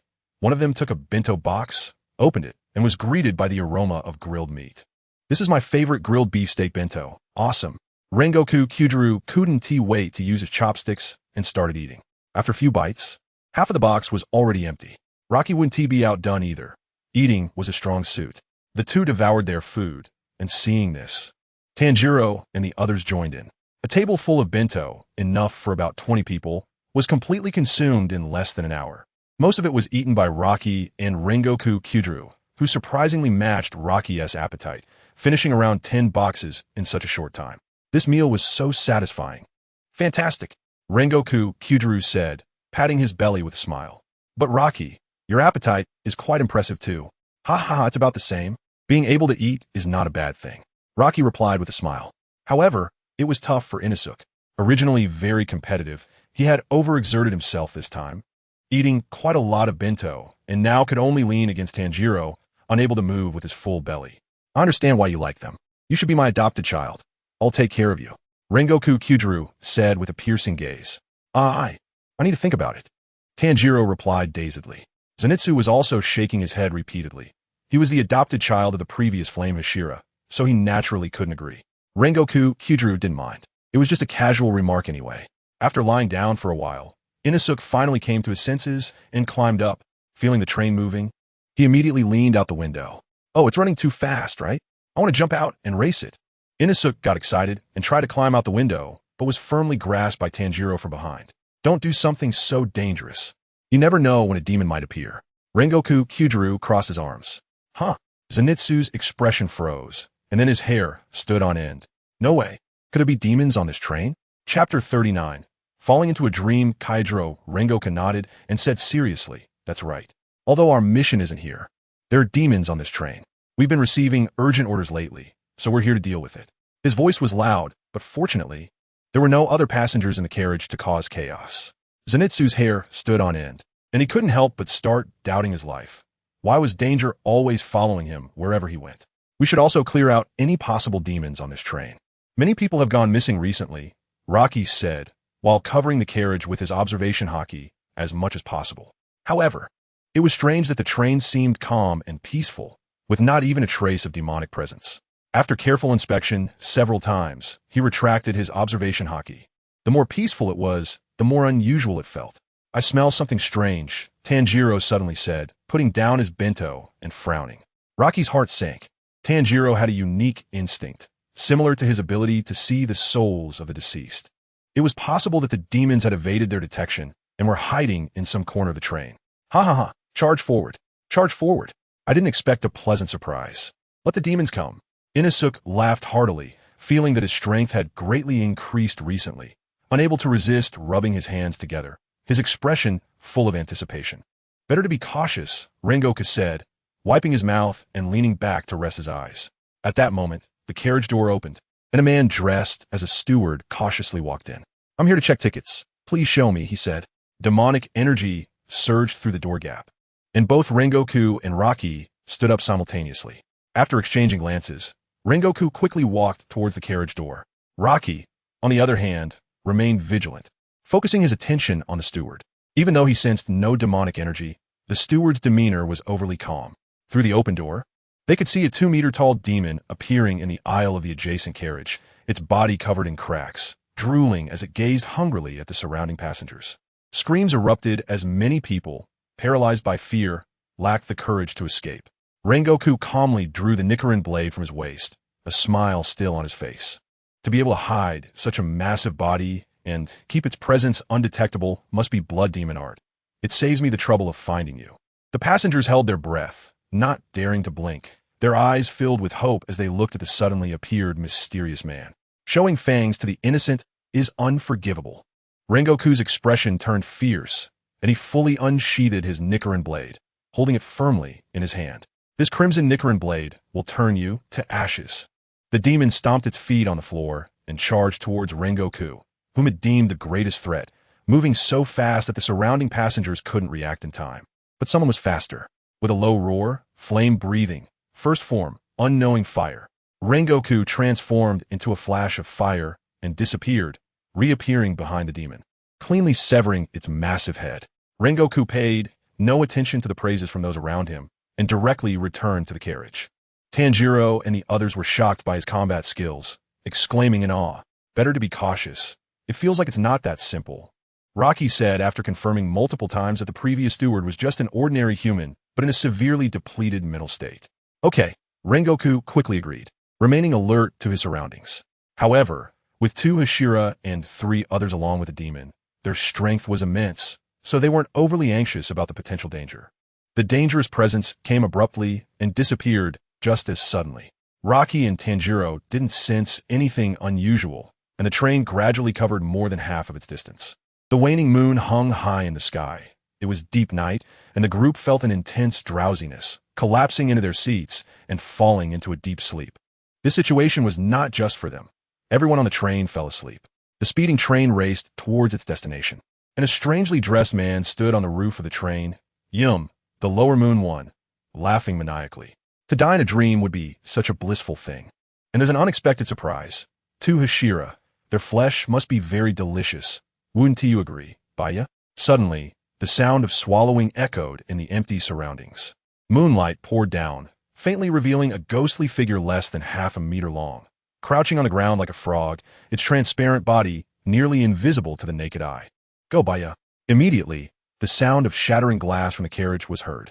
Inside the train's front, the spiritless steward knelt on the ground, weeping and saying, "I made them fall asleep," as he said. "Please let me dream and meet my deceased wife and children. I beg you. I beg you." On the floor lay a ghostly hand with a crack on its back like a mouth, saying, "You did well. Of course you can. I'll let you enter your dream right away." The steward's face revealed a craving ecstasy. He was about to say something when he suddenly heard rustling sound around him, as if something was approaching him. The steward's expression froze as he distinctly felt a wet tongue licking his face. Before he could scream in terror, there was a snap, and he was left with only his lower half still kneeling on the floor, blood gushing out as the transparent demon revealed its form. "Baya, you really are too mischievous," the ghostly hand chuckled. But there was no response, and Yum's laughter in the carriage grew increasingly piercing. It stretched out its hands towards the sky, embracing it with an extremely indulgent expression. No matter how powerful the demon slayers are, it's of no use, because the driving force of humanity comes from the mind. As long as I destroy the core of the spirit first, what remains is just a lifeless shell. Ha ha! The hearts of humans are as fragile as glass. I truly enjoy the process of destruction. It's captivating. Zero residue, you go too. Join Baya and kill them all. In the carriage, the members of the Demon Slayer Corps fell into a deep slumber, trapped in an illusion, unable to extricate themselves. The demons drew closer to them, already at the brink of life-threatening danger. Chapter 40. Awakening from a dream, the moment Rocky fell into a deep sleep, he sensed something unusual. Ever since awakening his projection ability and establishing a clone in another world, he had not dreamt at all. And now, he was experiencing such a vivid dream. Finding himself back on his home planet before the apocalypse, where the streets were bustling with traffic and the sounds of laughter and shouting filled the air, along with the tempting aromas wafting from street food stalls. The passers-by gazed at the motionless man standing in the middle of the street with strange looks, failing to detect any flaw. Feeling a sense of nostalgia, Rocky looked around before approaching a crepe stall. He pulled out his wallet, only to find it completely empty. However, he closed the wallet and silently chanted in his heart, then reopened it to reveal a thick stack of 100 yuan bills. Decisively, he thought, it's just a dream. He wasn't in a hurry. After buying a crepe, he began to eat, and it tasted exactly as he had imagined. Even though he knew it was a dream, Rocky couldn't wake up immediately. The simplest method was to enter the sword demon state, but he feared that doing so might destroy the train. So he had to rely on other means. While several members of the Demon Slayer Corps were immersed in the dream, Nezuko crawled out of the bamboo box, looking at the sleeping Tanjiro with a puzzled tilt of her head. Suddenly, she sensed a faint trace of demon energy. Her originally small body instantly returned to its normal size, veins bulging on her arms and forehead as she squatted in front of her seat, looking around with a serious expression. What Nezuko didn't know was that a transparent demon was clinging to the wall of the train car, greedily eyeing the group. Another one was lurking outside the train, watching them closely. After waiting for a while and seeing nothing happen around her, it seemed everything was just an illusion. Shaking her head, Nezuko had great faith in her instincts. That trace of demon energy was definitely real.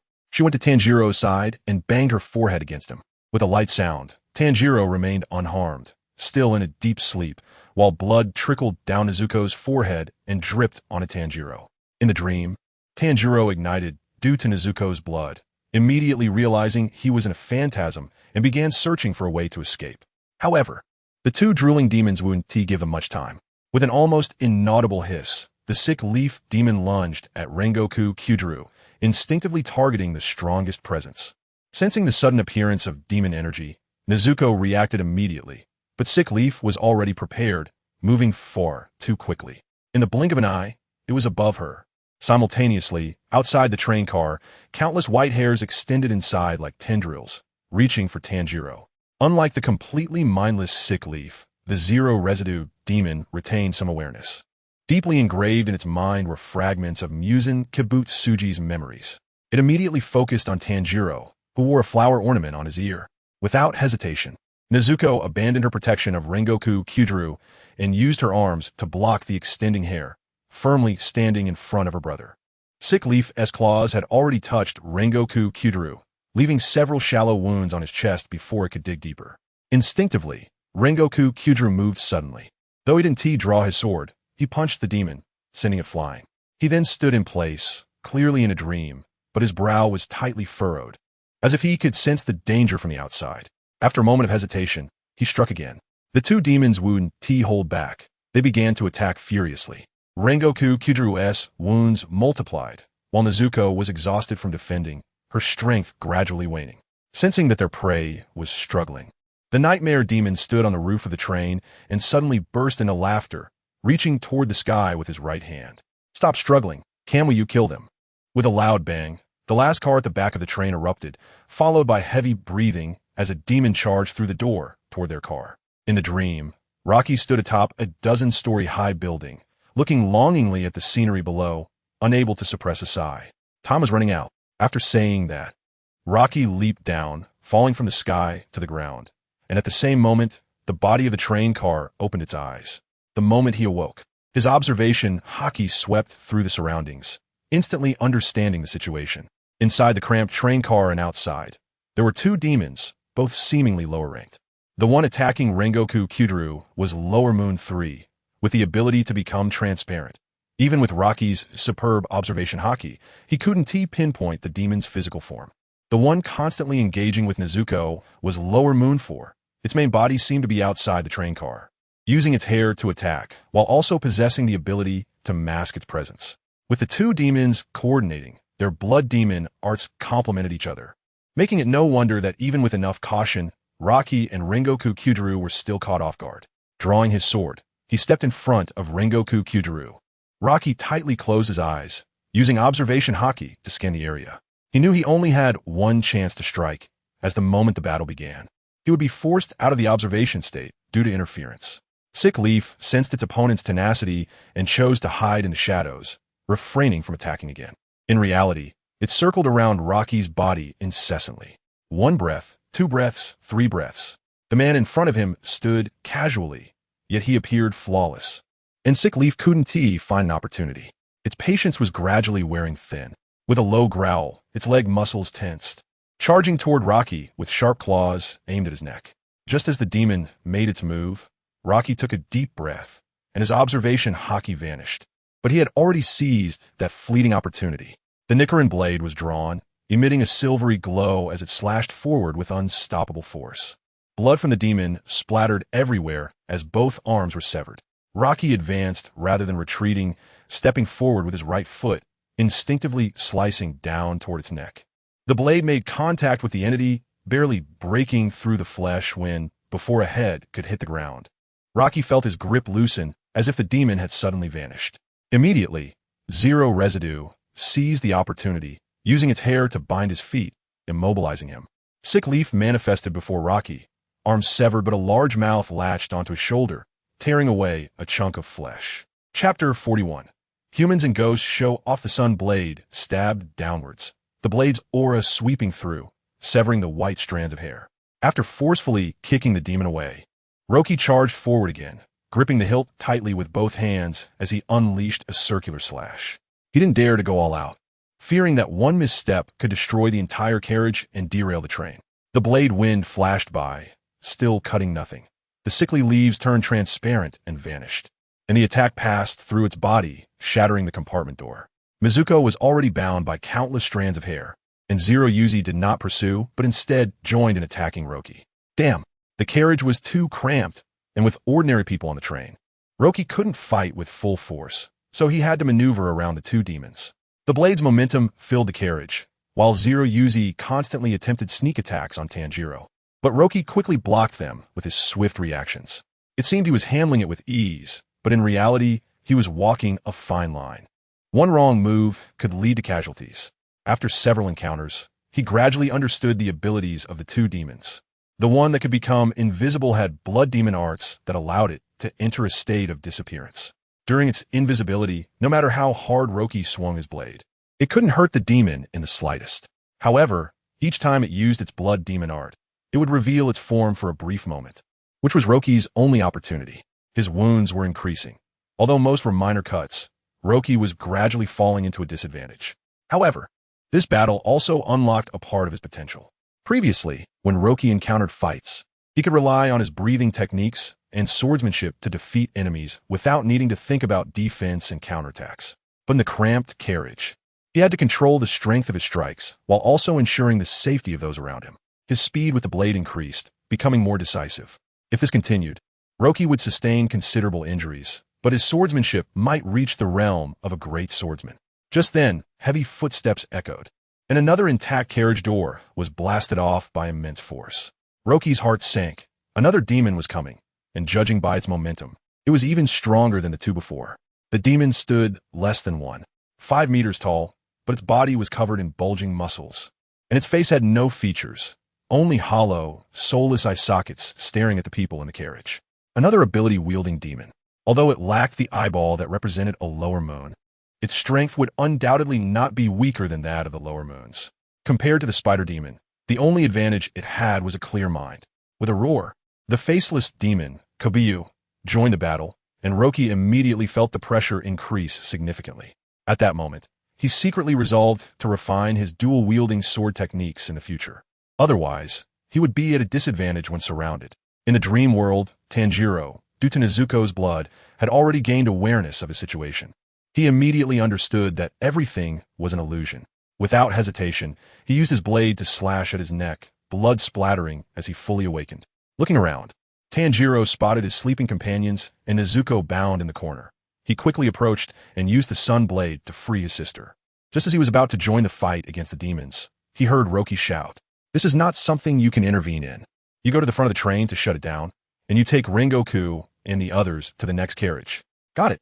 Tanjiro gritted his teeth in response, then nodded at Nezuko before quickly bypassing Rocky, who was in the midst of battle.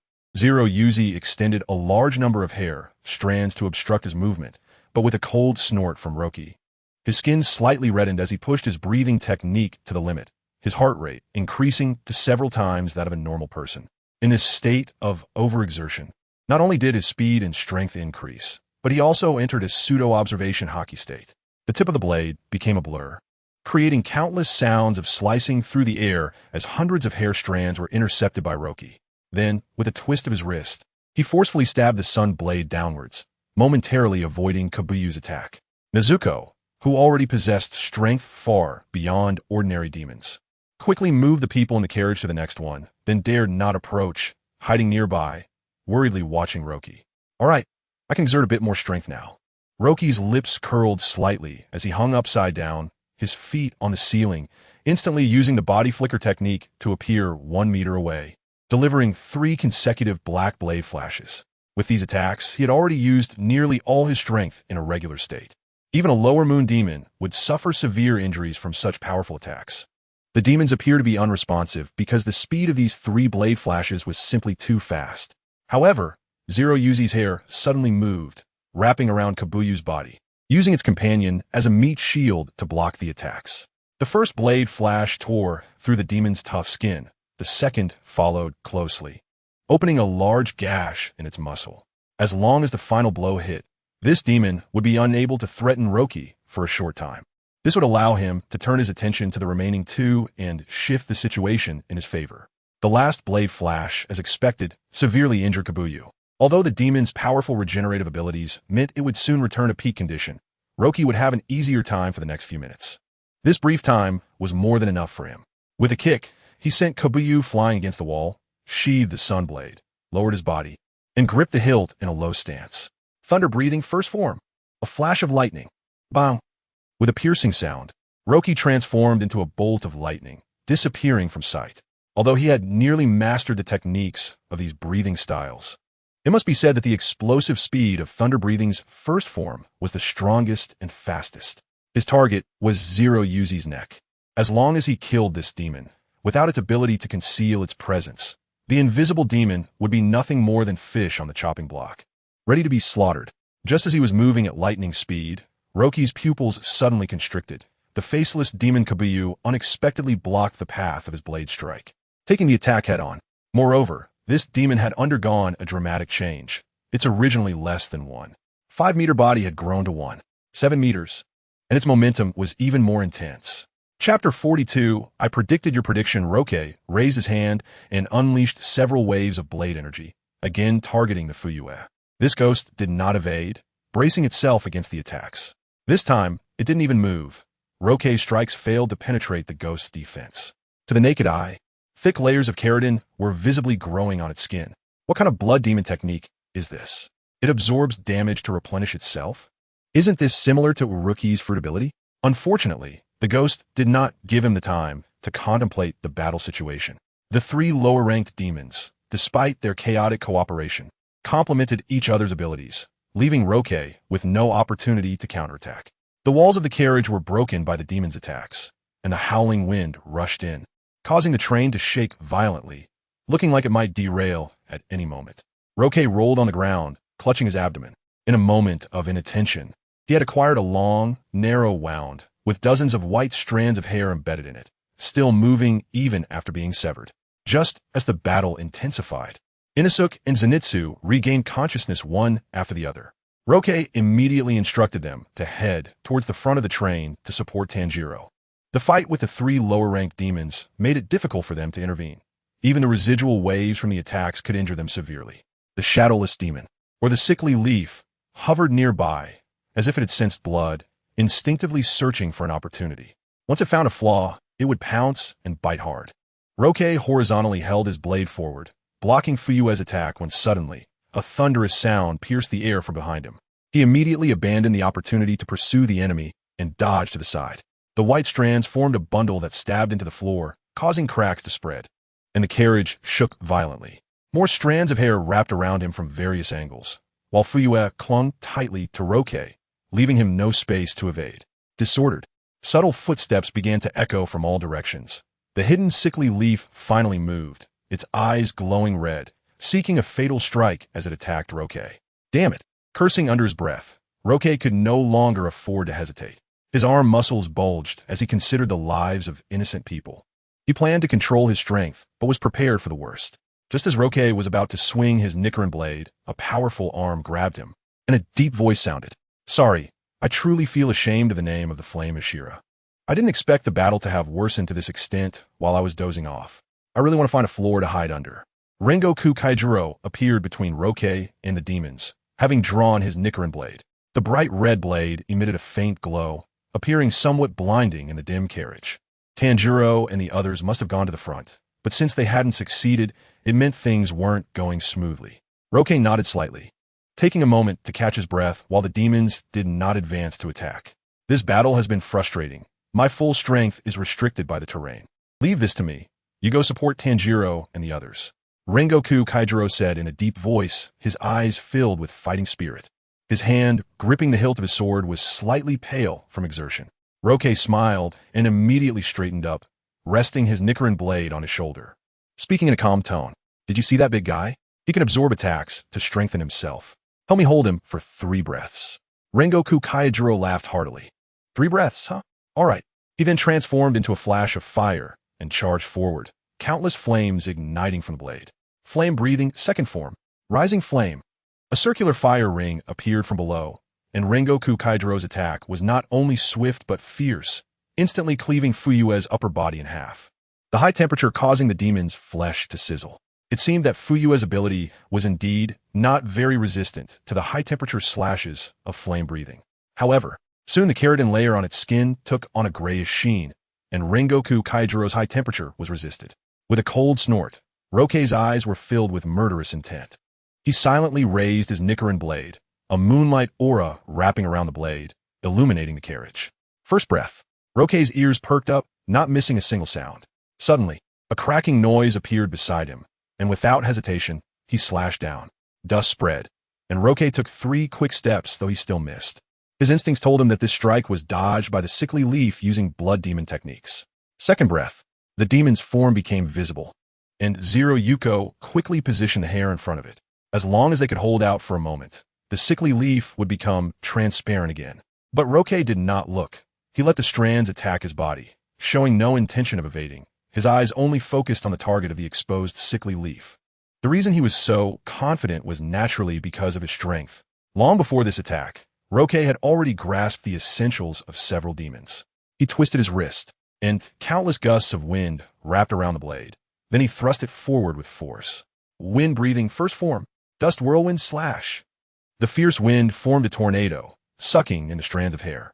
Roke had only mastered this technique at a basic level. The attack required a certain amount of charging, but he did not seek to harm the enemy, only to block all of the demon strands. Seeing his attack succeed, he shifted his body, forcefully thrusting the blade forward, and countless silver water splashes appeared around him, but he controlled them to remain within a small range. Water breathing, 7th form, droplet ripple burst. Although he was using the moon breathing, he executed a technique from water breathing. This was only possible due to Roke's absolute understanding of the breathing techniques.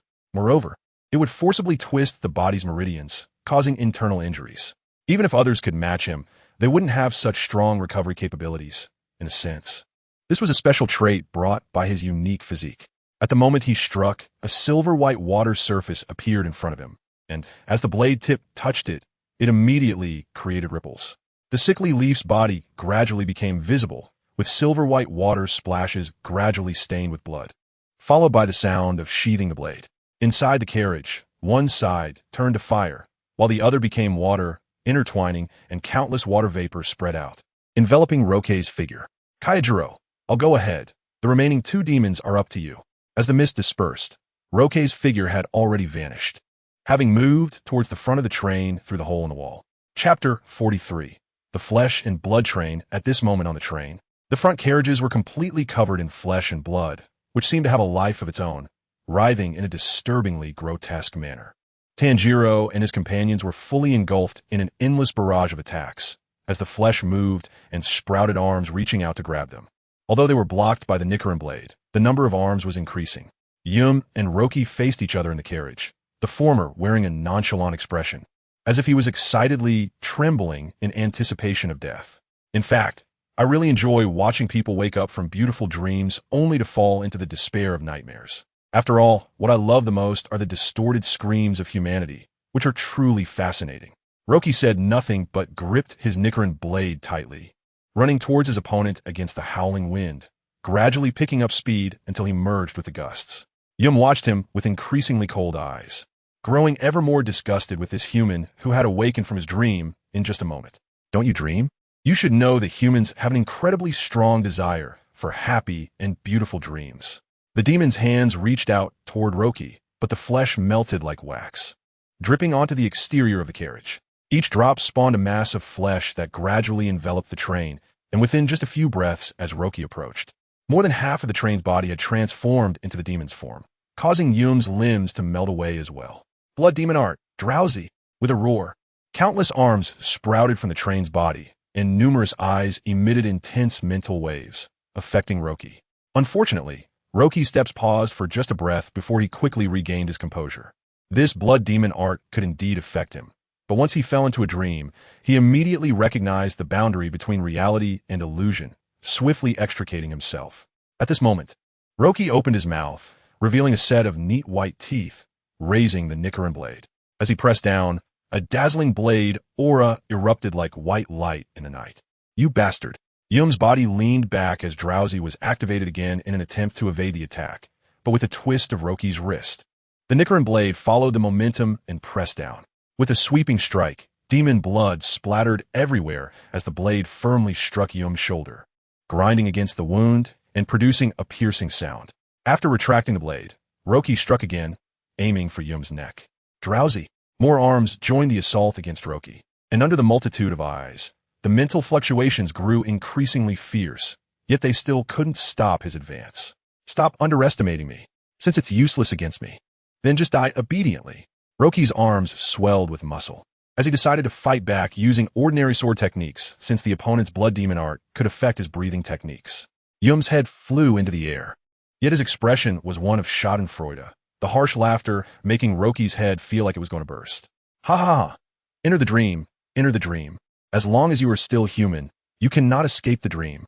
His head melded into the flesh on the train, and the same happened to his body.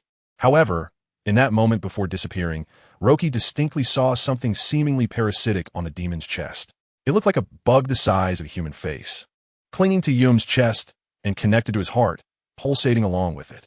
The two sources of demonic energy were not aligned, and he instantly understood that all 5 demons of the waning crescent moon had revealed themselves, with the last one parasitically residing on the dream demon, seemingly enhancing his abilities. Now the demon had merged with the train, and the demon energy was most concentrated at the front, likely where its weakness lay. But before Roki could take a few steps, as soon as his foot landed on the flesh, his body suddenly lost control, and he was thrown off the train, plummeting straight to the ground. He fell into an endless dream, fragmented scenes trapping Roki within, and no matter how quickly he tried to extricate himself, it was futile, not allowing him a chance to control his body. Lying on the ground, Roki could only watch helplessly as the train slowly receded.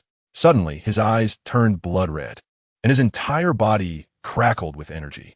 Blood surged from his skin, his black hair flowing without wind. Roki lightly tapped the ground with his fingers, performing a backflip to return to the train. He had entered a complete sword demon state, allowing his body to be controlled by instinct. His expression fierce as he gazed at the area with the most concentrated demonic energy, his clenched teeth emitting a beastly roar. With a powerful push of his feet against the carriage, a large pit formed in the train's body, and Roki raced towards the front as if no one was around. The arms formed from flesh on the train attempted to hinder him, but at this moment, Roki had lost all awareness so naturally. He could not be affected by their mental power. The Nichiren blade danced in the air, and compared to his normal state, Roki's swordsmanship now seemed divinely aided. Others could hardly see his strikes, only feeling a whoosh as countless arms were severed at the roots. Roki fixed his gaze ahead, his eyes surrounded by bulging veins, and he simply focused on attacking, his steps steady and unflustered, like a reaper harvesting lives, swift and deadly. Demon blood sprayed out, as if it were free, yet not a single drop landed on Roki. His clothes remained pristine and new. Seeing that he couldn't stop Roki, Yum ceased his attacks and instead continued to extend his flesh, quickly covering the entire train. If someone were to see from the outside, The infinite train would appear as a massive, grotesque blood and flesh worm, repulsive and filled with distortion and deformity. Inside the carriage, Kaijiro Rengoku was panting heavily, all the demons before him reduced to varying sizes of meat chunks. He supported himself with his Nichiren blade, recovering his strength. Although these demons were quite troublesome, fortunately, Roki had killed the invisible demon before leaving, revealing a slight flaw in the coordination of the demon's abilities, which allowed him to seize the opportunity to annihilate them. After resting for a moment, he wiped the sweat from his forehead. Just as Kaijiro Rengoku was about to rush to assist Roki and the others, he sensed darkness enveloping the carriage, all the windows covered in flesh, not letting a single beam of moonlight in.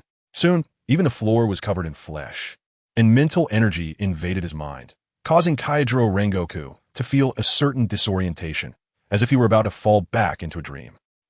At this critical moment, he pulled out a small knife from his pocket and stabbed it forcefully into his thigh, the blood immediately soaking his clothes, and the pain brought him back to a clearer state.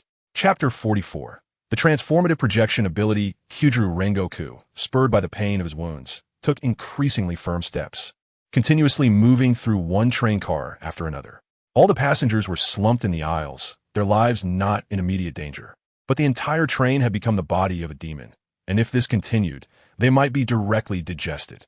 Thinking of this, Kyujuru Rengoku steeled himself, quickening his pace once more, wielding his Nichiren blade to sever the arms that obstructed his path. Roji had already run to the front of the train, feeling the vibrations beneath his feet grow stronger. He knew the train was moving at a speed far beyond normal, and destruction could happen at any moment. However, in his sword demon state, Roji could not think of much else. After running for several meters, he leaped into the air. With his Nichiren blade raised high, he slashed down, his body following suit. A silver stream of water emerged from the blade, and the markings on his forehead emitted a faint glow. Water-breathing, 8th form, Takiwa. With a loud crash, the water flowed like a waterfall onto the front of the train, which was pressed against the tracks, creating a shower of sparks from the friction.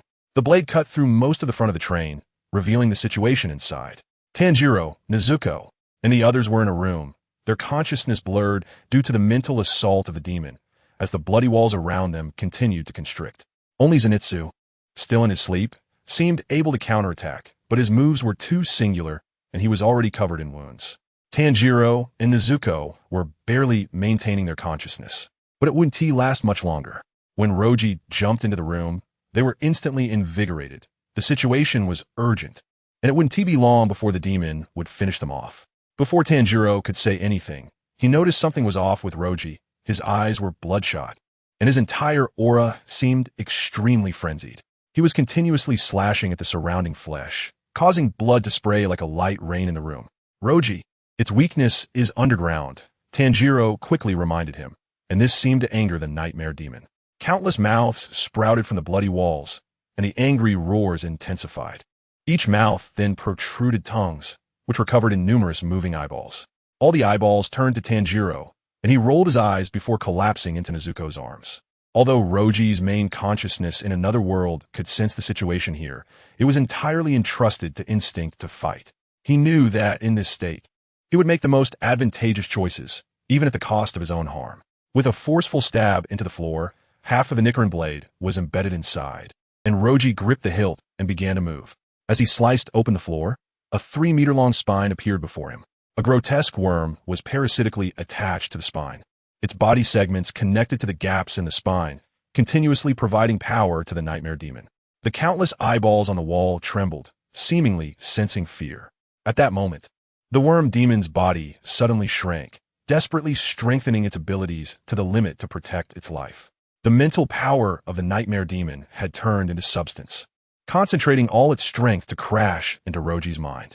He was instantly transported from the blood-soaked room to a pure white space, surrounded by white with no other colors. Roji swung his Nichiren blade, but the blade's aura made no impact, as if a stone bull had entered the sea. The main consciousness pondered for a moment before returning to his body. Roji realized that everything around him was merely an illusion, albeit a very realistic one. Suddenly, a thunderous roar erupted from above. He looked up to see a massive meteorite falling from the sky, the pressure causing his hair to stand on end. He dared not gamble that this illusion was the same as the previous dream, Should he die, he wouldn't be able to return to reality. There was no room for luck against such an attack. With a heavy stomp on the ground, he activated his moon step and charged towards the meteorite. As he got closer, he felt the heat intensifying, his clothes catching fire, and his hair igniting as well. The moon breathing technique operated at its utmost limit, and Roji instantly entered the second form, Silver Moon. Raising his Nichiren blade, a massive light formed a net towards the meteorite. The meteorite remained unharmed. Even the flames on it showed no change. Roji instantly understood that this was beyond his attack's influence. This meteorite was likely a mental attack from the Nightmare Demon. If he failed to block it, not only his body, but his main consciousness would incur severe damage, potentially endangering his life. As the meteorite approached, Roji simply suspended in midair, gripping the hilt of his blade, and closed his eyes. His observation haki activated automatically, and just when the meteorite was half a meter away, time stopped once more. This time, Roji did not transfer his main consciousness to another body, but sank into meditation. In his mind, coordinates of several worlds flickered with varying brightness. As he focused more, the number of coordinates increased rapidly, soon numbering in the thousands, too many to count. It resembled an endless starry sky, with new coordinates appearing every second and others disappearing, representing the rise and fall of various worlds. In this state, his projection ability underwent a mysterious change, and a segment of text appeared in Roji's mind.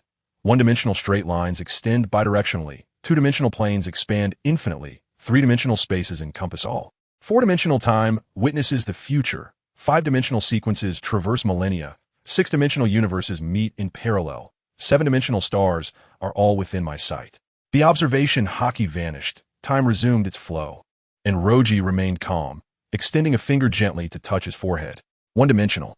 A narrow fissure split open behind him, and a figure identical to him, standing 2 meters tall, emerged. After exchanging a glance, the two Rojis merged into one, then raised the Nichiren blade and slashed forward. The meteorite was cleaved in half, turning into rubble that vanished in the pure white space, and Roji's figure gradually disappeared. In the train car, he maintained the action of raising his blade, and the worm demon let out a final wail before turning to ash. Roji's consciousness returned, and without hesitation, he swung his blade, slicing the entire spine in half. The flesh enveloping the train melted away rapidly, as if it were snow meeting sunlight, and the train slowly came to a stop on the tracks. Chapter 45. Upper Moon 3. Akaza Tanjiro and the others were severely injured. Nezuko moved them to a clearing to rest for a while Rocky stood nearby, eyes tightly closed and motionless. After the nightmare was slain, Rengoku Kyudru, who had unknowingly been a bystander, approached to check on their injuries and let out a sigh of relief. They're fine, just unconscious. This demon's blood demon art is indeed quite troublesome. But thankfully Rocky is here. Now that the demon has been eliminated, Tanjiro and the others will wake up soon. Nezuko nodded and pointed at Rocky, shaking him a few times but unable to wake him. After examining Rocky closely, Rengoku noticed that he had sustained quite a few injuries. But his recovery speed was remarkably quick. Many shallow wounds had already stopped bleeding. Although it was unclear why he had fallen unconscious, Rocky's breathing method was stable, so he should be fine. Rengoku whistled with his finger to summon his messenger, but just as it approached, it suddenly emitted a sharp cry and quickly flew away, as if sensing something terrifying. An incredible aura was approaching from a distance, and Rengoku's expression turned serious. He couldn't afford to tend to the unconscious ones and hastily rushed towards the source. A man with strange tattoos and short pink hair had his back to him. Upon hearing footsteps behind him, he immediately turned around. Rengoku was taken aback. The man's features were bizarre, his skin pale, and his exposed skin was covered in tattoos representing sinners. His golden eyes looked at Rengoku with interest, and deep within his pupils were the symbols of the Upper Moon demons. Upper Moon 3. Why are you here? Rengoku quickly composed himself. Though it was his first encounter with an Upper Moon demon, he was not afraid and made a powerful slash to test the waters. Breath of Flame, second form. Flame, Tiger Rising. Flames formed a fiery circle and instantly swung towards the Upper Moon demon, slicing its arm in half. The Upper Moon demon chuckled softly, stepped back a few paces, and within a breath his wound healed. He licked the blood from his arm and said with a smile, "Your blade is quite impressive. This is our first meeting, and I'm pleased to meet you. I am Akaza." Although Rengoku maintained a calm demeanor, he knew that the enemy before him was not simple. The oppressive, demonic power and astonishing regeneration speed were the strongest he had ever seen in his life. What do you want? Akaza patiently smiled and said, You came after all. If you hadn't tea, I would have had to kill all of them because I feared they would interfere with our conversation. Rengoku held his sword, muscles tense, aware that stalling for time was advantageous. Dawn would come soon, and Rocky could wake up at any moment. We have different paths. What do you want to discuss with me? Is that so? Akaza crouched down, appearing to have many openings, yet his aura only grew stronger. I despise weak humans. Just seeing the weak makes me nauseous. Rengoku furrowed his brows deeply, sensing that this demon was different from others. It seemed to possess a strong conviction and would stop at nothing to achieve its goals. It seems our values are completely different. Ha ha ha ha ha. Akaza laughed heartily and clapped the ground. I watched your battle earlier and was quite impressed with you and the one who killed the nightmare. So, I have a wonderful proposal. He stood up, his eyes fixed on Rengoku as he spoke slowly and deliberately. How about becoming a demon? Impossible. Don't be so quick to refuse. I can see your strength with the naked eye. This fighting spirit has been tempered and is nearing the highest realm. I am Rengoku Kyujuru, the Flame Hashira. My duty is to slay demons. Rengoku raised his Nichiren blade, ready to strike at any moment. Let me tell you why you Haven T reached the highest realm. Akaza also took a fighting stance, his aura breaking through limits, causing the air around them to distort. His words were like a devil's temptation to his opponent. Because you are human, a being that ages and dies. Become a demon, Kyujuru. As a demon, you will have more time to hone your skills and become stronger. Centuries 1T be a problem. Rengoku showed no sign of wavering. He calmly replied, Whether it's aging or death, they're the beauty of fragile beings like humans. Only a fleeting life is worth cherishing. For whatever reason, I will never become a demon. His palm brushed the blade, igniting flames on the Nichiren blade. Rengoku roared, because I took up this sword to protect others. Breath of flame, first form, unknowable fire. Boom! He transformed into a ball of fire and charged at Akaza, moving faster than he thought possible. However, the demon had fought for centuries and easily dodged with a simple side flip. As Akaza landed, his seemingly light body struck the ground with a loud thud, sinking the ground by over half a meter. A light blue array resembling snowflakes spread out from beneath his feet. Technique unleashed. Destructive kill. Rokushin. If you refuse to become a demon, then I have no choice but to kill you. Over his centuries of existence as a demon, Akaza had continuously sought out strong opponents to hone himself, developing a powerful fighting spirit that allowed him to extend it to capture his opponent's position and movements. Among the Hashira I have killed, there has yet to be a flame Hashira, of course. No one has accepted my invitation. As fellow seekers of martial arts, I truly cannot understand you. After all, only the chosen can become demons.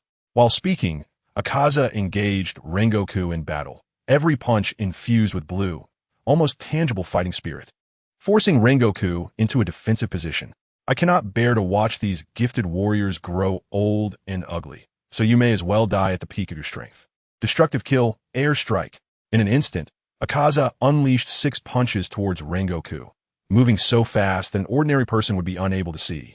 Chapter 46. Burning Life. Kaijiro Rengoku instinctively counterattacked, pouring all his focus into this battle. Just with his first strike, he had already surpassed his peak. Breath of Flame. Fourth form. Flame Tiger. A swirling vortex of flames appeared before him, but Akaza had already reacted, leaping back to evade it. Shave. With a whoosh, Kaijiro Rengoku vanished from his original spot, the flame vortex disappearing with him, and instantly appeared before Akaza, engulfing him in flames. Akaza did not retreat, but countered. His body angled down as he kicked at the flame vortex. Each kick unleashed explosions of energy, blocking all the flames. At this moment, Tanjiro and the others awoke, feeling the fierce sounds of battle nearby, and each helped one another to approach. Nezuko had lost too much blood and returned her bamboo box to sleep. Kaijiro Rengoku was engaged in a fierce battle with a powerful demon, their movements too fast for the naked eye to follow. Only the air was being continuously torn apart by their forces. Akaza glanced at the sudden appearance of the three, then turned back to Kaijiro Rengoku, lightly saying, Such remarkable reflexes, and this pleasing swordsmanship, such divine footwork. Kaijiro, once you die, they will cease to exist. Don't you find it tragic? Shut up.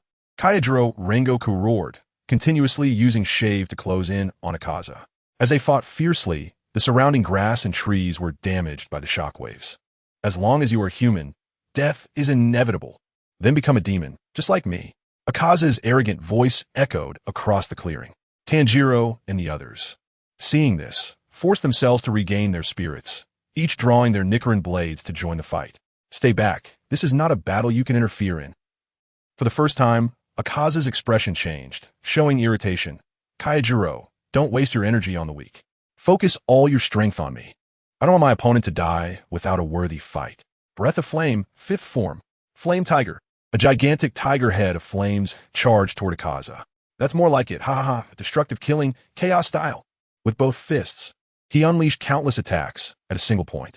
The accumulated energy exploded with immense power, colliding with the flame tiger. The shockwave kicked up dust, and Inosuke watched in awe, while Tanjiro wished he could join the fight to help the flame Hashira defeat the demon. But there was no chance for him to intervene. Not even Zenitsu showed any sign of retreat. When the shockwave subsided, Kaijiro, Rengoku, and Akaza stood in the clearing, surrounded by nothing but a smooth, clean area. Akaza was unharmed, but his expression showed regret, for his opponent was battered and bleeding, even the breathing technique unable to stop his injuries. Kaijiro, look at you. Your left eye is blinded, your ribs are broken, your organs are damaged.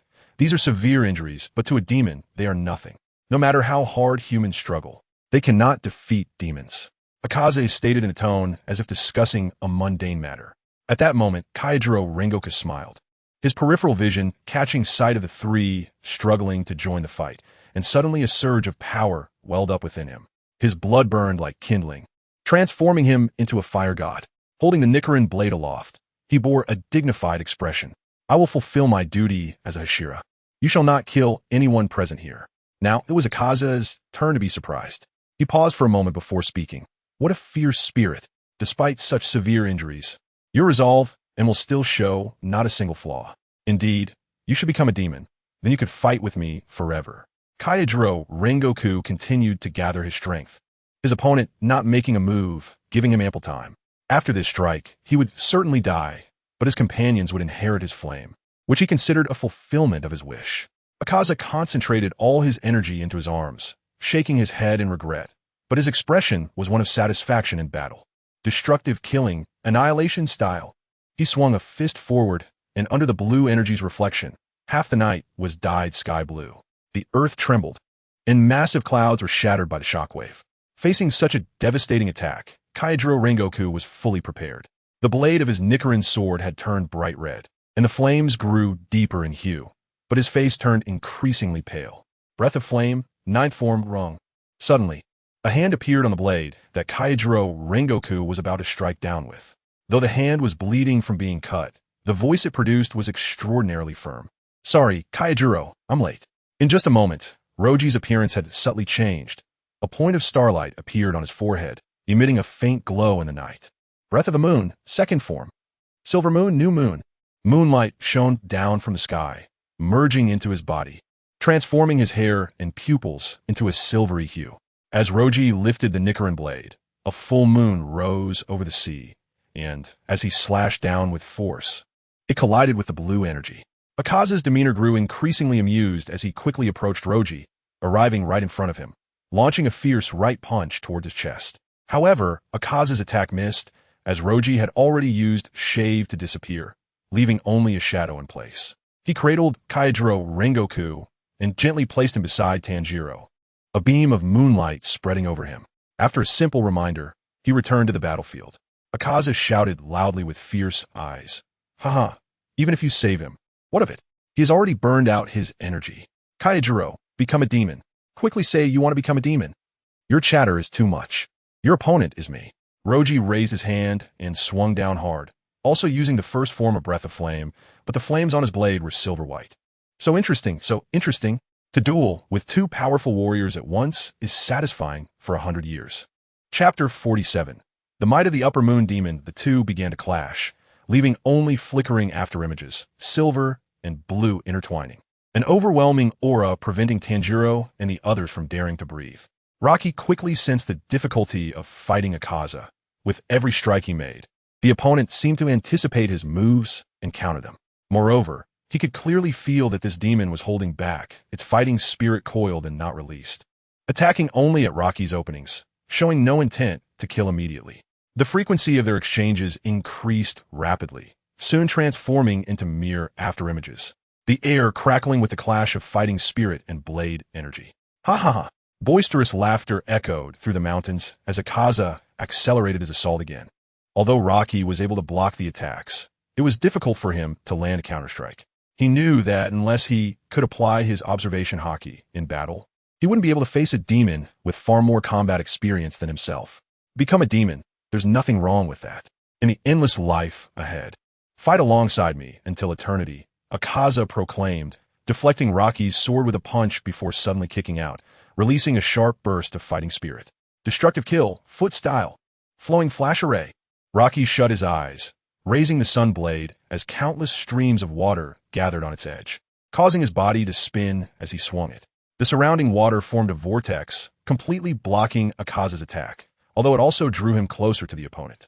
To extend the duration of the second form of moon breathing, Rocky dared not use the techniques of moon breathing and had to rely on water breathing to counter, resulting in a strong defense but weak offense.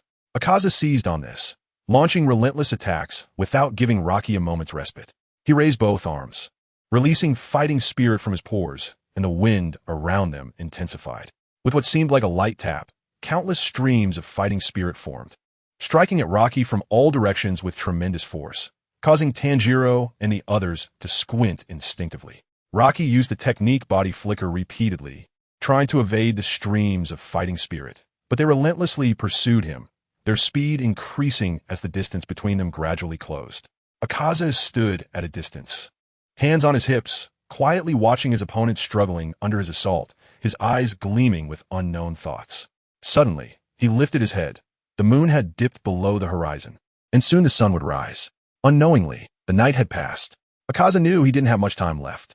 With a sudden burst of killing intent, he stomped his feet on the ground, cracks spreading as his body lunged toward Rocky. Just as Rocky managed to block the streams of fighting spirit, he caught a glimpse of his opponent charging toward him like a blue meteor, realizing the danger too late. He quickly positioned the blade horizontally across his chest. A powerful arm struck the blade, and even Rocky could not suppress the blood that surged from his mouth under the impact.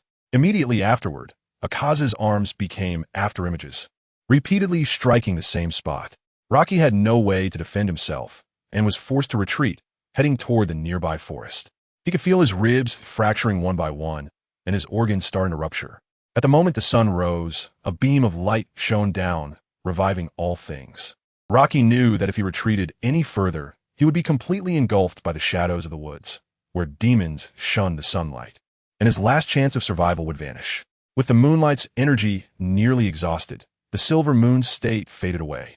Gritting his teeth, he entered the demon slayer state, shouting fiercely as he thrust his feet into the ground, using iron blocks against his chest. His arm muscles strained as he gripped the sword hilt tightly. The two opponents locked eyes, almost simultaneously launching their attacks. Rocky concentrated all his strength into a single slash, striking Akaza's neck. The demon only laughed boisterously, his fist crashing into Rocky's chest, sinking his ribs in, and his sharp fingers pierced the skin, seeking to plunge his hand into Rocky's chest cavity. Rocky freed one arm to tightly grasp Akaza's wrist, preventing him from exerting force, while his right arm continued to push down, attempting to sever the demon's head. I'll spare your life. If you can kill me in the future, go ahead. I look forward to my life culminating in battle. Seeing he could not kill his enemy in a short time, Akaza leaned in close to Rocky's ear and whispered, then pushed him away with force, sending him several meters back. The sunlight was drawing nearer, but Akaza remained unperturbed. He extended his hand toward the sunlight, part of his body turning to ash. I haven't felt sunlight in so long. It's truly refreshing. After taking a deep look at the few struggling figures behind him, Akaza unleashed a powerful burst of fighting spirit from his feet, transforming into afterimages as he swiftly headed into the dense forest, disappearing into the shadows. Rocky collapsed to the ground, exhausted. This battle made him see the gap between himself and the upper moon demon. Moon breathing was suited for the night, and due to his limited mastery of it, he struggled in prolonged combat against such a formidable enemy, unless it was during a full moon.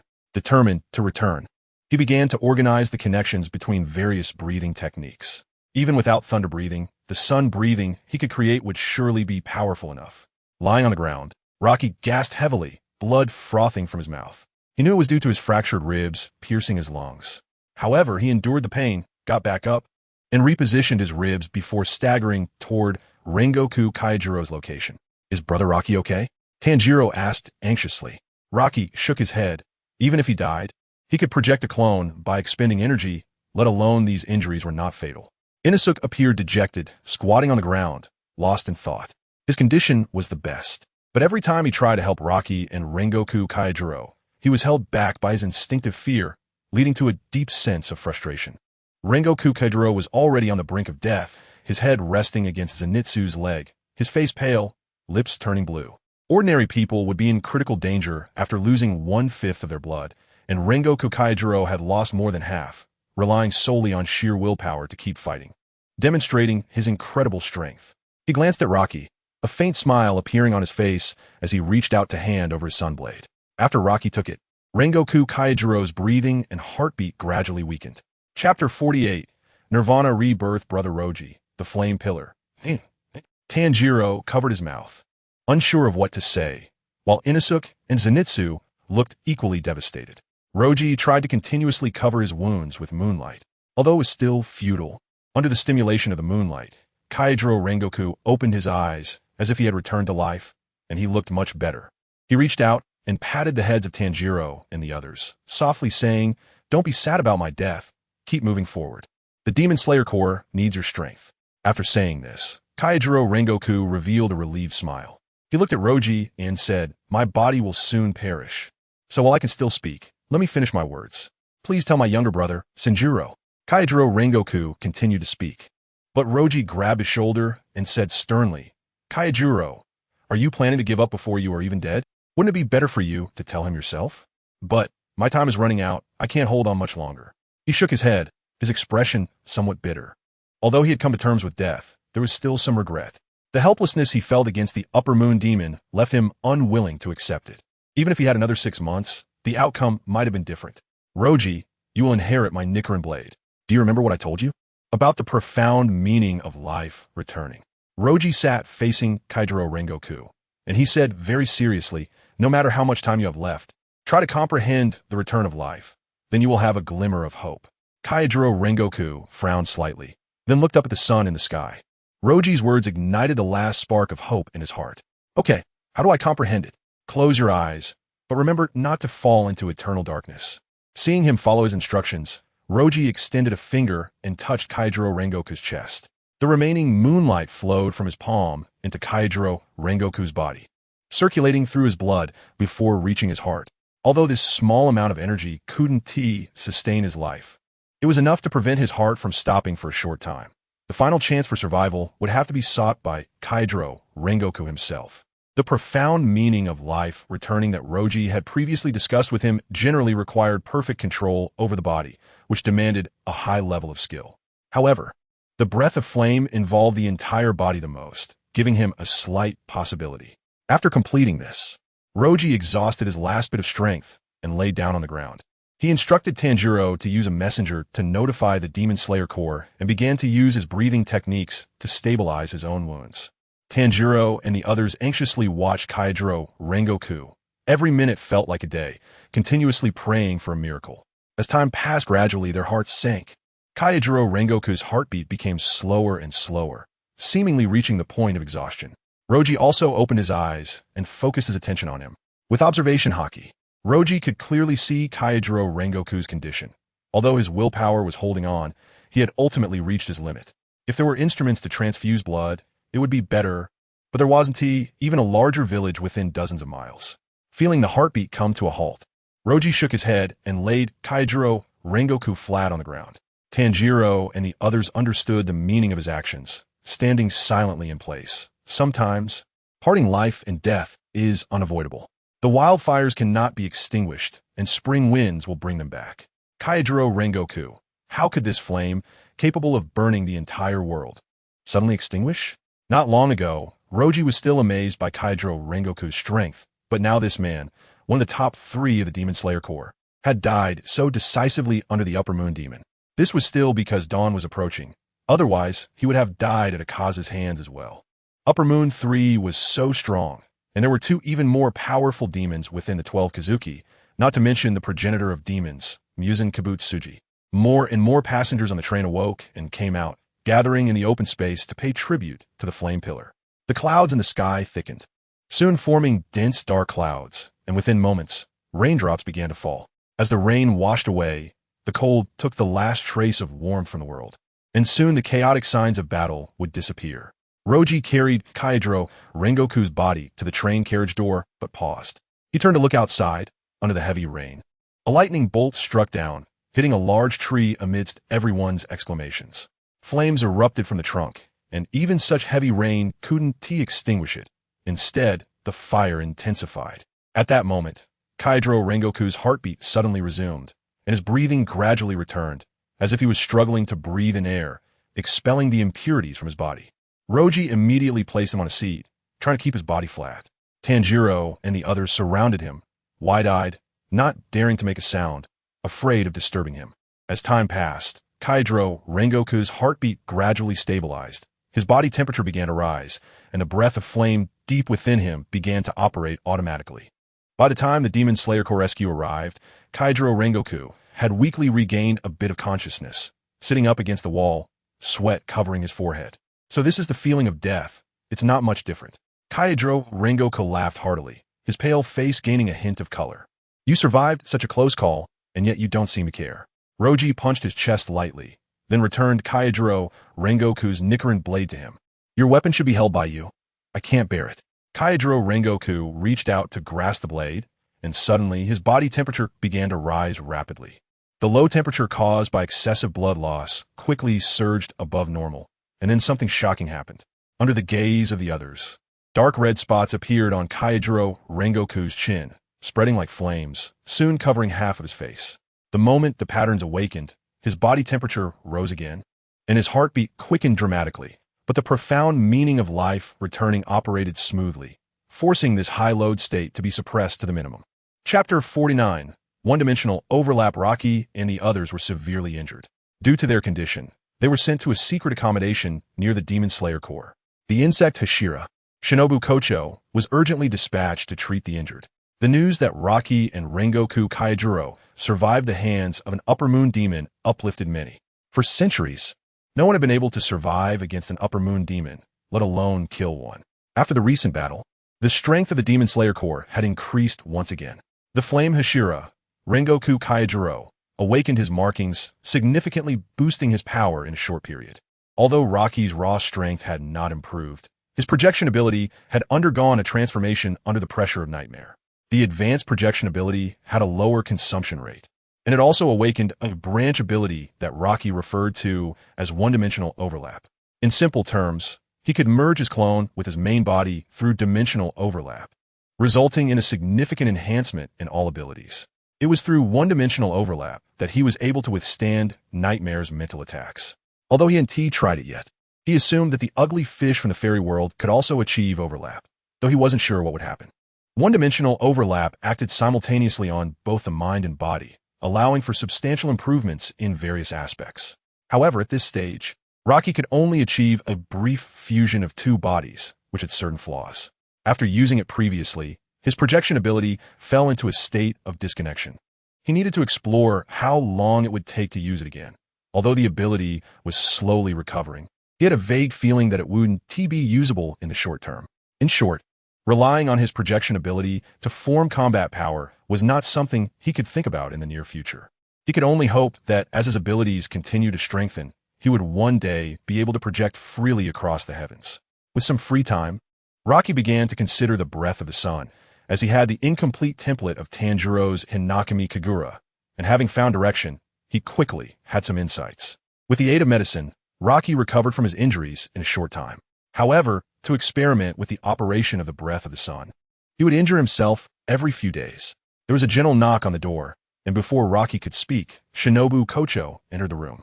Hey, is it really okay to just walk into someone else's room like this? Rocky asked. No, you are an injured person, and one who could get hurt again at any moment, Shinobu replied with a laugh, covering her mouth. Don't say that. What do you mean by at any moment? Rocky immediately retorted, but suddenly a joint in his body cracked, and his skin visibly turned purple. Cold sweat dripped down Shinobu's forehead. Are you sure this is okay? She asked. It's fine. Rocky said calmly as he reset his bone and quickly grabbed food from the bedside table to eat. He had already gotten used to the recurrence of his injuries due to problems with the breath of the sun, fortunately, as he approached the end of his exploration. The frequency of his injuries was decreasing. At first, he would get injured several times a day, but now it was only once every 2 or 3 days. Whatever. By the way, have you seen Inosuke? Shinobu shook her head helplessly. That guy's been wandering around my room lately. Rocky pointed above, where Inosuke was clinging to the ceiling like a gecko, hanging by his fingers from the cracks. Shinobu's forehead twitched, and although she maintained her smile, she couldn't help but draw her Nichiren blade from her waist. Inosuke, don't you know that injured people need a rest? I'm in special training because I'm still not strong enough. Inosuke laughed and jumped down, landing steadily on the ground. Rocky found it amusing because previously, Inosuke had lacked the courage to fight back against an upper moon demon, showing even less spirit than his so-called younger brothers, Tanjiro and Zenitsu. Inosuke had briefly fallen into confusion, but he quickly returned to his original self and started pestering Rocky to teach him how to quickly master the 6 forms. Rocky, having nothing to do, began to teach him. Inosuke's talent was extraordinary. In a short time, he had learned quite well and even developed his own techniques using the shave technique. What about Kaijuro? Shinobu nodded and replied, his injuries have mostly healed, but his internal blood needs a lot of time to replenish. This is just a temporary location. He has already returned home to the capital. Then I should be leaving soon, Rocky said as he stretched by the window. The accumulation of the early stages of the breath of the sun had been completed, and now it needed practical training to refine it. Inosuke shouted, great. Finally, we can leave this cursed place. The Lord has a mission for Rocky. As for you, due to the damage to your Nichiren blade, you need to go to the swordsmith village, Shinobu interrupted Inosuke. When it came to the mission, her expression slightly became serious. Rocky immediately understood the seriousness of the situation. He called Inosuke to leave the room and asked Shinobu privately, what is going on? A message has been suppressed. The sound Hashira, Yuzui Tenjin, is severely injured. Is he okay? Rocky immediately asked. He knew that casualties among Hashira-level fighters only occurred when facing upper moon demons, highlighting the hidden dangers involved. He's fine, but he's severely poisoned. Even with my presence, I can only alleviate it. However, the Lord has contacted Tamayo, and a new antidote should be fine. But Shinobu shook her head and continued. It seems that there's an upper moon demon hiding in the Hanamachi of Sugo, and Yuzui Tenjin was severely injured, and that demon has not left. That area has already been sealed off. You're the closest to Sugo. The Lord wants you to support them, while I'll go to Asakusa to get the antidote from Tamayo. All right, I'll head to Sugo immediately. Rocky decided to set off right away, but was stopped by Shinobu. The encirclement of the upper moon demon has probably already begun, led by the Mist Hashira, Michiro Takedo, and the Water Hashira, Juke Tomioka. By the time you arrive, the demon may have already been slain. You're being sent just in case. The Lord hopes you can refrain from engaging initially. The upper moon demon may escape at the last moment, so you must hide and ensure the demon is completely slain. Understood. Rocky knew well that there was a fundamental difference between upper moon and lower moon demons.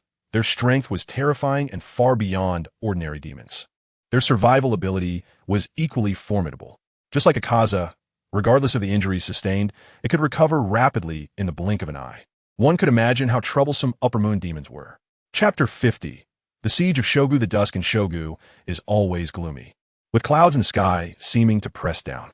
Perhaps because it has just rained, the air is humid, and there are not many pedestrians on the street. The few passers-by are also hurrying along. The Demon Slayer Corps has always operated in the shadows, known only to a few powerful elites over the centuries, while ordinary people might never encounter them in their lifetime. However, this time the Demon Slayer Corps is unusually high profile, blocking all the exits of the Flower Street, with even a few members stationed on rooftops to keep watch. Surprisingly, the government forces, which have never been on good terms with the Demon Slayer Corps, have suddenly fallen silent, not making a single sound. Meanwhile, the insignificant underground forces are cooperating with the Demon Slayer Corps, as such a large-scale mobilization has not happened in over 100 years, indicating that the demons in the Flower Street are indeed formidable. As the sky darkens, the flow of people in the Flower Street nearly disappears. An ordinary-looking old man with white hair has a grim expression as he silently watches the members of the Demon Slayer Corps coming and going at the alley entrance. "How is the evacuation inside going?" asked Bei Ming Yu Xingming, who walked up beside him. "Almost done. It should be completed before midnight," the old man replied. His name is Wu Jin San, who appears ordinary but has ruled Shogu's underground forces for decades. There's no time left. Once it gets dark, it'll be impossible to distinguish between humans and demons, Beiming Yuxingming said, tears streaming down his face, unsure if he was mourning for the survivors. Just follow your arrangements. But let's agree beforehand, try not to damage the buildings inside, Wu Jin-san said before turning to leave, his pace quickening. Even someone as powerful as he is unable to shake off the fear of the man-eating demons. Before long, the sky was completely dark. A burst of fireworks lit up the flower street, signaling the start of the operation. Two Hashira moved toward the flower street from different directions, with many members of the Demon Slayer Corps assisting them in spreading out, gradually covering the entire area. Humans are in the light, while demons lurk in the dark. Watching them, in the darkness, a provocatively dressed woman licked her red lips, with flower-like tattoos on her left cheek and right forehead, adding a touch of seductive charm to her beauty. So many little mice, I almost feel sorry for killing them. She wore a kimono with several silk ribbons extending from the back, sliding across the ground like snakes, her eyes closed as if sensing something. Not far from the demon, a demon slayer swordsman cautiously explored the surrounding buildings, holding a specially made explosive powder in his hand. If he discovered anything, he would immediately detonate it to alert the Hashira. However, in a corner he was unaware of, a silk ribbon extended toward him, quickly approaching upon sensing the presence of a living being. Before he could react, he suddenly felt a binding sensation on his ankle, and before he could move, a powerful suction from the silk ribbon engulfed him entirely in an instant. Daki chuckled lightly, her eyes filled with fearlessness. Although she is merely a lower moon 6, ordinary means cannot kill her, which only adds to her audacity. Footsteps echoed, and Ju Tomioka easily detected her presence. In fact, Daki showed no intention of hiding. How many of you are there? I've already killed a dozen, yet they keep coming. Daki taunted. Ju Tomioka emerged from the alley with a grim expression, holding his already unsheathed Nichiren blade, his killing intent palpable. Such beautiful eyes. I'll make them part of my collection, Daki said nonchalantly, showing no intention of fleeing. Ju Tomioka didn't respond. He suddenly quickened his pace, slashing his blade diagonally, its sharpness glinting. The four silk ribbons behind Daki shot out rapidly, their speed terrifying, accompanied by a rushing wind that indicated the power of the attacks. Slightly turning his head, Ju Tomioka did not retreat but advanced, charging toward the attacks. After blocking the first silk ribbon with his Nichiren blade, he immediately felt a tingling sensation in his hands. His heart sank as he activated Breath of Water, 5th form. Water surface slash. Countless streams of water enveloped him, and as Ju Tomioka struck, a silver line formed from the blade's energy appeared behind Daki. After finishing his strike, Ju Tomioka's expression did not lighten. Instead, it became more serious.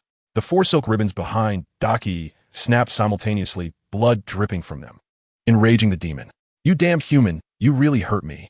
Veins bulged on Daki's skin as the silk ribbons behind her quickly restored to their original lengths. She then lunged forward, rapidly closing the distance to Ju Tomioka. Ju Tomioka continuously used shave to engage her, their speed increasing until a whirlwind formed, causing the wooden doors of nearby buildings to rattle. The commotion was so loud that people in the flower street could sense it. Beiming Yuxingming glanced in the direction of the noise before leaping onto a rooftop, running steadily towards it. Besides the two Hashira in the open, Roki had also arrived.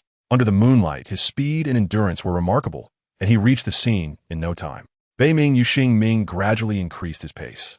His weapon strapped to his back, chains wrapped around his waist, made of scarlet iron but weighing several hundred pounds. Among the Demon Slayer Corps, only he could wield such a unique weapon, with strength that subtly surpassed even the Hashira. He had not run far when he stopped in the middle of the street. Although the intel only indicated the presence of one demon, he sensed something unusual, as if something was watching him from the shadows. However, after carefully investigating several times and finding nothing, he continued running toward his destination.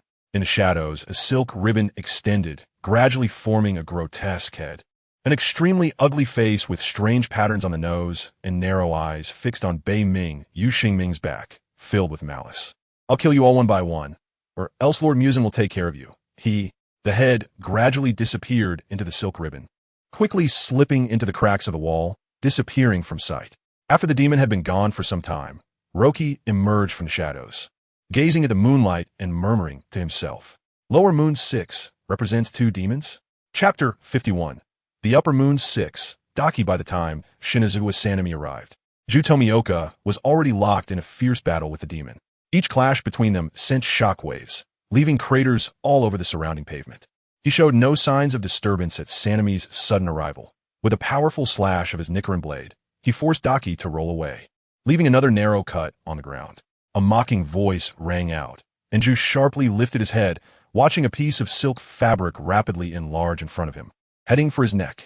In an instant, he made his choice, retreating while striking. As the only Hashira of the Demon Slayer Corps to utilize paper techniques in actual combat, Ju nimbly dodged all attacks, as if he had foreseen each move. He deliberately positioned himself closer to Sanemi. Blood Demon Art, Tear. The silk fabric instantly split into dozens of strands, and Daki sensed the increasing difficulty of dealing with this Hashira, deciding to quickly eliminate her opponent. In a critical moment, Ju decisively used the Breath of Water technique, leaving an afterimage in place as he appeared behind the demon, twisting his wrist to make a precise strike. Though the attack seemed ordinary, it was executed with blinding speed, and Ju's intention was to cooperate with Sanemi, not to kill, but to create some disturbance against the demon. Sanemi and he shared a deep understanding. As the oldest Hashira, he regarded his companions as his younger siblings, always charging to the front in every battle. And this time was no exception. Chains wrapped around his waist were instantly released, one end bearing a wide axe and the other a flail. Sanemi swung it towards the enemy, as if it were ordinary, but the force behind it was overwhelming. Breath of the Rock, first form, serpent-patterned rock, dual poles. Daki's pupils shrank to the size of pinholes. Feeling an unparalleled pressure the moment her opponent struck, there was no one among the demon slayers she had faced that could compare. In a panic, she summoned all the silk back to protect herself. Ju's slash was blocked, but as Sanemi's heavy weapon collided with it, the silk scattered and blood splattered. Upper Moon Demon. How many people have you killed in the red light district over the years? Sanemi said faintly, tears streaming down his face as he and Ju closed in on the demon from different angles, encircling it. What does that have to do with you? Shut up. Demon, let me eradicate you. Breath of the Rock, second form. He leaped upward and then quickly descended, stepping on the chains, swinging the flail with tremendous force. The heavy weapon tore through the air with a sound of ripping, demonstrating incredible speed. Daki raised her arms to shield her head, catching a glimpse of Ju quietly approaching, countless streams of water swirling around his blade. The demon let out an angry scream as the strands of silk quickly retracted back in her body, her white hair turning silver, and her pupils shifting to a dark golden hue. This was Daki's true form, without the need to maintain the silk clones, her power and agility soared. After dodging the flail's attack, she pushed off with her legs, leaping into the air and avoiding Ju's slash as well. Then there was a muffled sound as Daki charged towards Sanemi at a speed that was nearly impossible for an ordinary person to perceive. The strength of the Upper Moon demons was just beginning to show as Daki relentlessly pushed the two back, inflicting deep wounds upon them, especially on Sanemi's back, where she clawed 5 holes. Sensing her opponent was injured, Daki's speed intensified. She abandoned Ju and focused all her attacks on Sanemi. Blood droplets fell to the ground, and though the wounds bled, they were quickly staunched by the breathing techniques. Both Ju and Sanemi carried antidotes for toxins, but strangely, this demon did not possess the kind of lethal poison that had brought the likes of Tenjin Yuzui to the brink of death. 4 strands of silk extended again, fanning out like a fan, then scattered with dense demonic energy, launching from all directions towards Sanemi without leaving any blind spots. Blood Demon Art, 8-fold silk slash. The area of coverage was vast. Buildings were easily sliced apart by the silk, yet Sanemi did not move an inch. Iron Block Rock. The silk brushed against his skin, leaving only slight injuries that barely broke the surface. No matter how Daki unleashed her Blood Demon Art, she could not shake Sanemi's stance. Breath of the Rock, third form. Rock Skin. He swung the flail around himself, producing a crackling sound as the dense silk was blocked one after another. Sanemi advancing steadily. With such an impenetrable defense, Daki had no choice but to abandon her Blood Demon Art, retracting all the silk and engaging in a physical struggle. After Sanemi's arrival, Ju fell completely into a supportive role. As Sanemi gradually gained the upper hand, Ju extricated himself from the melee, focusing his energy on the surroundings to prevent the demon from escaping. The destruction caused by their battle was immense, but limited to this section of the street. with the ground littered with overturned craters, fallen trees, and several buildings reduced to ruins. The strength of one human and one demon had surpassed ordinary imagination. Each Ashira of the Demon Slayer Corps possessed the strength to easily match hundreds of opponents. As time passed, Daki found that her same attacks began to have no effect on her opponents. After another failed claw strike, her hand was suddenly caught by Sanemi, a tremendous force gripping her wrist and slamming her down to the ground, causing the tiles to sink half a meter. So this is the Upper Moon Demon? It seems no different from the rest. Sanemi did not pursue, but stood coldly before the demon, saying, Zhu had already sheathed his Nichiren blade. Looking at her with lifeless eyes, he had great trust in Sanemi's strength. If he said that, it meant the battle was already decided. At that moment, Daki surprisingly gave up resistance, turning away and weeping loudly. I am Upper Moon 6, a true Upper Moon demon, a powerful demon. Don't think that because I'm only 6th now, I want to become 1st in the future. Sanemi's expression showed no change. Though he was a person of compassion, it was only for humans. The demons that had died at his hands numbered not in the hundreds, but at least dozens. Chapter 52. Kabutsuditaro. He raised his broad axe and swung it forcefully towards Daki's neck, feeling almost no resistance as a large head was severed. The demon's eyes fixed menacingly on the two people present. Kanroji Mitsuri and Tanjiro Kamado not only did not breathe a sigh of relief, but instead took a few steps back, looking at the demon in disbelief. Although the head had been cut off, Daki did not die. Instead, she clutched her severed head and cried out loud. My neck has been cut. It really hurts, brother. The demonic aura suddenly intensified, as if something was brewing. Soon, the demon's body began to dissolve like rotten flesh, and a thin, emaciated body slowly emerged. Compared to Daki, the demon that appeared was even more repulsive, with a twisted face, a sunken abdomen, and ribs and spine visible through the skin. It writhed, its bones cracking loudly, holding two scythes, with dark green liquid dripping from the blades, hissing as it corroded the ground. Kanroji Mitsuri and Tanjiro Kamado exchanged glances. The poison on the blades revealed that this was the true form of Upper Moon 6, the mastermind behind Yuzui Tengen's severe injuries. My sister is angry now. I will torment you to death, piece by piece. The demon, known as Kabutsuditaro, was the true body of the twin demons. Its name derived from the derogatory term for those who accept money from clients in red light districts. Although it carried a sense of shame, fragments of human memory had allowed it to retain this name. Its power completely surpassed that of its sister Daki and even Muzan Kabutsuji. Muzan always felt that if Kabutsuditaro were alone, its potential would definitely exceed Upper Moon 6. Without holding back, the two rushed towards the demon.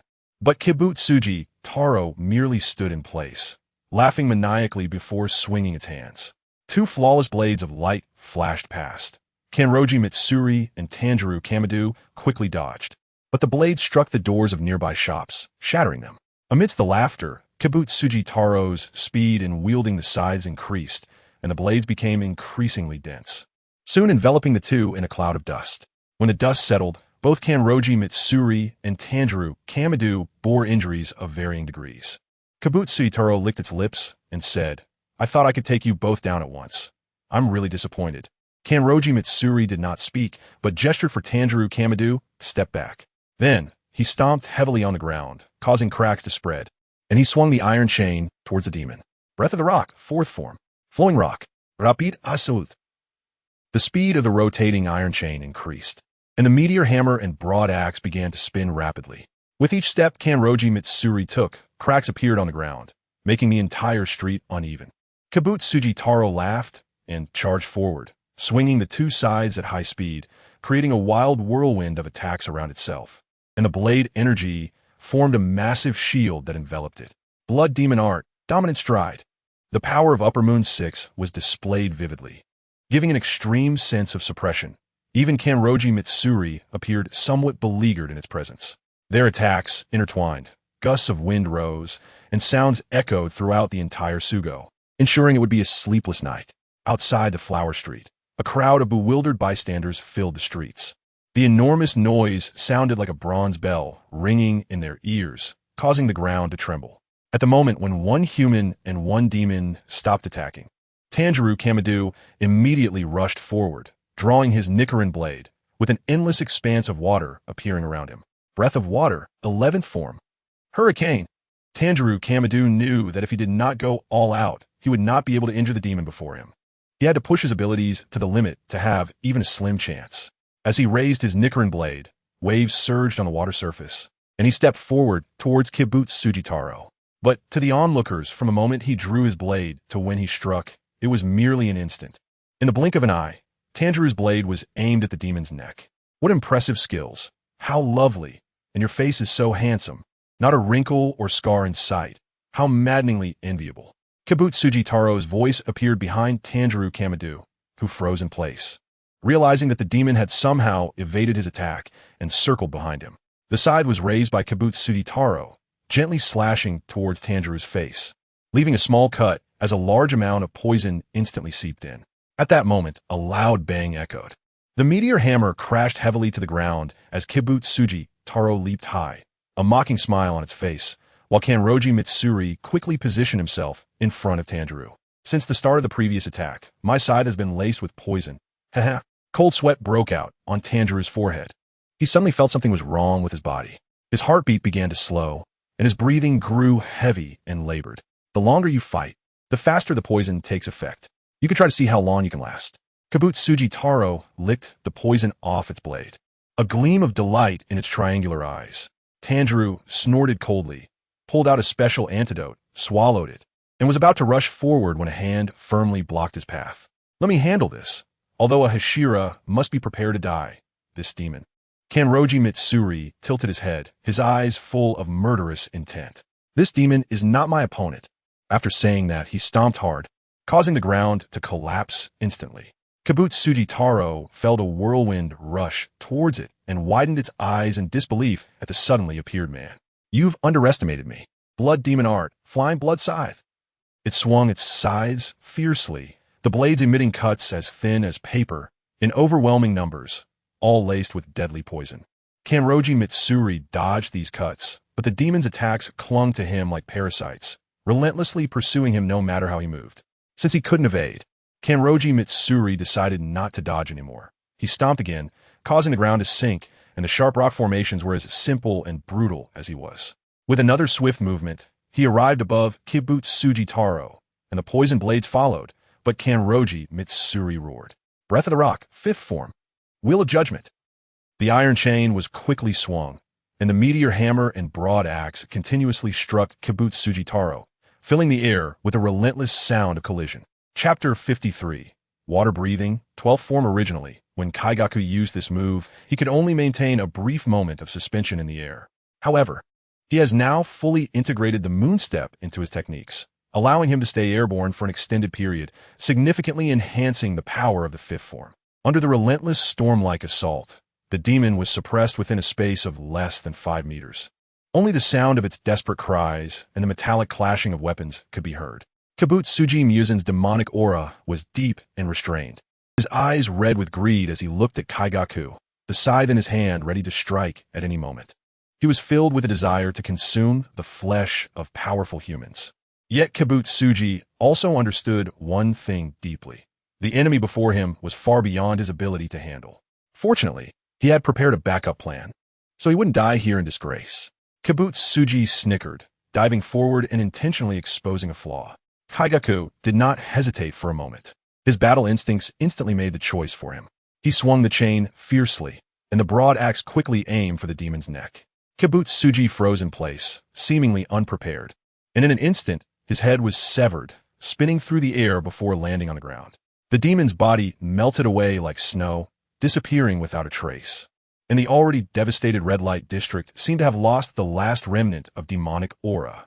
Kaigaku sheathed his weapon and walked over to Ju Tomioka, forcing an antidote into his mouth to help suppress the toxin. Ju nodded. He felt signs of numbness creeping over half his body, indicating the potency of the toxin. Just when they thought the upper moon demon had been eliminated and were about to breathe a sigh of relief, a black hawk suddenly circled overhead, crying out. Demonic aura detected 5 meters underground ahead, and within a mile outside the city. The moon Hashira, Roki, is heading to the outskirts. Both of them were startled. Kaigaku quickly retrieved his weapon, leaping high into the air and smashing down hard, producing a loud crash as a deep pit formed below. In the pit, Kabutsuji was glaring at them, his face dark, Realizing that the demon had not been destroyed, and nearly letting it escape made Kaigaku feel a surge of anger. Nowhere to run. The meteor hammer swung toward Kibutsuji, and once again, the human and demon clashed, dirt flying and buildings collapsing, creating a chaotic scene. Outside the city, under the moonlight, Roki's face was grim as he faced Daki, who was panting heavily, her body covered in blood. "You cannot kill me. How many times have you severed my head?" Daki calmed herself, trying to disrupt her opponent with words, but received only a blade of air in response. Her arm was severed cleanly. Although the stump regenerated quickly, the pain was unavoidable, and she screamed in shock. Roki glanced towards the distant city area. After sensing the demonic aura split into two, he had pursued it and even sent a messenger to inform Kaigaku. "If I'm not mistaken, you must both have your heads severed at the same time to die, right?" Roki charged forward, wielding his Nichiren blade, giving the demon no chance to catch its breath. Upon hearing his words, Daki's expression darkened immediately, surprised at how quickly her opponent realized the situation. However, since the two demons were in different locations, killing them simultaneously was no easy task. If they were given even a slight chance to escape, they could completely evade capture. Roki could only continue severing Daki's head, hoping that Kaigaku would come to the same realization. Kaigaku, with his rich battle experience, had indeed figured out why the demons couldn't be killed. However, he was powerless. After finally severing Kibutsuji's head, it quickly regenerated. Unbeknownst to them, the battlefield gradually shifted from the red light district to the outskirts. Once it reached the residential area, chaos would ensue, and the consequences would be dire. "Ha! You cannot kill me." Kibutsuji reattached his head and rapidly retreated towards the red light district. Kaigaku followed closely behind. Speed was not his forte, and he could only continuously use his brute force to expand the destruction. Taking a deep breath, Ju suppressed the numbness throughout his body and pursued from another direction. His technique was far more refined than Kaigaku's, and he was faster. Just as Kibutsuji was about to enter the residential area, Ju caught up to him, breathing heavily as he blocked the demon's path, blood streaming from his features. Feeling his body gradually losing sensation, he understood that death would soon seep deeper into his bones with each breath. Ju remained silent, knowing he had only one opportunity to strike, and the resulting commotion had to be substantial enough for Roki outside the city to notice. Blood Demon Art, Flying Blood Scythe. Dozens of blood-red blades shot forth from his scythe, infused with a terrifying toxin, hurtling towards Ju. Instead of using his technique to evade, Ju charged straight at the demon. Even though his steps were faltering, he remained unwavering. The blood-red blades struck him, and with each step, he felt death drawing closer. He raised his Nichiren blade, not to block the incoming attacks, but to strike at Kibutsuji's neck. The sensation of toxin-induced paralysis grew stronger. Ju struggled to lift his Nichiren blade, and an endless expanse of water emerged around him. However, this time it was different. A full moon was reflected on the surface, rippling with the water's surface. Water-breathing, 12th form moon. Kibutsuji froze in place, fear finally showing on his face as he realized he couldn't even move. Outside the city, Roki immediately sensed the shared origin of the water breathing, mingled with a faint moonlight, knowing the opportunity had arrived. Holding his breath, he prepared to strike down with his blade. Ju's Nichiren blade slowly descended, but when it reached the demon's neck, it halted. In the end, it's still a step short. He sighed. The toxin had stripped him of his last bit of strength. The blade was just a finger's breadth away from severing the demon's head, but he was already powerless. Just as Ju resigned himself and closed his eyes, deep blue wave-like patterns emerged from beneath his skin, a surge of new strength flooding through him.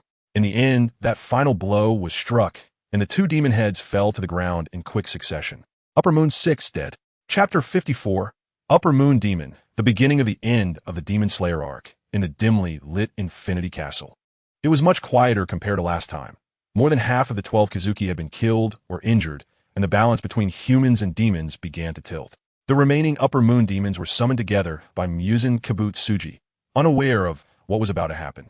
Yet they felt a vague sense that things were heading toward an inevitable direction. Under the control of Neikheim's music, the floors gradually changed, and a side door opened, revealing the figure of Akaza. He glanced at Neikheim and quietly stood aside, waiting for the other Upper Moon demons to arrive. At some point, a beautifully crafted porcelain vase appeared in the constantly shifting room, from which a strange voice emerged, as if speaking with a deliberately lowered tone. "Oh, isn't this Lord Akaza?" As Akaza looked on, a bizarre demon crawled out of the vase, its body completely white, resembling a fish with yellow-brown eyes, thick green lips, and fish gills on its head. The demon had several pairs of small childlike arms growing from its head, and its pupils were inscribed with the characters for Upper Moon 5. This demon was named Gyako, who, even in its human days, was a peculiar person. It enjoyed cruelly killing animals and sewing their scales and bones onto vases, considering them works of art, with a highly unpredictable personality. After being turned into a demon by Muzan Kibutsuji, it merged with the porcelain vase, becoming extremely cruel and deriving pleasure from torture. I'm truly glad to see you're still alive. It's been almost 90 years since we last met, right? Gyako said, noting Akaza's lack of reaction. I was wondering if you'd been taken down by some demon slayer. I was worried. Before it could continue, an ancient voice interrupted. How terrifying, how terrifying. It hasn't been long. And Gyako, you can't even count anymore? Gyako coldly smiled. Long time no see, Han Tengu.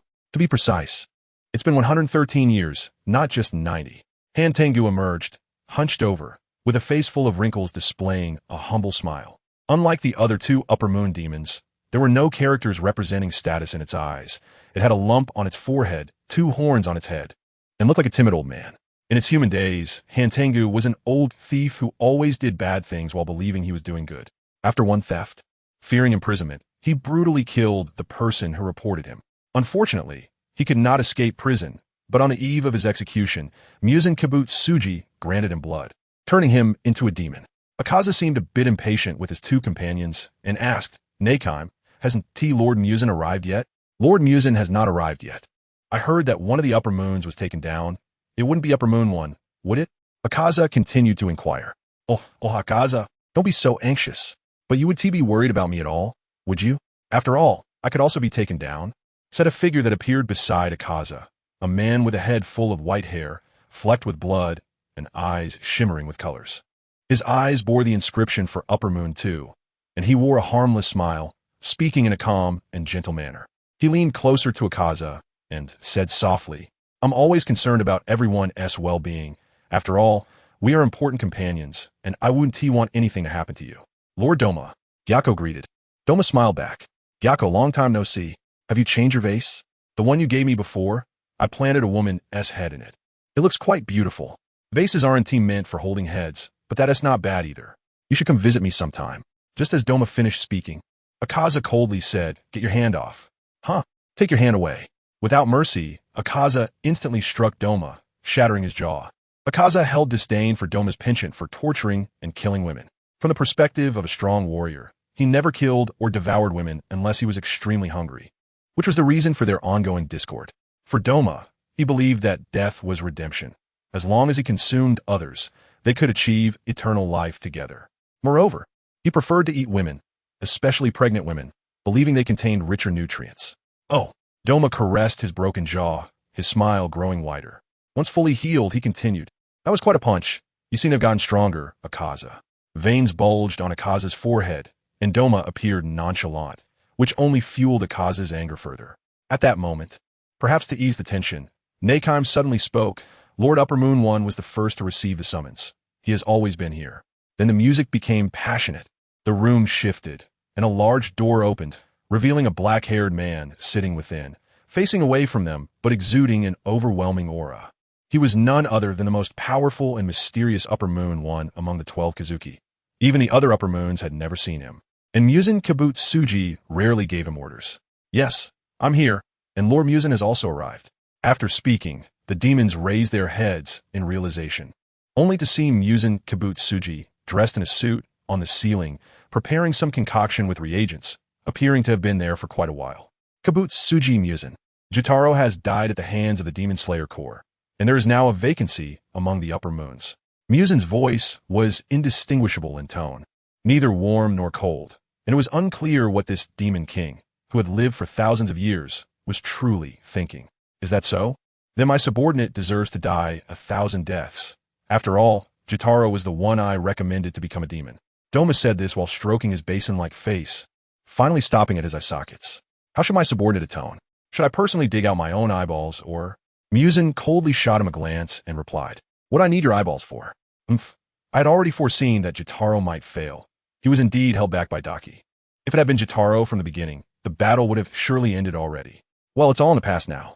However, this also shows that it is indeed the demons with more human remnants that are first to be killed, so my patience with you all is wearing thin. Chapter 55. Kibutsuji Musen. After Kibutsuji Musen finished speaking, Tamayo continued, his tone nonchalant. But he didn't dare to show any negligence in front of the Demon King. Why have you started saying these things? Have we not adequately lived up to your expectations? Kibutsuji Musen coldly replied, the Tsujikuni family is still clinging to life, and I don't even need to mention the blue spider lily that I asked you to find. After hundreds of years, there isn't even a hint. At this point, he could no longer suppress the anger within him, veins bulging on his forehead, and his voice grew louder. Hundreds of years. I truly don't understand what you all exist for. Feeling the Demon King's fury, all the upper moons knelt down in unison, apologizing to him. My lord, please calm your anger, Hantengu said, bowing his head to the floor in fear. Tamayo, looking troubled, said, I have never been good at investigating and gathering information. What should we do? Upper Moon 1 also felt a bit guilty. The Tsujikuni family has cleverly hidden themselves. And your words leave us speechless. Akaza remained silent, as if everything around him had nothing to do with him. At that moment, Gyako's voice became sharp as he emerged from his jar, shouting, Lord Musen, I am different from them. I have important information that can help you fulfill your wishes. Not long ago, I learned the location of a swordsmith village from a member of the Demon Slayer Corps. As long as we can find it, we can completely destroy the lifeline of the Demon Slayer Corps. Kibutsuji Musen showed no joy or sorrow. He simply reached out, and his arm swelled, instantly twisting off Gyako's head. Blood dripped into his palm, and Gyako trembled in fear. Do you know? What I hate the most is change. Changes in circumstances. Changes in the body, changes in emotions. I only like things to remain unchanged, to be forever at the peak of perfection. The fact that an upper moon was killed for the first time in 113 years has already made me extremely displeased. So do not report any more uncertain information to me. Kibutsuji Musen's hand tightly grasped Gyako's head, and the sound of cracking bones could be heard. But just as Gyako was about to die, he released his grip. It seems I've been too lenient with you because of your status as upper moons. Now, I advise you to work harder in the future. I do not wish for the Demon Slayer Corps to survive another decade. Gyako, at your service. Once you confirm the authenticity of the information, go with Hantengu. Be sure to eradicate them completely. I will follow your orders. Hantengu immediately agreed. If we can destroy the swordsmith village without the production of Nichiren blades, even the strongest demon slayer would be like losing an arm, and naturally, they would no longer pose a threat to demons. However, Kibutsuji Musen was not particularly concerned about this. For him, these demon hunters had always seemed like insignificant ants. If it weren't for Tsujikuni Yoriichi, the Demon Slayer Corps would have long since become history. For Kibutsuji Musen, avoiding the weakness of being exposed to sunlight was even more important. Just like the blue spider lily he had been searching for, it was the key material that could help him transform into a perfect being. As long as he could become a flawless being with no weaknesses, then all obstacles would vanish, and the Demon Slayer Corps would naturally not be his match. After he finished speaking, he impatiently waved his hand, and Nakeim immediately understood. The sound of the kodo began, and the door closed again, obscuring his figure. Seeing the Demon King leave, Tamayo became playful and eagerly approached, saying, Gyako, can you tell me the information you got? I also want to go.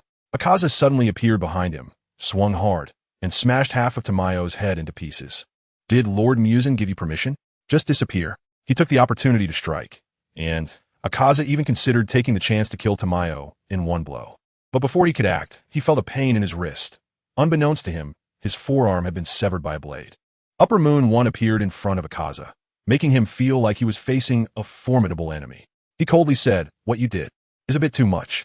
It's fine, Lord Kokoshibo. I personally don't mind, Tamayo said with a light laugh. I'm not acting because of that. I'm just worried that the disorder among the Upper Moons will lead to a rift in our relations. Upper Moon 1, Kokoshibo continued, Akaza, if you're dissatisfied, you can apply for a blood battle for position among the Upper Moons. Tamayo covered his mouth, his eyes filled with provocation. Don't say that, Lord Kokoshibo. Even if Akaza applies for a blood battle, he is not our match. I clearly became a demon after Akaza, yet I was promoted first. He must feel unbalanced about that, which is only natural. Akaza's anger surged even more. At this moment, Kokoshibo turned his head, staring at him with 3 pairs of eyes, with a pattern on his forehead and chin resembling that of the legendary Tsujikuni Yoriichi. In fact, Kokoshibo was indeed closely related to Tsujikuni Yoriichi in his human life. He was named Tsujikuni Wakazatsu, the twin brother of Tsujikuni Yorichi.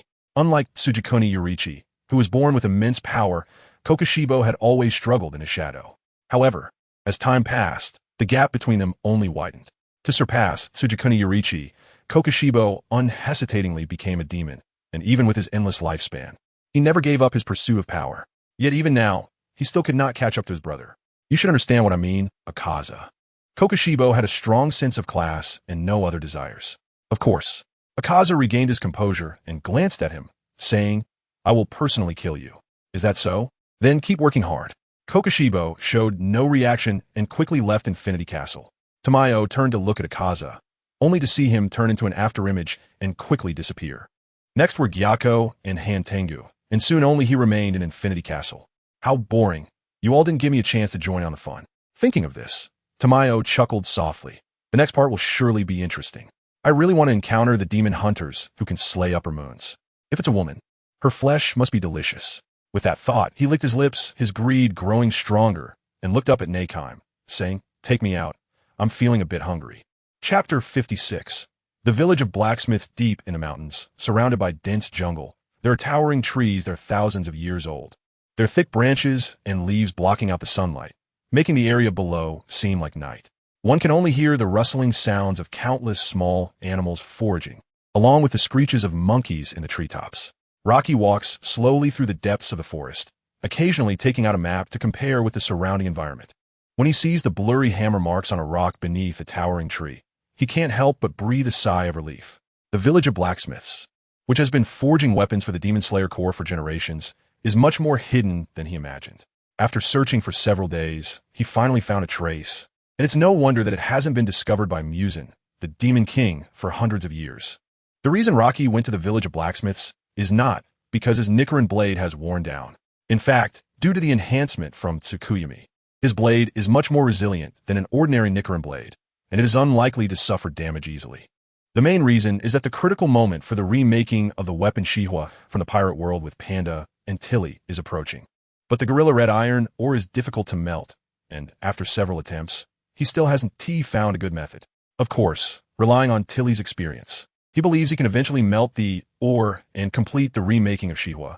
But Rocky intends to make a trip to the village of blacksmiths just in case. It has been a while since his battle with Upper Moon 6 ended, although Ju Tomioka was severely poisoned and almost died at the hands of a demon. However, with Rocky's Tsugimi helping to suppress the toxin, and thanks to the relationship with Tenjin Yuzi, the antidote prepared by Shinobu Kocho was adjusted temporarily, which saved Ju Tomioka's life. He'll need to rest in bed for quite some time with Tenjin Yuzui to recover. Fortunately, this misfortune turned into a blessing, allowing him to become the second member of the Demon Slayer Corps to awaken a mark, and he even created the 12th form of water breathing, elevating the water breathing style to a new level. The only downside is that Ju Tomioka has not comprehended the profound meaning of life return, which prevents him from locking in the life force that is continuously flowing away, but he is still young, just over 20, so he has plenty of time to comprehend it. This shows that the Demon Slayer Corps is indeed following what Yashiro has said. With the emergence of the first awakened marked swordsman, more and more people around will awaken in succession, and the Demon Slayer Corps will soon enter a prosperous era. After walking for most of the day, Rocky finally found the right path in the mountains. It was a valley surrounded by stone walls, with only a narrow path leading in, making it impossible to see what was inside. Once he entered the valley, Rocky discovered that the so-called village of blacksmiths was actually a small town that had developed a certain scale, where the residents were self-sufficient and could live on without needing to replenish supplies. However, there were hardly any people moving around in the town. Instead, the sounds of forging could be heard coming from the various houses, proving that the village of blacksmiths lived up to its name. Rocky's arrival caused some commotion, and a burly man came to greet him, wearing a mask similar to that of a fireman. The Demon Slayer Corps had previously informed the village of blacksmiths about Rocky's future arrival through a messenger, and this man was sent to receive him. The two stopped in front of a wooden house at the village entrance. The village chief had been waiting inside for a long time and invited the Hashira to step in. After Rocky nodded slightly at him, he walked inside. The reception room was not large. It could be used for sleeping or resting, and it was evident that the residents of the village of blacksmiths were obsessed with forging, as most of the rooms were used for weapon crafting. The village chief of the blacksmiths was a small, thin old man, standing less than 5 meters tall. with an aura somewhat similar to Harlan's.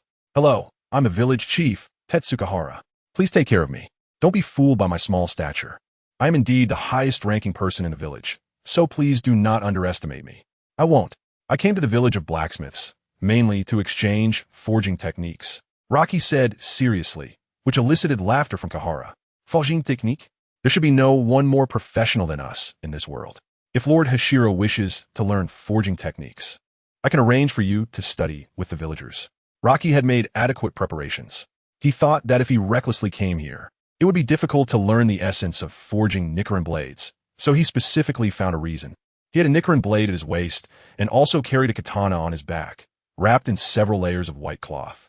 Rocky took down the katana and gently placed it in front of Kahara, then unveiled the white cloth. The dark blade sheath emitted a faint purple light, while the hilt showed a hint of dark color, giving the whole weapon a restrained elegance. This sword was naturally the one Rocky brought from the pirate world. Since the projection ability in the demon world was temporarily unavailable, he could only project it from the pirate world unilaterally. Although he found the good quick blade, the Kunisada, quite handy, once Shihua was remade, it would be hard to find a use for it, even as a backup sword, with a living weapon like the white elephant blade. He thought it would be better to bring it to the demon world to see if he could exchange the forging techniques of the village of blacksmiths. At first, Kihara was calm, but he quickly became astonished. He grabbed the Kunisada, and the heavy katana felt incredibly light in his hands. As he slowly drew the blade, the cold light enveloped the entire room. The style of this katana was completely different from that of the Nichiren blade. In the pirate world, the emphasis was on gradually infusing the soul belonging to the weapon into the forging, and once completed, it would possess its own spirit. From good quick blade to great quick blade, and then to supreme great quick blade, the traces of the sword soul would become increasingly evident, and the top 11 supreme great quick blades could even influence the user. Although the Kunisada is not particularly outstanding even among good quick blades, it is already sufficient for a top blacksmith like Kahara. He carefully examined every inch of the blade, and to focus better, Kahara even took off his mask, revealing an aged face. After a while, he raised his head and asked, "Can you tell me about the forging process of this sword?" Rocky began to share the techniques he learned from Tilly, and they talked for over an hour. Alas, Kahara sighed, his expression a mix of regret and excitement. "What's wrong?" Rocky felt a bit puzzled. "Do you know? You have shown me another path of forging, one that is different from the techniques passed down by our ancestors for generations. Lord Hashira has done us a great favor." Rocky was somewhat confused and asked, "Then what is there to sigh about?" Chapter 57. Ms. Hashira Takatu Mwitra Juntai said with a bitter smile, "This forging method has extremely high requirements for the body. It's hard to imagine that someone with such a physique would focus on forging. If the forgers in our village of swordsmiths want to excel in this method, they must learn the breathing techniques to master it." Roji nodded. Indeed, the biggest difference between the two worlds is physical condition. In the world of pirates, even an ordinary person's physique is considered quite good in the demon world, let alone those who are like monsters with extraordinary physical skills. The main reason is that this world lacks resources, while the pirate world is rich in fishery resources. Even ordinary people have no worries about food and drink. And sea kings can even enhance the physical condition of ordinary people.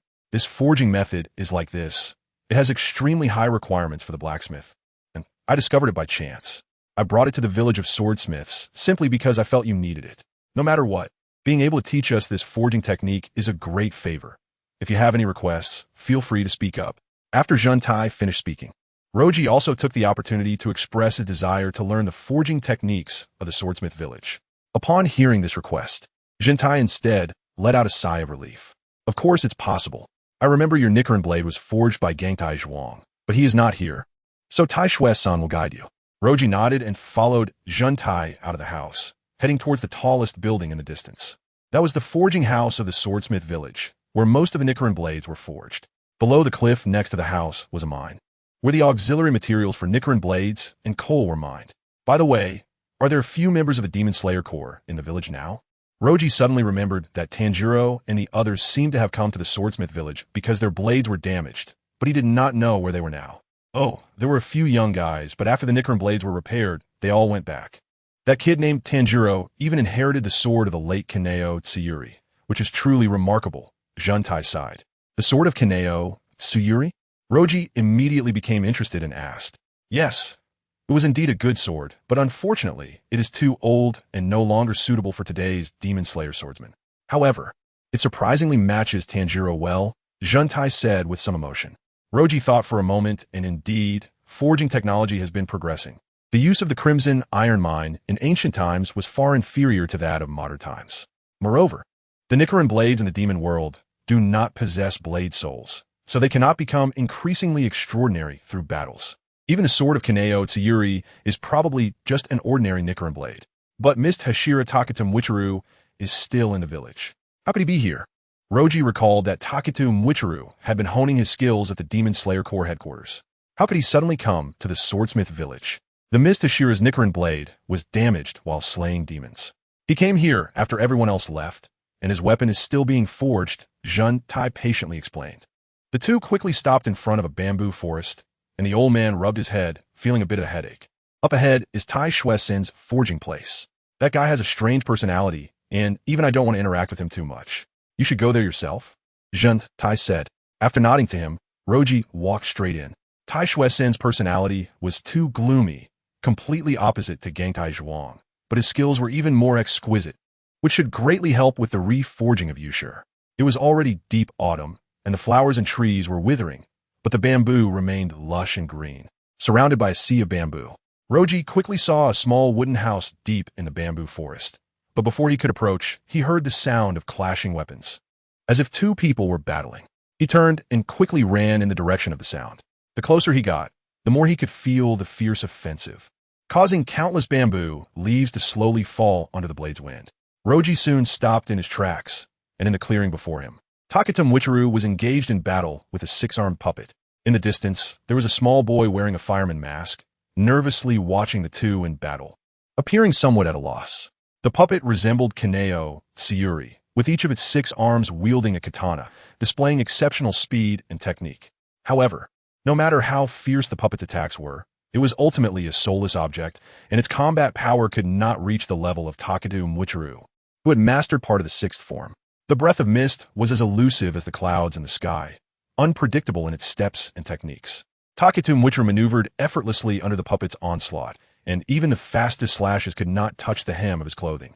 Soon, the puppet exposed a flaw due to its stiff joints, and without hesitation, Takatu Mwichiru swung his blade with force, cutting the puppet into pieces with a single move. Compared to the last time they met, Takatu Mwichiru's strength had made tremendous progress, but it was evident that the Nichiren blade in his hand was not suitable for him. Otherwise, he wouldn't have needed to look for the puppet's flaw to deliver a fatal blow.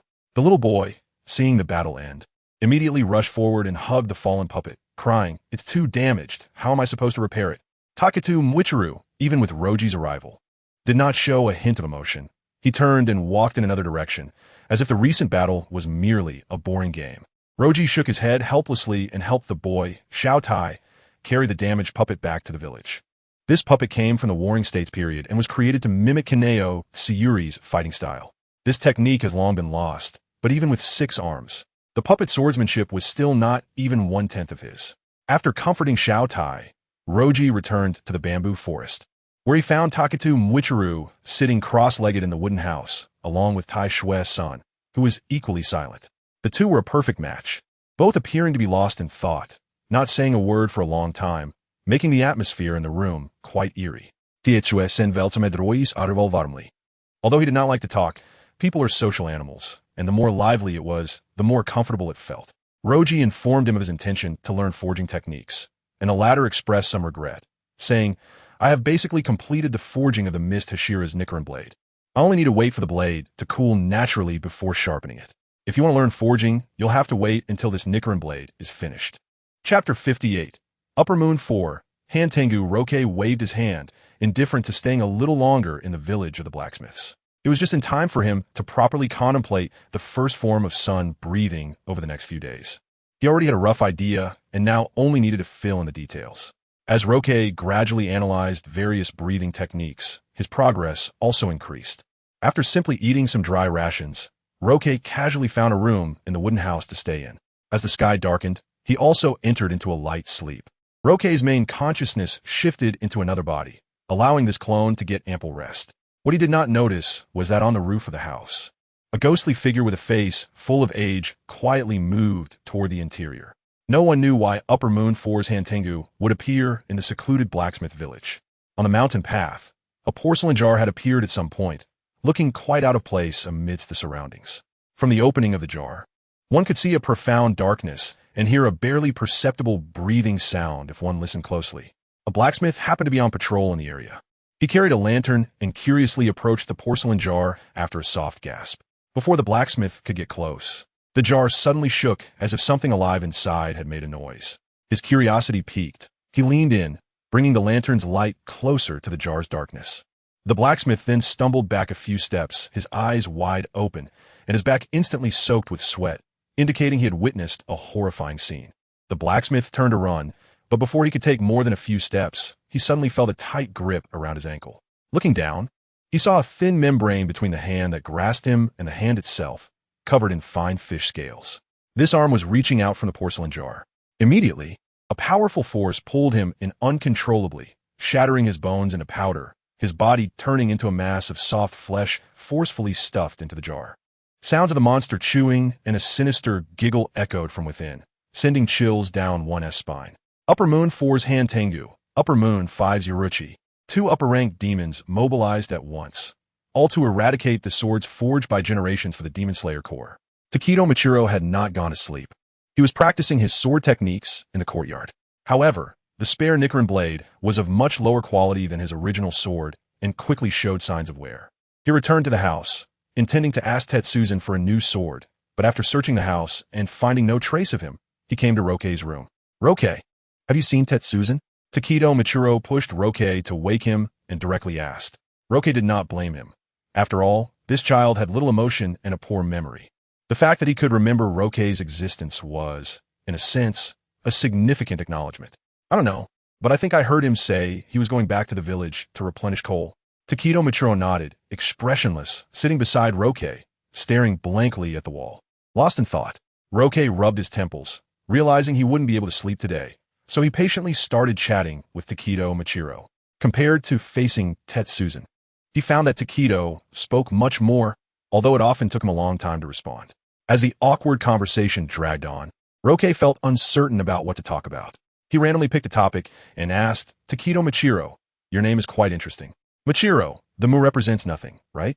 This sentence seemed familiar, stirring up long-buried memories for Takedo Michiro, but he tilted his head for a long time and still couldn't recall anything. Rokei yawned out of boredom, preparing to express that he wanted a rest, when suddenly he sat up from his lying position. The outdoor chirping of insects had inexplicably turned into complete silence, and the temperature in the room had dropped. However, both of them, being Hashira, maintained an above-average body temperature, so they did not notice anything unusual. Faint footsteps began to echo in the corridor outside, slowly approaching them, and the temperature in the room continued to drop. As there was a movement at the door, it seemed someone was peering in from outside. Before Rokei and Takedo could react, the door was suddenly flung open. The Hantengu, resembling an old man, crawled slowly in from outside. Even though it was less than half a meter away, Rokei did not feel a trace of the ghostly aura. This ability to hide its presence was far stronger than that of the lower moon demon on the train. Hantengu's eyes did not bear the symbol of upper moon, but Rokei knew that with such an ability, it could only be another upper moon demon. In that split second, Takedo Michiro instantly entered a combat state. His thoughts were simple, and his reaction speed was unimaginably fast. Breath of Mist, fourth form. Obscuring Slice. The mist representing the breath of mist rose as Takedo Michiro drew his sword. The blade moved like flowing clouds, visible in form but silent in sound. Takedo Michiro was quick, but the demon was even quicker. The moment he drew his sword, Hantengu leaped up, clinging to the ceiling with one hand covering its face. A cut appeared on its face. Although blood flowed out, it only tore through flesh without injuring the bones. "Please stop. Don't hurt this old man anymore." It hurts so much. Hantengu's eyes were filled with fear as it crawled backward, showing no intention of counterattacking. Rokei found it somewhat strange, but still decided to test it. He drew out his katana, instantly enveloping the room in a cold gleam. Round cut. With a single downward strike, Hantengu quickly retreated, and the fear on its face did not seem feigned. Rokei stepped forward forcefully, and with a loud thud, his body instantly flashed behind Hantengu, with Takedo Michiro instinctively following, blocking the demon's escape route. With another swing, the wind cut came crashing down. The Nichiren blade collided with Han Tengu's neck, and the bone firmly lodged the blade, preventing Roque from advancing further. With his arm muscles swelling, Roque pushed harder, executing the moon step repeatedly, gaining significant power even in midair. By the time he landed back on the ground, Han Tengu's head had already separated from its body, and the demon's blood splattered across the room like a dense rain. Having easily slain an upper moon demon, both Roque and Takedo Machiro became even more vigilant. Because even with Han Tengu's head lying on the ground not far away, it continued to howl. "Oh, my head was cut off. It really hurts." Chapter 59. The dark moonlit night of killing ghosts. Seeing that Han Tengu did not die on the spot, Roque immediately understood, just like the Upper Moon 6. The only way to kill it was to meet certain special conditions. "Machiro, don't be careless. This guy is an Upper Moon demon," Roque said, his eyes fixed on the demon's head and body, his tone serious. Just as he finished his warning, Han Tengu had already split into two independent demons in front of their eyes. Both demons appeared young and bore some resemblance to each other, with double horns on their heads and characters representing Upper Moon demons in their eyes. One of the demons wielded a staff, dressed in its original clothes, glaring with an angry expression, and in its open mouth, one could clearly see the character for anger on its tongue.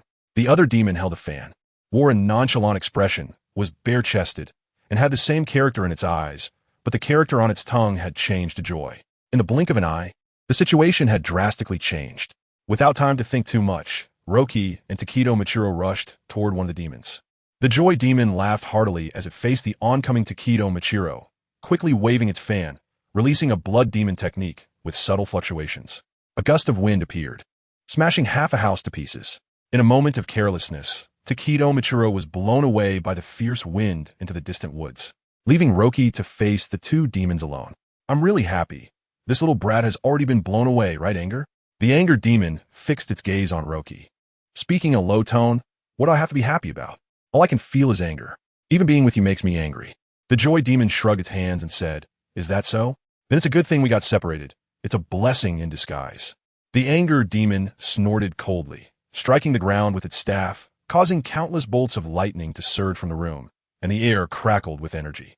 Could it be that, just like Upper Moon 6, I have to kill both demons at the same time to eliminate them completely? Roque thought to himself. He felt no panic. Instead, with confidence in his heart, he seemed eager to try. He drew his Nichiren blade and swiftly approached the demons. The two demons immediately engaged, and Roque maintained his usual state, not using his full strength. He vaguely guessed that the conditions for slaying this Upper Moon demon might be different from before, requiring some exploration. The two demons coordinated exceptionally well, with lightning and wind blades intertwining. The entire house quickly turned to ruins under such fierce attacks, and Roque continued to battle them in an open area. Sweat poured down. On this late autumn night, the dew was heavy, mixing with the sweat, and the cool breeze made even Roque feel a bit cold. He instinctively looked up at the sky, where thick clouds obscured the moon, though a corner occasionally revealed a full moon. Today happened to be the full moon of the month, which was also when Roque felt most confident. Even Upper Moon demons might not be his match.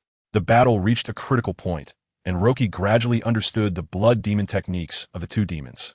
Although the anger demon's lightning was extremely fast, even taking a direct hit would leave him paralyzed. He could easily predict its movements, as each time it cast its technique, it would strike the ground. The joy demon's blood demon technique was quieter, but the gusts of wind it produced could easily shatter the ground. However, its overly carefree personality led it to take careless risks during the battle, giving Roque opportunities to inflict severe damage more than once. Under these circumstances, the situation began to tilt in Roque's favor, but the two demons did not seem anxious, appearing calm and composed. As he observed, Roque could not find any obvious weaknesses in the demons, and his last bit of patience wore thin. He decided to take the initiative to test them. He stomped on the ground, moving through countless bolts of lightning, and precisely positioned himself between the two demons. A flash of blade light passed, aiming for their necks. The anger demon and joy demon showed no intention of resisting, allowing the blade to slice through their necks, and their heads flew into the air. Roque exhaled a puff of white breath, activating his breathing technique, significantly increasing his blood flow. He fixed his gaze on the two demon bodies that had been cut in half. Two new demons were born from the shattered corpses, and the original anger demon and joy demon were rapidly recovering. One of the new demons appeared extremely joyful, sprouting wings, with a lower body resembling a bird, and its tongue bore the character for joy. The other demon had a somewhat mournful expression, dressed as a warrior, holding an iron spear, with the character for sorrow on its tongue. Roki suddenly found himself surrounded by 4 demons, with the joy demon circling above, ready to swoop down, while the sorrow demon charged at him with its iron spear, engaging him in battle. The spear released shockwaves, causing Roki's palms to ache. Using the force of the sorrow demon, he dodged the wind blast by leaning to the side, and with a powerful kick, he burst past the demon. Water breathing. First form. Water surface slash. Countless streams of water gathered on his blade, and as Roki turned and slashed, a blue blade light streaked through. The blade light, charged with power, chased after the back of the sorrow demon's neck. However, at that moment, the joy demon, hovering in mid-air, moved. Flapping its wings rapidly, it glided down toward Roki, then opened its mouth, unleashing a destructive sound wave. Caught off guard, Roki was struck directly by this fast and concealed attack, and his ears immediately buzzed while his mind went blank, nearly losing consciousness. The anger demon's lightning attack followed closely, with countless bolts striking Roki, filling the air with a burnt odor. Is this all a Hashira can do? Ha ha ha ha. The joy demon laughed loudly, leaping to a branch above Roki, vigorously waving its fan, sending multiple wind blasts crashing down around Roki. The ground erupted with loud bangs, creating several holes and kicking up dust that enveloped the surroundings. You're dead, right? You should be dead. The joy demon licked its lips, eyes filled with greed. The joy demon was already growing impatient, circling in the air, ready to dive down. Next should be the time to enjoy the flesh and blood, right, anger? Let me take the first pick. After all, I'm the hero here, ha. Seeing the anger demon unresponsive, it flapped its wings and flew into the dust. Chapter 60. Ultimate move with no cooldown. How the opponent plays before the joy ghost could get close. A thumping sound echoed through the dust, resembling a muffled drum being struck. The spirits quickly understood that it was the sound of a human heart beating at an incredible speed, deafening to the ears. A figure gradually emerged from the sound. Rocky's eyes were bloodshot, and his mouth was open, releasing heavy breaths. His skin was crimson, blood seeping out of his pores, and a mist of blood floated around his body. This guy, the joy ghost, broke out in a cold sweat, feeling as if he were being targeted by a beast. His wings flapped rapidly, and his body instinctively retreated, but with a loud bang. Rocky transformed into an afterimage and vanished. The joy ghost inexplicably felt a wave of panic and turned to unleash a destructive sound wave behind him, intending to escape quickly. However, he turned around to find Rocky already in front of him, staring at him with a brutal gaze. A flash of the sword passed by, and the joy ghost's head, still wearing a shocked expression, was severed from its body. Rocky stomped on the headless corpse in midair, unleashing a visible airflow towards the remaining 3 spirits. He pushed the sword ghost state to its limits, every part of his body operating under high load. At this moment, Rocky's strength had been squeezed to a jaw-dropping extent. It could be said that as his physique grew stronger, the limits of his body to withstand the sword ghost state became increasingly extreme, and the amplification of his power became even more terrifying. However, the cost was also great. After all, this was a secret technique that overdraws potential, and maintaining the sword ghost state for an extended period would likely lead to Rocky's immediate demise. So he set a deadline for himself, 5 minutes. Within this time, he had to find a way to deal with the hand Tengu. Once the time was up, he would exit this state regardless of the circumstances. Seeing Rocky come on strong, the sorrow ghost did not dodge and met him head-on, gripping the gun handles in both hands and thrusting towards Rocky's chest. The sunwheel knife clashed with the iron spear. Ding! A crisp sound rang out, and sparks flew. The sorrow ghost staggered back several steps, both hands showing signs of fracture, while Rocky seemed unfazed and charged forward with increasing ferocity. The joy ghost immediately stepped in front of the sorrow ghost, raising his fan and preparing to act, but just then, a howl erupted. Rocky's muscles contracted violently, and his heartbeat surged to new heights. Clang! He quickly sheathed his knife and then drew it again. The sorrow ghost and the joy ghost were positioned one in front and one behind, and both spirits' heads flew into the air, blood spilling onto the ground. The last wrath ghost was so stunned by the sight before him that he couldn't utter a word, but as the core of the 4 spirits, he quickly reacted. Raising his staff, countless lightning bolts gathered around him, and the wrath ghost unleashed all his power, transforming the pitch-black night into broad daylight in an instant. In the sword ghost state, Rocky had no time for thought. He reacted directly, burying his legs into the ground to stop his forward momentum and avoid crashing into the thunder.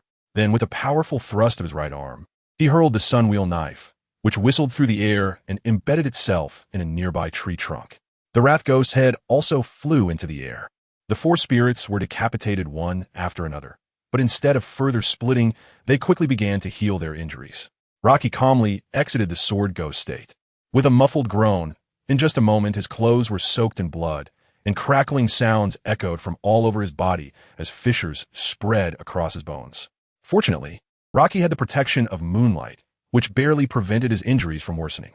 This demonstrated how terrifying the complete sword ghost state was. In just a few minutes, Rocky had not sustained any harm from his enemies, yet he nearly fainted from the backlash.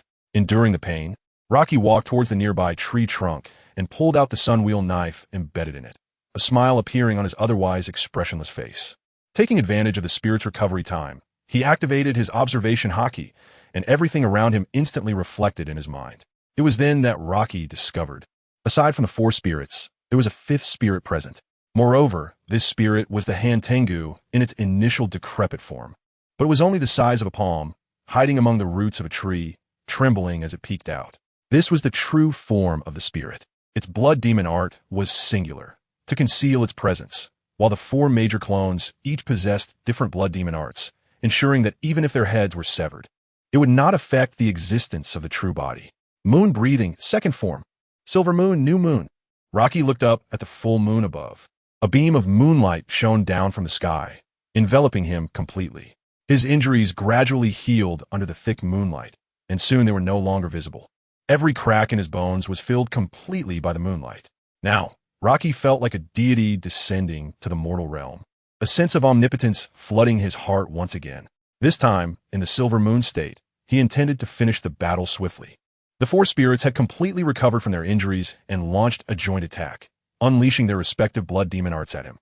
A fierce wind mixed with thunder, sound waves locking onto Rocky's position, while the shockwave of the iron spear followed closely behind. It seemed that Rocky had no way out and could only take these attacks head-on. However, as he casually waved his knife, the situation suddenly reversed.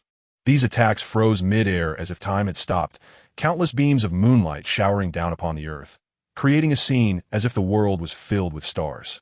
Rocky's figure passed by the spirits, and one by one, their heads fell to the ground as he walked past. This demonstrated that his understanding of moon breathing had deepened. Although he had not broken through the bottleneck to create the third form, under the full moon, his application of power had nearly reached its limit. Rocky approached the towering ancient tree, gently waving his right hand holding the sunwheel knife, causing the ancient tree to crash down with a perfectly smooth cut. The Han-Tengu's true body dashed out from the gap, screaming while quickly fleeing in the opposite direction. Rocky, using his observation haki to lock onto the spirit's trail, gradually quickened his pace. The raised sunwheel knife was already aimed at its neck, waiting for the opportunity to deliver a fatal blow. At that moment, the four spirits underwent a certain change, with the core Wrath Ghost grabbing the still recovering Joy and Happiness Ghosts. No matter how they screamed for mercy, it did not waver at all, and its flesh devoured the two spirits whole. Chapter 61. The battle is turn-based game after devouring the two ghosts. The angry ghost underwent significant changes. Its flesh and blood shifted to alter its body, and during this time, its aura gradually intensified. It then swallowed the weeping ghost as well, and once all the clones merged, the transformation of the ghost was officially completed. The appearance of the angry ghost had changed dramatically. It now had several taiko drums inscribed with hatred on its back, and each hand held an S-shaped drumstick. The ghost looked like a young boy, but the malice in its eyes was unmistakable. It took a deep breath and positioned itself between the half-day dog. Displeasure, indeed displeasure. Extreme displeasure, what a wicked villain. While the ghost spoke, massive vines sprouted, firmly protecting the half-day dog's body in the center. Rocky squinted his eyes, disregarding everything else, and swung his blade several times, sending waves of light towards the vines. The evil ghost, which now needed to be referred to as Zhengpatian, had completely merged the powers of all four ghosts, and the oppressive force it radiated was far beyond what it was before. After striking the taiko drum on its back with its drumsticks, the vines transformed into a wooden dragon, growing even faster and becoming more resilient. Rocky's blade light fell upon it, leaving only a few traces, but they quickly vanished. The extreme evil villain, who bullies the weak, submit to your death. Zhang Patian transformed its body into a bolt of lightning and charged towards Rocky. As it got closer, it swung its arms violently, releasing several shockwaves. Although the surrounding area was open, allowing space for Rocky to engage with the ghost, the nearby towering trees were densely packed, making it too confined and limiting his movements. For a moment, he could only awkwardly block the attacks from his opponent. Zhang Patian pursued Rocky. This ghost had fused the blood techniques of the four ghosts into one, and its power was stronger and swifter. At this rate, even with the Silver Moon form, Rocky would be defeated by Zhang Patian. He had to change his strategy. He thought, jumping onto a tree trunk and swinging forcefully to cut down several large trees, clearing a decent space. With the lightning flashing, Zhang Patian also unleashed the blood techniques of other ghosts and could freely control the growth of the wooden dragon. Zhang Patian was like a max-level mage, standing atop its own vines, casually casting various spells. Under its attacks, Rocky could only dodge awkwardly, with no chance to close in. Rocky's only advantage was that under the full moon, his moonlight was endless. In a war of attrition, he had some confidence, but it was uncertain who would come out on top. However, getting close to the vines to slay the half-day dog's body was extremely difficult. All he could do was lower the enemy's guard and find an opportunity to strike decisively. Come on. Rocky once again sidestepped a shockwave, raised his hand to block the wind with a moonlight barrier, quickly used his technique to dodge the vast area of lightning. The chill in Rocky's eyes deepened. His narrow eyes fixated tightly on the vines beneath Zhang Patian. In a focused state, he could vaguely see the position of the half-day dog's body within. His body began to sink lower, gripping the knife handle, silently accumulating strength, ready to unleash the most lethal strike at any moment. A flash of inspiration struck his mind. The third form he had been pursuing seemed to be within reach, and without hesitation, Rocky closed his eyes. Moon-breathing third form, moon concealment. Swish! The moonlight suddenly illuminated several dozen meters around, casting the jungle in a silvery white. Rocky's figure instantly became elusive, sometimes appearing, sometimes vanishing, until he finally disappeared completely. Zhang Patian began to grow anxious, pounding the taiko drum behind it with all its might to release the might of the thunder as much as possible. Amidst the intertwining of lightning, it suppressed the moonlight. However, it still could not see Rocky's figure. He seemed to have blended into this realm with the help of the moonlight. No matter how much Zhang Patian covered it with lightning, it could not touch his trace. Rocky's situation was not as good as he had imagined. The third form had only created a foundation and was far from perfected. He was now in a difficult position. In the domain shrouded by moonlight, he could only silently unleash his technique, constantly flickering. It seemed as if his figure merged with the moonlight, but in reality, it was walking on a knife's edge. If he reacted even a bit slowly, he would be struck by the thunder. Rocky gritted his teeth, focused, and gradually approached the direction of the vines. When he got within 10 meters, he could no longer control himself and exited the moon concealment state. Lightning instantly struck him, crackling, and Rocky's body had to release a large amount of moonlight to counteract the invading lightning energy. The silver moon form began to destabilize. But there was no turning back now. Rocky had only one last chance, which was to use the sunwheel knife to sever the head of the half-day dog. Retreat? He knew that even a hint of retreat would lead to his demise. With a sudden burst of speed, Rocky dashed forward, keeping as close to the ground as possible, quickly sliding over, and in an instant, he closed the distance by several meters. When he was less than 10 steps away, he jumped up from the ground, allowing the lightning to strike him. The white skin quickly showed signs of charring. In midair, Rocky slightly adjusted his body, raising the sunwheel knife, which attracted a massive amount of lightning to converge, almost causing him to lose grip on the knife.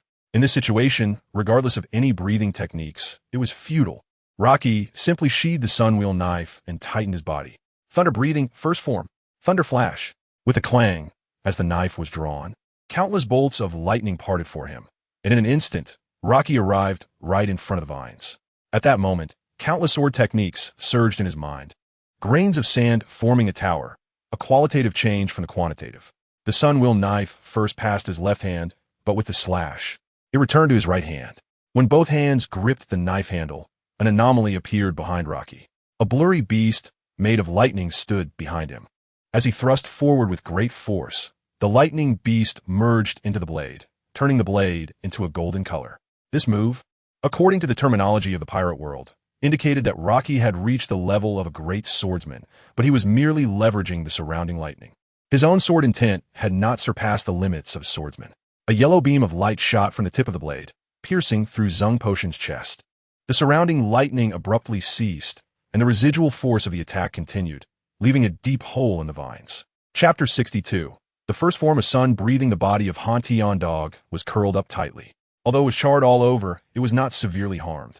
But it could not move for the time being. At this moment, Luo Qi struck again. He had almost exhausted all his energy with the previous moves and could only execute a regular strike. However, it was enough against a defenseless Han Tian Dog. The blade struck Han Tian Dog's neck, causing the demon to emit a terrified scream as it felt the sharpness penetrating deeper into its bones, and the fear became unparalleled. I say you. Han Tian Dog's tone changed, and the demonic energy surged violently. Luo Qi's pupils constricted as the aura of its body, which had always appeared weak, erupted. It roared. I say you, do you really not feel pity for me at all? The small demon's body rapidly expanded, transforming in an instant into a size of 2 meters. Its face was twisted as it used its hands to block Luo Qi's sunwheel blade. Then it opened its mouth wide, and a shockwave was expelled, directly hitting him. Under the immense force, Luo Qi's body turned into an afterimage and crashed into a nearby rock, creating a human-shaped pit with blood flowing down his body. Zhang Putian's injuries had also recovered, and the two demons advanced towards him one after the other. Thunder began to appear again, stacking up and becoming denser. Luo Qi was covered in wounds. They did not look severe, but lightning flickered within the wounds, preventing the moonlight from repairing them further. After suffering such a heavy blow again, he could not help but spit out a mouthful of black blood, and the severity of his injuries had worsened. Fortunately, he still held onto the sunwheel blade, giving him one last glimmer of hope.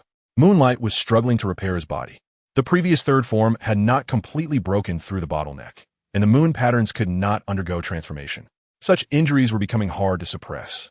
A common person would not survive such severe injuries for more than a few breaths.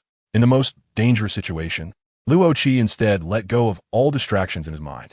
With no way to retreat, he had only 2 choices left, either to continue trying to comprehend and release the third form of moon breathing, or the lightning field created by the 2 demons was now less than half a meter away from him, and the ground was charred black. Even rocks turned to dust upon contact with such heavenly might. Luo Qi smiled bitterly and shook his head, sensing that he had very little moonlight left to use. Maintaining the silver moon form was already a struggle, and as for the third form, was there still a choice? If it really came to it, death would be the outcome. But it was a pity for this clone. The moon patterns would probably have to be accumulated anew. Feeling a surge of regained strength, Luo Qi squeezed himself out from the rocks, lowering his head as he approached the 2 demons. Just as the thunder was about to strike him, a golden red flame suddenly ignited on the blade he was holding. Immediately, flames enveloped his body, and the thunder crashed down, crackling loudly, making the flames flicker precariously. But Luo Qi breathed a sigh of relief. As long as it was blocked, it meant he hadn't taken the wrong first step. Sun breathing first form. He concentrated his spirit, and the pupil of his left eye remained silver due to the silver moon form, while the pupil of his right eye transformed into gold at that moment. Golden tips appeared at the ends of his hair, and the originally silver ripples on the blade turned into patterns of golden flames. The human aura around Luo Qi diminished, resembling a deity walking. Embers. With a loud explosion, Zhang Pu Tian and Han Tian Dog stared in astonishment at the man before them, who was enveloped in dazzling light, like a rising sun. Residents of the nearby knife maker's village stepped out of their homes, gazing towards the woods, only to see an extremely blinding light. Han Tian Dog began to feel a sense of retreat, but at that moment, Luo Qi underwent another transformation. He slowly raised the sunwheel blade, and, as his arm lifted, the blade seemed to transform into a black hole, absorbing all the surrounding light. By the time Luo Qi raised the sunwheel blade above his head, the light receded, leaving only darkness around him, which became unfathomably deep in his eyes after the extreme daylight. Zhang Putian stood in front of Han Tian Dog, and the 2 demons halted in their steps. Faced with Luo Qi, whose aura had again converged, they hesitated whether to advance or not. After a short period of gathering strength, Luo Qi took a few deep breaths and swung down the sunwheel blade. The moment the blade fell, his figure vanished. Suddenly, Hantion Dog seemed to see a revolving lantern before its eyes, with memories of its life surging up. The sins buried deep within its memory, along with the good deeds it believed it had done, made the demon, which had lived for hundreds of years, feel a twinge of shame, as if it were facing itself for the first time. A look of confusion appeared on Hantion Dog's aged face as it murmured, "Am I dead?" "Yes, you are dead." Luo Chi's voice echoed in Hantion Dog's ears. He had somehow appeared beside it, slowly retracting the sunwheel blade into its sheath. To be able to witness such a breathing technique before death was not too unfair, but it was a pity. Hantion Dog's tone was filled with regret, and a sense of desolation appeared on its deeply lined face. What a pity! What a pity that I can no longer see the morning light of the world. Being a demon is truly boring. The morning light could no longer be seen, but sunlight was still possible. Luo Chi slightly tilted his head as the last segment of the blade was sheathed. With a crisp sound, a light point the size of a grain of rice appeared at the center of Hantion Dog's forehead, and then the light gradually spread, quickly enveloping its entire body. If I had never seen the sun, I could have endured the darkness. After a sigh from Hantion Dog, its body was consumed by the light, leaving only a pile of ashes behind. After the main body died, the clone Zone Pu Tian grasped at something in midair with both hands, its expression filled with unwillingness. But it soon transformed into ashes and vanished as well. After killing the demon, Luo Chi did not rush to leave, but sat cross-legged, stabilizing his injuries with the full moon's moonlight. Meanwhile, the main body in the pirate world was consuming a large amount of food, transmitting energy projections to the clone, gradually repairing the injuries. After a long time, he opened his eyes, and his injuries had recovered to the point where he would not immediately perish upon re-entering the Silver Moon form. Luo Chi instinctively touched his forehead, frowning as he muttered to himself. Creating the first form of sun breathing should awaken the sun patterns. Is it really still lacking a bit? Chapter 63. Clouds and haze on the other side of the forest. Shit Mutcher, blown far away by the fierce wind, was quickly traversing the mountains, eager to return to the house to support our key. However, a faint aura of demonic energy spread through the forest, causing Shit Mutcher to immediately halt his steps. Not far away, in the trees, a young boy named Keitetsu, wielding a Nichiren blade, was engaged in battle with a demon resembling a monstrous fish. The situation was one-sided, and he would soon be killed. Shit Mutcher paused for a moment, contemplating. Compared to rescuing a young craftsman like Keitetsu, the skilled swordsmiths in the village were far more worthy of priority. In an instant, he made his choice, though it was somewhat cruel. The sacrifices in the long-standing battle between humans and demons were inevitable. With that thought, Shit Mutcher turned and ran in another direction, while Keitetsu, cornered by the fish demon, cried out repeatedly.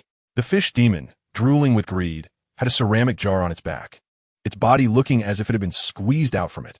Shit Mutcher's expression grew distant, as the child's cries touched a certain corner of his heart, stirring forgotten memories. His previously stagnant emotions suddenly rippled, and in an instant, he activated his transparent world technique, vanishing from his original position. The fish demon's claw was about to grasp Keitetsu's arm when Shit Mutcher suddenly appeared, slicing it in half, his indifferent voice echoing, "You're quite a nuisance. Can you try to escape from here?" He stood in front of the child, his body poised defensively against the demon. Keitetsu hurriedly ducked behind an ancient tree, leaving Shit Mutcher to face the demon alone. With a swift motion, he struck, severing the demon's massive fish head, but the wound healed almost instantly. Just a blink of an eye later, Shit Mutcher focused his attention on the ceramic jar on the fish demon's back, lightly stepping on the ground, and in a flash, he was above it, bringing his blade down to split the jar in two. The fish demon let out a piercing scream before turning to ash and vanishing. Once Keitetsu saw the demon was eliminated, he quickly blocked Shit Mutcher, saying, "Wait, Uncle Tetsu has been attacked by the fish monster. This isn't the time for that. You need to find a way to save yourself," Shit Mutcher replied, his mind filled with thoughts of battling the Upper Moon Demon alongside our key. But then he remembered, "But your Nichiren blade is still there." Just as he was about to leave, fragments of forgotten memories suddenly surged back, and the words of Ubuyashiki Waya echoed in his ears. "You will surely find yourself again, Mutcher, as long as you don't miss the fleeting opportunities. One day, those seemingly trivial matters will disperse the fog in your mind." Memories lost for many years resurfaced, and he lay in bed, filled with confusion and despair. Shit Mutcher understood that this was the moment to reclaim his memories. especially since the spare Nichiren blade in his hand was already battered and would break soon if he engaged the Upper Moon Demon. He quickly embraced Tetsu and, guided by him, ran in a specific direction, using Transparent World to leap over obstacles. As they approached their destination, they encountered the unharmed Tetsu. Before he could exchange pleasantries, Shitmucher set Tetsu down and directly asked, "Is my blade ready? Hurry and take it out. I came for this." After Tetsu hurriedly led the way, the three arrived at a hidden house in the woods. Just a moment, Steelgrave is currently sharpening the newly forged blade. Once it's done, it will be handed over to you, Tetsu said as he took Tetsu inside, leaving Shitmucher outside to guard. Suddenly, a nauseating stench wafted from the surrounding grass, and Shitmucher gripped the hilt of his blade, going on high alert. Heh. Aware of its exposed position, the Upper Moon Demon, YK, revealed itself, awkwardly crawling out of the ceramic jar, its pale body covered in dozens of baby-like small hands. "Thanks for discovering me, as expected of one of the Hashira. Now there are 10 of us," Shitmucher replied coolly. YK smiled. "Nice to meet you. I'm YK. Before I kill you, could I take some time? I want you to see my latest masterpiece before you die tonight." Shitmucher tilted his head. "Masterpiece? What are you talking about?" YK laughed heartily, the demonic energy swirling around it as its blood demon art unfolded, revealing a small mud jar beside it. A pile of fresh, twisted corpses emerged from the jar. YK appeared proud, regarding the stacked corpses as its artwork. "This is the tragic end of the swordsmith." It elaborated. "First, look at the hands of the piece. I deliberately showcased the calloused palms during the creation process." YK wriggled like a fish, moving to the corpses and began fiddling with the blade stuck in them. The corpses seemed to come alive, opening their eyes and screaming. Isn't it interesting? The most fascinating part of this piece is right here. Just by moving the blades, you can recreate the dying screams of the deceased. Even Shitmucher, who usually showed little emotion, felt himself unable to endure such a grotesque display. With a swift motion, he drew his Nichiren blade, the blade's edge cutting through the air like rolling clouds. In the swirling mist, Shitmucher displayed his incredible speed, instantly closing the distance to the demon. With one slash, the ceramic jar shattered, but at the moment of being struck, the demon shifted to another jar. "I haven't finished explaining my artwork yet. At least let me finish," YK complained, but Shitmucher ignored it and struck again, shattering that jar as well. His actions seemed to infuriate the demon, and YK's expression turned furious. "How dare you smash my jar? You tasteless monkey. It seems that even with a muscle-bound brain, you can't understand the meaning of my work." In that case, from the small jar it casually held, ugly goldfish floated out, their bodies swelling in the wind. Blood demon art, fish massacre, 1,000 needles and a myriad of stings. The goldfish's gills puffed out, releasing countless poisonous spikes that rained down like storm. Chapter 64. The Awakening of Taketo Mwichiru. Taketo Mwichiru quickly stepped on the ground, barely dodging the poisonous stinger attack. However, Yuhua was well aware of human weaknesses, and the goldfish directed their attacks towards a nearby house, spewing countless poisonous stingers once again. The sharp fish spines gradually broke through the wall, threatening the people inside. Taketo Mwichiru stood in front of the house, continuously using the blade in his hand to block the poisonous attacks, but still some managed to hit his body. Seeing that his stingers had struck his opponent, Yuhua let out a mocking laugh. "Hee, you look so ridiculous with those poison needles sticking out of you. How's that? Are your limbs starting to feel numb? I can't wait to see you die in this boring place just to save your dull life." Taketo Mwichiru's expression became somewhat dazed, not because of the demon's taunts, but because he felt that he had heard similar words before. Fragments of memories surfaced, just as he was about to recall some memories. Yuhua interrupted. "Even if you're so-called Hashira, you are still useless. I can already imagine what kind of artwork I could create with your corpse." Taketo Mwichiru raised his eyes. Even a demon like Yuhua felt a bit of trepidation in the face of his lifeless gaze. "You're so annoying." Dust and smoke rose, and although the toxin made his movements a bit hesitant, Taketo Mwichiru still rushed forward without hesitation. Yuhua snorted coldly, and a small pot appeared in his hand, from which countless viscous liquids gushed forth, covering a vast area. Blood demon art, water prison bowl. Taketo Mwichiru was firmly trapped in the water bottle, and no matter how sharp his blade was, it was helpless against the water. He could only hold his breath, using the little air remaining to prepare for his final attack. Yuhua was confident of victory, watching like a predator over prey in a cage. Dying from asphyxiation is a different kind of beauty. The maximum kill move of a demon slayer, the breathing technique. has been sealed by the water flow. Just thinking about your distorted face as you suffocate makes me laugh, hee hee. Taketo Mwichiru was completely devoid of other thoughts, struggling to control his body, with the remaining air allowing him to unleash one last move. Breath of Mist, first form, Heavenly Haze. The clouds in the sky could stretch for miles, and this piercing attack, based on true understanding, was extremely powerful, but under the severely damaged blade. Its effectiveness was greatly reduced, unable to break through the water prison. If only someone could come to my aid, but Roji is still fighting the Upper Moon Demon. It's all over. Taketo Mwichiru felt a sense of despair, and just as he was about to lose consciousness, a gentle whisper suddenly surged in his mind, as if someone was speaking to him. Don't think like that.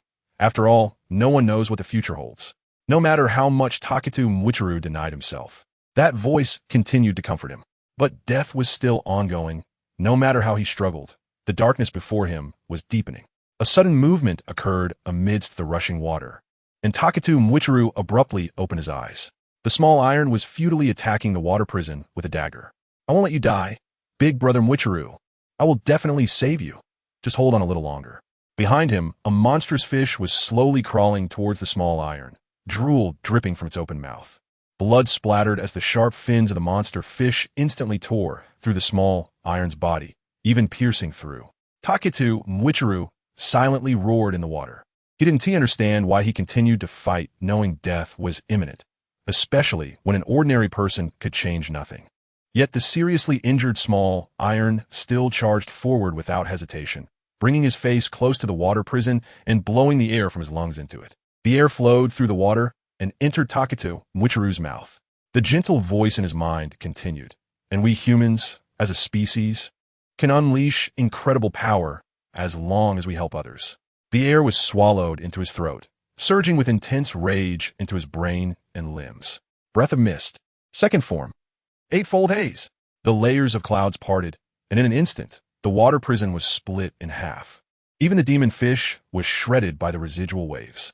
The vain small iron, despite being heavily injured, struggled to say, "Don't worry about me. Go save Steel Tomb and Uncle Taketsu." Taketo Mwichiru understood that now was not the time for hesitation. He had walked the boundary between life and death, and countless lost memories surged in his heart. He finally remembered his past and understood why he fought. Taketo Mwichiru was born into a family that had survived by logging for generations. When he was 10 years old, his mother died of pneumonia, and his father fell to his death while trying to gather herbs to treat her illness. In an instant, both parents were gone. The only one left to rely on was his twin brother, Taketo Yuikaru. Taketo Yuikaru had a bad temper and often scolded his brother for being useless, until one day, a demon entered their house, injuring Taketo Yuikaru severely. When Taketo Mwichiru rushed home, he killed the demon in the yard, but unfortunately, his brother died from excessive blood loss. Before dying, Taketo Yuikaru expressed his inner thoughts in fragmented words. I know. Mwichiru's nothing is infinite nothingness. It can unleash infinite power to protect others. With myriad thoughts, Taketo Mwichiru stood still, pulling out the poison needles one by one from his body. The paralyzing poison had already invaded him, but so what?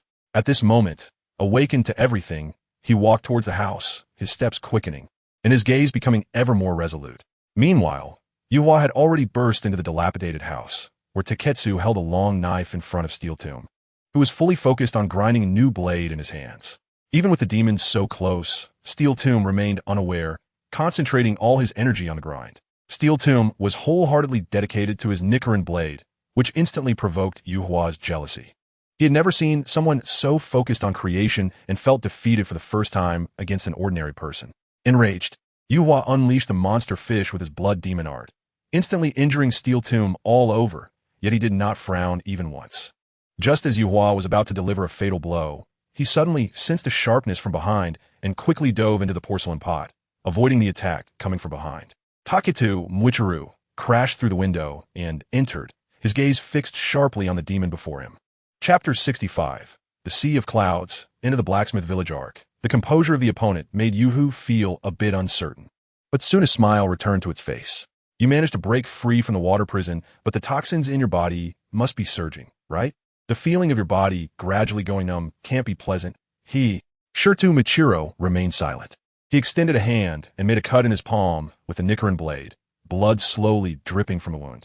The originally red blood gradually turned purple as it flowed, as Shirtu Michiro forcefully expelled the toxins from his body. How is this possible? For the first time, Yuhu lost its composure. It had never seen someone forcibly expel toxins from their body. Shirtu Michiro felt his body gradually recovering its vitality and gripped the hilt of his sword again, his eyes glimmering with light. Memories flooded back to him, and in an instant, he integrated his experiences of learning the 6 styles.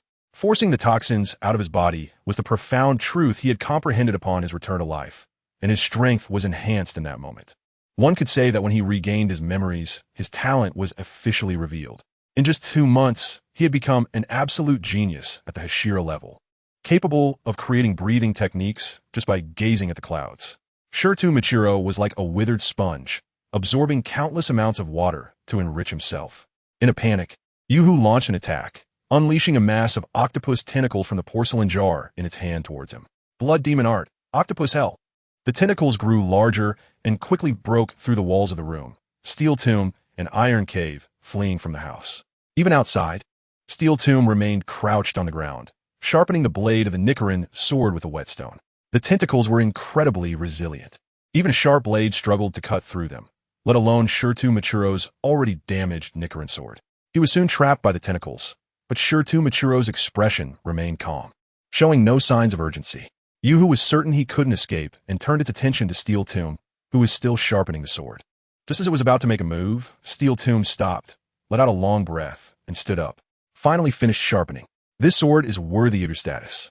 After saying that, Steel Tomb threw the Nichiren sword towards Shirtu Michiro, who, being surrounded by tentacles, extended a hand and caught the sword perfectly. Don't joke around. Just obediently let me crush you into pieces and absorb you. Yuhu intensified the output of its blood demon art, causing the tentacles to constrict violently. At that moment, the sound of a blade being drawn echoed, and dozens of blade energies emanated from Shirtu Michiro, instantly slicing the tentacles into several segments. He gracefully landed on the ground after freeing himself and said in a calm tone, "Thank you for forging this sword for me." The blade of the Nichiren sword in Shirtu Michiro's hand transformed into a pure white color, perfectly crafted, with the words Demon Slayer engraved at its tip. This Nichiren sword was forged according to the wishes of his first swordsmith, Tetsuzan, and he had finally regained the memory of the child he had been so concerned about, even in death. At this moment, Shirtu Michiro's heart was completely clear. As the speed of the breath of mist increased, some changes gradually appeared on his face. Light blue cloud-like patterns emerged on his forehead and under his eyes. Mist like the sea of clouds, boundless and infinite. Draw breath of mist, 5th form. Sea of clouds. Endless mist emanated from the blade, enveloping Shirtu Michiro's figure, and in the next instant, he appeared beside the demon. Yuhu quickly shifted its body and appeared on a branch of an ancient tree, mocking, quite fast, but unfortunately, you can't catch up to me. Is that so? Shirtu Michiro maintained his sword swing, glancing at Yuhu with indifferent eyes. It seems that these hundreds of years have made you quite dull. As soon as his words fell, a large amount of blood splattered from Yuhu's neck, a deep blade mark visible down to the bone. With the next strike, I will take your head. I don't have time to play games with you. Yuhu's expression twisted as it harshly said, "Don't underestimate me, you little brat." Shirtu Michiro responded with an O, glancing at the porcelain jar beneath Yuhu. "I'm a bit curious. Is your jar a defective product? It's completely asymmetrical, and the craftsmanship is too poor." Yuhu became enraged, its voice booming as if it were shouting, "Clearly, it's your eyes that are rotten. How could the porcelain jar I personally crafted have any flaws? I will kill you." The demon, with dozens of arms, each holding a porcelain jar, assumed a pouring posture. Blood demon art, 10,000 floating poison fish. Countless poisonous fish surged out towards Shirtu Michiro. Breath of mist, 2nd form. Moon mist dispersal. In the patterned state, both speed and attack range far exceeded the norm. The blade rose, and the mist enveloped the school of fish in an instant. All the poisonous fish were sliced in half. Yuhu still had a backup plan. The toxic liquid splattered from the bodies of the poisoned fish, and as long as it touched the skin, it could be absorbed by the human body, leading to death by poison. Breath of mist, 3rd form. Misty splash. Shirtu Michiro stood in place, his body spinning, the blade sweeping away all the surrounding toxic liquid. Under such pressure, Yuhu shed its skin to evade its opponent's pursuit. It didn't choose to transfer to another porcelain jar, but transformed into its complete form. Yuhu had taken on a humanoid shape. Covered in patches of fish scales that reflected light, with limbs swollen with muscle. You are fortunate to be the third person to see my true form. My scales were forged in a jar, harder than diamonds. Dying by my perfect body is an honor. Blood demon art, array of fish scales. Using its smooth body, it repeatedly leaped on the ground, making its trajectory unpredictable. However, Shirtu Michiro did not take any of this to heart. He firmly believed that no matter how fierce the attacks were, as long as he could dodge them all, they couldn't harm him. Breath of Mist, 7th form. Obscure. Like mist under the moonlight, Shirtu Michiro transformed into an indistinguishable phantom and vanished. His figure constantly darted around, dodging the attacks while moving towards the demon. At that moment, a huge light suddenly flickered in the distance. It was the fluctuation of the breath of the sun, a wave of heat rushing towards him, causing Yuhu to momentarily daze. Seizing the opportunity, Shirtu Michiro swung his blade fiercely, and when he retracted it, that ugly head had already been severed. Let this end here. Stay well in that world, and don't think about reincarnating. Chapter 66. The Darkness Before Dawn. Next chapter returns to the pirates, despite being attacked by 2 upper moons. The swordsmith village suffered minimal losses. Tamayo summoned many monstrous fish to wreak havoc in the village, but Mitsuri Kanroji was nearby. After rushing back, she eliminated these demons one by one. The residents inside didn't even have time to mourn the fallen, as the Demon Slayer Corps issued new orders. Time was of the essence, as the village's location had been exposed. They needed to move to a safe place during the day.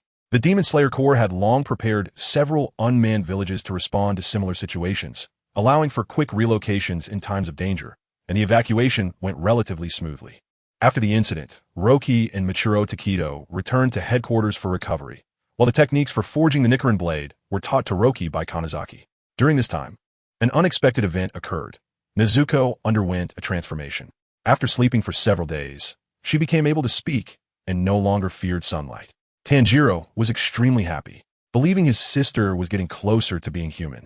However, Roki sensed that Nezuko's demonic aura had actually intensified. She had overcome the fatal weakness of sunlight. If Kibutsuji Musen were to learn of this, he would likely take action soon. The outside world seemed unnaturally calm. Even after the deaths of 2 upper moons, the demons did not seek revenge and had gone completely silent. Weeks passed without a single demon attacking humans. Yoya Tsujikuni sensed that a storm was brewing. He gathered all the Hashira for a brief meeting. He then arranged for the Hashira and Tanjiro to undergo special training at another secret Demon Slayer Corps base. The world was on the brink of the darkness before dawn. However, Yoya Tsujikuni's body ultimately could not hold out any longer. His condition had worsened to the point where he could no longer walk, lying in bed, unable to move, weakly making sounds. Tamayo and Yashiro came to headquarters at Yoya's invitation, and to prevent the Hashira from harming them, their whereabouts remained hidden from outsiders. A few days later, they also left the area. In the end, all members of the Demon Slayer Corps had evacuated from headquarters. Yoya Tsujikuni lay in bed, with his wife, Lady Yamain, by his side, listening to his words, yet a heart still beat within his seemingly lifeless body. The Tsujikuni family possessed a natural ability to foresee the future to some extent. They relied on this ability to avoid danger, accumulate wealth, and pass on the legacy of the Demon Slayer Corps to the present day. Yoya glimpsed fragmented pieces of the future, seeing his impending death. However, he did not shy away from it. Instead, he chose to wait quietly for his fate to arrive. He would use himself as bait, setting a trap for Kibutsuji Musen. And this time, Yoya would be the player, not just a pawn. Only Roki realized what was happening. Before leaving headquarters, he knocked on the door of Yoya's room. Upon hearing a horse come in, Roki opened the door. Yoya was entirely wrapped in white cloth, leaving only his mouth exposed. Yet even so, his bare skin was covered in countless scars. Lady Yamain bowed to Roki and then turned to leave the room, leaving only Roki and Yoya alone. The room fell into silence for a moment as Roki infused moonlight into Yoya's body. His tortured body found brief relief from pain under the influence of this energy, and Yoya regained some strength. He struggled to sit up, gasping for breath. Compared to the suffering of the world, my pain is nothing. Roki said nothing but increased the flow of moonlight, trying to save Yoya's battered body. Unfortunately, if a bottle has many cracks, no amount of water can help. How much time do we have? Roki pondered before speaking. Yoya smiled lightly, his tone filled with relief. If you mean me, I could die at any moment. If you mean us, that depends on whether you are prepared. No one dared to say they were fully prepared to face Kibutsuji Musen. But the Demon Slayer Corps was becoming stronger every second. It wouldn't be long before they had the strength to confront him. The techniques he could teach had already been imparted, and the Hashira had not disappointed. They had all mastered them smoothly. Even those in the same batch as Roki were progressing frighteningly quickly, and it wouldn't be long before they formed a fighting force. "I'm sorry," Yoya said apologetically, patting Roki on the shoulder. "I can no longer protect you. You saw the changes in Nezuko. That's what Kibutsuji has been pursuing for thousands of years. I can feel that he is becoming impatient." Roki's heart sank. After Nezuko overcame her fear of sunlight, Kibutsuji, as the progenitor of demons, must have sensed it. He would not give the Demon Slayer Corps any more time. He would surely act personally next time. Seeming to see Roki's concerns, Yoya suddenly laughed heartily. "Haha, don't underestimate Kibutsuji. That guy is just a coward. He didn't dare show himself for over 200 years under the pressure of Yoriichi Tsujikuni. The so-called 12 Kazuki are just tools for him to find the blue spider lily. Kibutsuji is a very cowardly and arrogant guy." Roki nodded. The connection between the Tsujikuni family and Kibutsuji was such that they were deeply intertwined, understanding each other well, constantly searching for each other's whereabouts for centuries. "I understand. We will continue to build our strength, waiting for the dawn to arrive." Although Kibutsuji did not withstand the next round under Yoriichi Tsujikuni's hand. Hundreds of years had passed, and the strength of this demon king had likely grown to unimaginable levels. Yoya motioned for Roki to remove his hand, indicating that he should not waste his energy on him. "Your body won't last much longer. Let me relieve some of your pain in the meantime." "No need. Pain keeps me more alert, and besides, I can't waste the last moments of this battered body here." Yoya's words held deeper meaning, but Roki did not press further. "You should go. Headquarters is no longer safe. That guy is coming." Roki's heart sank, but facing Yoya's dying body, he said nothing more. After bowing, he turned and left. Chapter 67. The pirate world is ready to set sail. Seagulls circled in the sky as hundreds of residents gathered at the dock of Water 7, along with dozens of shipwrights. Their eyes were fixed on a ship more than 200 meters long, which was covered with white cloth. The Straw Hat Pirates and the Red Star Pirates were also present, surrounded by the crowd, bustling with excitement. The final touches on the new ship had been completed solely by Roji, and even the shipwrights from the shipyard had not seen its full form, making them very curious. "Captain Roji, is our new ship ready?" Nami approached, her eyes sparkling. Just by its size, it was incomparable to the Mary. "It's completely finished. This is a ship that can cross the seas," Roji said proudly. The new ship was designed and built to be far superior to the Going Mary, and it was a good opportunity to make adjustments to their own vessels as well. Strangely enough, while materials for the Going Mary were quite ordinary, the wood from Sky Island was light, but not as durable as regular ancient wood. However, for some reason, after these days of sailing, the materials of the Going Mary had become considerably tougher, and the small signs of wear had disappeared. Roji could only attribute this to the uniqueness of the Sky Island materials, unaware that a mysterious plant named Ottos had integrated into the keel, and its roots were continuously extending outward, subtly strengthening the materials of the Going Mary. "Awesome. I want to sail around the world on it." Luffy cheered, eagerly wanting to board the new ship. "What are we waiting for? Hurry up and uncover the white cloth." Luffy nudged Roji with his elbow. Let us wait for Panda to come over. It's too much effort to lift such a big cloth," Roji said. "Who came up with this idea?" Robin sighed. Frankie burst into laughter, striking a strange pose in front of everyone. "Of course, it's Super Frankie." The sound of bones cracking echoed, and Roji and the others turned their eyes away with discomfort. The rest of the crowd was in high spirits. But Usopp looked a bit dim, as the Mary had ultimately become a thing of the past, under the witness of the Straw Hat Pirates. Roji had personally dismantled it for materials. However, it was unavoidable. At least the materials could be used in the new ship. Otherwise, they would have to burn the Mary to ashes at sea. At this moment, Granny Kokoro stumbled over, her eyes hazy from drink, followed by the two little girls, Chimney and Isa, while the rabbit Cumpy leisurely munched on a carrot. "Burp, your record pointers are all set." After giving the pointers to Isa and Nami, she took a sip of her drink and said, "Do you know where that record will lead?" "I don't know, but it seems like the record pointer is a bit off." Nami shook the record pointer on her wrist, doubting whether it was broken. Roji quickly realized they were already close to the new world, about to head to the most dangerous part of the Grand Line. Kaka, Granny Kokoro chuckled. "That's right. The next island is Fishman Island in the paradise of the deep sea." Sanji was taken aback, but quickly reacted, his eyes turning into heart shapes. "Fish, fish, fish, Fishman Island. Are we finally going to Fishman Island? Chopper gaped at him. What's wrong, Sanji? Are you sick? Zoro glanced at him and disdainfully said, as long as you don't have a nosebleed, it's fine. Speaking of fishmen, Nami sighed, that reminds me of those in the village. Those are more like robbers, Zoro replied. Mermaids and fishmen are two different kinds of beings. Compared to fishmen, mermaids resemble the nobility of the sea. The usually taciturn Ulki spoke up, of course. Don't compare mermaids with fishmen. Fishman Island is a famous attraction on the Grand Line, where graceful mermaids leap out of the water and play with fish. It's a dreamlike land. Sanji's voice was full of longing as he gazed out at the sea, seeming to visualize that enchanting island. Granny Kokoro scratched her head and smiled. Actually, I'm from the mermaid tribe. I can testify. Granny can turn her legs into a fishtail. Chimney raised her hand. And Kumpy followed suit. Hundreds of people around stared in astonishment at the unassuming old lady, with murmurs of heartbreak rising. Sanji turned to stone, a puff of smoke falling from his mouth as he clutched his heart and knelt down. Why can't I finish this dream? Granny Kokoro angrily said, come on. There are young mermaids. Do you need to look like you've lost your dreams? Emergency rescue. Emergency rescue. Chopper hurriedly tended to the collapsed Sanji, while Luffy laughed nearby. Getting to Fishman Island isn't easy, right, Granny Kokoro? Roji asked, having heard from Harlan that there are technologies that allow ships to dive into the deep sea. You'll find out when you get there. Don't worry too much right now, Granny Kokoro said, taking a sip of her drink nonchalantly. Roji nodded. Everything would be fine when they reached the bridge. If necessary, they could modify the Going Merry. With Panda's fruit ability, the engineering wouldn't be too overwhelming. Take a look at the latest newspapers, Granny Kokoro said, spreading the newspaper out in front of everyone. The headline boldly read, this month, another 14 ships have disappeared in the Devil's Sea. I've heard of the Devil's Sea. It has been swallowing ships for years with no survivors. Ulki frowned. It sounds terrifying. Isa shrank her neck in fear.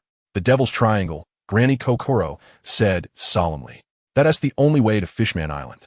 The existence of that sea area can be traced back over 100 years. It's not as exaggerated as you think. Many ships can still pass through, but every year, hundreds of them disappear, with only empty ships found afterward. People have also reported seeing ghost ships with the dead floating on the sea. The more Granny Kokoro spoke, the more eerie it sounded. But that's the Grand Line. All kinds of strange and unpredictable things can happen. Chapter 68. The reforged evening pick Chopper was so frightened that his face turned pale, trembling as he said, will there be monsters? That's so scary. In contrast, Luffy exclaimed, a living skeleton? That sounds really interesting. What are you thinking? Zoro couldn't help but retort. The most terrified were Nami and Aisha, as the thought of directing the ship to such a bizarre place sent chills down their spines. Robin noticed their concerns and calmly said, whether it's a merchant ship or a pirate ship, if it turns into a ghost ship, there might be treasures inside, right? Nami's eyes sparkled. Let's go find a ghost ship.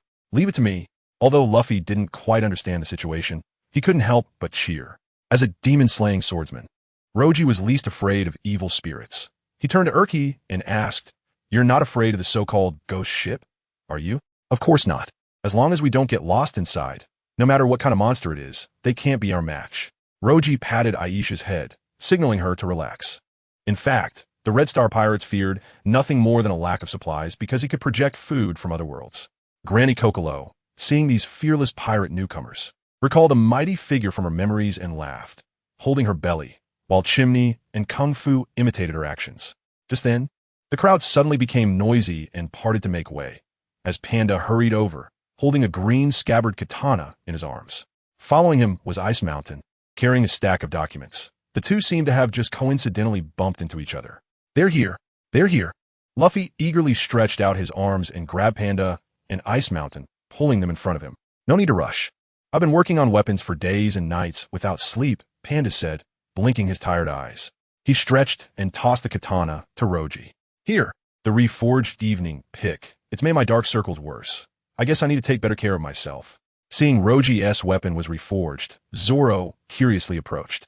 As the dust on the blade was brushed off by Roji's sleeve, a greenish-blue scabbard appeared before them, adorned with a few gemstones, exuding a subtle luxury. He gripped the black hilt and slowly drew the blade from the scabbard. To accommodate Roji's height of over 2 meters, the blade was extended by a third. The blade of Evening Pick had a simple blood groove, which for a swordsman like Roji, who could project sword energy, seemed more like a decorative feature. As he gripped the hilt tightly, The moon breathing and sun breathing techniques activated simultaneously, although the latter could not draw the sun's radiance due to the lack of awakened patterns. The blade began to change in the eyes of the onlookers, with 4/5 of its surface gradually turning silver-white, while the remaining portion became golden yellow, both colors adorned with wavy patterns, appearing extraordinarily splendid. The ratio of gold to silver also indicated his mastery of the breathing techniques, as sun breathing was far inferior to moon breathing. The moment Roji held the new evening pick, he felt a difference. This weapon, crafted from materials and techniques of both the demon world and the pirate world, allowed him to sense his own will within it. This consciousness, though still weak, indicated that evening pick had grown from the rank of a fine blade to that of a great blade. This blade, while the others only found it incredibly beautiful, Zoro was somewhat shocked by the sharpness emanating from the katana, realizing it was definitely on par with the legendary Wado Ikemanji. Panda regretfully explained, "That's right, this sword has reached the level of a great blade." Tyrell said that to advance further, we either need to find the Morning Flower or fuse 2 katana together, or upgrade the Morning Flower to a great blade using the same materials. For Roji, it didn't matter. Even possessing an unparalleled great blade would bring endless trouble. It is known that there are only 11 unparalleled great blades in this world, while the number of great swordsmen far exceeds that. If he were to possess such a treasured sword, it could attract the attention of many powerful foes.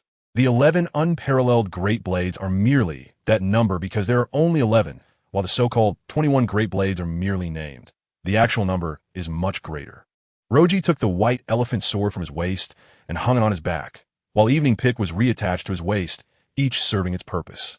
After discussing Evening Pick for a while, under the cheers of the shipwrights and residents around, Panda quickly walked to the edge of the dock. Taking a deep breath, he placed both hands on the ship's hull. Activating his fruit powers, the new ship slowly shrank, including the white cloth covering it, until after a few breaths, it turned into a palm-sized version held in Panda's hand. "Luffy, you unveil the white cloth," Roji said with a smile. Luffy shook his head and looked at the quiet Usopp beside him. "Usopp, you do it." Usopp looked at him in surprise, and seeing Luffy's determined gaze, he stepped forward to remove the cloth from the ship. It was a beautifully designed vessel, crafted based on the suggestions of the Straw Hat Pirates. Not as lavishly decorated with gold as the Golden Vodka, but somewhat similar to the Mary. The originally harmless sheephead was transformed into a proud lion, with a circle around its head resembling rays of sunlight. The lion's figure at the bow of the ship is made from materials dismantled from the Mary, Roji explained patiently, although he wasn't sure if the ship's spirit had been inherited by the new ship. "Thank you." Usopp touched the lion figure, finally showing a smile on his face. "I'm really looking forward to it. My own room, a separate bathroom. But thinking about how this spent all our berry makes my heart ache." Nami patted her face, determined to save money again. "If Captain Roji designed this ship, it must be fantastic," Robin said with a smile. Roji replied with a smile, "Not really, but the interiors of the rooms are not yet finished. Each person's room will be designed according to their preferences. We have plenty of time. We can stay in Water 7 for a while longer." Roji didn't mind waiting until everything was ready before heading to the Devil's Triangle. "You all should hurry up and set off." Ice Mountain interrupted their discussion. "What's wrong?" Roji asked, noticing his serious expression. Ice Mountain looked around, scanning the members of the 2 pirate crews, and said, "You've gotten into big trouble. A new bounty notice has come out." Chapter 69. Freshly released bounty notices. I thought I would see these pirates looking frightened, but unexpectedly, both the Straw Hat Pirates and the Red Star Pirates appeared quite excited. "You're all on the wanted list, and the bounty amounts have increased quite a bit. You can check it out for yourselves." Iceberg laid all the bounty notices flat on the ground, and everyone immediately gathered around. The top notice was Luffy's bounty, prominently stating Straw Hat Luffy, with a bounty of 300 million berries. Following that, the remaining notices came into view according to the bounty amounts. Navy Defector Roach, bounty 200 million berries. Pirate Hunter Zoro, bounty 120 million berries. Monster Monk Urage, bounty 120 million berries. Daughter of the Devil Robin, bounty 80 million berries. Blackleg Sanji, bounty 77 million berries. Iron Man Frankie, bounty 40 million berries. Sniper King Usopp, bounty 30 million berries. Cat Burglar Nami, bounty 16 million berries. Wind Shooter Isa, bounty 50,000 berries. Pandaman Goldi Hoja, bounty 50 berries. Cotton Candy Lover Chopper, bounty 50 berries. The reactions varied. Luffy and Roach were quite proud of their skyrocketing bounties, while Nami looked worried and Robin appeared indifferent. Why is my bounty lower than Roach's? But 120 million is still acceptable. Zoro glanced at Sanji with a hint of sarcasm. Who is this? Sanji exclaimed, his mouth agape. The image on his bounty notice was completely different from the others, resembling a hand-drawn abstract painting, with facial expressions all jumbled together in a very postmodern style. Panda Man's expression fell. I at least caused a ruckus on Judicial Island. How'd I only get a 50 berry bounty? Chopper felt a connection. This is discrimination against us. As a pirate, and having fought bravely, why am I only worth 50 berries? You two idiots, shut up. Sanji shouted, his hair standing on end and eyes bloodshot. Why is this picture of me? I don't look like that at all. You look just like that, Zoro said flatly. I think it looks quite similar, Roach added with a jab. Tears streamed down Sanji's face as he charged forward, trying to take on Roach and Zoro, but was caught by Urich. In fact, Sanji's photo had been lost by the Navy due to an error, and since the new bounty notices were urgent, they hastily found someone to sketch a picture. Isa, your photo turned out really well, Chimmy marveled. The little girl in the picture looked striking a fierce pose while drawing a bow. Isa beamed with joy. I noticed the Navy reporter hiding in the corner, so I specially posed in a cool way. Iceberg watched their commotion, feeling a bit of a headache as he rubbed his temples. He turned to Frankie and said, You've been put on the bounty list from this moment on. You're a pirate. Have you thought about what to do next? Frankie proudly put on sunglasses, his blue underwear standing out in the crowd. Super Frankie is fearless. But I have things to do, so I'm leaving first. After saying that, he squeezed through the crowd and quickly slipped away. Iceberg smiled wryly and asked Roach, How about letting my junior to join your pirate crew? With you looking out for him, I can rest easy. Roach shook his head and replied in a low voice. Don't forget the Straw Hat Pirates are still missing a shipwright. It's up to Frankie to choose for himself. The Red Star Pirates were still quite short on manpower, but they didn't have much need for a shipwright. They mainly needed a ship's doctor and a cook. And following the principle of better to have none than to have a bad one, Roach didn't plan to actively recruit Frankie. He originally intended to recruit a 5th crew member in Water 7, but now the Red Star Pirates were no longer a fledgling crew, and the requirements for companion strength were getting higher. Hey, Straw Hat Kid, how about letting Frankie be your shipwright? Luffy nodded and smiled. Of course. I was just about to invite him. Why did he suddenly run off? Is he unwilling? In fact, contrary to that, whether it was Roach or Luffy, as long as they invited him directly, Frankie would definitely not refuse. But he thought he had an obligation to stay on this island, which was why he slipped away secretly. Roach also spoke up. Luffy, just forcibly take him away. Frankie is indeed a good shipwright. Ha, I will. Luffy immediately nodded. He hasn't run far. Isa pointed to a corner of the street. Roach, can I borrow your navigator? Luffy laughed as he hugged Isa. Then, under her direction, he stretched out his arms toward Frankie, chasing after him. The others hurriedly followed, and in an instant, the crowd at the dock ran in the same direction as them. After running for over 10 minutes, they finally found Luffy tying Frankie up like a rice dumpling, with Isa standing beside him looking bewildered. I must refuse. Although I really want to leave with you, I have things I must do here, which is why I gave you this ship, Frankie struggled to say. Besides, I have already washed my hands of this. Although this ship was built with Captain Roach's help to be so perfect, it is still my creation, truly a dream ship. Iceberg ran over, panting, his chest bandage unconsciously turning red with blood. Wait a minute, Frankie, this ship hasn't yet become the dream ship you speak of. Don't forget what you said back then. It is only a true dream ship when it reaches the end of the sea. And you said you wanted to witness that moment with your own eyes. What I want to do has changed. Frankie still chose to refuse. The past isn't the past. It should be over. Iceberg's words struck deep into his heart, leaving Frankie momentarily speechless. I don't care if you don't agree. I won't let go. Luffy gradually exerted more force, tightening the bindings on Frankie's hands and feet. Enough of that. Let us just get him on the ship first. Roach grabbed both Luffy and Frankie, throwing them over his shoulder as he ran toward the dock. Let us go. Since there is no time, let us set sail first. Our new ship isn't even decorated yet, Nami hurriedly said. Let your shipwright come along. We'll meet at the entrance of Fishman Island after crossing the Devil's Triangle. When they reached the dock, Panda Man restored both ships to their original sizes, and after boarding, the Red Star Pirates set sail first. Chapter 70, The Unexpected Joy of the White Elephant Blade Leaving the City of Seven Waters. The members of the Red Star Pirates on the Golden Vodka ship returned to their aimless daily lives. The sea was vast and interconnected, and although the Straw Hat Pirates had the same destination as them, they were not traveling together. All that could be seen around was the endless sea. Roji lay on the deck, covering his head with a hat, as the sunlight warmed him, the heat seeping through his skin into his spine. Although the breath of the sun could not yet absorb the sun's radiance, he attempted to stimulate his bones in this way, hoping to find a breakthrough. Suddenly, the fishing rod beside him twitched, and the previously motionless bobber began to sway slightly. "Captain, we've got a bite." Aisha poked Roji's back with her finger. Watching the fishing rod with curiosity, Roji remained calm as ever, yawning and saying, be patient, be patient. With just this little movement, it hasn't hooked yet. Or would there be small fish in the Grand Line? Having sailed the seas for so long, his fishing skills had actually progressed more than his sailing skills, reaching a level of ease. Unfortunately, Roji's cooking skills with sea fish were limited to grilling or making soup, or else he might have been more motivated. After waiting a few more minutes, the fish seemed to lose patience and suddenly bit down hard. The rod began to shake more vigorously, causing the deck of the golden vodka to sway gently. "It's on! It's on!" Aisha shouted excitedly, drawing the attention of Urki, who was exercising nearby. He put down his giant dumbbells and turned to look. Only then did Roji stand up leisurely, taking down the fishing rod fixed to the deck. A tremendous force erupted from it, nearly causing him to lose his grip. This must be a big fish, Roji thought happily.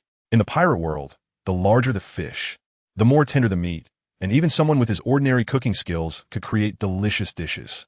The force in his hands grew stronger again, and without realizing it, he exerted all his strength, his leg muscles swelling as he firmly rooted himself in place.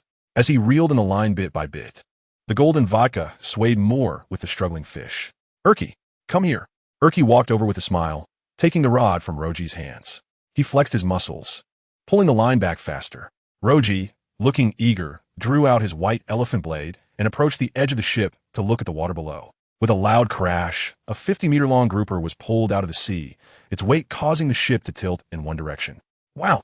Urki took a deep breath, his body gradually enlarging due to the fruit's power, and the grouper was lifted into the air in the process. "Ha ha! We can have a feast tonight." Seeing everything was ready, Roji gripped the white elephant blade tightly and thrust it toward the grouper. With a roar, the blade transformed into the shape of a white elephant. "White elephant, shot kill." The white elephant suddenly dove down, its trunk shaped like a blade, its weight combined with Roji's immense strength crashing into the grouper. A wave of air swept through the surroundings, the sails of the ship tightening. The surface of the grouper showed no marks, but its struggling body stopped as its internal organs and bones shattered under the impact of the white elephant blade. Roji patted the head of the white elephant in satisfaction, and it nuzzled his palm with its head. As soon as he had the thought of sheathing it, the white elephant blade transformed back into its original form and was promptly sheathed on his back, displaying a remarkable sense of spirit. Although the white elephant blade was just an ordinary katana before consuming the fruit, not even reaching the level of a good blade, it underwent a tremendous transformation due to the devil fruit, becoming a magical existence between a living being and a weapon. One could say that the enhancement from the white elephant blade was even greater than that from the evening pick, which was completely an unexpected joy.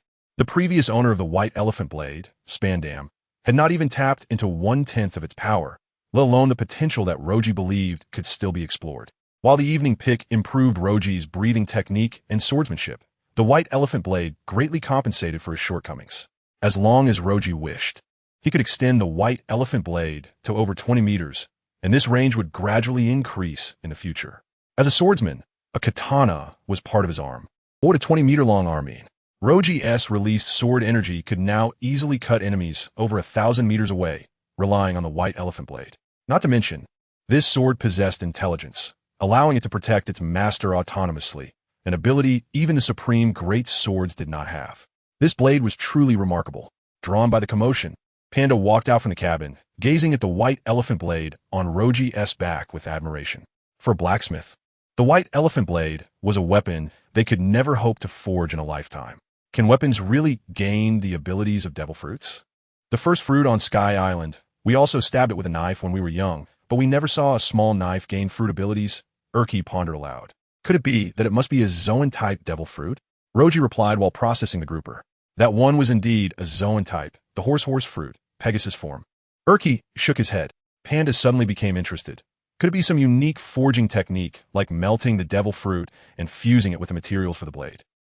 Possible, but I feel the most likely scenario is that the world government possesses some unknown technology. Before this, Roji had never heard of weapons gaining fruit abilities. Spandam could barely be considered a mid-level member of the world government, so this weapon was likely obtained through their channels.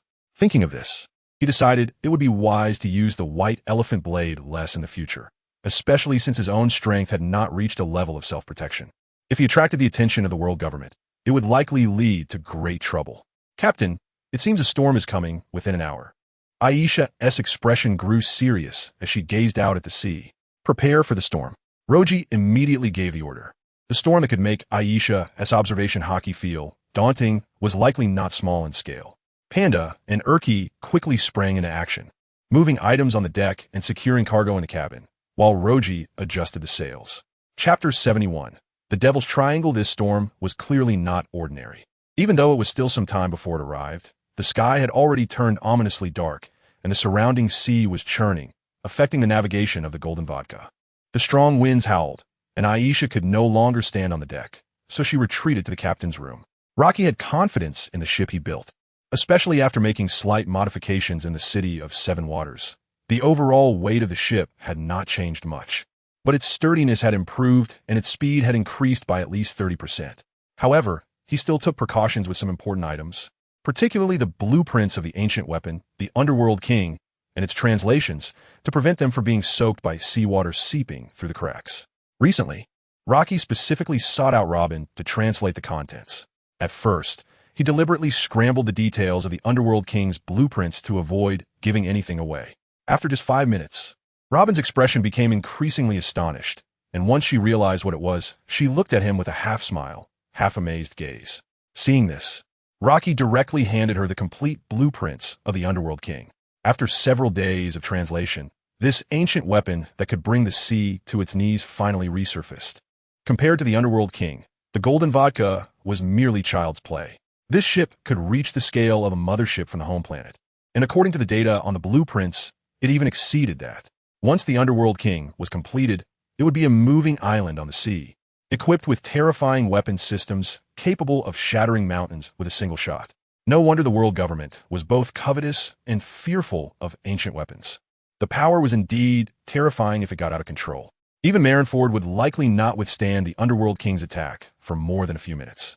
But the energy system of the Underworld King was proportional to its immense power. No matter how complex the shipbuilding process was, Rocky believed that with the cooperation of Panda, completing the construction was not a big problem. However, the energy system was indeed a major issue. According to the blueprints, there were 4 main energy cores. The first core was the Infinite Titan, which provided power for navigation. The second core was the Eternal Sunshine, which maintained temperature and light inside the ship. The third core, the Flourishing Green City, could repair damage to the ship and continuously reinforce its hull. The fourth core, the Dim Sky, provided energy for the devastating weapons. However, these 4 cores were far beyond Rocky's ability to manufacture. They had vanished into history along with the sinking of the Underworld King. Therefore, in order to construct the Underworld King, Rocky needed to find the most crucial Infinite Titan. Otherwise, even if he found the other 3 cores, the sea monster could not operate. The blueprints provided no trace of the 4 cores, nor did they include any steps for their creation. However, Rocky was not discouraged. He never thought he could build the Underworld King directly. Moreover, according to legend, the ancient weapon sank into the infinite deep sea, and as a nation of the deep sea, Mermaid Island might hold clues to ancient weapons. Raindrops began to fall, quickly becoming denser, and the storm was revealing its true nature. The Golden Vodka soon encountered its first problem. Under the intense headwinds, its speed had nearly come to a halt, floating on the sea like a piece of driftwood, only able to bob up and down with the waves. "What should we do?" Aisha said anxiously. As the navigator, facing such natural wrath for the first time, she couldn't help but feel a bit flustered. "Just calm down. It's only a small scene," Rocky said with a smile. Ulki and Panda exchanged amused glances. They still vividly remembered the time they rowed a small boat into the sky, and compared to that, this was nothing. Seeing their nonchalant expressions, Aisha grew more anxious. If no preparations were made, the winds on the surface of the sea would only grow stronger, and even a ship like the Golden Vodka could be capsized by the waves. "Let's activate System 1. It's time for you to see what the Golden Vodka can do." Rocky walked over to the bookshelf in the corner of the captain's room, pulled on one of the books, and a gap opened in the middle of the bookshelf. revealing a very modern golden control panel in front of them. There were 6 buttons lined up on it, and without hesitation, he pressed the first one. With the sound of mechanical rotation, 2 giant spray ports emerged from the outer side of the golden vodka, along with the one already at the stern, making a total of 3 that suddenly expelled massive air currents, propelling the ship forward at high speed. The people in the captain's room struggled to maintain their balance, and nearly fell to the ground as the entire ship accelerated astonishingly, breaking free from encirclement in just a few minutes.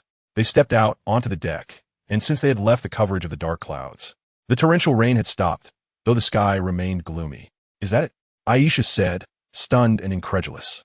Compared to the original vodka, this ship is truly incredible. Panda also sighed, "A storm this large, and we passed through it in an instant. I put a lot of effort into this ship. Crossing the sea is no joke." For Rocky, once they reached the new world, the challenges ahead would only become more troublesome. The storm was merely an appetizer. If they couldn't navigate through this smoothly, what would happen when they encountered even more bizarre weather in the future? Would they have to rely on luck? According to the route, "We should be approaching the Devil's Triangle soon," Ulki said, gazing out at the ocean with a serious expression. His words suddenly alerted the others. The surrounding sea had indeed begun to stir, and a faint mist had enveloped the area without them noticing. As the golden vodka gradually moved deeper, the fog thickened more and more, quickly obscuring their vision within 10 meters. The dense fog hung over the sea like a pure, white lampshade, making the silhouette of the golden vodka appear hazy and completely obscuring their sight. Even with the ship's lights, made of lamp shells, activated, visibility remained frighteningly low, forcing the golden vodka to slow down to avoid crashing into rocks on the surface. Aisha's face turned pale with fear, recalling the words of Grandma Kokoro about this area that devoured hundreds of ships each year, which indeed exuded an unusual aura. "It must be fake. There are no ghost ships," Panda said with a forced laugh. Just as the words left its mouth, a dark silhouette of a ship suddenly appeared in the nearby waters. All the two were startled and hugged each other, screaming in surprise, while Rocky helplessly slapped his forehead. Chapter 72. The Ghost Ship and the Ghost Tree take a closer look. "That's the ship of the Straw Hat Pirates, right?" Roach sighed.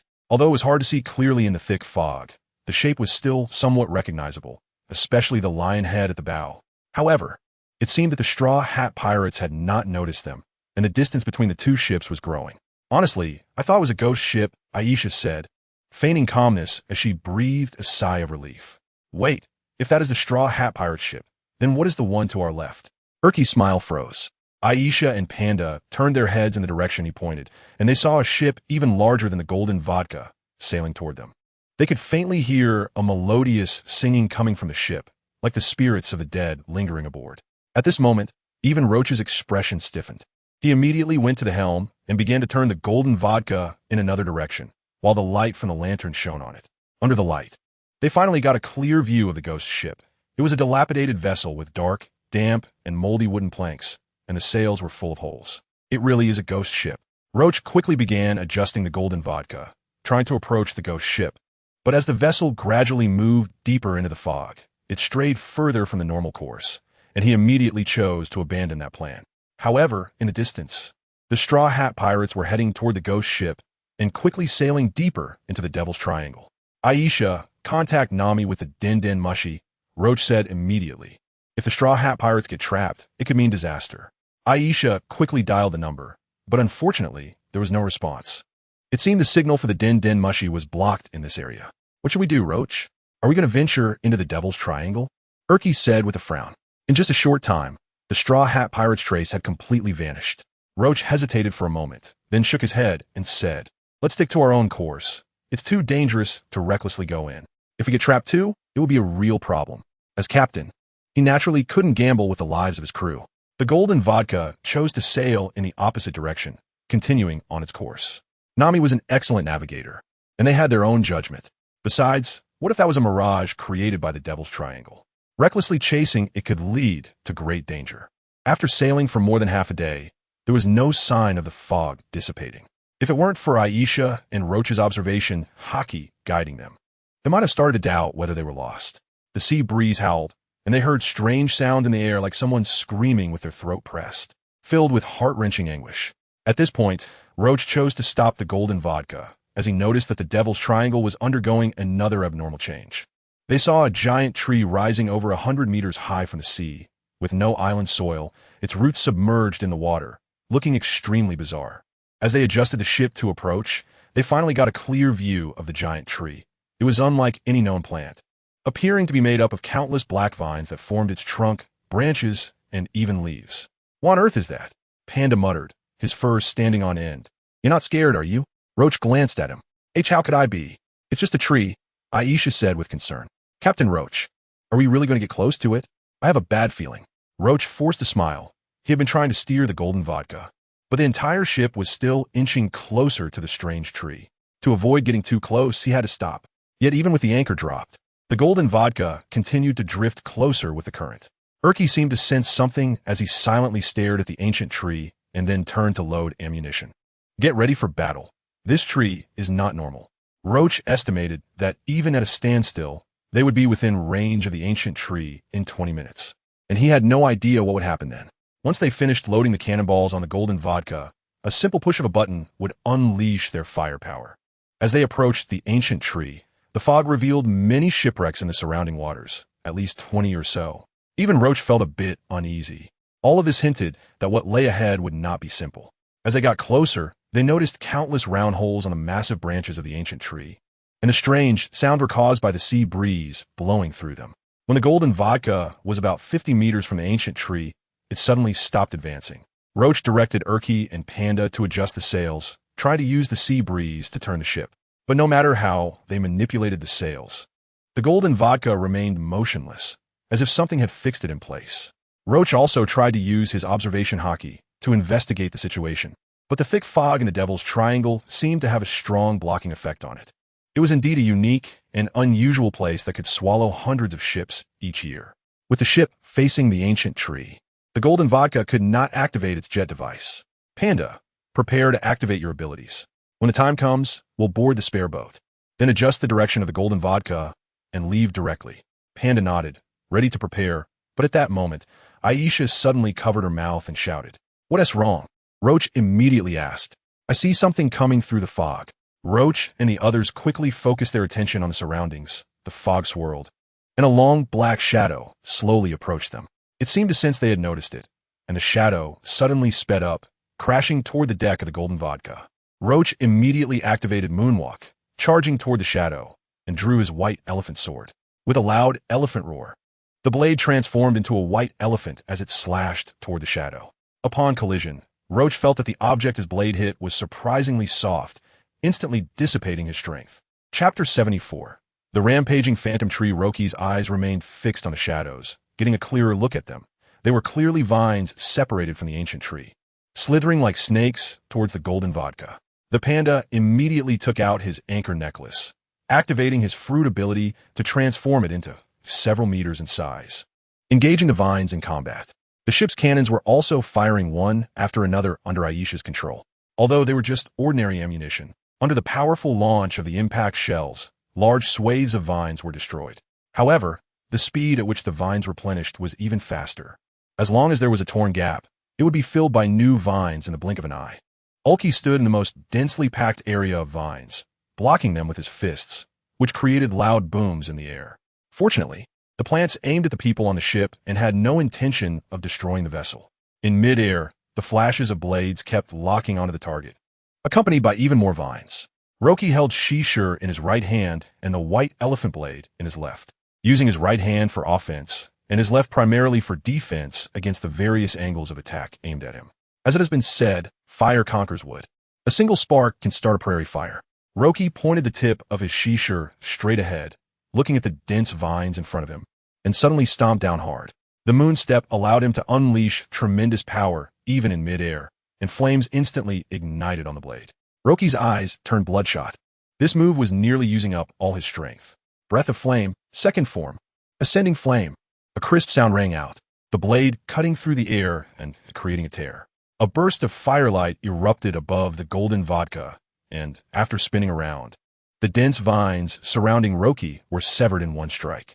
Vines as thick as a person's forearm fell from the sky, gushing out large amounts of black plant sap from the severed ends, pouring down like rain. However, the unfortunate thing was that those severed vines quickly sprouted tender shoots. and within a few breaths, they restored to their original state, though the newly grown vines lacked toughness. At such damage, the ancient tree seemed to be enraged. As its trunk began to shake violently, the vines that made up its branches decomposed, turning the entire tree into countless black vines, revealing the densely packed human and animal skeletons beneath it, waving its limbs in midair, claws bared. Following that, the golden vodka shook as the entire ship was dragged out of the water with a loud noise. It turned out that countless vines had been pulling it closer to the ancient tree from below. Roki immediately dove towards the golden vodka, while Ulki had already transformed into a giant over 7 meters tall, breaking several vines with each punch. Although the anchor weapon in the panda's hand was heavy enough, it lacked sharpness, merely knocking the vines away without causing effective damage. In this regard, Aisha was better. Every pull of her impact bow created a massive shockwave, shattering the vines under its power. Unfortunately, the flaw was that the number of arrows was limited, so Aisha quickly found herself in a predicament of having a bow, but no arrows, having to retreat to the captain's cabin to replenish her arrows during the intervals of vine attacks. Roki kept swinging his shishir, each slash creating fiery blade light, and his attacks were the most effective.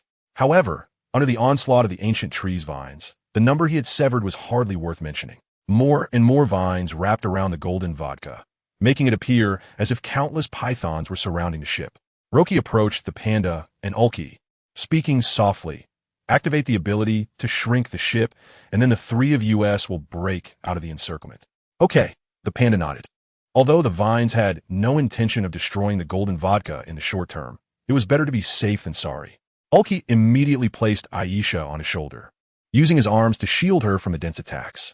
The panda took a deep breath, crouched down, and placed his hands on the deck, determined to shrink the ship in the shortest time possible. However, as time passed, the golden vodka showed no signs of change, causing him to sweat profusely. It's over. The ability has failed. Did I touch seawater? Or was it the power of sea prism stone?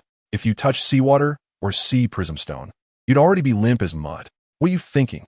Roki smacked him on the head.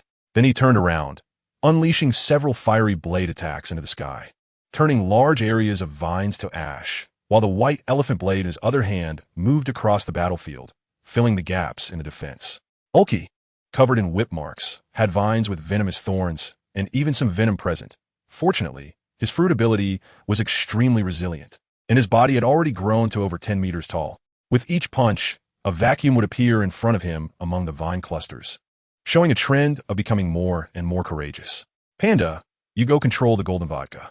If we don't break through the vine's defense in a short time, then activate the propulsion system. The panda immediately ran back to the captain's cabin, leaving Roki and Ulki on the deck. As more and more vines were destroyed by the two, the plants grew increasingly frantic, and soon, hundreds of them fused together to form a giant vine that swung down at the golden vodka. Breath of the Moon, second form. Silver Moon, new moon. Roki did not hesitate for a moment, immediately entering the silver moon form. The thick mist did not block the moonlight, and a massive moon disk appeared on the fog-covered sea surface. His body melded into the moonlight, and as the moonlight flowed into Shishir, the great sword greedily absorbed it, speeding up increasingly. Just as Roki sensed something amiss, most of the energy in the moon's patterns was absorbed, and at that moment, he felt a sense of fullness from Shishir. He swung forward with force, and this slash felt more like it was influenced by Roki's consciousness within Shishir. Waves of blade light flashed, spreading like a crescent moon in the air. Under such blade momentum, the giant vine was instantly shattered, black tree sap gushing out from within. Spraying into the sky, it spread and quickly dyed the dense fog a dark red color. Receiving such a heavy blow, the vines acted like a beast in a predicament, with countless branches inserting themselves into the hull of the golden vodka. Activate the propulsion system. Roki gritted his teeth and said, although these vines could not harm them personally, they were absolute enemies to the ship. Wait, Ulki said in surprise. Just then, the vines suddenly froze in place, creating a bizarre atmosphere. Captain, the propulsion system failed to start. Aisha's panicked voice came from the captain's cabin, followed by the two running out from inside. Chapter 75. The Mysterious Atorzu. A series of kaka sounds echoed from the ship's hull, as if something was crawling inside, the noise growing faster and seeming somewhat impatient. Rocky maximized his observation haki, peering through the wood to see the solid hull, but found nothing. However, this strange sound was definitely not an accident. He waved to the others, signaling them to come closer. The group stood back to back, while Rocky faced the hull, the odd sounds continuing to emerge, giving the impression that whatever it was climbing towards the deck. No one could have predicted that the situation would escalate to this point. The world of pirates was too deep, and in this vast sea, all sorts of bizarre events could occur. To everyone's astonishment, a crack opened in the middle of the hull, and then white roots began to emerge, followed by a root-like object crawling out. Rocky and the others instantly recognized this mysterious plant. Although its branches and leaves had disappeared, its peculiar shape was unmistakably a torzu. Given its size, it seemed not to have changed much over time. A torzu supported its body with fine roots, moving neither too fast nor too slow, making its way along the deck to the edge of the ship. Then it extended a root to gently touch the black vines. A piercing scream erupted, like the cries of countless souls before death, as the vines lost moisture inch by inch and withered away. In just a breath's time, the effect spread to all the vines. After a moment, when all the vines had withered, a black-red rose bloomed at the very top, looking exceptionally enchanting. A torzu seemed like a child waiting for candy, continuously shaking its body with its roots, standing beneath the rose. Is this thing evolving? Rocky couldn't help but remark. When they were in the Sky Island, a torzu was just an ordinary plant. He had no idea when it had come aboard the Golden Vodka and how it had become so sentient in such a short time. Captain, do you think it ate some kind of devil fruit? Panda said with his mouth agape, suggesting that with animals and weapons having consumed devil fruits, it wouldn't be surprising for a plant to do the same. Don't just jump to conclusions about devil fruits, Rocky retorted, suddenly realizing something. If a torzu could integrate into the ship, could it be that the gradually solidifying Golden Vodka was a result of it? This immediately reminded him of one of the four cores of the underworld, the Verdant City. The two were somewhat similar, but the effects of the Verdant City, as a core of the underworld, should be far more than this. However, according to the records on the underworld's blueprints, the appearance of the Verdant City resembled a fruit shaped like a heart. Many people regarded it as a devil fruit, but in reality, the Verdant City was something between, or in plant, its hardness beyond what human could damage. Urki exclaimed in surprise. I've never seen anything like a torzu. Before it was just an ancient tree full of fruit, and there were no signs of mutation before it was consumed by the Lord of the Skies. Beside them, Aisha covered her mouth. From her observation hockey, this sapling revealed unusual traits, clearly a plant yet exuding an animal's aura. As they spoke, the rose began to wither, petals falling one by one, leaving only the reproductive parts. Unlike the black exterior, the center was a light white color, emitting a faint fragrance. A torzu's body shook even more vigorously, its roots eagerly waving in the air. A fruit gradually formed within the bud, growing at a visible speed until it became the size of fist, swaying gently on the branch before falling down. A torzu, like a protective puppy, extended some roots to tightly grasp the fruit, then peeled off the hard shell to reveal the tender flesh inside. Fine roots inserted into the fruit, absorbing all the nutrients, and a torzu began to grow, quickly expanding in size. It tossed aside the fruit shell, stumbling like a drunken animal as it ran towards the ship's hull. As it passed Rocky and the others, it briefly slowed down but quickly burrowed into the crack in the hull. As the crack began to heal, the crawling sounds resumed, indicating that a torzu was moving inside the ship. At that moment, the vines supporting the Golden Vodka withered and broke apart, causing the entire ship to plummet from the air, crashing onto the sea and splashing waves several meters high. The hull was punctured with hundreds of holes by the vines, and seawater began to rush in. Before Rocky and the others could repair it, as a torzu integrated into the keel, growth began in those holes, quickly forming a thin layer of membrane. Given a torzu's efficiency, it was uncertain how long complete repair would take, but at least seawater wouldn't flood the ship's hold. Captain, what exactly is this?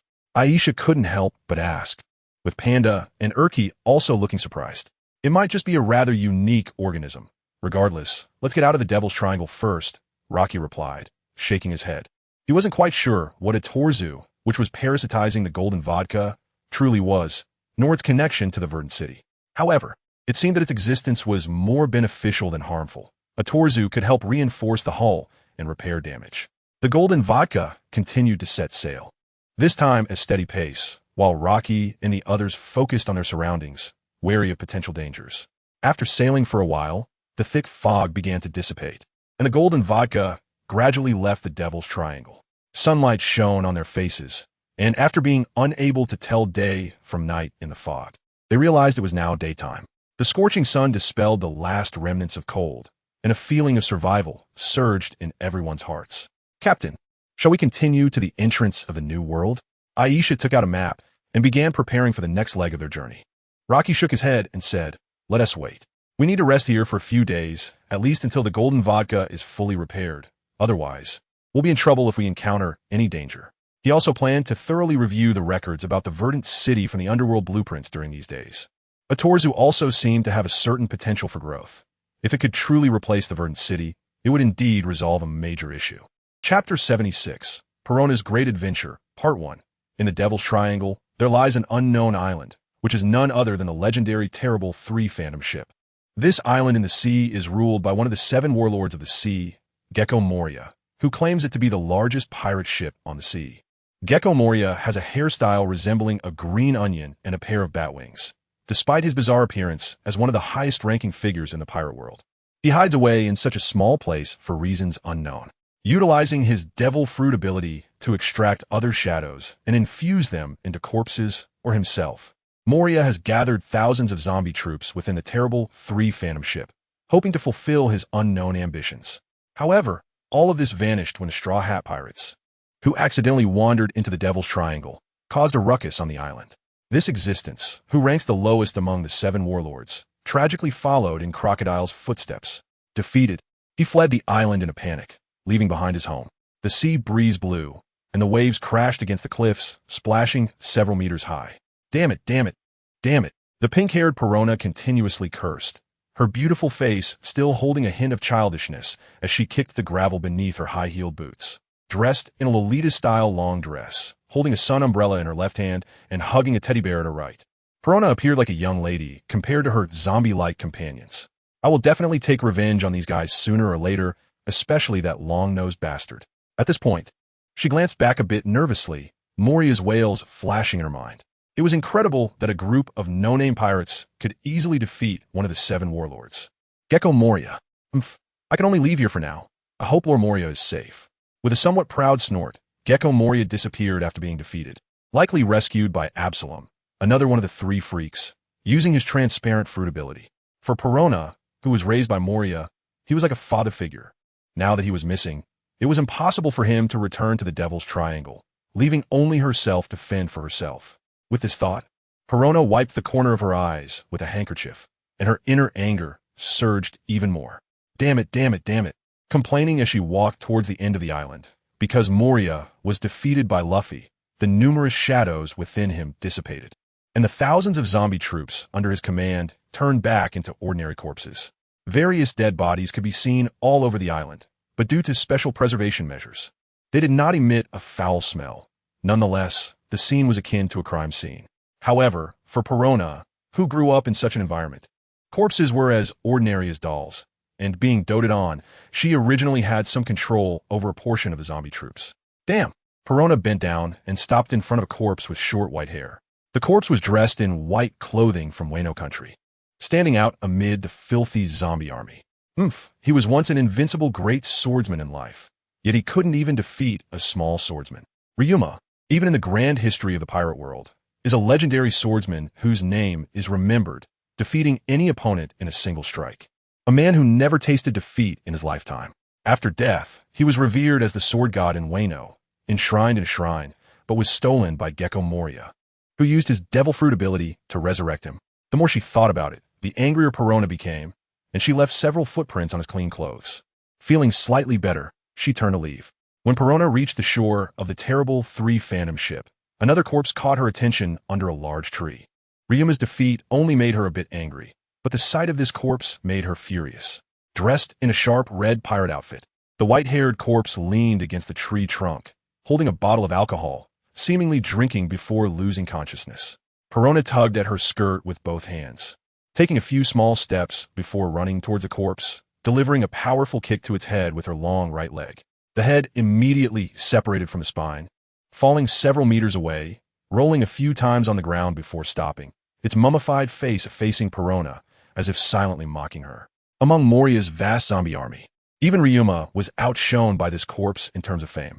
The notorious Captain John, in life, was a member of the Rocks Pirates, a legendary pirate crew where every member was a formidable force capable of ruling a sea region. Besides the captain, realms.The, Xebec, three of the current four emperors, Kaido, Charlotte Linlin, and Edward Newgate, were former members of the Rocks Pirates. Not to mention the likes of Shiki the Golden Lion, Wang Ji, and Silver Axe, who were once dominant pirates. If it weren't for Garp teaming up with Pirate King Roger to defeat them, the entire world's wealth might have fallen into the hands of this pirate crew.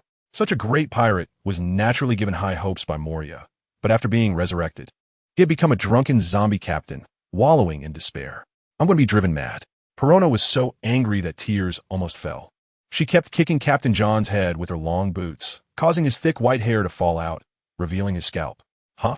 A dark blue tattoo was clearly etched on Captain John's scalp, and Perona's eyes lit up. She took out a pair of gloves from her pocket and pulled off all the hair on the scalp. To her surprise, a detailed sea map appeared on the scalp, with the center marked by a crescent-shaped island, featuring a hexagonal pattern. See Captain John's treasure. Perona couldn't help but exclaim. Then she realized something and quickly covered her mouth, looking around before stuffing the head into the body of her teddy bear. After the Rocks Pirates were destroyed, the vast wealth gathered by these legendary pirates ultimately went missing. Captain John likely gathered all the wealth of the Rocks Pirates together. His greed led to his untimely death at the hands of his own subordinates. Thinking of this possibility, Perona suddenly became excited. She activated her devil fruit ability, and several semi-transparent, floating ghosts appeared around her, lifting her body into the air. Chapter 77, Perona's Great Adventure, Part 2, for Perona. Leaving the thriller bark alone was a first, and everything felt new and exciting. Although she had previously accompanied Moonlight Mariah to nearby island towns to replenish supplies, she was still unaccustomed to human society after living with zombies for so long, which left her feeling somewhat lost. Her devil fruit ability, the Spectre Fruit, allowed her to separate her soul from her body, but her main body would fall into an unconscious state due to the lack of soul. Her ability to float in midair was a result of summoning soul clones, which had less impact on her physical body since they were only part of her soul. After flying for a while in the Devil's Triangle, the thick fog around her dispersed, and Perona managed to escape. She looked around and found herself surrounded by an endless sea. Fortunately, Perona had a decent sense of direction and quickly found north. If she flew for less than 2 more days, she would reach the nearest island town. In the past, whenever she left the Devil's Triangle, it was always by boat. So this was her first time relying on her fruit ability to travel. Facing the biting sea wind was somewhat uncomfortable for her. After flying for most of the day, she started to struggle. In addition to the sea breeze, the glaring sunlight was a significant challenge. If this keeps up, I'll get sunburned. And that won't be cute at all, Perona said, placing her hands on her slim waist and puffing up her cheeks. She glanced back towards the direction of the Devil's Triangle and felt a wave of doubt. What should I do? Should I go back? Maybe Lord Moria will return later, and I can give him Captain John's treasure map then. After muttering to herself, Perona immediately shook her head. No, I can't do that. I need to find the treasure first. Surely Lord Moria will praise me when the time comes. Gritting her teeth, she crouched under a sunshade and activated her fruit ability, boosting her flying speed significantly. After flying for most of the day, as the sky began to dim, she remembered a crucial problem. She had nothing to eat. Perona had never considered the issue of food before, but now, out in the ocean with no village or store in sight, she was starving after a day of flight. Damn it. Perona began to complain again, but this time her voice was weak, and her mind was filled with images of delicious food, causing her to unconsciously drool. Cake shaped like human brains, cookies resembling fingers, juice that looks like human blood. At the thought of this, she couldn't help but clutch her stomach, and the gurgling sound grew louder.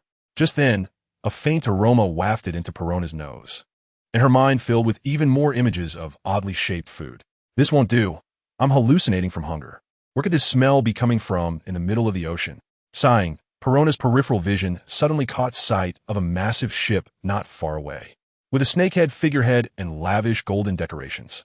On the deck of this ship, a barbecue party was taking place, with various delicious foods sizzling on iron grills. She rubbed her eyes and instinctively moved towards the deck, finding a secluded corner to separate her soul. At the bow, a young man was constantly flipping skewers over the grill, occasionally placing the finished ones onto a nearby plate.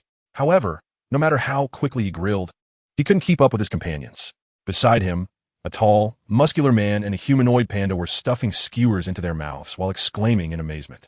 Captain, I've known you for so long, and I didn't know you had this skill. This barbecue is incredible, especially the sauce on top.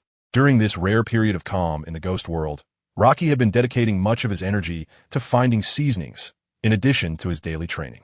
As the saying goes, if your cooking skills aren't enough, then the right ingredients will do. As a Chinese chef, seasonings were just as important as the ingredients themselves.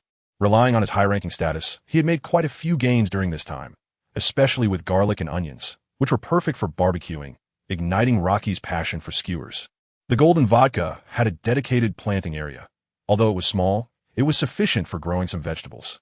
While the panda was talking, Erky was busy devouring a large portion of skewers from the plate, immediately shutting his mouth and speeding up his eating again. Eat a little less. You still have to leave some for Aisha, Rocky said, watching the two gluttons with exasperation. He had been barbecuing for them for over an hour, yet they still hadn't satisfied their appetites. Weren't you supposed to have her study properly? The panda shot a disdainful glance at Rocky, while Erky's expression was somewhat odd. Sigh. You don't understand. This is something every child's childhood needs.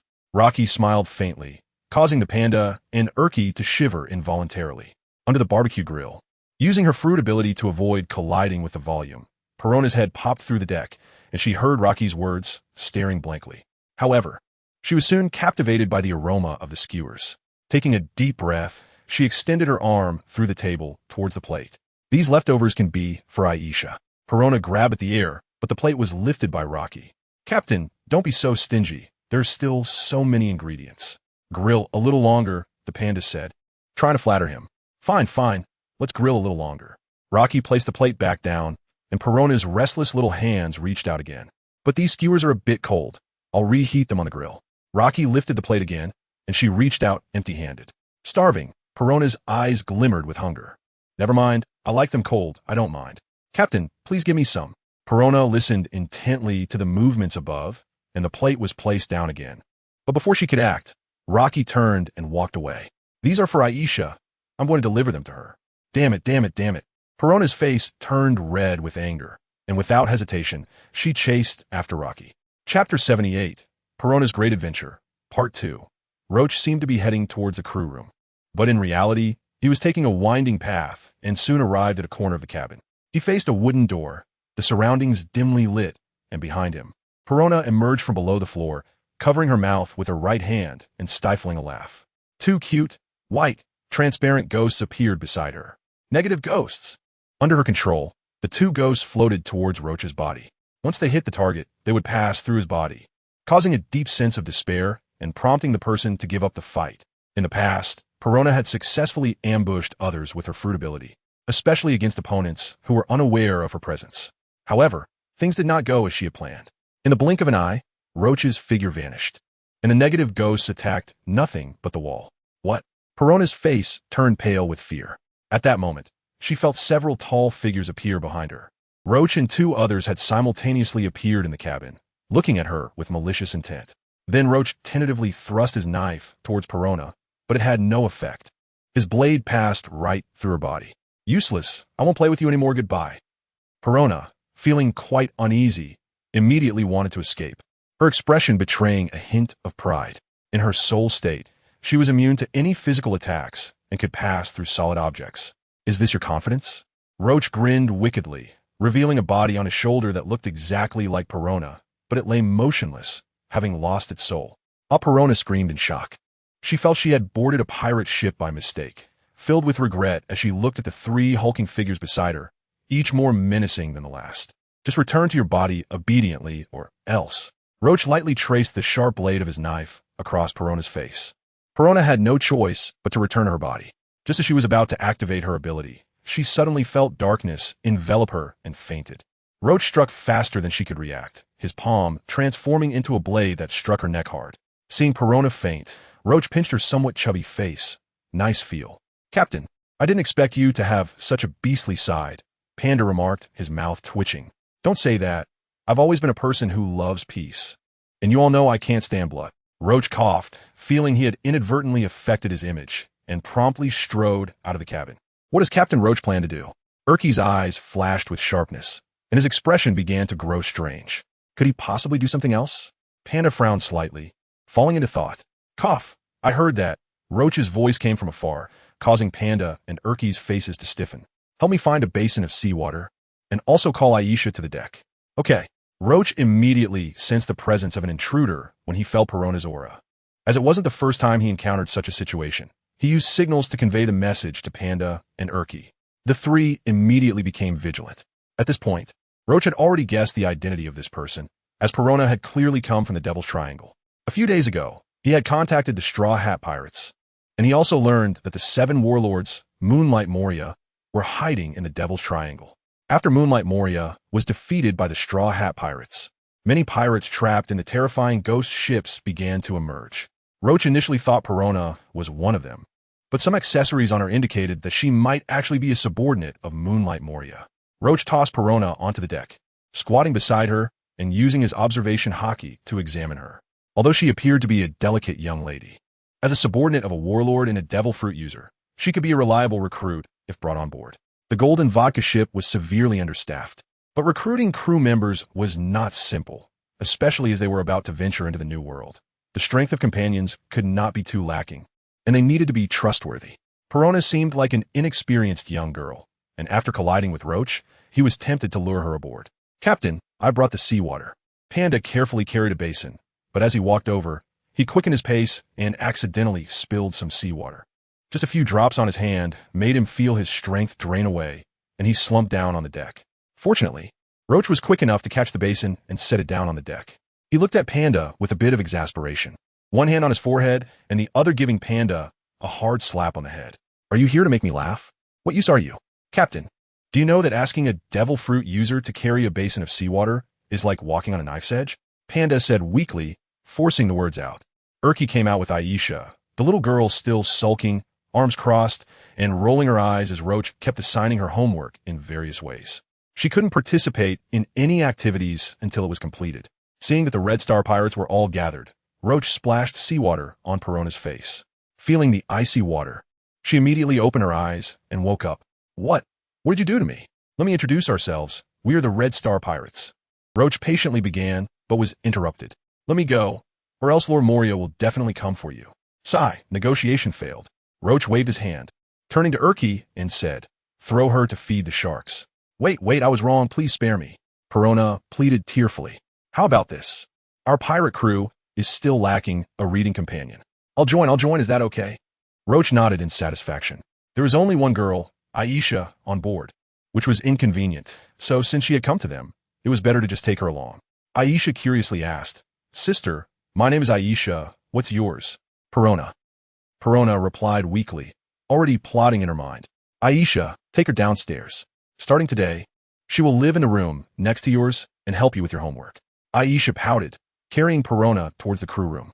Although she was young, her physique had already surpassed that of ordinary people due to reasonable training and adequate nutrition. Chapter 79. Accompanying reader Perona time passed steadily for a few days, and Perona's life on the Golden Vodka was a mix of pain and joy. The comfort level of this ship far exceeded that of the terrifying 3-mast ship, which always felt cold and emitted a stench of decay in the Devil's Triangle. Although from Rosai's perspective, there were still too many shortcomings on the Golden Vodka. For the natives of the pirate world, this kind of life was indeed like paradise. The reason for Perona's suffering was related to her studies. Rosai had recorded a large amount of content about navigation and required her to memorize it for exams. If she failed the exam, the assigned homework would only increase. Sister, was the answer to question 5? Aisha asked, biting a pencil and tilting her head in confusion. Why do you need to fill and drain water in a pool at the same time? Isn't that a bit nonsensical? And what does this have to do with navigation?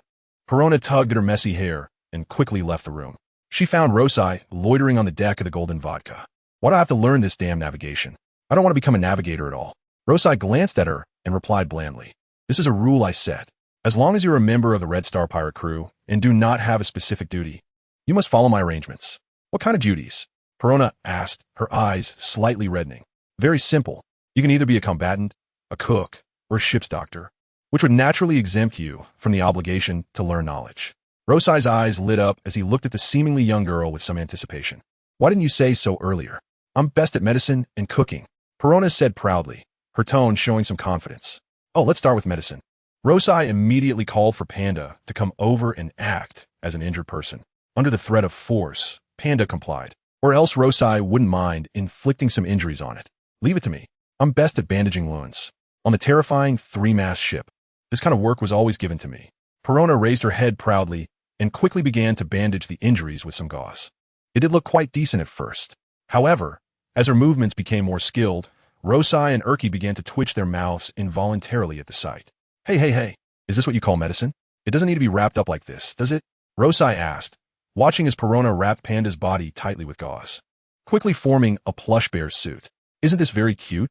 This is my favorite look, Perona said, satisfied as she clapped her hands. What if it's just a hand injury? Rosai pointed to his right hand. She immediately sprang into action, with gauze and scissors flying around, and in a moment, Rosai's right hand transformed into the shape of a teddy bear's paw. He tried moving it, and, surprisingly, it didn't affect its flexibility. The three exchanged glances. And after a long while, Rosai finally spoke. Medicine is provisionally accepted. Now show me your cooking skills. No problem. Although the food here tastes good, in my opinion, it lacks color, aroma, and flavor. The appearance of food is also important. It must be enticing enough. Perona skillfully rushed into the kitchen. At first, Rosai and the others had hopeful expressions, but when the freshly baked cake came out of the oven, they all swallowed in unison. Not because the food looked particularly delicious, but rather they were frightened. The cake resembled a severed head, with the next cut being treated with jam, and bright red liquid was flowing out. Perona glanced at them proudly and used a knife to cut through the head cake. As the bright red jam flowed out, they could see the white and tender tofu brain steaming inside. Do you usually eat this kind of stuff? Rosai said with a complex expression, while Panda and Urki also stepped back in shock. My cooking skills are highly praised by everyone. This is Lord Moria's favorite decapitation cake, Perona declared. You might want to stay out of the kitchen from now on. Why? I want to take on my responsibilities. Perona pouted in dissatisfaction, unable to resist wanting to cut a piece of cake to taste. Rosai swiftly stopped her and, not wanting to affect their appetite for dinner, directly threw the head cake from the golden vodka into the sea. No more making such bizarre things. You should study well with Aisha. Your medical skills are barely salvageable. When we get to Fishman Island, I'll buy you some medical books, and you can learn that. After Rosai finished speaking, Perona shook her head with a mournful face. Wait, I want to make up for it. She reached into the plush bear and pulled out Captain John's head. Rosai's face twitched, and he couldn't help but doubt whether wanting Perona was a wrong choice. What normal person keeps a dead man's head beside them? This is a treasure map I discovered.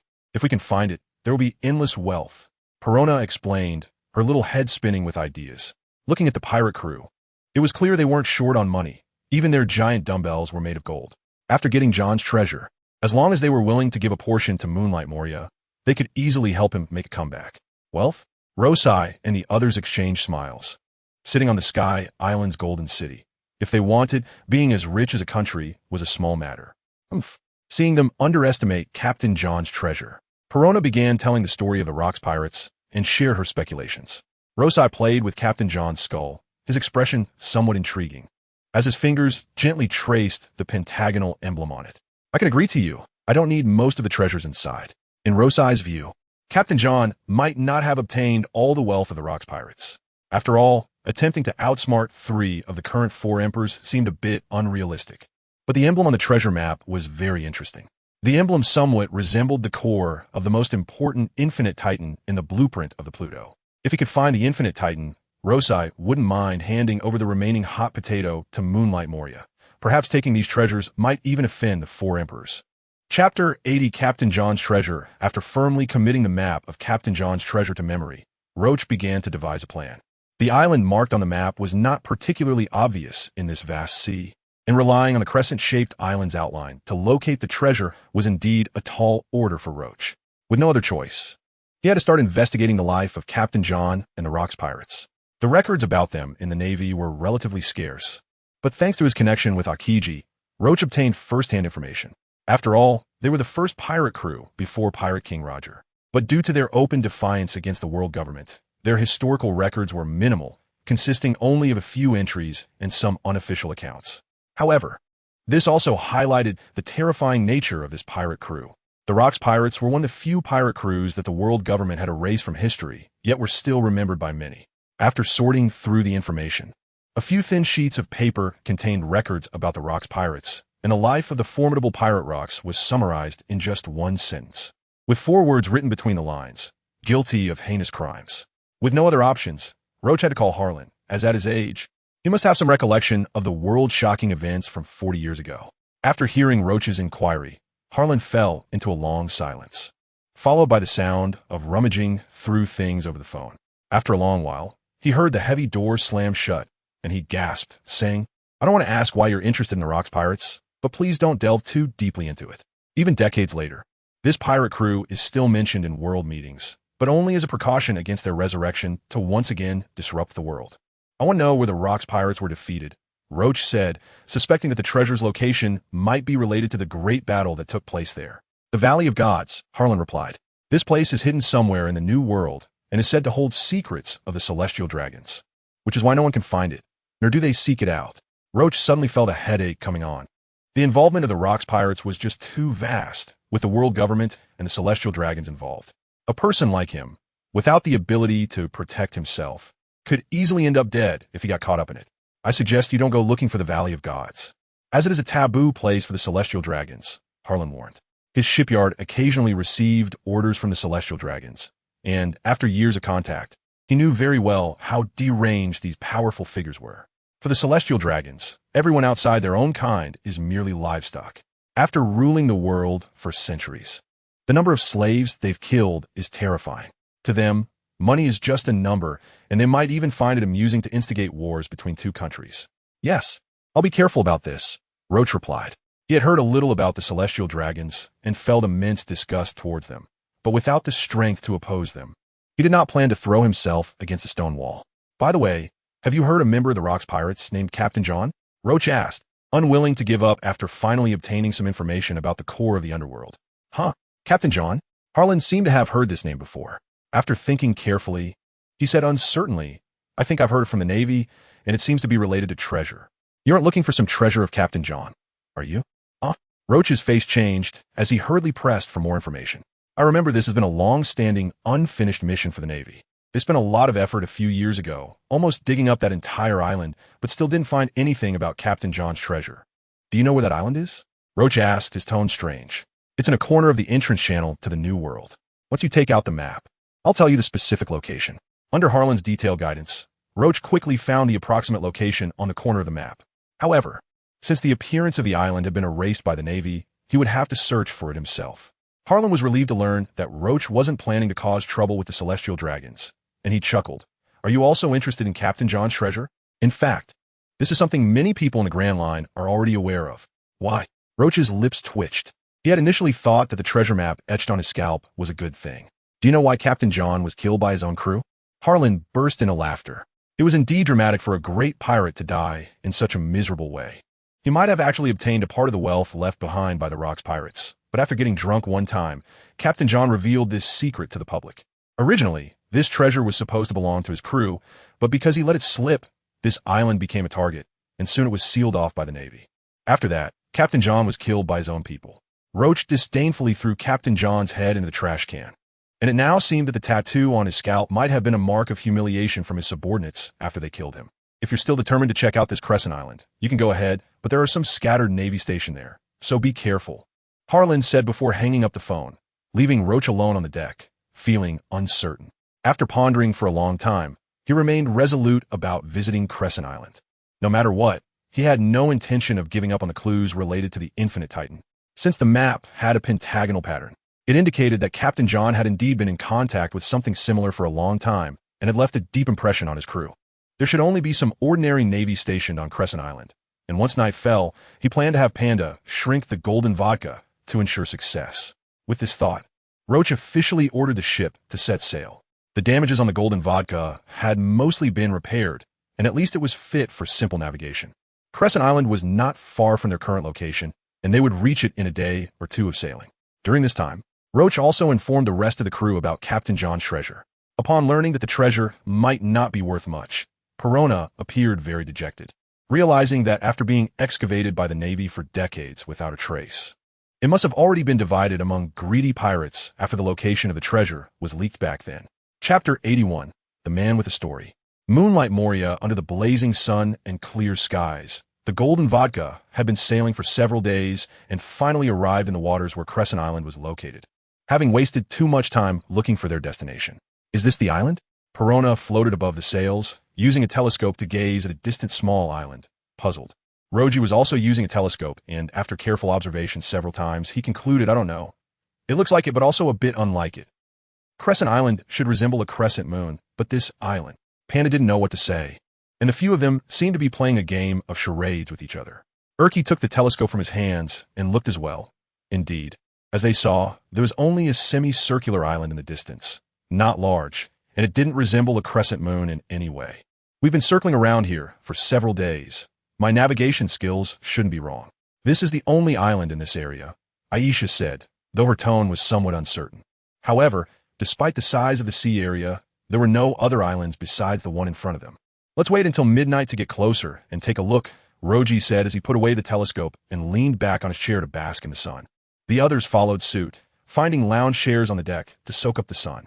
Ever since he grasped the breath of the sun, he had grown increasingly fond of sunlight, especially feeling the gentle warmth penetrating his body, making him feel lazy. However, the perfection of the breath of the sun was still lacking that last bit. Relying solely on effort might not be enough, and he needed to seek a moment of inspiration. Maybe we should just forget it. Captain John doesn't seem very reliable, Perona sighed, being the first to back down. She learned from Roji about the backstory of Captain John's treasure and was instantly at a loss for words in disappointment. It was no wonder that even after becoming a zombie, Captain John still looked like a drunkard all day long. Didn't you want to rely on this treasure to get rich? Roji glanced at her and said, if it weren't for the clues about the infinite titan, I wouldn't bother digging up a mess that has been searched for decades. Perona stuck out her tongue and said, because I thought about it carefully, it might be better to have the captain sponsor us. Over the past few days, she had been wandering around the Golden Vodka, and it was one thing to see decorations made of gold everywhere, but there was also a special room in the cabin for storing gold, which made her little mind start calculating again. Even someone as clueless about prices as Perona could feel the astounding financial power compared to the Red Star pirates. Moonlight Moria was like a rural landlord, guarding a small plot of land that wasn't worth much. Dream on, Roji rejected without hesitation. Ha, our captain is a penny pincher. Thinking he would spend money is unrealistic. It's better to improve our exam scores. A perfect score would at least get us 100,000 berries, Panda said gleefully. Negative ghost. A ghost next to Perona dashed toward Panda, and the moment it made contact with his body, every hair on him stood on end. Then Panda collapsed to the ground, his expression pained, like a black and white photo. If you developed your fruit powers more, I wouldn't mind giving you more pocket money if you became a combatant, Roji said, thinking that Perona's fruit powers had great potential. Let's give it a try. But didn't I already defeat Panda? She replied. He's a blacksmith, not a combatant, Roji retorted. Just as Panda had just recovered his mood and stood up, he was struck down again, kneeling on the ground. The news of Moonlight Moria's defeat has already spread, Urki said, holding a newspaper in his hand. The headline confirming the news. It must be those pirates who escaped from the terrifying three-mast ship, Roji said, not feeling much about it. From this, it seemed that Moonlight Moria's strength was indeed not strong, and he might even be at the bottom among the 7 warlords. Lord Moria, Perona said worriedly, covering her mouth. His days won't be easy from now on. The world government won't let him accumulate power in peace anymore. Roji analyzed calmly. As a force to balance the 4 emperors, if the 7 warlords are defeated, then expulsion isn't far off, and they just need a reason. But is Moonlight Moria really that weak? He shouldn't have failed so miserably, right? Urki questioned. Having been in the Grand Line for many years, he had witnessed Hawkeye, another of the 7 warlords, in action, effortlessly cutting a mountain in half with a single strike, proving the title of the world's greatest swordsman was not in vain. Not the same. Lord Moria has always been obsessed with creating a zombie army, and he seldom hones himself, Perona replied. In her impression, Moonlight Moria had always been fixated on the bodies of strong individuals. Aside from Dragon Horse and Captain John, he had attempted to steal many corpses, although all had ended in failure. After all, very few notorious pirates in history had a good ending. Most didn't even leave behind a complete corpse. Roji shook his head, thinking to himself, with the resources of the world government, becoming a 7 warlord would soon allow one to have their own power. The fact that Moonlight Moria could be so easily defeated by the Straw Hat Pirates likely meant he hadn't even mastered hockey. This incident also served as a warning to him. Even if Roji achieved his goal of becoming an admiral and became a seven warlord, it didn't mean he would be invincible. The sea was tumultuous, and strong individuals were born every moment, while weak ones died in unknown corners. Only by continuously growing stronger was the most important thing, as even the four emperors had challengers, especially in recent years. With news of seven warlords being defeated coming in continuously, indicating that a new generation of pirates was rising. In fact, when Moonlight Moria first emerged, he was already famous, and the world government quickly extended an invitation to this genius, leading to his bounty of 300 million berries, making him one of the seven warlords. At the age of 27, Moonlight Moria led his pirate crew to challenge Kaido, who was already one of the four emperors at that time, resulting in a major battle in Wano country in the New World. Without a doubt, it was a disastrous defeat. Moonlight Moria lost all his companions and thereafter fell into despair, embodying the principle of losing for over 20 years. These 20 years were the period of rapid growth for his zombie army, but also the time when Moonlight Moria's strength regressed the fastest. It could be said that he now possessed less than half of the strength he had 20 years ago, which was why he was so easily defeated by the Straw Hat Pirates. Chapter 82. The Buggy Pirates in Search of Treasure. As time passed, the sky grew darker until it reached a point where one could hardly see their hand in front of their face. The Golden Vodka was too afraid to turn on its ship lights, slowly navigating through the night. When a crescent moon hung high in the sky, they arrived at the shore of Crescent Island. A warship over 100 meters long was anchored nearby, and faint sounds of military drills could be heard from the beach. Seeing the large scale of the station navy, the Red Star Pirates decided to change their strategy temporarily. After scaling down their ship to a certain size, they hid in a cave behind a cliff. Since they couldn't make too much noise, Roji decided not to take everyone with him after some consideration. "You all stay on the ship. Perona, come with me," he said. The others agreed, but Aisha insisted on going as well, only to be ruthlessly suppressed by Roji. "Don't worry, this island isn't very big. With my observation hockey coverage and Perona as fruit abilities, we'll definitely be back by morning," he assured. After saying this, he pulled a somewhat reluctant Perona and used Moonwalk to leave the cave. The two were dressed in dark clothing, quickly blending into the night. Amidst Perona's incessant murmurs of complaint, they flew over the island. The entire island came into view, and despite the darkness, Roji had excellent vision under the moonlight. He finally understood why the island wasn't T-crescent-shaped. Large sections of land were missing from both sides, making it look like several pieces had been taken away, leaving only the central part. "Explosives. The Navy has really invested heavily here," Roji muttered, pointing at the island below. Perona pouted, wrapping her arms around her chest, sitting lightly on his shoulder. "So, did they find the treasure or not?" After observing for a while, Roji replied, "No. Look, there are many places that seem to have been recently blasted with explosives. Whether they find the treasure or not, this island won't last long." "Awesome. Maybe I can really find the treasure. I'm getting excited." Perona's eyes lit up, and the grumpiness from being woken up in the middle of the night vanished, instantly becoming interested in the upcoming treasure hunt. "Don't get your hopes up too high. I feel like the Navy is starting to give up. They're using explosives more to confirm whether there's any treasure here," Roji said, glancing at her. "By the way, Perona, aren't you afraid of falling while sitting on my shoulder?" "Why would I be afraid? I can fly too, you know." Just then, a cold voice suddenly came from behind Roji, sending a chill down his spine as two ghosts floated past him and appeared right in front of them. "Did I scare you?" Perona made a funny face, her eyes sparkling with anticipation. "Not at all." Roji rolled his eyes. With his observation hockey, he could easily sense these surprise attacks. "Captain, you're really boring," Perona pouted, putting away the ghosts and lightly tapping his head with her fist. Roji didn't get angry, considering her young age. Instead, he said earnestly, "I feel like the direction you are developing your fruit abilities is problematic. It's all about scaring people and pranks. Those ghosts should be as concealed as possible." Perona didn't take it to heart, covering her ears with her hands. Dismissing his words, Roji forcibly pulled her hands down and said, "Either make the ghost appearance as terrifying as possible, or why make it so cute?" "That makes some sense." Perona pondered, realizing that throughout her life, she hadn't experienced much fighting. Moria treated her like his own daughter, and her position on the thriller bark was the most special, earning her the title of Ghost Princess. In her previous battle with the Straw Hat Pirates, Perona felt the sting of defeat for the first time. Her negative ghost was ineffective against Usopp, who was already quite negative, and it seemed there were definitely not few people like him. "Leave it to me. I already have a great idea. Next, I'll develop my fruit abilities. Her mischievous mind started spinning quickly, and a proud smile spread across her face. We'll talk about it when we get back to the golden vodka. Let us put learning aside for now. I'll test your fighting skills then. Seeing her serious demeanor, Roji nodded. Perona's ghost fruit had significant potential. The ability to manipulate spirits had much more room for development than simple size-related fruits.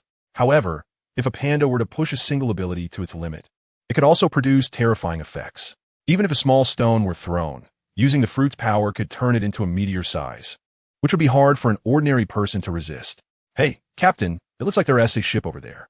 Perona, sitting on his shoulder with her legs crossed, suddenly pointed towards the sea on the other side of Crescent Island. Roji had already noticed. It was a ship shaped like a circus, and it seemed familiar, though the memory wasn't very clear. Let's observe first. Based on the direction of that ship, it shouldn't collide with the golden vodka. If their target is also Crescent Island, we'll just wait and see. Roji took Perona and hid in the clouds, pulling out 2 binoculars for both of them to observe.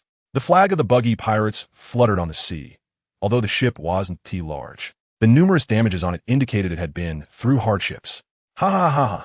Buggy the Clown stood with his hands on his hips, laughing proudly, while his crew dressed like acrobats joined in the ruckus. At that moment, the door to the cabin was pushed open with a loud bang, and a curvaceous woman dressed provocatively walked out, holding a massive spiked club in her hand. What's all this noise? Do you know you're disturbing my rest?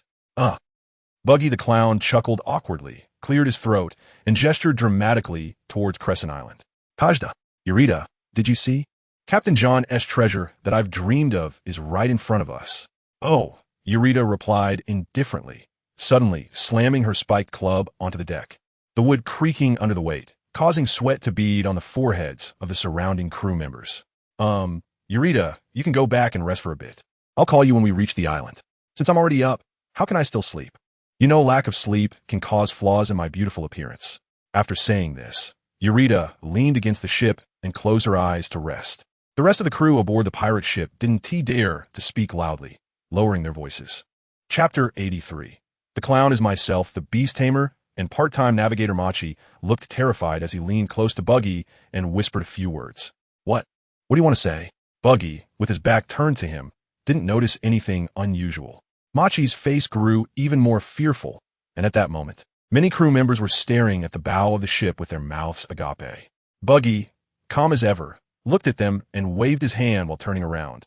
Is it really that exaggerated? Before he could finish his sentence, his eyes popped out, and his body instantly shattered into pieces from the shock. A massive ship, over 100 meters tall, was heading towards the Buggy pirates, its Navy flag incredibly prominent. Navy! Buggy shouted to those around him. Quick, quick! Turn back! Turn back! The deck was suddenly in chaos, and the pirate ship quickly turned around, sailing in the opposite direction. Yarlita, with veins bulging on her forehead, opened her eyes and looked at the disorganized pirates around her, covering her face in despair. Can these guys really be relied upon? The sound of cannon fire erupted as ammunition was fired from the Navy ship, creating small holes on the deck. Although the Buggy pirates were not very strong, they had managed to survive for many years in the Grand Line for a reason. Their ship was incredibly fast, like a rat with grease on its feet, gradually increasing the distance from the enemy. After a while, the Navy ship slowed down, and a tall figure came to the ship's edge. He looked at the Buggy pirates, who were getting further away, and reluctantly announced, "Return to Crescent Island. If we chase any further, we might fall into the enemy's trap." Understood, Brigadier Penn. The Navy soldiers saluted him respectfully, their eyes filled with unabashed admiration. The Navy soldiers stationed on Crescent Island appeared to be stationed but were actually exiled. Most were those who had not been promoted despite their years of service. Their loyalty and enthusiasm for the Navy had been nearly extinguished by the long, dull life, leaving only a mindset of going through the motions, counting down to their retirement, which they saw as liberation. Until Penn arrived, due to the mishaps in protecting the maritime train, he was officially promoted but would likely remain stationed on Crescent Island until his retirement. However, unlike these despondent Navy soldiers, Penn was committed to his position. Even if his subordinates did not adhere to military regulations, he still patrolled the island daily. Initially alone, as days passed, more and more soldiers began to follow him. Corporal Ross, how is the swordsmanship practice I taught you going? The Navy soldier Ross stood at attention and said, to be recognized by Brigadier Penn, we feel indebted. Then practice even harder. One day you will leave Crescent Island and serve the Navy well, Penn said seriously, placing his right hand on the hilt of his sword. This sword, a gift from Roach, was a constant reminder of justice. Brigadier Penn, if possible, please take our place and carry out the justice you have taught us, Ross said, bowing deeply, and the surrounding soldiers joined him. Don't try to persuade me. I have said that if I can't take you all with me, I will not leave. Penn bowed to them, and for a moment, the scene became somewhat uncontrollable. Roach on the clouds watched the Navy ship head towards Crescent Island, surprised to encounter an acquaintance. Penn remained the same, with integrity and seriousness ingrained in his bones. Perona, seeing his inexplicable smile, asked, Captain, why not take action? If you draw your sword, it shouldn't be difficult to cut that Navy ship in half, and we could avoid a lot of trouble. Forget that guy, Penn, an old friend. One less Navy like him is a good thing. Although Penn would certainly lock himself up and impel down, given the chance, Roach still had a good impression of him. Otherwise, he wouldn't have given him the sword justice. If Roach were an ordinary civilian facing real danger, even against a threat of the level of the four emperors, he would be protected by a Navy like Penn. Perona was skeptical, inwardly thinking, it must be because he doesn't want to bother and can't send me out. That annoying Captain Roach. Roach ignored Perona's thoughts and focused on the Buggy pirates, who were starting to act up again. Captain Buggy, are you sure you want to do this? Kabaji, the swordsman and part-time acrobat of the pirate crew, was sweating profusely, scared to the point of losing his voice. It's fine, just do it. You can always trust Captain Buggy, the clown Buggy shouted as he stuffed himself into the cannon. Fire and aim for Crescent Island. Target Captain John's treasure. Machi's corner of his mouth twitched as he replied, with the captain's body, it should be fine, but what? Hurry up and light it. The clown Buggy urged, his expression eager. Annoying, Yarlita pushed through the hesitant crowd, took out a match, and directly lit the cannon's fuse. Boom! With a loud bang, the clown Buggy was shot out of the cannon, flying in a parabolic arc towards Crescent Island. Lion Ricky shook his head humanely. Whenever it involved Captain John's treasure, Buggy would completely change from his usual cowardly self. If something went wrong because of this, as a former acting captain, would he be able to smoothly take over? Machi swallowed hard and said, what should we do next? Captain Buggy said we should each launch ourselves to Crescent Island. Are you kidding? Kabaji stepped back repeatedly. We're not devil fruit users. Being shot out of a cannon will definitely kill us. At this point, everyone instinctively looked at Yarlita, who was indeed a user of the slip fruit. With a cold snort, Yarlita glanced around and grabbed her mace, returning to the cabin. Forget it. With the captain's strength, it will be fine. Yes, absolutely fine. They had no idea that even if Buggy obtained the treasure, how would he cross several nautical miles to return to the ship? Chapter 84. Bullying girls is the most fun for the pirate Buggy the Clown. Rocky just found it somewhat amusing. Although the overall strength of the pirate crew wasn't impressive, they seemed quite cheerful. Perona was so entertained that she hugged his head and laughed until tears almost flowed from her eyes. Let's go. We should head to Crescent Island too. Don't let others get there first. After saying that, Rocky took Perona and flew down towards the island, trying to avoid the sight of Penn and their ship, until they slipped into a valley within the island. Let's start here. We'll do a quick search, and if we don't find anything, we'll leave. He didn't have high hopes for Captain John's treasure. Rocky looked around. The island was ordinary and quite inconspicuous in the Grand Line. However, after so many years of destruction from explosives, everything had turned yellow and withered. Only strange-looking ancient trees remained, all dead, their trunks blackened with holes. As the mountain wind blew, eerie sounds emanated from the ancient trees. A regular person would have been scared out of their wits, but Rocky and Perona were different. One was a Hashira of the Demon Slayer Corps, capable of slaying demons with ease, and the other was a ghost princess who grew up with zombies and had the ability to manipulate spirits. Rather than feeling afraid, they both felt the nearby environment was refreshing and comfortable, a sense of indescribable ease. Perona yawned, glancing at Rocky, who was serious and couldn't help but complain, Captain, this godforsaken place obviously won't have treasure. Ugh, I really regret giving you the map. Stop talking nonsense. Let's search a bit. Rocky patted her head hard, messing up her hair. Perona's eyes filled with resentment. After a sigh, she separated her soul from her body. Captain, I'm going underground to search, so please take good care of my body. Go ahead. Rocky waved his hand dismissively, his attention already focused on the surroundings. He expanded his observation haki as much as possible, scanning the soil nearby inch by inch. Soon, he discovered something unusual. The ecosystem of Crescent Island seemed to have been destroyed long ago. The destruction didn't seem to be closely related to explosives. as there wasn't a single insect in the nearby soil. Not willing to give up, Rocky continued to investigate the area. And indeed, this situation was not coincidental. There were no plants, no insects. Even the hottest deserts have some form of flora and fauna. Something was definitely amiss. However, it should be noted that such an anomaly on Crescent Island, which attracted so many pirates and had the Navy stationed there for years, should not be noticed by him alone. Could it be related to the water source? Rocky's mind raced. If the water source had undergone some mutation that radiated throughout the island, it was highly likely. With that thought, he decided to head to the mountain's peak to investigate. Perona, Perona. He tried to lower his voice and called out a few times, but there was still no response. Having no choice, Rocky gave a few light taps on Perona's backside, the soft feeling momentarily distracting him. Angrily, Perona popped out from underground, her face flushed, seemingly forgetting her ghostly state, and kicked Rocky's head a few times with her high-heeled boots. Stinky Captain, where did you put your hands? Oh, that was an accident. Rocky, unfazed, removed his right hand from her backside, surprised that despite Perona looking thin, she still had some substance. I'm not talking to you anymore. Stop messing around. Let's search in another place. Regardless of whether we find clues or not, we'll leave when the time is up. As a straightforward man, Rocky didn't think much of bullying a girl and continued to carry Perona's physical body up the mountain. Perona's spirit stood there with her hands on her hips, waiting for him to apologize. However, as she felt her body drifting further away, her spirit was pulled along, leaving her grinding her teeth in frustration. Upon reaching the mountain peak, Rocky quickly noticed a deep pit in the distance, filled with smooth pebbles, which seemed to have been a watering hole long ago. Put me down, Stinky Captain. Perona suddenly spoke up while being carried on his shoulder, prompting Rocky to quickly set her down. Perona, send your ghost to keep watch around here. Before Perona could say anything, Rocky turned and ran towards the watering hole, leaving her feeling slightly neglected, but she complied obediently. The watering hole looked sparse and ordinary, having been dry for decades, yet upon closer inspection, it still emanated a foul odor, as if something within was rotting. Rocky used his observation hockey to investigate, but the thick mud inside obscured his view, prompting him to turn to Perona. Perona paused for a moment, quickly realizing, and shook her head vigorously like a rattle. Impossible. It smells so bad down there, like a latrine. If I go in, I'll be covered in pus, bleeding from all 7 orifices and die instantly. 500,000 berries.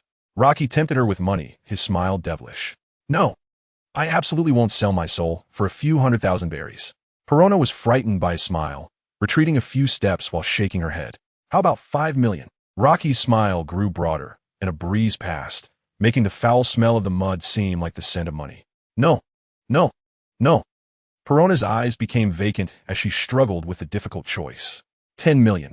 After Rocky said that, she suddenly covered her eyes and started crying loudly. This sudden turn of events left the captain somewhat at a loss. Forget it, I'll do it myself. Rocky helplessly patted Perona's head, feeling bored. Had he known, he would have just called Panda and tossed it straight into the mud pit. Stinky Captain, taking advantage of me again. Perona spoke through her tears, her voice broken. Subconsciously, Rocky forced a smile and withdrew his hand, squatting down in front of the mud pit in distress. I've got a plan. Rocky cast an ill-intentioned glance at the white elephant knife at his waist, which suddenly trembled as if sensing its impending doom. He pulled out the white elephant knife, and under his control, the blade quickly elongated, transforming into a large white elephant. It was Perona's first time seeing such a weapon, and she immediately stopped wiping her tears, blinking her eyes and watching Rocky with curiosity. Chapter 85. The Three Forces of Crescent Island. It's quite rare to see something like this. This weapon has eaten a devil fruit. Rocky proudly displayed the white elephant blade. How interesting, but Captain, how do you plan to investigate? Perona, unaware of what it meant for a weapon to possess the abilities of a devil fruit, firmly believed in her mind that Rocky was a wealthy man. She increasingly felt that searching for treasure in this deep forest was not as worthwhile as rummaging through the golden vodka, where she might find some lost gold in the nooks and crannies. Rocky stroked the head of the white elephant, silently mourning for it in his heart. The weapon seemed to sense something, its eyes widening as it stared at him blankly. Saudi. Although he expressed regret, Rocky unhesitatingly thrust the white elephant blade into the mud pit, the blade transforming into an elephant that gradually elongated and quickly entered the muck. Fortunately, the white elephant was just a weapon. It had no senses. Although the mud made it uncomfortable, it obediently continued to extend downward. Roki's observation haki covered the blade as it descended slowly, soon reaching a very deep place. The situation in the water pool was clear in his perception. Aside from various animal bones, he soon made a discovery. "What's wrong, Captain? Did you find something?" Perona asked, unable to resist grabbing his arm as he stood still. Roki wore a half-smile, turned to her, and, after a moment, said, "Captain John's treasure might actually exist." The two exchanged glances, but excitement was evident in their eyes.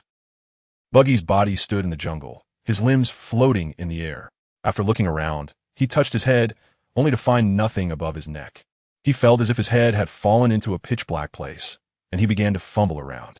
After several minutes, Buggy finally felt his exposed hair on the ground. Overjoyed, he dug out his buried head. Goo, goo, goo.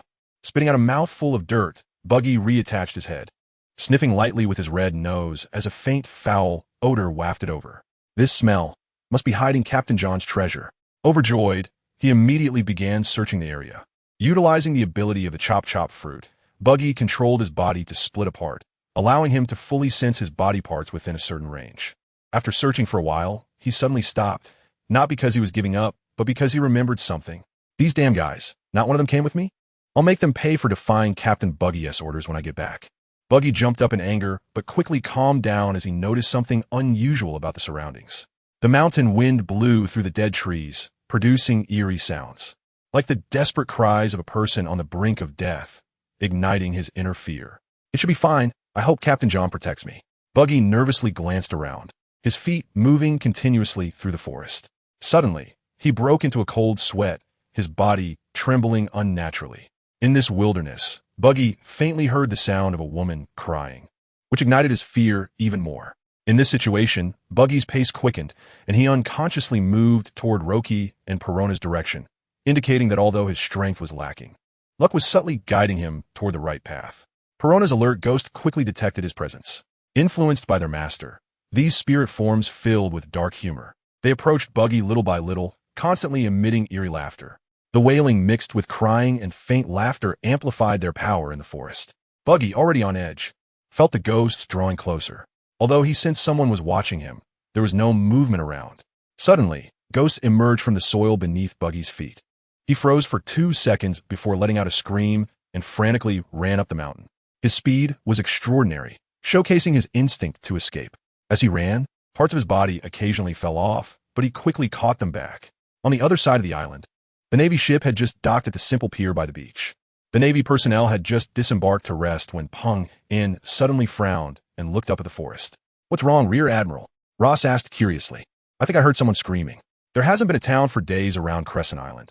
It's impossible for anyone to be here." Ross shivered. The deserted island had long been associated with certain ridiculous horror stories, which were the soldiers' entertainment during meals. Hearing Peng In say this, he seemed to faintly hear the distant screams as well, causing his back to sweat. "Rear Admiral Peng In, do you think? Could it be a ghost?" Peng In drew his sword, Justice, his eyes narrowing as he quickly stepped off the ship. "Regardless of whether it's a person or a ghost. Since there are unusual activities in my jurisdiction, it's my duty as a Navy officer to investigate." After saying this, he headed toward the forest. Ross and the other Navy personnel followed closely behind, intending to go with him. "Stop!" Peng In turned around, scanning the area with a serious expression. "That pirate ship might return. You all go back to your posts and stay on guard. I will investigate." The other Navy personnel returned to their posts under his orders. But only Ross stood firm. "Rear Admiral Peng In, please let me accompany you." Peng In nodded at his determination and took off his coat, draping it over Ross's shoulders. "Then you can come with me. The mountain wind is quite biting." With his coat, Ross nodded heavily. After being sent to Crescent Island for offending his superior, he thought his Navy career was over, but unexpectedly, he encountered Peng In. Not only did he teach swordsmanship without reservation, but he also tried to find ways to transfer those abandoned Navy soldiers off Crescent Island. The two stepped toward the forest. With Peng In by his side, Ross didn't feel the surrounding environment was particularly terrifying. He placed one hand on his Navy standard sword at his waist, focusing on his surroundings, missing not a single sound. Chapter 86. The Rocks Pirates Captain, what have you discovered? Perona's eyes sparkled, as if sensing something unusual. "Of course, it's a clue to treasure, but wait a moment," Roach said with a mysterious smile on his face, as he forcefully stabbed the tip of his blade, seemingly triggering some mechanism. With a series of clicks, The mud in the pond gradually disappeared, revealing a passage leading underground.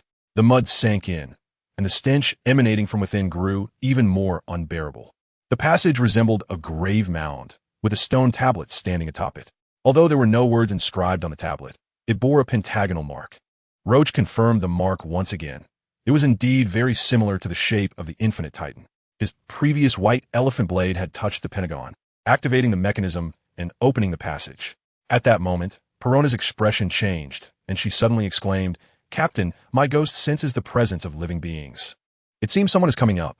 "Don't rush, don't rush," Roach replied, putting away the white elephant blade. He flicked his finger on the blade's edge, easily removing the mud on it. Then, he embraced Perona's petite body, covering her mouth before she could scream and use shave. Their figures vanished from the mountaintop and appeared in the clouds in midair, hidden under the moonlight. As soon as they left, Buggy rushed to the mountaintop. He looked at the underground passage revealed in the pond, his face changing from pale with fright to flushed with joy. "It's my time to shine. Captain John, bless me." After saying that, he didn't hesitate and dove into the tunnel. Even though the foul smell made Buggy's eyes water, the thought of golden treasure filled him with motivation.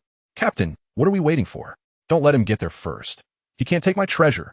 Perona was so anxious that she wished she could jump down from the sky, but she was held back by Roach. "First," Roach glanced at her with a smirk. "First of all, this is our treasure. Secondly, let's let him scout the way. It won't be that simple inside." "All right, our treasure. Captain, remember to give me my share." Perona's cheeks flushed as she stuck out her tongue. "Don't worry, you won't get less. But be prepared. I can't guarantee how much treasure Captain John has," Roach replied. Meanwhile, Pin and the others discovered the suddenly appearing tunnel at the mountaintop. After contacting the Navy soldiers with a transponder snail, they dove in as well. "It's about time. After a while, this place will be filled with Navy soldiers. We can follow behind them," Roach said as he led Perona down from the sky. They covered their mouths and noses with cloth strips as they entered. The tunnel was very dimly lit, but fortunately, they weren't ordinary people and could see the general situation in the darkness. However, the smell was unbearable. Even though it was now connected to the outside, the stench wouldn't fade quickly. Instead, the wind brought in various odors, mixing them into a more intense aroma. The ground was made up of steps that were definitely not naturally formed, and oil lamps were placed along the walls, though the oil inside had long since run out. Roach stopped, noticing that one wall's color seemed slightly different from the others. "What is wrong, Captain?" Perona tugged at his clothes, urging him. Roach didn't answer her, but drew out Shisho, then gently waved it, sending a faint blade wind that swept away a layer of mud from the wall. A mural appeared before them. Due to the dim light, fearing that she couldn't see clearly, Perona summoned her ghost to illuminate the wall with ghostly fire. A man with a terrifying face appeared in the mural, startling Perona. Although the mural had decayed over the decades in such a damp environment, the extreme confidence and madness in the man's eyes were still visible. Though Roach had never seen this man before, he had a guess in his heart. This was likely realms.The. He continued to strike, one blade wind after another, revealing more murals. Roach recognized the next few murals, even though the pirates depicted had long since passed. The second mural was of Edward Newgate, one of the 4 emperors, captain of the Whitebeard pirates, known as the strongest man in the world. Though it depicted his younger self, that exaggerated mustache was unmistakable. The third mural was of Charlotte Linlin, one of the 4 emperors, captain of the Big Mom pirates. The mural showed her as extremely beautiful, but that arrogant gaze was one that no one else could possess. The fourth mural was of Shiki the Golden Lion, captain of the Flying Pirate crew. According to current Navy intelligence, he was possibly imprisoned in the lowest level of Impel Down. He had once been an absolute pirate ruling the seas. The fifth mural finally depicted Kaido of the Beasts, one of the 4 emperors, captain of the Beast Pirates. His expression was gloomy, far from the domineering look on the current bounty posters. It was evident that Kaido's status in the Rocks Pirates was not as high as that of Whitebeard and Charlotte Linlin. It was unclear when he began to rise to power. The last mural showed a gentle-looking man with a smile, wearing glasses, who looked less like a pirate and more like a scholar. The Rocks Pirates. Roach gazed at the first mural, confirming that the man depicted was indeed Rocks himself. However, what concerned him most was not Rocks, nor Kaido's low status in the pirate crew, but the complete absence of Captain John's portrait. "Captain, have you discovered something?" Perona asked curiously, her eyes scanning the area, but her expression was puzzled. "This probably has nothing to do with Captain John. If it were truly his treasure, how could he not leave his own portrait here?" Roach said lightly. looking at the several portraits. Since this place was not left by Captain John, it must belong to one of the others. First, excluding Rocks, with this great pirate's confidence. He would never prepare for his own afterlife, nor would he have any morbid interest in leaving treasures behind. The remaining 3 emperors were still commanding the seas, each power capable of contending with the navy, making it unlikely as well. The most probable candidates were the remaining 2, Wang Ji and Silver Axe from the Rocks Pirates. Chapter 87. The secret deep in the cave, however. This speculation is merely a hypothesis. No one knows the truth until they see it for themselves. Roki walked deeper into the cave, while Perona floated in midair, her arms wrapped around his neck, gradually descending. Soon, remnants of lamp oil appeared in the oil lamps on both sides of the cave walls. Roki simply scraped the stone wall with the edge of his knife to create sparks and ignited the lamps, instantly casting a dim light over the small space. As time passed, they passed through a narrow passage, and the signs of human excavation became increasingly obvious. Compared to the finely carved murals seen earlier, the deeper they went, the more crude the surroundings became. Many of the steps varied in size, indicating that the cave's builders were likely rushing due to time constraints. The temperature continued to drop, and before long, the ground and walls were covered in frost, with the cold seeping into their bones. Even Roki, with his robust physique, felt a hint of chill, let alone Perona. She simply lay on Roki's back, her teeth chattering as she said, "Captain, it's getting colder. If we don't find Captain John's treasure soon, we might freeze to death." Roki glanced at her. For someone like him, who constantly practiced his breathing technique, it was manageable. Though Perona had consumed a devil fruit, her natural constitution was average, and she would quickly go into shock in such an environment. Thinking of this, Roki pretended to reach out, producing 2 sets of clothing from thin air. These were randomly sourced and projected from the spirit world. Although their style was ordinary, they were warm. "Put this on. Don't get frostbitten," he said. As she accepted the coat he offered, Perona asked curiously, "Captain, where did this clothing come from?" "I don't know. It might be something left behind by the dead," Roki replied, putting on his own coat. Projecting these ordinary items didn't consume much energy at all. "That's fine then. I thought you had prepared this in advance. I mean, someone like you wouldn't be so meticulous," Perona said as she put on the clothes, her body temperature gradually returning to normal. Roki lightly tapped her on the head and said, "All right, stop talking. We've already walked a distance equivalent to half a mountain's height. We should be reaching the end soon." The 2 continued for another 7 or 8 minutes, and soon the downward path came to an end, transforming into a straight route ahead. The ground was covered with rough tiles, and the walls were the same, giving a dungeon-like feel. After not walking long, a damaged stone door appeared before them. The door stood over 10 meters tall, with a 2-meter square hole cut into it, clearly the work of Penn's swordsmanship. There were also many signs of struggle around, with a small hole about a foot wide at the bottom, seemingly dug out by some animal.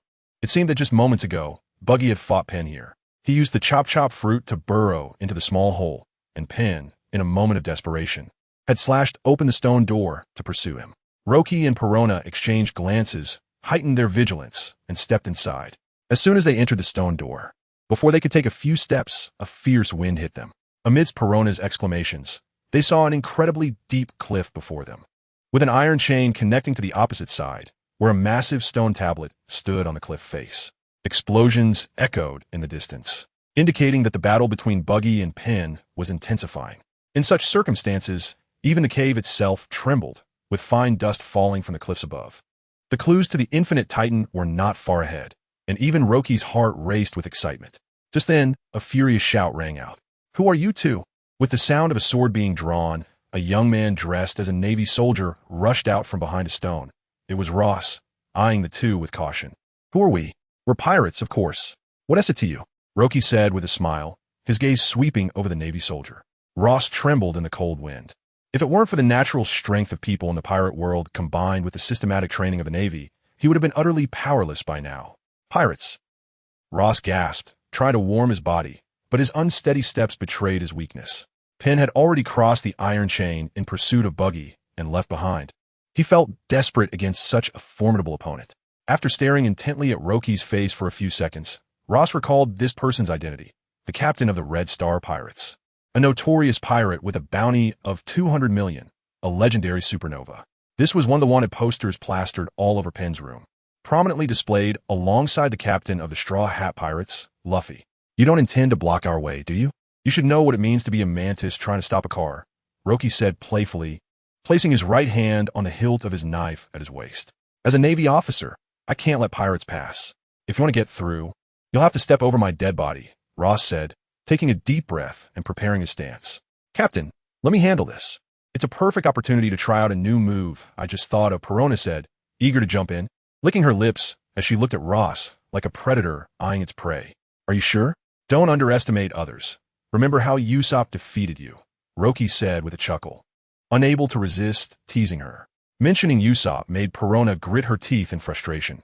She had been scared unconscious in the end, utterly unworthy of the title Princess of Ghosts. How could it be? I could take care of this kind of weakling in a few minutes, she retorted. The explosions continued to sound in the distance, and the tremors in the cave increased. Roki's expression shifted slightly. The battle between Pin and Buggy definitely wouldn't cause such a commotion. Something else was likely happening.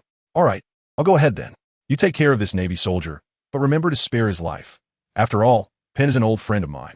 After saying this, he used a combination of moonwalk and Soru to create an afterimage and disappeared from sight, lightly stepping on the iron chain and moving at great speed toward the opposite side. Damn it! Ross gritted his teeth, wanting to chase after Roki, but a cold voice stopped him. Your opponent is me. Perona spread her arms in front of her chest, and several ghosts surged out of her body. Ghost mirror. The ghosts gathered together, forming a 2-meter-sized mirror behind her. Chapter 88. The unknown danger is most fearful. Perona's battle with Buggy did not draw much of Roke's attention. That Navy soldier had no devil fruit powers and was relatively weak, easily handled by her. Passing through the iron chains, Roke quickly saw the situation on the opposite cliff platform. The fight between Buggy and Pin was completely one-sided. Although the ability of the chop fruit made Buggy nearly invulnerable to slashing attacks, Pin's swordsmanship had greatly improved after a long absence, with each move strikingly fierce. The platform beside the cliff was small, with a massive stone tablet taking up a significant portion of the space. The tablet was inscribed with flamboyant characters. The silver axe is buried here, and there was nothing else of note. As Roke approached, the two immediately ceased fighting. Upon seeing him, Buggy shouted angrily, "Why is there another person? You want to share Captain Buggy's treasure? Not a chance." While speaking, he kicked forcefully towards Roke, sending a mini cannonball flying from his shoe towards him. Pin, on the other hand, looked grave, having never expected to encounter Roke on Crescent Island. With two formidable pirates present, the situation was becoming subtly complicated. Boom! The mini cannonball hit the ground around Roke, creating a massive explosion that temporarily obscured his figure in smoke. It was time to settle this quickly. While the two pirates had not yet joined forces, Pin thought to himself, switching from one-handed to two-handed grip, and with a fierce slash of justice, a straight beam of sword light shot forth from blade. Right-angle flash, fragmentation. The light blue sword beam flashed by, and, just as it was about to strike Buggy, it suddenly split into dozens of beams, creating a chorus of slicing sounds. Buggy leaned back, trying to dodge the attacks, but the sword beams seemed to have a mind of their own, tracking him down. Are you kidding me? Just give the treasure to Captain Buggy. Why do we have to fight? In that moment, his body split into chunks of various sizes, slipping through the gaps between the slashes.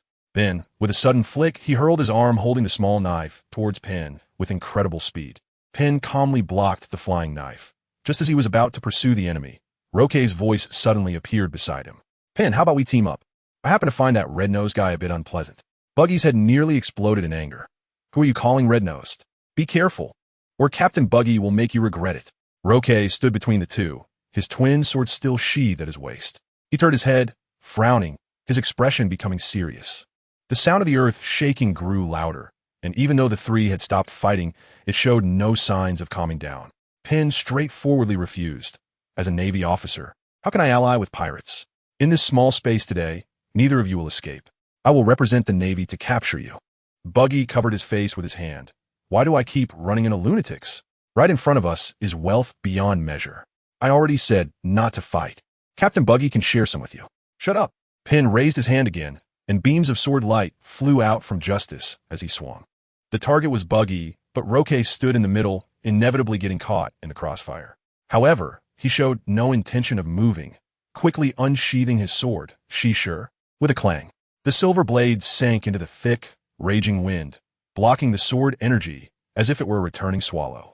After deflecting the attacks, Roke sheathed She-Sure again, his eyes fixed on the massive stone tablet, speaking in a calm tone, "Don't you think something seems off?" His words didn't sound like alarmist rhetoric. Both Pin and Buggy were startled and immediately looked towards the stone tablet. They saw that the tablet, which had been covered in moss and mildew, now had a small crack appearing at the bottom, gradually spreading upwards with the vibrations. "What is going on? Is the treasure about to emerge?" Buggy exclaimed in surprise, his eyes lighting up with expectation. "Use your brain, will you? This doesn't look like a sign of treasure appearing at all," Roque replied, feeling somewhat speechless. He clearly sensed that something was breaking free from the stone tablet's confines, emerging from below the ground. Pin seemed to realize something as well. His face became grave, and he instinctively took a few steps back to a safer distance before stopping. "Wow, what is that awful smell?" Buggy covered his red nose, while the other two also caught the stench, reminiscent of a year-old rotten egg suddenly being overturned, the odor overwhelming. However, they soon lost interest in the smell as the crack spread across the entire stone tablet, a hazy mist beginning to envelop the area. If this were a game, this would clearly be the entrance animation for a big boss. Roque couldn't help but comment.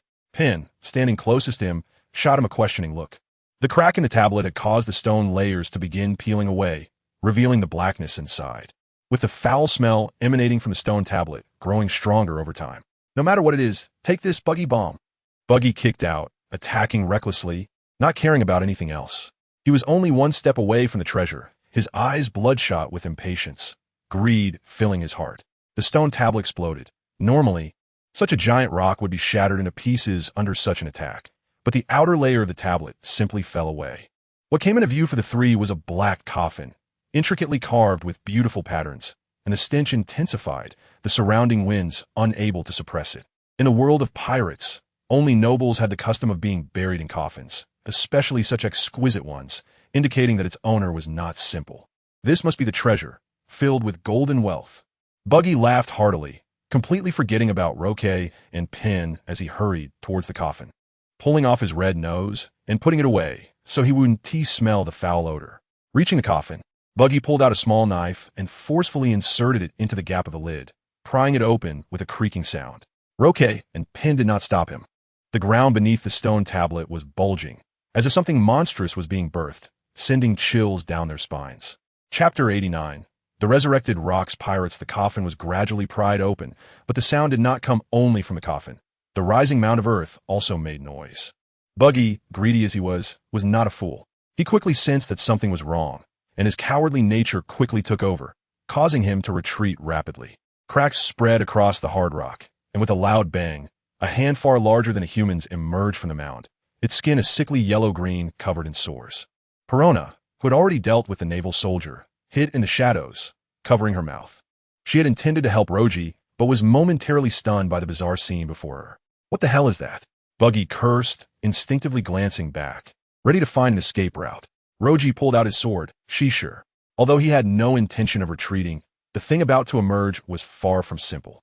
Pin had no thoughts of the two pirates beside him. He focused intently on the creature crawling out of the earth. As the monster emerged, its towering 5-meter frame brought an overwhelming sense of terror. The tattered silver armor on its body still revealed its original form, but chains were evident on its limbs. Now broken, its exposed skin was rotting, revealing a mass of white bones inside. Finally awake. This sleep has truly lasted too long. The monster stretched, its damaged vocal cords producing a hoarse voice that made one's ears ring. "Silver axe?" Roji spoke, his observation haki constantly scanning the strange figure before him. "Silver axe?" The monster tilted its head, a mocking expression on its decayed face, before bursting into laughter. "Have people already forgotten my name? I am Atreides." Lightning flashed above the island, and soon a torrential downpour covered the small island. The Navy still remembered their mission, with a team guarding the cave entrance, but they did not enter recklessly. At this moment, Pin's mind was devoid of any other thoughts. He only knew that the resurrected figure before him was a member of the Rocks Pirates. He would absolutely not allow that pirate crew, which once dominated the seas, to return. Even if it meant dying in battle, he would stop it all. Right angle flash, reverse light flow. Pin instantly made his move, unleashing his full strength this time. Justice swung down fiercely, a glimmer of light blossoming from the blade, appearing at Atreides' neck in an instant. Roji also seized the opportunity, using Soru to vanish, reappearing at the cave's peak, gripping the hilt of his sword, eyes fixed on the enemy's movements. The air was terrifyingly quiet. Buggy had already slipped to the edge of the cliff, and as the third breath of the two was taken, Atreus moved. With a roar, his figure instantly transformed into an afterimage and disappeared. What? So fast? Just as this thought arose in Pen's mind, he saw a blur, and Atreus' massive fist appear before him. With a dull thud, his body was smashed against the cliff wall. You'd better not act recklessly. Atreus grinned wickedly, half a tongue licking his lips, yellow-black saliva dripping from the corner of his mouth, sizzling as it fell to the ground. Roji did not act. The speed of this person's attacks was so fast that even his observation haki was half a beat slow, indicating just how quick he was. Now, he could only look for openings when the enemy attacked. Atreus' terrifying appearance startled Perona, hiding in the shadows, causing her to retreat back into the cliff, using her ghostly powers to float in midair. What year is it now? Atreus asked. I know, it's been 27 years since the Pirate King died. Buggy, unable to escape and seeing that the enemy could communicate, replied ingratiatingly. The Pirate King? Has Rox become the Pirate King? Ha ha ha ha. Atreus laughed, his voice shaking the ground. Don't joke. Around the Rox pirates have long since perished. Pen struggled to approach, his uniform stained red with blood, but his steps grew increasingly steady. I certainly know that, if it weren't for that Roger guy. Atreus' voice was filled with hatred, but he suddenly paused, continuing after a moment. In the end, the one who became Pirate King wasn't TGOLD. Roger, right? Yes. But he is dead now. Isn't Rox not dead? Roji asked, taking the initiative. He didn't think he would die at the hands of this self-proclaimed Atreus. So he probed further. How could he possibly be dead? Ha ha. We found the secret to eternal life. If it weren't for that battle at God Valley, we would have already ruled the world. Atreus' mental state seemed a bit unstable, his tone extremely manic. Become this grotesque form you're in? Is that what you call eternal life? Pen gripped the hilt of his sword, his tone regaining calmness. Atreus, unusually unfazed, replied lightly. That's just a process. The result is quite beautiful. Isn't it? Although I didn't expect Roger to become the Pirate King. He is still dead. Isn't he? I have something to attend to. Can I leave first? Buggy had one foot already on the chain, ready to depart. Atreus grinned widely, his teeth full of holes. Don't be in such a hurry to leave. Your strength is quite decent. The Rox pirates need fresh blood. Join us. And when the captain returns, we'll rule this world together. What if I say no? It's really inconvenient to fight in midair. Roji landed on the ground, standing back to back with Pen, both of them in sync. Why say no? Even Roger wouldn't be able to resist the temptation of eternal life. Pen retorted. The resurrection of the Rox pirates would bring disaster to this world. If my death can stop it, then let me turn to ashes. I am not interested in eternal life. Life is already exciting enough, and I want to consider such things. For Roji, having the ability to project allowed him to experience countless lives, and he wouldn't become this grotesque form for the sake of so-called eternity. Atreus showed surprise on his face, and at that moment, Buggy rushed to his side and shouted, I want eternal life. Let me join the Rox pirates. Please let me rule the world together. Atreus clenched his fist tightly. That's good. Just stay aside. I'll take care of those two. Chapter 90. The inevitable death battle. Pung was fully prepared. He bit down hard on his tongue, the taste of blood spreading in his mouth, the pain stimulating him to concentrate all his mental energy. Wait a minute, Odorize. I have a question I want to ask you. It can wait until I'm done asking, Rocky said, his tone laced with a hint of disdain, and the atmosphere in the cave instantly became tense. Oh, Odorize looked at him with interest, stroking his chin with his fingers. Beside him, Buggy was eager to rush forward to teach Rocky a lesson, but Odorize raised his hand to hold him back. Go ahead. I can sense a strong sharpness from you. You must be the strongest among them. If you're willing to join us, any condition can be proposed. The Rox pirates are not stingy, Odorize said. Pung and stepped back a few paces, nearly reaching the edge of the cliff. To prevent this temporary ally from suddenly betraying him, the tip of his blade was already aimed at Rocky. Perona, floating below the cliff, bit her lip. Unlike Bengen, she had been in contact with Rocky long enough to vaguely guess his thoughts. Rocky was the kind of person who didn't want to be beneath anyone, and this battle was certainly unavoidable. Thinking of this, she spread her hands, summoning one ghost after another from her palms, floating around her, ready to join the battle at any moment. Your Rox pirates, besides you and Rox, must have quite a few others, right? Do you know where they are? Rocky asked with interest. This was also something he had always wondered, if the Rox pirates had mastered the method of immortality, Why did Whitebeard and the others clearly show signs of aging? Odorize grinned widely. Why should I answer such ridiculous questions? Besides that waste, John, the others should be following our plan. Plan? Rocky laughed. After the downfall of the Rocks pirates, Charlotte Linlin, Kaido, and Edward Newgate have all become the three most powerful pirates. They are now rampaging in the New World. Is that part of the plan? Odorize's expression stiffened, his eyes darting, seemingly hiding a full rage. He turned to Buggy and asked, "Are those guys still active at sea?" Buggy swallowed hard. The man before him had been enraged, and the released aura was chilling. He cursed Rocky in his heart. Right, but, all right, I understand, Odorize said lightly, his head looking towards the cave's ceiling, his gaze seemingly penetrating the rock to the sky. In that case, I'll go find them one by one to settle the score. Well done, Odorize nodded at Rocky. To thank you for telling me this news. I'll try to leave you a complete corpse. After saying that, there was a loud bang, and Odorize's massive body turned into an afterimage as he charged towards Rocky. In a breath, moving with thunderous speed, his fist was already in front of Rocky, his arm turning pure black, clearly indicating the effect of armament hockey. Even though Rocky was fully prepared, he was still startled. Previously, when Odorize had attacked Peng Yin, he had actually held back. Second gear, Sword Demon. A surge of blood erupted from Rocky's body, his muscles bulging, veins visible on his skin, appearing extremely fierce as two great swords were drawn simultaneously.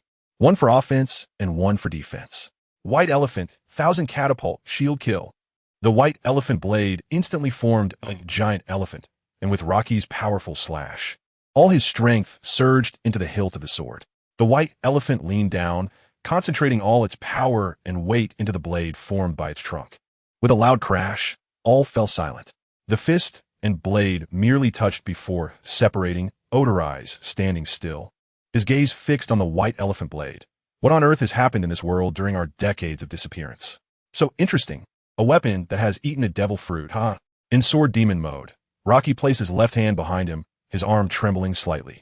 The enemy's strength was far more terrifying than he had imagined.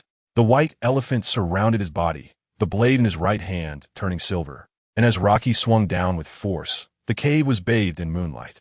Moonbreath, first form. The waves surged, the sea churned, the moonlight hazy. This strike was extraordinarily brilliant, like fireworks bursting in the sky for an instant. Peng Yin, waiting for an opportunity, suddenly took a step forward, heading towards Odorize's back, raising his sword for a righteous slash. Right angle flash, first slash. Although it was an unremarkable strike, it had already merged with his soul. Hidden in a corner of the island on the Golden Vodka, a slight tremor could be felt in the cave, but it was obscured by the sound of rain and thunder, making it hard to hear clearly. Aisha, sitting cross-legged on the deck, suddenly jumped up, startling the other two. What's wrong, Aisha? Urki asked with concern. Aisha's expression was extremely serious, her breathing becoming erratic as she pressed her hands against her temples. From the ship, she could see the pitch-black curtain of rain outside, and listening to the intensifying downpour, Aisha felt an inexplicable pain in her head. We can't just sit here and wait. Let's go to Crescent Island to find Captain Rocky and the others. Panda shook his head. Captain Rocky's strength is unquestionable, and with Perona there, the rain is too heavy. It's really inconvenient to act. Aisha looked as if she wanted to say something, but hesitated, frowning deeply. Urki did not underestimate this little girl. In fact, he had always held a sense of awe towards Aisha. Many years ago, he had already touched the threshold of observation hockey, but had always lacked an opportunity. Such people were numerous on the sea.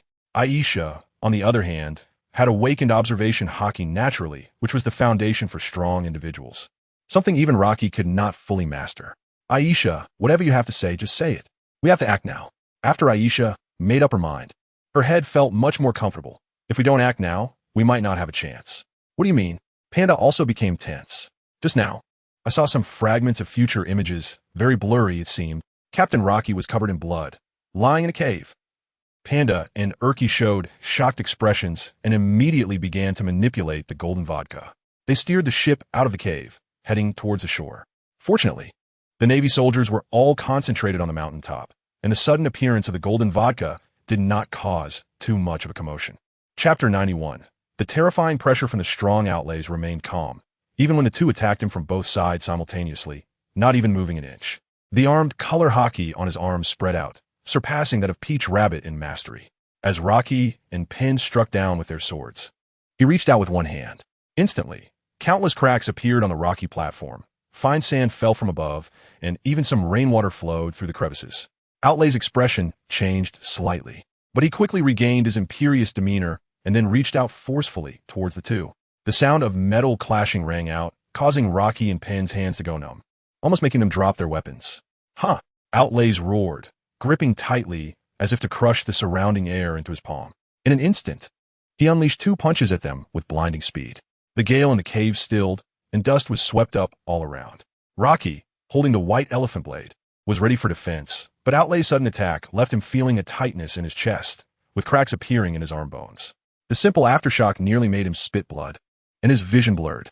Pen fared even worse, unable to stop himself from spitting out a mouthful of fresh blood. However, what left him feeling most desperate was that his previous strike had been for nothing, causing no substantial harm to the enemy.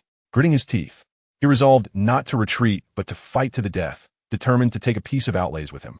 He raised his blade of justice and swung it down almost instantly, but Outlay's merely extended a finger, forcefully tapping the blade, deflecting his attack.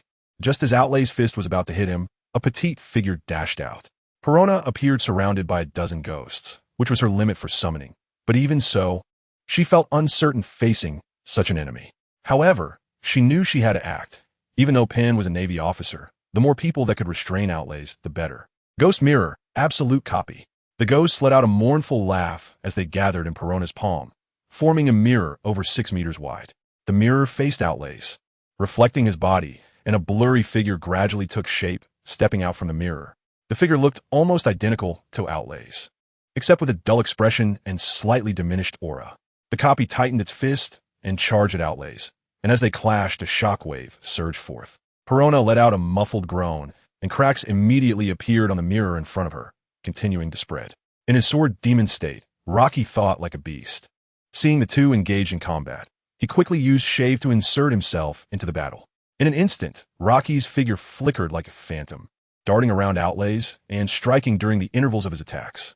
"Captain, I can't hold on much longer," Perona shouted, sweat beading on her forehead. Despite exerting all her strength to maintain the ghost mirror, the surface was already covered in cracks. Although the copy wouldn't be harmed or feel pain, its ability was limited, and soon Outlays seized the opportunity, grabbing its arm and tearing it down. The ghost mirror in front of Perona also underwent a corresponding change, shattering a small piece, and she let out a scream. Outlays showed a slight opening in his defense, and in that instant, Rocky seized the chance. He didn't continue using Shave, but revealed his body, appearing behind and to the right of Outlays. A spark ignited as the silver-white blade of the white elephant erupted with a sound that pierced the air, heading straight for Outlay's chest. Outlays grinned maniacally, seemingly having waited long for this moment. He stomped down with his legs, causing the ground to shake as they sank into the rock. Because of this, Rocky's attack, originally aimed at his chest, shifted towards his face. Outlay's tightly shut mouth opened, and he bit down hard on the tip of the white elephant's blade. Rocky felt his sword being locked in place, unable to move. How ridiculous! Outlays pushed off the ground with both fists, leaping into the air, swinging his fists first to knock the protective white elephant aside before striking Rocky. Despite putting forth all his strength, it was futile. Rocky was sent flying into the air, crashing against the ceiling of the cave, with his bones cracking loudly. Outlays did not rush to pursue, but instead turned around, first punching the copy into pieces, causing Perona to faint and her body fall from the air into the depths of the cliff. Pen appeared before him, shocked by Outlay's reaction speed, but the arrow was already drawn and could not be retracted. Right-angle flying bird, Pen's great bird. He swung his sword of justice in front of him, unleashing a right-angle blade of air that resembled a flying bird and moved at extreme speed. Outlays simply waved his dark arm, and the blade collided with it, causing him to stagger back a few steps. After regaining his footing, he charged forward again. An uppercut sent Pen flying to the edge of the cliff. Buggy watched with wide eyes, wishing to slap himself for being interested in Captain John's treasure, only to unleash such a fierce person. "Seems I've been underestimated." Outlays laughed heartily, bending his legs and launching himself into the air, causing cracks on the ground to spread like a spider's web. In an instant, he was in the air, gripping Rocky and Pen by the necks, rendering them utterly powerless to resist. Observation hockey, armament hockey, conqueror's hockey. Although there were no spectators, Outlays spoke with arrogance, as if facing an army. Each type of hockey significantly enhances one's strength and eye. Silver Axe Outlays. The observation haki has merged with my instincts. Every move of yours is crystal clear in my mind. The sword techniques that seem as fast as lightning to you are slow as snails to me. My mastery of armament haki surpasses yours, and I am just a step away from a breakthrough. Your attacks can easily sever boulders, yet cannot even pierce my skin. Outlays placed Rocky and Pen before him and said softly, "This is the gap between us. So even if I were to die for decades, I could still dominate this sea." Chapter 92, Is This the Rhythm of Total Annihilation? Roach realized he had underestimated his enemies far too much. He never expected the gap between him and the top powers of the pirate world to be so vast. A gap that could not be bridged by a sudden breakthrough in swordsmanship. Feeling the increasing pressure from Atlas's hand, his neck bones made sounds of unbearable strain. However, Roach did not give up hope. He was completely different from ordinary people. Even if his neck were broken, as long as his body remained intact, he could rely on the nanobots to gradually heal his injuries. On the opposite side of the cliff, Ross struggled to approach the iron chain. Due to Perona's unconsciousness, the fruit ability attached to him had vanished, and he regained his consciousness. After regaining his mobility, Ross witnessed Pen's defeat firsthand. And it was so simple and straightforward that life and death depended on the opponent. Gritting his teeth, he shakily climbed the iron chain towards the other side. Although his strength was completely insufficient in front of Atlas, his duty as a Navy officer prevented him from watching his superior die. A tiny ant. I hadn't even noticed you before. Atlas smiled, crouching down to look at Ross, who was slowly crawling toward him. Clumsily, he crawled from the chain onto the cliff platform. Reaching Atlas, after this death march, he felt his legs weaken. Hurry, hurry, follow orders. Pen struggled to speak, and as he opened his mouth, a large amount of blood gushed out. His eyes had already turned dark red. "I'm sorry, Brigadier General Pen. This is what you have always taught us. We cannot give up." Ross stood up, his emaciated body appearing weak in the wind. He drew the standard Navy long sword from his waist, though his hands trembled uncontrollably from fear. Just like our Navy back then, so rigid to the extreme, and laughably so, the taste of justice is not pleasant, is it? Atlas threw Roach and Pen to the ground, his massive body slowly walking toward Ross. Under the terrifying pressure, Ross was drenched in cold sweat, but he held himself up, gripping the hilt tightly. Atlas stopped a step in front of him and spoke with a hint of contempt. "Show me your courage. Let's not look down on you Navy people." Ross raised his sword above his head. Every second under the terrifying aura felt like torment. With a loud shout, the blade struck Atlas's thigh, but it didn't even break the skin. Atlas merely extended a finger, bending it slightly to gently tap Ross's forehead, then flicked it. Ross's body turned into an afterimage as it crashed against the opposite cliff wall, his face bloodied and unrecognizable. He convulsed on the ground, blood flowing everywhere. Pen's eyes widened. He looked at Atlas, his hatred indescribable, directed not just at the enemy, but also at his own weakness. During this time of recuperation, Roach seemed severely injured, but his wounds had mostly healed. He knew that no matter how superb Atlas's observation haki was, it could not be maintained at all times. As long as there was a moment of relaxation, he could take the opportunity to ambush Atlas. Although the opponent currently showed no openings, Roach could clearly sense that Atlas's aura was not very stable. This so-called immortality must come at a great cost, and he did not know what the price would be. At that moment, a cacophony of noise suddenly erupted at the entrance of the cave, followed by gunfire and the sound of hurried footsteps. Atlas turned around, glancing at the limp Roach and Pen on the ground, seemingly thinking they had lost their combat capability, so he ignored them. What a commotion, with so many spectators. Let me see what changes the world has undergone in the past few decades. The first to rush into the cave was Urki, his body having grown to over 5 meters tall, with numerous small injuries covering him. Aisha sat on his head, continuously pointing in a direction, followed closely by Panda. And then dozens of Navy soldiers surged in. Originally, these Navy soldiers had their guns aimed at Urki and the others, but upon entering the cave, their first sight was Ross lying on the ground in Pen's coat. All the Navy soldiers ignored the few pirates beside them and rushed over, surrounding him. Atlas smiled, his terrifying grin revealing what he was thinking. With a powerful thrust of his legs, he leaped into the crowd of Navy soldiers. His fists swung like massive hammers, each strike accompanied by the crisp sound of bones breaking. In just a moment, all the Navy soldiers who had rushed into the cave were annihilated, lying scattered on the ground, each one breathing their last. Roach jumped up from the ground, quickly drawing 2 swords, his feet pounding on the ground, exploding with incredible speed as he leaped over the cliff wall. Although Urki and the others' arrival was a highly advantageous reinforcement, it inadvertently disrupted Roach's plan. He abandoned the idea of an ambush and prepared to strike immediately. Ugh, ugh, ugh. Seeing his subordinates dying one by one, Pin let out a roar, struggling to climb up and slowly making his way toward the iron chain. Everyone was doing their utmost to survive, but only Buggy's eyes were darting around. On one hand, he wanted to take the opportunity to slip away, but on the other hand, he was still drooling over the treasure in the coffin. His greed and survival instinct intertwined. And in the end, Buggy fixated on the coffin within reach, cautiously taking his first step. But soon, Buggy froze in place as a massive killing intent enveloped him. The residual glare of Atlas. In this narrow cave, it seemed nothing could escape his observation hockey. Damn it, I'll fight it out. After all, this old ghost 1T let me go anyway. Buggy cursed inwardly, but put on a facade of nonchalance. He put his hands in his pockets, and his palms immediately split apart like independent entities. Both hands stealthily moved toward the coffin. Atlas turned his gaze toward Urki and the others, a terrifying smile spreading across his face. Another 3 little bugs have arrived, and I will deal with each of you. He swung his fist hard, targeting Urki's chest with a speed that left no time for an ordinary person to react. Be careful, get back. At the moment Atlas made his move, Aisha sensed his action and managed to warn Urki in advance, causing his attack to miss. Chapter 93. The immortal Outlays looked at Aisha in surprise. He didn't expect this little girl to have mastered observation hockey, and her skill level was quite impressive, even surpassing his own. However, what shocked him the most was that the severely injured Roach had regained his vitality and was now charging towards him, flanking Ulki from both sides. Ulki faced the enemy head-on. With his innate strength combined with the powers of the causality fruit, his power and physique had reached new heights, allowing him to exchange blows with Outlays. Of course, his strength was still lacking in front of a strong opponent, but every time Outlays attempted to severely injure him, Roach would strike at the right moment, preventing him from going all out.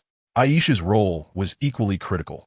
Whenever she sensed Outlay's movements, she would promptly warn them, as those attacks were often deadly. However, her archery skills could not intervene in such a fast-paced battle. Otherwise, she could have caught them off guard. The 3 members of the Red Star Pirates coordinated exceptionally well, restraining Outlays. In the midst of the battle, Roach shouted to Panda, "Quick, go to the cliff's edge. Perona has fallen. Panda, go save her." Panda nodded immediately, knowing that with its strength, it would be difficult to help them. It quickly approached the edge of the cliff and took out a bag from its pocket. The bag was filled with various miniaturized tools. After taking out a soft ladder, Panda used its fruit ability to enlarge it and then carefully made its way down to the bottom of the cliff. The situation seemed to be developing in a good direction, but Roach knew this was just the calm before the storm. Outlays had been dormant for too long, and during this time, his body had undergone irreversible changes. Indeed, he had been adapting to himself and was gradually becoming adept at handling the violent attacks from Ulki and Roach. As time passed, the intensity of Outlay's attacks began to rise, and his expression became increasingly frenzied. In a narrow encounter, the brave would win, and at this moment, Roach chose to take a risk and charged forward once again. This slash transformed the blade of Shishir into a golden hue, cutting through the raging winds.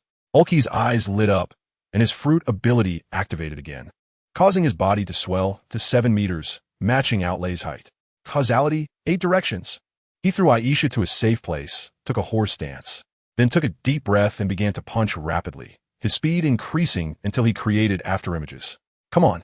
Outlays laughed loudly, quickly swinging his fists to engage with Ulki, the sound of their impacts echoing. With each punch Ulki took, his body felt like it was breaking, the areas hit by Outlay's fists caving in. But he knew he couldn't move. He had to buy enough time for Roach to unleash his sword technique. Outlays seemed to realize this as well. He could feel the power gathering behind him, and the area covered by the armament hockey was only from his arms to his chest.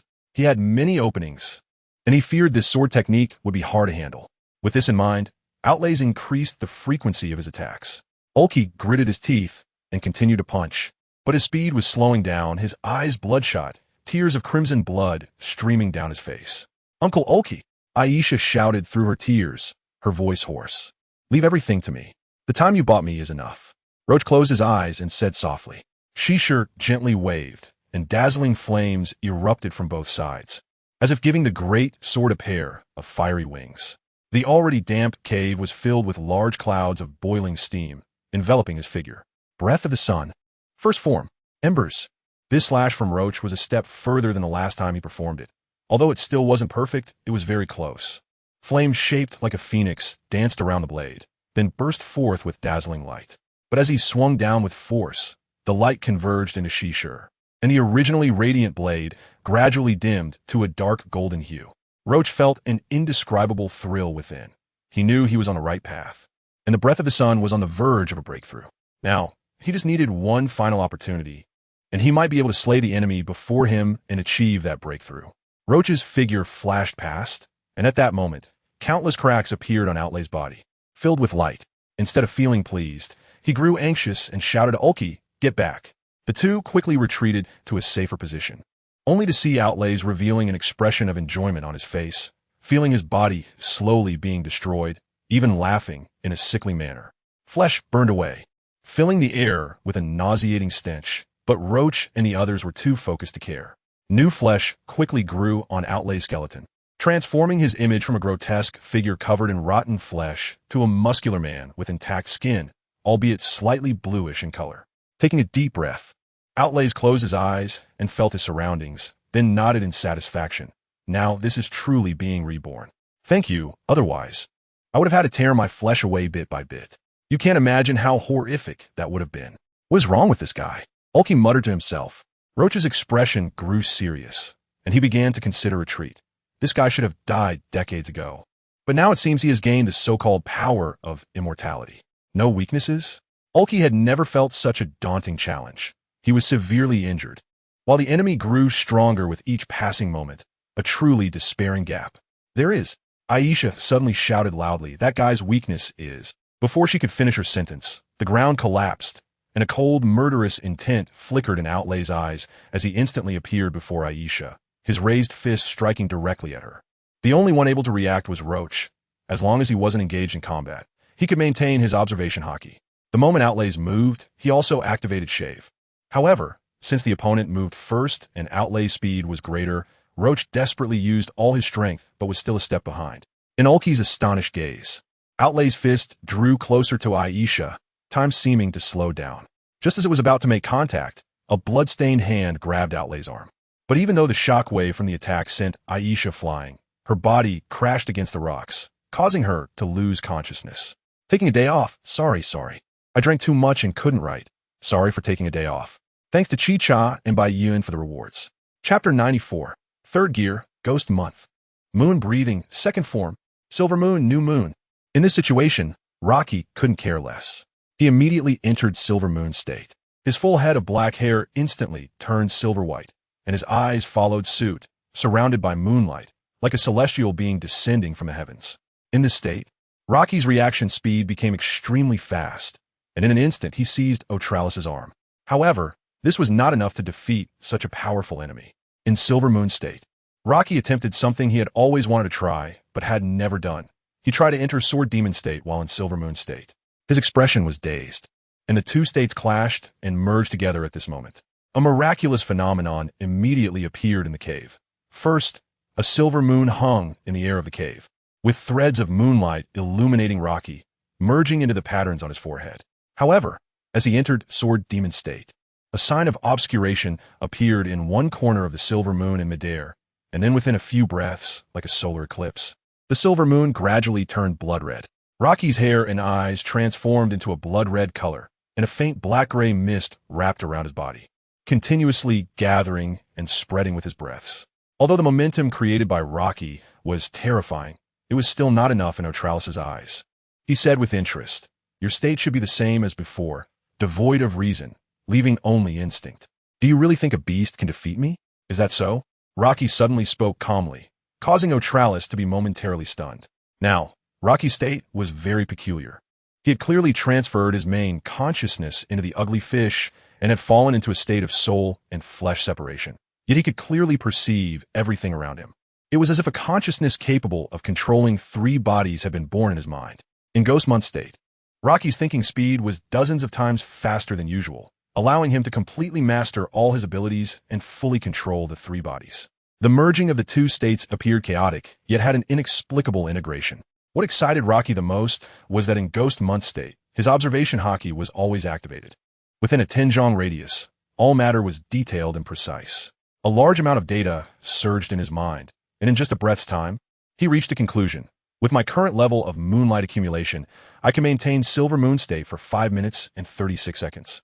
In Sword Demon state, the consumption of moonlight accelerates, so Rocky stepped forward, transforming into a blood-red shadow and charging towards Otralis. Thus, I can maintain this state for 21 seconds, and I must eliminate him within this time. To Otralis, it seemed as if Rocky merely paused for a moment before charging at him.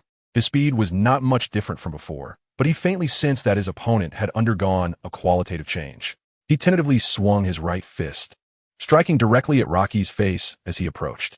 However, Rocky seemed to predict the future. He stepped out with his right foot, tilting his body to the side, and with the other foot, used Soru, vanishing like a ghost in a flash. Soru, Ghost Shadow. He naturally employed Soru, but it was evident that Rocky's Soru had broken through some barrier. What was originally a simple step now exuded a chilling aura. In fact, his talent in the 6 forms was quite ordinary. Even the return of life was an accidental comprehension.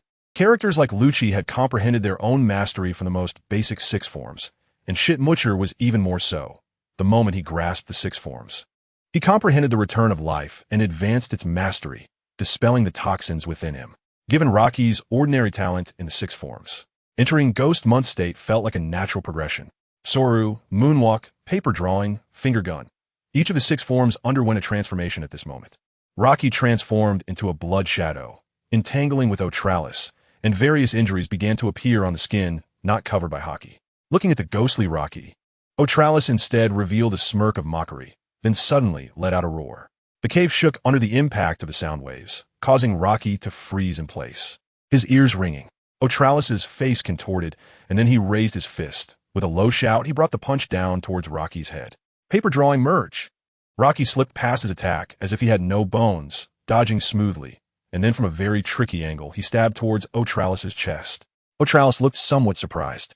This attack did not get avoided, leaving a long wound on his chest.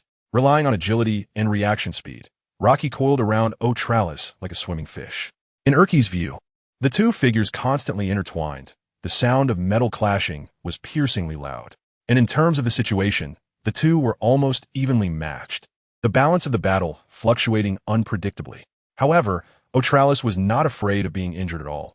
Whenever he sustained an injury that could affect his movements, he would simply tear away that piece of flesh, and the injury would instantly heal completely. Rocky, being flesh and blood, could recover quickly with the presence of nanobots. But during battle, energy was constantly being consumed, and the recovery speed was naturally greatly reduced. Time passed little by little. The duration of Ghost Month state quickly consumed more than half, and Otralis remained undefeated, while Rocky still hadn't found a flaw in him. If he couldn't find a way to kill this monster, even using his last resort would be futile, Rocky thought to himself, while also beginning to look for a way out. At that moment, Otralis's expression suddenly changed for no reason. He unhesitatingly turned and headed towards the opposite cliff. Rocky's eyes lit up. It seemed like there was a slight turn of events. What made Otralis so concerned was none other than the coffin that had been standing in the clearing. At this moment, the coffin had been opened by Buggy, and inside was not the gold and silver treasures they had imagined, but countless bats densely packed together. Once the bats flew away, a blue crystalline heart that kept beating appeared before their eyes. Rocky entangled with Otralis, preventing him from easily approaching the coffin, and the two began to fight on the iron chain between the cliffs. Seeing this, Buggy was filled with reckless courage and carelessly threw several firebombs towards the heart. The explosion sounded, and Otralis's eyes were filled with rage. How dare you? Chapter 95. Death is inevitable after the fireworks faded. The strange heart remained intact, but from Outlay's reaction, it was clear that this could be his weak point. Roki desperately entangled him, using intervals to release several blade auras with his no-blade style. Although all were blocked by Outlays, who possessed Kinbunchika Haki, it prevented him from getting close to the heart. In this situation, the balance gradually tilted towards Roki and his companions. Ulki leaped up from the cliff to the opposite side. Together with Buggy, they recklessly attacked the heart. Even though they couldn't inflict substantial damage, each attack caused Outlays to pause slightly. Roki's ghost moon form was nearing its end. The moonlight within him was on the brink of exhaustion, and the injuries sustained in his sword demon state were becoming harder to suppress, causing his strength to gradually wane. He could only hope that Ulki would shatter the heart before his power disappeared. Otherwise, without Roki holding back outlays, this ruthless man could start a massacre in the blink of an eye. Buggy attacked several times, but seeing no damage to the heart, he unconsciously slowed his movements, his eyes darting around, eventually spotting the exit. Meanwhile, Ulki, though heavily injured, was enduring the pain and continuously pummeling the strange heart, completely oblivious to Buggy's reaction. "I'm out of here. I'm not playing with you anymore. What a ridiculous treasure. Good thing I'm so clever." After retreating a few steps, Buggy noticed Ulki was not responding and quickly ran up the iron chain towards the cave exit. At this moment, Ulki also noticed Buggy, but was too weak to chase him. He was breathing heavily, his fists bloodied and bruised, with visible bone peeking through. "Karma, take this." The sound of Ulki's fist striking the crystalline heart was deafening, and he fell into absolute concentration, each attack making the next one heavier. Outlays felt extremely frustrated. Every time he tried to approach Ulki, Roki would launch a frenzied attack, forcing him to keep his distance, even at the cost of injury. Under Ulki's relentless assault, the crystalline heart finally showed a reaction, cracking with a crisp sound and revealing a tiny fissure. "You guys!" Outlays spat out a mouthful of blood, his eyes wide open, a similar crack appearing on his exposed chest. He picked up a large stone and hurled it at Ulki. Just as the stone flew into the air, Roki freed one hand, deploying his no-blade style, and the black blade aura shattered the stone into pieces. "Your opponent is me."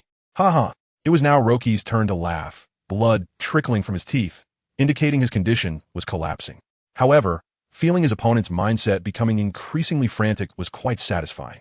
Outlays was so furious he almost vomited blood, but what infuriated him the most was that little brother Buggy, who was secretly trying to take the opportunity to escape. Ha. Just honestly delay the enemy for me. I wonder if Moki and the others have arrived. If not, I'll just take that Navy ship. The more Buggy thought, the better he felt, his expression becoming more smug.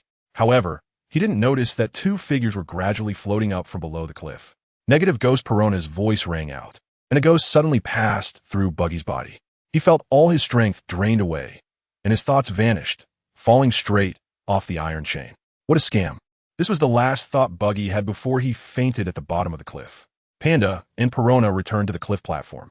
The battle between Roki and Outlays was dazzling and impossible to intervene in. They saw Ulki fiercely attacking and rushed towards him. Perona had briefly suffered from dizziness due to her fruit's ability being disrupted and had fallen off the cliff. Fortunately, her ghost maintained autonomy and did not disappear when her body lost consciousness, so she escaped without danger.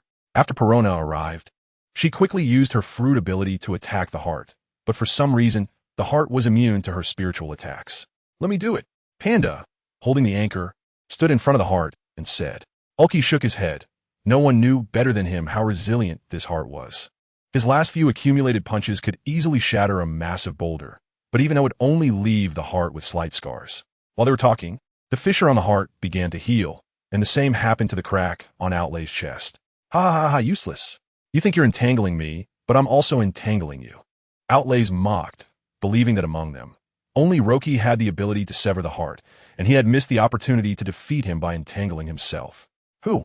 Ulki exhaled, re-establishing his stance, his slightly trembling hand clenched tightly and raised once more. Now, he could only fight with all his might. "Let me do it."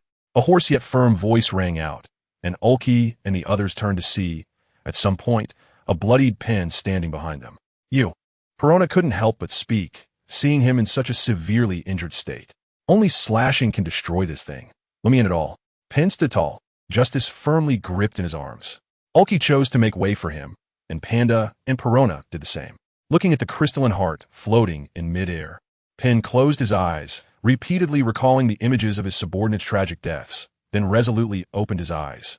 Blood flowed down his arm onto the blade, dripping onto the ground. The long simmering anger surged in his heart like a volcano ready to erupt. This strike is worthy of the name of justice. Right angle flash. 3,000 flowing lights. With Pen's slash, dense blade lights appear before him, while Outlays stood frozen in place. Moon breathing, third form, moon concealment. Roki struck, the moonlight hazy, and his figure vanished. Cracking sounds erupted, and Outlays was covered in cracks, kneeling on the ground in regret, muttering about the great ambitions of their rocks. His body gradually collapsing. "Take your complaints elsewhere. You're blocking the light." A gap was cut open at the top of the mountain, and after the rain, it was the time when the sun rose. Chapter 96. In the end, it was still me, Buggy, who bored all Outlaw's body turned to ash bit by bit. His eyes filled with regret and frustration. The ghost month state disappeared from Roach, and he stumbled, spitting out a mouthful of fresh blood. This blood was dark red, mixed with some fragments of internal organs. This was when the ghost month state could still last for about 10 seconds. If the time ran out, Roach would likely be even more severely injured. "Captain, are you okay?" Perona worriedly supported his body. I'm fine. Roach squeezed out those few words through clenched teeth, blood flowing from his mouth. Two avatars transmitted energy through their projection abilities into the main body, and Roach's condition gradually improved. Once he had more avatars, it would be like having a built-in power bank. Just thinking about it was terrifying, like an indestructible cockroach. Panda wanted to help Ulki, but was quickly rejected by the latter. "You should go check on Aisha. Let's go take a look too." "Perona, can you help Pen bandage up?" Roach trembled as he walked towards the unconscious Aisha, while Perona nodded and flew to Pen's side. Seeing that he had already fallen unconscious, she couldn't help but feel playful. After a brief rest, the group left the cave that had almost claimed their lives. Fortunately, Aisha was also fine. She just had a large bump on her head and looked a bit dazed. Ulki, walking at the front, wore an expression of helplessness. Most of his injuries were in the upper body, and Perona had forcibly bandaged him into a teddy bear shape. He patted Roach, who was also dressed like a teddy bear, and handed him something. "What is this?" Roach asked curiously as he took it. It was a diamond-shaped crystal, showing a faint green hue. "It's the heart of Outlaw, left behind after it shattered," Ulki explained. It was peculiar. When it was still in the shape of a heart, the crystal had an exquisite appearance. But now this diamond-shaped crystal was instead reserved, indistinguishable from glass. Roach examined the crystal closely. It showed no energy fluctuations and felt weightless. He didn't know how it was related to the legendary Infinite Titan. However, being the reliance for Outlaw's immortality, it was possible that it was a fragment of the Infinite Titan. Roach tossed it in his hand and kept it close to him, thinking, this is still a game. If it really is the Infinite Titan, doesn't that mean that the members of the Rocks Pirates, who are all immortal, might be using these things as cores? With this thought, his brows furrowed. The construction of the Underworld King was far from as smooth as Roach had imagined. Even with clues to the energy core, the waters involved were still too deep. Forget it, when the sky falls, there's a tall person in front. Let us report this to Aokiji first, he thought, pulling out a den mushy and dialing while walking, of course omitting many details, especially the crystal in his hand. On Akiji's side, he didn't speak. After silently listening to Roach's report, he simply said understood before hanging up. Roach had no idea what his superior was thinking. The Red Star pirates returned to the coastal area of the island, and Panda immediately restored the golden vodka to its original state. The group sailed towards the direction indicated by the record pointer, facing the rising sun. Not long after their ship had left, a fleet of Navy warships surrounded Crescent Island. Roach's golden vodka had already moved far away, but this situation scared the other pirate crew in the waters. Captain Buggy must be in trouble. Machi was sweating profusely, and with his hairstyle resembling cotton candy, he looked particularly ridiculous. Kabaji's mouth twitched as he forced himself to calm down and pulled out a cigarette. What should we do? Captain Buggy is still on that island. With a cold snort, Yarlita scanned the surroundings and landed her gaze on Machi. Do I need to remind you what to do? With the Navy's show of force, it's likely only an Admiral's involvement could be warranted. Buggy ISNT, a big pirate. Is this really necessary? Machi and Kabaji exchanged glances, and after a long time, they almost spoke in unison. So Captain Buggy was telling the truth. What's going on? Yarlita asked, hands on her hips, puzzled. Captain Buggy has always claimed that he was once a member of the Roger Pirates and had a great relationship with the red-haired Shanks, Machi said, causing those around them to gasp in shock. During meals, Buggy would often recount his glorious past, having mentioned more than once that if it weren't for Shanks scaring him one day, he wouldn't have eaten that devil fruit. No one on Buggy's ship believed his words. After all, for these obscure pirates, Roger and Shanks were too distant. I can't believe Captain Buggy is such an impressive person that it led the Navy to mobilize such a force. Machi cried as he turned the pirate ship in the opposite direction. That's right, we will definitely miss you, Captain Buggy. Kabaji cried as he wiped his nose and helped adjust the sails. Meanwhile, Lion Leaky was already eager to help raise the ship's anchor, his mind filled with thoughts of becoming captain. Watching this group act like a bunch of drama queens, Yarlita's eyes were filled with disdain. However, Since she and Buggy were merely cooperating, she wouldn't go out of her way to help him. As Buggy's pirate crew gradually sailed away, a man knelt in despair on the top of Crescent Island. It was none other than Buggy the Clown. He had hoped his crew would come and pick him up, but the ship only grew distant and soon disappeared from sight. This island was surrounded by the sea, and as a devil fruit user, he couldn't cross the ocean. Buggy could only find a corner to hide, using his fruit powers to split into fragments. Before long, a large number of elite Navy soldiers landed on the island, led by Aokiji, with Peach Rabbit among them. Under orders, the bodies of the Navy soldiers in the cave were carried out, and a severely injured Pen was wrapped up like a teddy bear. We'll discuss specific matters back at headquarters, Aokiji said calmly. Yes, Peach Rabbit nodded, and the Navy soldiers orderly returned to the ship. Buggy was hiding not far away, breathing a sigh of relief and feeling various forms of luck. But then he heard Aokiji's calm voice say, "After we leave, blow this place up."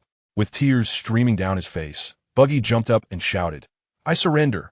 Chapter 97, the conference deciding the direction of the world. The turmoil caused by the outlaws is far from over and seems to be gradually escalating.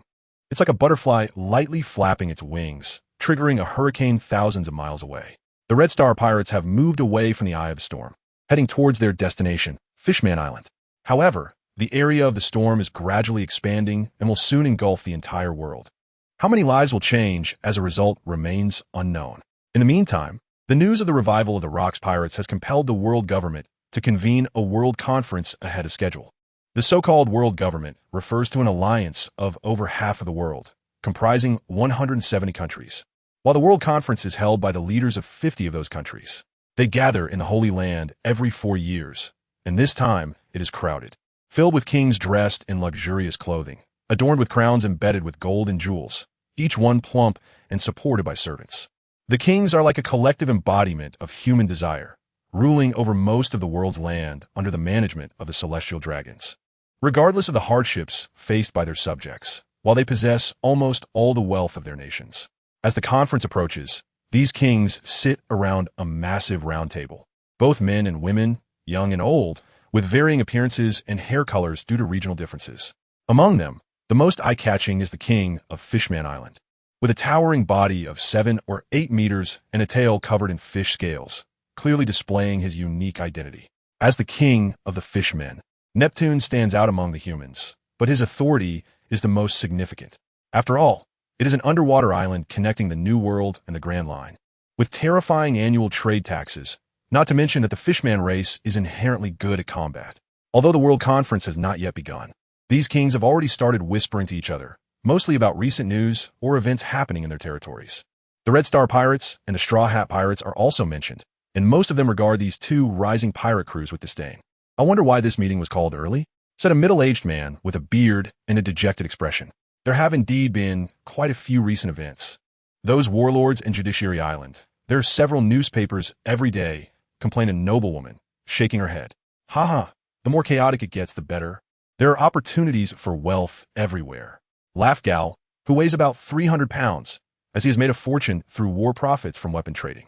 "The wealth you've gained is probably at the cost of many lives," Neptune said gently, and immediately the surroundings fell silent.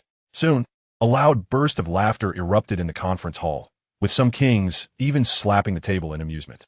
Gal's expression was the most exaggerated. Why?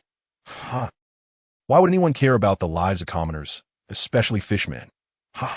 Neptune ignored their ridicule, shaking his head and saying, "In our view, harming one's own kind will have consequences." Upon hearing his words, Gal's body trembled with laughter, and the more he laughed, the redder his face became. Soon, he could no longer laugh. He began to struggle to breathe, beads of sweat pouring from his body. The laughter in the conference hall gradually subsided as the kings looked at Gal's dying appearance, as if he were truly facing retribution. Gal struggled to pull out a bottle of medicine from his pocket, poured out a few pills, and swallowed them. Moments later, his color returned to normal. He provocatively glanced at Neptune and said in a mocking tone, "This pill is called green sand, made from high mountain and deep sea herbs. See this? 1 million berries each. Money can buy everything, including my life." Neptune chose to ignore Gal, feeling immense disappointment towards humanity. If it weren't for this position helping Fishman Island achieve independence, he wouldn't want to attend this so-called world conference at all. Many kings began to flaunt their wealth, and at that moment, The door to the conference hall was suddenly pushed open. Everyone held their breath and turned to look at the corridor outside. 5 elderly men were walking toward the conference hall, exuding a terrifying aura that brought an invisible sense of oppression. The 5 elders, all celestial dragons, held the highest authority in the world government. Whether it was the world government, CP, or even the navy and warlords, they were all under their jurisdiction. Standing at the pinnacle of the pyramid, from left to right, the 5 men had very distinct appearances, and no one knew their names, ages, or even their pasts. The first elder wore a black suit, had white curly hair, a thick beard on his chin, a black hat, and a scar on his left cheek. The second elder had a straight posture, wore a dark blue suit, and had long hair and beard. The third elder wore a red suit, had blonde hair, and due to not wearing a tie, a long scar could be seen on his chest. The fourth elder was bald, dressed in a dark green suit, with mustaches shaped like the letter U, and had some markings on his forehead. The last elder had the most terrifying presence, dressed in a white robe, wearing glasses, and carrying an exotic long sword at his waist. They sat at the front of the conference table, and once the 5 elders arrived, the kings dared not speak, only listening as the 5 elders assigned various matters. When the 5 elders stopped speaking, it signified the end of the world conference, and the kings from all over the world began to exit, leaving only the 5 of them in the room. The world seems a bit unsettled lately, with various forces constantly clashing, said the elder in the green suit in a detached tone. No matter what, we need to impose some order, replied the elder in the red suit, nodding. The elder in the black suit spoke meaningfully. The plan can commence. Those guys absolutely cannot be allowed to return. Let's start with him, Whitebeard. Regardless of whether that man will be resurrected or not, 3 of the current 4 emperors are his former crew members, which is indeed too dangerous. The elder in the robe snorted coldly, an overwhelming killing intent erupting from him. The balance of the world cannot be maintained by peace for too long. It seems necessary to conduct a major cleanup.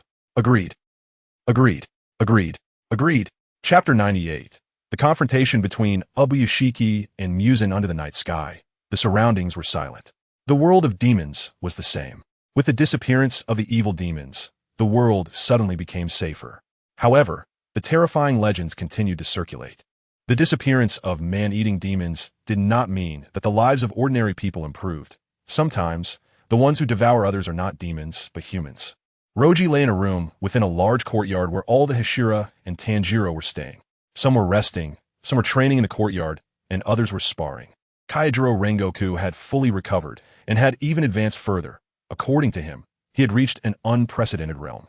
The poison in Tenjin Yuzui was mostly cleared, and with Tamayo's antidote, he was not in serious danger and had even become stronger. No one knew what to do next, so they patiently honed their skills while waiting for news from the Demon Slayer Corps headquarters. As the night passed, just when everyone thought nothing would happen that night, a dozen messenger crows flew in from all directions and landed on the eaves, cawing loudly. Each messenger had a red string tied to its claws, indicating the urgency of the task. Everyone rushed out of the house and gathered in the courtyard, where they heard the messengers cawing in unison. Muzan Kibutsuji's whereabouts had been detected. Return to the Demon Slayer Corps headquarters immediately. Return to the Demon Slayer Corps headquarters. Roji's heart tightened, and after exchanging glances with a few others, they each headed towards their destination. Ubuyashiki Yoya's condition had worsened. Due to his frailty, he had completely lost the ability to move, and the last area of his skin was covered in scars. Fortunately, Lady Tamayo had been by his side, taking care of him, while Ubuyashiki's 2 daughters were playing in the courtyard outside. Footsteps echoed steadily from the courtyard. You have come. Ubuyashiki Yoya forced himself to gather his strength and turned his head. Even though he was blind, he seemed to be staring in the direction of the visitor. This is our first meeting, isn't it? Muzan Kibutsuji, dressed in a suit, exuded an air of elegance. He looked at Ubuyashiki Yoya, his voice filled with pity. What a pathetic sight, Ubuyashiki. Ubuyashiki Yoya's tone became agitated. You have finally come before me, the evil demon that our Demon Slayer Corps has hunted for 1,000 years. He paused and asked Tamayo, what does he look like? Lady Tamayo showed no sign of fear as she fixed her gaze on Muzan. After observing for a moment, he said, he looks no different from a 25-year-old man, but his eyes are red, and his pupils are slitted like a cat's. I see. It seemed that at the end of his life, Ubuyashiki Yoya regained some spirit. I knew he would come. You must despise me, or rather, our Ubuyashiki family, deeply. So I know you will come to take my life personally. Muzan Kibutsuji patiently listened to him finish speaking before replying. But at this moment, I am truly disappointed, Ubuyashiki. You are utterly lacking in self-awareness. Over the millennia, I never expected that the Ubuyashiki family, which has always obstructed my grand ambitions, would end up in such a state. With a cold snort, Muzan's tone turned disdainful. Ugly, so ugly that I cannot bear to look at you. The stench of death has already filled your room, Ubuyashiki. Ubuyashiki Yoya smiled, and, with Lady Tamayo's support, forced himself to sit up. His eyes uncontrollably shed blood tears. I suppose, even 6 months ago, the doctor said I only had a few days to live. But even so, I have made it to now. The reason I have held on until now is that I am determined to eradicate you, Muzan. Muzan Kibutsuji showed no sign of emotion. Speaking in a flat tone, stop dreaming unrealistic dreams. After all, you are about to die at my hands. Ubuyashiki Yoya looked at the demon king who brought calamity to the world, unable to imagine he was once human. You may not know, but you and I actually share the same lineage. Although 1,000 years have passed, our bloodline has diverged greatly. What are you trying to say? Muzan tilted his head, as if looking at a dying prey. Because our clan produced a monster like you, we have received divine retribution. The bloodline has been cursed. Few in the Ubuyashiki family live past 30. Muzan Kibutsuji felt no guilt. Instead, he found it somewhat amusing. This nonsense is making me nauseous. Do you think your illness has affected your brain? I do not believe that your so-called curse has anything to do with me. He pointed to himself, speaking arrogantly. After all, I have never received any divine punishment. Even after killing hundreds or thousands of humans, I still receive forgiveness from the heavens. And I have not seen any gods or Buddhas in these 1,000 years. Muzan, what kind of dreams have you been having for the past 1,000 years? Looking at Ubuyashiki Yoya's calm demeanor, Muzan Kibutsuji felt a strange sensation for the first time, as if everything was under the other's control. Let me guess, Muzan. I can guess what you are thinking. You are dreaming of eternal life and immortality. Muzan Kibutsuji did not deny it and immediately agreed. You are right. Once I obtain Nezuko, my dream will come true. Nezuko's appearance could make up for his last flaw, which was his fear of sunlight. Once he overcame this, no one in the world could stop the rampage of demons. Muzan, it is a pity that your beautiful dream will never come true. Muzan Kibutsuji calmly retorted. It seems you are quite confident about the place where Nezuko is hidden, but unlike you, I have plenty of time. No, you are wrong. What is eternity? Since the establishment of the Demon Slayer Corps, many unfortunate children have died, but they have never disappeared from the world. In these 1,000 years, no one has forgiven your evil deeds. This shows that eternity is the will of humanity, and only human belief can be passed down forever. Ubuyashiki Yoya's expression was extremely solemn and serious. Even Muzan Kibutsuji was somewhat taken aback by this ant shaking the tree spirit. If you die, those demons will die too. It seems you do not possess eternity, Muzan. Muzan Kibutsuji finally showed a change, becoming extremely gloomy. He coldly said, Shut up. Chapter 99. The final battle brought by death. Thank you. Muzan, I have long been prepared to be killed by you. Kaneo, Tsuyuri seems to have foreseen his own end. Appearing quite calm. The greatest honor of my life is the admiration I receive from those children of the Demon Slayer Corps. This means that once I die, the morale of the entire Demon Slayer Corps will be raised to an unprecedented level. Muzan Kibutsuji's eyes were filled with fierce light as he looked down at Kaneo Tsuyuri. His hand poised above him. Are you ready to embrace death? That is an endless darkness. Seeing that he was still delaying his attack, Kaneo Tsuyuri chuckled lightly, a hint of mockery in his tone. Muzan, are you afraid? Afraid to kill me? A flash of fierce light appeared in Muzan Kibutsuji's eyes, and he swung his hand down fiercely, but his attack seemed to trigger a mechanism beneath Kaneo Tsuyuri, and a violent explosion erupted, instantly turning the headquarters of the Demon Slayer Corps into a sea of flames. Muzan Kibutsuji stood amidst the flames, his body partially damaged by the explosion, his exposed skin covered in burn marks. His face was filled with rage and humiliation. Tsuyuri, I underestimated that man too much. Even in death, he managed to injure me, not hesitating to obliterate his own wife and daughter with explosives. What a terrifying scheme. At this moment, Muzan Kibutsuji felt an unparalleled sense of urgency. The feeling Kaneo Tsuyuri gave him before dying was one of composure, as if he had foreseen everything. To slow my recovery, he even added a significant amount of cross spikes to the explosives, which means that it's not over yet. Tsuyuri must have arranged a backup plan. And during the time it takes for my injuries to heal, there must be more to come. Muzan Kibutsuji suddenly turned his head and looked deep into the forest, sensing several human presences rushing toward him. What a cunning guy, using himself as bait. But by the time those humans arrive, I will have fully recovered. At this moment, in the boiling sea of flames, the air distorted due to the heat, and meatballs made of flesh floated around. Muzan Kibutsuji immediately realized and exclaimed, "Blood seed, blood demon art?" As soon as he finished speaking, countless flesh and blood, like tree roots, wrapped around him, especially within his body, where small barbs trapped him, making it impossible to struggle free. The Demon King, who had always been smooth sailing, failed to notice that ever since facing Kaneo Tiuri, panic had already begun to stir within him. It's fine, as long as I absorb these blood demon arts. I still have time. Just as Muzan Kibutsuji activated his ability, suddenly, a figure dashed in front of him. Tamayo had been waiting for a long time and immediately grabbed his arm, her left hand merging into his body. "Tamayo, how did you get here?" Muzan Kibutsuji never expected that Kaneo Sayuri's backup plan would be a demon. Looking at the woman before him, Muzan Kibutsuji was filled with confusion. He had always thought she was dead, but here she was alive and well. "Muzan, you absorbed my left hand, right? Do you know what I hold in my hand?" Tamayo's eyes were filled with hatred. After hundreds of days and nights of trying, she had finally developed a drug capable of defeating Muzan Kibutsuji. It is a medicine that can turn demons back into humans. "So how does it feel?" Muzan Kibutsuji squeezed Tamayo's head, his inner panic magnified. "You're talking nonsense. Such a thing is impossible." "No, I succeeded, although not by my own efforts." "Tamayo, you are so annoying. How dare you blame me?" Muzan Kibutsuji's grip tightened, and the sound of bones cracking echoed from Tamayo's head. "Did I kill my son and husband?" "No, it was you. You devoured them." Tamayo's face was streaming with tears, filled with extreme despair. "If I had known things would turn out like this, I would never have become a demon. I just didn't want to die of illness. I want to see my children grow up. After that, you devoured many others, right? Am I seeing things? To me, you seem to enjoy it." Muzan Kibutsuji's anger was unparalleled, an emotion not felt for hundreds of years. "That's right. I have killed many out of self-desperation. So to atone for my sins, Muzan, I will die with you here." "Just you?"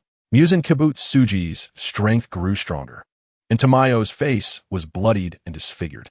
During the time Tamayo fought back, the several human presences had already arrived. "Let her go. Muzan, your opponents are us." Rorich suddenly appeared in front of Muzan Kibutsuji, looking up at the sky where a full moon hung above. Memories flashed in his mind, recalling a conversation with Kaneo Tsuyuri. "Rorich, are you at your strongest under the full moon?" "Yes, master. I am confident I can fight Muzan during the full moon." Kaneo Tsuyuri's eyes shone brightly as he nodded with difficulty. "I understand." No one knew how Kaneo Tsuyuri, on the brink of death, managed to endure for half a month, which was a month filled with endless suffering. Moon breathing, second form. Silver moon, new moon. The magnificent moonlight surrounded Rorich, his silver hair dancing wildly, and his pupils transformed completely into a silvery white color, resembling a deity against the backdrop of the night. "Thank you, master." Rorich swung his blade with force, instantly shattering Muzan Kibutsuji's head into pieces, scattering them everywhere. However, Muzan Kibutsuji still did not die. The wound was healing rapidly. As expected, this guy cannot be killed by decapitating him. Although he had anticipated this, he could not help but feel a deep frown. What awaited the Demon Slayer Corps was likely a prolonged battle, and only when the morning sun rose could this Demon King be completely killed. However, Kaneo Tsuyuri's plan had all come to fruition. The explosion and the drugs that could weaken Muzan Kibutsuji all took effect, and at this point, they could only rely on themselves. Muzan Kibutsuji coldly glanced at Rorich. If it weren't for the fact that the breathing techniques were completely different from that guy's, I would have thought Yurichi Tsujikuni had been resurrected, but he roared madly. "Do you still think I'm the same self from hundreds of years ago? Blood Demon Art, Black Blood Thorn." Chapter 100. Entering Infinite City, the flesh and blood on the arm began to spread, like thorns moving towards Roji. For an ordinary person, just a brush against it would easily take away a large chunk of flesh. However, Kibutsuji Muzan was restrained by Tamayo, and Roji calmly executed the body flicker technique repeatedly, quickly distancing himself from its attack range. During this brief delay, the other Hashira and Tanjiro, who were slightly slower, had already arrived. Flame breathing, rock breathing, wind breathing, insect breathing, love breathing, fire god dance, beast breathing. One by one, The Demon Slayer swordsmen took their stances. With a loud bang, the trees within hundreds of meters around them collapsed under the immense sharpness. In this situation, Kibutsuji Musen suddenly laughed, his eyes filled with delight. He had not been unprepared for over 1,000 years. The ground surged, as if a tide of demonic energy enveloped the soil beneath Roji and the others, sinking them in. Not good, blood demon art. The fluctuations of the demonic energy intensified, but the one releasing it was not Kibutsuji Musen, but the soil that appeared beneath them. Just as Roji realized what was happening, he felt a sense of weightlessness. He looked down and saw that the originally dark yellow soil had turned into open windows. Do you think you can force me into a corner? What you will face next is hell. Annoying demon hunters, tonight I will kill you all. Kibutsuji Musen's face twisted in rage as his body gradually fell into the windows that had suddenly appeared in the ground. As the windows closed, he vanished, dragging Tamayo down into Infinite City. However, Roji and the Hashira did not allow Kibutsuji Musen's scheme to succeed. They shouted and used the moonstep technique, hovering in midair. Even Tanjiro, Zenitsu, Inosuke, Jinya, and Kanawa briefly floated using the moonstep, albeit clumsily. At this moment, they could choose to retreat, but just like in the Warring States period, the immortal Kibutsuji Musen would definitely hide again, only to reappear after all the Demon Slayer Corps members were dead. This was undoubtedly the best opportunity to kill Kibutsuji Musen, and it could not be missed. Rengoku Kaijiro snorted softly, his lips moving but not rushing to pursue. The 1,000-year battle is finally coming to an end. Today is the day Kibutsuji Musen dies. Kanamori Jyomi nodded.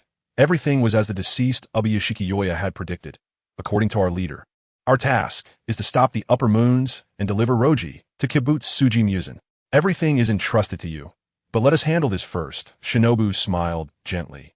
Although her expression was soft, the Nichiren blade at her waist was already coated with potent poison. Tanjiro looked at his companions, nodded firmly, then turned his gaze to Roji.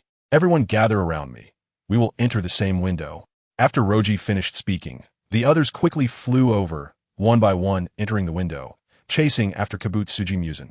Infinite City, Kibutsuji Musen's lair, where he had hidden for hundreds of years, was also his absolute stronghold, but no one was afraid of anything, because the Demon Slayer Corps had prepared for this moment for too long.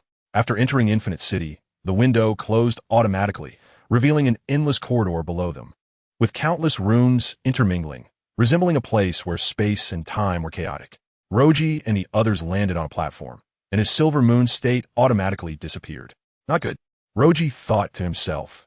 In Infinite City, the full moon's amplification on him was weakened by more than half, especially in the silver moon state. He could clearly feel the patterns on his forehead slowly draining the moonlight, but he did not mention it to the others. Morale was the most important thing right now. Are you all okay? Roji immediately counted the number of people. Fortunately, they had not lost track of each other due to the constantly changing terrain of Infinite City. In Infinite City, every room had wooden doors on their walls, and as they descended, an endless tide of demonic energy surged from within. They heard the sound of doors being smashed open, and a dozen massive demons rushed in. The sound of dozens of Nichiren blades being unsheathed rang out, but unfortunately, these demons were facing seasoned demon slayer swordsmen. In an instant, life and death were already determined. Numerous demon heads fell to the ground. Kanamori Jyomi walked at the front, while Roji was the last, and the group silently moved deeper into Infinite City. Is our leader dead? Takedo Michiro asked cautiously. Hearing his words, Kanroji Mitsuri, who had been holding back, could not help but sob. He has already gone ahead, leaving in a dignified and heroic manner. Kanamori Jyomi changed his usual tearful demeanor and looked resolute. Roji slightly raised his head. How could Kibutsuji Musen make the mistake of exposing his whereabouts? It was our leader who used himself as bait. The breathing around them gradually intensified, and the Demon Slayer swordsmen unconsciously accelerated their breathing techniques, causing the temperature in the room to rise several degrees. Even Zenitsu did not utter any fearful words. After experiencing so much, they were already prepared to leave their lives here. Before this, Roji had also asked him if he wanted to participate, and Zenitsu had directly agreed. I've been looking for someone, and later I learned that he had turned into a demon, so this battle is even more unavoidable. As they pushed deeper, the wooden doors around them continued to be smashed open, and countless demons rushed out. However, these were just ordinary demons with average intelligence. indicating that the remnants Kibutsuji Musen had left in Infinite City were likely inferior products for him. There was no need for too many people to take action. The attack range of Shinazugawa Sanemi and Iguro Abanai's swordsmanship was the widest. The former's wind-breathing. With each move, the blade's wind was as beautiful as a painting. As long as a demon was caught in it, it would be reduced to dust in an instant. The latter's Nichiren blade was a curved snake-like double-edged sword, with snake patterns carved on the handle. Iguro Abanai's weapon, like Kanamori Jyomi's, was a cunning weapon. The blade was soft and curved, and his self-created snake breathing was extremely powerful. A stray fish charged towards Roji, but before he could make a move, Jinya drew his sword. Round-cut slash. A brilliant blade of light swept through, and the demon was cut in half. Roji nodded slightly. Jinya had indeed lived up to his expectations and successfully mastered the round-cut slash. Chapter 101. Battle of Infinity Castle. 1. Musen Kibutsuji's expression was as dark as it could be, with Tamayo's shattered body not far from him. He spared her life because he wanted to see her fall into despair after losing hope. The Upper Moons were kneeling before Musen, waiting for his orders. For these Upper Moons, the Demon Slayer Core large-scale counterattack was the first of its kind since the Warring States period of Yorichi Tsujikuni, stirring a ripple in their long, dull lives. After the deaths of the Upper Moons Hantengu, Jitaro, and Daki, there were extra positions available, which Musen filled with 2 fresh recruits. Neikime, the Upper Moon 4 and the true master of Infinity Castle, took Hantengu's place. After becoming an Upper Moon and receiving more of Musen's blood, her abilities significantly increased, especially as the interior of Infinity Castle grew more complex and vast. Kagaku, the Upper Moon 6 and the Thunder Demon, was formerly a member of the Demon Slayer Corps. Although he did not meet Musen's standards, he was given an opportunity to advance due to his knowledge of the Demon Slayer Corps. He was a disciple of the former Hashira, Kaneo, Tsuri, who was also the brother of Zenitsu Agatsuma. No one knew why he became a demon, but such occurrences were rare in the history of the Demon Slayer Corps. After his disciple turned into a man-eating demon, Kaneo Tsuri committed seppuku in atonement. But Kagaku felt no guilt. Instead, he secretly reveled in it. Master, these demon hunters have gathered together. The demons in Infinity Castle cannot stop them. Neikime spoke first. Then go kill those demon hunters. I do not wish to see them again. Musen commanded, the words of Yoya Takada flashing in his mind. Kaneo was the first to stand, lightly scratching his face with his nails, a faint smile on his lips. Rest assured, I will bring back their heads. And I seem to smell something sweet. Kaijiro Rengoku is still alive. I'm looking forward to our battle more and more. Akaza followed suit, although he did not walk in the same direction. My apologies, I have disturbed you. Kokoshibo also chose to depart, but he warned Kagaku as he passed by. I do not wish for you to become our breakthrough. Ha ha, that won't happen. I'm filled with endless power, Kagaku laughed heartily. He was the last to stand. Both he and Kokoshibo being former demon slayers, each wearing a Nichiren blade at their waist. Kokoshibo ignored Kagaku. In fact, he despised him deeply, despite having turned him into a demon at Musen's request. Neikaime's music began to play, and the wooden doors on the walls shifted. As the Upper Moons moved, they got closer to Roji and the others with each room they passed through. Roji felt it as well. His decision not to engage in battle was partly to maintain his observation haki, and at this moment, 5 inexplicable demonic auras were rapidly approaching them. Stop, they're coming. Roji's words made everyone's hearts sink. They placed their right hands on their sword hilts, their expressions turning tense. The 5 Upper Moons gradually approached from different directions, bringing an unparalleled sense of pressure. Should we fight separately? Tomioka asked, causing the others to fall silent. Infinity Castle was constantly changing its position, and once they were in different rooms, if the wooden doors connecting them closed, their positions would be drastically far apart. All right, I can feel the first demonic aura coming towards me. I will go ahead, everyone. Flame-breathing first form, unknowable fire. Kaijiro Rengoku suddenly drew his Nichiren blade, transforming into a ball of fire and charging towards the nearby wall. Come on! With a loud roar, large sections of the wall shattered under the impact, and Akaza's figure appeared before Kaijiro Rengoku in an instant. I've been waiting for you, Kaijiro. I am thrilled to hear you are still alive. Akaza's eyes focused solely on Rengoku, his fighting spirit beginning to boil. Mitsuri Kanroji and Michiro Takedo couldn't help but gather around, while Tanjiro swiftly moved beside Rengoku using the body flicker technique. You all step back, he said, extending his arm to block the others. He is my opponent. Today, there can be no sun. We must decide the victor. All right, I have been looking forward to this battle for a long time. Kaijuro, Akaza laughed loudly, gesturing for him to come forward. Kaijuro touched his blinded eye, seemingly reminding himself of how brutal their previous battle had been. However, things were different now. Having awakened his patterns, he had touched upon that supreme realm. Even if he could not kill Akaza, he believed he could at least buy enough time. As one human and one demon left the room, they quickly vanished from sight. The second demonic aura gradually approached, accompanied by a man's light chuckle. Doma has arrived. As he appeared, everyone, including Roji, felt an unparalleled malice, a pure, extreme evil thought. Oh ho ho, so this is the esteemed members of the Demon Slayer Corps. Indeed, you all possess remarkable presence, Doma remarked, surveying the area before focusing on several girls in the crowd. His eyes lit up as he said, "What beautiful girls. After this is over, I must thank Nakeheim for bringing you in." Oh, Doma suddenly clutched his stomach, saying with surprise, "My appetite has suddenly surged. I cannot help but feel hungry. Thankfully, I have prepared this." He pulled out a clean woman's arm from his robe and began to feast on it, attracting a wave of glances from the Demon Slayer Corps members. "Unforgivable, what a sin," Mitsuri Kanroji muttered, raising her weapon. Tanjiro's face was filled with rage, and his aura surged. "You will not wreak havoc on this world any longer. We will definitely eliminate you." Roji sensed that this demon's strength was on par with Akaza. Turning to say, "Mitsuri Kanroji, I leave it to you." Mitsuri nodded and took the lead towards the opponent, but a figure unexpectedly appeared in front of him. Chapter 102. The Battle of Infinite City 2. The person was Butterfly Shinobu, whose always smiling face was overshadowed by frost at some unknown point. She constantly recalled the deepest gloom in her mind. Her sister died in her arms, and Butterfly Shinobu would never mistake it. The demon in front of her was the one who killed her sister. Kaneo looked at Butterfly Shinobu curiously, her eyes playfully blinking. "This is our first meeting, right? I am the leader of the Eternal Paradise cult. Welcome to join us. Making my followers happy is my duty. What exactly do you want to say?" Tanjiro was frightened by the malice-filled demon before him and couldn't help but take a few steps back. Roji showed a look of disgust. "You call those humans about to be devoured your followers? Killing others must be like granting happiness to you." Kaneo nodded, pulling out a severed limb to introduce it, her expression extremely serious. "Whether it's sadness or pain, death will make it all disappear, right?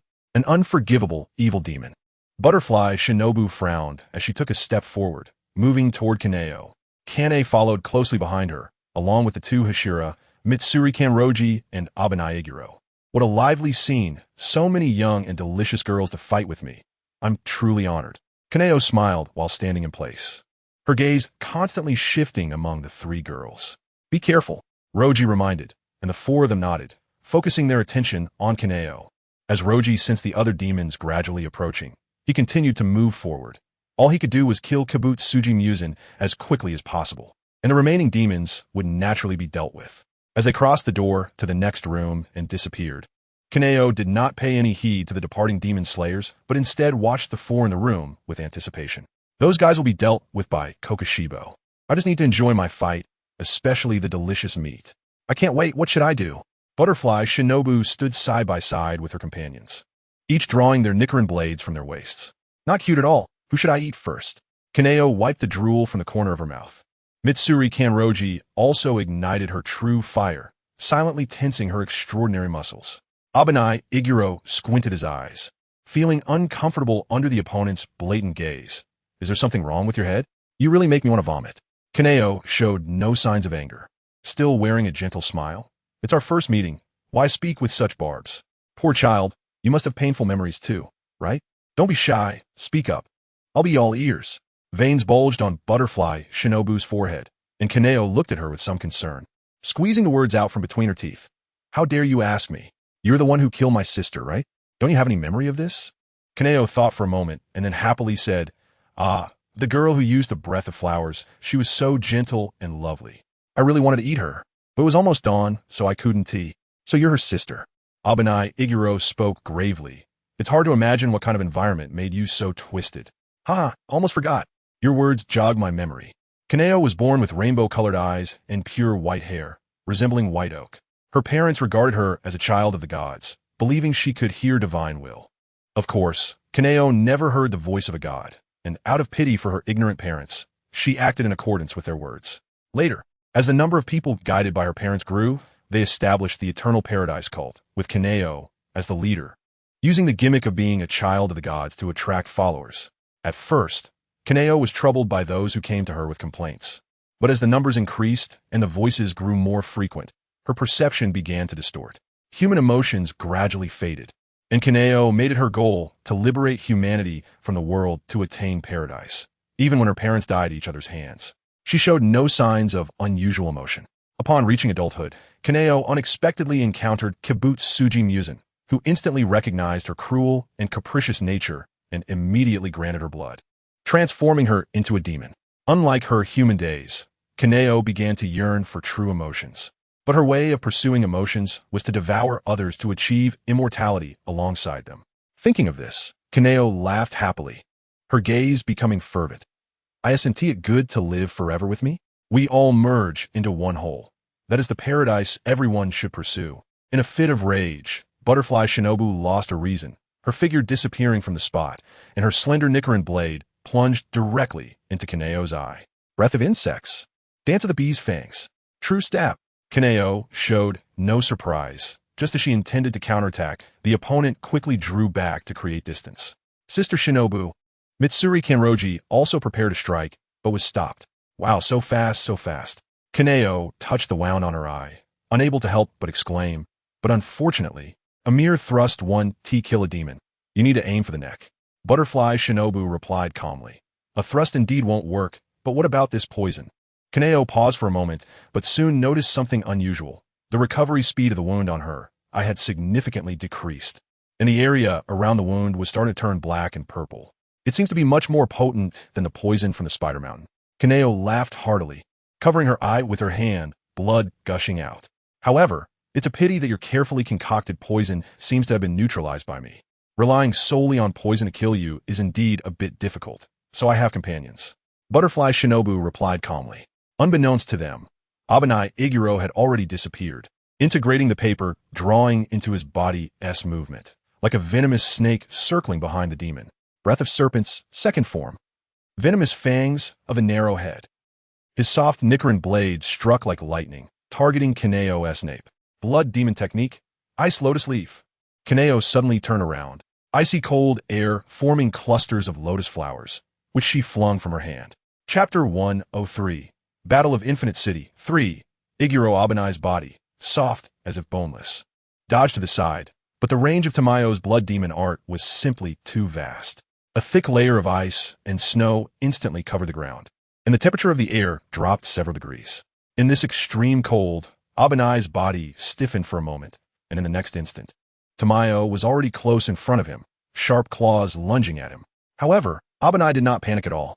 As a genius whose talent was only second to Takata Michiru, his emergency response was extremely fast. With a flick of his blade against the ground, he vanished from the spot using the recoil. Immediately, a figure appeared beside Tamayo, and the Nichiren blade, resembling a long whip, struck out. Love-breathing second form. Frustration-laden love. With a light thud, under Tamayo's astonished gaze, half of his shoulder was shattered by the attack. In the interval of Kanroji Mitsuri swinging her blade, Kochu Shinobu moved as well.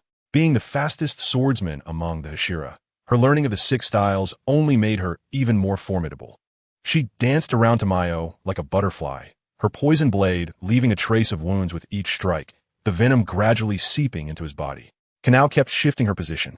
As the weakest among the 4, any reckless action would surely disrupt the rhythm of the others' attacks, so her movements were primarily to distract. The 4 worked together with extreme synergy, and for a moment, Tamayo was trapped in place, unable to move. As his injuries accumulated, his expression became increasingly intriguing. How interesting. This is completely different from the information I received. I thought only one of you would stand out, but I didn't expect each of you to be so strong. Tamayo smiled, and the demonic energy on his body erupted, causing the attackers to instinctively retreat a few steps. He pulled out a golden iron fan from his bosom. The fan's surface engraved with lotus patterns, and the edges as sharp as blades. Blood demon art, scatter lotus. Tamayo smiled as he waved the iron fan, and immediately, a large amount of fine ice sand flew out, engulfing most of the small room. For Kochu, Shinobu, and the others, moving was no longer a solution. Unless they broke open the door to leave in the infinite castle, once they stepped out of the room, they would likely be instantly transported elsewhere. The ice sand reflected dazzling light in the air, floating and falling. They had no choice but to use their blades to shield their eyes and other vital areas, and injuries quickly multiplied across their bodies. You're really tenacious. I almost feel reluctant to kill you. Tamayo smiled even more brightly, but nauseating malice emanated from him. So I've decided to eat you. Abanai would not give up attacking the enemy at the best moment. After exchanging glances with his companions, he signaled for them to wait for his move. Then he moved swiftly. The serpent Hashira lived up to his name, both his attacks and movements resembling a swaying venomous snake. Serpent breathing, third form. Nest coiling. The soft blade began to extend, and it was hard to tell if it was an illusion, but to others, it transformed into a white venomous snake. Tamayo remained unmoved, exuding a pride that was hard for ordinary people to understand, stemming from his identity as the leader of the Paradise sect for centuries. However, he soon paid the price for his carelessness. The blade energy enveloped the curved blade, and with Abanai's highly flexible wrist flick, it transformed into a giant snake several meters long, wrapping around Tamayo and constricting him. Kochu Shinobu, Kanao, and Kanroji Mitsuri rushed toward Tamayo from different directions. Mitsuri was at the forefront, her feet performing quick steps, her form resembling a small cat as she jumped around. Love breathing, third form. Love cat shower.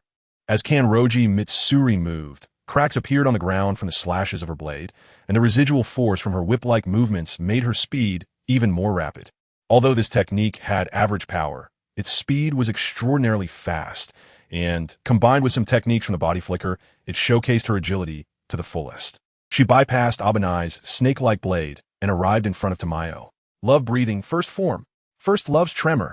The blade lashed out at the demon like a whip, the blade wind slicing through the air with a piercing whistle. Meanwhile, to Mitsuri's left and right, two figures appeared. Kochu Shinobu and Kanao, the master and disciple pair. Insect-breathing dragonfly dance. Compound eye hexagon. The former unexpectedly struck Tamayo 6 times in quick succession, so fast that although she was a step slower than Mitsuri before her attack landed, Shinobu's Nichiren blade was already prepared to retract. The latter leaped into the air, and with a fierce swing of her blade, pink light gathered and did not disperse, aiming for Tamayo's neck. Flower breathing, fourth form. Red flower attire. Tamayo smiled and spread his arms. With a flick of his wrist, the iron fan unleashed a cold wind, instantly creating an ice crystal mist thick enough to obscure others' vision. Blood demon art, frozen cloud. In the blink of an eye, Tamayo broke through the encirclement, using the simplest method, allowing the sharp blades to cut his body and limbs into pieces. Only a part of his upper body managed to escape, but in an instant, he quickly restored himself completely. Tamayo unexpectedly caught Kanroji Mitsuri in his arms, whispering in her ear, "You're really strong, fighting so hard. I'm deeply moved. With such average talent, you rely entirely on your physical condition in battle. This quality is the most precious part of humanity."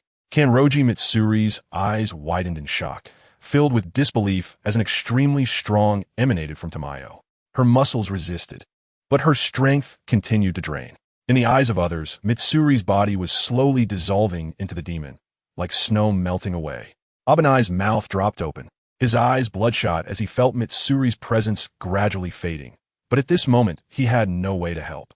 Move, damn it! His body felt as if it were frozen in place, and Abanai was powerless to stop it.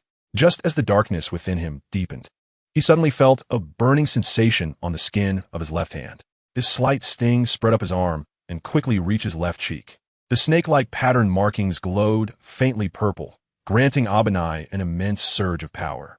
Chapter 104, Battle of Infinite City. 4. The moment he awakened his pattern, Iguro Abanai felt an endless surge of power within him.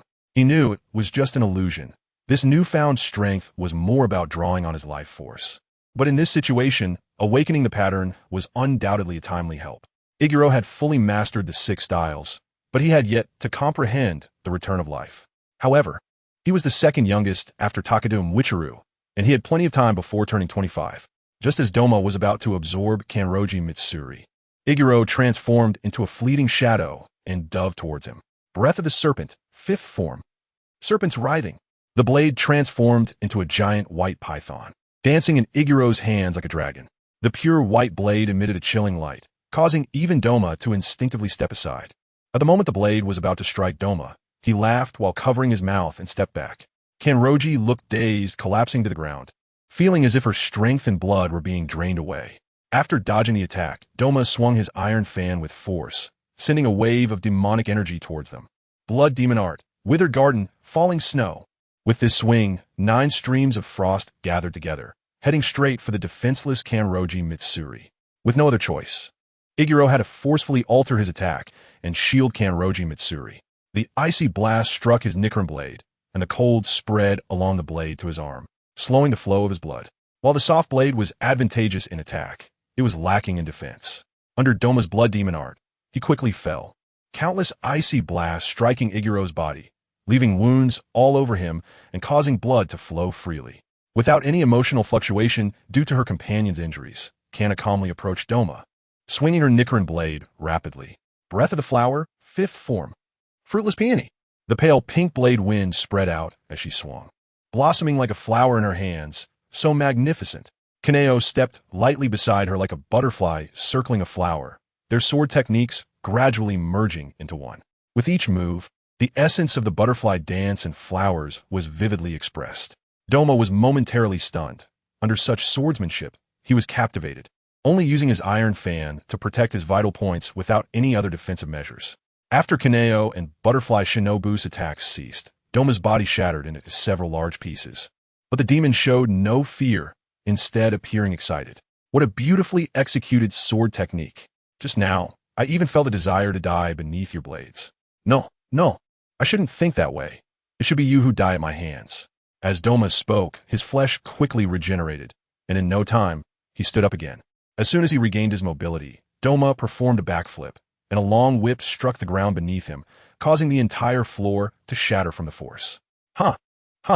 Kanroji Mitsuri gasped, her eyes filled with unwillingness, the feeling of near death still swirling in her mind. She noticed that a few pink heart-shaped patterns had appeared on her neck. In this life-and-death moment, she had awakened her pattern. Originally possessing muscles 7 times that of an ordinary person, she had taken another step forward, like a sports car fueled to the brim. Doma smiled and said, "How interesting. This must be a pattern, right? Humans are such miraculous beings. Since the younger generation is already ahead, I can't fall behind." Butterfly Shinobu wiped the blood from the corner of her mouth, and a blue butterfly-shaped pattern appeared on her chin, seemingly stretching with her breathing. He. Doma laughed, showing no signs of panic, instead looking eager. "Although I really want to be killed by you. It seems I'm still a bit short, huh?" Then, he waved his iron fan, unleashing a massive wave of demonic energy that pressed down on everyone, making it hard for them to even open their eyes. Blood demon art. Crystal children. On the frozen floor, there was a creaking sound, and 5 ice dolls, each about half the size of Doma's body, stood up, resembling his childhood self with vividly animated expressions. Iguro fell silent, and after exchanging a glance with Kanroji Mitsuri, he charged forward first, targeting Doma's true body, while the remaining 5 ice dolls would be dealt with by the others. To his surprise, Doma made no attempt to evade, but instead sat cross-legged on the ground, eagerly watching his returning opponent. The 5 ice dolls, each wielding a fan, waved in unison, creating a powerful blizzard that rapidly formed in the room. This is bad. Kaneo felt a sinking feeling in her heart. Their enemy had just started to unleash their power, while they felt as if they had run out of tricks. Each blood demon art released by the summoned ice dolls was only slightly inferior to Doma's, and their combined strength was formidable. Under the overwhelming blizzard, the 4 had to dodge the ice spikes mixed within, leaving them little time to consider Doma's true form. Doma watched with an amused expression, covering his mouth with his iron fan, eagerly observing the battle between the ice dolls and the demon slayers.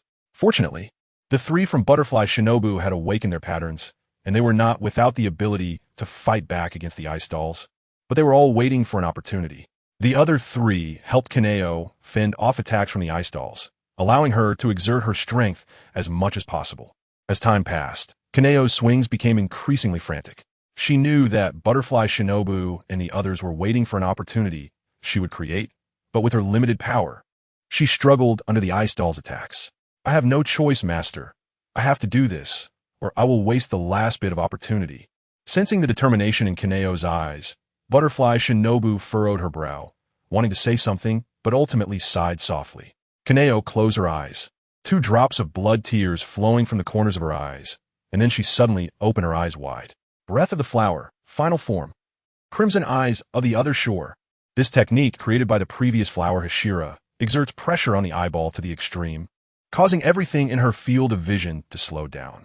Chapter 105. The Battle of Infinite City 5. However, using the Beyond Crimson Eye can lead to hemorrhaging in the eyes due to overexertion, causing tiny blood vessels to burst, and this technique carries a significant risk of blindness.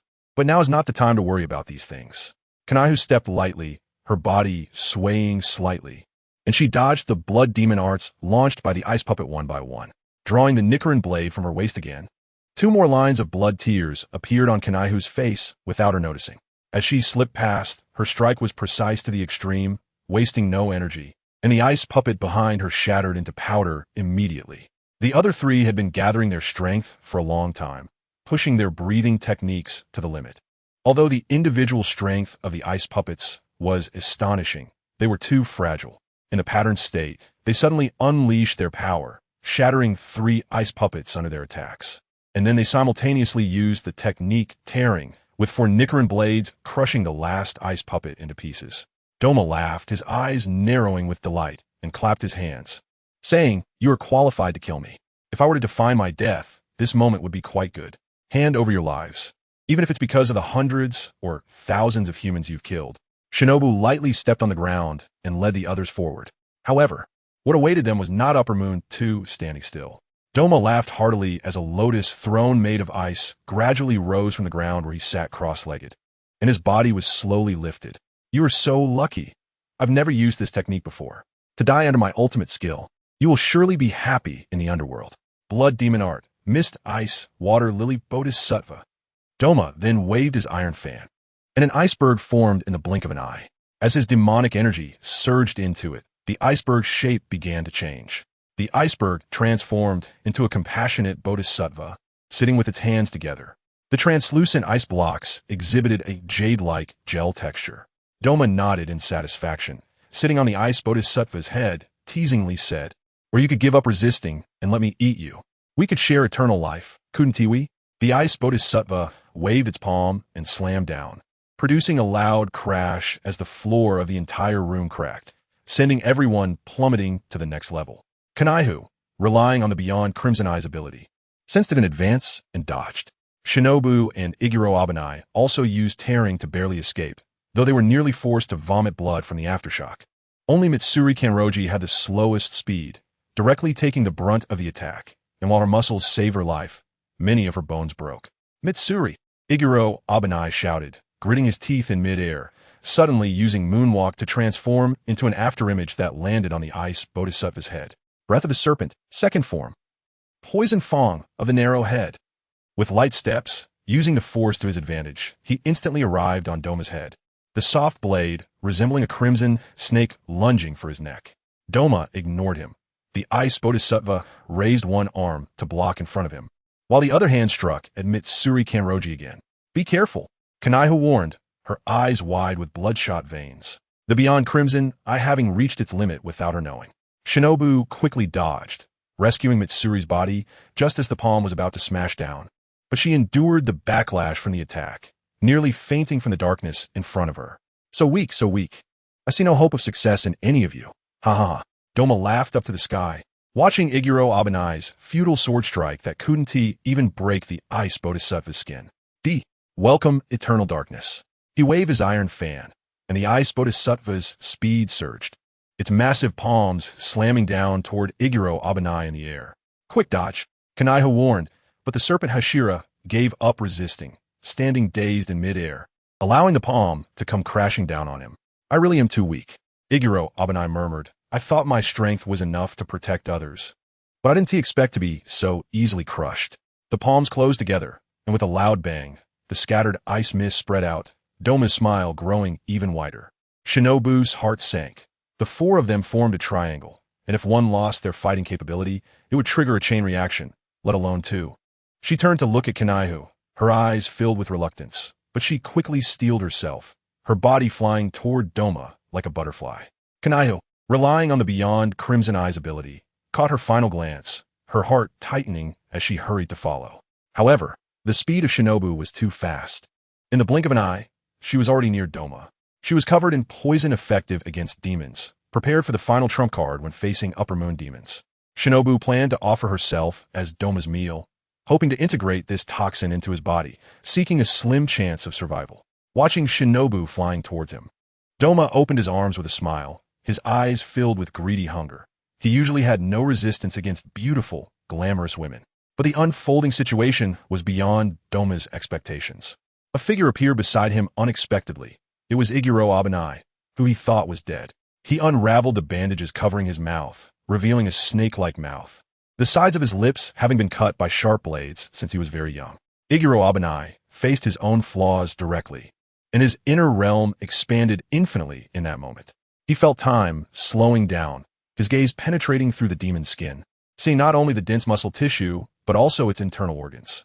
I see your weakness, Iguro Abanai said calmly. Doma's internal structure laid bare before him, and he saw the most unique point. Breath of the Serpent, 6th form. Ensnaring serpent's venom. The entire Nicaran blade transformed into a white python, shooting towards Doma with lightning speed. His opponent caught completely unprepared. The sound of sheathing echoed. Doma still maintained his cross-legged sitting posture, but the smile on his face became extremely rigid. His entire body was unharmed, except for the loss of a finger. The finger of the Buddha kingdom. Doma had refined all his weaknesses into his right index finger, and after hundreds of years, he seemed to have forgotten even that. In this moment, he lost his life due to his own negligence. Chapter 106. The Battle of Infinite City. 6. Roki and the others continued to move forward. But a figure dressed as a demon slayer stood with its back facing them not far away. It turned around, and 3 pairs of red eyes emitted a detached gaze, with a stripe on its forehead and chin. The appearance of Kokoshibo resembled that of Yoriichi Tsujikuni, with similar markings on his face. If it weren't for the overwhelming demonic aura and strange appearance, he would be indistinguishable from a demon slayer. Roki stared into Kokoshibo's eyes, and the character for Upper Moon 1 appeared particularly bizarre. His expression grew serious as he said, "This should be the last of the Upper Moons." According to their current intelligence, 3 of the Upper Moons had already been annihilated by the Demon Slayer Corps, and the remaining ones had all shown themselves, with the exception of Upper Moon 1, who had no information at all. Unlike other demons, even in the face of Muzan Kabutsuji, Kokoshibo exuded a kind of oppressive force that was compelling. He stood there like a mountain, imposing without anger. "I am Kokoshibo. Order to take your lives," Kokoshibo said, a surge of killing intent erupting from him. The sword at his waist was covered with open eyes, and the eyeballs kept moving. "Are you kidding me? Let me take you on." Inosuke, with a strong sense of presence, drew his dual swords, but Kokoshibo merely glanced at him, causing him to freeze in place, unable to move. This terrifying pressure also paralyzed Zenitsu, who was next to Inosuke. For Roki, it was an extremely wary feeling, and the one who felt it most deeply was Mitsuri Kanroji, who was gripping the hilt of his sword tightly, his body trembling uncontrollably. "Are you okay?" Kaneo Tsuyuri asked, patting his shoulder with concern. Mitsuri shook his head, his gaze evasive, as the pressure from Kokoshibo pushed deep into his soul. Roki spoke up. "You were once a member of the Demon Slayer Corps, right?" "Yes, but that doesn't prevent me from pursuing immortality." Kokoshibo's gaze lingered on the moon mark on Roki's forehead. This silver mark was something he had never seen before. Has the breathing technique evolved into so many branches over the past few centuries? Then Kokoshibo turned his gaze from Roki to Mitsuri and said something inexplicable. "What is your name?" For some reason, Mitsuri felt a bloodline suppression in front of Kokoshibo and blurted out, "Mitsuri Kanroji." "I see. So that's it." Kokoshibo nodded, a complex expression flashing across his face, accompanied by emotions he himself could not perceive. "The name Tsujikuni has been lost." "Tsujikuni? Yoriichi Tsujikuni?" Tanjiro spoke up, as this name was closely related to him. Kokoshibo ignored him and continued, "It can't be helped. After all, it's been hundreds of years. That was my surname when I was human, Tsujikuni Wakazatsu." Kokoshibo's eyes seemed to see through the structure hidden within Mitsuri's body, and he continued, "And you, Mitsuri Kanroji, are a descendant of the Tsujikuni family, which means I am your ancestor." Roki looked at Mitsuri in surprise, not expecting him to be closely related to Yoriichi Tsujikuni's bloodline. No wonder his talent was so extraordinary. After hearing Kokoshibo's words, Mitsuri calmed down instead. He pushed aside irrelevant matters. and his trembling body returned to normal. Kokushibo couldn't help but praise, "Not bad. Your mental fortitude is impeccable. You quickly regained your composure after a brief panic." In the midst of this conversation, he drew his sword a finger's length, and with a crisp sound, a massive killing intent enveloped Mitsuri. This killing intent did not cause him to lose his combat ability. Instead, it instinctively forced him to draw his sword and charge at Kokushibo. Breath of Mist, second form. Eightfold Mist. Clouds of mist churned, and Kokushibo did not react at all, allowing the blade wind to slash towards him. When the mist dissipated, not even the corner of his clothing was damaged. "Mist, is it? I see, not bad." As the battle was about to begin, Tenjin Yuzi transformed into an afterimage and charged towards Kokushibo. Kaneo swung his iron chains, the meteor hammer and axe swirling in the air, ready to defend against the demon's attack. Meanwhile, Ju Tomioka had been poised for a long time, intentionally lagging half a step behind Tenjin to look for openings. With a cold snort, Kokushibo was somewhat disdainful of the others suddenly intervening and the annoyance of being interrupted. He directly drew the sword from his waist.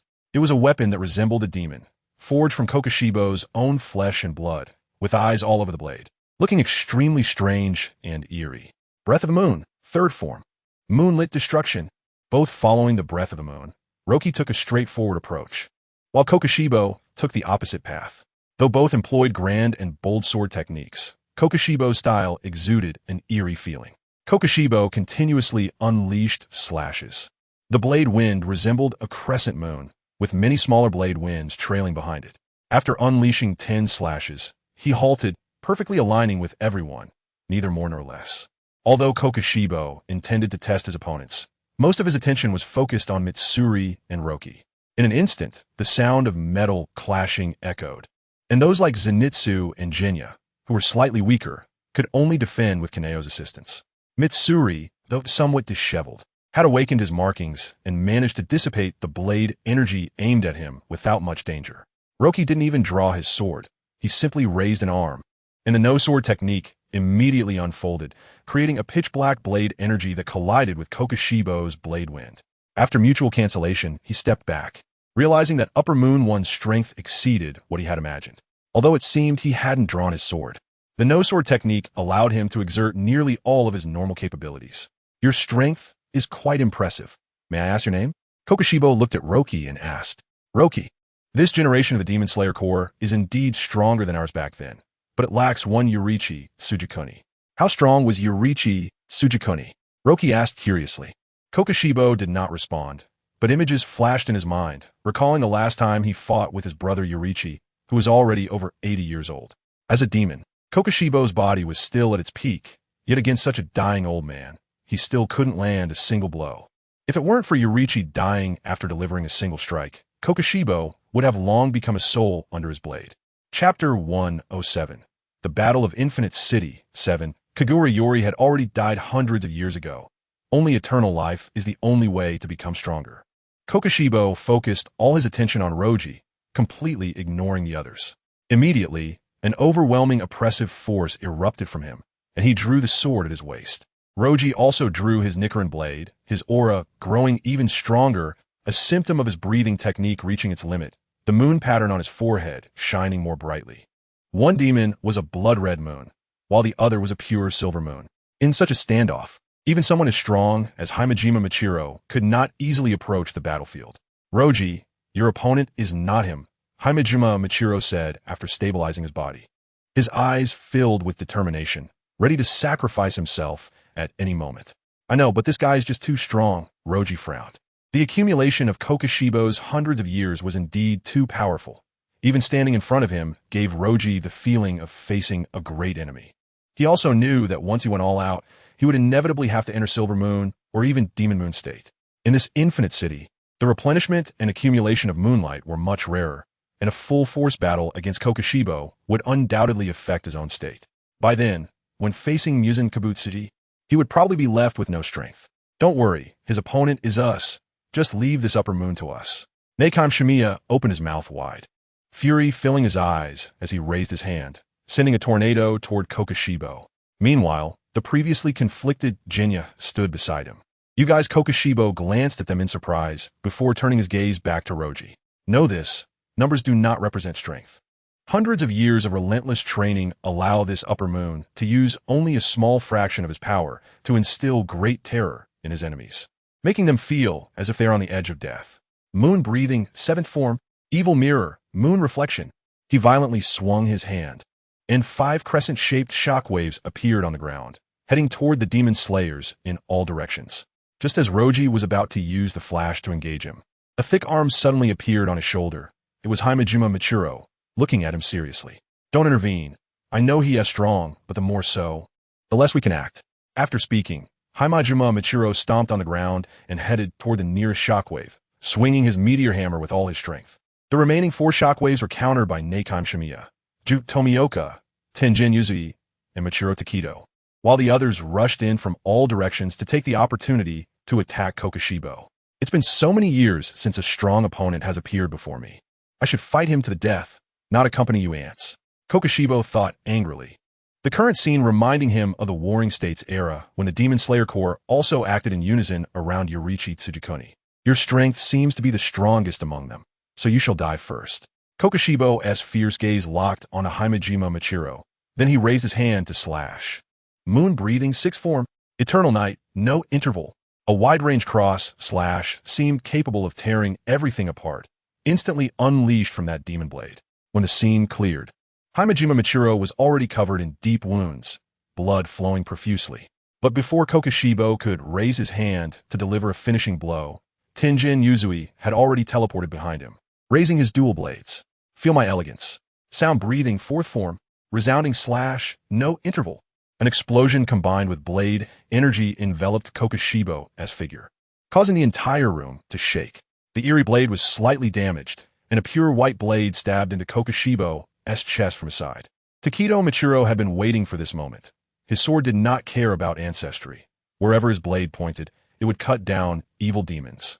Following that, Tanjiro, Inosuke, and Jinya charged in from various directions, and under the encirclement of the crowd, Kokushibo was slightly pressured. Seeing this, Roji prepared to leave. His observation haki had already spread out, and he had faintly locked onto that Demon King within Infinite City. If he didn't team move soon, things might take a turn for the worse.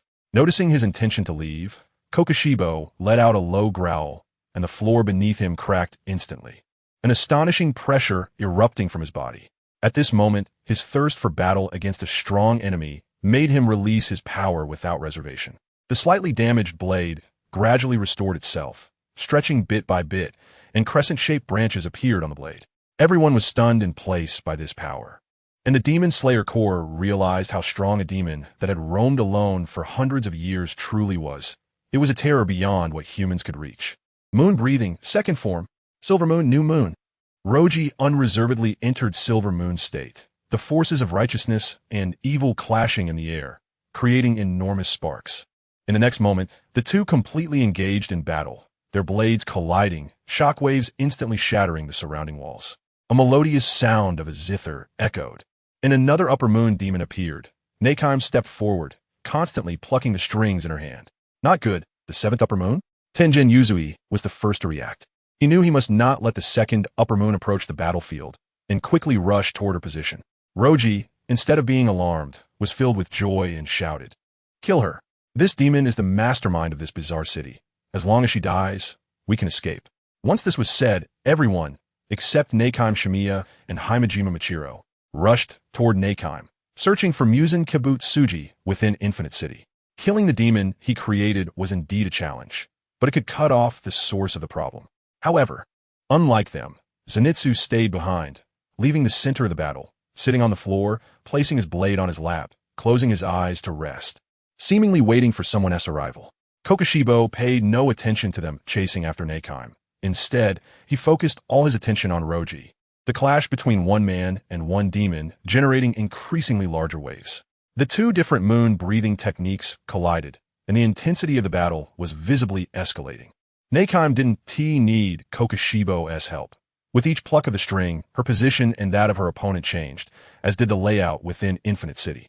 No matter how many people surrounded her, Nakai calmly maintained her distance and gradually led them further away from Kokushibo's position. Chapter 108. The Battle of Infinite Castle. 8.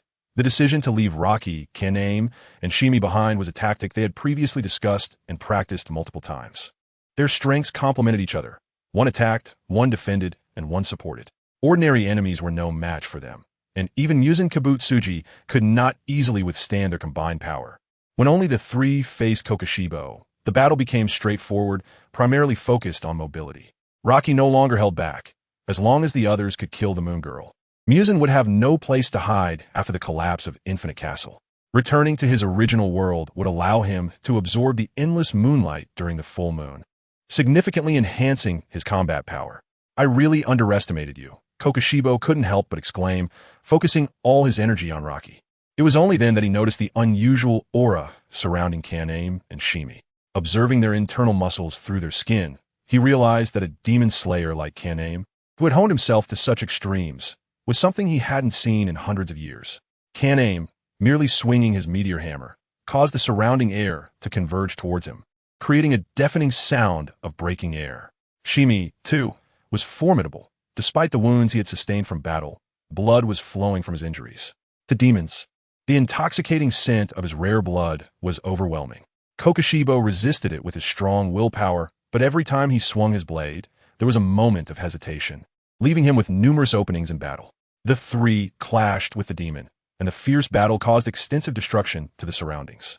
Even Infinite Castle could not quickly repair itself amidst such continuous devastation. Rocky nodded slightly at Kaname, retreating from a silver moon state as the moonlight gradually restored itself. Once fully charged, it would be time for a decisive battle. With Rocky retreating, it was Kaname's turn to take the lead. The meteor hammer and broad axe intertwined, while the breath of the rock technique delivered powerful attacks. Coupled with the unique weaponry of the demon slayers, they momentarily suppressed Kokushibo. Shimi and Rocky provided support from the side, unleashing strong sword energy to hinder Kokushibo whenever he prepared to counterattack. Kaname lived up to expectations, proving himself to be the top demon slayer aside from Rocky. The chains mixed with a large amount of crimson iron were exceptionally tough, and the weapon's weight was among the heaviest in the history of the Demon Slayer Corps.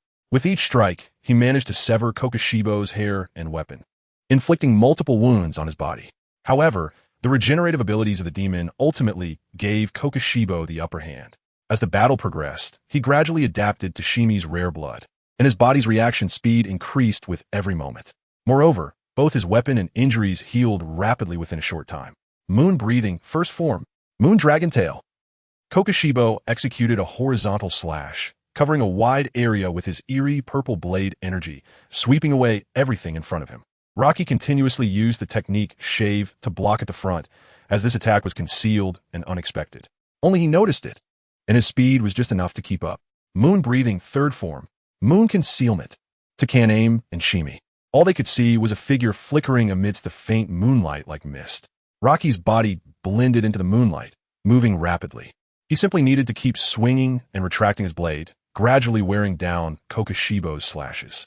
Moon Breathing, Ninth Form, Descending Moon, Continuous Face. Another chaotic yet violent purple moonlight slash ensued. Unable to lock onto Rocky concealed in the moonlight, Kokushibo shifted his attention to the easier target, Shimi. Shimi was not the type to back down. Facing death, he instead unleashed his inherent ferocity without any intention of retreating. He raised the Nichiren blade above his head and began to spin, with a blue blade wind swirling around him. Wind Breathing, First Form, Initial Gale Slash.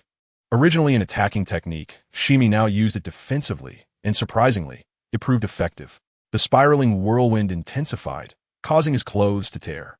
Seeing Rocky and Shimi both caught in his offensive, Kokushibo chose not to pursue. He relished the feeling of battling strong opponents and was not in a hurry to end the fight. Throughout the long battle, Kokushibo had hardly moved his feet, but now, feeling excited, he took the initiative for the first time. As Kokushibo charged toward him, Kaname felt an immense pressure, with his soul and body urging him to retreat. Realizing he was no match for Kokushibo, Kaname decisively activated his patterns. Originally intended for the battle against Muzan Kibutsuji, he thought if he were to fall here, there would be no point in facing Muzan. His primary goal was to kill Kokushibo. Even if he died here, everything else could be left to Rocky. Black, rock-like fissures appeared on his arms, and his temperature rose. Gripping the chains, Kaname felt a surge of strength. Kokushibo suddenly halted 2 meters away, standing still. "So, You're also a patterned swordsman. How unfortunate, he said. Unfortunate? What do you mean? Kaname asked, adhering to the principle of buying time. Kokoshibo examined him from head to toe. You look to be over 27, right? Patterned swordsmen invariably leave this world by the age of 25. And so what? Kaname smiled, his expression carefree. In fact, we have already found a way to delay our lifespan after awakening the patterns, but he looked directly at Kokoshibo, his eyes seemingly igniting with flames. I know that if I had first obtained a way to extend my life, I would never have been able to comprehend the patterns. That is not my path. Kaname spoke each word with conviction, so I never intended to survive past tonight. Before dawn, I will use myself as kindling to extinguish the evil spirits. Kokoshibo's eyes flickered with something unusual. It seemed he had forgotten the reason he had become a demon, but a vague thought in his mind told him it was not simply about fearing death. Feeling confused, Kokoshibo couldn't help but ask, as long as you become a demon, you can live forever in this world. Why do you not understand this principle? Feeling his temperature rising, Kaname replied calmly, to be born human, to die human. This is the pride of our Demon Slayer Corps. Do not impose your boring views on others. Chapter 109. The Battle of Infinite City. 9. Kagaka couldn't help but become distracted. At this moment, Roki and Shinya Fukukawa also broke free. The latter awakened his markings when faced with a dire situation. A blue pattern resembling a pinwheel appeared at the corner of his mouth, and the combat power on the human side steadily increased. Faced with 3 demon slayers who had awakened their markings, and with their coordination becoming increasingly seamless, even Kokoshibo felt unprecedented pressure. Deep down, he acknowledged that these 3 were the best of the Demon Slayer Corps, willing to stay and fight. Both their courage and strength had reached the pinnacle of humanity. The Infinite City trembled. With several Demon Slayers deployed, it was clear that Nakeheim, being a newly appointed Upper Moon Demon, had sustained some injuries under the siege, causing her blood demon art to become unstable. Muzan Kabutsuji sensed a crisis. His voice was transmitted to Kokoshibo through blood demon art, awakening him and repeatedly issuing commands to eliminate the demon slayers. 72 breaths. Roki roared, having accumulated most of the moon mark. The more unstable the Infinite City became, the faster he absorbed the moonlight. Kanroji Mitsuri and Shinya Fukukawa felt a shock in their hearts. The time to break the deadlock was approaching, and the speed at which they wielded their weapons involuntarily quickened. Kokoshibo found it difficult to adapt to the sudden increase in reaction speed of his opponents and fell into a passive position. His clothing was torn by the raging wind, and one of his ears was severed. For hundreds of years, he had faced no rivals and had never experienced such frustration. With a cold snort, a cloud of dust rose around him, and with a powerful swing, Chaotic Blade energy left several deep wounds on Roki and the others. His aura surged again, and the katana in Kokoshibo's hand changed for the second time, its blade exceeding the usual length of swords. Moon-breathing 14th form, fierce change. Full moon in the sky. The purple crescent-shaped blade of light seemed to sweep away everything in the world, accompanied by an enormous circular moonblade. Facing the fully transformed Kokoshibo, even Roki could barely hold on, let alone Kanroji Mitsuri and Shinya Fukukawa. In order to last until the time Roki mentioned, the 3 gritted their teeth and fought to the death. It's no wonder Kokoshibo had previously said that numbers meant nothing before him. Each strike was overwhelmingly powerful, and those with slightly weaker strength would likely lose their combat ability from just the aftershock. In this situation, Zenitsu suffered. He didn't know why he stayed behind, but did not participate in the battle against Kokoshibo. Now, he could only rely on the first form of thunder breathing to desperately evade the attacks. Time passed little by little. Kokoshibo had boundless stamina and was prepared for a prolonged battle, but for some reason, a sudden sense of unease arose in his heart. Everyone, sorry to keep you waiting. 3rd stage, Demon Moon. Roki shouted in an explosive rage, his voice seemingly penetrating the entire Infinite City. Kanroji Mitsuri and Shinya Fukukawa breathed a sigh of relief and quickly retreated. An aura capable of confronting Kokoshibo emanated from him as Roki stepped toward the demon, a faint moonlight enveloping his body. Shortly after, a silver full moon appeared behind Roki. At this moment, Kokoshibo also raised his katana, the blade energy forming a purple crescent moon, ready to strike. Before he could unleash his attack, the silver full moon gradually transformed into a blood-red hue, and Roki's muscles bulged, veins popping on his skin. The tips of his silver hair turned crimson, and his pupils were tinged with blood red. Kokushibo felt a hint of tension facing Roki, something he hadn't experienced since his encounter with Yoriichi Tsujikuni. However, his heartbeat remained steady, and the katana in his hand was as stable as a rock. Moon breathing 16th form. Moon rainbow, soul remaining moon. The blade swung down from above. The purple crescent moon transforming in a light that fell from the sky, accompanied by the circular moon blade like raindrops. 16th form? I hope one day I can reach this step. Roki murmured to himself, facing the countless purple blade lights and remaining unfazed. At this moment, the moon breathing technique finally broke through. Moon breathing 3rd form. Mirror flower, water moon. The previously incomplete 3rd form of the moon mark immediately advanced to the next level. Given time, when the moonlight within the moon mark was fully accumulated, the duration of the silver moon state would at least increase tenfold. The surrounding air rippled like water waves, and the attacks from Kokushibo passed through Roki's body and struck the ground. What a powerful breathing technique is this? A phantom? Kokushibo couldn't help but exclaim. No, this is mirror flower, water moon. Roki's voice echoed from all directions, and in the chaotic clearing, one after another, his figures appeared. He continued until the number of Roki's figures reached 9 and then stopped. In a moment of Kokushibo's daze, the 9 Rokis charged toward him simultaneously, neither too fast nor too slow, but giving the illusion that evasion was impossible. Raising his sword, he thrust. How is this possible? In the next moment, Roki's Nichiren blade pierced through Kokushibo's body, pinning him to the ground. A wave of defeat surged in Kokushibo's heart, as he seemed to recall some forgotten memories. During his last encounter with Yoriichi Tsujikuni, he still lost to the aged brother. At that time, Kokushibo swore that he would win forever and would never lose to anyone other than Yoriichi Tsujikuni again. This was the belief that drove him to abandon everything and become a demon, not for immortality, nor for power, but for invincibility. Looking at Roki, who appeared as a deity before him, the deep-seated humiliation surged in Kokushibo's heart. In a fit of rage, he attempted to counterattack. But all that met him was a casual swing of Roki's sword. His head fell from his neck. Kokushibo's entire life had been devoted to the will of not admitting defeat, but at this moment, Yoriichi's words suddenly echoed in his mind. We will eventually be surpassed by those who come after us. It is unavoidable. Roki had already sheathed his Nichiren blade, and he could feel the enemy's aura behind him gradually fading. Finally, it's over. He let out a sigh of relief, facing such a formidable foe. Even the combined strength of 3 had barely managed to defeat him. But for Kokushibo, the obsession that had sustained him for over 400 years would not disappear so easily. Chapter 110. The Battle of Infinite City. 10. The unyielding Kokushibo continued to chase after that untouchable man until death. The more he felt he couldn't achieve it, the more unwilling he was to accept it. What shattered his pride the most was that these Demon Slayer swordsmen before him had truly reached the realm that the original Demon Slayer Corps had once stepped into during the Warring States period. Trapped in a revolving nightmare, Kokushibo finally saw Kaneo, Sayuri once again in his fading dream, his tall figure turn away from him. Sayuri, every time you laugh, I feel incredibly disgusted. Even when discussing the potential loss of breathing techniques, you still laugh with that optimistic attitude. I always thought that only our generation of Demon Slayer swordsmen possessed special talents, and I almost vomited from that pride. What was so funny? The most important thing was to keep living, to keep winning. No, I will never lose to anyone again. That's right, even if I am beheaded, I won't lose a second time.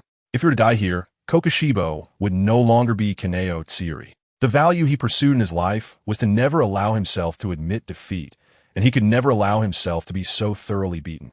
The ominous aura around his crumbling body surged violently.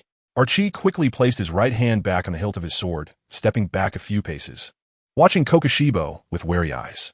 The fearsome upper moon one had endured the immense pain of beheading and found a new life within death, stepping into an entirely new realm. A grotesque head began to grow from his neck, more hideous than any demon, its appearance completely transcending the realm of humanity. His body showed numerous insect-like markings, and his limbs bore the same, especially with blood-red wings sprouting from his back. Another head has grown? Damn it! Mitsuri Kanroji shouted, his eyes turning red, a hint of despair rising in his heart. Keep attacking, this guy was just beheaded, his body is still weak. Haimajima Jiomiai also steeled himself, charging from both sides. However, Archie had just recovered from his demon state and was in a weakened condition. Blood continuously flowed from his capillaries, leaving him with the will but no strength to fight. I have overcome death. Apart from sunlight, your attacks will be meaningless. Kokushibo felt no joy in his heart. His desire for life outweighed everything. He swung a fist at the nearest Archie, instantly sending this formidable opponent flying. Archie was struck against the wall with such force that he crashed through several walls before stopping, unable to react and suffering severe injuries. His bones creaking under the strain. Spitting out blood, Archie felt dizzy, his body's moonlight barely maintaining his injuries from worsening. Now he could only place his last hope on Himejima Jyomi and Mitsuri Kanroji. Kokushibo wanted to continue the slaughter, but saw his current form reflected in Mitsuri's blade.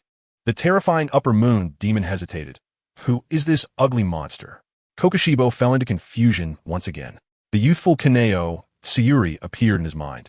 The boy expressing his admiration for his brother, saying, "Is your dream to become the strongest swordsman in the country? I want to be that strong too. If so, I will be the second strongest swordsman in this nation." The most sincere promise from childhood was recalled now, and Kokushibo murmured to himself, "Could this be my dream? This grotesque form is not what I wish to become as a swordsman." An unusual heat surged from his body, starting from his neck, as Kokushibo's body began to crumble piece by piece. Himejima Jyomi and Mitsuri Kanroji immediately halted their steps, looking at him with uncertainty. Kokushibo's heart still echoed with unwillingness. He tried to awaken his will to survive, but in the face of absolute despair, it seemed there was only the path to annihilation left. The upper moon demon, which had harmed countless lives, knelt on the ground, gradually stepping into death amid confusion. Before dying, Kokushibo finally understood the meaning of the words spoken by his brother, Kaneo, Sayuri, during their last meeting. "How tragic, my dear brother." Kokushibo felt an overwhelming humiliation, questioning what he had lived for all these centuries. Was it to avoid losing, even turning into a hideous monster? Was it to become stronger by devouring the lives of others? In his dying moments, Kokushibo finally understood his true heart. Upper Moon 1 no longer existed, and Kaneo Sayuri left behind his last words in the world. "Sayuri, I only wanted to become you." As they watched Kokushibo turn to ashes, Himejima Jyomi and Mitsuri Kanroji finally breathed a sigh of relief, quickly rushing to Archie's position to check on his injuries. Archie's condition was terrible, even in peak form. Facing the attack from Kokushibo, who had entered the Absolute Realm, would have been difficult, let alone in his weakened state. Now his body was like a wooden barrel with multiple holes, constantly leaking water, and no matter how much energy the other two bodies sent, they felt powerless. However, for Archie, this was merely a clone. Even if it died, he could project again, but the accumulation of the moon's patterns would have to start over. Zenitsu, who had been avoiding the aftermath, stepped forward, his expression serious, standing still. "What are you doing?" Mitsuri Kanroji wondered, having not noticed Zenitsu during the battle. Now, sensing he seemed to be waiting for something. "It's coming." Zenitsu's body trembled with fear, his head lowered, eyes tightly closed. A figure dressed as a demon slayer approached slowly, glancing at the wounded Himejima Jyomi and Mitsuri Kanroji, and the incapacitated Archie, unable to suppress a smug smile. "How ridiculous. Everyone fighting so hard only to die in the end. None of you could be as happy as I am to become a demon." Kaigaku, Himejima Jyomi, seemed to recognize him. This person was also a former member of the Demon Slayer Corps, a disciple of the previous Ashira like Zenitsu. "This guy has actually become a demon? And he must be killed today." Mitsuri Kanroji's expression darkened, his eyes filled with murderous intent. "Kill me? With just a few of you?" Kaigaku's face was full of mockery, apart from the sparse blood on Mitsuri Kanroji, which made him slightly greedy. The others were all heavily injured and posed no real threat. Chapter 111. The Battle of Infinite City, 11. "I've been waiting for this for a long time. If I die because of this, please avenge me, everyone." Zenitsu shook his head and said, his attitude exceptionally firm. Archie felt powerless and could only try to stabilize his injuries, hoping for a turn of events. Upon hearing Zenitsu's words, Shinya Kanroji was about to say something, but was stopped by Himejima Jyomi. Everyone has something they hold onto deep inside. Sometimes, being willful is not a bad thing. Zenitsu and Kaigaku faced each other, standing still. As fellow inheritors of the Breath of Thunder, sparks were inevitable between the two. "You really haven't changed at all," Kaigaku said with an air of arrogance, laughing as he continued, short stature, shabby appearance, looking all weak and useless. Noticing the other remained silent, he continued to taunt. "Zenitsu, say something. Can you use any sword techniques other than the first form?" Zenitsu's trembling body steadied. The person before him was once his most admired senior brother, but now had turned into a demon, causing his master's death. You were only included in the upper ranks to fill numbers, right? Why do you feel so good about yourself? Kaigaku was taken aback for a moment, then replied with surprise in his tone, Huh? Didn't expect your verbal skills to have improved quite a bit. Why did you become a demon? Zenitsu interrupted. You think you can? Kaigaku sneered, not expecting someone he always saw as weak to stand firm against him. How could an inheritor of the breath of thunder become a demon? Zenitsu shouted with a throat that was nearly hoarse. It's because you became a demon that my grandfather had to commit seppuku. At this point, he was already in tears. When he committed seppuku, he was all alone. He didn't sever his throat or pierce his heart. He endured a long, painful death from blood loss. Kaigaku not only showed no sorrow, but instead laughed. What does that have to do with me? His death is none of my business. Do you want me to drop my sword and become a Buddha? Do you want me to kill myself to earn your forgiveness? This guy is simply insane. If Himajima Gyumii hadn't been holding Shinya Kenroji back, he would have already rushed forward to fight.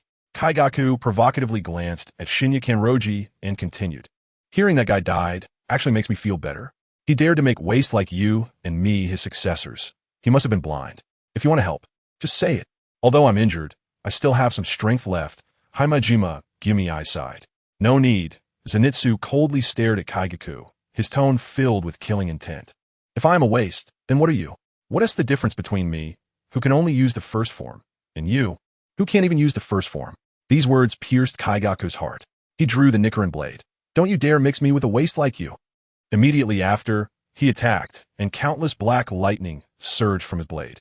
Breath of thunder, fourth form. Distant thunder. The bolts of lightning darted towards Zenitsu, like fireflies chasing light. But Zenitsu calmly drew his sword, instantly unleashing the first form that was ingrained in his very bones. After such a long period of focused training, he had already integrated the essence of the six forms into him. As the man and the demon brushed past each other, Zenitsu sheathed his Nichiren blade and coldly turned his head, saying, "Too slow, trash." Just as the words fell, a deep, bone-exposing wound appeared on Kaigaku's neck, blood spraying out instantly. Damn it, damn it, damn it, Kaigaku muttered resentfully, gripping the sword hilt as countless black lightning gathered again. Breath of thunder, second form. Rai spirit. Lightning exploded around Zenitsu. Once Kaigaku got serious, his speed indeed reached that of an upper-ranked demon. Next was the third form, gathering mosquitoes into thunder.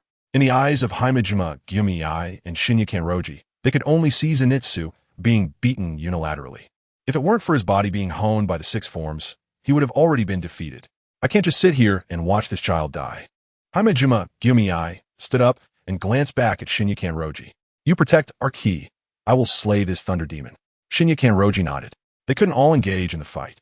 Someone had to conserve strength to deal with Muzan Kibutsuji. Wait, the battle isn't over yet. Arki spoke up, his eyes filled with unusual light. As he activated his observation haki despite the pain, Zenitsu's body underwent a peculiar transformation. Breath of thunder, fifth form. Heat wave thunder. Black lightning surged from Kaigaku's blade, enveloping Zenitsu within it. His skin bore burn marks resembling lightning under such terrifying electric shocks. Kaigaku became even more excited. How's that? How does it feel to have my blade, enhanced by blood demon art? It can continuously inflict shattering cuts. Seeing Zenitsu unable to resist him, Kaigaku felt even more exhilarated. He spread his arms wide, and the black lightning radiated outward from him. Breath of thunder, sixth form. Electric thunder roaring. Under this force, the floor beneath Zenitsu collapsed, and his body began to fall downward, as if in a state of weightlessness. Do you feel it? The power that transcends the breath of thunder. This is what it means to become a demon. I will imprint my strength on your body and in your eyes. Arki's eyes sparkled with incomparable brilliance as he watched Zenitsu. The changes in Zenitsu's body at this moment were exactly what he had always needed, something that even the sun breathing lacked. Zenitsu gripped the hilt of his blade with both hands, and his outer garment shattered into pieces under the influence of the lightning, fluttering away in the wind. He looked up at Kaigaku hovering above him, murmuring, "You are indeed very strong. I once envied the sight of your back. You know, both my grandfather and you are very important to me, but this seems to only push you further away from us." He finally closed his eyes in pain. "I'm sorry, grandfather, we ultimately went our separate ways. I'm sorry, brother." Breath of thunder, seventh form. Flying thunder god. Zenitsu transformed into a golden bolt of lightning, disappearing from sight. That speed was such that even our Ki, who had activated his observation haki, could not keep up. Almost simultaneously, his figure appeared behind Kaigaku, his head bowed, wings made of lightning unfurling. Kaigaku's head separated from his body, his face filled with shock and unwillingness. Chapter 112, The Battle of Infinite Castle. And what kind of move is that? How can it be so fast? Koyuki's eyes widened in shock as his head fell, and he saw his own back. Damn it, just as I expected. That old fool actually taught you some secret technique behind my back. Zenitsu bit his lower lip, his eyes filled with sorrow. No, you're wrong. Grandpa isn't that kind of person. This is my own understanding, my own thunder-breathing technique. In fact, I really want to use this move to fight alongside you. He did not hear Zenitsu's final words. His collapsing body gradually disappeared on the spot, still complaining about the injustice of the world, even in death. Just as Zenitsu was about to hit the ground, Himajima Gyumii gently caught his body. He had already lost consciousness after straining himself to use the thunder-breathing technique with his heavily injured body. Himajima Gyumii placed Zenitsu's body next to Roji and rubbed his yellow hair. Thank you, kid, for buying us such crucial rest time. Kabutsuji Musen checked his injuries and sighed in relief. Although his injuries would require a long time to heal, they did not threaten his life. At this time, they were even more worried about Roji, whose injuries had stabilized. Ever since Zenitsu used the Flying Thunder God technique, Roji had kept his eyes tightly closed, and the two breathing techniques had started to operate along an inexplicable route, occasionally producing small yellow sparks. Is Roji okay? Kabutsuji Musen asked with concern. He should be fine, but his injuries are quite severe. Facing Kabutsuji Musen next, it may only be us few who can manage. Himajima Gyumii nodded, his tone devoid of any regret. His companions had already done enough, and all he could do was seize this hard-won opportunity. As time passed, the tremors of Infinite Castle grew stronger. Under the assault from the others, Tanjiro finally caught a glimpse of the flaw exposed by Neikime. He panted heavily, his gaze fixed on the demon before him with long hair, as Infinite Castle continuously altered its layout under her control, causing the Demon Slayer Corps members to get lost within. I'm going to end you here. Sorry, but we have to move forward. Tanjiro gritted his teeth and charged at Neikime, the blood flowing from his wounds staining his clothes red, while the scars from burns on his forehead were completely covered by mottled patterns. The black and red patterns were reminiscent of Kaneo Tsuyuri, and the weapon in his hand radiated a cold light, elevating Tanjiro to a new level in all aspects. Flames ignited from the blade, shattering the wooden doors in front of him, and Tanjiro's eyes remained locked on Neikime, not daring to blink even for a moment. As he reached the demon's front, the flames on the blade had spread across his entire body. Fire God dance. Hear you. His body moved like a dance, and Tanjiro swung a circular slash entwined with flames from below, so fast that he used the residual force to leap behind Neikime, feeling the demon's body beginning to collapse. He couldn't help but breathe a sigh of relief. Although Neikime's blood demon art wasn't highly lethal, it was extremely tricky, relying on constant teleportation and terrain manipulation to toy with the swordsmen of the Demon Slayer Corps. If it weren't for the numerous messengers in Infinite Castle helping to confirm their positions, they wouldn't have been able to consciously push Neikime toward the center, and they might not even have been able to kill her in the end. With Neikime's death, Infinite Castle began to collapse in all directions, the buildings gradually disappearing. The members of the Demon Slayer Corps inside felt a sense of weightlessness, a sign that this space was expelling them, causing excitement and tension to rise. Kabutsuji Musen also sensed Neikime's death and the collapse of Infinite Castle. He had transformed into a non-human state, his naked body marked with scars left by Kaneo Tsuyuri, along with dozens of strange mouths and thick black veins covering his entire body. What is the matter, Tamayo? Kabutsuji Musen brought the head he was holding closer to his eyes, looking at it with a cold, indifferent gaze. You must be quite pleased, right? My worthless subordinates dying one after another. These ants have forced me into this situation. Interesting, very interesting. Tamayo looked at him with a complex expression, deciding to give up on healing and letting her body drift toward death. You will definitely go to hell. Today, ridiculous. Someone who can even give up on death cannot witness my failure. I am destined to stand at the peak of the world. I am destined to become a perfect being. Kabutsuji Musen's voice grew increasingly frenzied, reflecting his absolute confidence and obsession over thousands of years. So far, hundreds of people have said similar things to me, but unfortunately, they have all turned to ashes in history, while I remain alive and well. Tamayo, with only half a head left, stammered, "Return my husband and child." Kibutsuji Muzan snorted coldly, crushing Tamayo's head into fragments. "Then go die immediately and find those relatives you killed yourself." He laughed maniacally, then extended a tentacle from behind, which quickly pierced through the adjacent room, and when it returned, it was holding a black crow. Interesting. The heir of the Tsujikuni family seems to be laying something out in Infinite Castle. That is why Nakime was killed so quickly, in the time it took to speak. The rooms around Kibutsuji Muzan had all disappeared, and he returned to the pitch-black land, scorched by fire. The ruins of the Demon Slayer Corps headquarters were not far away, and within a few breaths, the Demon Slayers trapped in Infinite Castle began to appear out of nowhere. They stood in the same positions they were in when they entered Infinite Castle, albeit with varying degrees of injuries. Kibutsuji Muzan. Himejima Gyumii handed the unconscious Roji to Kanroji Mitsuri beside him. She was also severely injured and had nearly lost her fighting ability, making her just the right person to watch over the unconscious Roji. "You all are really annoying." Kibutsuji Muzan coldly surveyed his surroundings. "Very annoying, annoyingly so. I've really had enough of you demon hunters. All you ever say is that you want to avenge your parents and loved ones." Chapter 113. Scum of Humanity. Muzan Kibutsuji looked at them with contempt and continued, "You've managed to pick up a small life. Can't you be satisfied with that? You're quite the man-eating demon to say such things." Shinazugawa Sanemi was furious, but rationally chose not to act. Delaying time was the best option. Whether to wait for dawn or to let them recover their strength and injuries was far more advantageous than attacking directly. There were also those who were more reckless. Inosuke could no longer contain himself and was about to charge forward when Jinya held him back. There were also those who acted in secret. Kaneo Tsuyuri slipped through the crowd, hiding in the shadows. Muzan Kibutsuji paid no attention to what they were planning and continued to speak to himself. "Why not regard those I killed as unfortunate victims of natural disasters?" Tanjiro had never encountered such a vile person and couldn't help but ask, "What on earth are you talking about?" There is no need to overthink death. Earthquakes, tsunamis, strong winds, volcanic eruptions. No matter how many people these natural disasters killed, no one sought revenge against them. At this moment, the Demon Slayer Corps realized that to Muzan Kibutsuji, they were beings beneath him, which allowed him to speak such indifferent words. "You should know I make sense, right? So why are you still entangled in this? Once someone is dead, they cannot be revived. It's better to live peacefully." Kanroji Mitsuri, who had been a Buddhist before joining the Demon Slayer Corps, found this devil, who was born with demonic traits, to be filled with terrifying evil thoughts. He clasped his hands together and shook his head. "Amitabha, it is clear that even without power, Muzan, you would still be an evil person." "Me?"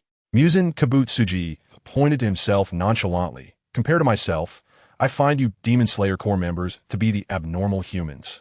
Always entangled in what death is. It's laughable. 1,000 times more disgusting than Doma."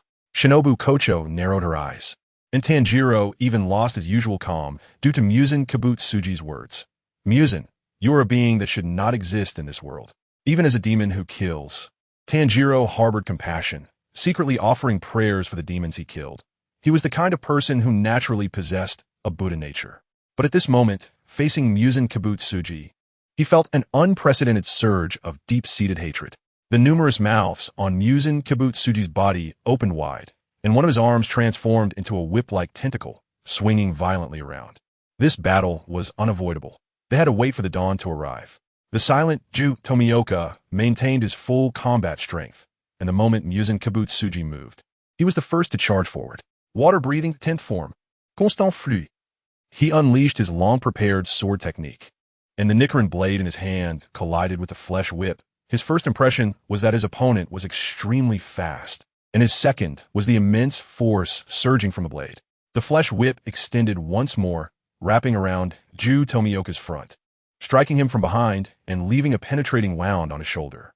Shinazugawa Sanemi and Inosuke rushed to catch up, but under such attacks that were difficult to catch even with the naked eye, they appeared quite clumsy. "Do you think you can drag this out until sunrise? You people are not worthy." Muzan Kibutsuji's other arm transformed into another long flesh whip, swinging it around, inflicting deep, visible wounds on the Demon Slayer Corps members present. He glanced at Tanjiro, harboring an indescribable malice toward this Demon Slayer who used the sun-breathing technique. The long whip struck the others aside, then skillfully hooked back towards his head.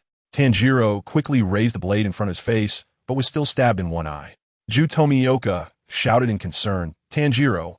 The 11th form was immediately executed, not seeking to kill the enemy, but merely to rescue Tanjiro from the attack's range. Seeing his companion in danger, various breathing techniques aimed their blades at Muzan Kibutsuji, and in an instant, the surrounding area was filled with debris blown by the resulting gusts. Muzan Kibutsuji glanced lazily at them, realizing that humans were indeed creatures full of weaknesses. Once they were injured because of a companion, they showed flaws. He swung forcefully, and the flesh whip struck Tomioka, breaking 7 or 8 ribs in his chest, causing him to spit out a mouthful of blood and fall unconscious not far away. Then, Muzan Kibutsuji attempted to press his advantage, but felt his flesh whip tightly grasped by a pair of strong arms. The markings on Kanroji Mitsuri became more pronounced, and her body temperature rose, indicating that she was rapidly exhausting her life force. Another figure was quickly approaching. Mist breathing, 4th form, obscured slash. A thin mist enveloped the area, and the figure of Takedo Machiro vanished, reappearing to strike down with his pure white Nichiren blade, cutting Muzan Kibutsuji's flesh whip in two. At this moment, Shinobu Kocho and Kaneo Tsuyuri also approached with light steps, the essence of their dance flowing, and both swung their Nichiren blades towards Muzan's neck. Muzan Kibutsuji split off another flesh whip to strike at the two, but just as he swung it out, Inosuke seized the opportunity. My beast instinct tells me that striking here is right. Beast breathing, 2nd form, razor edge slash. The uneven blade scraped against the flesh whip, but did not cut through as imagined. Inosuke couldn't help but shout, "It's so tough." Just then, Tanjiro charged over, raising his blade engulfed in flames, and with a powerful slash of Fire God Dance, 1st form, he severed the remaining flesh whip. Muzan Kibutsuji could only watch as Shinobu Kocho and Kaneo Tsuyuri brushed past him, their Nichiren blades leaving wounds on him, almost cleaving him from shoulder to chest. Iguro Abanai seized the moment, and his blade took a piece of flesh from Muzan's shoulder. Gritting his teeth, Muzan Kibutsuji's face was filled with anger, a humiliation of being at a disadvantage. "Do you think you could drag me down here until sunrise? You could try." While speaking, 6 lumps protruded from Muzan Kibutsuji's back, and then several flesh whips burst forth from within. Along with his 2 rapidly recovering arms, these flesh whips began to swing, leaving everyone with only a path of desperate evasion. Chapter 114. The turbulent situation as the great battle began, the Demon Slayer Corps mobilized its members, with a large number of low-ranking Demon Slayers gathering in this direction. Although they could not intervene in such a high-level fight, simple camps were established around the area. The battle grew increasingly intense, and the Demon Slayers who had awakened their markings were formidable opponents. When they cast aside their pain, their moves approached the power and speed of upper-ranking demons. As time passed, the coordination among the group became more seamless, with pairs working together when one attacked. Another was sure to assist in blocking Muzan Kibutsuji's attacks. The main attackers were Tanjiro, Muichiro and Kaneo Tsuyuri, while the rest focused entirely on helping them close in on the enemy's position. Muzan Kibutsuji showed no signs of panic as his opponents approached. He remained calm and composed. The mist swirled around, shrouding the 3 figures, while Muichiro tried to disperse the fog as much as possible. With their breathing techniques pushed to the limit, their Nichiren blades struck at Muzan from various angles. "No, my blade clearly hit him," Kaneo said, her pupils constricting, a hint of astonishment on her face. Tanjiro, surprised, replied, "No, we definitely hit him, but this monster." Muichiro observed most clearly that the moment the blade sliced through, Muzan's body had already begun to heal, regenerating at a speed so fast that even severed limbs reformed instantly.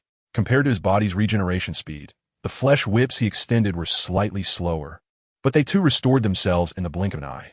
At this moment, Tanjiro and his companions were too close to Muzan, and he seized the opportunity. The flesh whips lashed out like afterimages. Seeing that they would at least suffer serious injuries from Muzan's attack, the low-ranking demon slayers rushed forward, using their bodies to shield them. A few flesh whips struck, instantly turning them into a mass of severed limbs and shattered pieces, the smell of blood overwhelming. "Quick, everyone! Charge forward! Use yourselves as shields to protect the Hashira, who can fight Muzan. Give it everything you've got." The demon slayers who arrived a bit later fearlessly charged in, knowing full well the risks, showing no signs of retreat. On the bot, tears streamed down Shinobu Kocho's face as she witnessed the carnage. Tenjin Yuzui could hardly bear to look at the bodies and threw himself further into the fight. Tanjiro took a deep breath. Although he had temporarily escaped Musen's attack range, he was ready to strike again. But before he could take a few steps, he spat out a mouthful of blood and collapsed uncontrollably to the ground. Musen stopped his assault and looked at Tanjiro with pity, saying, "To die instantly is still a blessing for you. Once touched by my attack, death is inevitable." Tanjiro began to howl in pain, followed by Ju Tomioka, who had also been injured by a flesh whip. "Open your eyes and see clearly," Musen said coldly. The wounds of the two howling men started to uncontrollably proliferate, growing strange, bright red flesh in no time. "I have infused my blood into the attacks. This blood will not turn you into a demon. It is as toxic as poison, wildly destroying cells, ultimately leading to a painful death." Musen continued coldly. "They're already dead. Next will be you." Amid the howling winds, the battle continued, but the gruesome state of Tanjiro and Ju weighed heavily on everyone's hearts. Shinobu chose not to join the assault any longer. Instead, she opted to check on the two. Musen's blood had already invaded their bodies, and their temperatures began to drop. "I must concoct an antidote in a short amount of time." Panicking and sweating profusely, Shinobu took out the prepared medicines, continuously trying to see if any would work. After trying dozens of remedies, she realized she was utterly powerless to save them. The painful howls of Tanjiro and Ju reached her ears, and tears streamed down her face. Musen's voice rang out, "Next is you." Tungen's body fell not far away, and the same ominous signs appeared on his shoulder wound. Then it was Muichiro and Inosuke. The situation had turned into a vicious cycle. At that moment, a bright voice rang out, "Sorry, I'm late." Kaijiro Rengoku, covered in blood, staggered forward from a distance. His left arm completely gone, his steps unsteady. In a house several dozen miles away, Sakanji Urokodaki looked worriedly at the full moon in the sky, while Nezuko sat cross-legged beside him.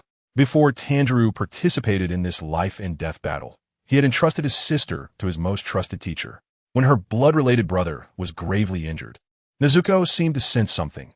She walked into the courtyard, drenched in sweat, staring towards the northwest. Seeing her unusual behavior, Sakanji quickly asked, "Nezuko, what's wrong?" Nezuko ignored him, the feeling of unease intensifying. Without hesitation, she immediately stood up and ran in that direction. "Nezuko!" Sakanji shouted after her. But his aging body was no match for a demon, and he quickly lost sight of her. The commotion outside also alerted those inside. Hamajima Jaiomii, upon hearing the report from his subordinates, became extremely flustered due to his lack of experience.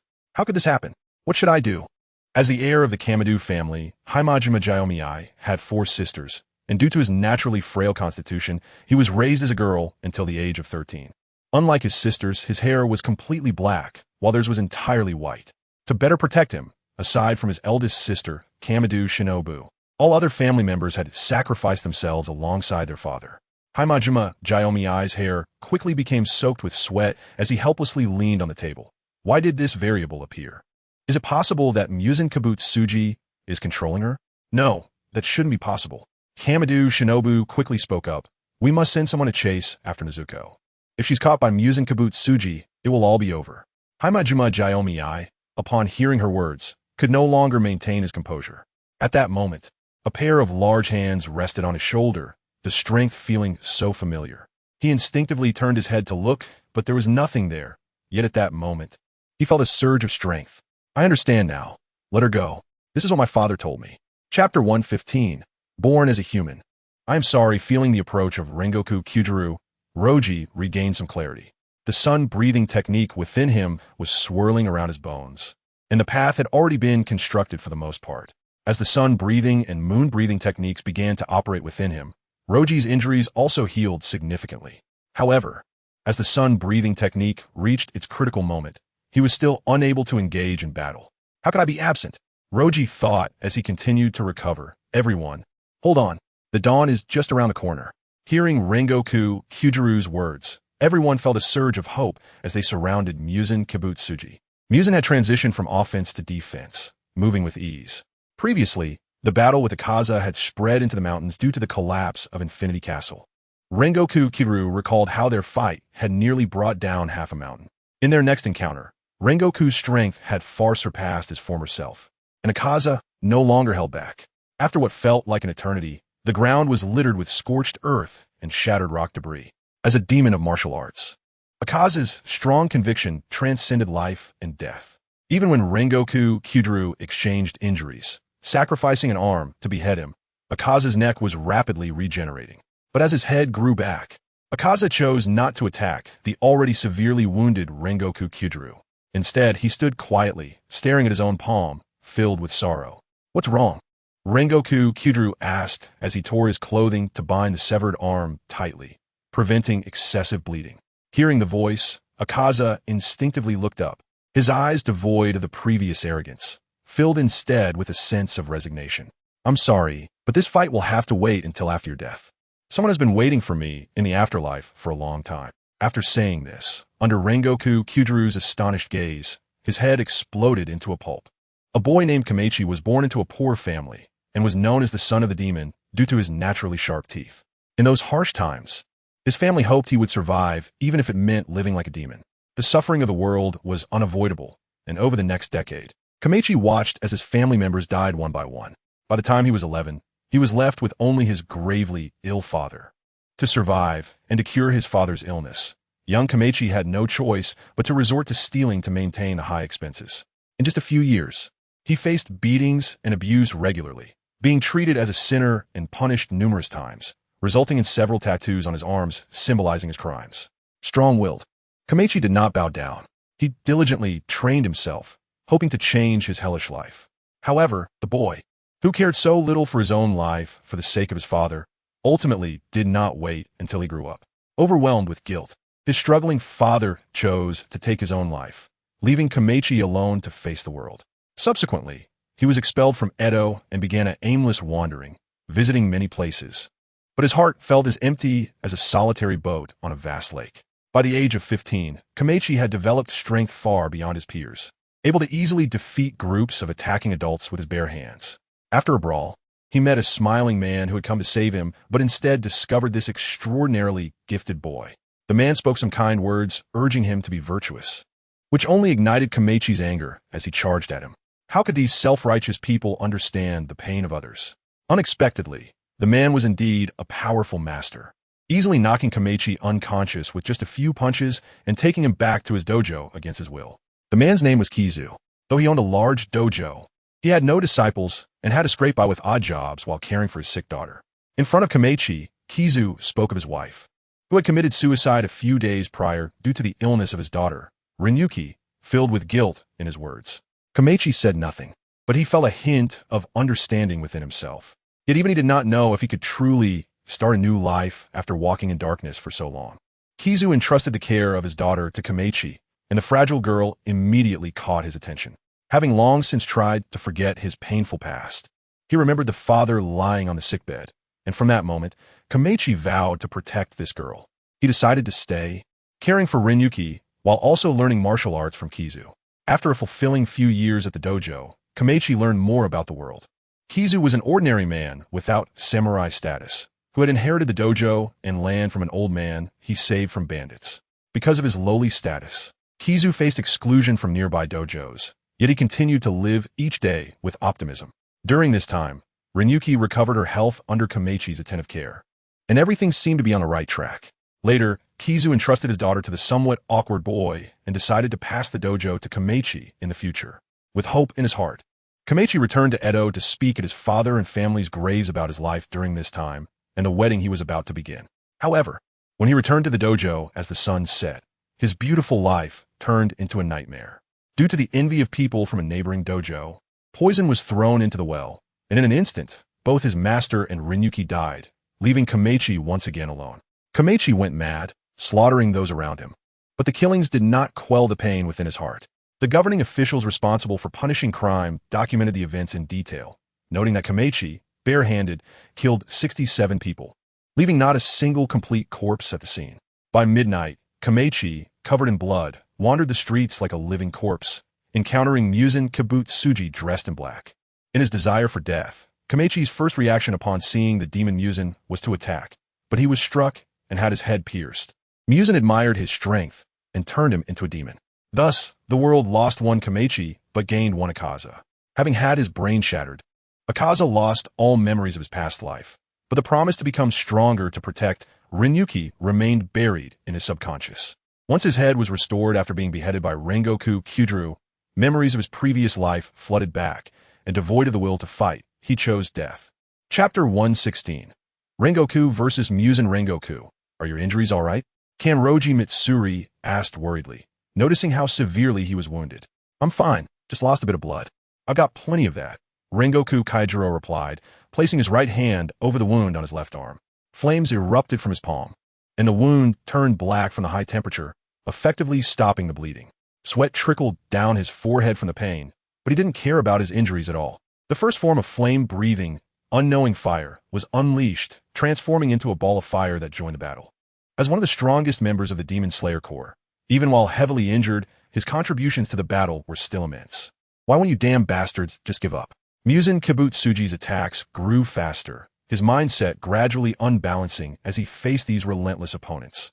Kanroji Mitsuri felt the terrifying pressure and focused all her attention, not daring to relax for a moment. The range of her weapon was vast, and the responsibility of defense fell entirely on her shoulders.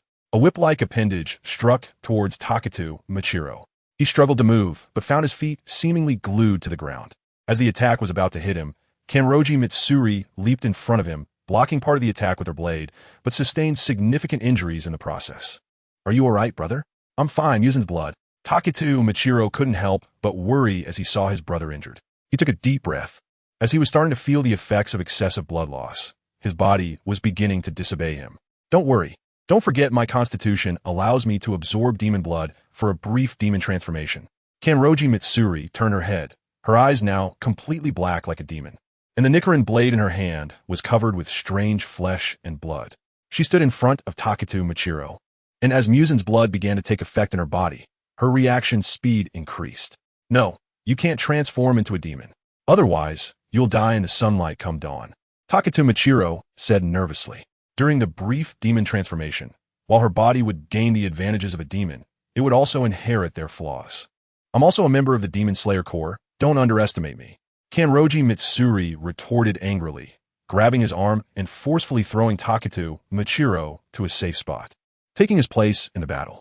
Aside from Mitsuri, the others had already been tainted by Musen's blood to varying degrees, but they were relying on their breathing techniques to forcibly suppress the venom. You're all more troublesome than I expected, but you're just wasting your efforts, Musen Kibutsuji said coldly as he attacked. There is still an hour and 14 minutes until dawn, but in at most 10 minutes. Your bodies will be crushed by my cells. Humans are like that. No matter how hard you persist, in the end, it will all be for nothing. As he spoke, Musen's attacks accelerated again, forcing the Demon Slayer swordsmen to use their moonstep technique to evade.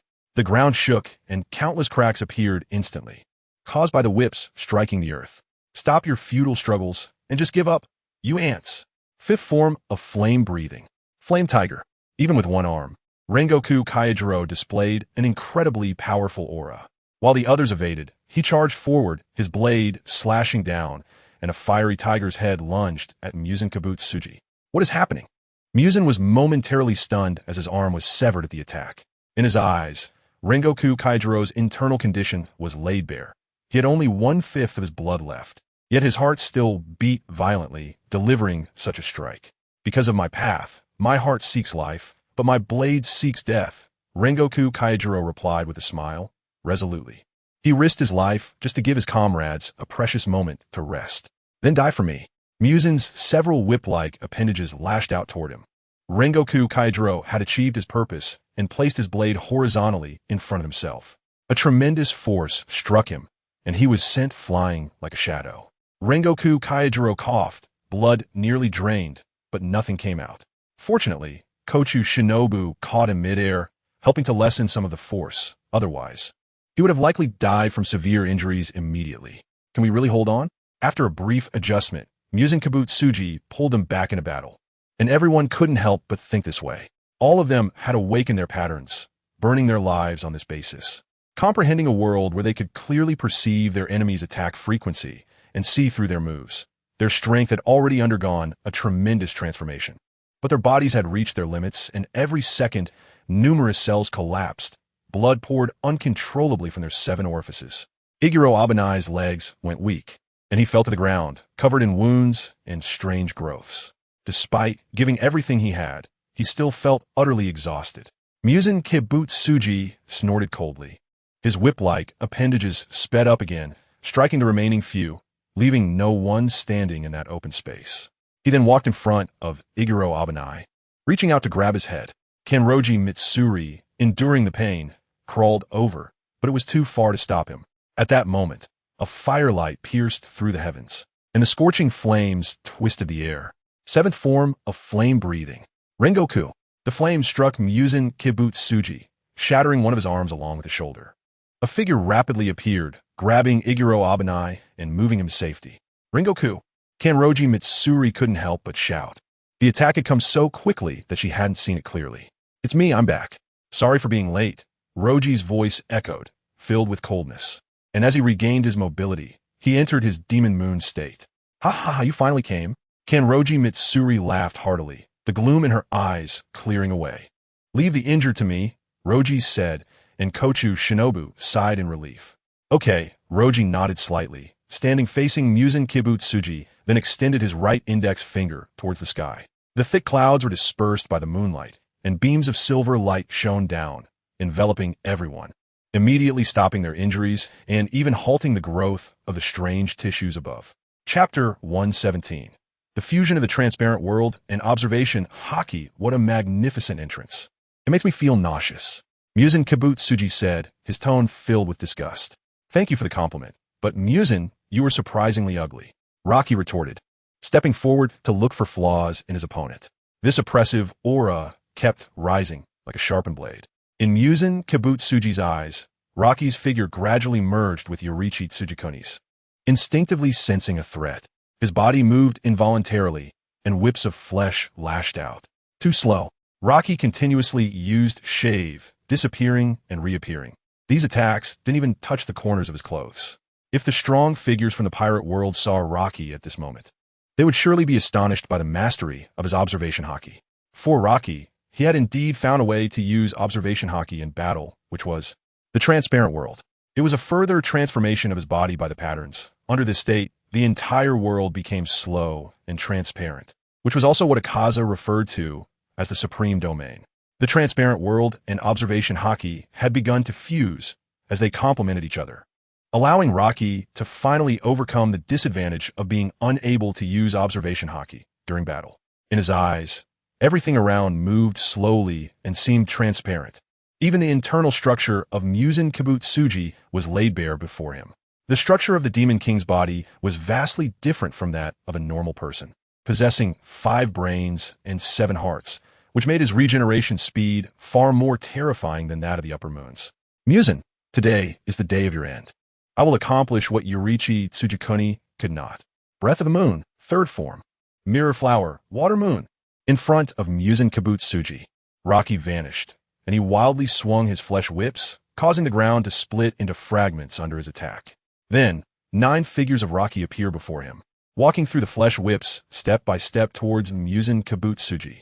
As he closed in, 9 Nichiren blades pierced into Muzan Kibutsuji's body, causing even the Demon King to momentarily lose focus under this assault. What a pity, Rocky regretted as he retreated 10 meters. Noticing that the hearts and brains within Muzan Kibutsuji had shifted positions during his attack. Missing such a good opportunity, finding another moment of enemy negligence would be difficult. Do you think this can hurt me? Ridiculous. Muzan Kibutsuji focused all his attention on Rocky, originally dealing with multiple enemies, now only using his flesh whips to deal with Rocky, making it significantly more troublesome. Rocky decided to give up on the idea of killing Muzan Kibutsuji, as there were only 50 minutes until dawn. The easiest way was to just entangle him. On the surface, Muzan Kibutsuji's expression was calm, but inside he was churning with waves. This guy in front of him, despite moving half a step slower, seemed to possess endless stamina, continuously dodging his attacks. He quickly realized the problem. Muzan Kibutsuji noticed that his speed was unknowingly slowing down. While it wasn't obvious against weaker opponents, it was infinitely amplified when facing Rocky. The reason must lie with that woman. I need to force the cells of Tamayo to reveal the truth quickly. Having 5 brains naturally allowed him to easily multitask. Muzan Kibutsuji immediately split his focus and entered the consciousness space within his body, where he could communicate with the residual consciousness of the cells he had absorbed. In the consciousness space, he transformed into a human form, holding a head that gradually morphed into Tamayo's appearance. What exactly have you done? Besides the potion that turns demons back into humans, what else is there? Tamayo answered blankly. Besides that potion that turns demons back into humans, there is also, under Muzan Kibutsuji's weighting, the residual consciousness of Tamayo changed its expression, coldly saying, "Don't dream. You might as well think about the extra brains you have." With a swift motion, he crushed the consciousness into dust, and Muzan Kibutsuji chose to directly read the memories within. A segment of memories about Shinobu Kocho surged forth, and he immediately understood the function of the second potion. It was a potion that accelerated the aging of his flesh, aging 50 years every minute. And Muzan Kibutsuji's body was gradually battling against this power. Estimating the time of injection, Muzan Kibutsuji had aged at least 9,000 years in these few hours. The battle grew increasingly intense under the full moon, as the moonlight was boundless. Rocky exerted himself to use the sword techniques of the breath of the moon, tightly entangling Muzan Kibutsuji. As long as the Demon King dies, all the blood injected into his body will disappear with Muzan Kibutsuji, and before that, they could only rely on moonlight to help them maintain their lives. There were 30 minutes until sunrise. The messenger made a loud sound, causing everyone's hearts to tremble. "No, I must leave. This guy has become too troublesome. My attacks can't even touch him, and the other demon slayers are also regaining their strength." Muzan Kibutsuji's attacks turned into afterimages, desperately charging forward. Rocky instinctively retreated, only to see his opponent running away like a stray dog. "Trying to escape, you arrogant demon king." Rocky's voice echoed in the air, alternating between moonwalk and shave, while simultaneously unleashing the no-blade style. Dark blades of energy fell from the sky, catching Muzan Kibutsuji off guard. Damn it, these ants. Hatred filled Muzan Kibutsuji's eyes as he stopped. His body suddenly began to swell. Rocky, he plans to self-destruct and escape. Shinobu Kocho had been watching the situation and immediately alerted him. Rocky's heart tightened. According to the records of the Demon Slayer Corps, Muzan Kibutsuji had once escaped from Yurichi Tsujikoni by transforming into countless pieces of flesh. He was about to deactivate the Demon Moon state to use a wider range and greater coverage of the breath of the sun techniques when he noticed his opponent frozen in place. Motionless. How could this be? I can't self-destruct? Muzan Kibutsuji stared in disbelief at his palm, quickly realizing. Damn Tamayo. She injected more than just 2 potions into me. There must be a third potion that prevents my self-destruction. There are 4, actually. Tamayo's voice echoed in his ear. The residual consciousness chuckled in triumph. Chapter 118. The end of Muzan Jushure's consciousness became increasingly blurred, but it still emitted its last voice. After the 3 potions weaken you to a certain extent, the 4th potion will take effect. Don't worry, your most hated death is approaching. Kibutsuji Muzan's pupils constricted slightly, as Jushure's consciousness echoed in his mind. There's no need to become stronger to kill you. Just find a way to make you weak. The most troublesome aspect of the 4 potions for Kibutsuji Muzan was that his body was decomposing at an exceptionally slow rate, and with dawn approaching, there was hardly any time to waste here. The situation suddenly reversed. Roji's speed gradually suppressed Kibutsuji Muzan, and his opponent's strength was becoming increasingly feeble. If it weren't for that terrifying regeneration speed, he would have already died under Roji's blade. Roji was in no hurry to defeat his opponent. His steady attack frequency was like a python entangling Kibutsuji Muzan, each strike more about disrupting his ability to unleash blood demon arts. His body felt as heavy as lead, and his strength was almost gone. Kibutsuji Muzan's chest rose and fell repeatedly as he looked at the still unharmed Roji, a sliver of despair rising within him. As the last bit of time slipped away, Roji simply sheathed his Nichiren blade. The full moon disappeared, and a hint of light appeared at the horizon. The long night finally passed, and a new day arrived. With the moon gone, Roji naturally exited his demon state, standing by vigilantly watching his opponent. Kibutsuji Muzan let out a desperate roar as sunlight shone upon him, causing large portions of his body to be eroded instantly. Filled with a survival instinct, his form uncontrollably swelled up. In the blink of an eye, Kibutsuji Muzan transformed into a giant baby over 2 meters tall, a shape instinctively taken to escape the sunlight.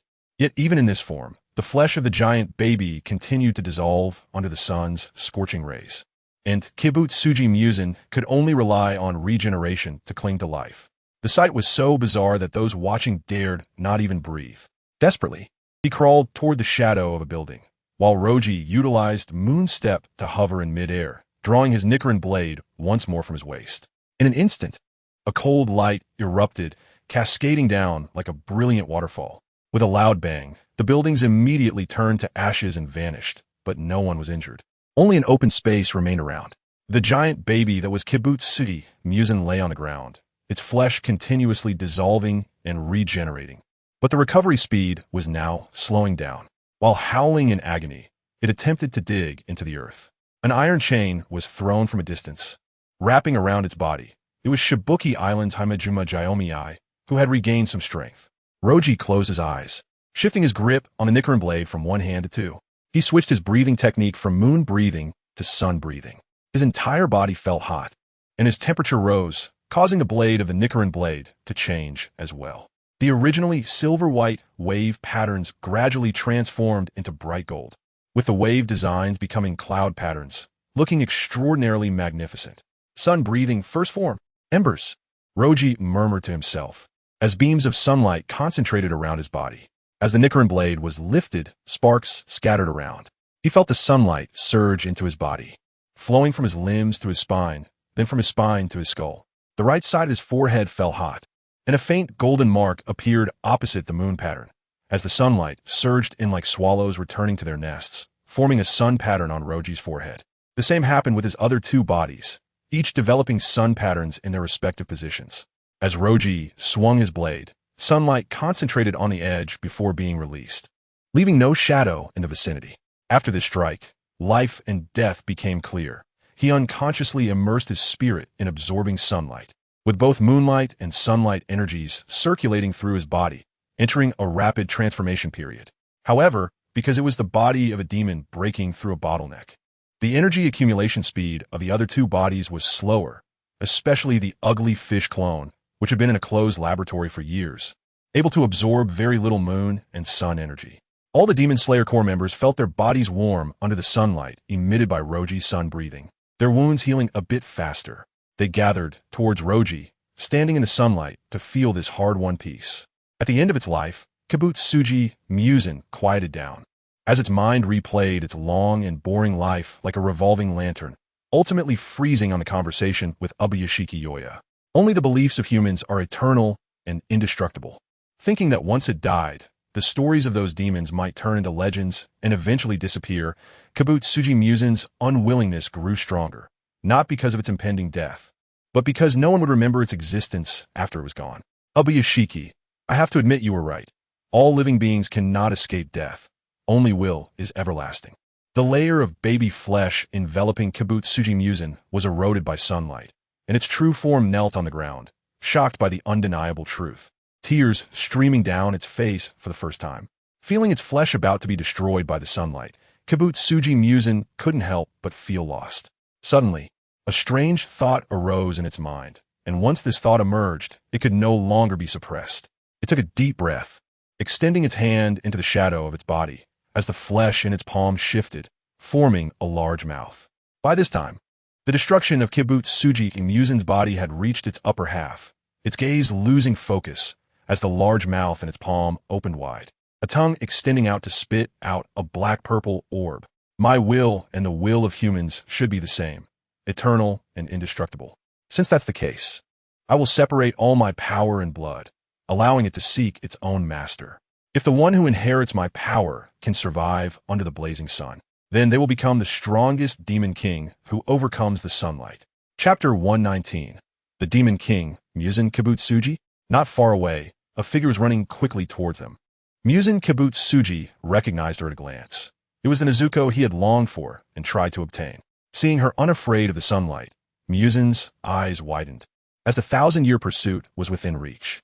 His last body turned to ashes, and no one noticed that amidst the chaos, a dark purple orb was emitting a faint ghostly light, followed by a sudden crack appearing on its surface. Medical assistance. Medical assistance. Quickly help the wounded. Shinobu Kocho's voice rang out, awakening the dazed crowd around her. She picked up Kanawo, whose eyes were bleeding, and headed towards the temporary camp set up not far away. The others also got busy, as many severely injured people lay on the ground, and even Hashira were mostly incapacitated after such a fierce battle. The area was filled with people moving back and forth. Roji walked straight to an open space, where Kaneo, Tsuyuri, sat on the ground, smiling as she watched the busy people. Using observation haki, Roji immediately saw his exhausted body and couldn't help but speak. The essence of the return of life is mainly to let one's blood flow, and there's no need. Kaneo gently declined, looking a bit apologetically at Roji as he raised his head. I have no intention of living anymore. Thank you. Roji sat down beside him. The sunlight was indeed a bit scorching now, but Kaneo's body was chillingly cold. With your talent, it wouldn't take long for you to comprehend the essence of life return. Kaneo reached out and patted his shoulder, whispering, I've only learned to shave, moonwalk, and iron body techniques from his 6 forms. How could I comprehend it? Why? Unlike those who slay demons to survive. As long as I have a glimmer of hope in my heart, I can never awaken the marks. His eyes were filled with compassion. As the oldest among the Hashira, it was most important for him to see every brother and sister survive. Roji didn't say anything more. In this suffering world, everyone had their own story, and since Kaneo had made his choice, it should be respected. Kaneo gazed straight at the sunlight, reminiscing about his past as a monk. When he took in some orphan children, his voice grew fainter until he finally stopped. This man, who had charged to the front lines in battle and shielded his comrades, ultimately closed his eyes. Kaneo had no regrets, nor did he wallow in self-pity. He passed away peacefully like a revered monk reaching enlightenment, leaving no room for any sense of desecration. Nezuko was the first to notice something unusual about Kaneo and immediately rushed to his side, touching his cold cheek. Brother Roji, what's wrong with Brother Kaneo? Tanjiro limped over, worriedly asking. Roji didn't speak, but laid Kaneo's body flat on the ground. More and more people gathered around, looking down in silence to mourn the fallen Hashira who had exhausted themselves to death due to the marks. In a deserted corner, the cracks on the orb left by Muzan Kibutsuji increased, and with a crisp sound, the orb turned to dust, releasing a stream of purple-black mist into the air. Although this power had no will of its own, it was influenced by Muzan Kibutsuji and had certain preferences when selecting successors. The mist's first target was Tanjiro, whose body flowed with the same blood as Nezuko and who had mastered the sun-breathing technique. If he could inherit this power, he might very well become the demon king unafraid of sunlight. As for Roji, Muzan's subconscious had abandoned him the moment he appeared. For Muzan, the one he envied most was not Nezuko or Yurichi Tsujikuni, but Roji. In Muzan's view, Roji had created 2 miraculous breathing techniques by the age of 20. Even at his peak, he probably wouldn't be able to compete with him. The self-proclaimed chosen one, Muzan Kibutsuji, believed that Roji was the one favored by heaven, and his jealousy was beyond words, feeling that his fate had run its course even in death. The purple-black mist swirled past the crowd, gliding along the ground towards Tanjiro at a moderate speed. At this moment, everyone was immersed in the grief of Kaneo's death and failed to notice the abnormality around them.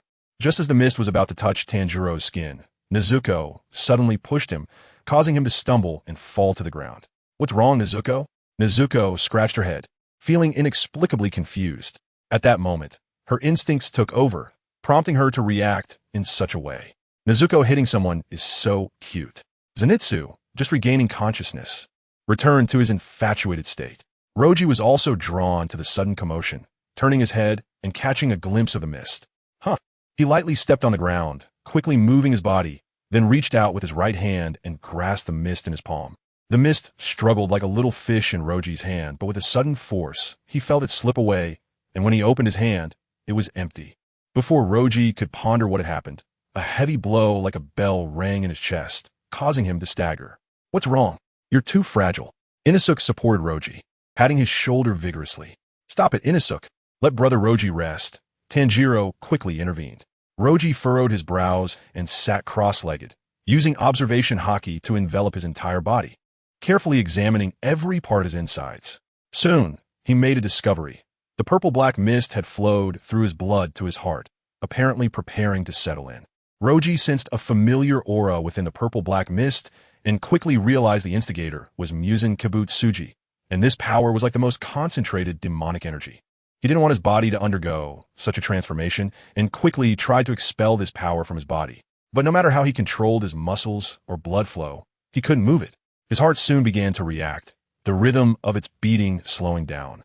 and his body temperature gradually dropping. Roji knew this was a sign of impending demonization, but once he became a demon, he could end up like Kokushibo, possessing a powerful physique. But his breathing techniques would be completely invalidated. Moreover, in his view, the only advantage of becoming a demon was living a bit longer. But with a body constructed from both sun and moon breathing techniques, as long as he could continue to break through, Roji's lifespan would only increase. Chapter 120. The opportunity after 1,000 years faced with this situation, the only thing Roche could do was to use his projection ability to transfer it to another body. However, this power had a downside for any body it was given to. Compared to transforming into a ghost, he still believed more in the potential of breathing techniques. After hesitating for a moment and seeing that the ghostly energy had already begun to take root in his body, he knew he couldn't afford to delay and immediately immersed himself in the star map in his mind. Aside from the 3 worlds that had already been lit up, the rest were in a dim state. Roche chose the one that looked the most vast and activated his projection ability. Flesh and blood quickly drained away, and he soon showed signs of paling. However, after he included the other bodies in the shaping of the new body, the rate of his own consumption significantly decreased. As the new body gradually took shape, Roche also projected the ghostly energy over. Once he felt the new body had fully formed, he transferred his consciousness into it.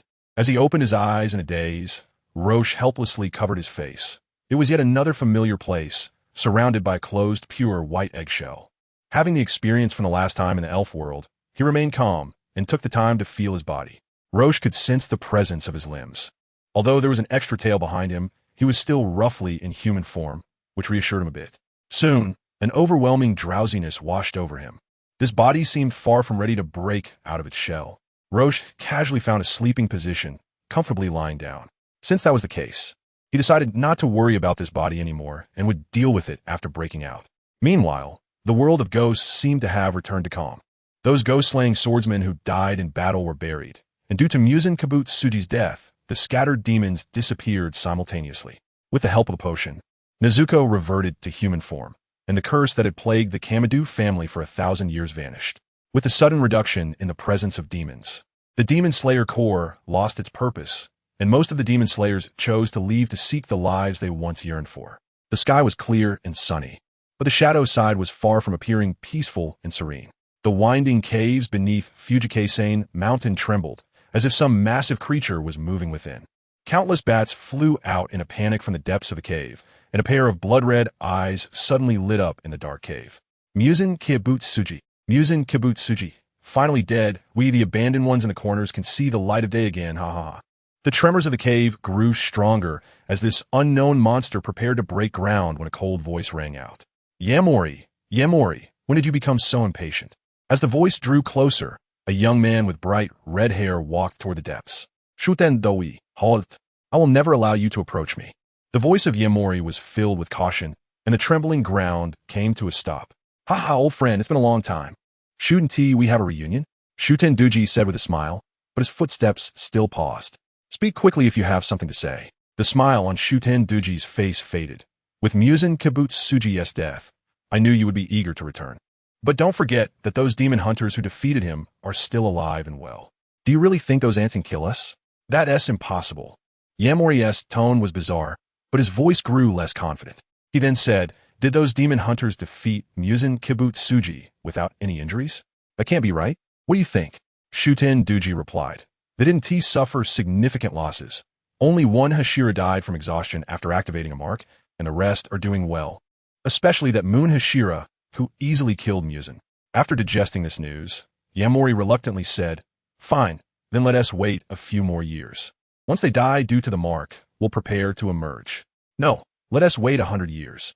After Shuten Duji finished speaking, Yamori reacted strongly. Impossible, absolutely impossible. I've already waited nearly 1,000 years. I cannot stay in this ghostly place for another 100 years. You've already waited nearly 1,000 years. Another 100 years won't matter, will it? Those demon hunters have completely eliminated the flaws of awakening the marks, and their lifespan is definitely not limited to just 25 years. How can that be? That is something even Yurichi Tsujikuni couldn't achieve. Yamori's tone was filled with disbelief. Shuten Duji shook his head. The trouble brought by that Moon Hashira In my view, he is far more terrifying than Yoriichi Tsujikuni. Even if you emerge, you would not be his opponent and might expose our whereabouts. Sigh. Yamori sighed heavily, his voice tired. Then let it be. I thought that breaking free from Muzan Kibutsuji's bloodline would allow me to enjoy wealth and glory, but now I have to be limited by the Demon Slayer Corps. 100 years, then let us wait another 100 years. Shuten Duji responded affirmatively, and then left Fujikase Mountain. His purpose for this visit had been achieved. If he didn't remind Mori, this guy might have ignited the second night parade of 100 demons in the world. In the distant past, during the Omping era, a doctor discovered the secret of immortality from a special plant. After enduring numerous hardships, he created a potion. However, after experimenting on animals, all of them died without exception. He then thought of testing the potion on humans and quickly found a target. The doctor first used the potion on Muzan Kibutsuji, who was still human at the time and was born weak.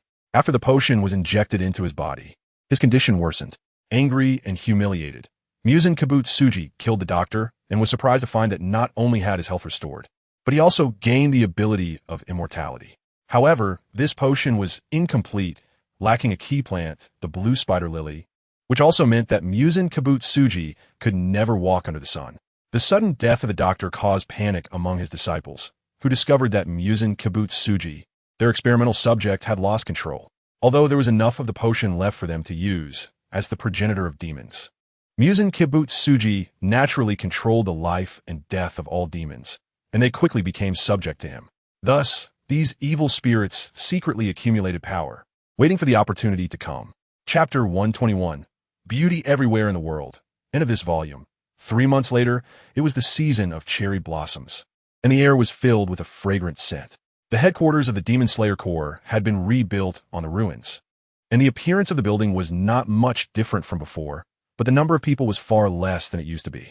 Although its location had been exposed to too many people, now that the great enemy had been vanquished, the significance of the current headquarters was more like a memorial for those who had died in battle. The room had long since changed its appearance, but the Hashira still surrounded the leader. Only now, it was Kanroji Mitsuri instead of Ubuyashiki Yoya. Everyone was relieved that they could live safely. Both I and father were deeply gratified. With the curse lifted, Ubuyashiki Kanjiro's body was no longer so weak, and at just over 10 years old, he had gained a bit of the normal vitality of a child. Roki looked around. Although Mitsuri Kanroji had sacrificed herself, the number of Hashira had not decreased but instead increased. This battle had also served as a test for Tanjiro and the others. All 5 of them had been promoted to Hashira. They were Sun Hashira Tanjiro, Demon Hashira Jinya, Beast Hashira Inosuke, Sound Hashira Zenitsu, and Flower Hashira Kanaho. However, for the current Demon Slayer Corps, the status of Hashira had more symbolic significance. Without enemies, Demon Slayers naturally had no purpose. I wish the stone Hashira were here, Kanroji Mitsuri said sadly, and Iguro Abanai quickly patted her back to comfort her. Rengoku Kaijiro still appeared cheerful, despite losing his left arm and right eye. It did not affect his optimistic personality. He just went ahead of us to accompany the leader. We should have been the ones to die. He protected us. I will visit the grave of Mitsuri Kanroji every year. Tomioka nodded and said. Shinobu Kochu teased, if the water Hashira keeps staring at the tombstone, the stone Hashira might get scared. Tomioka Ju paused before responding. He wouldn't. I'm just reminding you, don't get disliked, okay? Shinobu Kocha laughed, covering her mouth. Ah, I'm sorry. It turns out you didn't know you were disliked. She continued teasing, and just squinted his eyes, looking displeased. Ubuyashiki Kanjiro smiled and timely intervened. The grave of the stone Hashira is in the yard, and thank you all for coming to attend the Hashira meeting. There's no need to be polite. It's what we should do. Takedo Michiro continued to show respect for Ubuyashiki Kanjiro. This should be the last Hashira meeting, right? Roki said lightly, as he would naturally be happy to see the world fall into complete peace. Yes, Father's wish has been fulfilled, Ubuyashiki Kanjiro said with a sigh of relief. However, in the last battle, many children sacrificed themselves, but fortunately, we successfully exterminated the evil demons. Today, I hereby announce the official dissolution of the Demon Slayer Corps. Although everyone had already anticipated this in their hearts, hearing this news, every expression turned mixed. Only Zenitsu wore a big smile. Great. The demons are gone. I can finally get a good night's sleep. Hey, wait. I just became a Hashira, and now it's disbanded? Inosuke, on the contrary, got angry and jumped up. Tanjiro immediately pressed him down. Stop it. There are no demons left. How annoying. In that case, I'll challenge each of you here one by one. Inosuke declared with a flourish. You all will be my stepping stones. Ha, come on, come on. Don't underestimate me, this disabled person. Rengoku Kaijiro laughed heartily and slapped the floor. The magnificent god of festivals, 1T, let you easily find his trace. Yuzui Tenjin replied with a smile. Roki patted Inosuke's pig head. It'll be decades before you can defeat me. I'll wait for you. With this commotion, the originally tense atmosphere lightened considerably. At this moment, Ubuyashiki Kanjuro knelt down with a smile and respectfully said, Our Ubuyashiki family expresses sincere gratitude to all of you for risking your lives to fight against the evil demons over these long years. The others hurried to help him up. Throughout 1,000 years, with every 25 years marking a generation, countless members of the Ubuyashiki family had died on the path to eliminating demons. This bow was far too heavy for them to bear. The Hashira meeting concluded amidst the noise of everyone, and when asked about their plans, they already had ideas. Rengoku Kaijiro planned to inherit his father's dojo and continue honing his skills. Akaza naturally could not miss the battle he promised to have with him in hell. Yuzui Tenjin came from a ninja family with a history of hundreds of years, and from the gem-encrusted decorations, it was clear he was quite wealthy. The operational funds of the Demon Slayer Corps were also sponsored by him. Near Tokyo, Yuzui Tenjin had a sizable territory, just right for him to return with his 3 wives to manage. Tomioka Ju was an orphan, but he was raised by Sakanji Urokadaki, and he planned to return to care for the aging former water Hashira. The Kanroji siblings had always been homeless, but unable to leave Ubuyashiki Kanjiro behind. They decided to stay and take care of him until he grew up. Takedo Michiro did not speak, but thinking of his experiences in the swordsmith village, he already had plans in mind. Kanroji Mitsuri and Iguro Abanai had developed feelings after fighting together and had already agreed to travel the world together. Kochu Shinobu and Kanaho planned to open a medical clinic in Tokyo, implementing their philosophy of healing and saving lives for the rest of their lives. Tanjiro, what are you and your sister planning to do? Roki curiously asked Tanjiro, who was about to leave. I'm not sure yet, Brother Roki. I'll ask my sister. Tanjiro replied with a smile. Zenitsu leaned in and said dreamily, Take me with you.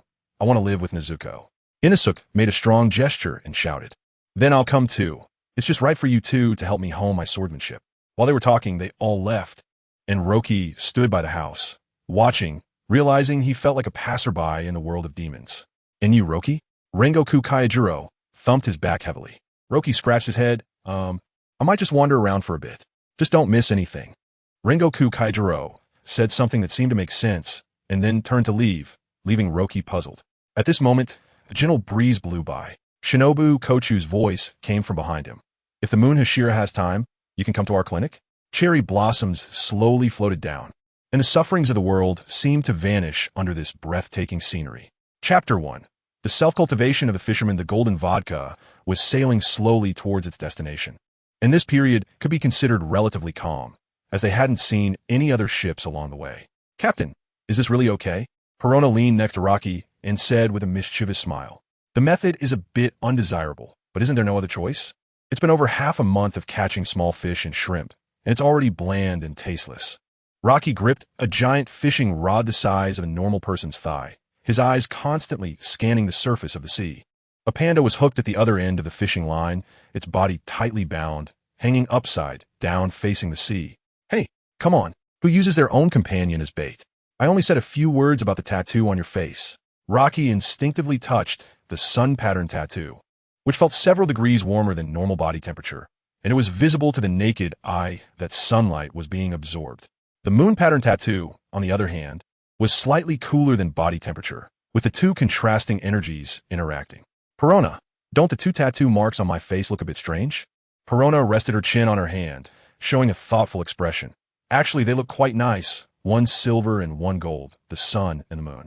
It fits you quite well. Captain, it does look quite nice. We Sandians also have the habit of tattooing our faces. Weibo has one, but his tattoos are nothing compared to yours, Captain.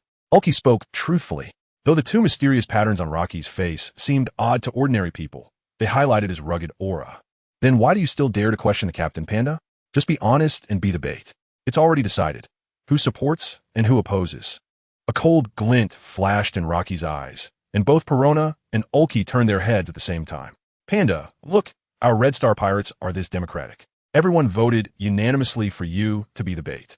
The veins on Panda's forehead bulged as he angrily said, "What the hell? This is personal revenge. Where's Aisha? Come save me. I'm here." Just as Aisha was mentioned, she walked out of the captain's cabin with a map in her hand, looking at it seriously. After examining it a few times, she slowly said in response to Panda's hopeful gaze, "I've looked at the distribution of fish in this sea area. Given our location, we should primarily catch male or beast fish, with slightly fewer sharkfish. Based on the predation habits of these two species, Panda's size should be just right." Panda was instantly petrified, tears streaming down his face. Rocky took a deep breath, swallowed, and lay back in his chair, motionless. "Whatever fish it is, it's fine. I've been eating dried fish or freeze-dried vegetables from our stock lately, and the closer we get to the Redland continent, the calmer it is. We haven't even seen a single sea king." After a long period of oppressive study, Aisha had mastered a lot of obscure knowledge, and she immediately raised her hand to explain. According to records, the highest point of the Redland continent can reach over 10,000 meters. Don't even mention sea breezes. Sometimes the land and sea can differ by a meter, yet the weather is completely different. As for the Sea Kings, it might just be bad luck. Whatever, let's continue sailing. Luffy and the others should have arrived before us. They might already be at Fishman Island. Rocky simply became a hands-off manager, leaving everything except fishing to the crew. Aisha, it must be hard to imagine the islands beneath the sea after living on the Sky Island since childhood, right? Ulki asked while exercising and smiling. Aisha's eyes sparkled as she leaned against the railing and replied, "Yes, this world is so interesting. I can't wait to see the scenery ahead. I already knew about Fishman Island." Perona's eyes turned into hearts, and her body floated up. It's a shopping paradise. The center of world maritime trade, with endless delicious food and beautiful clothes. Rocky knocked her on the head with his fist, pulling Perona out of her fantasies. "You're still an intern ship's doctor, and you don't get paid, so forget about buying clothes." Perona puffed up her cheeks in anger, turning away and huffing. "The captain is the stingiest. I'm clearly working so hard." Hearing her say this, Rocky immediately thought of Perona's bandaging skills and couldn't help but sigh deeply, closing his eyes and silently thinking, "Looks like I'll have to try to get injured less in the future. Being bandaged like a teddy bear completely affects my imposing image." "We're there!" Aisha exclaimed in shock, and everyone immediately looked up. It was a towering red earth wall that stretched endlessly, covered in ravines, with countless birds perched on the cliffs, including giant raptors measuring over 10 meters. Even the golden vodka appeared as small as an ant before the Redland continent, let alone humans. Rocky looked at the Redland continent in amazement, then shook his head and said, "After we circle the world, we should be able to see this continent again, but thinking about the dangers we'll encounter along the way doesn't give me much motivation." "Captain, shouldn't you say something like, 'When we see the Redland continent again, you will have become the Pirate King'?" Perona couldn't help but retort. Rocky lay back in his chair again. That's something Luffy would say.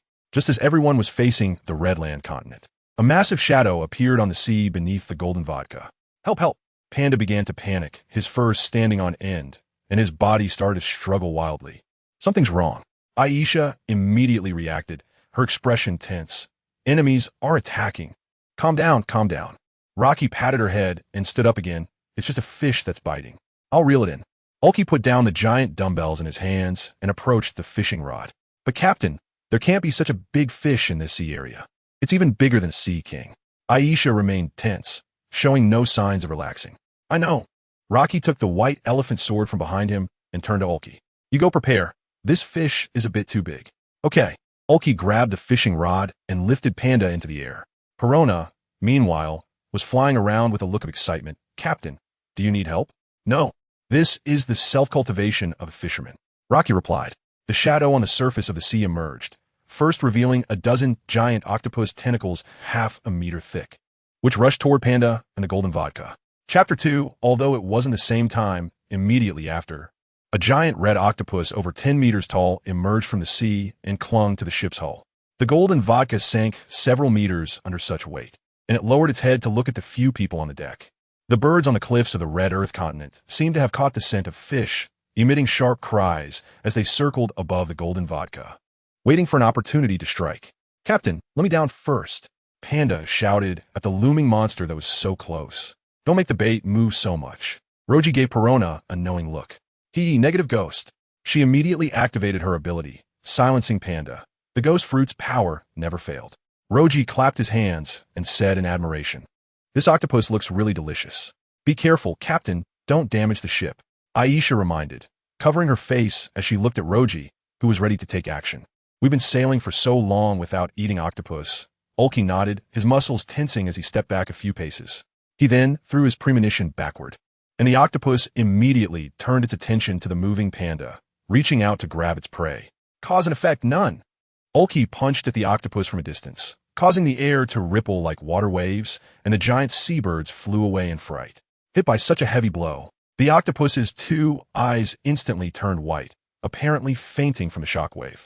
At this moment, Roji also moved. He swung his white elephant blade, and the ivory-like blade quickly extended to over 10 meters in length. Elephant trunk, winding slash. This was his use of the white elephant blade's devil fruit ability, transforming the blade into a tough, elongated elephant trunk, fully demonstrating the peculiarities of his swordsmanship. The sound of the blade slicing through the air rang out. Roji landed gracefully, sheathing the white elephant blade on his back, and dozens of white lines appeared on the huge octopus. With a crisp sound, the octopus shattered into dozens of pieces of meat, falling towards the sea surface.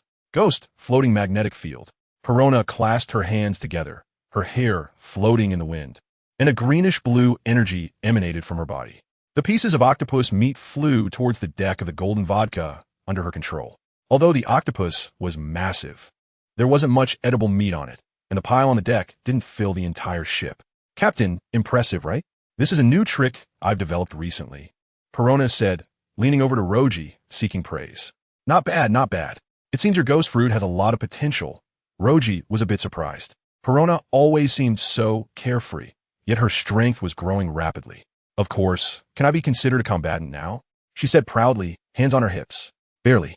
How about this? Starting this month, you could get a salary, Roji said. That's great. Perona cheered. The ship's doctor is also improving a bit. I can allow you to take double the salary, Roji encouraged, patting her head. Sure. Aisha checked the hull and said, Captain, with so much meat, we can only eat a small portion. The rest will have to be made into dried fish, right? That's all we can do. But squid strips aren't bad either. Wait. Aren't squid and octopus the same thing? Ah, never mind. Roji waved his hand, and they immediately got busy, with Panda, who had just regained his mobility, being forced to participate in the labor as well. It wasn't long before the Red Star pirates were interrupted again. Captain, it seems someone is coming. Aisha pointed to a small boat approaching in the distance. Roji squinted. With his observation hockey, he had already noticed, but the creatures on the boat didn't emit a very strong aura. Just in case, he instructed Panda to aim the ship's cannons at the approaching small boat. Wait. Wait. A panicked voice came from the small boat, followed by an octopus head poking out from a window, with a black sun tattoo on its forehead. Is the descendant of the big octopus here for revenge? Perona exclaimed in shock. Very likely. Panda looked thoughtful. Aisha froze for a moment, but quickly reacted. This should be a fishman, right? Ulki frowned. Yes, but that's sun's symbol. The octopus head pointed at the chunks of octopus meat on the golden vodka and loudly explained, Misunderstanding, misunderstanding. I came here following it. What's wrong? Do you know this monster? Roji asked curiously. Not really. I've just been chasing after this octopus. It's the ingredient I need, the octopus head said, scratching its head innocently. Oh, I see. Roji smiled and threw a rope down from the deck. Come on up and talk. The octopus head looked very innocent. It happily nodded and emerged from the narrow cabin. Its body had octopus features, with 6 arms covered in suckers. Is it really okay to let him on the ship? Aisha reminded. Don't worry. Roji naturally didn't take that to heart. When the octopus head climbed up the rope, he even moved a chair for it. The octopus head sat down, surprised, and introduced itself. I'm Xiaoba, the owner of Octopus Takoyaki No. 8. I've been chasing this ingredient for the past 2 days, and didn't expect you to kill it. Aren't you an octopus yourself? How can you sell octopus takoyaki? Perona asked curiously. Xiaoba wiped the sweat from its forehead. I'm a fisherman, and I have nothing to do with octopuses. Besides, running an octopus takoyaki shop has always been my dream. It turned to look at the octopus meat chunks and casually said, Can I buy some? Of course. And make some takoyaki for us to try. Roji generously agreed. The octopus meat was enough for the Red Star pirates to eat for a week. Okay, I can say that my takoyaki is the best on Fishman Island. Xiaoba had a very innocent personality and didn't seem to be as fearful of humans as rumored. You come from Fishman Island? Can you tell us more? Aisha leaned closer, watching as Xiaoba skillfully pulled out various seasonings from its clothes to prepare. Fishmen all come from Fishman Island, but I've been in the Sabeti archipelago recently. It's been quite lively there, and I have no shortage of customers for takoyaki. After Xiaoba finished preparing the seasonings and was about to head back to its boat, it turned around to find that its small boat had already been lifted into the air by Perona's ability. Chapter 3, the Sabidi Archipelago of Supernovas. After Xiaoba awkwardly took down the tools, he began to get busy, and then his small boat, under the influence of Panda's ability, shrank to the size of a palm. At this moment, Xiaoba felt a hint of regret in his heart. He realized that due to his recklessness, he seemed to have boarded a rather extraordinary pirate ship. For Roki, it was rare to encounter someone familiar with the terrain, so he naturally didn't want to let him go easily. He grabbed Xiaoba and asked, if we want to reach Fishman Island, do we need to modify the ship? Xiaoba, who was slow to realize, answered honestly, there are 2 routes to the New World. One requires permission from the world government, which I'm not too clear about, but I've heard it involves crossing the red line.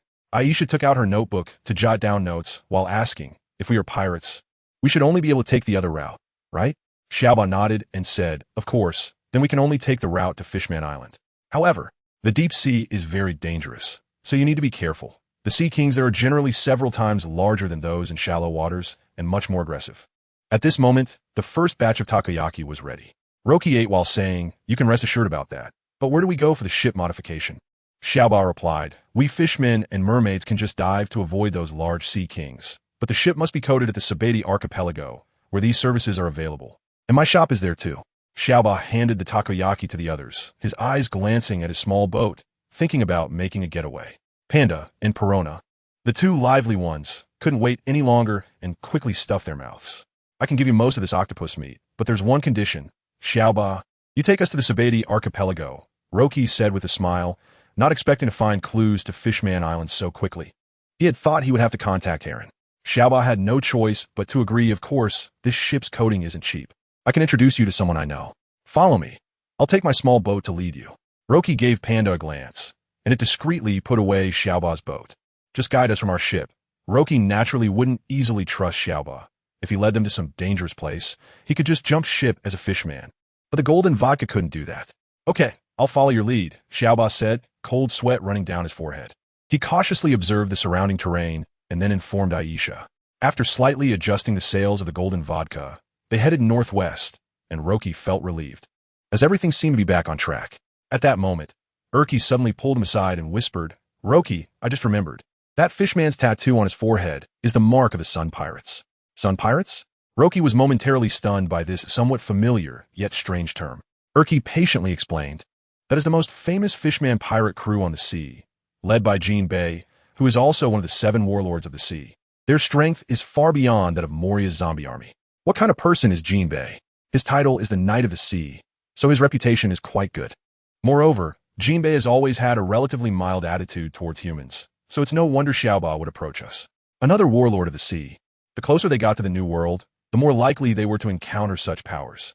Roki nodded, since that was the case. He could try to befriend Jinbei through Xiaoba. Thinking of this, he began to communicate with Xiaoba. This fishman had a very honest and simple character, quickly revealing his background. Xiaoba was a member of the Sun Pirates. He had followed the previous captain, Fisher Tiger, and had also served under Jinbei for a while, but chose to leave for some reasons. Tiger was a renowned figure among fishmen, a heroic character who once climbed the Holy Land, Mariehua, with his bare hands to rescue thousands of slaves of different races held by the celestial dragons. However, after Tiger's death, the Sun Pirates briefly disbanded and were then inherited by Jinbei. When it came to Tiger's death, Xiaoba did not continue to say anything. From his expression and tone, it was clear he was unwilling to bring up the matter, so Roki did not press further. After sailing for most of the day, as the sky began to darken, the golden vodka finally arrived at the outermost part of the Sabedi Archipelago. Even though he had heard about it from Xiaoba, the grandeur of the island still surprised Roki and the others as they stood on the edge of the ship's deck, speechless for a long time. Towering trees, hundreds of meters high, grew above the sea, their roots intertwining to form a massive island platform. Countless bubbles floated in midair, rising slowly with the airflow. Bubbles. Aisha couldn't help but exclaim as bubbles of various sizes continuously surfaced, and the treetops were also covered with massive bubbles. It's so beautiful. Perona's eyes sparkled. Although it was not yet night, lights had already begun to illuminate the Sabedi Archipelago, and these bubbles reflected the lights, emitting a dazzling array of colors. Seeing is believing. The legendary Sabedi Archipelago is indeed so beautiful. Erky couldn't help but exclaim. He had traveled extensively in the Grand Line for many years and had seen many places, but he was still astonished. Xiaoba patiently explained. Those bubbles are produced by the resin expanding due to the air. It's a unique sight in this sea area. Will arriving at the Sabeti archipelago affect the log pose? Aisha asked worriedly. Xiaoba continued to explain. Of course not. Although it's called an archipelago, Sabeti is actually composed of 79 ancient trees. It's not considered an island. As long as we finish the coding here, we can head to the new world. I'm really looking forward to it, Roki said, stretching lazily with excitement. Are you also pirates preparing to go to the new world? Xiaoba asked tentatively. Panda snorted. That's right. We are the famous Red Star Pirates, the legendary pirate crew. Supernovas. Xiaoba's mouth dropped open in disbelief. Supernovas? The others raised their voices as it was the first time they had heard this term. Xiaoba looked at Roki and the others with a hint of fear in his eyes. 12 rookie pirates with bounties reaching 100 million. The recent bustle at the Sabeti archipelago was indeed because of these supernovas heading for the new world. Chapter for the backyard of the celestial dragons Luffy and Zoro should also be supernovas, right? Their bounties have both exceeded 100 million. Erky had heard of the term supernova, but he never expected there to be as many as 12 this time. It's worth noting that last year's supernova and the one 3 years ago were only one each, namely Cavendish and Fire Fist Ace. Xiaoba shook his head, his expression somewhat excited. Do you know Luffy and the others? Sometimes coincidental things happen. Upon learning that the Red Star Pirates and the Straw Hat Pirates were allies, Xiaoba immediately informed them of the events that had transpired during this time. Before encountering the Straw Hat Pirates, Xiaoba had been captured in an iron cage by a group of pirates called the Flying Fish Riders and was rescued by the passing Straw Hat Pirates. However, he didn't feel comfortable telling Rocky and the others about the trouble he caused in Nami's hometown, Kokasia Village, while with the Dragon Pirates. He only mentioned that to repay Luffy and the others for saving him, he specifically set out to catch octopus to make takoyaki. Now that the Straw Hat Pirates had arrived at Sabeti Archipelago, all the supernovas except Rocky and Erky had gathered on the island, with their target being Fishman Island in the New World. This had become a rare spectacle in the nearby sea. Let's hurry to Sabeti Archipelago. As the last stop of the Grand Line, it must be unimaginably prosperous. Perona was eager to go, constantly urging the Golden Vodka to move forward. Having lived on the terrifying zombie ship with the undead since childhood, she had never seen such a vibrant world. As they were about to sail to the edge of the island, Xiaoba kindly reminded them, this is the edge of the Grand Line. It has remained safe for over 100 years because of its unique rules. Even if you are powerful, you shouldn't be too arrogant. Unique rules? Were they? Rocky waved his hand, signaling Panda to reduce speed to avoid unnecessary trouble. Xiaoba's tone was flat, but carried a hint of hatred. The celestial dragons are the rules. Their will is the rule, and even every word they speak is a rule. Rocky remained non-committal. Erky's expression became slightly serious. Panda looked confused. And Aisha had rarely heard of the celestial dragons. TCH, Perona crossed her arms, looking disdainful, but was quickly taught a lesson by Rocky's fist. Perona and Panda had lived in relatively stable places, and although they had heard a little about the celestial dragons, they knew very little. Aisha had hardly heard of them at all. The books she read never mentioned the celestial dragons, as that could be a crime severe enough to annihilate entire families. Rocky had never encountered the celestial dragons either, but he had heard enough from the Navy. There were those who envied and were jealous, and many who harbored hatred and disdain. These so-called world nobles had always stayed at the pinnacle of the pyramid, a place ordinary people could hardly reach in their lifetime. He knew what the celestial dragons represented, as they had always been a source of trouble, whether from the Navy or in Harlan's words. As the Red Star Pirates ventured deeper into the New World, they would inevitably come into contact with them and might even face conflicts. After a brief contemplation, Rocky spoke. The celestial dragons reside in the holy land of Mariehua on the Red Line. They're the so-called world nobles. Because they perceive themselves as noble and even disdain to breathe the same air as ordinary people, they treat other races as slaves. And there have been instances where entire nations were destroyed for their amusement. Erky nodded. I've heard this rumor too. It should be true. However, after so many years in the Grand Line, I have never seen a celestial dragon. The others remained silent, and Xiaoba continued. There are a few celestial dragons residing on Sabeti Archipelago. If you're unlucky, you might encounter them. Be careful, no matter what happens. Do not confront them, even if they kill someone in front of you. Ba, how terrifying. Erky sighed slightly, glanced at the bustling Sabeti Archipelago, and closed his eyes to chant a prayer. Panda was nervously sweating and hurriedly rushed to the cabin. I need to put on more clothes. Is it necessary? Perona still appeared fearless, her chin almost raised to the sky. Aisha nudged Rocky with her elbow and whispered, no matter what. We should leave here quickly and head to Fishman Island. Rocky nodded slightly, but he also knew that if trouble really came knocking, there would be no escaping it. While they were talking, the golden vodka docked in front of a giant tree marked with the number 23. Seeing the beautiful bubbles emerging from the roots up close lifted Aisha's spirits considerably. Xiaoba looked up at the number on the trunk and after a while said, "This is the 23rd Peninsula. It's not a good place, but there's no choice. We'll take the transportation on the island to the 53rd island. The coding craftsman I know is there. Is there anything special about it?" Rocky patted his shoulder and asked. Xiaoba then pointed to the number and informed them about the situation on the island. The Sabeti archipelago consists of 79 islands, each different, but they are roughly divided into several areas. The first to 29 peninsulas are the most prosperous cash storage areas, mainly involved in human trafficking or human auctions, as well as some illegal gambling and brothel areas. Is human trafficking done openly here? Rocky knew there were many shady dealings at sea, but it was the first time he had heard of slave trading being so brazen. Because this is the territory of the celestial dragons, slaves are just commodities to them. Xiaoba didn't want to elaborate on human trafficking. Humans were somewhat better off, but it was indeed not easy for other races to survive on Sabeti archipelago. Fortunately, the remaining peninsulas were much more normal. The 30th to 39th peninsulas are mainly parks or amusement parks, attracting a large number of tourists every year as a vacation destination.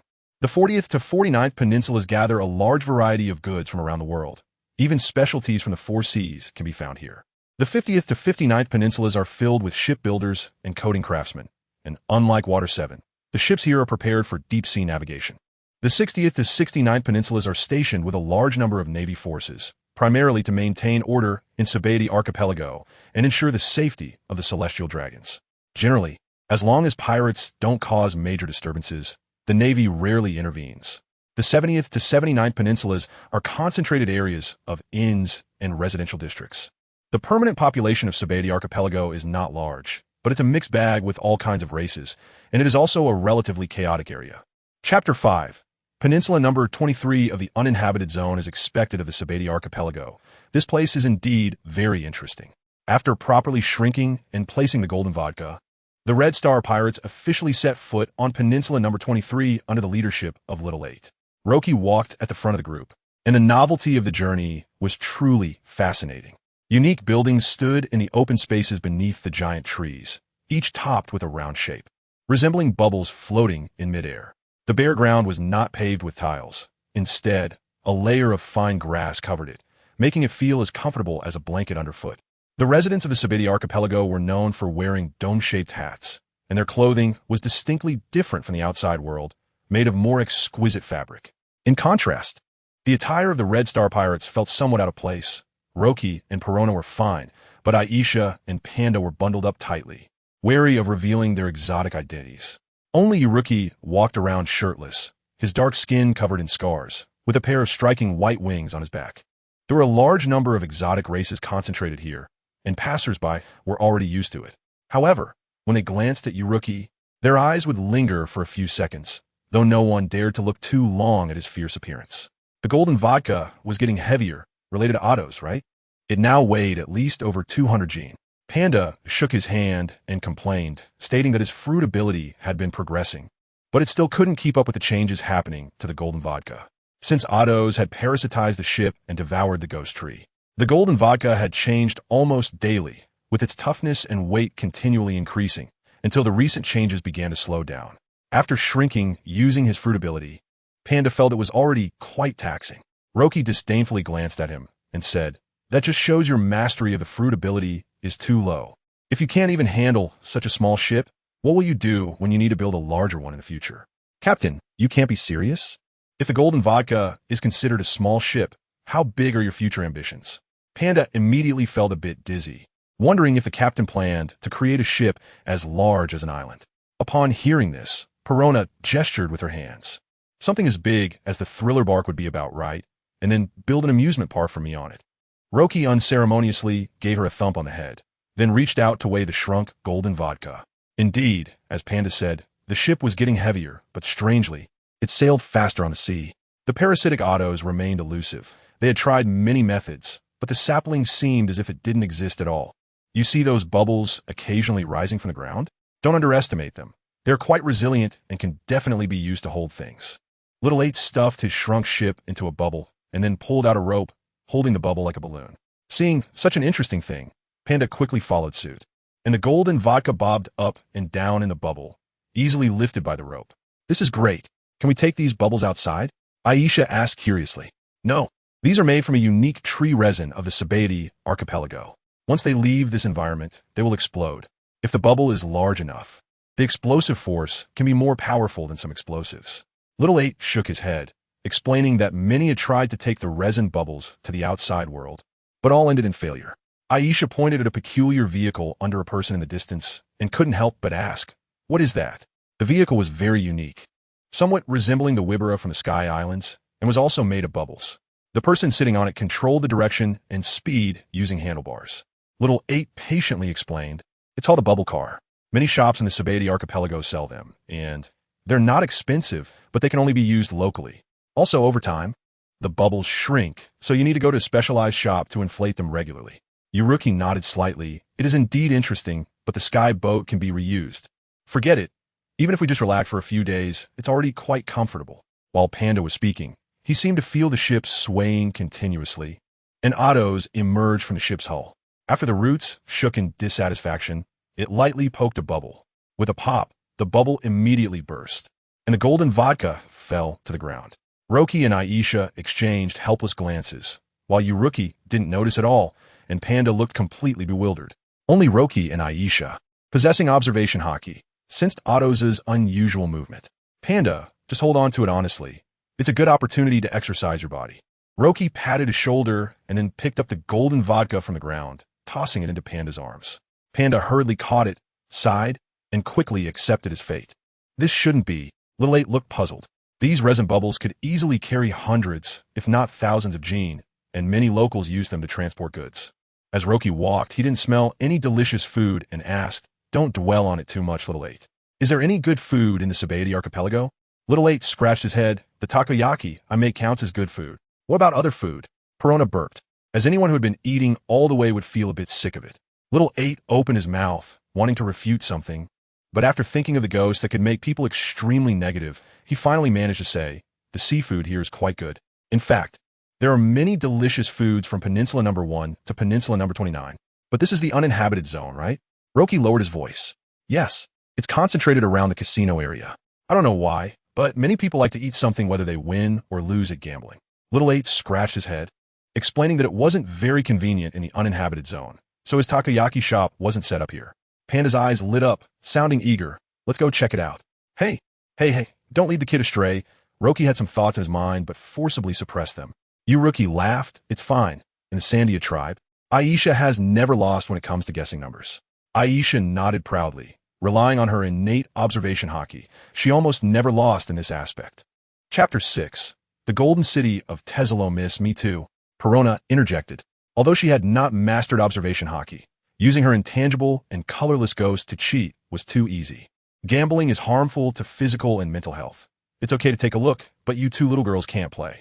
Rocky glanced at them, saying, "Don't think that just because you know some cheating tricks, you can do as you please. If caught on our home planet, you'd have your fingers chopped off. Besides, are you all gambling addicts, while I, Rocky, have the worst luck?"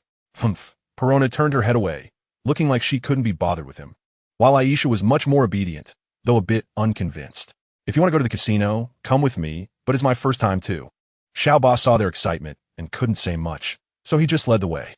At this point, the night had gradually deepened, but in the Sabati archipelago, it was still bright as day, with a multitude of lights illuminating the surroundings in a colorful display. Even from a distance, Rocky saw a massive building, clearly the central structure of the 23rd Peninsula.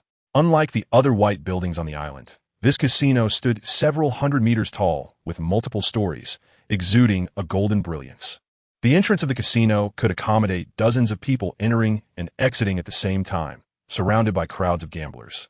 The air was thick with the mixed smell of alcohol and cigarettes, giving a feeling of drunkenness and dreams. The gamblers either wore expressions of wild joy or deep despair. constantly playing out the extremes of sudden wealth and ruin. Rows of security guards in black suits stood by the entrance, scanning the crowd with sharp eyes. The Red Star pirates stopped in a corner where there were fewer people. Xiao nervously patted Rocky and said, "Do we have enough berries? If you don't have money, you can't get in here." "Don't worry, there are definitely plenty of berries. We might even be able to buy this casino," Perona joked. Rocky shook his head, saying, "This is a money tree. How could anyone sell it? It might even belong to the celestial dragons." Operating a casino in such a prosperous location must yield enormous daily profits, and maintaining the casino's security would require immense power. Don't talk nonsense. Although this place has nothing to do with the celestial dragons, it's the property of the Golden Emperor, Guild Tesoro. Xiaoba looked around nervously, afraid of drawing attention. The others were hearing this name for the first time, but Erky had heard of it before. The richest man in the world, Tesoro? Exactly. You might have some small change, but compared to Tesoro, it's nothing. It said he owns 10% of the world's berries and has casinos all over the globe. Golden Emperor, Rocky murmured, a vague impression forming in his mind. It seemed he had heard it mentioned by Harlan before. He had built a gigantic ship into the largest entertainment city and was recognized by the world government as an independent nation. It's best to be cautious in this casino, Rocky reminded everyone as he led them toward the entrance. He looked up at the sign above the casino door, Golden City, the entire lettering carved from gold, quite valuable. To place such an expensive sign in such a prominent location clearly indicated the confidence and strength of the casino's management. Rocky focused slightly, just as he was about to step inside when he suddenly stopped. At that moment, a well-dressed, bald old man was thrown out by the security personnel, rolling to Rocky's feet with an expression of unwillingness. "Damn it, is this how you treat your guests? The Golden City of Tesoro is no better than this." The bald man spat on the ground in frustration and continued to curse. Rocky and the others stepped around him and walked into the casino, while the surrounding security staff cast respectful glances at them. Why? The bald man fumed, charging up and grabbing Rocky's elbow. "Please let go of this esteemed guest's hand, or I will deal with you according to the rules of the Golden City." A cold voice came from behind. A middle-aged man in a purple Western-style uniform approached. His hair was neatly slicked back, his expression serious and authoritative, with a red and green parrot perched on his shoulder, mirroring his demeanor and hairstyle. Faced with such a figure, the bald man instinctively released his grip but remained in front of them, showing no intention of moving. "Esteemed guests, hello. I am Marco, the person in charge of the Golden City. I apologize for disturbing your enjoyment.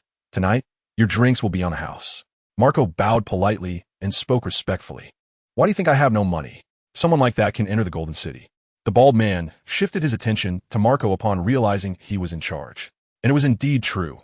Rocky's clothes were cheap outfits projected from the world of ghosts, with only 2 swords looking somewhat valuable, while the others were dressed even more bizarrely. Erky was bare-chested, standing out awkwardly among the well-dressed crowd, while Panda was completely covered up with only his face visible.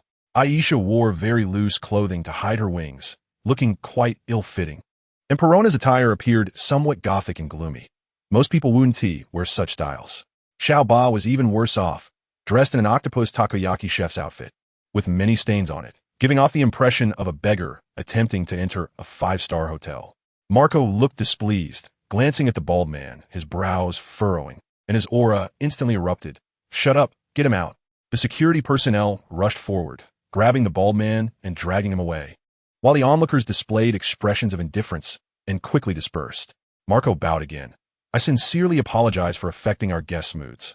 We will ensure that such people do not appear before you again." Rocky waved his hand nonchalantly, puzzled, and asked, "Compared to that well-dressed guy, aren't we the ones looking poor?" Marco smiled slightly, reaching out to stroke the parrot on his shoulder. "This is a money parrot. It can smell the scent of wealth. Although you are dressed modestly, you should have a considerable amount of money. Otherwise, my parrot wouldn't have called out several times before, and that man looked prosperous, but he couldn't pull out even a single berry. He probably had ulterior motives for wanting to enter the Golden City, and I will have my men deal with him properly. You can rest assured. Taking a day off, there is something at home. Sorry about that." Chapter 7. Per capita, gambling god Rock took a deep look at the golden parrot, the one referred to as the Golden Emperor, Tesolo, who was indeed impressive, as evidenced by this small casino. "Dear guests, would you like me to accompany you for a tour?" Marco said respectfully, appearing very humble. Rock waved his hand, still wary of this person, and led the others forward. "No need, we'll play by ourselves. Take care." Passing through the luxurious corridor, they were greeted by a very lively hall, with tables of all sizes neatly arranged and hundreds of people bustling about. Is this the legendary casino? It doesn't seem as smoky as I imagined. Panda looked at the elegantly dressed crowd in the hall, then glanced at himself, unable to suppress a sense of inferiority. This is the best casino in Peninsula number 23. Even among the Shambody archipelago, it stands out. Although it was Xiao Ba's first time in such a place. Having lived here for so many years, he had some experience. Forget it, forget it. Perona took a deep breath, her eyes sparkling. I can feel the berries calling me. Just as she spoke, her feet left the ground, and she began to float towards the hall. However, she hadn't gone far before Rock grabbed her back. Don't cause trouble. I won't let you play today. Just behave. Perona snorted coldly, stuck out her tongue in defiance, and sat on Roche's shoulder, watching the various people in the hall. As soon as they entered the hall, they attracted everyone's attention. However, since this was Tezelo's Golden City Casino, the patrons were either rich or noble, and soon the commotion subsided. Most were playing roulette or poker, and there were also gambling machines, but not many people were using them. A well-dressed waiter approached with a tray, holding a dozen exquisite snacks. Rock took a piece to try. Even just this snack gave him a sense of value for money. It tasted excellent, and there was edible gold dust sprinkled on top. The guests here probably wouldn't like takoyaki, right? Xiaoba said nervously after a long pause once they arrived at the casino. Erky slightly raised his head. This fearless man felt a bit uneasy here as well. It's fine, we'll just take a look around, and then find a place to eat something. Rock noticed their lack of enthusiasm, and with Perona and Aisha banned from gambling, he was already considering leaving. They ate some snacks and drank while wandering around the vast hall. The guests inside were accustomed to onlookers. A casino waiter approached, holding 2 chips. Hello, dear guests. These are chips gifted to you by Mr. Marco. Although it's only a modest amount of 100,000 berries, please accept them. Rock glanced at the entrance where Marco was standing, nodding kindly at them and gesturing them to come in. All right, I'll accept them. After Rock took the chips, the waiter respectfully retreated, informing them of where to exchange the chips. The schemes in the Golden City were straightforward. If they had enough audacity, they could exchange these chips for berries and leave. But if they felt guilty, they would linger in the casino for a while longer. Once lost, this money would flow back into the casino, and if they won, it was merely winning from other guests. The casino would always profit from the commission. Rock couldn't help but ponder. If Marco, a minor manager, had such methods, what kind of formidable figure was Tezelo, the Golden Emperor? Once these chips are used up, we'll leave the casino. Then let me try. Perona couldn't help but act cute, and Aisha looked at him pitifully. Rock noticed that the others seemed uninterested. Panda and Erky had completely shifted their focus to eating and drinking, following the waiter to the food area, with Xiaoba trailing behind. Seeing this, Rock no longer opposed. All right, you can try, but remember, you two need to tell me how you want to play, and I'll handle it. Okay. Perona and Aisha replied in unison. They already had a target in mind and dragged Rock towards the largest table in the hall. This table mainly played with a wheel. A ball would spin and stop, and the gamblers would guess if it was big or small, with 1 to 4 being small and 5 to 9 being big. And they could also place bets on specific numbers. Aisha, relying on your observation hockey probably won't help much, right? Rock whispered as a reminder. Aisha pouted. This looks the most interesting. Even without observation hockey, I often win. My luck is great too. On the terrifying 3 ghost ship. I'm known as the Lucky Ghost Princess. Perona added, unwilling to be outdone. Rock looked skeptical and gave each of them a light tap on the head. You two come on. Let us each bet 50,000 berries. If you lose it all, we go home. Don't underestimate me. Just wait for me to get rich. Of course, if I win, it's also mine. Perona said triumphantly, as if she could already foresee winning a large sum of money. Rock then lifted Aisha up, with Perona sitting on his shoulder, his over 2-meter-tall figure forcing its way through the crowded hall. At the entrance of the hall, the waiter approached Marco and whispered, Mr. Marco, I have done as you instructed. Marco nodded in satisfaction. The Supernova, Navy Rebel Rock. Although there are as many as 12 people this time with berries exceeding 100 million, compared to some who rely on their devil fruit abilities, his strength is entirely due to his own talent and effort. Moreover, as the captain of a pirate crew, his methods and intellect are not lacking. And escaping from Judicial Island is indeed not simple. Of course, the most important thing is, his eyes gleamed with a peculiar light. Glancing at the golden parrot on his shoulder, Marco waved his hand, signaling the waiter to leave, and he secretly began to plan. Tezelo was collecting gold all over the world, and each of their regional heads had their tasks. The golden parrot's role was not just to sense wealth. It could detect the presence of gold. On Rock and the others, the golden parrot sensed a large amount of gold. Either they had recently come into contact with it, or they had some special means of carrying it. But in any case, it indicated that it was necessary for Marco to engage with them. As long as he could obtain the gold, he could exchange it for everything in the world with Tesalo. Chapter 8. Collision among supernovas. Roji squeezed into the crowd with Perona and Aisha, inevitably bumping into others, which led to some discontented murmurs and low curses. But they all wore in different expressions. For gamblers were already seated at the round table, and just as one of them finished losing all his chips, he stood up and left the table, although many onlookers were waiting for the seat to become available. The man who had been sitting there had such terrible luck that he lost millions of berries in just half an hour, making no one dare to take his place for a while. Without hesitation, Roji walked straight over and sat in the empty seat, while a nearby waiter immediately brought a slightly smaller chair for Perona and Aisha to sit down. A woman in her 40s sitting beside them glanced at Roji and the others. Noticing they didn't have a large amount of chips, she said dismissively, "What's wrong? You want to join the table? I'm afraid this amount of chips isn't enough. I don't even know how you got into the main hall. You might as well go to the side hall, where it's 500 berries per game." "You filthy woman." Perona's face flushed, and she was about to say something when Roji covered her mouth. "You don't need to worry about it, since we can get in here. We obviously have more than just this amount of money," Roji said coldly while rubbing the chips in his hand, releasing an implicit aura that made the woman turn pale. The other two did not speak, but they couldn't help but scrutinize him. The most striking was a short, stout man with a cigar in his mouth, dressed in a suit, with small eyes full of malice. Beside him stood two burly men, also in suits and sunglasses, standing still like ice. "He is not simple. Pirate Supernova Roji, it's a pleasure to meet you for the first time." The man took off his suit hat and handed it to his subordinate. "You are."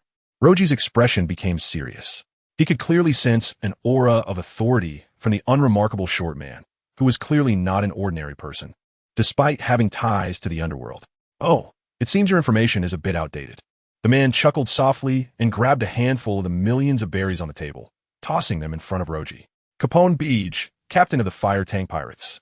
Just a small token for our first meeting." Aisha's eyes flickered. She had heard this name before, but she quickly calmed down. Perona, however, clearly didn't know his identity and tilted her head to look at Roji. "Supernova, Capone Beej, I've heard a lot about you, but thanks for the kind gesture. I have this." Roji pushed the chips back and revealed 2 chips worth 50,000 berries, each in his palm. Beej exhaled a puff of smoke and tapped the table with his finger adorned with a gemstone ring, not at all annoyed. Interesting. Hearing their conversation and sensing the escalating tension between them, the noblewoman's expression changed repeatedly, and fear began to grow within her. Although Sabidi Archipelago was a necessary route to Fishman Island, and many pirates came here every year, it didn't mean that a supernova with a bounty over 100 million berries lacked deterrent power. It should be noted that the previous supernova, Cavendish, caused quite a stir in Sabidi Archipelago, leaving the residents wary of the strength of these supernovas. The noblewoman awkwardly stood up, placing the chips back in her handbag, not even noticing if she dropped a few, and chose to leave. The surrounding crowd erupted in laughter, causing her to slip and fall to the ground. "Seems like someone is missing." Beej looked around, and those wanting to sit in the empty seat all stepped back simultaneously at his glare. "I've been looking forward to this game for a long time. If no one joins, I don't mind taking 2 seats. He moved the chair beside him closer. Just then, a detached voice rang out. "Fate has guided me here." The crowd parted uncontrollably, and not far away, a man with long golden hair approached. He had the distinctive 6 vertical lines on his forehead, a cross tattooed on his throat, and his features presented an extreme melancholy. Basil Hawkins. It seems things are getting lively, interesting. Upon seeing him, Beej immediately exchanged glances with his subordinate, and the burly man moved the chair back to its original position. Roji's expression became intrigued. Another supernova had appeared.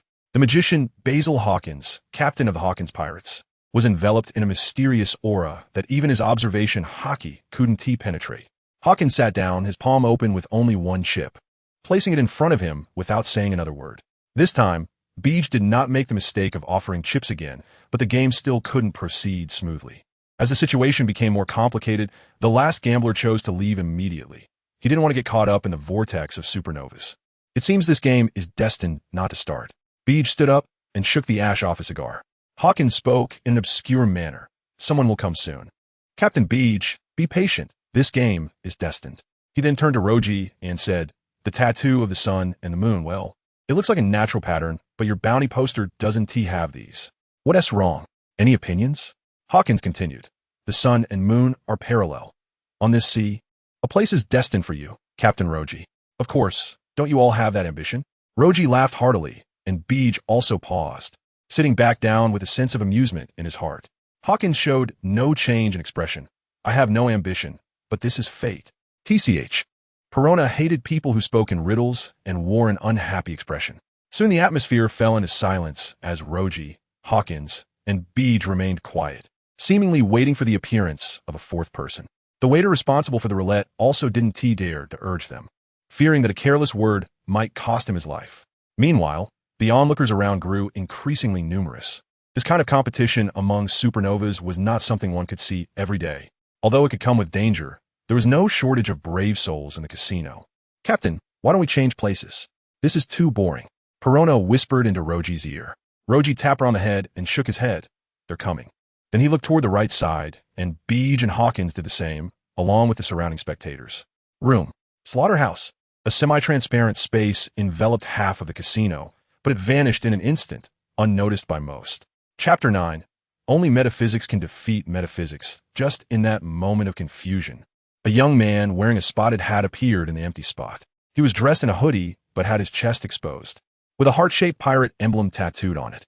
The man had a mischievous smile on his face and held a handful of chips, while Becky noticed that the chips in front of her had somehow decreased by half. Let me borrow these. I'll return them another day. Becky snorted coldly and raised her hand to stop her subordinates who were about to act. Trafalgar Law, go ahead and use them. No need to return them. I don't know if it's enough. Enough. A little gamble is for fun. A big one is harmful. Law casually leaned his sword against the table and lazily sat in the chair. Law. Rocky couldn't help but say his name. Among the supernovas, the person with whom he had the most connection, apart from the Straw Hat Pirates, was the man in front of him. The Red Star Pirates had a name that was only one character different from Law's Heart Pirates, and their names were quite similar. Law's sword, Kikoku, was also forged by Tillier. Although they had never met, countless coincidences connected them. What's wrong? Do you recognize me? Law said with a smile, putting his feet up on the table, but then quickly reacted and said, oh right, you're Rocky, right? I just realized, and Becky and Hawkins are here too. It's really lively. Rocky smiled, most interested in the fruitability that Law had just displayed. The moment that position appeared, it immediately pulled in those nearby, creating a feeling of having one's body controlled by another. I saw in the newspaper, you made a big fuss at Judicial Island. Your ship looks great. Law said as he leaned closer. Our captain built it himself, Perona said proudly. Law's expression returned to normal. Interesting. But you have to go through the storms of the new world to really know. You. Perona's face turned red with anger. Law burst into laughter. His previous actions were just to tease her. Becky found Law's rudeness quite annoying, but as a fellow supernova, he couldn't easily back out of the gamble. So he turned to the waiter beside him and said, start quickly. Why yes. The waiter nervously wiped the sweat from his forehead. The four of them sat around the gambling table, as if facing a vast ocean, and they were the forces dividing the sea. Please place your bets first, he said as he finished preparing. Law eagerly pulled out 1,000,000 chips and threw them onto the table, suddenly reducing the chips in front of him by more than half. I'm feeling lucky today, so I'll go first. Becky silently glanced at the others, while Hawkins closed his eyes, mumbling something and holding on to his only chip. Rocky then handed 2 chips to Isa and Perona. I said it was your turn. If you get knocked out this time, you'll have to clean the deck for a month. Isa and Perona simultaneously scoffed and turned their heads away, grabbing the chips and tossing them together. Perona's chip wobbled onto the large section, while Isa's chip landed on 6. If the number opened was not 6, she would be out. Isa appeared calm on the surface, but was actually panicking. She had actually fumbled, intending to play it safe, but unexpectedly threw it into the number zone. Quite bold, as expected of my navigator, Rocky said, petting Isa's little head. She was about to explain something when Hawkins suddenly opened his eyes. He placed his only chip on the small section and then looked at the others with an indifferent expression. Rocky felt a chill in his heart. Hawkins had a mysterious aura that was far from simple. It was no surprise that he was also a fruit user, and his ability must be very strange.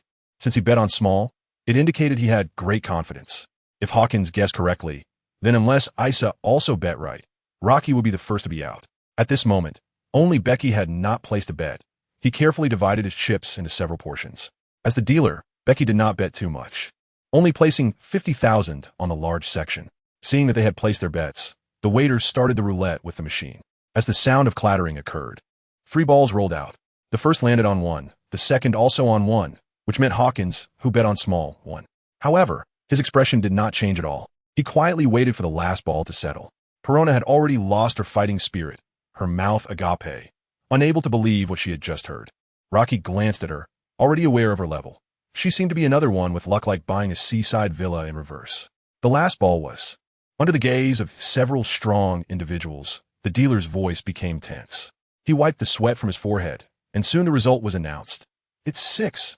Congratulations, Mr. Rocky. Becky, with a calm expression, took 3 chips from his own pile and threw them in front of Rocky, tossing 1 to Hawkins. However, Hawkins suddenly stood up and left, leaving the 3 with puzzled expressions. Hawkins quickly walked out of Golden City and onto the 23rd Peninsula, shrouded in night. He looked at the sky and muttered to himself, "There is danger mixed with opportunity. It seems I just need to act accordingly in a few days." Back in the casino, Becky wore a gloomy expression and coldly laughed as his subordinates draped a suit jacket and hat over him before he also turned to leave. Law yawned, a light circle appearing in his palm, and then the chips on the table floated into his pocket. Boring, Rocky. See you next time. Okay, see you next time. Rocky also stood up and left, casually finding a secluded corner to play another game. However, after this incident, Perona completely lost confidence, and in the following rounds, her losses outweighed her wins. Although Ice's luck was indeed good, she couldn't withstand Rocky's luck, and soon her chips were exhausted. "Let's go out and find something to eat," Perona said weakly. Rocky lifted her onto his shoulder and then found the panda and Urich, who were still eating in the dining area of the casino. Xiaoba had even taken out all his tools and was making takoyaki on site. Surprisingly, quite a few customers were patronizing him. In the end, Xiaoba made the biggest profit, earning a full bag of berries and happily following behind Rocky and the others. As they left the casino, Marco saw them off and added with a hint, "If you want to get rid of some valuables, you can find me. The reward will definitely satisfy you." Chapter 10. Good luck and prosperity. Tonight we eat chicken roa with a katana slung over his shoulder. Had not walked far from the Golden City Casino when he encountered his companion, a white bear dressed in an orange jumpsuit, who was sneakily hiding behind a small tree. "Pable, what are you looking at?" The white bear Pable was staring intently at a sneaky figure emerging from the main entrance. A gust of wind blew, knocking off the figure's hat and revealing a panda head. "Oh!" Pable let out a faint, almost inaudible sound. "Looks like one of the fur tribe companions. I remember he seems to be from the Red Star Pirates. We'll probably have a chance to meet again," Roas said, patting Pabwa's arm. However, seeing Pabwa's unwavering gaze on the panda, he added, "Come on, let's go. We have important things to do." Pabwa's mood visibly dropped, and he kept apologizing to Roa. I'm sorry. Roa shook his head helplessly. "Pabwa, you're too easily discouraged." The two of them quickly left the Golden City, heading towards the other side of the Sabedi archipelago. The panda, who had been talking to Roa, suddenly reacted, looking in that direction with a sense of realization, and then inexplicably said, "Captain, it seems someone was watching me earlier."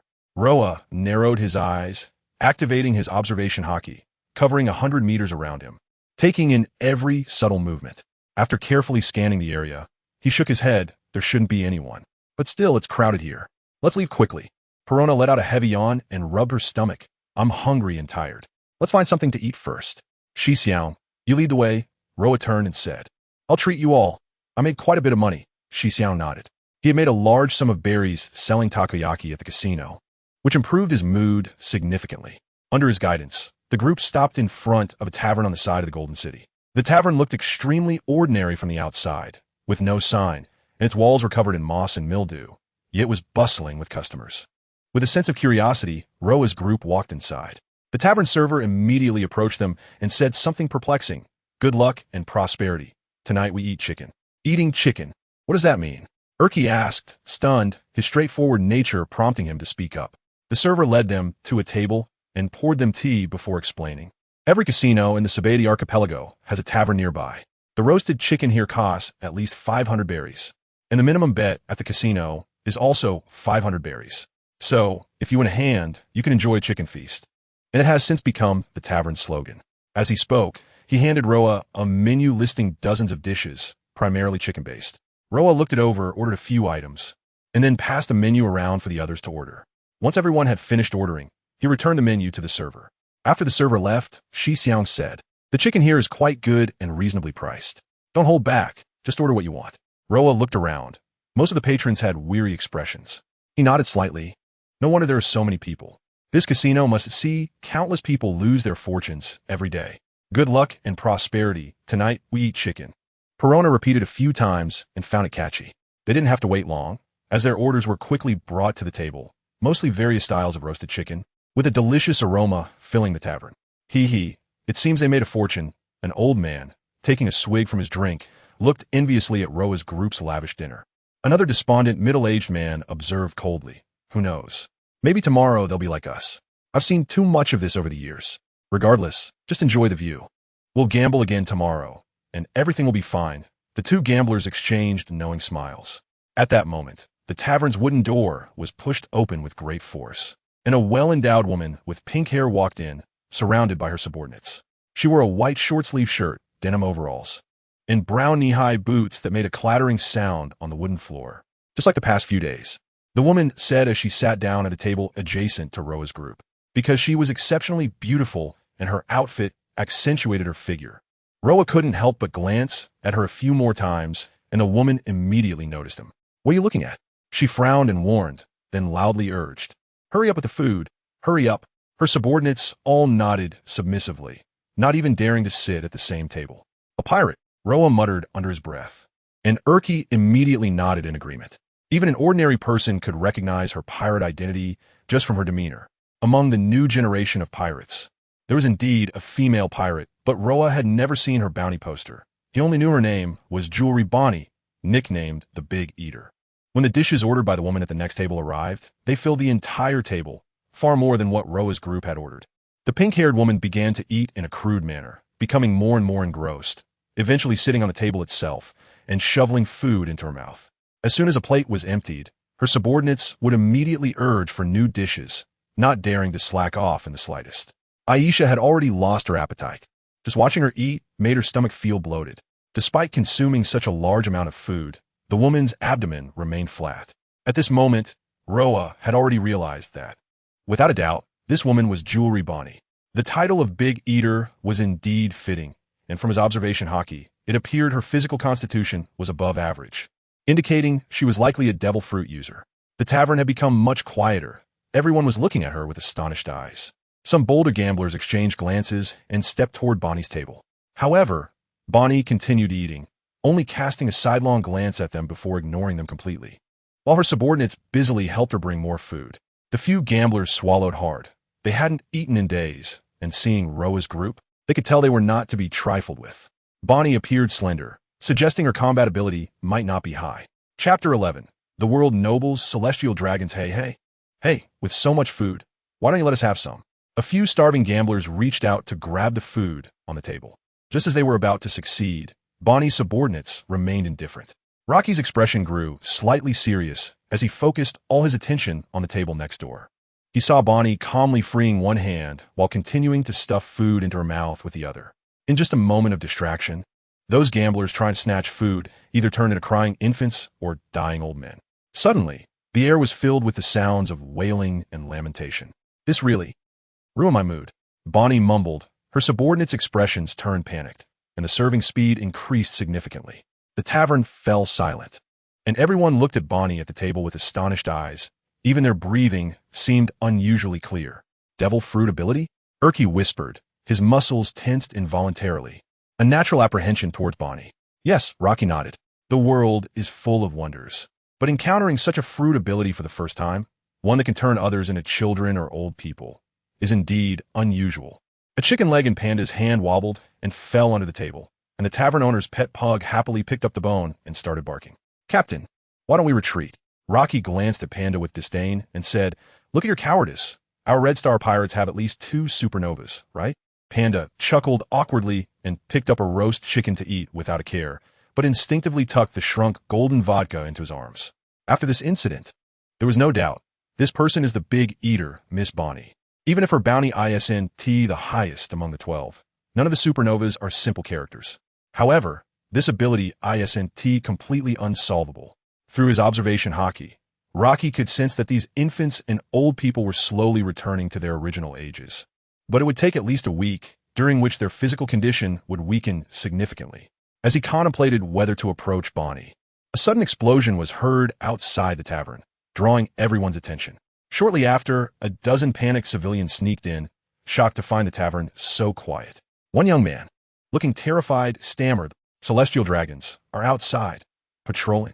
Upon hearing this, a gulping sound rose in the tavern, and Bonnie, who had been gobbling down food, stopped and squinted towards the door.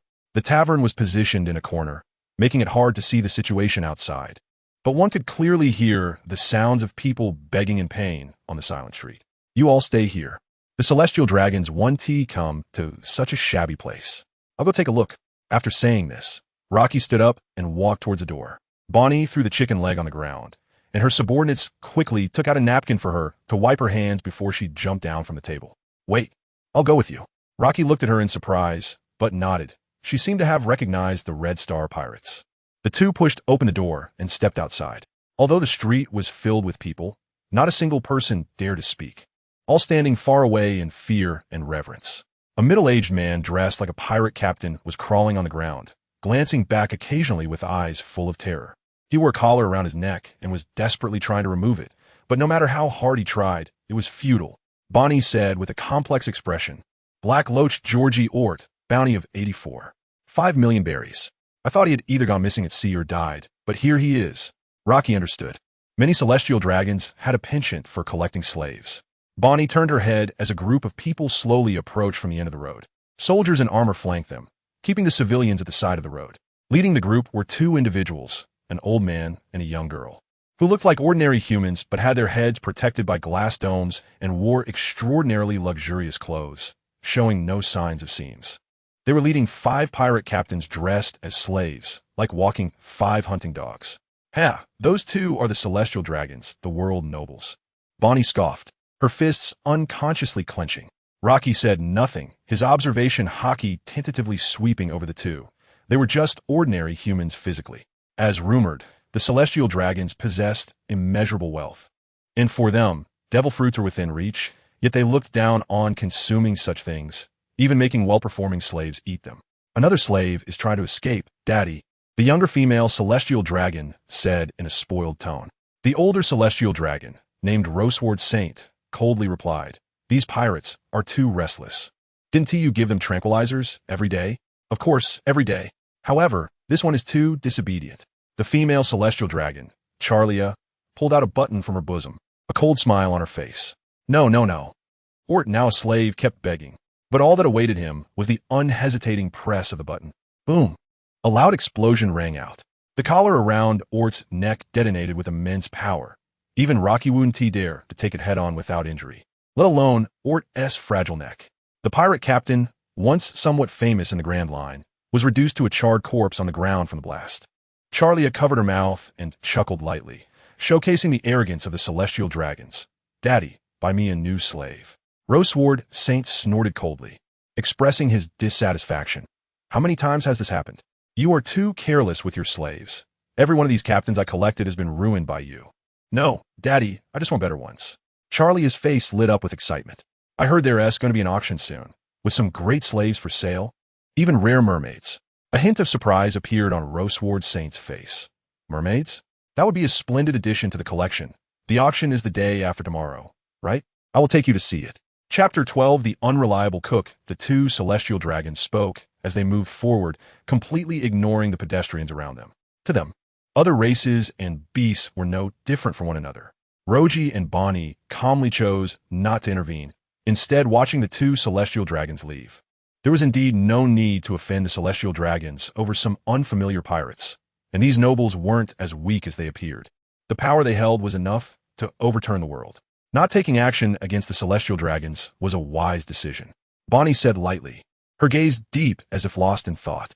Roji shook his head slightly, his expression not showing much fear. It was just that there was no conflict of interest at the moment. What was unavoidable was that the closer one got to the peak of the pirate hierarchy, the more interactions there would be with the celestial dragons. Bonnie turned her head in surprise. "Are you really daring to act against the celestial dragons in the Sabadi archipelago? This is right around the sacred ground of the celestial dragons, and with just one command, the Navy admirals would mobilize. Are you sure you want to face all 3 admirals? Roji's expression grew serious. They can directly command the Navy admirals? Bonnie, having seen this many times before, replied, what do you think? 800 years ago, 20 kings established the world government, this massive war machine. The descendants of those original kings are the celestial dragons, and their abuse of power has never ceased. I always have a feeling that among the supernovas in the Sabeti archipelago, there will always be a few daring ones. It probably won't be peaceful. After Roji finished speaking, he couldn't help but recall Luffy's figure, who was the best at getting into trouble. Bonnie turned to look at Roji. Can you do me a small favor? What kind of favor? He asked. As the celestial dragons paraded away, the patrons in the tavern lost their enthusiasm, and many chose to leave, quickly reducing the number of people inside. Those gamblers affected by Bonnie's powers had disappeared, possibly dealt with by her subordinates. Roji returned to the tavern at a leisurely pace, and upon seeing him, everyone else breathed a sigh of relief. Bonnie followed behind him, not even glancing at her subordinates, and sat down at his table. Captain, this is... Yuruki noted that the two who had previously not known each other were now sitting together, seemingly with something to discuss. Ahem. Roji cleared his throat and spoke seriously. This is Miss Jolie Bonnie, who will temporarily be joining our Red Star Pirates. Everyone's mouths dropped open in surprise, looking astonished that just by stepping out to see the commotion, Roji had brought back a supernova. Roji was indeed impressive. No way, I oppose. Perona was the first to speak up. Objections are invalid. This is the result of my discussion with Bonnie, Roji said without hesitation. Panda immediately raised his hand. I maintain a neutral stance. After Roji shot him a glance, Panda's fur bristled. I will always support Captain Roji's wise decisions. Perona pouted. But Captain, how can we bring an unknown, beautiful woman aboard? Roji shot her a stern look to silence her. She's not unknown. I've already formed an alliance with her. Although she isn't a companion, Miss Bonnie will join the Red Star Pirates for a period of time. Aisha said with concern, but she has quite a few companions, right? We can't have them all on our ship. They don't look like good people. Don't worry. Before Roji could speak, Bonnie interjected, clapping her hands, calling her subordinates over. From today on, the Bonnie Pirates are officially disbanded. You are all free. Her subordinates stood there, dumbfounded and unsure of what to do. This is too childish, Yuruki said, covering his face. Unexpectedly, they erupted into loud cheers, some even in tears, while others knelt on the ground, praying for divine blessings. Get lost before I change my mind. Bonnie felt a bit embarrassed and coldly snorted. All right, hurry up. In a flash, those originally loyal subordinates all disappeared, including Roji. Everyone stared at Bonnie, wondering if this woman was even more fearsome than they had imagined. Bonnie huffed and turned her head away, her face slightly reddening. Actually, these people are those I've defeated at sea, including bounty hunters and pirates. How could they be so obedient? Aisha looked at her with admiration. Bonnie patted her head. Little sister, my devil fruit ability allows me to control the aging and youth of anyone I've touched within a certain range. Of course, the most important factor is instilling fear in them. Bonnie was showing great sincerity by sharing her devil fruit powers with Roji and the others. Aisha nodded seriously, clearly taking notes. Roji's forehead twitched. He hoped this young girl wouldn't awaken any strange abilities. He quickly tried to smooth things over. Through their interactions, Bonnie had a good impression of the few people in the Red Star Pirates, both in terms of strength and character. Because I have a huge appetite, my cooking skills are decent. I could take on the role of cook in the Red Star Pirates. Roji nodded in satisfaction. This was a pleasant surprise. That works. As long as you take on the job, I won't shortchange you on your salary. Not knowing if it was due to her diminished status within the pirate crew, Perona felt a huge sense of crisis rising in her heart. She quickly spoke up. Captain, I'm actually very good at housework. Let me handle the cleaning on the ship. Roji looked at Perona in surprise, not expecting her to have this awareness. Then I'll leave it to you. But if you get too tired, you can tell me. How could that be? This is a duty to the Red Star Pirates, Perona replied with a forced smile, her mind already racing with ideas. As long as she could make her released ghosts take physical form, all these troubles would be easily resolved. After the battle on Crescent Island, Perona had vaguely grasped that opportunity and hoped to break through soon. Otherwise, she would have to clean up herself. It was getting late. Let's find a place to rest. After Roji said this, they all agreed. Panda nostalgically thought of his soft bed. We could also find a place to enlarge the golden vodka. Bonnie generously said, no need. I rented a house in the Sabeti archipelago, so come to mine. Chapter 12 Clues of the Infinite Titan. Fortunately, The transportation in the archipelago is quite convenient. They rented a few bubble cars and soon arrived at a residential area next to the number 13 peninsula. After dropping them off at their destination, Xiao Ba chose to leave, telling Losai that he would take them to the craftsman who apply ship coatings early the next morning. When a few of them arrived at the house rented by Bonnie, led by her, everyone was astonished by the scene before them. "Bonnie, are you sure you rented this place?" Panda's eyes widened, his face filled with disbelief. Aisha looked at Bonnie with even more admiration, while Bonnie appeared to be lost in thought, skillfully hiding her true feelings. Even Perona's hostility towards Bonnie diminished significantly, as the house in front of them was simply too large and luxurious, not only featuring a private swimming pool, but also having a yard the size of a pasture. "Not bad. This is the best place you can rent in the archipelago," Bonnie said vaguely, stuffing her mouth with snacks. This woman never seemed to stop eating when she had free time. "It seems you are quite wealthy."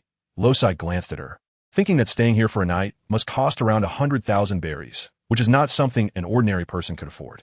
Bonnie didn't respond, pushed open the large door, and walked inside, stretching her back and turning on the lights. The floor was covered with a huge, exquisite carpet, and various artworks and taxidermy heads adorned the walls, with a faint fragrance in the air. An elderly man resembling a butler stood in the hall, and upon seeing Bonnie, he bowed respectfully. "Feel free to choose any room to rest. If you want to eat something, you can ring the bell by your bedside, and someone will bring it to you." After saying this, Bonnie yawned and found a room to enter, leaving the others looking at each other in confusion. "Captain, what do you think she wants by joining our Red Star pirates?" Panda asked, puzzled. Losai said vaguely, which related to his agreement with Bonnie. She was only temporarily joining them for some special reason. "Well, it's your decision, Captain," Panda said before excitedly looking for a room and then rolling around on the soft, large bed inside. Aisha and Perona exclaimed in surprise and ran upstairs to choose rooms. "Captain, I'm gonna rest," Urki said to Losai before leaving Losai alone. Losai walked straight up to the old butler, who looked at him with some surprise before asking, "Sir, how may I assist you?" "Nothing. I just wanted to ask who the owner of this place is." The old butler replied proudly, "Sir, this is the property of the Salb Kingdom, currently managed by the owner." "And who is the owner?" Although there were many oil paintings hanging on the walls, Losai couldn't find any clues. The old butler said, "Neither humble nor arrogant, I apologize, but the owner does not like others interfering with their life.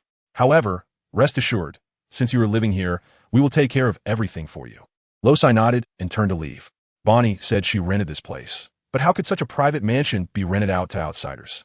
Bonnie's reason for joining the Red Star Pirates was also simple. She said she needed to go to a certain place in a new world, but it was difficult to do so relying solely on her sailing skills, so she sought a pirate crew to hitch a ride. When Losai asked her why she chose him, Bonnie replied with something ambiguous. "I know what you were looking for. I have clues about that thing." "Don't ask me what I know. This isn't the place to talk." After thinking for a moment, Losai chose a room next to Bonnie's. After a simple wash, he leaned on the bed, quietly admiring the brilliant night view of the archipelago. Not long after, when the rest of the Red Star Pirates had gone to sleep, Bonnie opened his room door and walked in. She was wearing a loose-fitting nightgown, which startled Losai when she entered. "I just want to search and found this." Bonnie tossed a small, old black box the size of a palm next to Losai. It looked very ordinary. "This is..." Losai picked up the box and felt a weight in his hand, much heavier than he had expected. "Put your stone inside." Bonnie took out a similar box from her pocket and opened it. Inside was a diamond-shaped crystal necklace the size of a fingernail, emitting a faint green light. Losai's pupils constricted. It was identical to the crystal found in Outlate's body after his death, which he suspected was a fragment of the Infinite Titan. Once the two fragments were exposed to the air, patterns like fireworks appeared within the crystal. The wooden box could isolate the energy emitted by the crystal. Otherwise, if the distance between the fragments got too close, mutations would occur. As Bonnie explained, Losai tried to touch the crystal with his hand, only to feel static electricity continuously stimulating his skin, soon leading to a tingling sensation in half of his arm. He hadn't noticed this unusual reaction before because he wrapped the crystal in cloth and didn't keep it on him. "You should know something about this, right?" Losai asked, staring into Bonnie's eyes, trying to see what she was hiding. Bonnie said nonchalantly, "The core of the ancient weapon Pluto. I just casually asked you. This thing isn't very useful in the present. How do you have something like this? In fact, there are some people who specifically like to collect such things because the fragments can sense each other. As far as I know, the two largest fragments should be in the hands of the Yonko Charlotte Linlin and in the holy land of the celestial dragons." "How do you know this?" Losai asked while playing with the small box. Bonnie took the crystal off the necklace and tossed it in front of Losai before I encountered your fragment. I would only experience mutations when I was near the Holy Land or Charlotte Leanleen's territory, and they seem to not care much about these fragments. Since you're interested in these ancient fragments, keep it well, she said, turning to leave the room. Losai took both fragments out of the box and attempted to bring them together. With a pop, the fragments fused together. Building Pluto is a long and arduous journey. Just obtaining the Infinite Titan will require dealing with Charlotte Leanleen and the Celestial Dragons. Sighing, Losai placed the fragments back into the box. Chapter 13.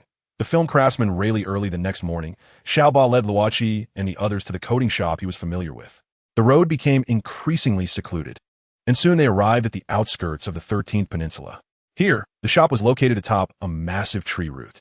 They looked in the direction Xiaoba was pointing and could see a small building perched on a giant tree root hundreds of meters long. Aren't coding craftsmen usually on the 50th to 59th peninsulas? It doesn't look like a coding shop either, rather, Panda curiously remarked. It looks a bit like a tavern, Perona added. Fearing they would think he was leading them astray, Xiaoba quickly explained, it is indeed a tavern, but that said, Rayleigh is the most skilled coding craftsman I've ever seen. The ship for Luffy and the others was also coded by this shop. However, Rayleigh has been out lately, so we might have to wait a bit. Bonnie furrowed her brow and murmured, Rayleigh, that name sounds familiar. After all, coding is a foreign field, so being cautious is understandable. Luoqi nodded and said, in that case, we must find someone reliable. Otherwise, if something goes wrong, it will be disastrous. But what about Luffy and the others? Aisha asked nostalgically. Xiaoba scratched his head. I haven't seen them for a few days. They should be resupplying on Sabaody Archipelago.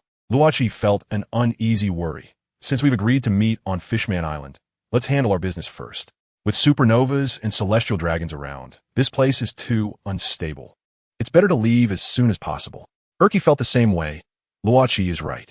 The Navy headquarters isn't too far from here, and if trouble arises, we won't even have time to escape. I wish we could play a bit longer. Perona seemed reluctant, but under Luoqi's warning gaze, she quickly changed her tone. The Sabaody Archipelago is already so interesting. Fishman Island must be even more fun.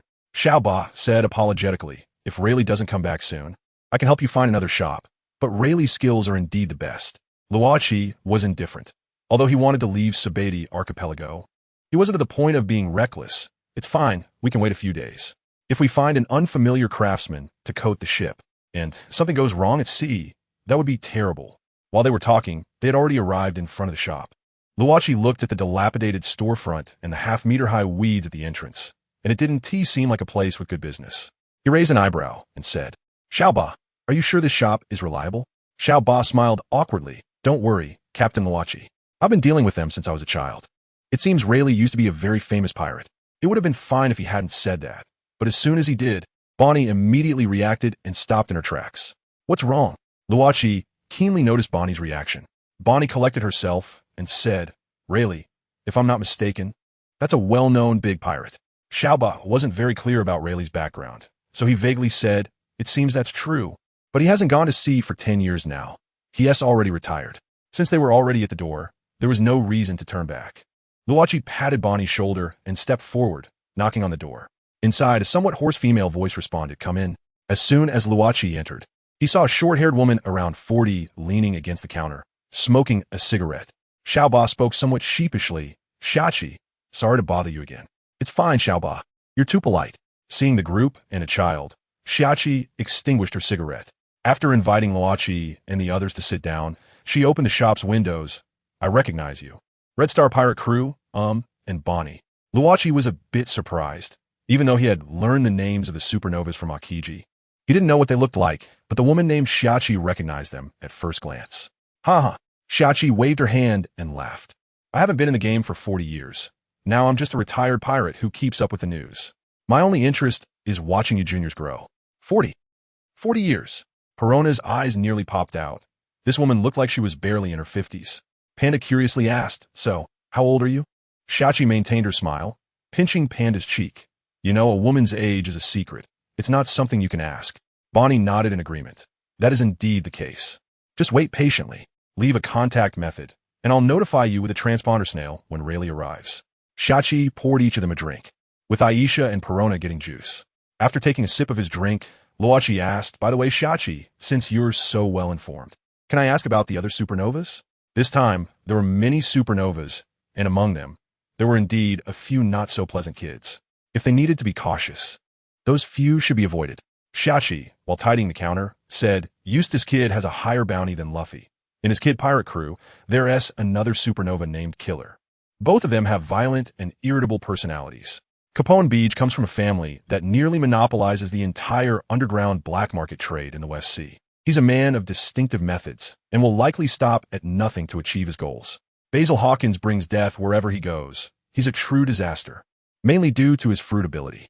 Although I don't understand it well, it seems to be very special and difficult to comprehend. At this point, Shachi looked deeply at Luochi and continued, Drake, who was once a Navy Rear Admiral, had a bright future ahead, but for some reason, he defected from the Navy. Luochi's heart skipped a beat. Could this person also be a traitor like himself? He needed to find a chance to ask Akiji about it. Otherwise, he wouldn't even know if he got tricked.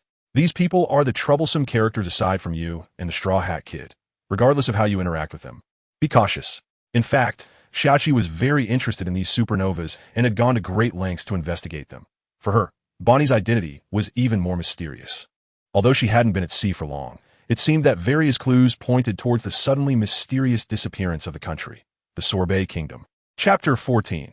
The Celestial Dragon Incident. Bonnie and Shaki exchanged glances for about 2 seconds before parting ways, and the latter did not say anything. After all, there's no need to deliberately reveal other secrets. Roach placed the golden vodka on the counter and said, How about I leave the ship here? It would make it easier to apply the film. Shaki looked at him in surprise and then focused her attention on the golden vodka. It's really a good ship. It's among the best I've seen. Panda scratched his head and asked, Aren't you surprised that it's so small? Ha. Shaki covered her mouth and laughed. The powers of devil fruits are all sorts of strange. I've seen someone float an entire island in the sky. And there are those who can merge all surrounding objects into their body, turning into monsters hundreds of meters tall. There are even those who can shatter waves over 1,000 meters high with a single stomp that shakes the earth. This world is much bigger than you think. So don't get too proud. There are countless strong ones on the sea. Her words made these pirates, who had just begun to encounter the level of power, feel refreshed. The strongest at the top of the pyramid have the ability to turn an entire sea region upside down. Speaking of which, these people should be the strong ones from the previous generation, right? Roach asked curiously, and this question made the others turn to look at Shaki. Shaki's smile faded. That's a mark of an era. It's not easy to erase. Some of these guys are living incognito. Some are locked away in the deepest parts of Impel Down, and others, retired and doing nothing all day. Roach twitched the corner of his mouth. Goodness. Not only does the Rocks Pirates show signs of revival, but these strongest from the Roger era are also not dead. If they escape from prison, wouldn't the power structure of the sea be reshuffled again? It seems that offending the Rocks Pirates isn't such a terrible thing, after all, considering there are quite a few big shots like that. What is Impel Down? Aisha couldn't help but ask. As a former Marine, Roach had a certain understanding of this place that pirates fear, and he began to explain. Impel Down is the world's #1 prison. The most powerful means for the Navy to intimidate the entire sea. It is located in the calm belt of the Grand Line, with security so tight it's almost absurd. The reason they don't execute these criminals is to establish the Navy's absolute dominance over the sea. Not only are there numerous sea kings in the seabed outside the prison, which will indiscriminately attack all passing ships except for those with special means from the Navy, but the prison itself is also extremely eerie and terrifying. Every corner is monitored by visual snail cameras, and there are 6 floors in total, each holding pirates that once made the sea tremble. Besides the uppermost layer, the rest are underwater, and all the cells are made of sea stone to prevent those with devil fruit powers from escaping. The warden of Impel Down is named Magellan, known as the strongest man in the prison. If his title includes prisoners, then his strength is indeed unfathomable. Due to his long-term service at Impel Down, there is very little information about Magellan. The only thing Roach knows is that he is also a devil fruit user of the poison fruit, and ordinary people would likely die from the deadly poison just by getting close to him. A place that terrifying. I hope I never have to deal with it in my lifetime, Panda said, wiping the cold sweat from his forehead. Roach looked at him disdainfully and said, How could you possibly come into contact with Impel Down? With your bounty, even bounty hunters wouldn't be interested. Thinking like that feels okay. Panda's expression brightened a bit. At least he wouldn't be worried about being imprisoned. Urki showed no signs of fear and appeared quite interested. If I were locked up and Impel Down, I wonder what floor I'd be on. No way, you can't even take a bath once a year there. And it stinks, Perona said with a face of disgust. But she seemed to have forgotten about her life on the thriller bark with zombies. Don't worry, don't worry. As long as you don't do anything really bad. No one will be hunting you down, Shaki said with a smile. And the noisy scene before her reminded her of her own pirate career. Just as she finished speaking, the snail phone in the corner of the counter suddenly rang. It sounded much louder than a normal snail phone, instantly attracting everyone's attention. Shaki's expression changed slightly. There was a reason this snail phone was placed within reach. It was a phone that would only notify her in case of important news that could affect her. In a hurry, Shaki hesitated whether to answer the call, as there were too many people around her. At that moment, a sound of something breaking through the air echoed, resonating throughout the nearby sea area, and the sky above Sabidi Archipelago was shrouded in red flames. What on earth is happening? Roach squinted his eyes. Such a dazzling red was indeed very unusual. Shaki's face turned extremely pale as she walked up to the snail phone and said, "This is a warning issued by the celestial dragons, indicating that there have been casualties among them on Sabidi Archipelago, and they are summoning the Navy." She then picked up the snail phone, and a piercing voice came from it. "The Straw Hat Pirates have injured a celestial dragon on Peninsula 34, and a Marine Admiral is leading a fleet towards Sabidi Archipelago. Warning, warning!" Damn it. Roach couldn't help but curse. Just when he mentioned Luffy, something happened immediately. He didn't know if it was a coincidence or just bad luck. Luffy and the others are so bold. Panda and the others had not yet realized what was about to happen, but Shaki's face turned a bit ashen. "Do you know about the Demon Slaughter Order? The summons issued by the Celestial Dragons is no small matter, and the Navy coming to Sabidi Archipelago will not only target the Straw Hat Pirates. You will also be their targets. Is it still possible to leave Sabidi Archipelago now?" Aisha hurriedly said, as a navigator. She was the first to prepare for an escape route. Perona, scared, floated up. "I don't want to be locked up and impelled down. Why does what I fear always come true? It's too late. Once the signal is sent out, the Navy is already on the way. No matter which direction you go. You'll run into them," Bonnie said calmly, analyzing the situation. Shaki nodded. "And you wouldn't want to encounter a Marine Admiral on the sea. Their attacks are something ships cannot withstand." Thinking of this, Roach immediately took out the snail phone. "I'll contact Luffy first. We need to clarify the situation." Chapter 15 Reckless. In the amusement park of the number 24 Peninsula, St. Charlos of the Celestial Dragons rode on a severely injured pirate, crawling forward on the wide road with a large number of slaves accompanying him. "Charlin and my father had abandoned me, and I had no idea where they had gone." The more Charlos thought about it, the more frustrated he became. He kicked the body of the pirate he was riding hard, causing him to spit out a mouthful of blood, and his speed slowed even further. Seeing his master's agitation, a nearby attendant quickly reminded him, "We know their final destination, so please don't worry." His words did nothing to improve Charlos' mood. His mind was filled with resentment, and he vented his anger on the slaves. "You useless trash. It's all your fault for crawling as slow as a turtle and swaying around, making me very unhappy." The passers-by on the road knelt down one by one. Zoro didn't find it unusual. He wasn't interested in the amusement projects that Luffy and the others liked, and was aimlessly wandering around the park by himself. Zoro soon noticed the commotion in the distance and immediately stopped. However, some people did not notice the Celestial Dragon. At that moment, an emergency patient was being rushed down the street and accidentally collided into the road. St. Charlos immediately shifted his anger to them, and, at his demand, the emergency patient was pulled in front of him. The old doctor, beads of sweat forming on his forehead, quickly apologized. "I'm sorry, sir. Please spare us. This patient is bleeding heavily and needs urgent treatment. The hospital is just ahead."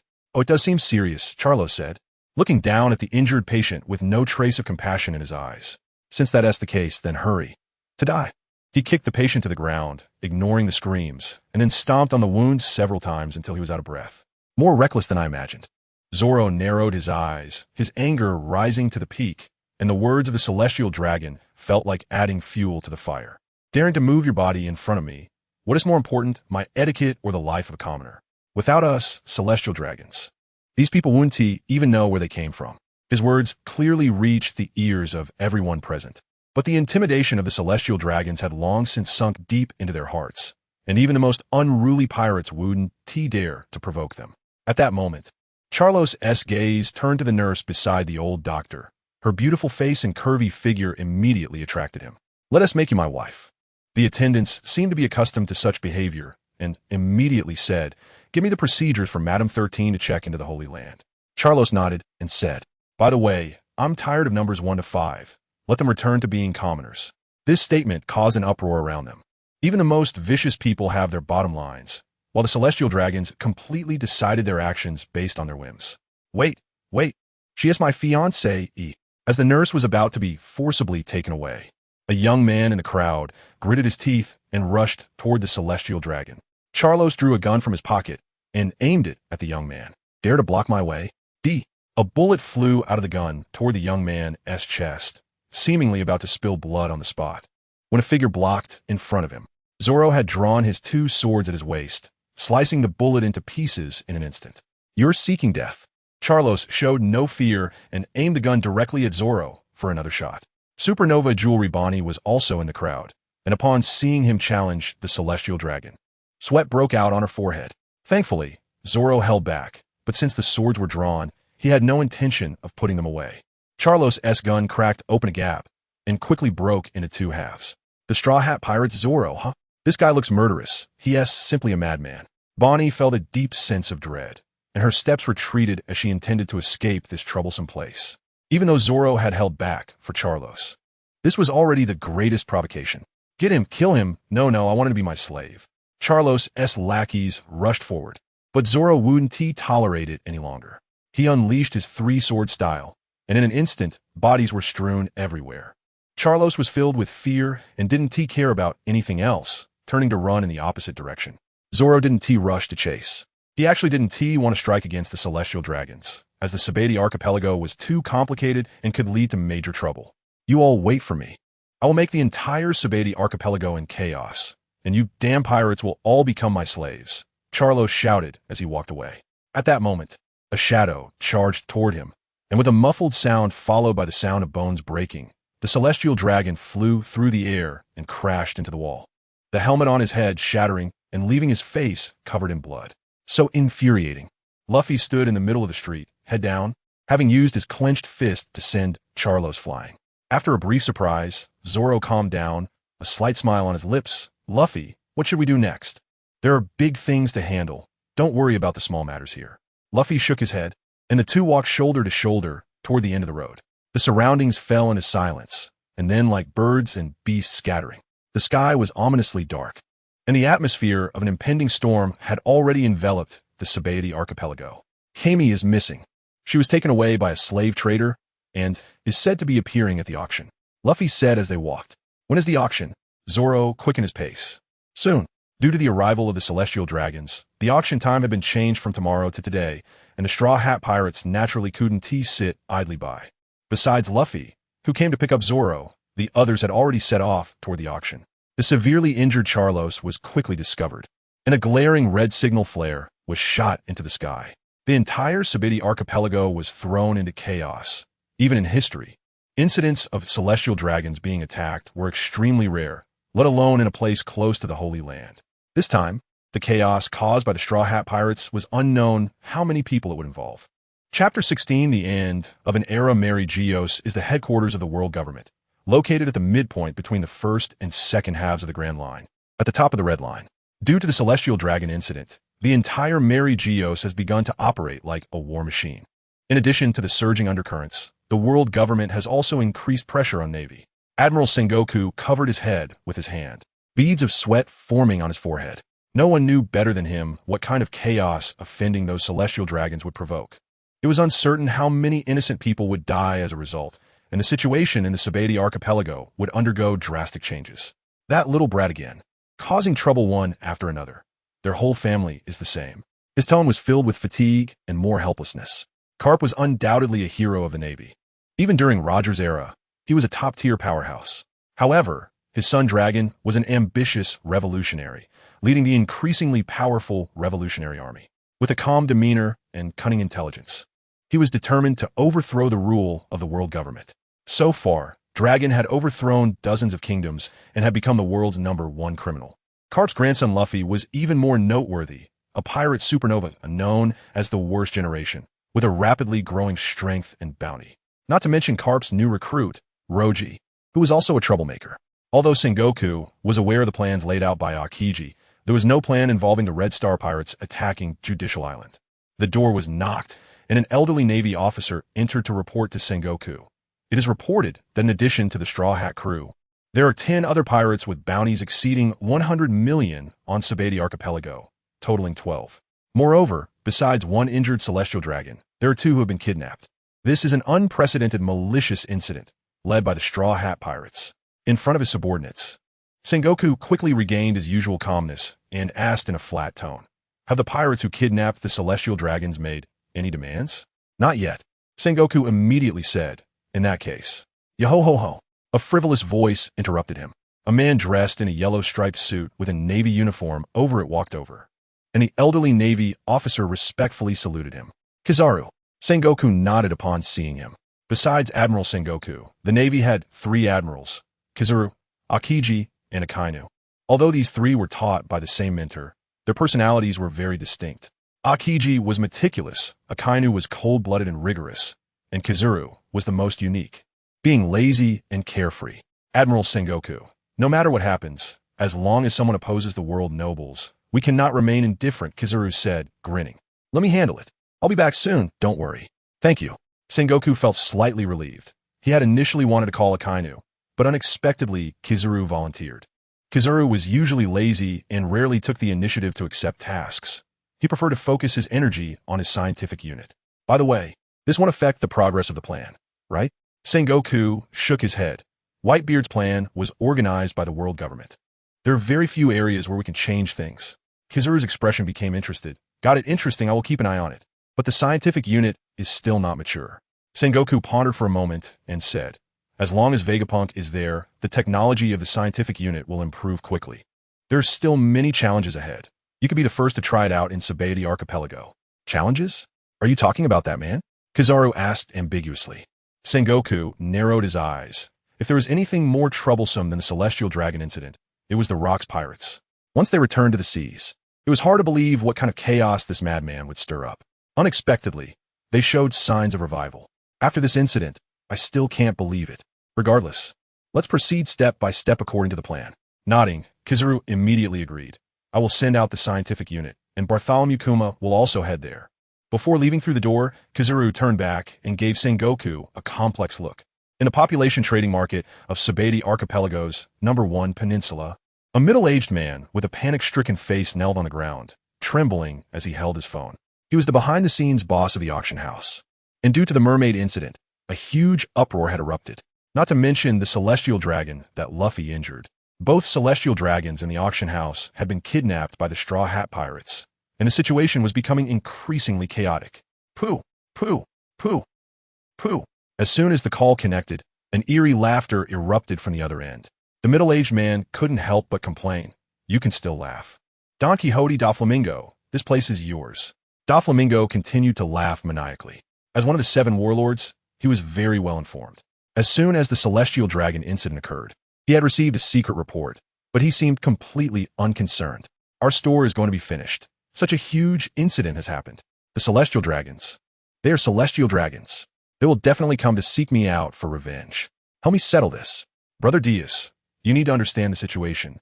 Doflamingo's laughter became increasingly piercing, his tone filled with disdain. "The era of human trafficking is over. Relying on this will only bring trouble, not profit. What this era needs is a smile, understand, fool? Don't call me again. This store is yours now. Pu. Diaz suddenly lost his backbone and began to tremble uncontrollably. "Doflamingo, don't abandon me at this most critical time." Doflamingo coldly snorted. "Shut up. I don't have the time to deal with your affairs. Don't transfer your misfortune onto me. You should know that a new era is approaching, Brother Diaz. Don't. Diaz weakly knelt on the ground, his clothes already soaked with cold sweat. Doflamingo's tone was filled with madness and ambition, as if he could see his flamboyant face through the transponder snail. "Just now, I received an emergency summons from the Navy. Do you know what will happen next?" He had already determined that Diaz was doomed. With extreme confidence, he began to reveal shocking news to the world. Whitebeard pirates vs. the 7 warlords of the sea. The end of an era. The beginning of a new era. Chapter 17. I bled for the Navy. The red signal flare in the sky quickly disappeared, but alarms were immediately sounded across various peninsulas. The smoke of war had already risen, and the battle was about to begin. After a brief pause, I went to contact the Straw Hat Pirates. Roach couldn't care less about that. He vanished in a flash. Shachi looked at his back, her eyes flickering slightly, but she didn't say anything. Using shave and moonwalk in rapid succession, his figure soon appeared atop the giant tree. Once he steadied himself on a branch. Roach first called the snail phone of the Straw Hat Pirates, and Nami answered. He could hear the sounds of fighting around her. After a moment, following several discussions, Roach hung up the snail phone with a serious expression. Nami had explained everything to him. The situation was much more complicated than he had imagined. Nami was unaware of Luffy's attack on the Celestial Dragons, but they had already fallen into a siege by the Celestial Dragon subordinates while trying to rescue a mermaid named Cammy at the auction house. Roach didn't rush to rescue them. Instead, he connected a white snail phone to his own to prevent eavesdropping, then spread his observation haki as much as possible around him. He dialed Akiji's number, and it was quickly connected. A deep voice came through. Hello, I already know your situation. Roach spoke softly. Boss, should we have an admiral come to the archipelago? Yes, but not me. Kizaru will come. Although that guy often slacks off, he can handle you pirates without a problem. You're simply no match for him. Akiji, I bled for the Navy, Roach said flatteringly. Akiji replied indifferently. Don't worry, although the scale of the Navy this time is quite large, it's still too hasty. As long as it's not me or Akainu taking action, your chances of breaking through are still quite high. However, but what? Roach felt a sense of unease in his heart and couldn't help but ask. I have a mission for you. If you agree, I can guarantee the safety of your Red Star pirates. What mission? Roach knew that once the Navy arrived, the first target would definitely be the Straw Hat Pirates who injured the Celestial Dragons, and the second target would be him, the troublemaker at Judicial Island. Go to Impel Down and help me find a corpse. A hint of fluctuation appeared in Akiji's tone. What corpse? Seeing that he didn't answer, Roach hurriedly continued to ask, Boss, you have to reveal a bit of information even if you're assigning a task. Akiji snorted coldly. That guy is a member of the Rocks Pirates, their navigator, Wang Ji. He died in the 5th level of the extreme cold hell. I just want to confirm one thing. Is his corpse still there? The mention of the 5th level made Roach's heart skip a beat. They were close to the last level of Impel Down, and the environment there was unimaginable. Don't worry, I'm friends with Magellan. I'll talk to him and ensure your safety. Regardless of the mission's success or failure, I'll find a chance to let you out. Roach repeatedly refused. What a joke. How could Impel Down let me out? I remember no one has ever escaped from Impel Down, right? No, someone has escaped before. That person is called the Golden Lion. Akiji's tone was filled with coldness. But Roach still wanted to refuse. There's nothing to hesitate about. Everyone who enters Impel Down will have their powers restricted. You'll maintain your full strength with Magellan secretly helping you. All right, fine. As soon as Roach agreed, Akiji hung up the phone. Sighing, he quickly flashed back to the tavern, where the others were waiting for his news. Time was running out. He needed to hurry to help the Straw Hat Pirates. Roach turned to Shachi and asked, Do you know Cammy? Is she your companion? I know her. What happened? Shachi was startled and hurriedly asked. This is very urgent. We can't waste too much time, Roach quickly said. Cammy has been taken by slave traders and is currently at the auction house. Luffy and the others have already gone there, and I'm also preparing to leave. I hope we can make it in time. What should we do? I need to set off for the auction right away. Shachi was anxious to leave, but Roach grabbed his arm. Don't rush. Roach turned and instructed. Panda, you all wait here for news. We're ready to evacuate at any time. Perona and Bonnie, come with me to the auction house. After saying that, the three hurriedly left. The reason Roach brought Bonnie along was that both of them were stronger in combat and lighter in weight. Once in an open area, he placed Perona on his shoulder. As he reached for Bonnie with his other hand, he saw her looking at him with a face full of disdain. I'll use Moonwalk to get there faster. I can handle it myself. Bonnie glanced at Roach and immediately used her Devil Fruit ability, shrinking her body at a visible speed, quickly transforming into a 5- or 6-year-old girl.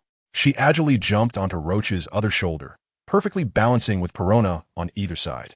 Seeing that both of them had stabilized, Roach slightly crouched down and unleashed a tremendous force. The ground cracked instantly, and he used the reaction force to leap into the air. Then, he continuously used Moonwalk, turning into a blur as he headed toward the destination. For this rescue, Bonnie had no objections, although she had just joined the pirate crew. The Navy summoned by the Celestial Dragons would launch indiscriminate attacks on the the archipelago, and the only thing they could do now was to gather all available forces. Roach passed by several peninsulas, seeing residents rushing back to their homes, closing doors and windows. The streets were devoid of the usual peace. The Sabati archipelago was already garrisoned by the Navy, and with the Celestial Dragon's signal flare fired, a large number of Navy soldiers had taken control of the entire island. Boom, boom, boom. Roach could see and hear the artillery fire booming.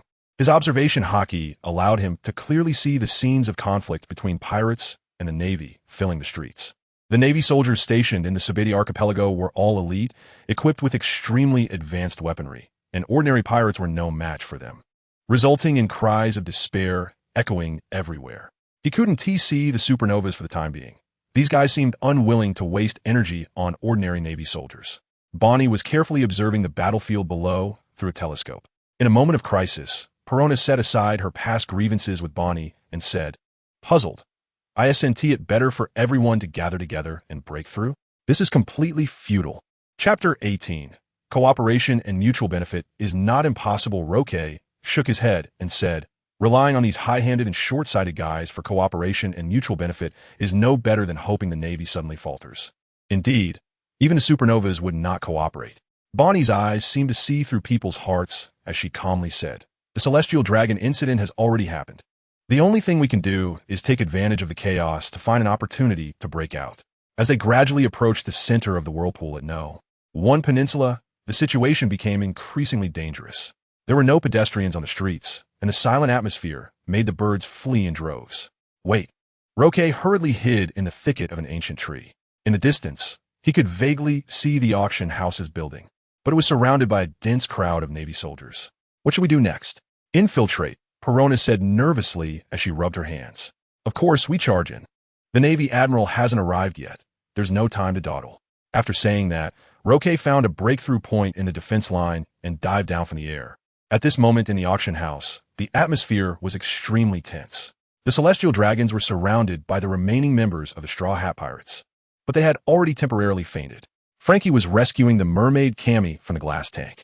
They had maintained this situation for a while, during which there had been several small conflicts that were suppressed. There were not only the Straw Hat Pirates in the auction house. The supernova with the highest bounty, Kid, was also present, with his companion killer by his side. Impressive.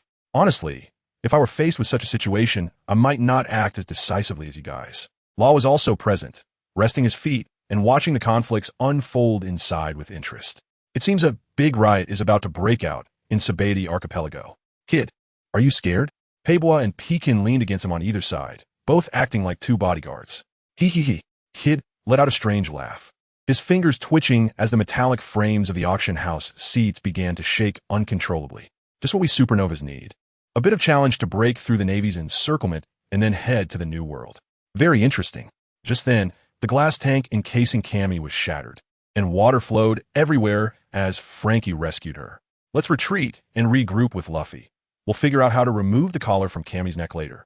Sanji said calmly as he remained vigilant against the covetous pirates. The Celestial Dragons on the ground had been knocked unconscious, but Nami still worriedly said, what should we do with these two Celestial Dragons? Robin, the calmest among them, analyzed it's best not to harm them. According to Roque, Luffy's group has already severely injured one Celestial Dragon. It's better to leave these two alone. All right, then let's prepare to leave. Roque and the others should be outside to support us.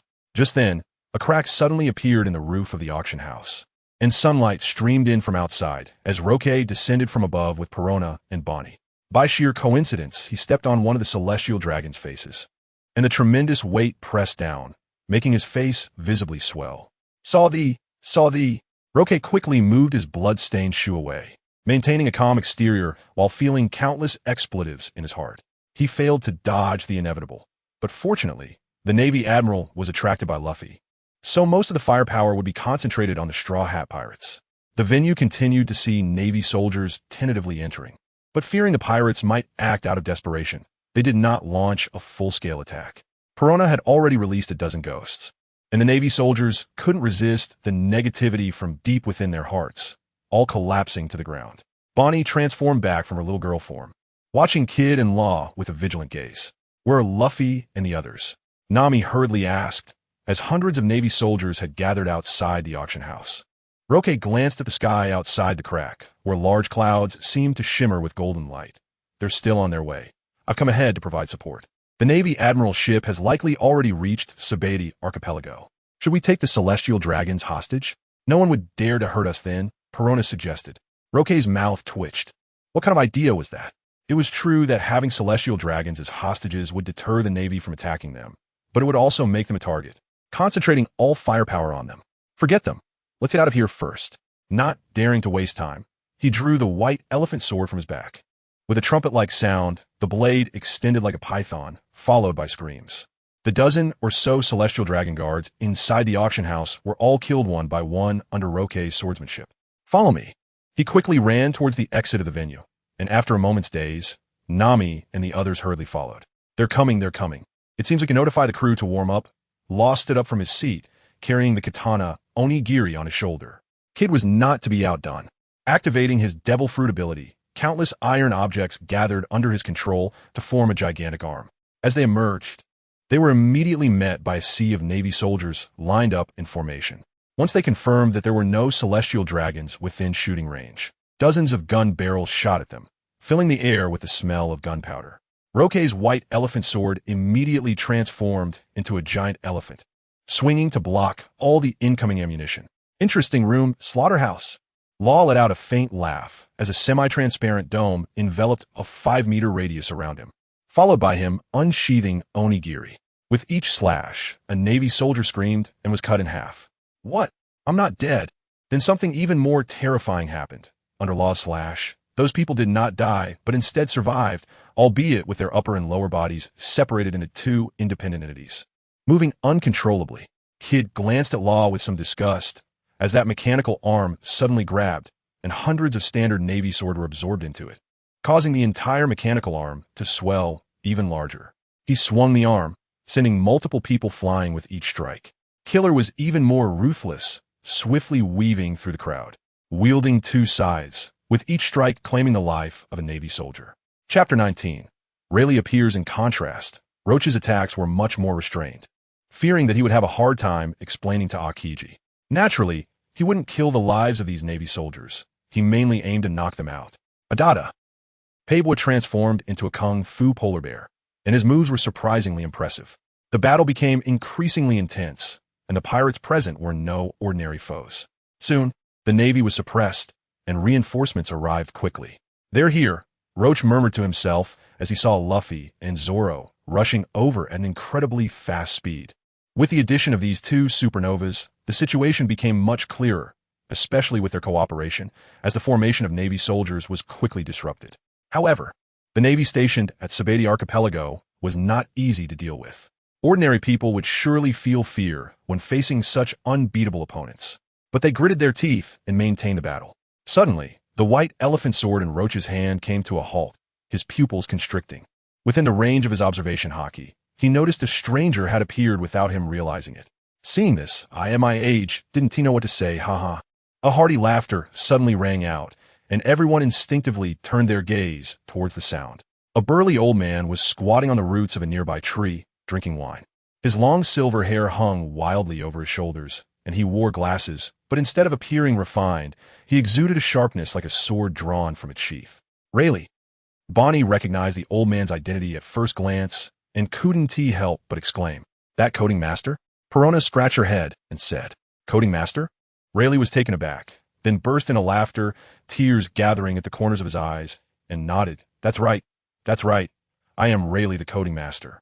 He looked around, and his gaze landed on Luffy. "That straw hat suits you very well. Monkey D. Luffy, I've been wanting to meet you." He took a swig from his wine flask with his left hand and glanced towards the northwest, saying, "But this is not a place for conversation, so." Rayleigh surveyed the surroundings, closed his eyes, and then forcefully opened them. Roach felt an invisible mental force surge from his body, but it wasn't directed at him, so he didn't fully grasp it. However, the Navy soldiers stood frozen in place, and as a gentle breeze swept by, they collapsed like fallen dominoes, one after another. What has happened? Usopp was startled and nervously looked around. Sanji, with a cigarette dangling from his mouth, was about to burn his fingers but didn't he notice. Who is this old man? Damn it, we have no chance at all. Kid's expression twisted, and he felt a chill along his spine as Rayleigh's gaze swept past him. Roach withdrew his stance called Slaughterhouse, returning his sword to its sheath. Every cell in his body warned him not to show any hostility. Even Kid and Roach did not dare to act recklessly in front of Rayleigh. Their long-held pride was completely shattered at this moment. He slowly walked over to Cammy and placed his hand on the collar around her neck. "Don't move, it's okay." Chopper was so frightened that he hurriedly said, "The slave collar will explode. We saw it with our own eyes." Cammy said in a panic, "This collar can't be opened without a specific key." Before she could finish her sentence, the collar started beeping under Rayleigh's power. Just as it seemed it would explode, Rayleigh's arm became a blur, and in an instant, he removed the collar and tossed it far away. With a loud explosion, a large hole appeared in the wall. Who on earth is this? What just happened? Zoro was shocked to find that he couldn't even keep up with Rayleigh's speed with his naked eye. Could this be some kind of devil fruit ability? Sanji couldn't help but speculate about Rayleigh's previous mental energy fluctuation. "Haki," Roach asserted firmly, adding, "Conqueror's Haki." Conqueror's Haki, unlike armament Haki and observation Haki, is innate and is thus referred to as the King's aura. If someone has this potential, they will eventually awaken Conqueror's Haki. But it is not a skill that can be learned through training. Those who possess Conqueror's Haki can intimidate their opponents even without making a move, causing many weaker enemies to faint. "I never dreamed I would meet such a big shot here," Roach said, touching his spotted hat, feeling even more nervous than when he learned the Navy Admiral was about to arrive. "Oh, it seems you recognized me," Rayleigh said with a smile. How could such a powerful figure be just a coding master? Kid stared at him intently and said word by word, "You're Silver's Rayleigh, the man known as the Dark King, the vice captain of the Roger Pirates. How could you be here?" Rayleigh shook his head. "On this island, others call me Old Ray, the coding master. As for the name Dark King, it shouldn't be used lightly. I've long since retired and just want to live a stable life for a few years." TCH. Kid grunted and stopped speaking. This person was not someone he could provoke. Roach recalled Rayleigh's identity from his buried memories. The strongest first mate of Pirate King Roger, with unfathomable strength. Just like his Conqueror's Haki was only the tip of the iceberg of his power. In the distance, the sound of troops assembling had begun, and the forces led by Kizaru had arrived at the battlefield. Kid turned and walked in another direction, saying, "No matter what, a great battle is inevitable next. But we cannot trust each other, so let's part ways here. The next time we meet, I'll one T-hole back." Luffy laughed and replied, "Yeah, sure. But the great treasure will definitely be mine." Killer urged Kid, who had stopped. "What are you waiting for? Hurry up." Kid wore a strange smile. "Oh, on our journey, whenever I mentioned the treasure, I would be met with ridicule. Each time that happened, I would kill them. But now that we are in the new world, those who lack the courage to say this will eventually be buried in the sea. See you in the new world." Roach's lips curled up slightly as he and his companions chose a direction to leave. Let us go, let us go." Roach didn't want to linger any longer. Seeing Rayleigh step in to help the Straw Hat Pirates, he knew this was the best time to escape. Chapter 20. Bartholomew Kumaroke felt the light reflecting from the sky was somewhat dazzling, and his heart skipped a beat as he vaguely saw a figure flying towards him from the far sky. Kizaru. He immediately recognized this person's identity. The one who could alter the light in the skies above Sabete Archipelago must be Kizaru, the user of the Pika Pika no Mi. The three admirals of the Navy are all Logia-type devil fruit users. Their strengths are unfathomable, easily capable of matching thousands. Many high-ranking Navy officers have animal code names. Akiji's real name is Kazan, the user of the Hai Hai no Mi. Kizaru's real name is Borsalino, the user of the Pika Pika no Mi. Akainu's real name is Sakazuki, the user of the Magu Magu no Mi. Although he had promised Akiji to go to Impel Down, Roke still did not know how he would do so. The worst scenario will be getting captured by an admiral personally. He hoped he wouldn't be beaten by Kizaru first. "Goodbye, Fishman Island, Roke." Luffy waved his hand, watching Roke and the others gradually disappearing as they used Soru. "All right, goodbye, Fishman Island." Roke dared not delay. Seeing Kizaru coming in this direction, he quickly grabbed Perona and Bonnie, using Soru repeatedly, turning into an afterimage and vanishing. Just as he had left a distance, he heard a strange voice coming from afar. "Yo-ho-ho-ho, Rayleigh, long time no see. While the Admiral is occupied with Rayleigh, let's break out first." Bonnie pushed away Roke's hand, saying calmly. Perona said with lingering fear, "Was that voice from the Admiral? What a terrifying laugh. We don't have time." Roke's expression grew serious as he positioned the two behind him, his muscles tense as if facing a formidable enemy. "What's wrong?" Perona couldn't help but ask, but soon noticed something unusual. A tall, robust figure had appeared before them. Standing nearly 7 meters tall, dressed in black and white, he bore a resemblance to a bear. In his hand, he held a book with the cover labeled Bible.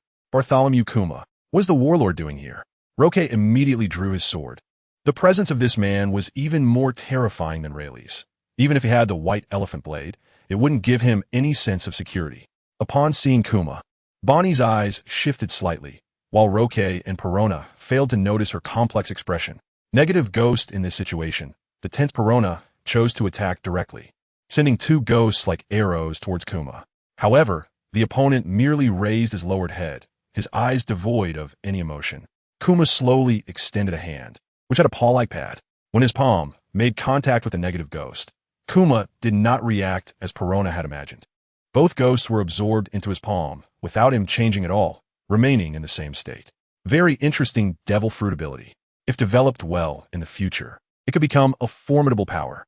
After evaluating, Kuma forcefully pushed his palm forward, and the two negative ghosts were reflected back unchanged, even increasing in speed. No, the negative ghosts passed through Perona's body, making her experience the terror her power inflicted on others for the first time.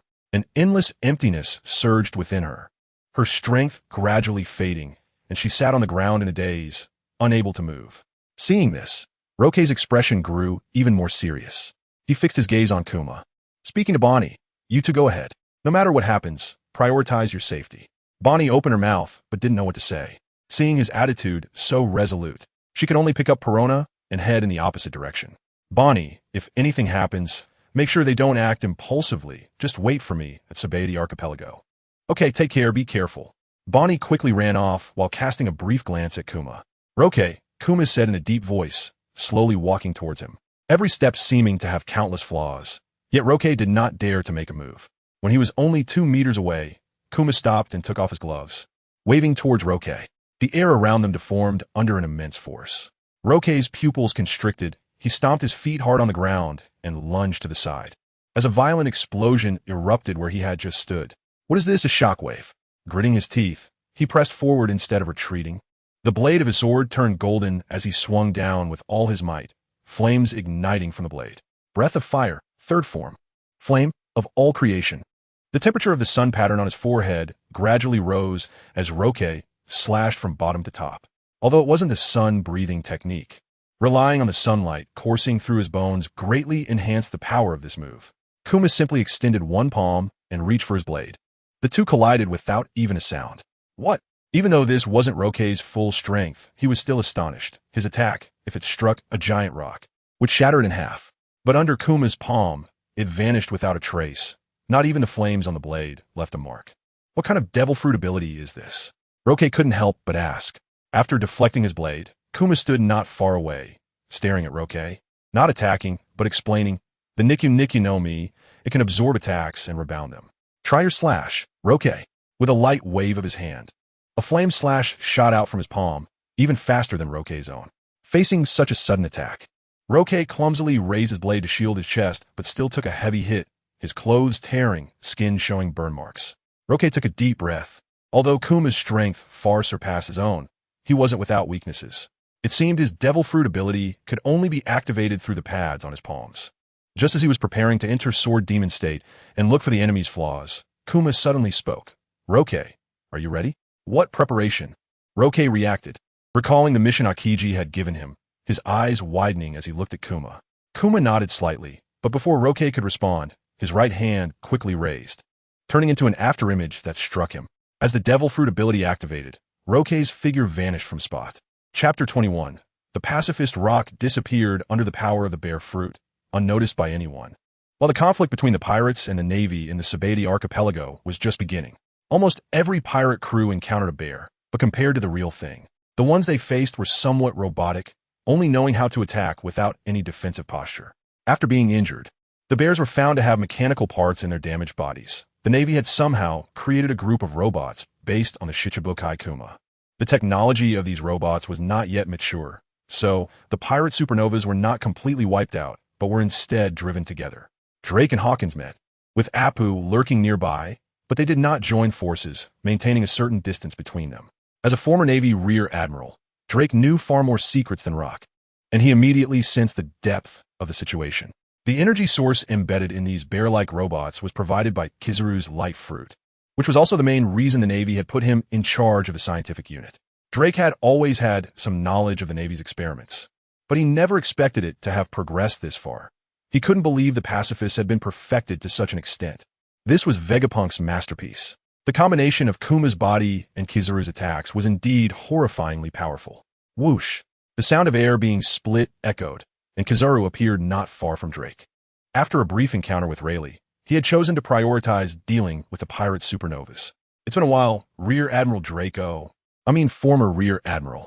You seem quite curious about it, Kizaru remarked, referring to the pacifists disguised as bears. Drake did not speak, his expression growing serious. Kizaru continued, "How about giving it a try yourself? The more you understand, the more despair you feel.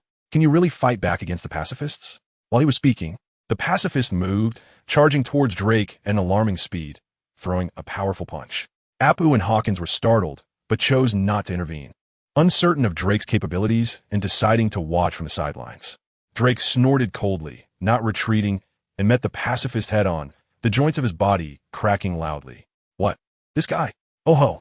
Amidst the astonished gazes of onlookers, Drake's body rapidly expanded, scales appearing on his skin. In an instant, he transformed into a 10-meter-tall, giant dinosaur. He reached out a claw and grabbed the pacifist's arm, then lowered his head and opened his mouth wide, biting down on its head. A series of loud, crunching sounds ensued. However, the pacifist was not so easily injured. Drake's attack only harmed its flesh, and blood flowed from its head. As a robot, the pacifist felt no pain and immediately counterattacked, its palm glowing with lasers, unleashing a powerful beam. Drake, now in dinosaur form, had greatly reduced agility. Knowing he couldn't evade the attack, he forcefully reverted to his human form and managed to escape unharmed. He crouched on the ground, staring intently at the pacifist. "Oh, so you bleed too." Dragon fruit. Ancient type, special dragon form. As one of the rarer ancient types among Zoan devil fruits, it had attack and defense capabilities far exceeding ordinary forms, with only mythical Zoan types surpassing ancient ones. The pacifist moved again, relentlessly entangling Drake, and the battle intensified. This is quite an eye-opener. I never imagined the world government's technology had advanced this far.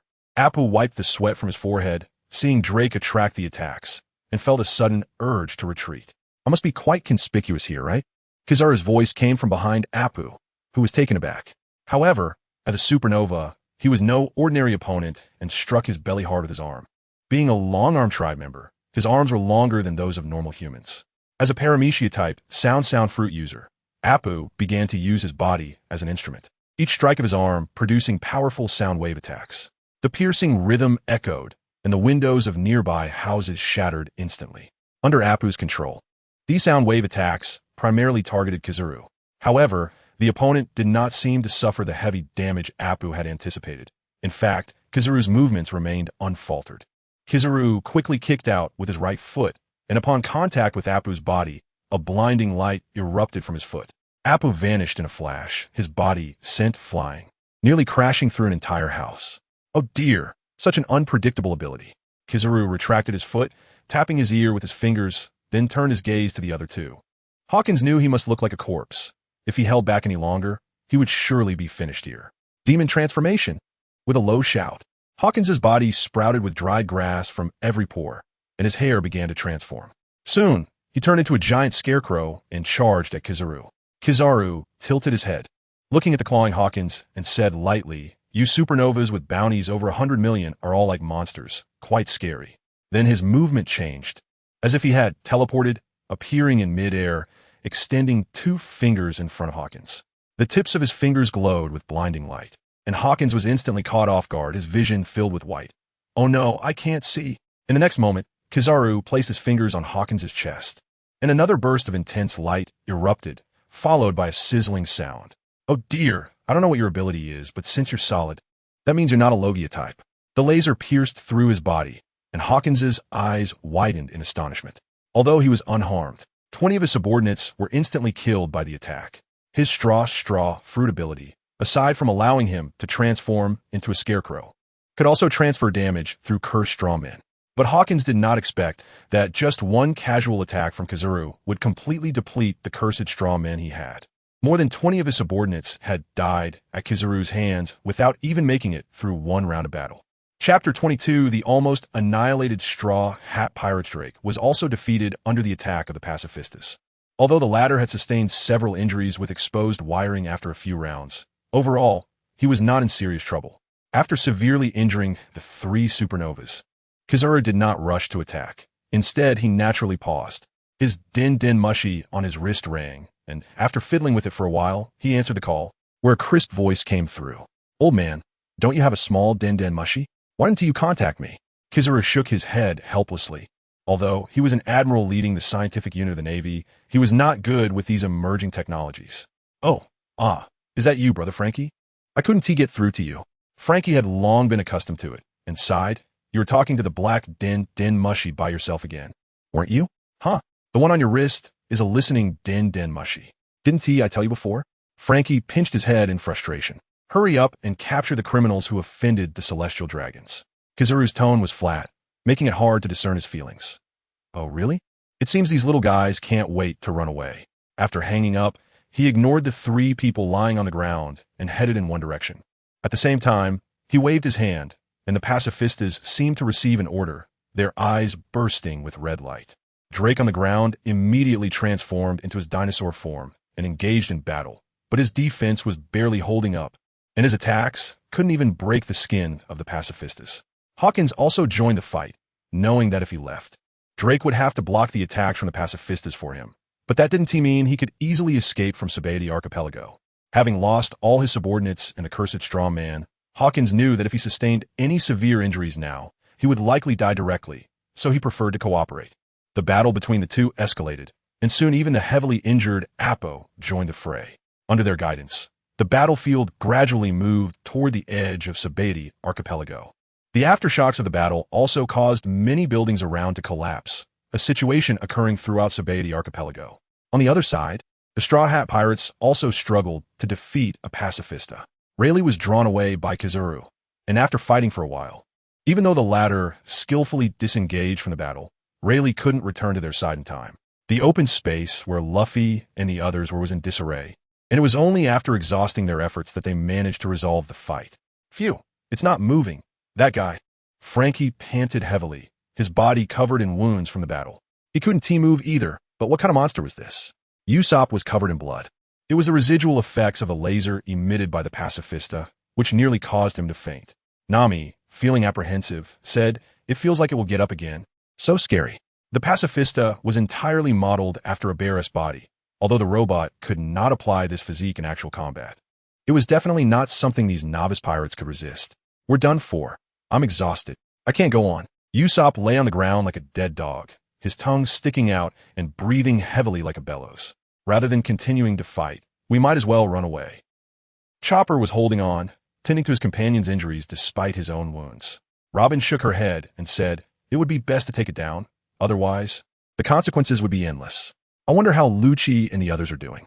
Zoro's wrist trembled slightly, a side effect of his continuous powerful slashes. "What is this monster?" Frankie, being a cyborg himself, analyzed, since it is also a cyborg like me. It means it used to be someone who looked just like Bartholomew Kuma, either a twin brother or two very similar people. That's the most natural connection. He would never have thought that there was a mad scientist named Vegapunk in the world government, who was 500 years ahead of current technology and was known as the wisdom that transcends humanity. No matter how you look at it, humans cannot be created. Sanji was speechless. Frankie's words were immediately overturned when the pacifista's arm revealed a PX for insignia, which also represented its proof of being a mass-produced model. A sense of foreboding enveloped everyone's hearts. Luffy immediately struggled to get up. In the previous battle, he had charged ahead to protect his companions, thus sustaining the most injuries. "Phew, I didn't expect my body to suddenly enter full combat mode. Although I still want to rest a bit. It's better for us to hide for now. If we're discovered in our current state, it will be the end for all of us." The group was helping each other and preparing to leave when suddenly a loud shout rang out from the air. "Look at the good things you've done. Are there still enemies?" Just as Luffy was looking around, two dark shadows fell from the sky. A large figure stood in front of the Straw Hat Pirates, followed by a pacifista. This person was Bartholomew Kuma, possessing a physique like a wrestling champion, but his face and hairstyle resembled that of a girl, with a stitched scar across his face. He wore a red apron with a strange pattern resembling a three-hooked jade, holding a giant axe nearly the same size as himself, exuding an exceptionally fierce aura. Hey, how did you turn the PX4 into this state? You know that it costs enough money to build a warship to create a pacifista. Another warlord has arrived. The Straw Hat Pirates felt a tremendous sense of despair. Such an enemy was actually a mass-produced robot. Whatever it is in our current state, we are completely unable to fight again. Sanji gritted his teeth, his once proud hairstyle now a mess with no time to fix it. Robin muttered to herself, Pacifista. Is that this guy's name? What does it really signify? I don't want to waste time talking with you pirates. Let us begin, PX1. Under his command, the Pacifista immediately launched an attack, spreading its palm and a laser shot towards the center of the Straw Hat Pirates. Even someone as strong as Zoro felt exhausted. We need to escape before encountering an admiral. If we fight again, someone will definitely be sacrificed. Luffy nodded and said, Everyone, run separately. 3 days later, gather at the Thousand Sunny. Chapter 23. The turmoil in Impel Down, the situation in the Sabati archipelago was escalating. But none of this concerned the Red Star Pirates. After Roki agreed to the task given by Akiji, it seemed that the Navy had automatically given up on pursuing them. On this day in the Sabati archipelago, the sound of cannon fire never ceased, resulting in a significant number of casualties. However, the Navy did not announce any updates on the capture of the supernovas. Instead, they caught a bunch of small fry. Once the dust settled, the Straw Hat Pirates, as the main targets, had all disappeared, and Roki had also vanished amidst the chaos. The remaining members of the Red Star Pirates, after a brief discussion in the Sabati archipelago, chose not to act rashly. Aside from Roki's words when he faced Bartholomew Kuma alone, there had been no news from the Navy regarding his capture. They decided to wait for Roki's return in the Sabati archipelago. However, this battle had exposed their issues with insufficient strength. The combat power of the Red Star Pirates mainly rested on Roki and Urich, while Bonnie's strength had yet to be defined. Perona and the potential of the panda fruit were promising, but they hadn't had the time to realize it. Aisha was too young, and even with her observation haki, it was difficult for her to catch up to the others. It was a good time to settle down, and Rayleigh was willing to occasionally tutor them. The lives of the other members of the Red Star Pirates were relatively comfortable. The Sabati archipelago was, after all, a paradise for vacationing. However, Roki was not having it easy. Situated in the humid sea and being in the doldrums, the moisture in Impel Down couldn't dissipate at all. As the first level of Impel Down, the Hell of Red Lotus was not the most loosely managed place. After all, it was the closest level to the sea, and a large military presence was concentrated here. Kuma's Devil Fruit ability was incredibly strong, as he had teleported Roki directly into the prison of Impel Down without making a sound, although he didn't attract the attention of the guards. The other inmates noticed Roki's abnormality. Looking around, the prison was packed with over 20 people, all dressed in similar black and white outfits, while Roki was still in his own clothes. What is your situation? A tall, muscular man over 2 meters approached Roki, and the other inmates quickly parted to make way for him. Oh, who are you? Do we know each other? Roki said coldly, leaning against the wall. I haven't seen you before, and since you're here, tell me how you got here, the muscular man said, greedily eyeing Roki, especially the 2 swords at his side. It was clear that possessing weapons in Impel Down was no small matter. Boss, this guy's soft and tender, a short, skinny man chimed in, but he was immediately slapped twice by the muscular man. He's mine. I'll take my pick of the goods, and the people are yours, got it? Got it. Got it. Roki felt a chill run down his spine. He reached for his white elephant sword behind him, wanting to strike, but he held back. If he acted recklessly, he might collapse the cell and attract the guard's attention. Forget it. I'll just disable one of your hands each, Roki said, extending a finger. He had already mastered the essence of a no-sword style and flicked his finger, releasing 2 streams of sword energy from his fingertips. Next, piercing screams echoed through the Hell of Red Lotus as injuries of varying severity afflicted the group, with the 2 leaders having their arms severed completely. The patrolling guards in the prison did not react. They had seen it all before. The first level of Impel Down housed a large number of pirates, and these individuals were not sentenced to death. If their numbers weren't controlled, the prison would have long been overcrowded. It was precisely because of the fighting behavior in the prison that they continued to send pirates to Impel Down. From now on, I am the boss. Do you understand? Roki said flatly, and the sound of gulping could be heard in the prison as the others pressed against the walls, wishing they could escape immediately. With his strength, it was indeed somewhat bullying the weak, as those detained on this level were mainly pirates with bounties around 50 million. In the Grand Line, these individuals were hardly noteworthy. Their bounties were more due to their numerous crimes, and even with weapons, they were no match for Roki. Seeing that the prison cell had quieted down and the 2 former big shots were barely breathing, Roki casually spread his coat on the ground and sat cross-legged. Then he pretended to rummage through his pocket, but actually activated his projection ability. An apple appeared in Roki's hand, and after taking a bite, the others couldn't help but swallow their saliva. How should we deal with these two? Can anyone tell me? No one dared to speak, and the inmates exchanged terrified glances, not daring to answer his question. At that moment, a seemingly youngest boy in the crowd stepped forward. He was skin and bones, with a head full of dry hair that looked malnourished. Boss, just throw them out into the hallway, and the guard will handle it, he said weakly. All right, this one asks for you. Roki tossed the apple over, and the boy caught it steadily, instantly attracting the attention of the others. Eat up, don't worry. I'll keep an eye on you. Roki snorted coldly, and the boy immediately began to devour the apple, leaving no part of it uneaten. What is your name? Huh? Hallie, the boy replied weakly, his body covered in injuries, clearly indicating that life in the prison was tough. Hallie? Roki patted his shoulder. Ha, Hallie, the boy repeated, keeping his head down and not daring to look up at him. Good, Roki said lightly, not minding it. He casually tossed the two men into the hallway and then looked out of the prison. Surrounding him were various large and small prison cells filled with prisoners, all looking lifeless. One must know that to ordinary people, Impelled Down was a prison from which escape was impossible. Even though the Golden Lion had managed to do so, under the world government's blockade, only a very small number of people were aware of it. Roki looked around the cells, primarily looking for a way to the lower levels. Although the cell doors were crafted from high-quality iron, they posed no challenge to him. He could easily break through without even drawing his sword. In the cell directly opposite, someone seemed to have the same intentions as Roki. After looking around, they found themselves staring at each other, both surprised. What do you want, bastard? Chapter 24. The escape in progress. In front of Roki stood an old acquaintance, the clown Buggy. He was now dressed in prison garb, his hair styled in a single ponytail, and the flamboyant outfit was nowhere to be seen, if it weren't for the large red nose on his face. Roki wouldn't have recognized him at all. If it weren't for you, I wouldn't have fallen to such a state. Tears streamed down Buggy's eyes uncontrollably, and his throat became hoarse in an instant. Seeing Buggy's dramatic expression, Roki casually rubbed his nose and said, By the way, Buggy, how long have you been here? Suddenly, as if he had thought of something, Buggy's eyes lit up, and he said, Don't change the subject. You got me locked up here. You must give me some mental compensation. Share a bit of the Rocks Pirate's treasure with me. Roki shrugged, his words ruthlessly shattering Buggy's fantasy. You were there too. Where would any treasure come from?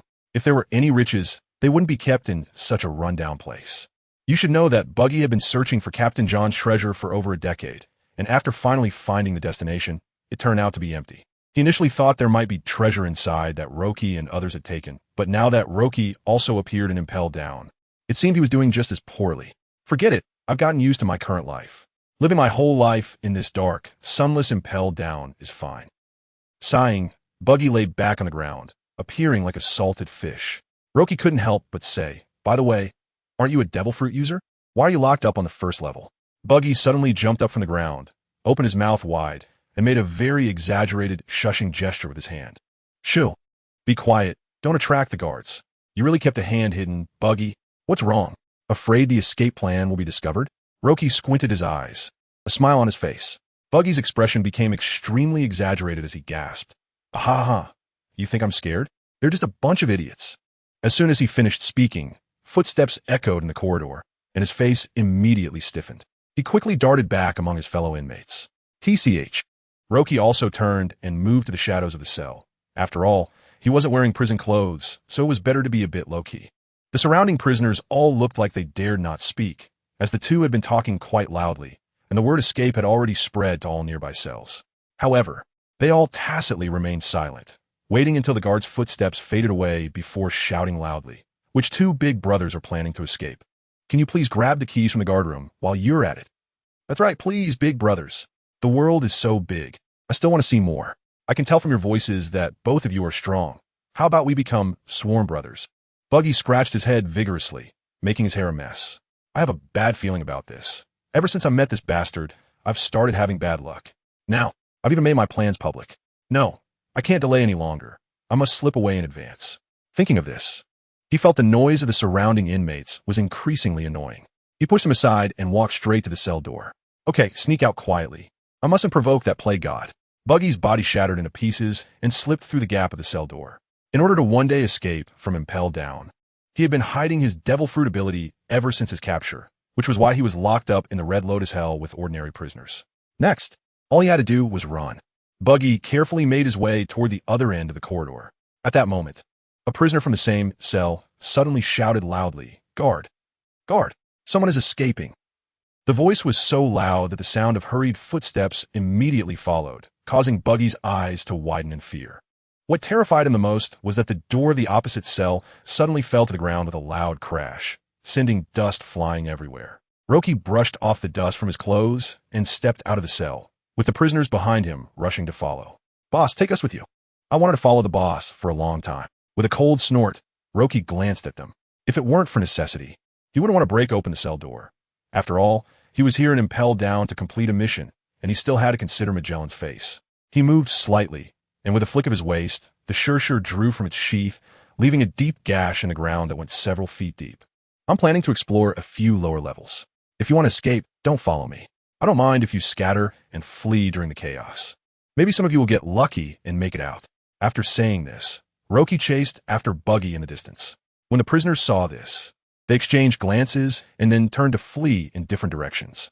Only Haha-Lei looked around in confusion. He had lived and impelled down since he could remember, and even now that he had a chance to leave, he didn't know what to do. However, he still remembered Roki's kindness, and without a destination, Haha-Lei instinctively looked at Roki's back. Gritting his teeth, he followed after him. No one knew how strong the guard force in Impel Down was. With the strength of these prisoners, let alone escaping, they would probably be killed by the guards after just a few steps. Following Roki deeper into Impel Down, Haha-Lei, in a sense, had grasped the only chance of survival. Seeing Roki catching up, Buggy couldn't help but shout, "Why are you following me? Didn't you say it's better to scatter and escape?" Roki laughed heartily and said, "Ha ha ha, I was just fooling them. Anyway, there's no direction, so I'll just follow you. And you, why are you bringing a dead weight?" "Oh." Roki turned to look. Haha-Lei was persistently following behind. Even though his face was pale and his forehead was covered in cold sweat, he still gritted his teeth and persevered. Roki used Shuinpa to grab Haha-Lei and place him on his shoulder. Forget it. Forget it. Let's run together. You seem to have good luck." Okay. Buggy wanted to create some distance, but it didn't work at all. Damn it. Running with so many people will easily bring those guys over. "What guys?" Roki swiftly moved back to his side and ran alongside him. "They're coming, blue gorillas." Monsters clad in robes climbed the walls and rushed in from various corners. Though their bodies were large, they were extremely agile, wielding massive axes in their hands. Chapter 25, Captain Buggy. A man of great stature, the creatures known as blue gorillas were incredibly fast, catching up to the unfamiliar path of Roji and Buggy in just a few breaths. One of the blue gorillas let out a wild howl, raising its hand with a knife, and swung its massive axe, cleaving Buggy in two. "I'm going to die. I'm going to die. I'm split in half." Then his two halves merged back together under control, and he laughed heartily, saying, "Jiang, Jiang, Jiang. Ah, how could I be afraid of being chopped? A bunch of fools." Roji forcibly suppressed his urge to draw his sword. "What exactly are you showing off? Quickly say, after being in Hell of Red Lotus for so long, have you found any path to the next level?" "Why should I look for a path to the next level? Even if I look, it's to the uppermost level," Buggy retorted angrily, and their shouting grew louder. Roji unsheathed his sword, and a slash mark appeared on the wall beside Buggy. "So, did you find anything?" Seeing Roji actually take action, Buggy immediately tried to distance himself, but was chased back by Roji. "Of course not. If you hadn't suddenly appeared, I would have had a much better chance of escaping." Roji naturally wouldn't let Buggy off, as there were too many difficulties to overcome to reach the 5th level, and it was definitely not something that could be done alone. "Brother, I definitely have a way to leave Impel Down, provided we find a path to the next level." For now, I'll listen to you. Let us escape the pursuit of the blue gorillas first." "No need." Roji directly took down the white elephant blade from his back, and in an instant, the blade transformed into a giant elephant. White elephant, shocking kill. The elephant's trunk crashed into the gathering place of the blue gorillas, creating ripples in the air, and even the Hell of Red Lotus trembled slightly. Under such an attack, the blue gorillas fell one after another, and Roji's white elephant blade was quickly retracted. Haha-Lei had never seen such a powerful attack before, and was momentarily stunned. For someone who had grown up in a small cell, the blue gorillas were already unimaginable monsters, and such a monster couldn't even withstand a single blow from Roji. "You are still so capable," Buggy gaped, finally squeezing out a few words. Roji slowly retracted the white elephant blade into its sheath. Not bad, but what kind of animal are these? Ahem. Buggy resumed a serious demeanor and explained. These are blue gorillas from the sea, short for blue gorillas. Oh. Roji raised an eyebrow, glancing at him. Buggy immediately became furious. Do you dare to look down on the intelligence I've gathered during my time in Impel Down? I'm not looking down on you. It's great, Roji said dismissively. Oh, you bastard. The prisoners in the next cell looked at them eagerly and said, Brothers, stop arguing. Since you could defeat the blue gorillas, can you let us out? Buggy immediately vented his anger on them. We're all pirates. Can't you show a bit of backbone? The prisoners exchanged glances, then shouted in unison. If you have the guts, let us out. Sorry, no can do. After Buggy finished speaking, he turned and left, leaving a group of frustrated prisoners behind. In the monitoring room of Impel Down, the guards had noticed the anomalies in the hell of Red Lotus, especially the defeated blue gorillas, which were definitely not the strength of prisoners from the first level of Impel Down. I think I know where their SA path to the second level. Haha, Lei said weakly. Where? Roji stopped, and Buggy followed suit. Go through the intersection ahead, then turn right, walk a bit, and, at the fifth fork, turn left. Buggy, holding his throbbing head, interrupted. Stop, stop, stop. How do you know this so precisely? Haha, Lei scratched his head and said, A big brother told me before. He said that there's a paradise inside Impel Down, and he escaped using this path. Buggy didn't hesitate to criticize. Paradise? What a joke. How could there be paradise in Impel Down? Well, but he said it's at the halfway point of the fifth level. For Hahale, this so-called paradise had always been a hope for him to survive over the years. Stop it. Buggy was still brooding, planning to continue arguing, when Roji covered his mouth with his hand. Let's go. Let us follow Hahale's route for now. Staying here any longer, even hell of Red Lotus will become increasingly dangerous. Upon hearing this, Buggy stopped his incessant chatter, looked around, and immediately followed Roji's pace. The guards of hell of Red Lotus quickly caught the escaping prisoners, except for the three of Roji, but they were not in a hurry, as the exit on the first level was heavily guarded. Hahale's directions led them to a seemingly ordinary wall. This should be the place. Really? Buggy looked at him skeptically. They had clearly reached a dead end. Where was the path to the second level? Roji patted his shoulder. Follow your memory. Lei nodded, jumped down from Roji's shoulder, and crept to the dark corner by the wall.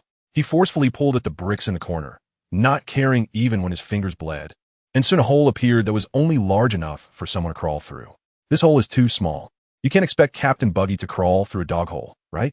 Buggy scratched his chin, pondering for a moment before slapping his head.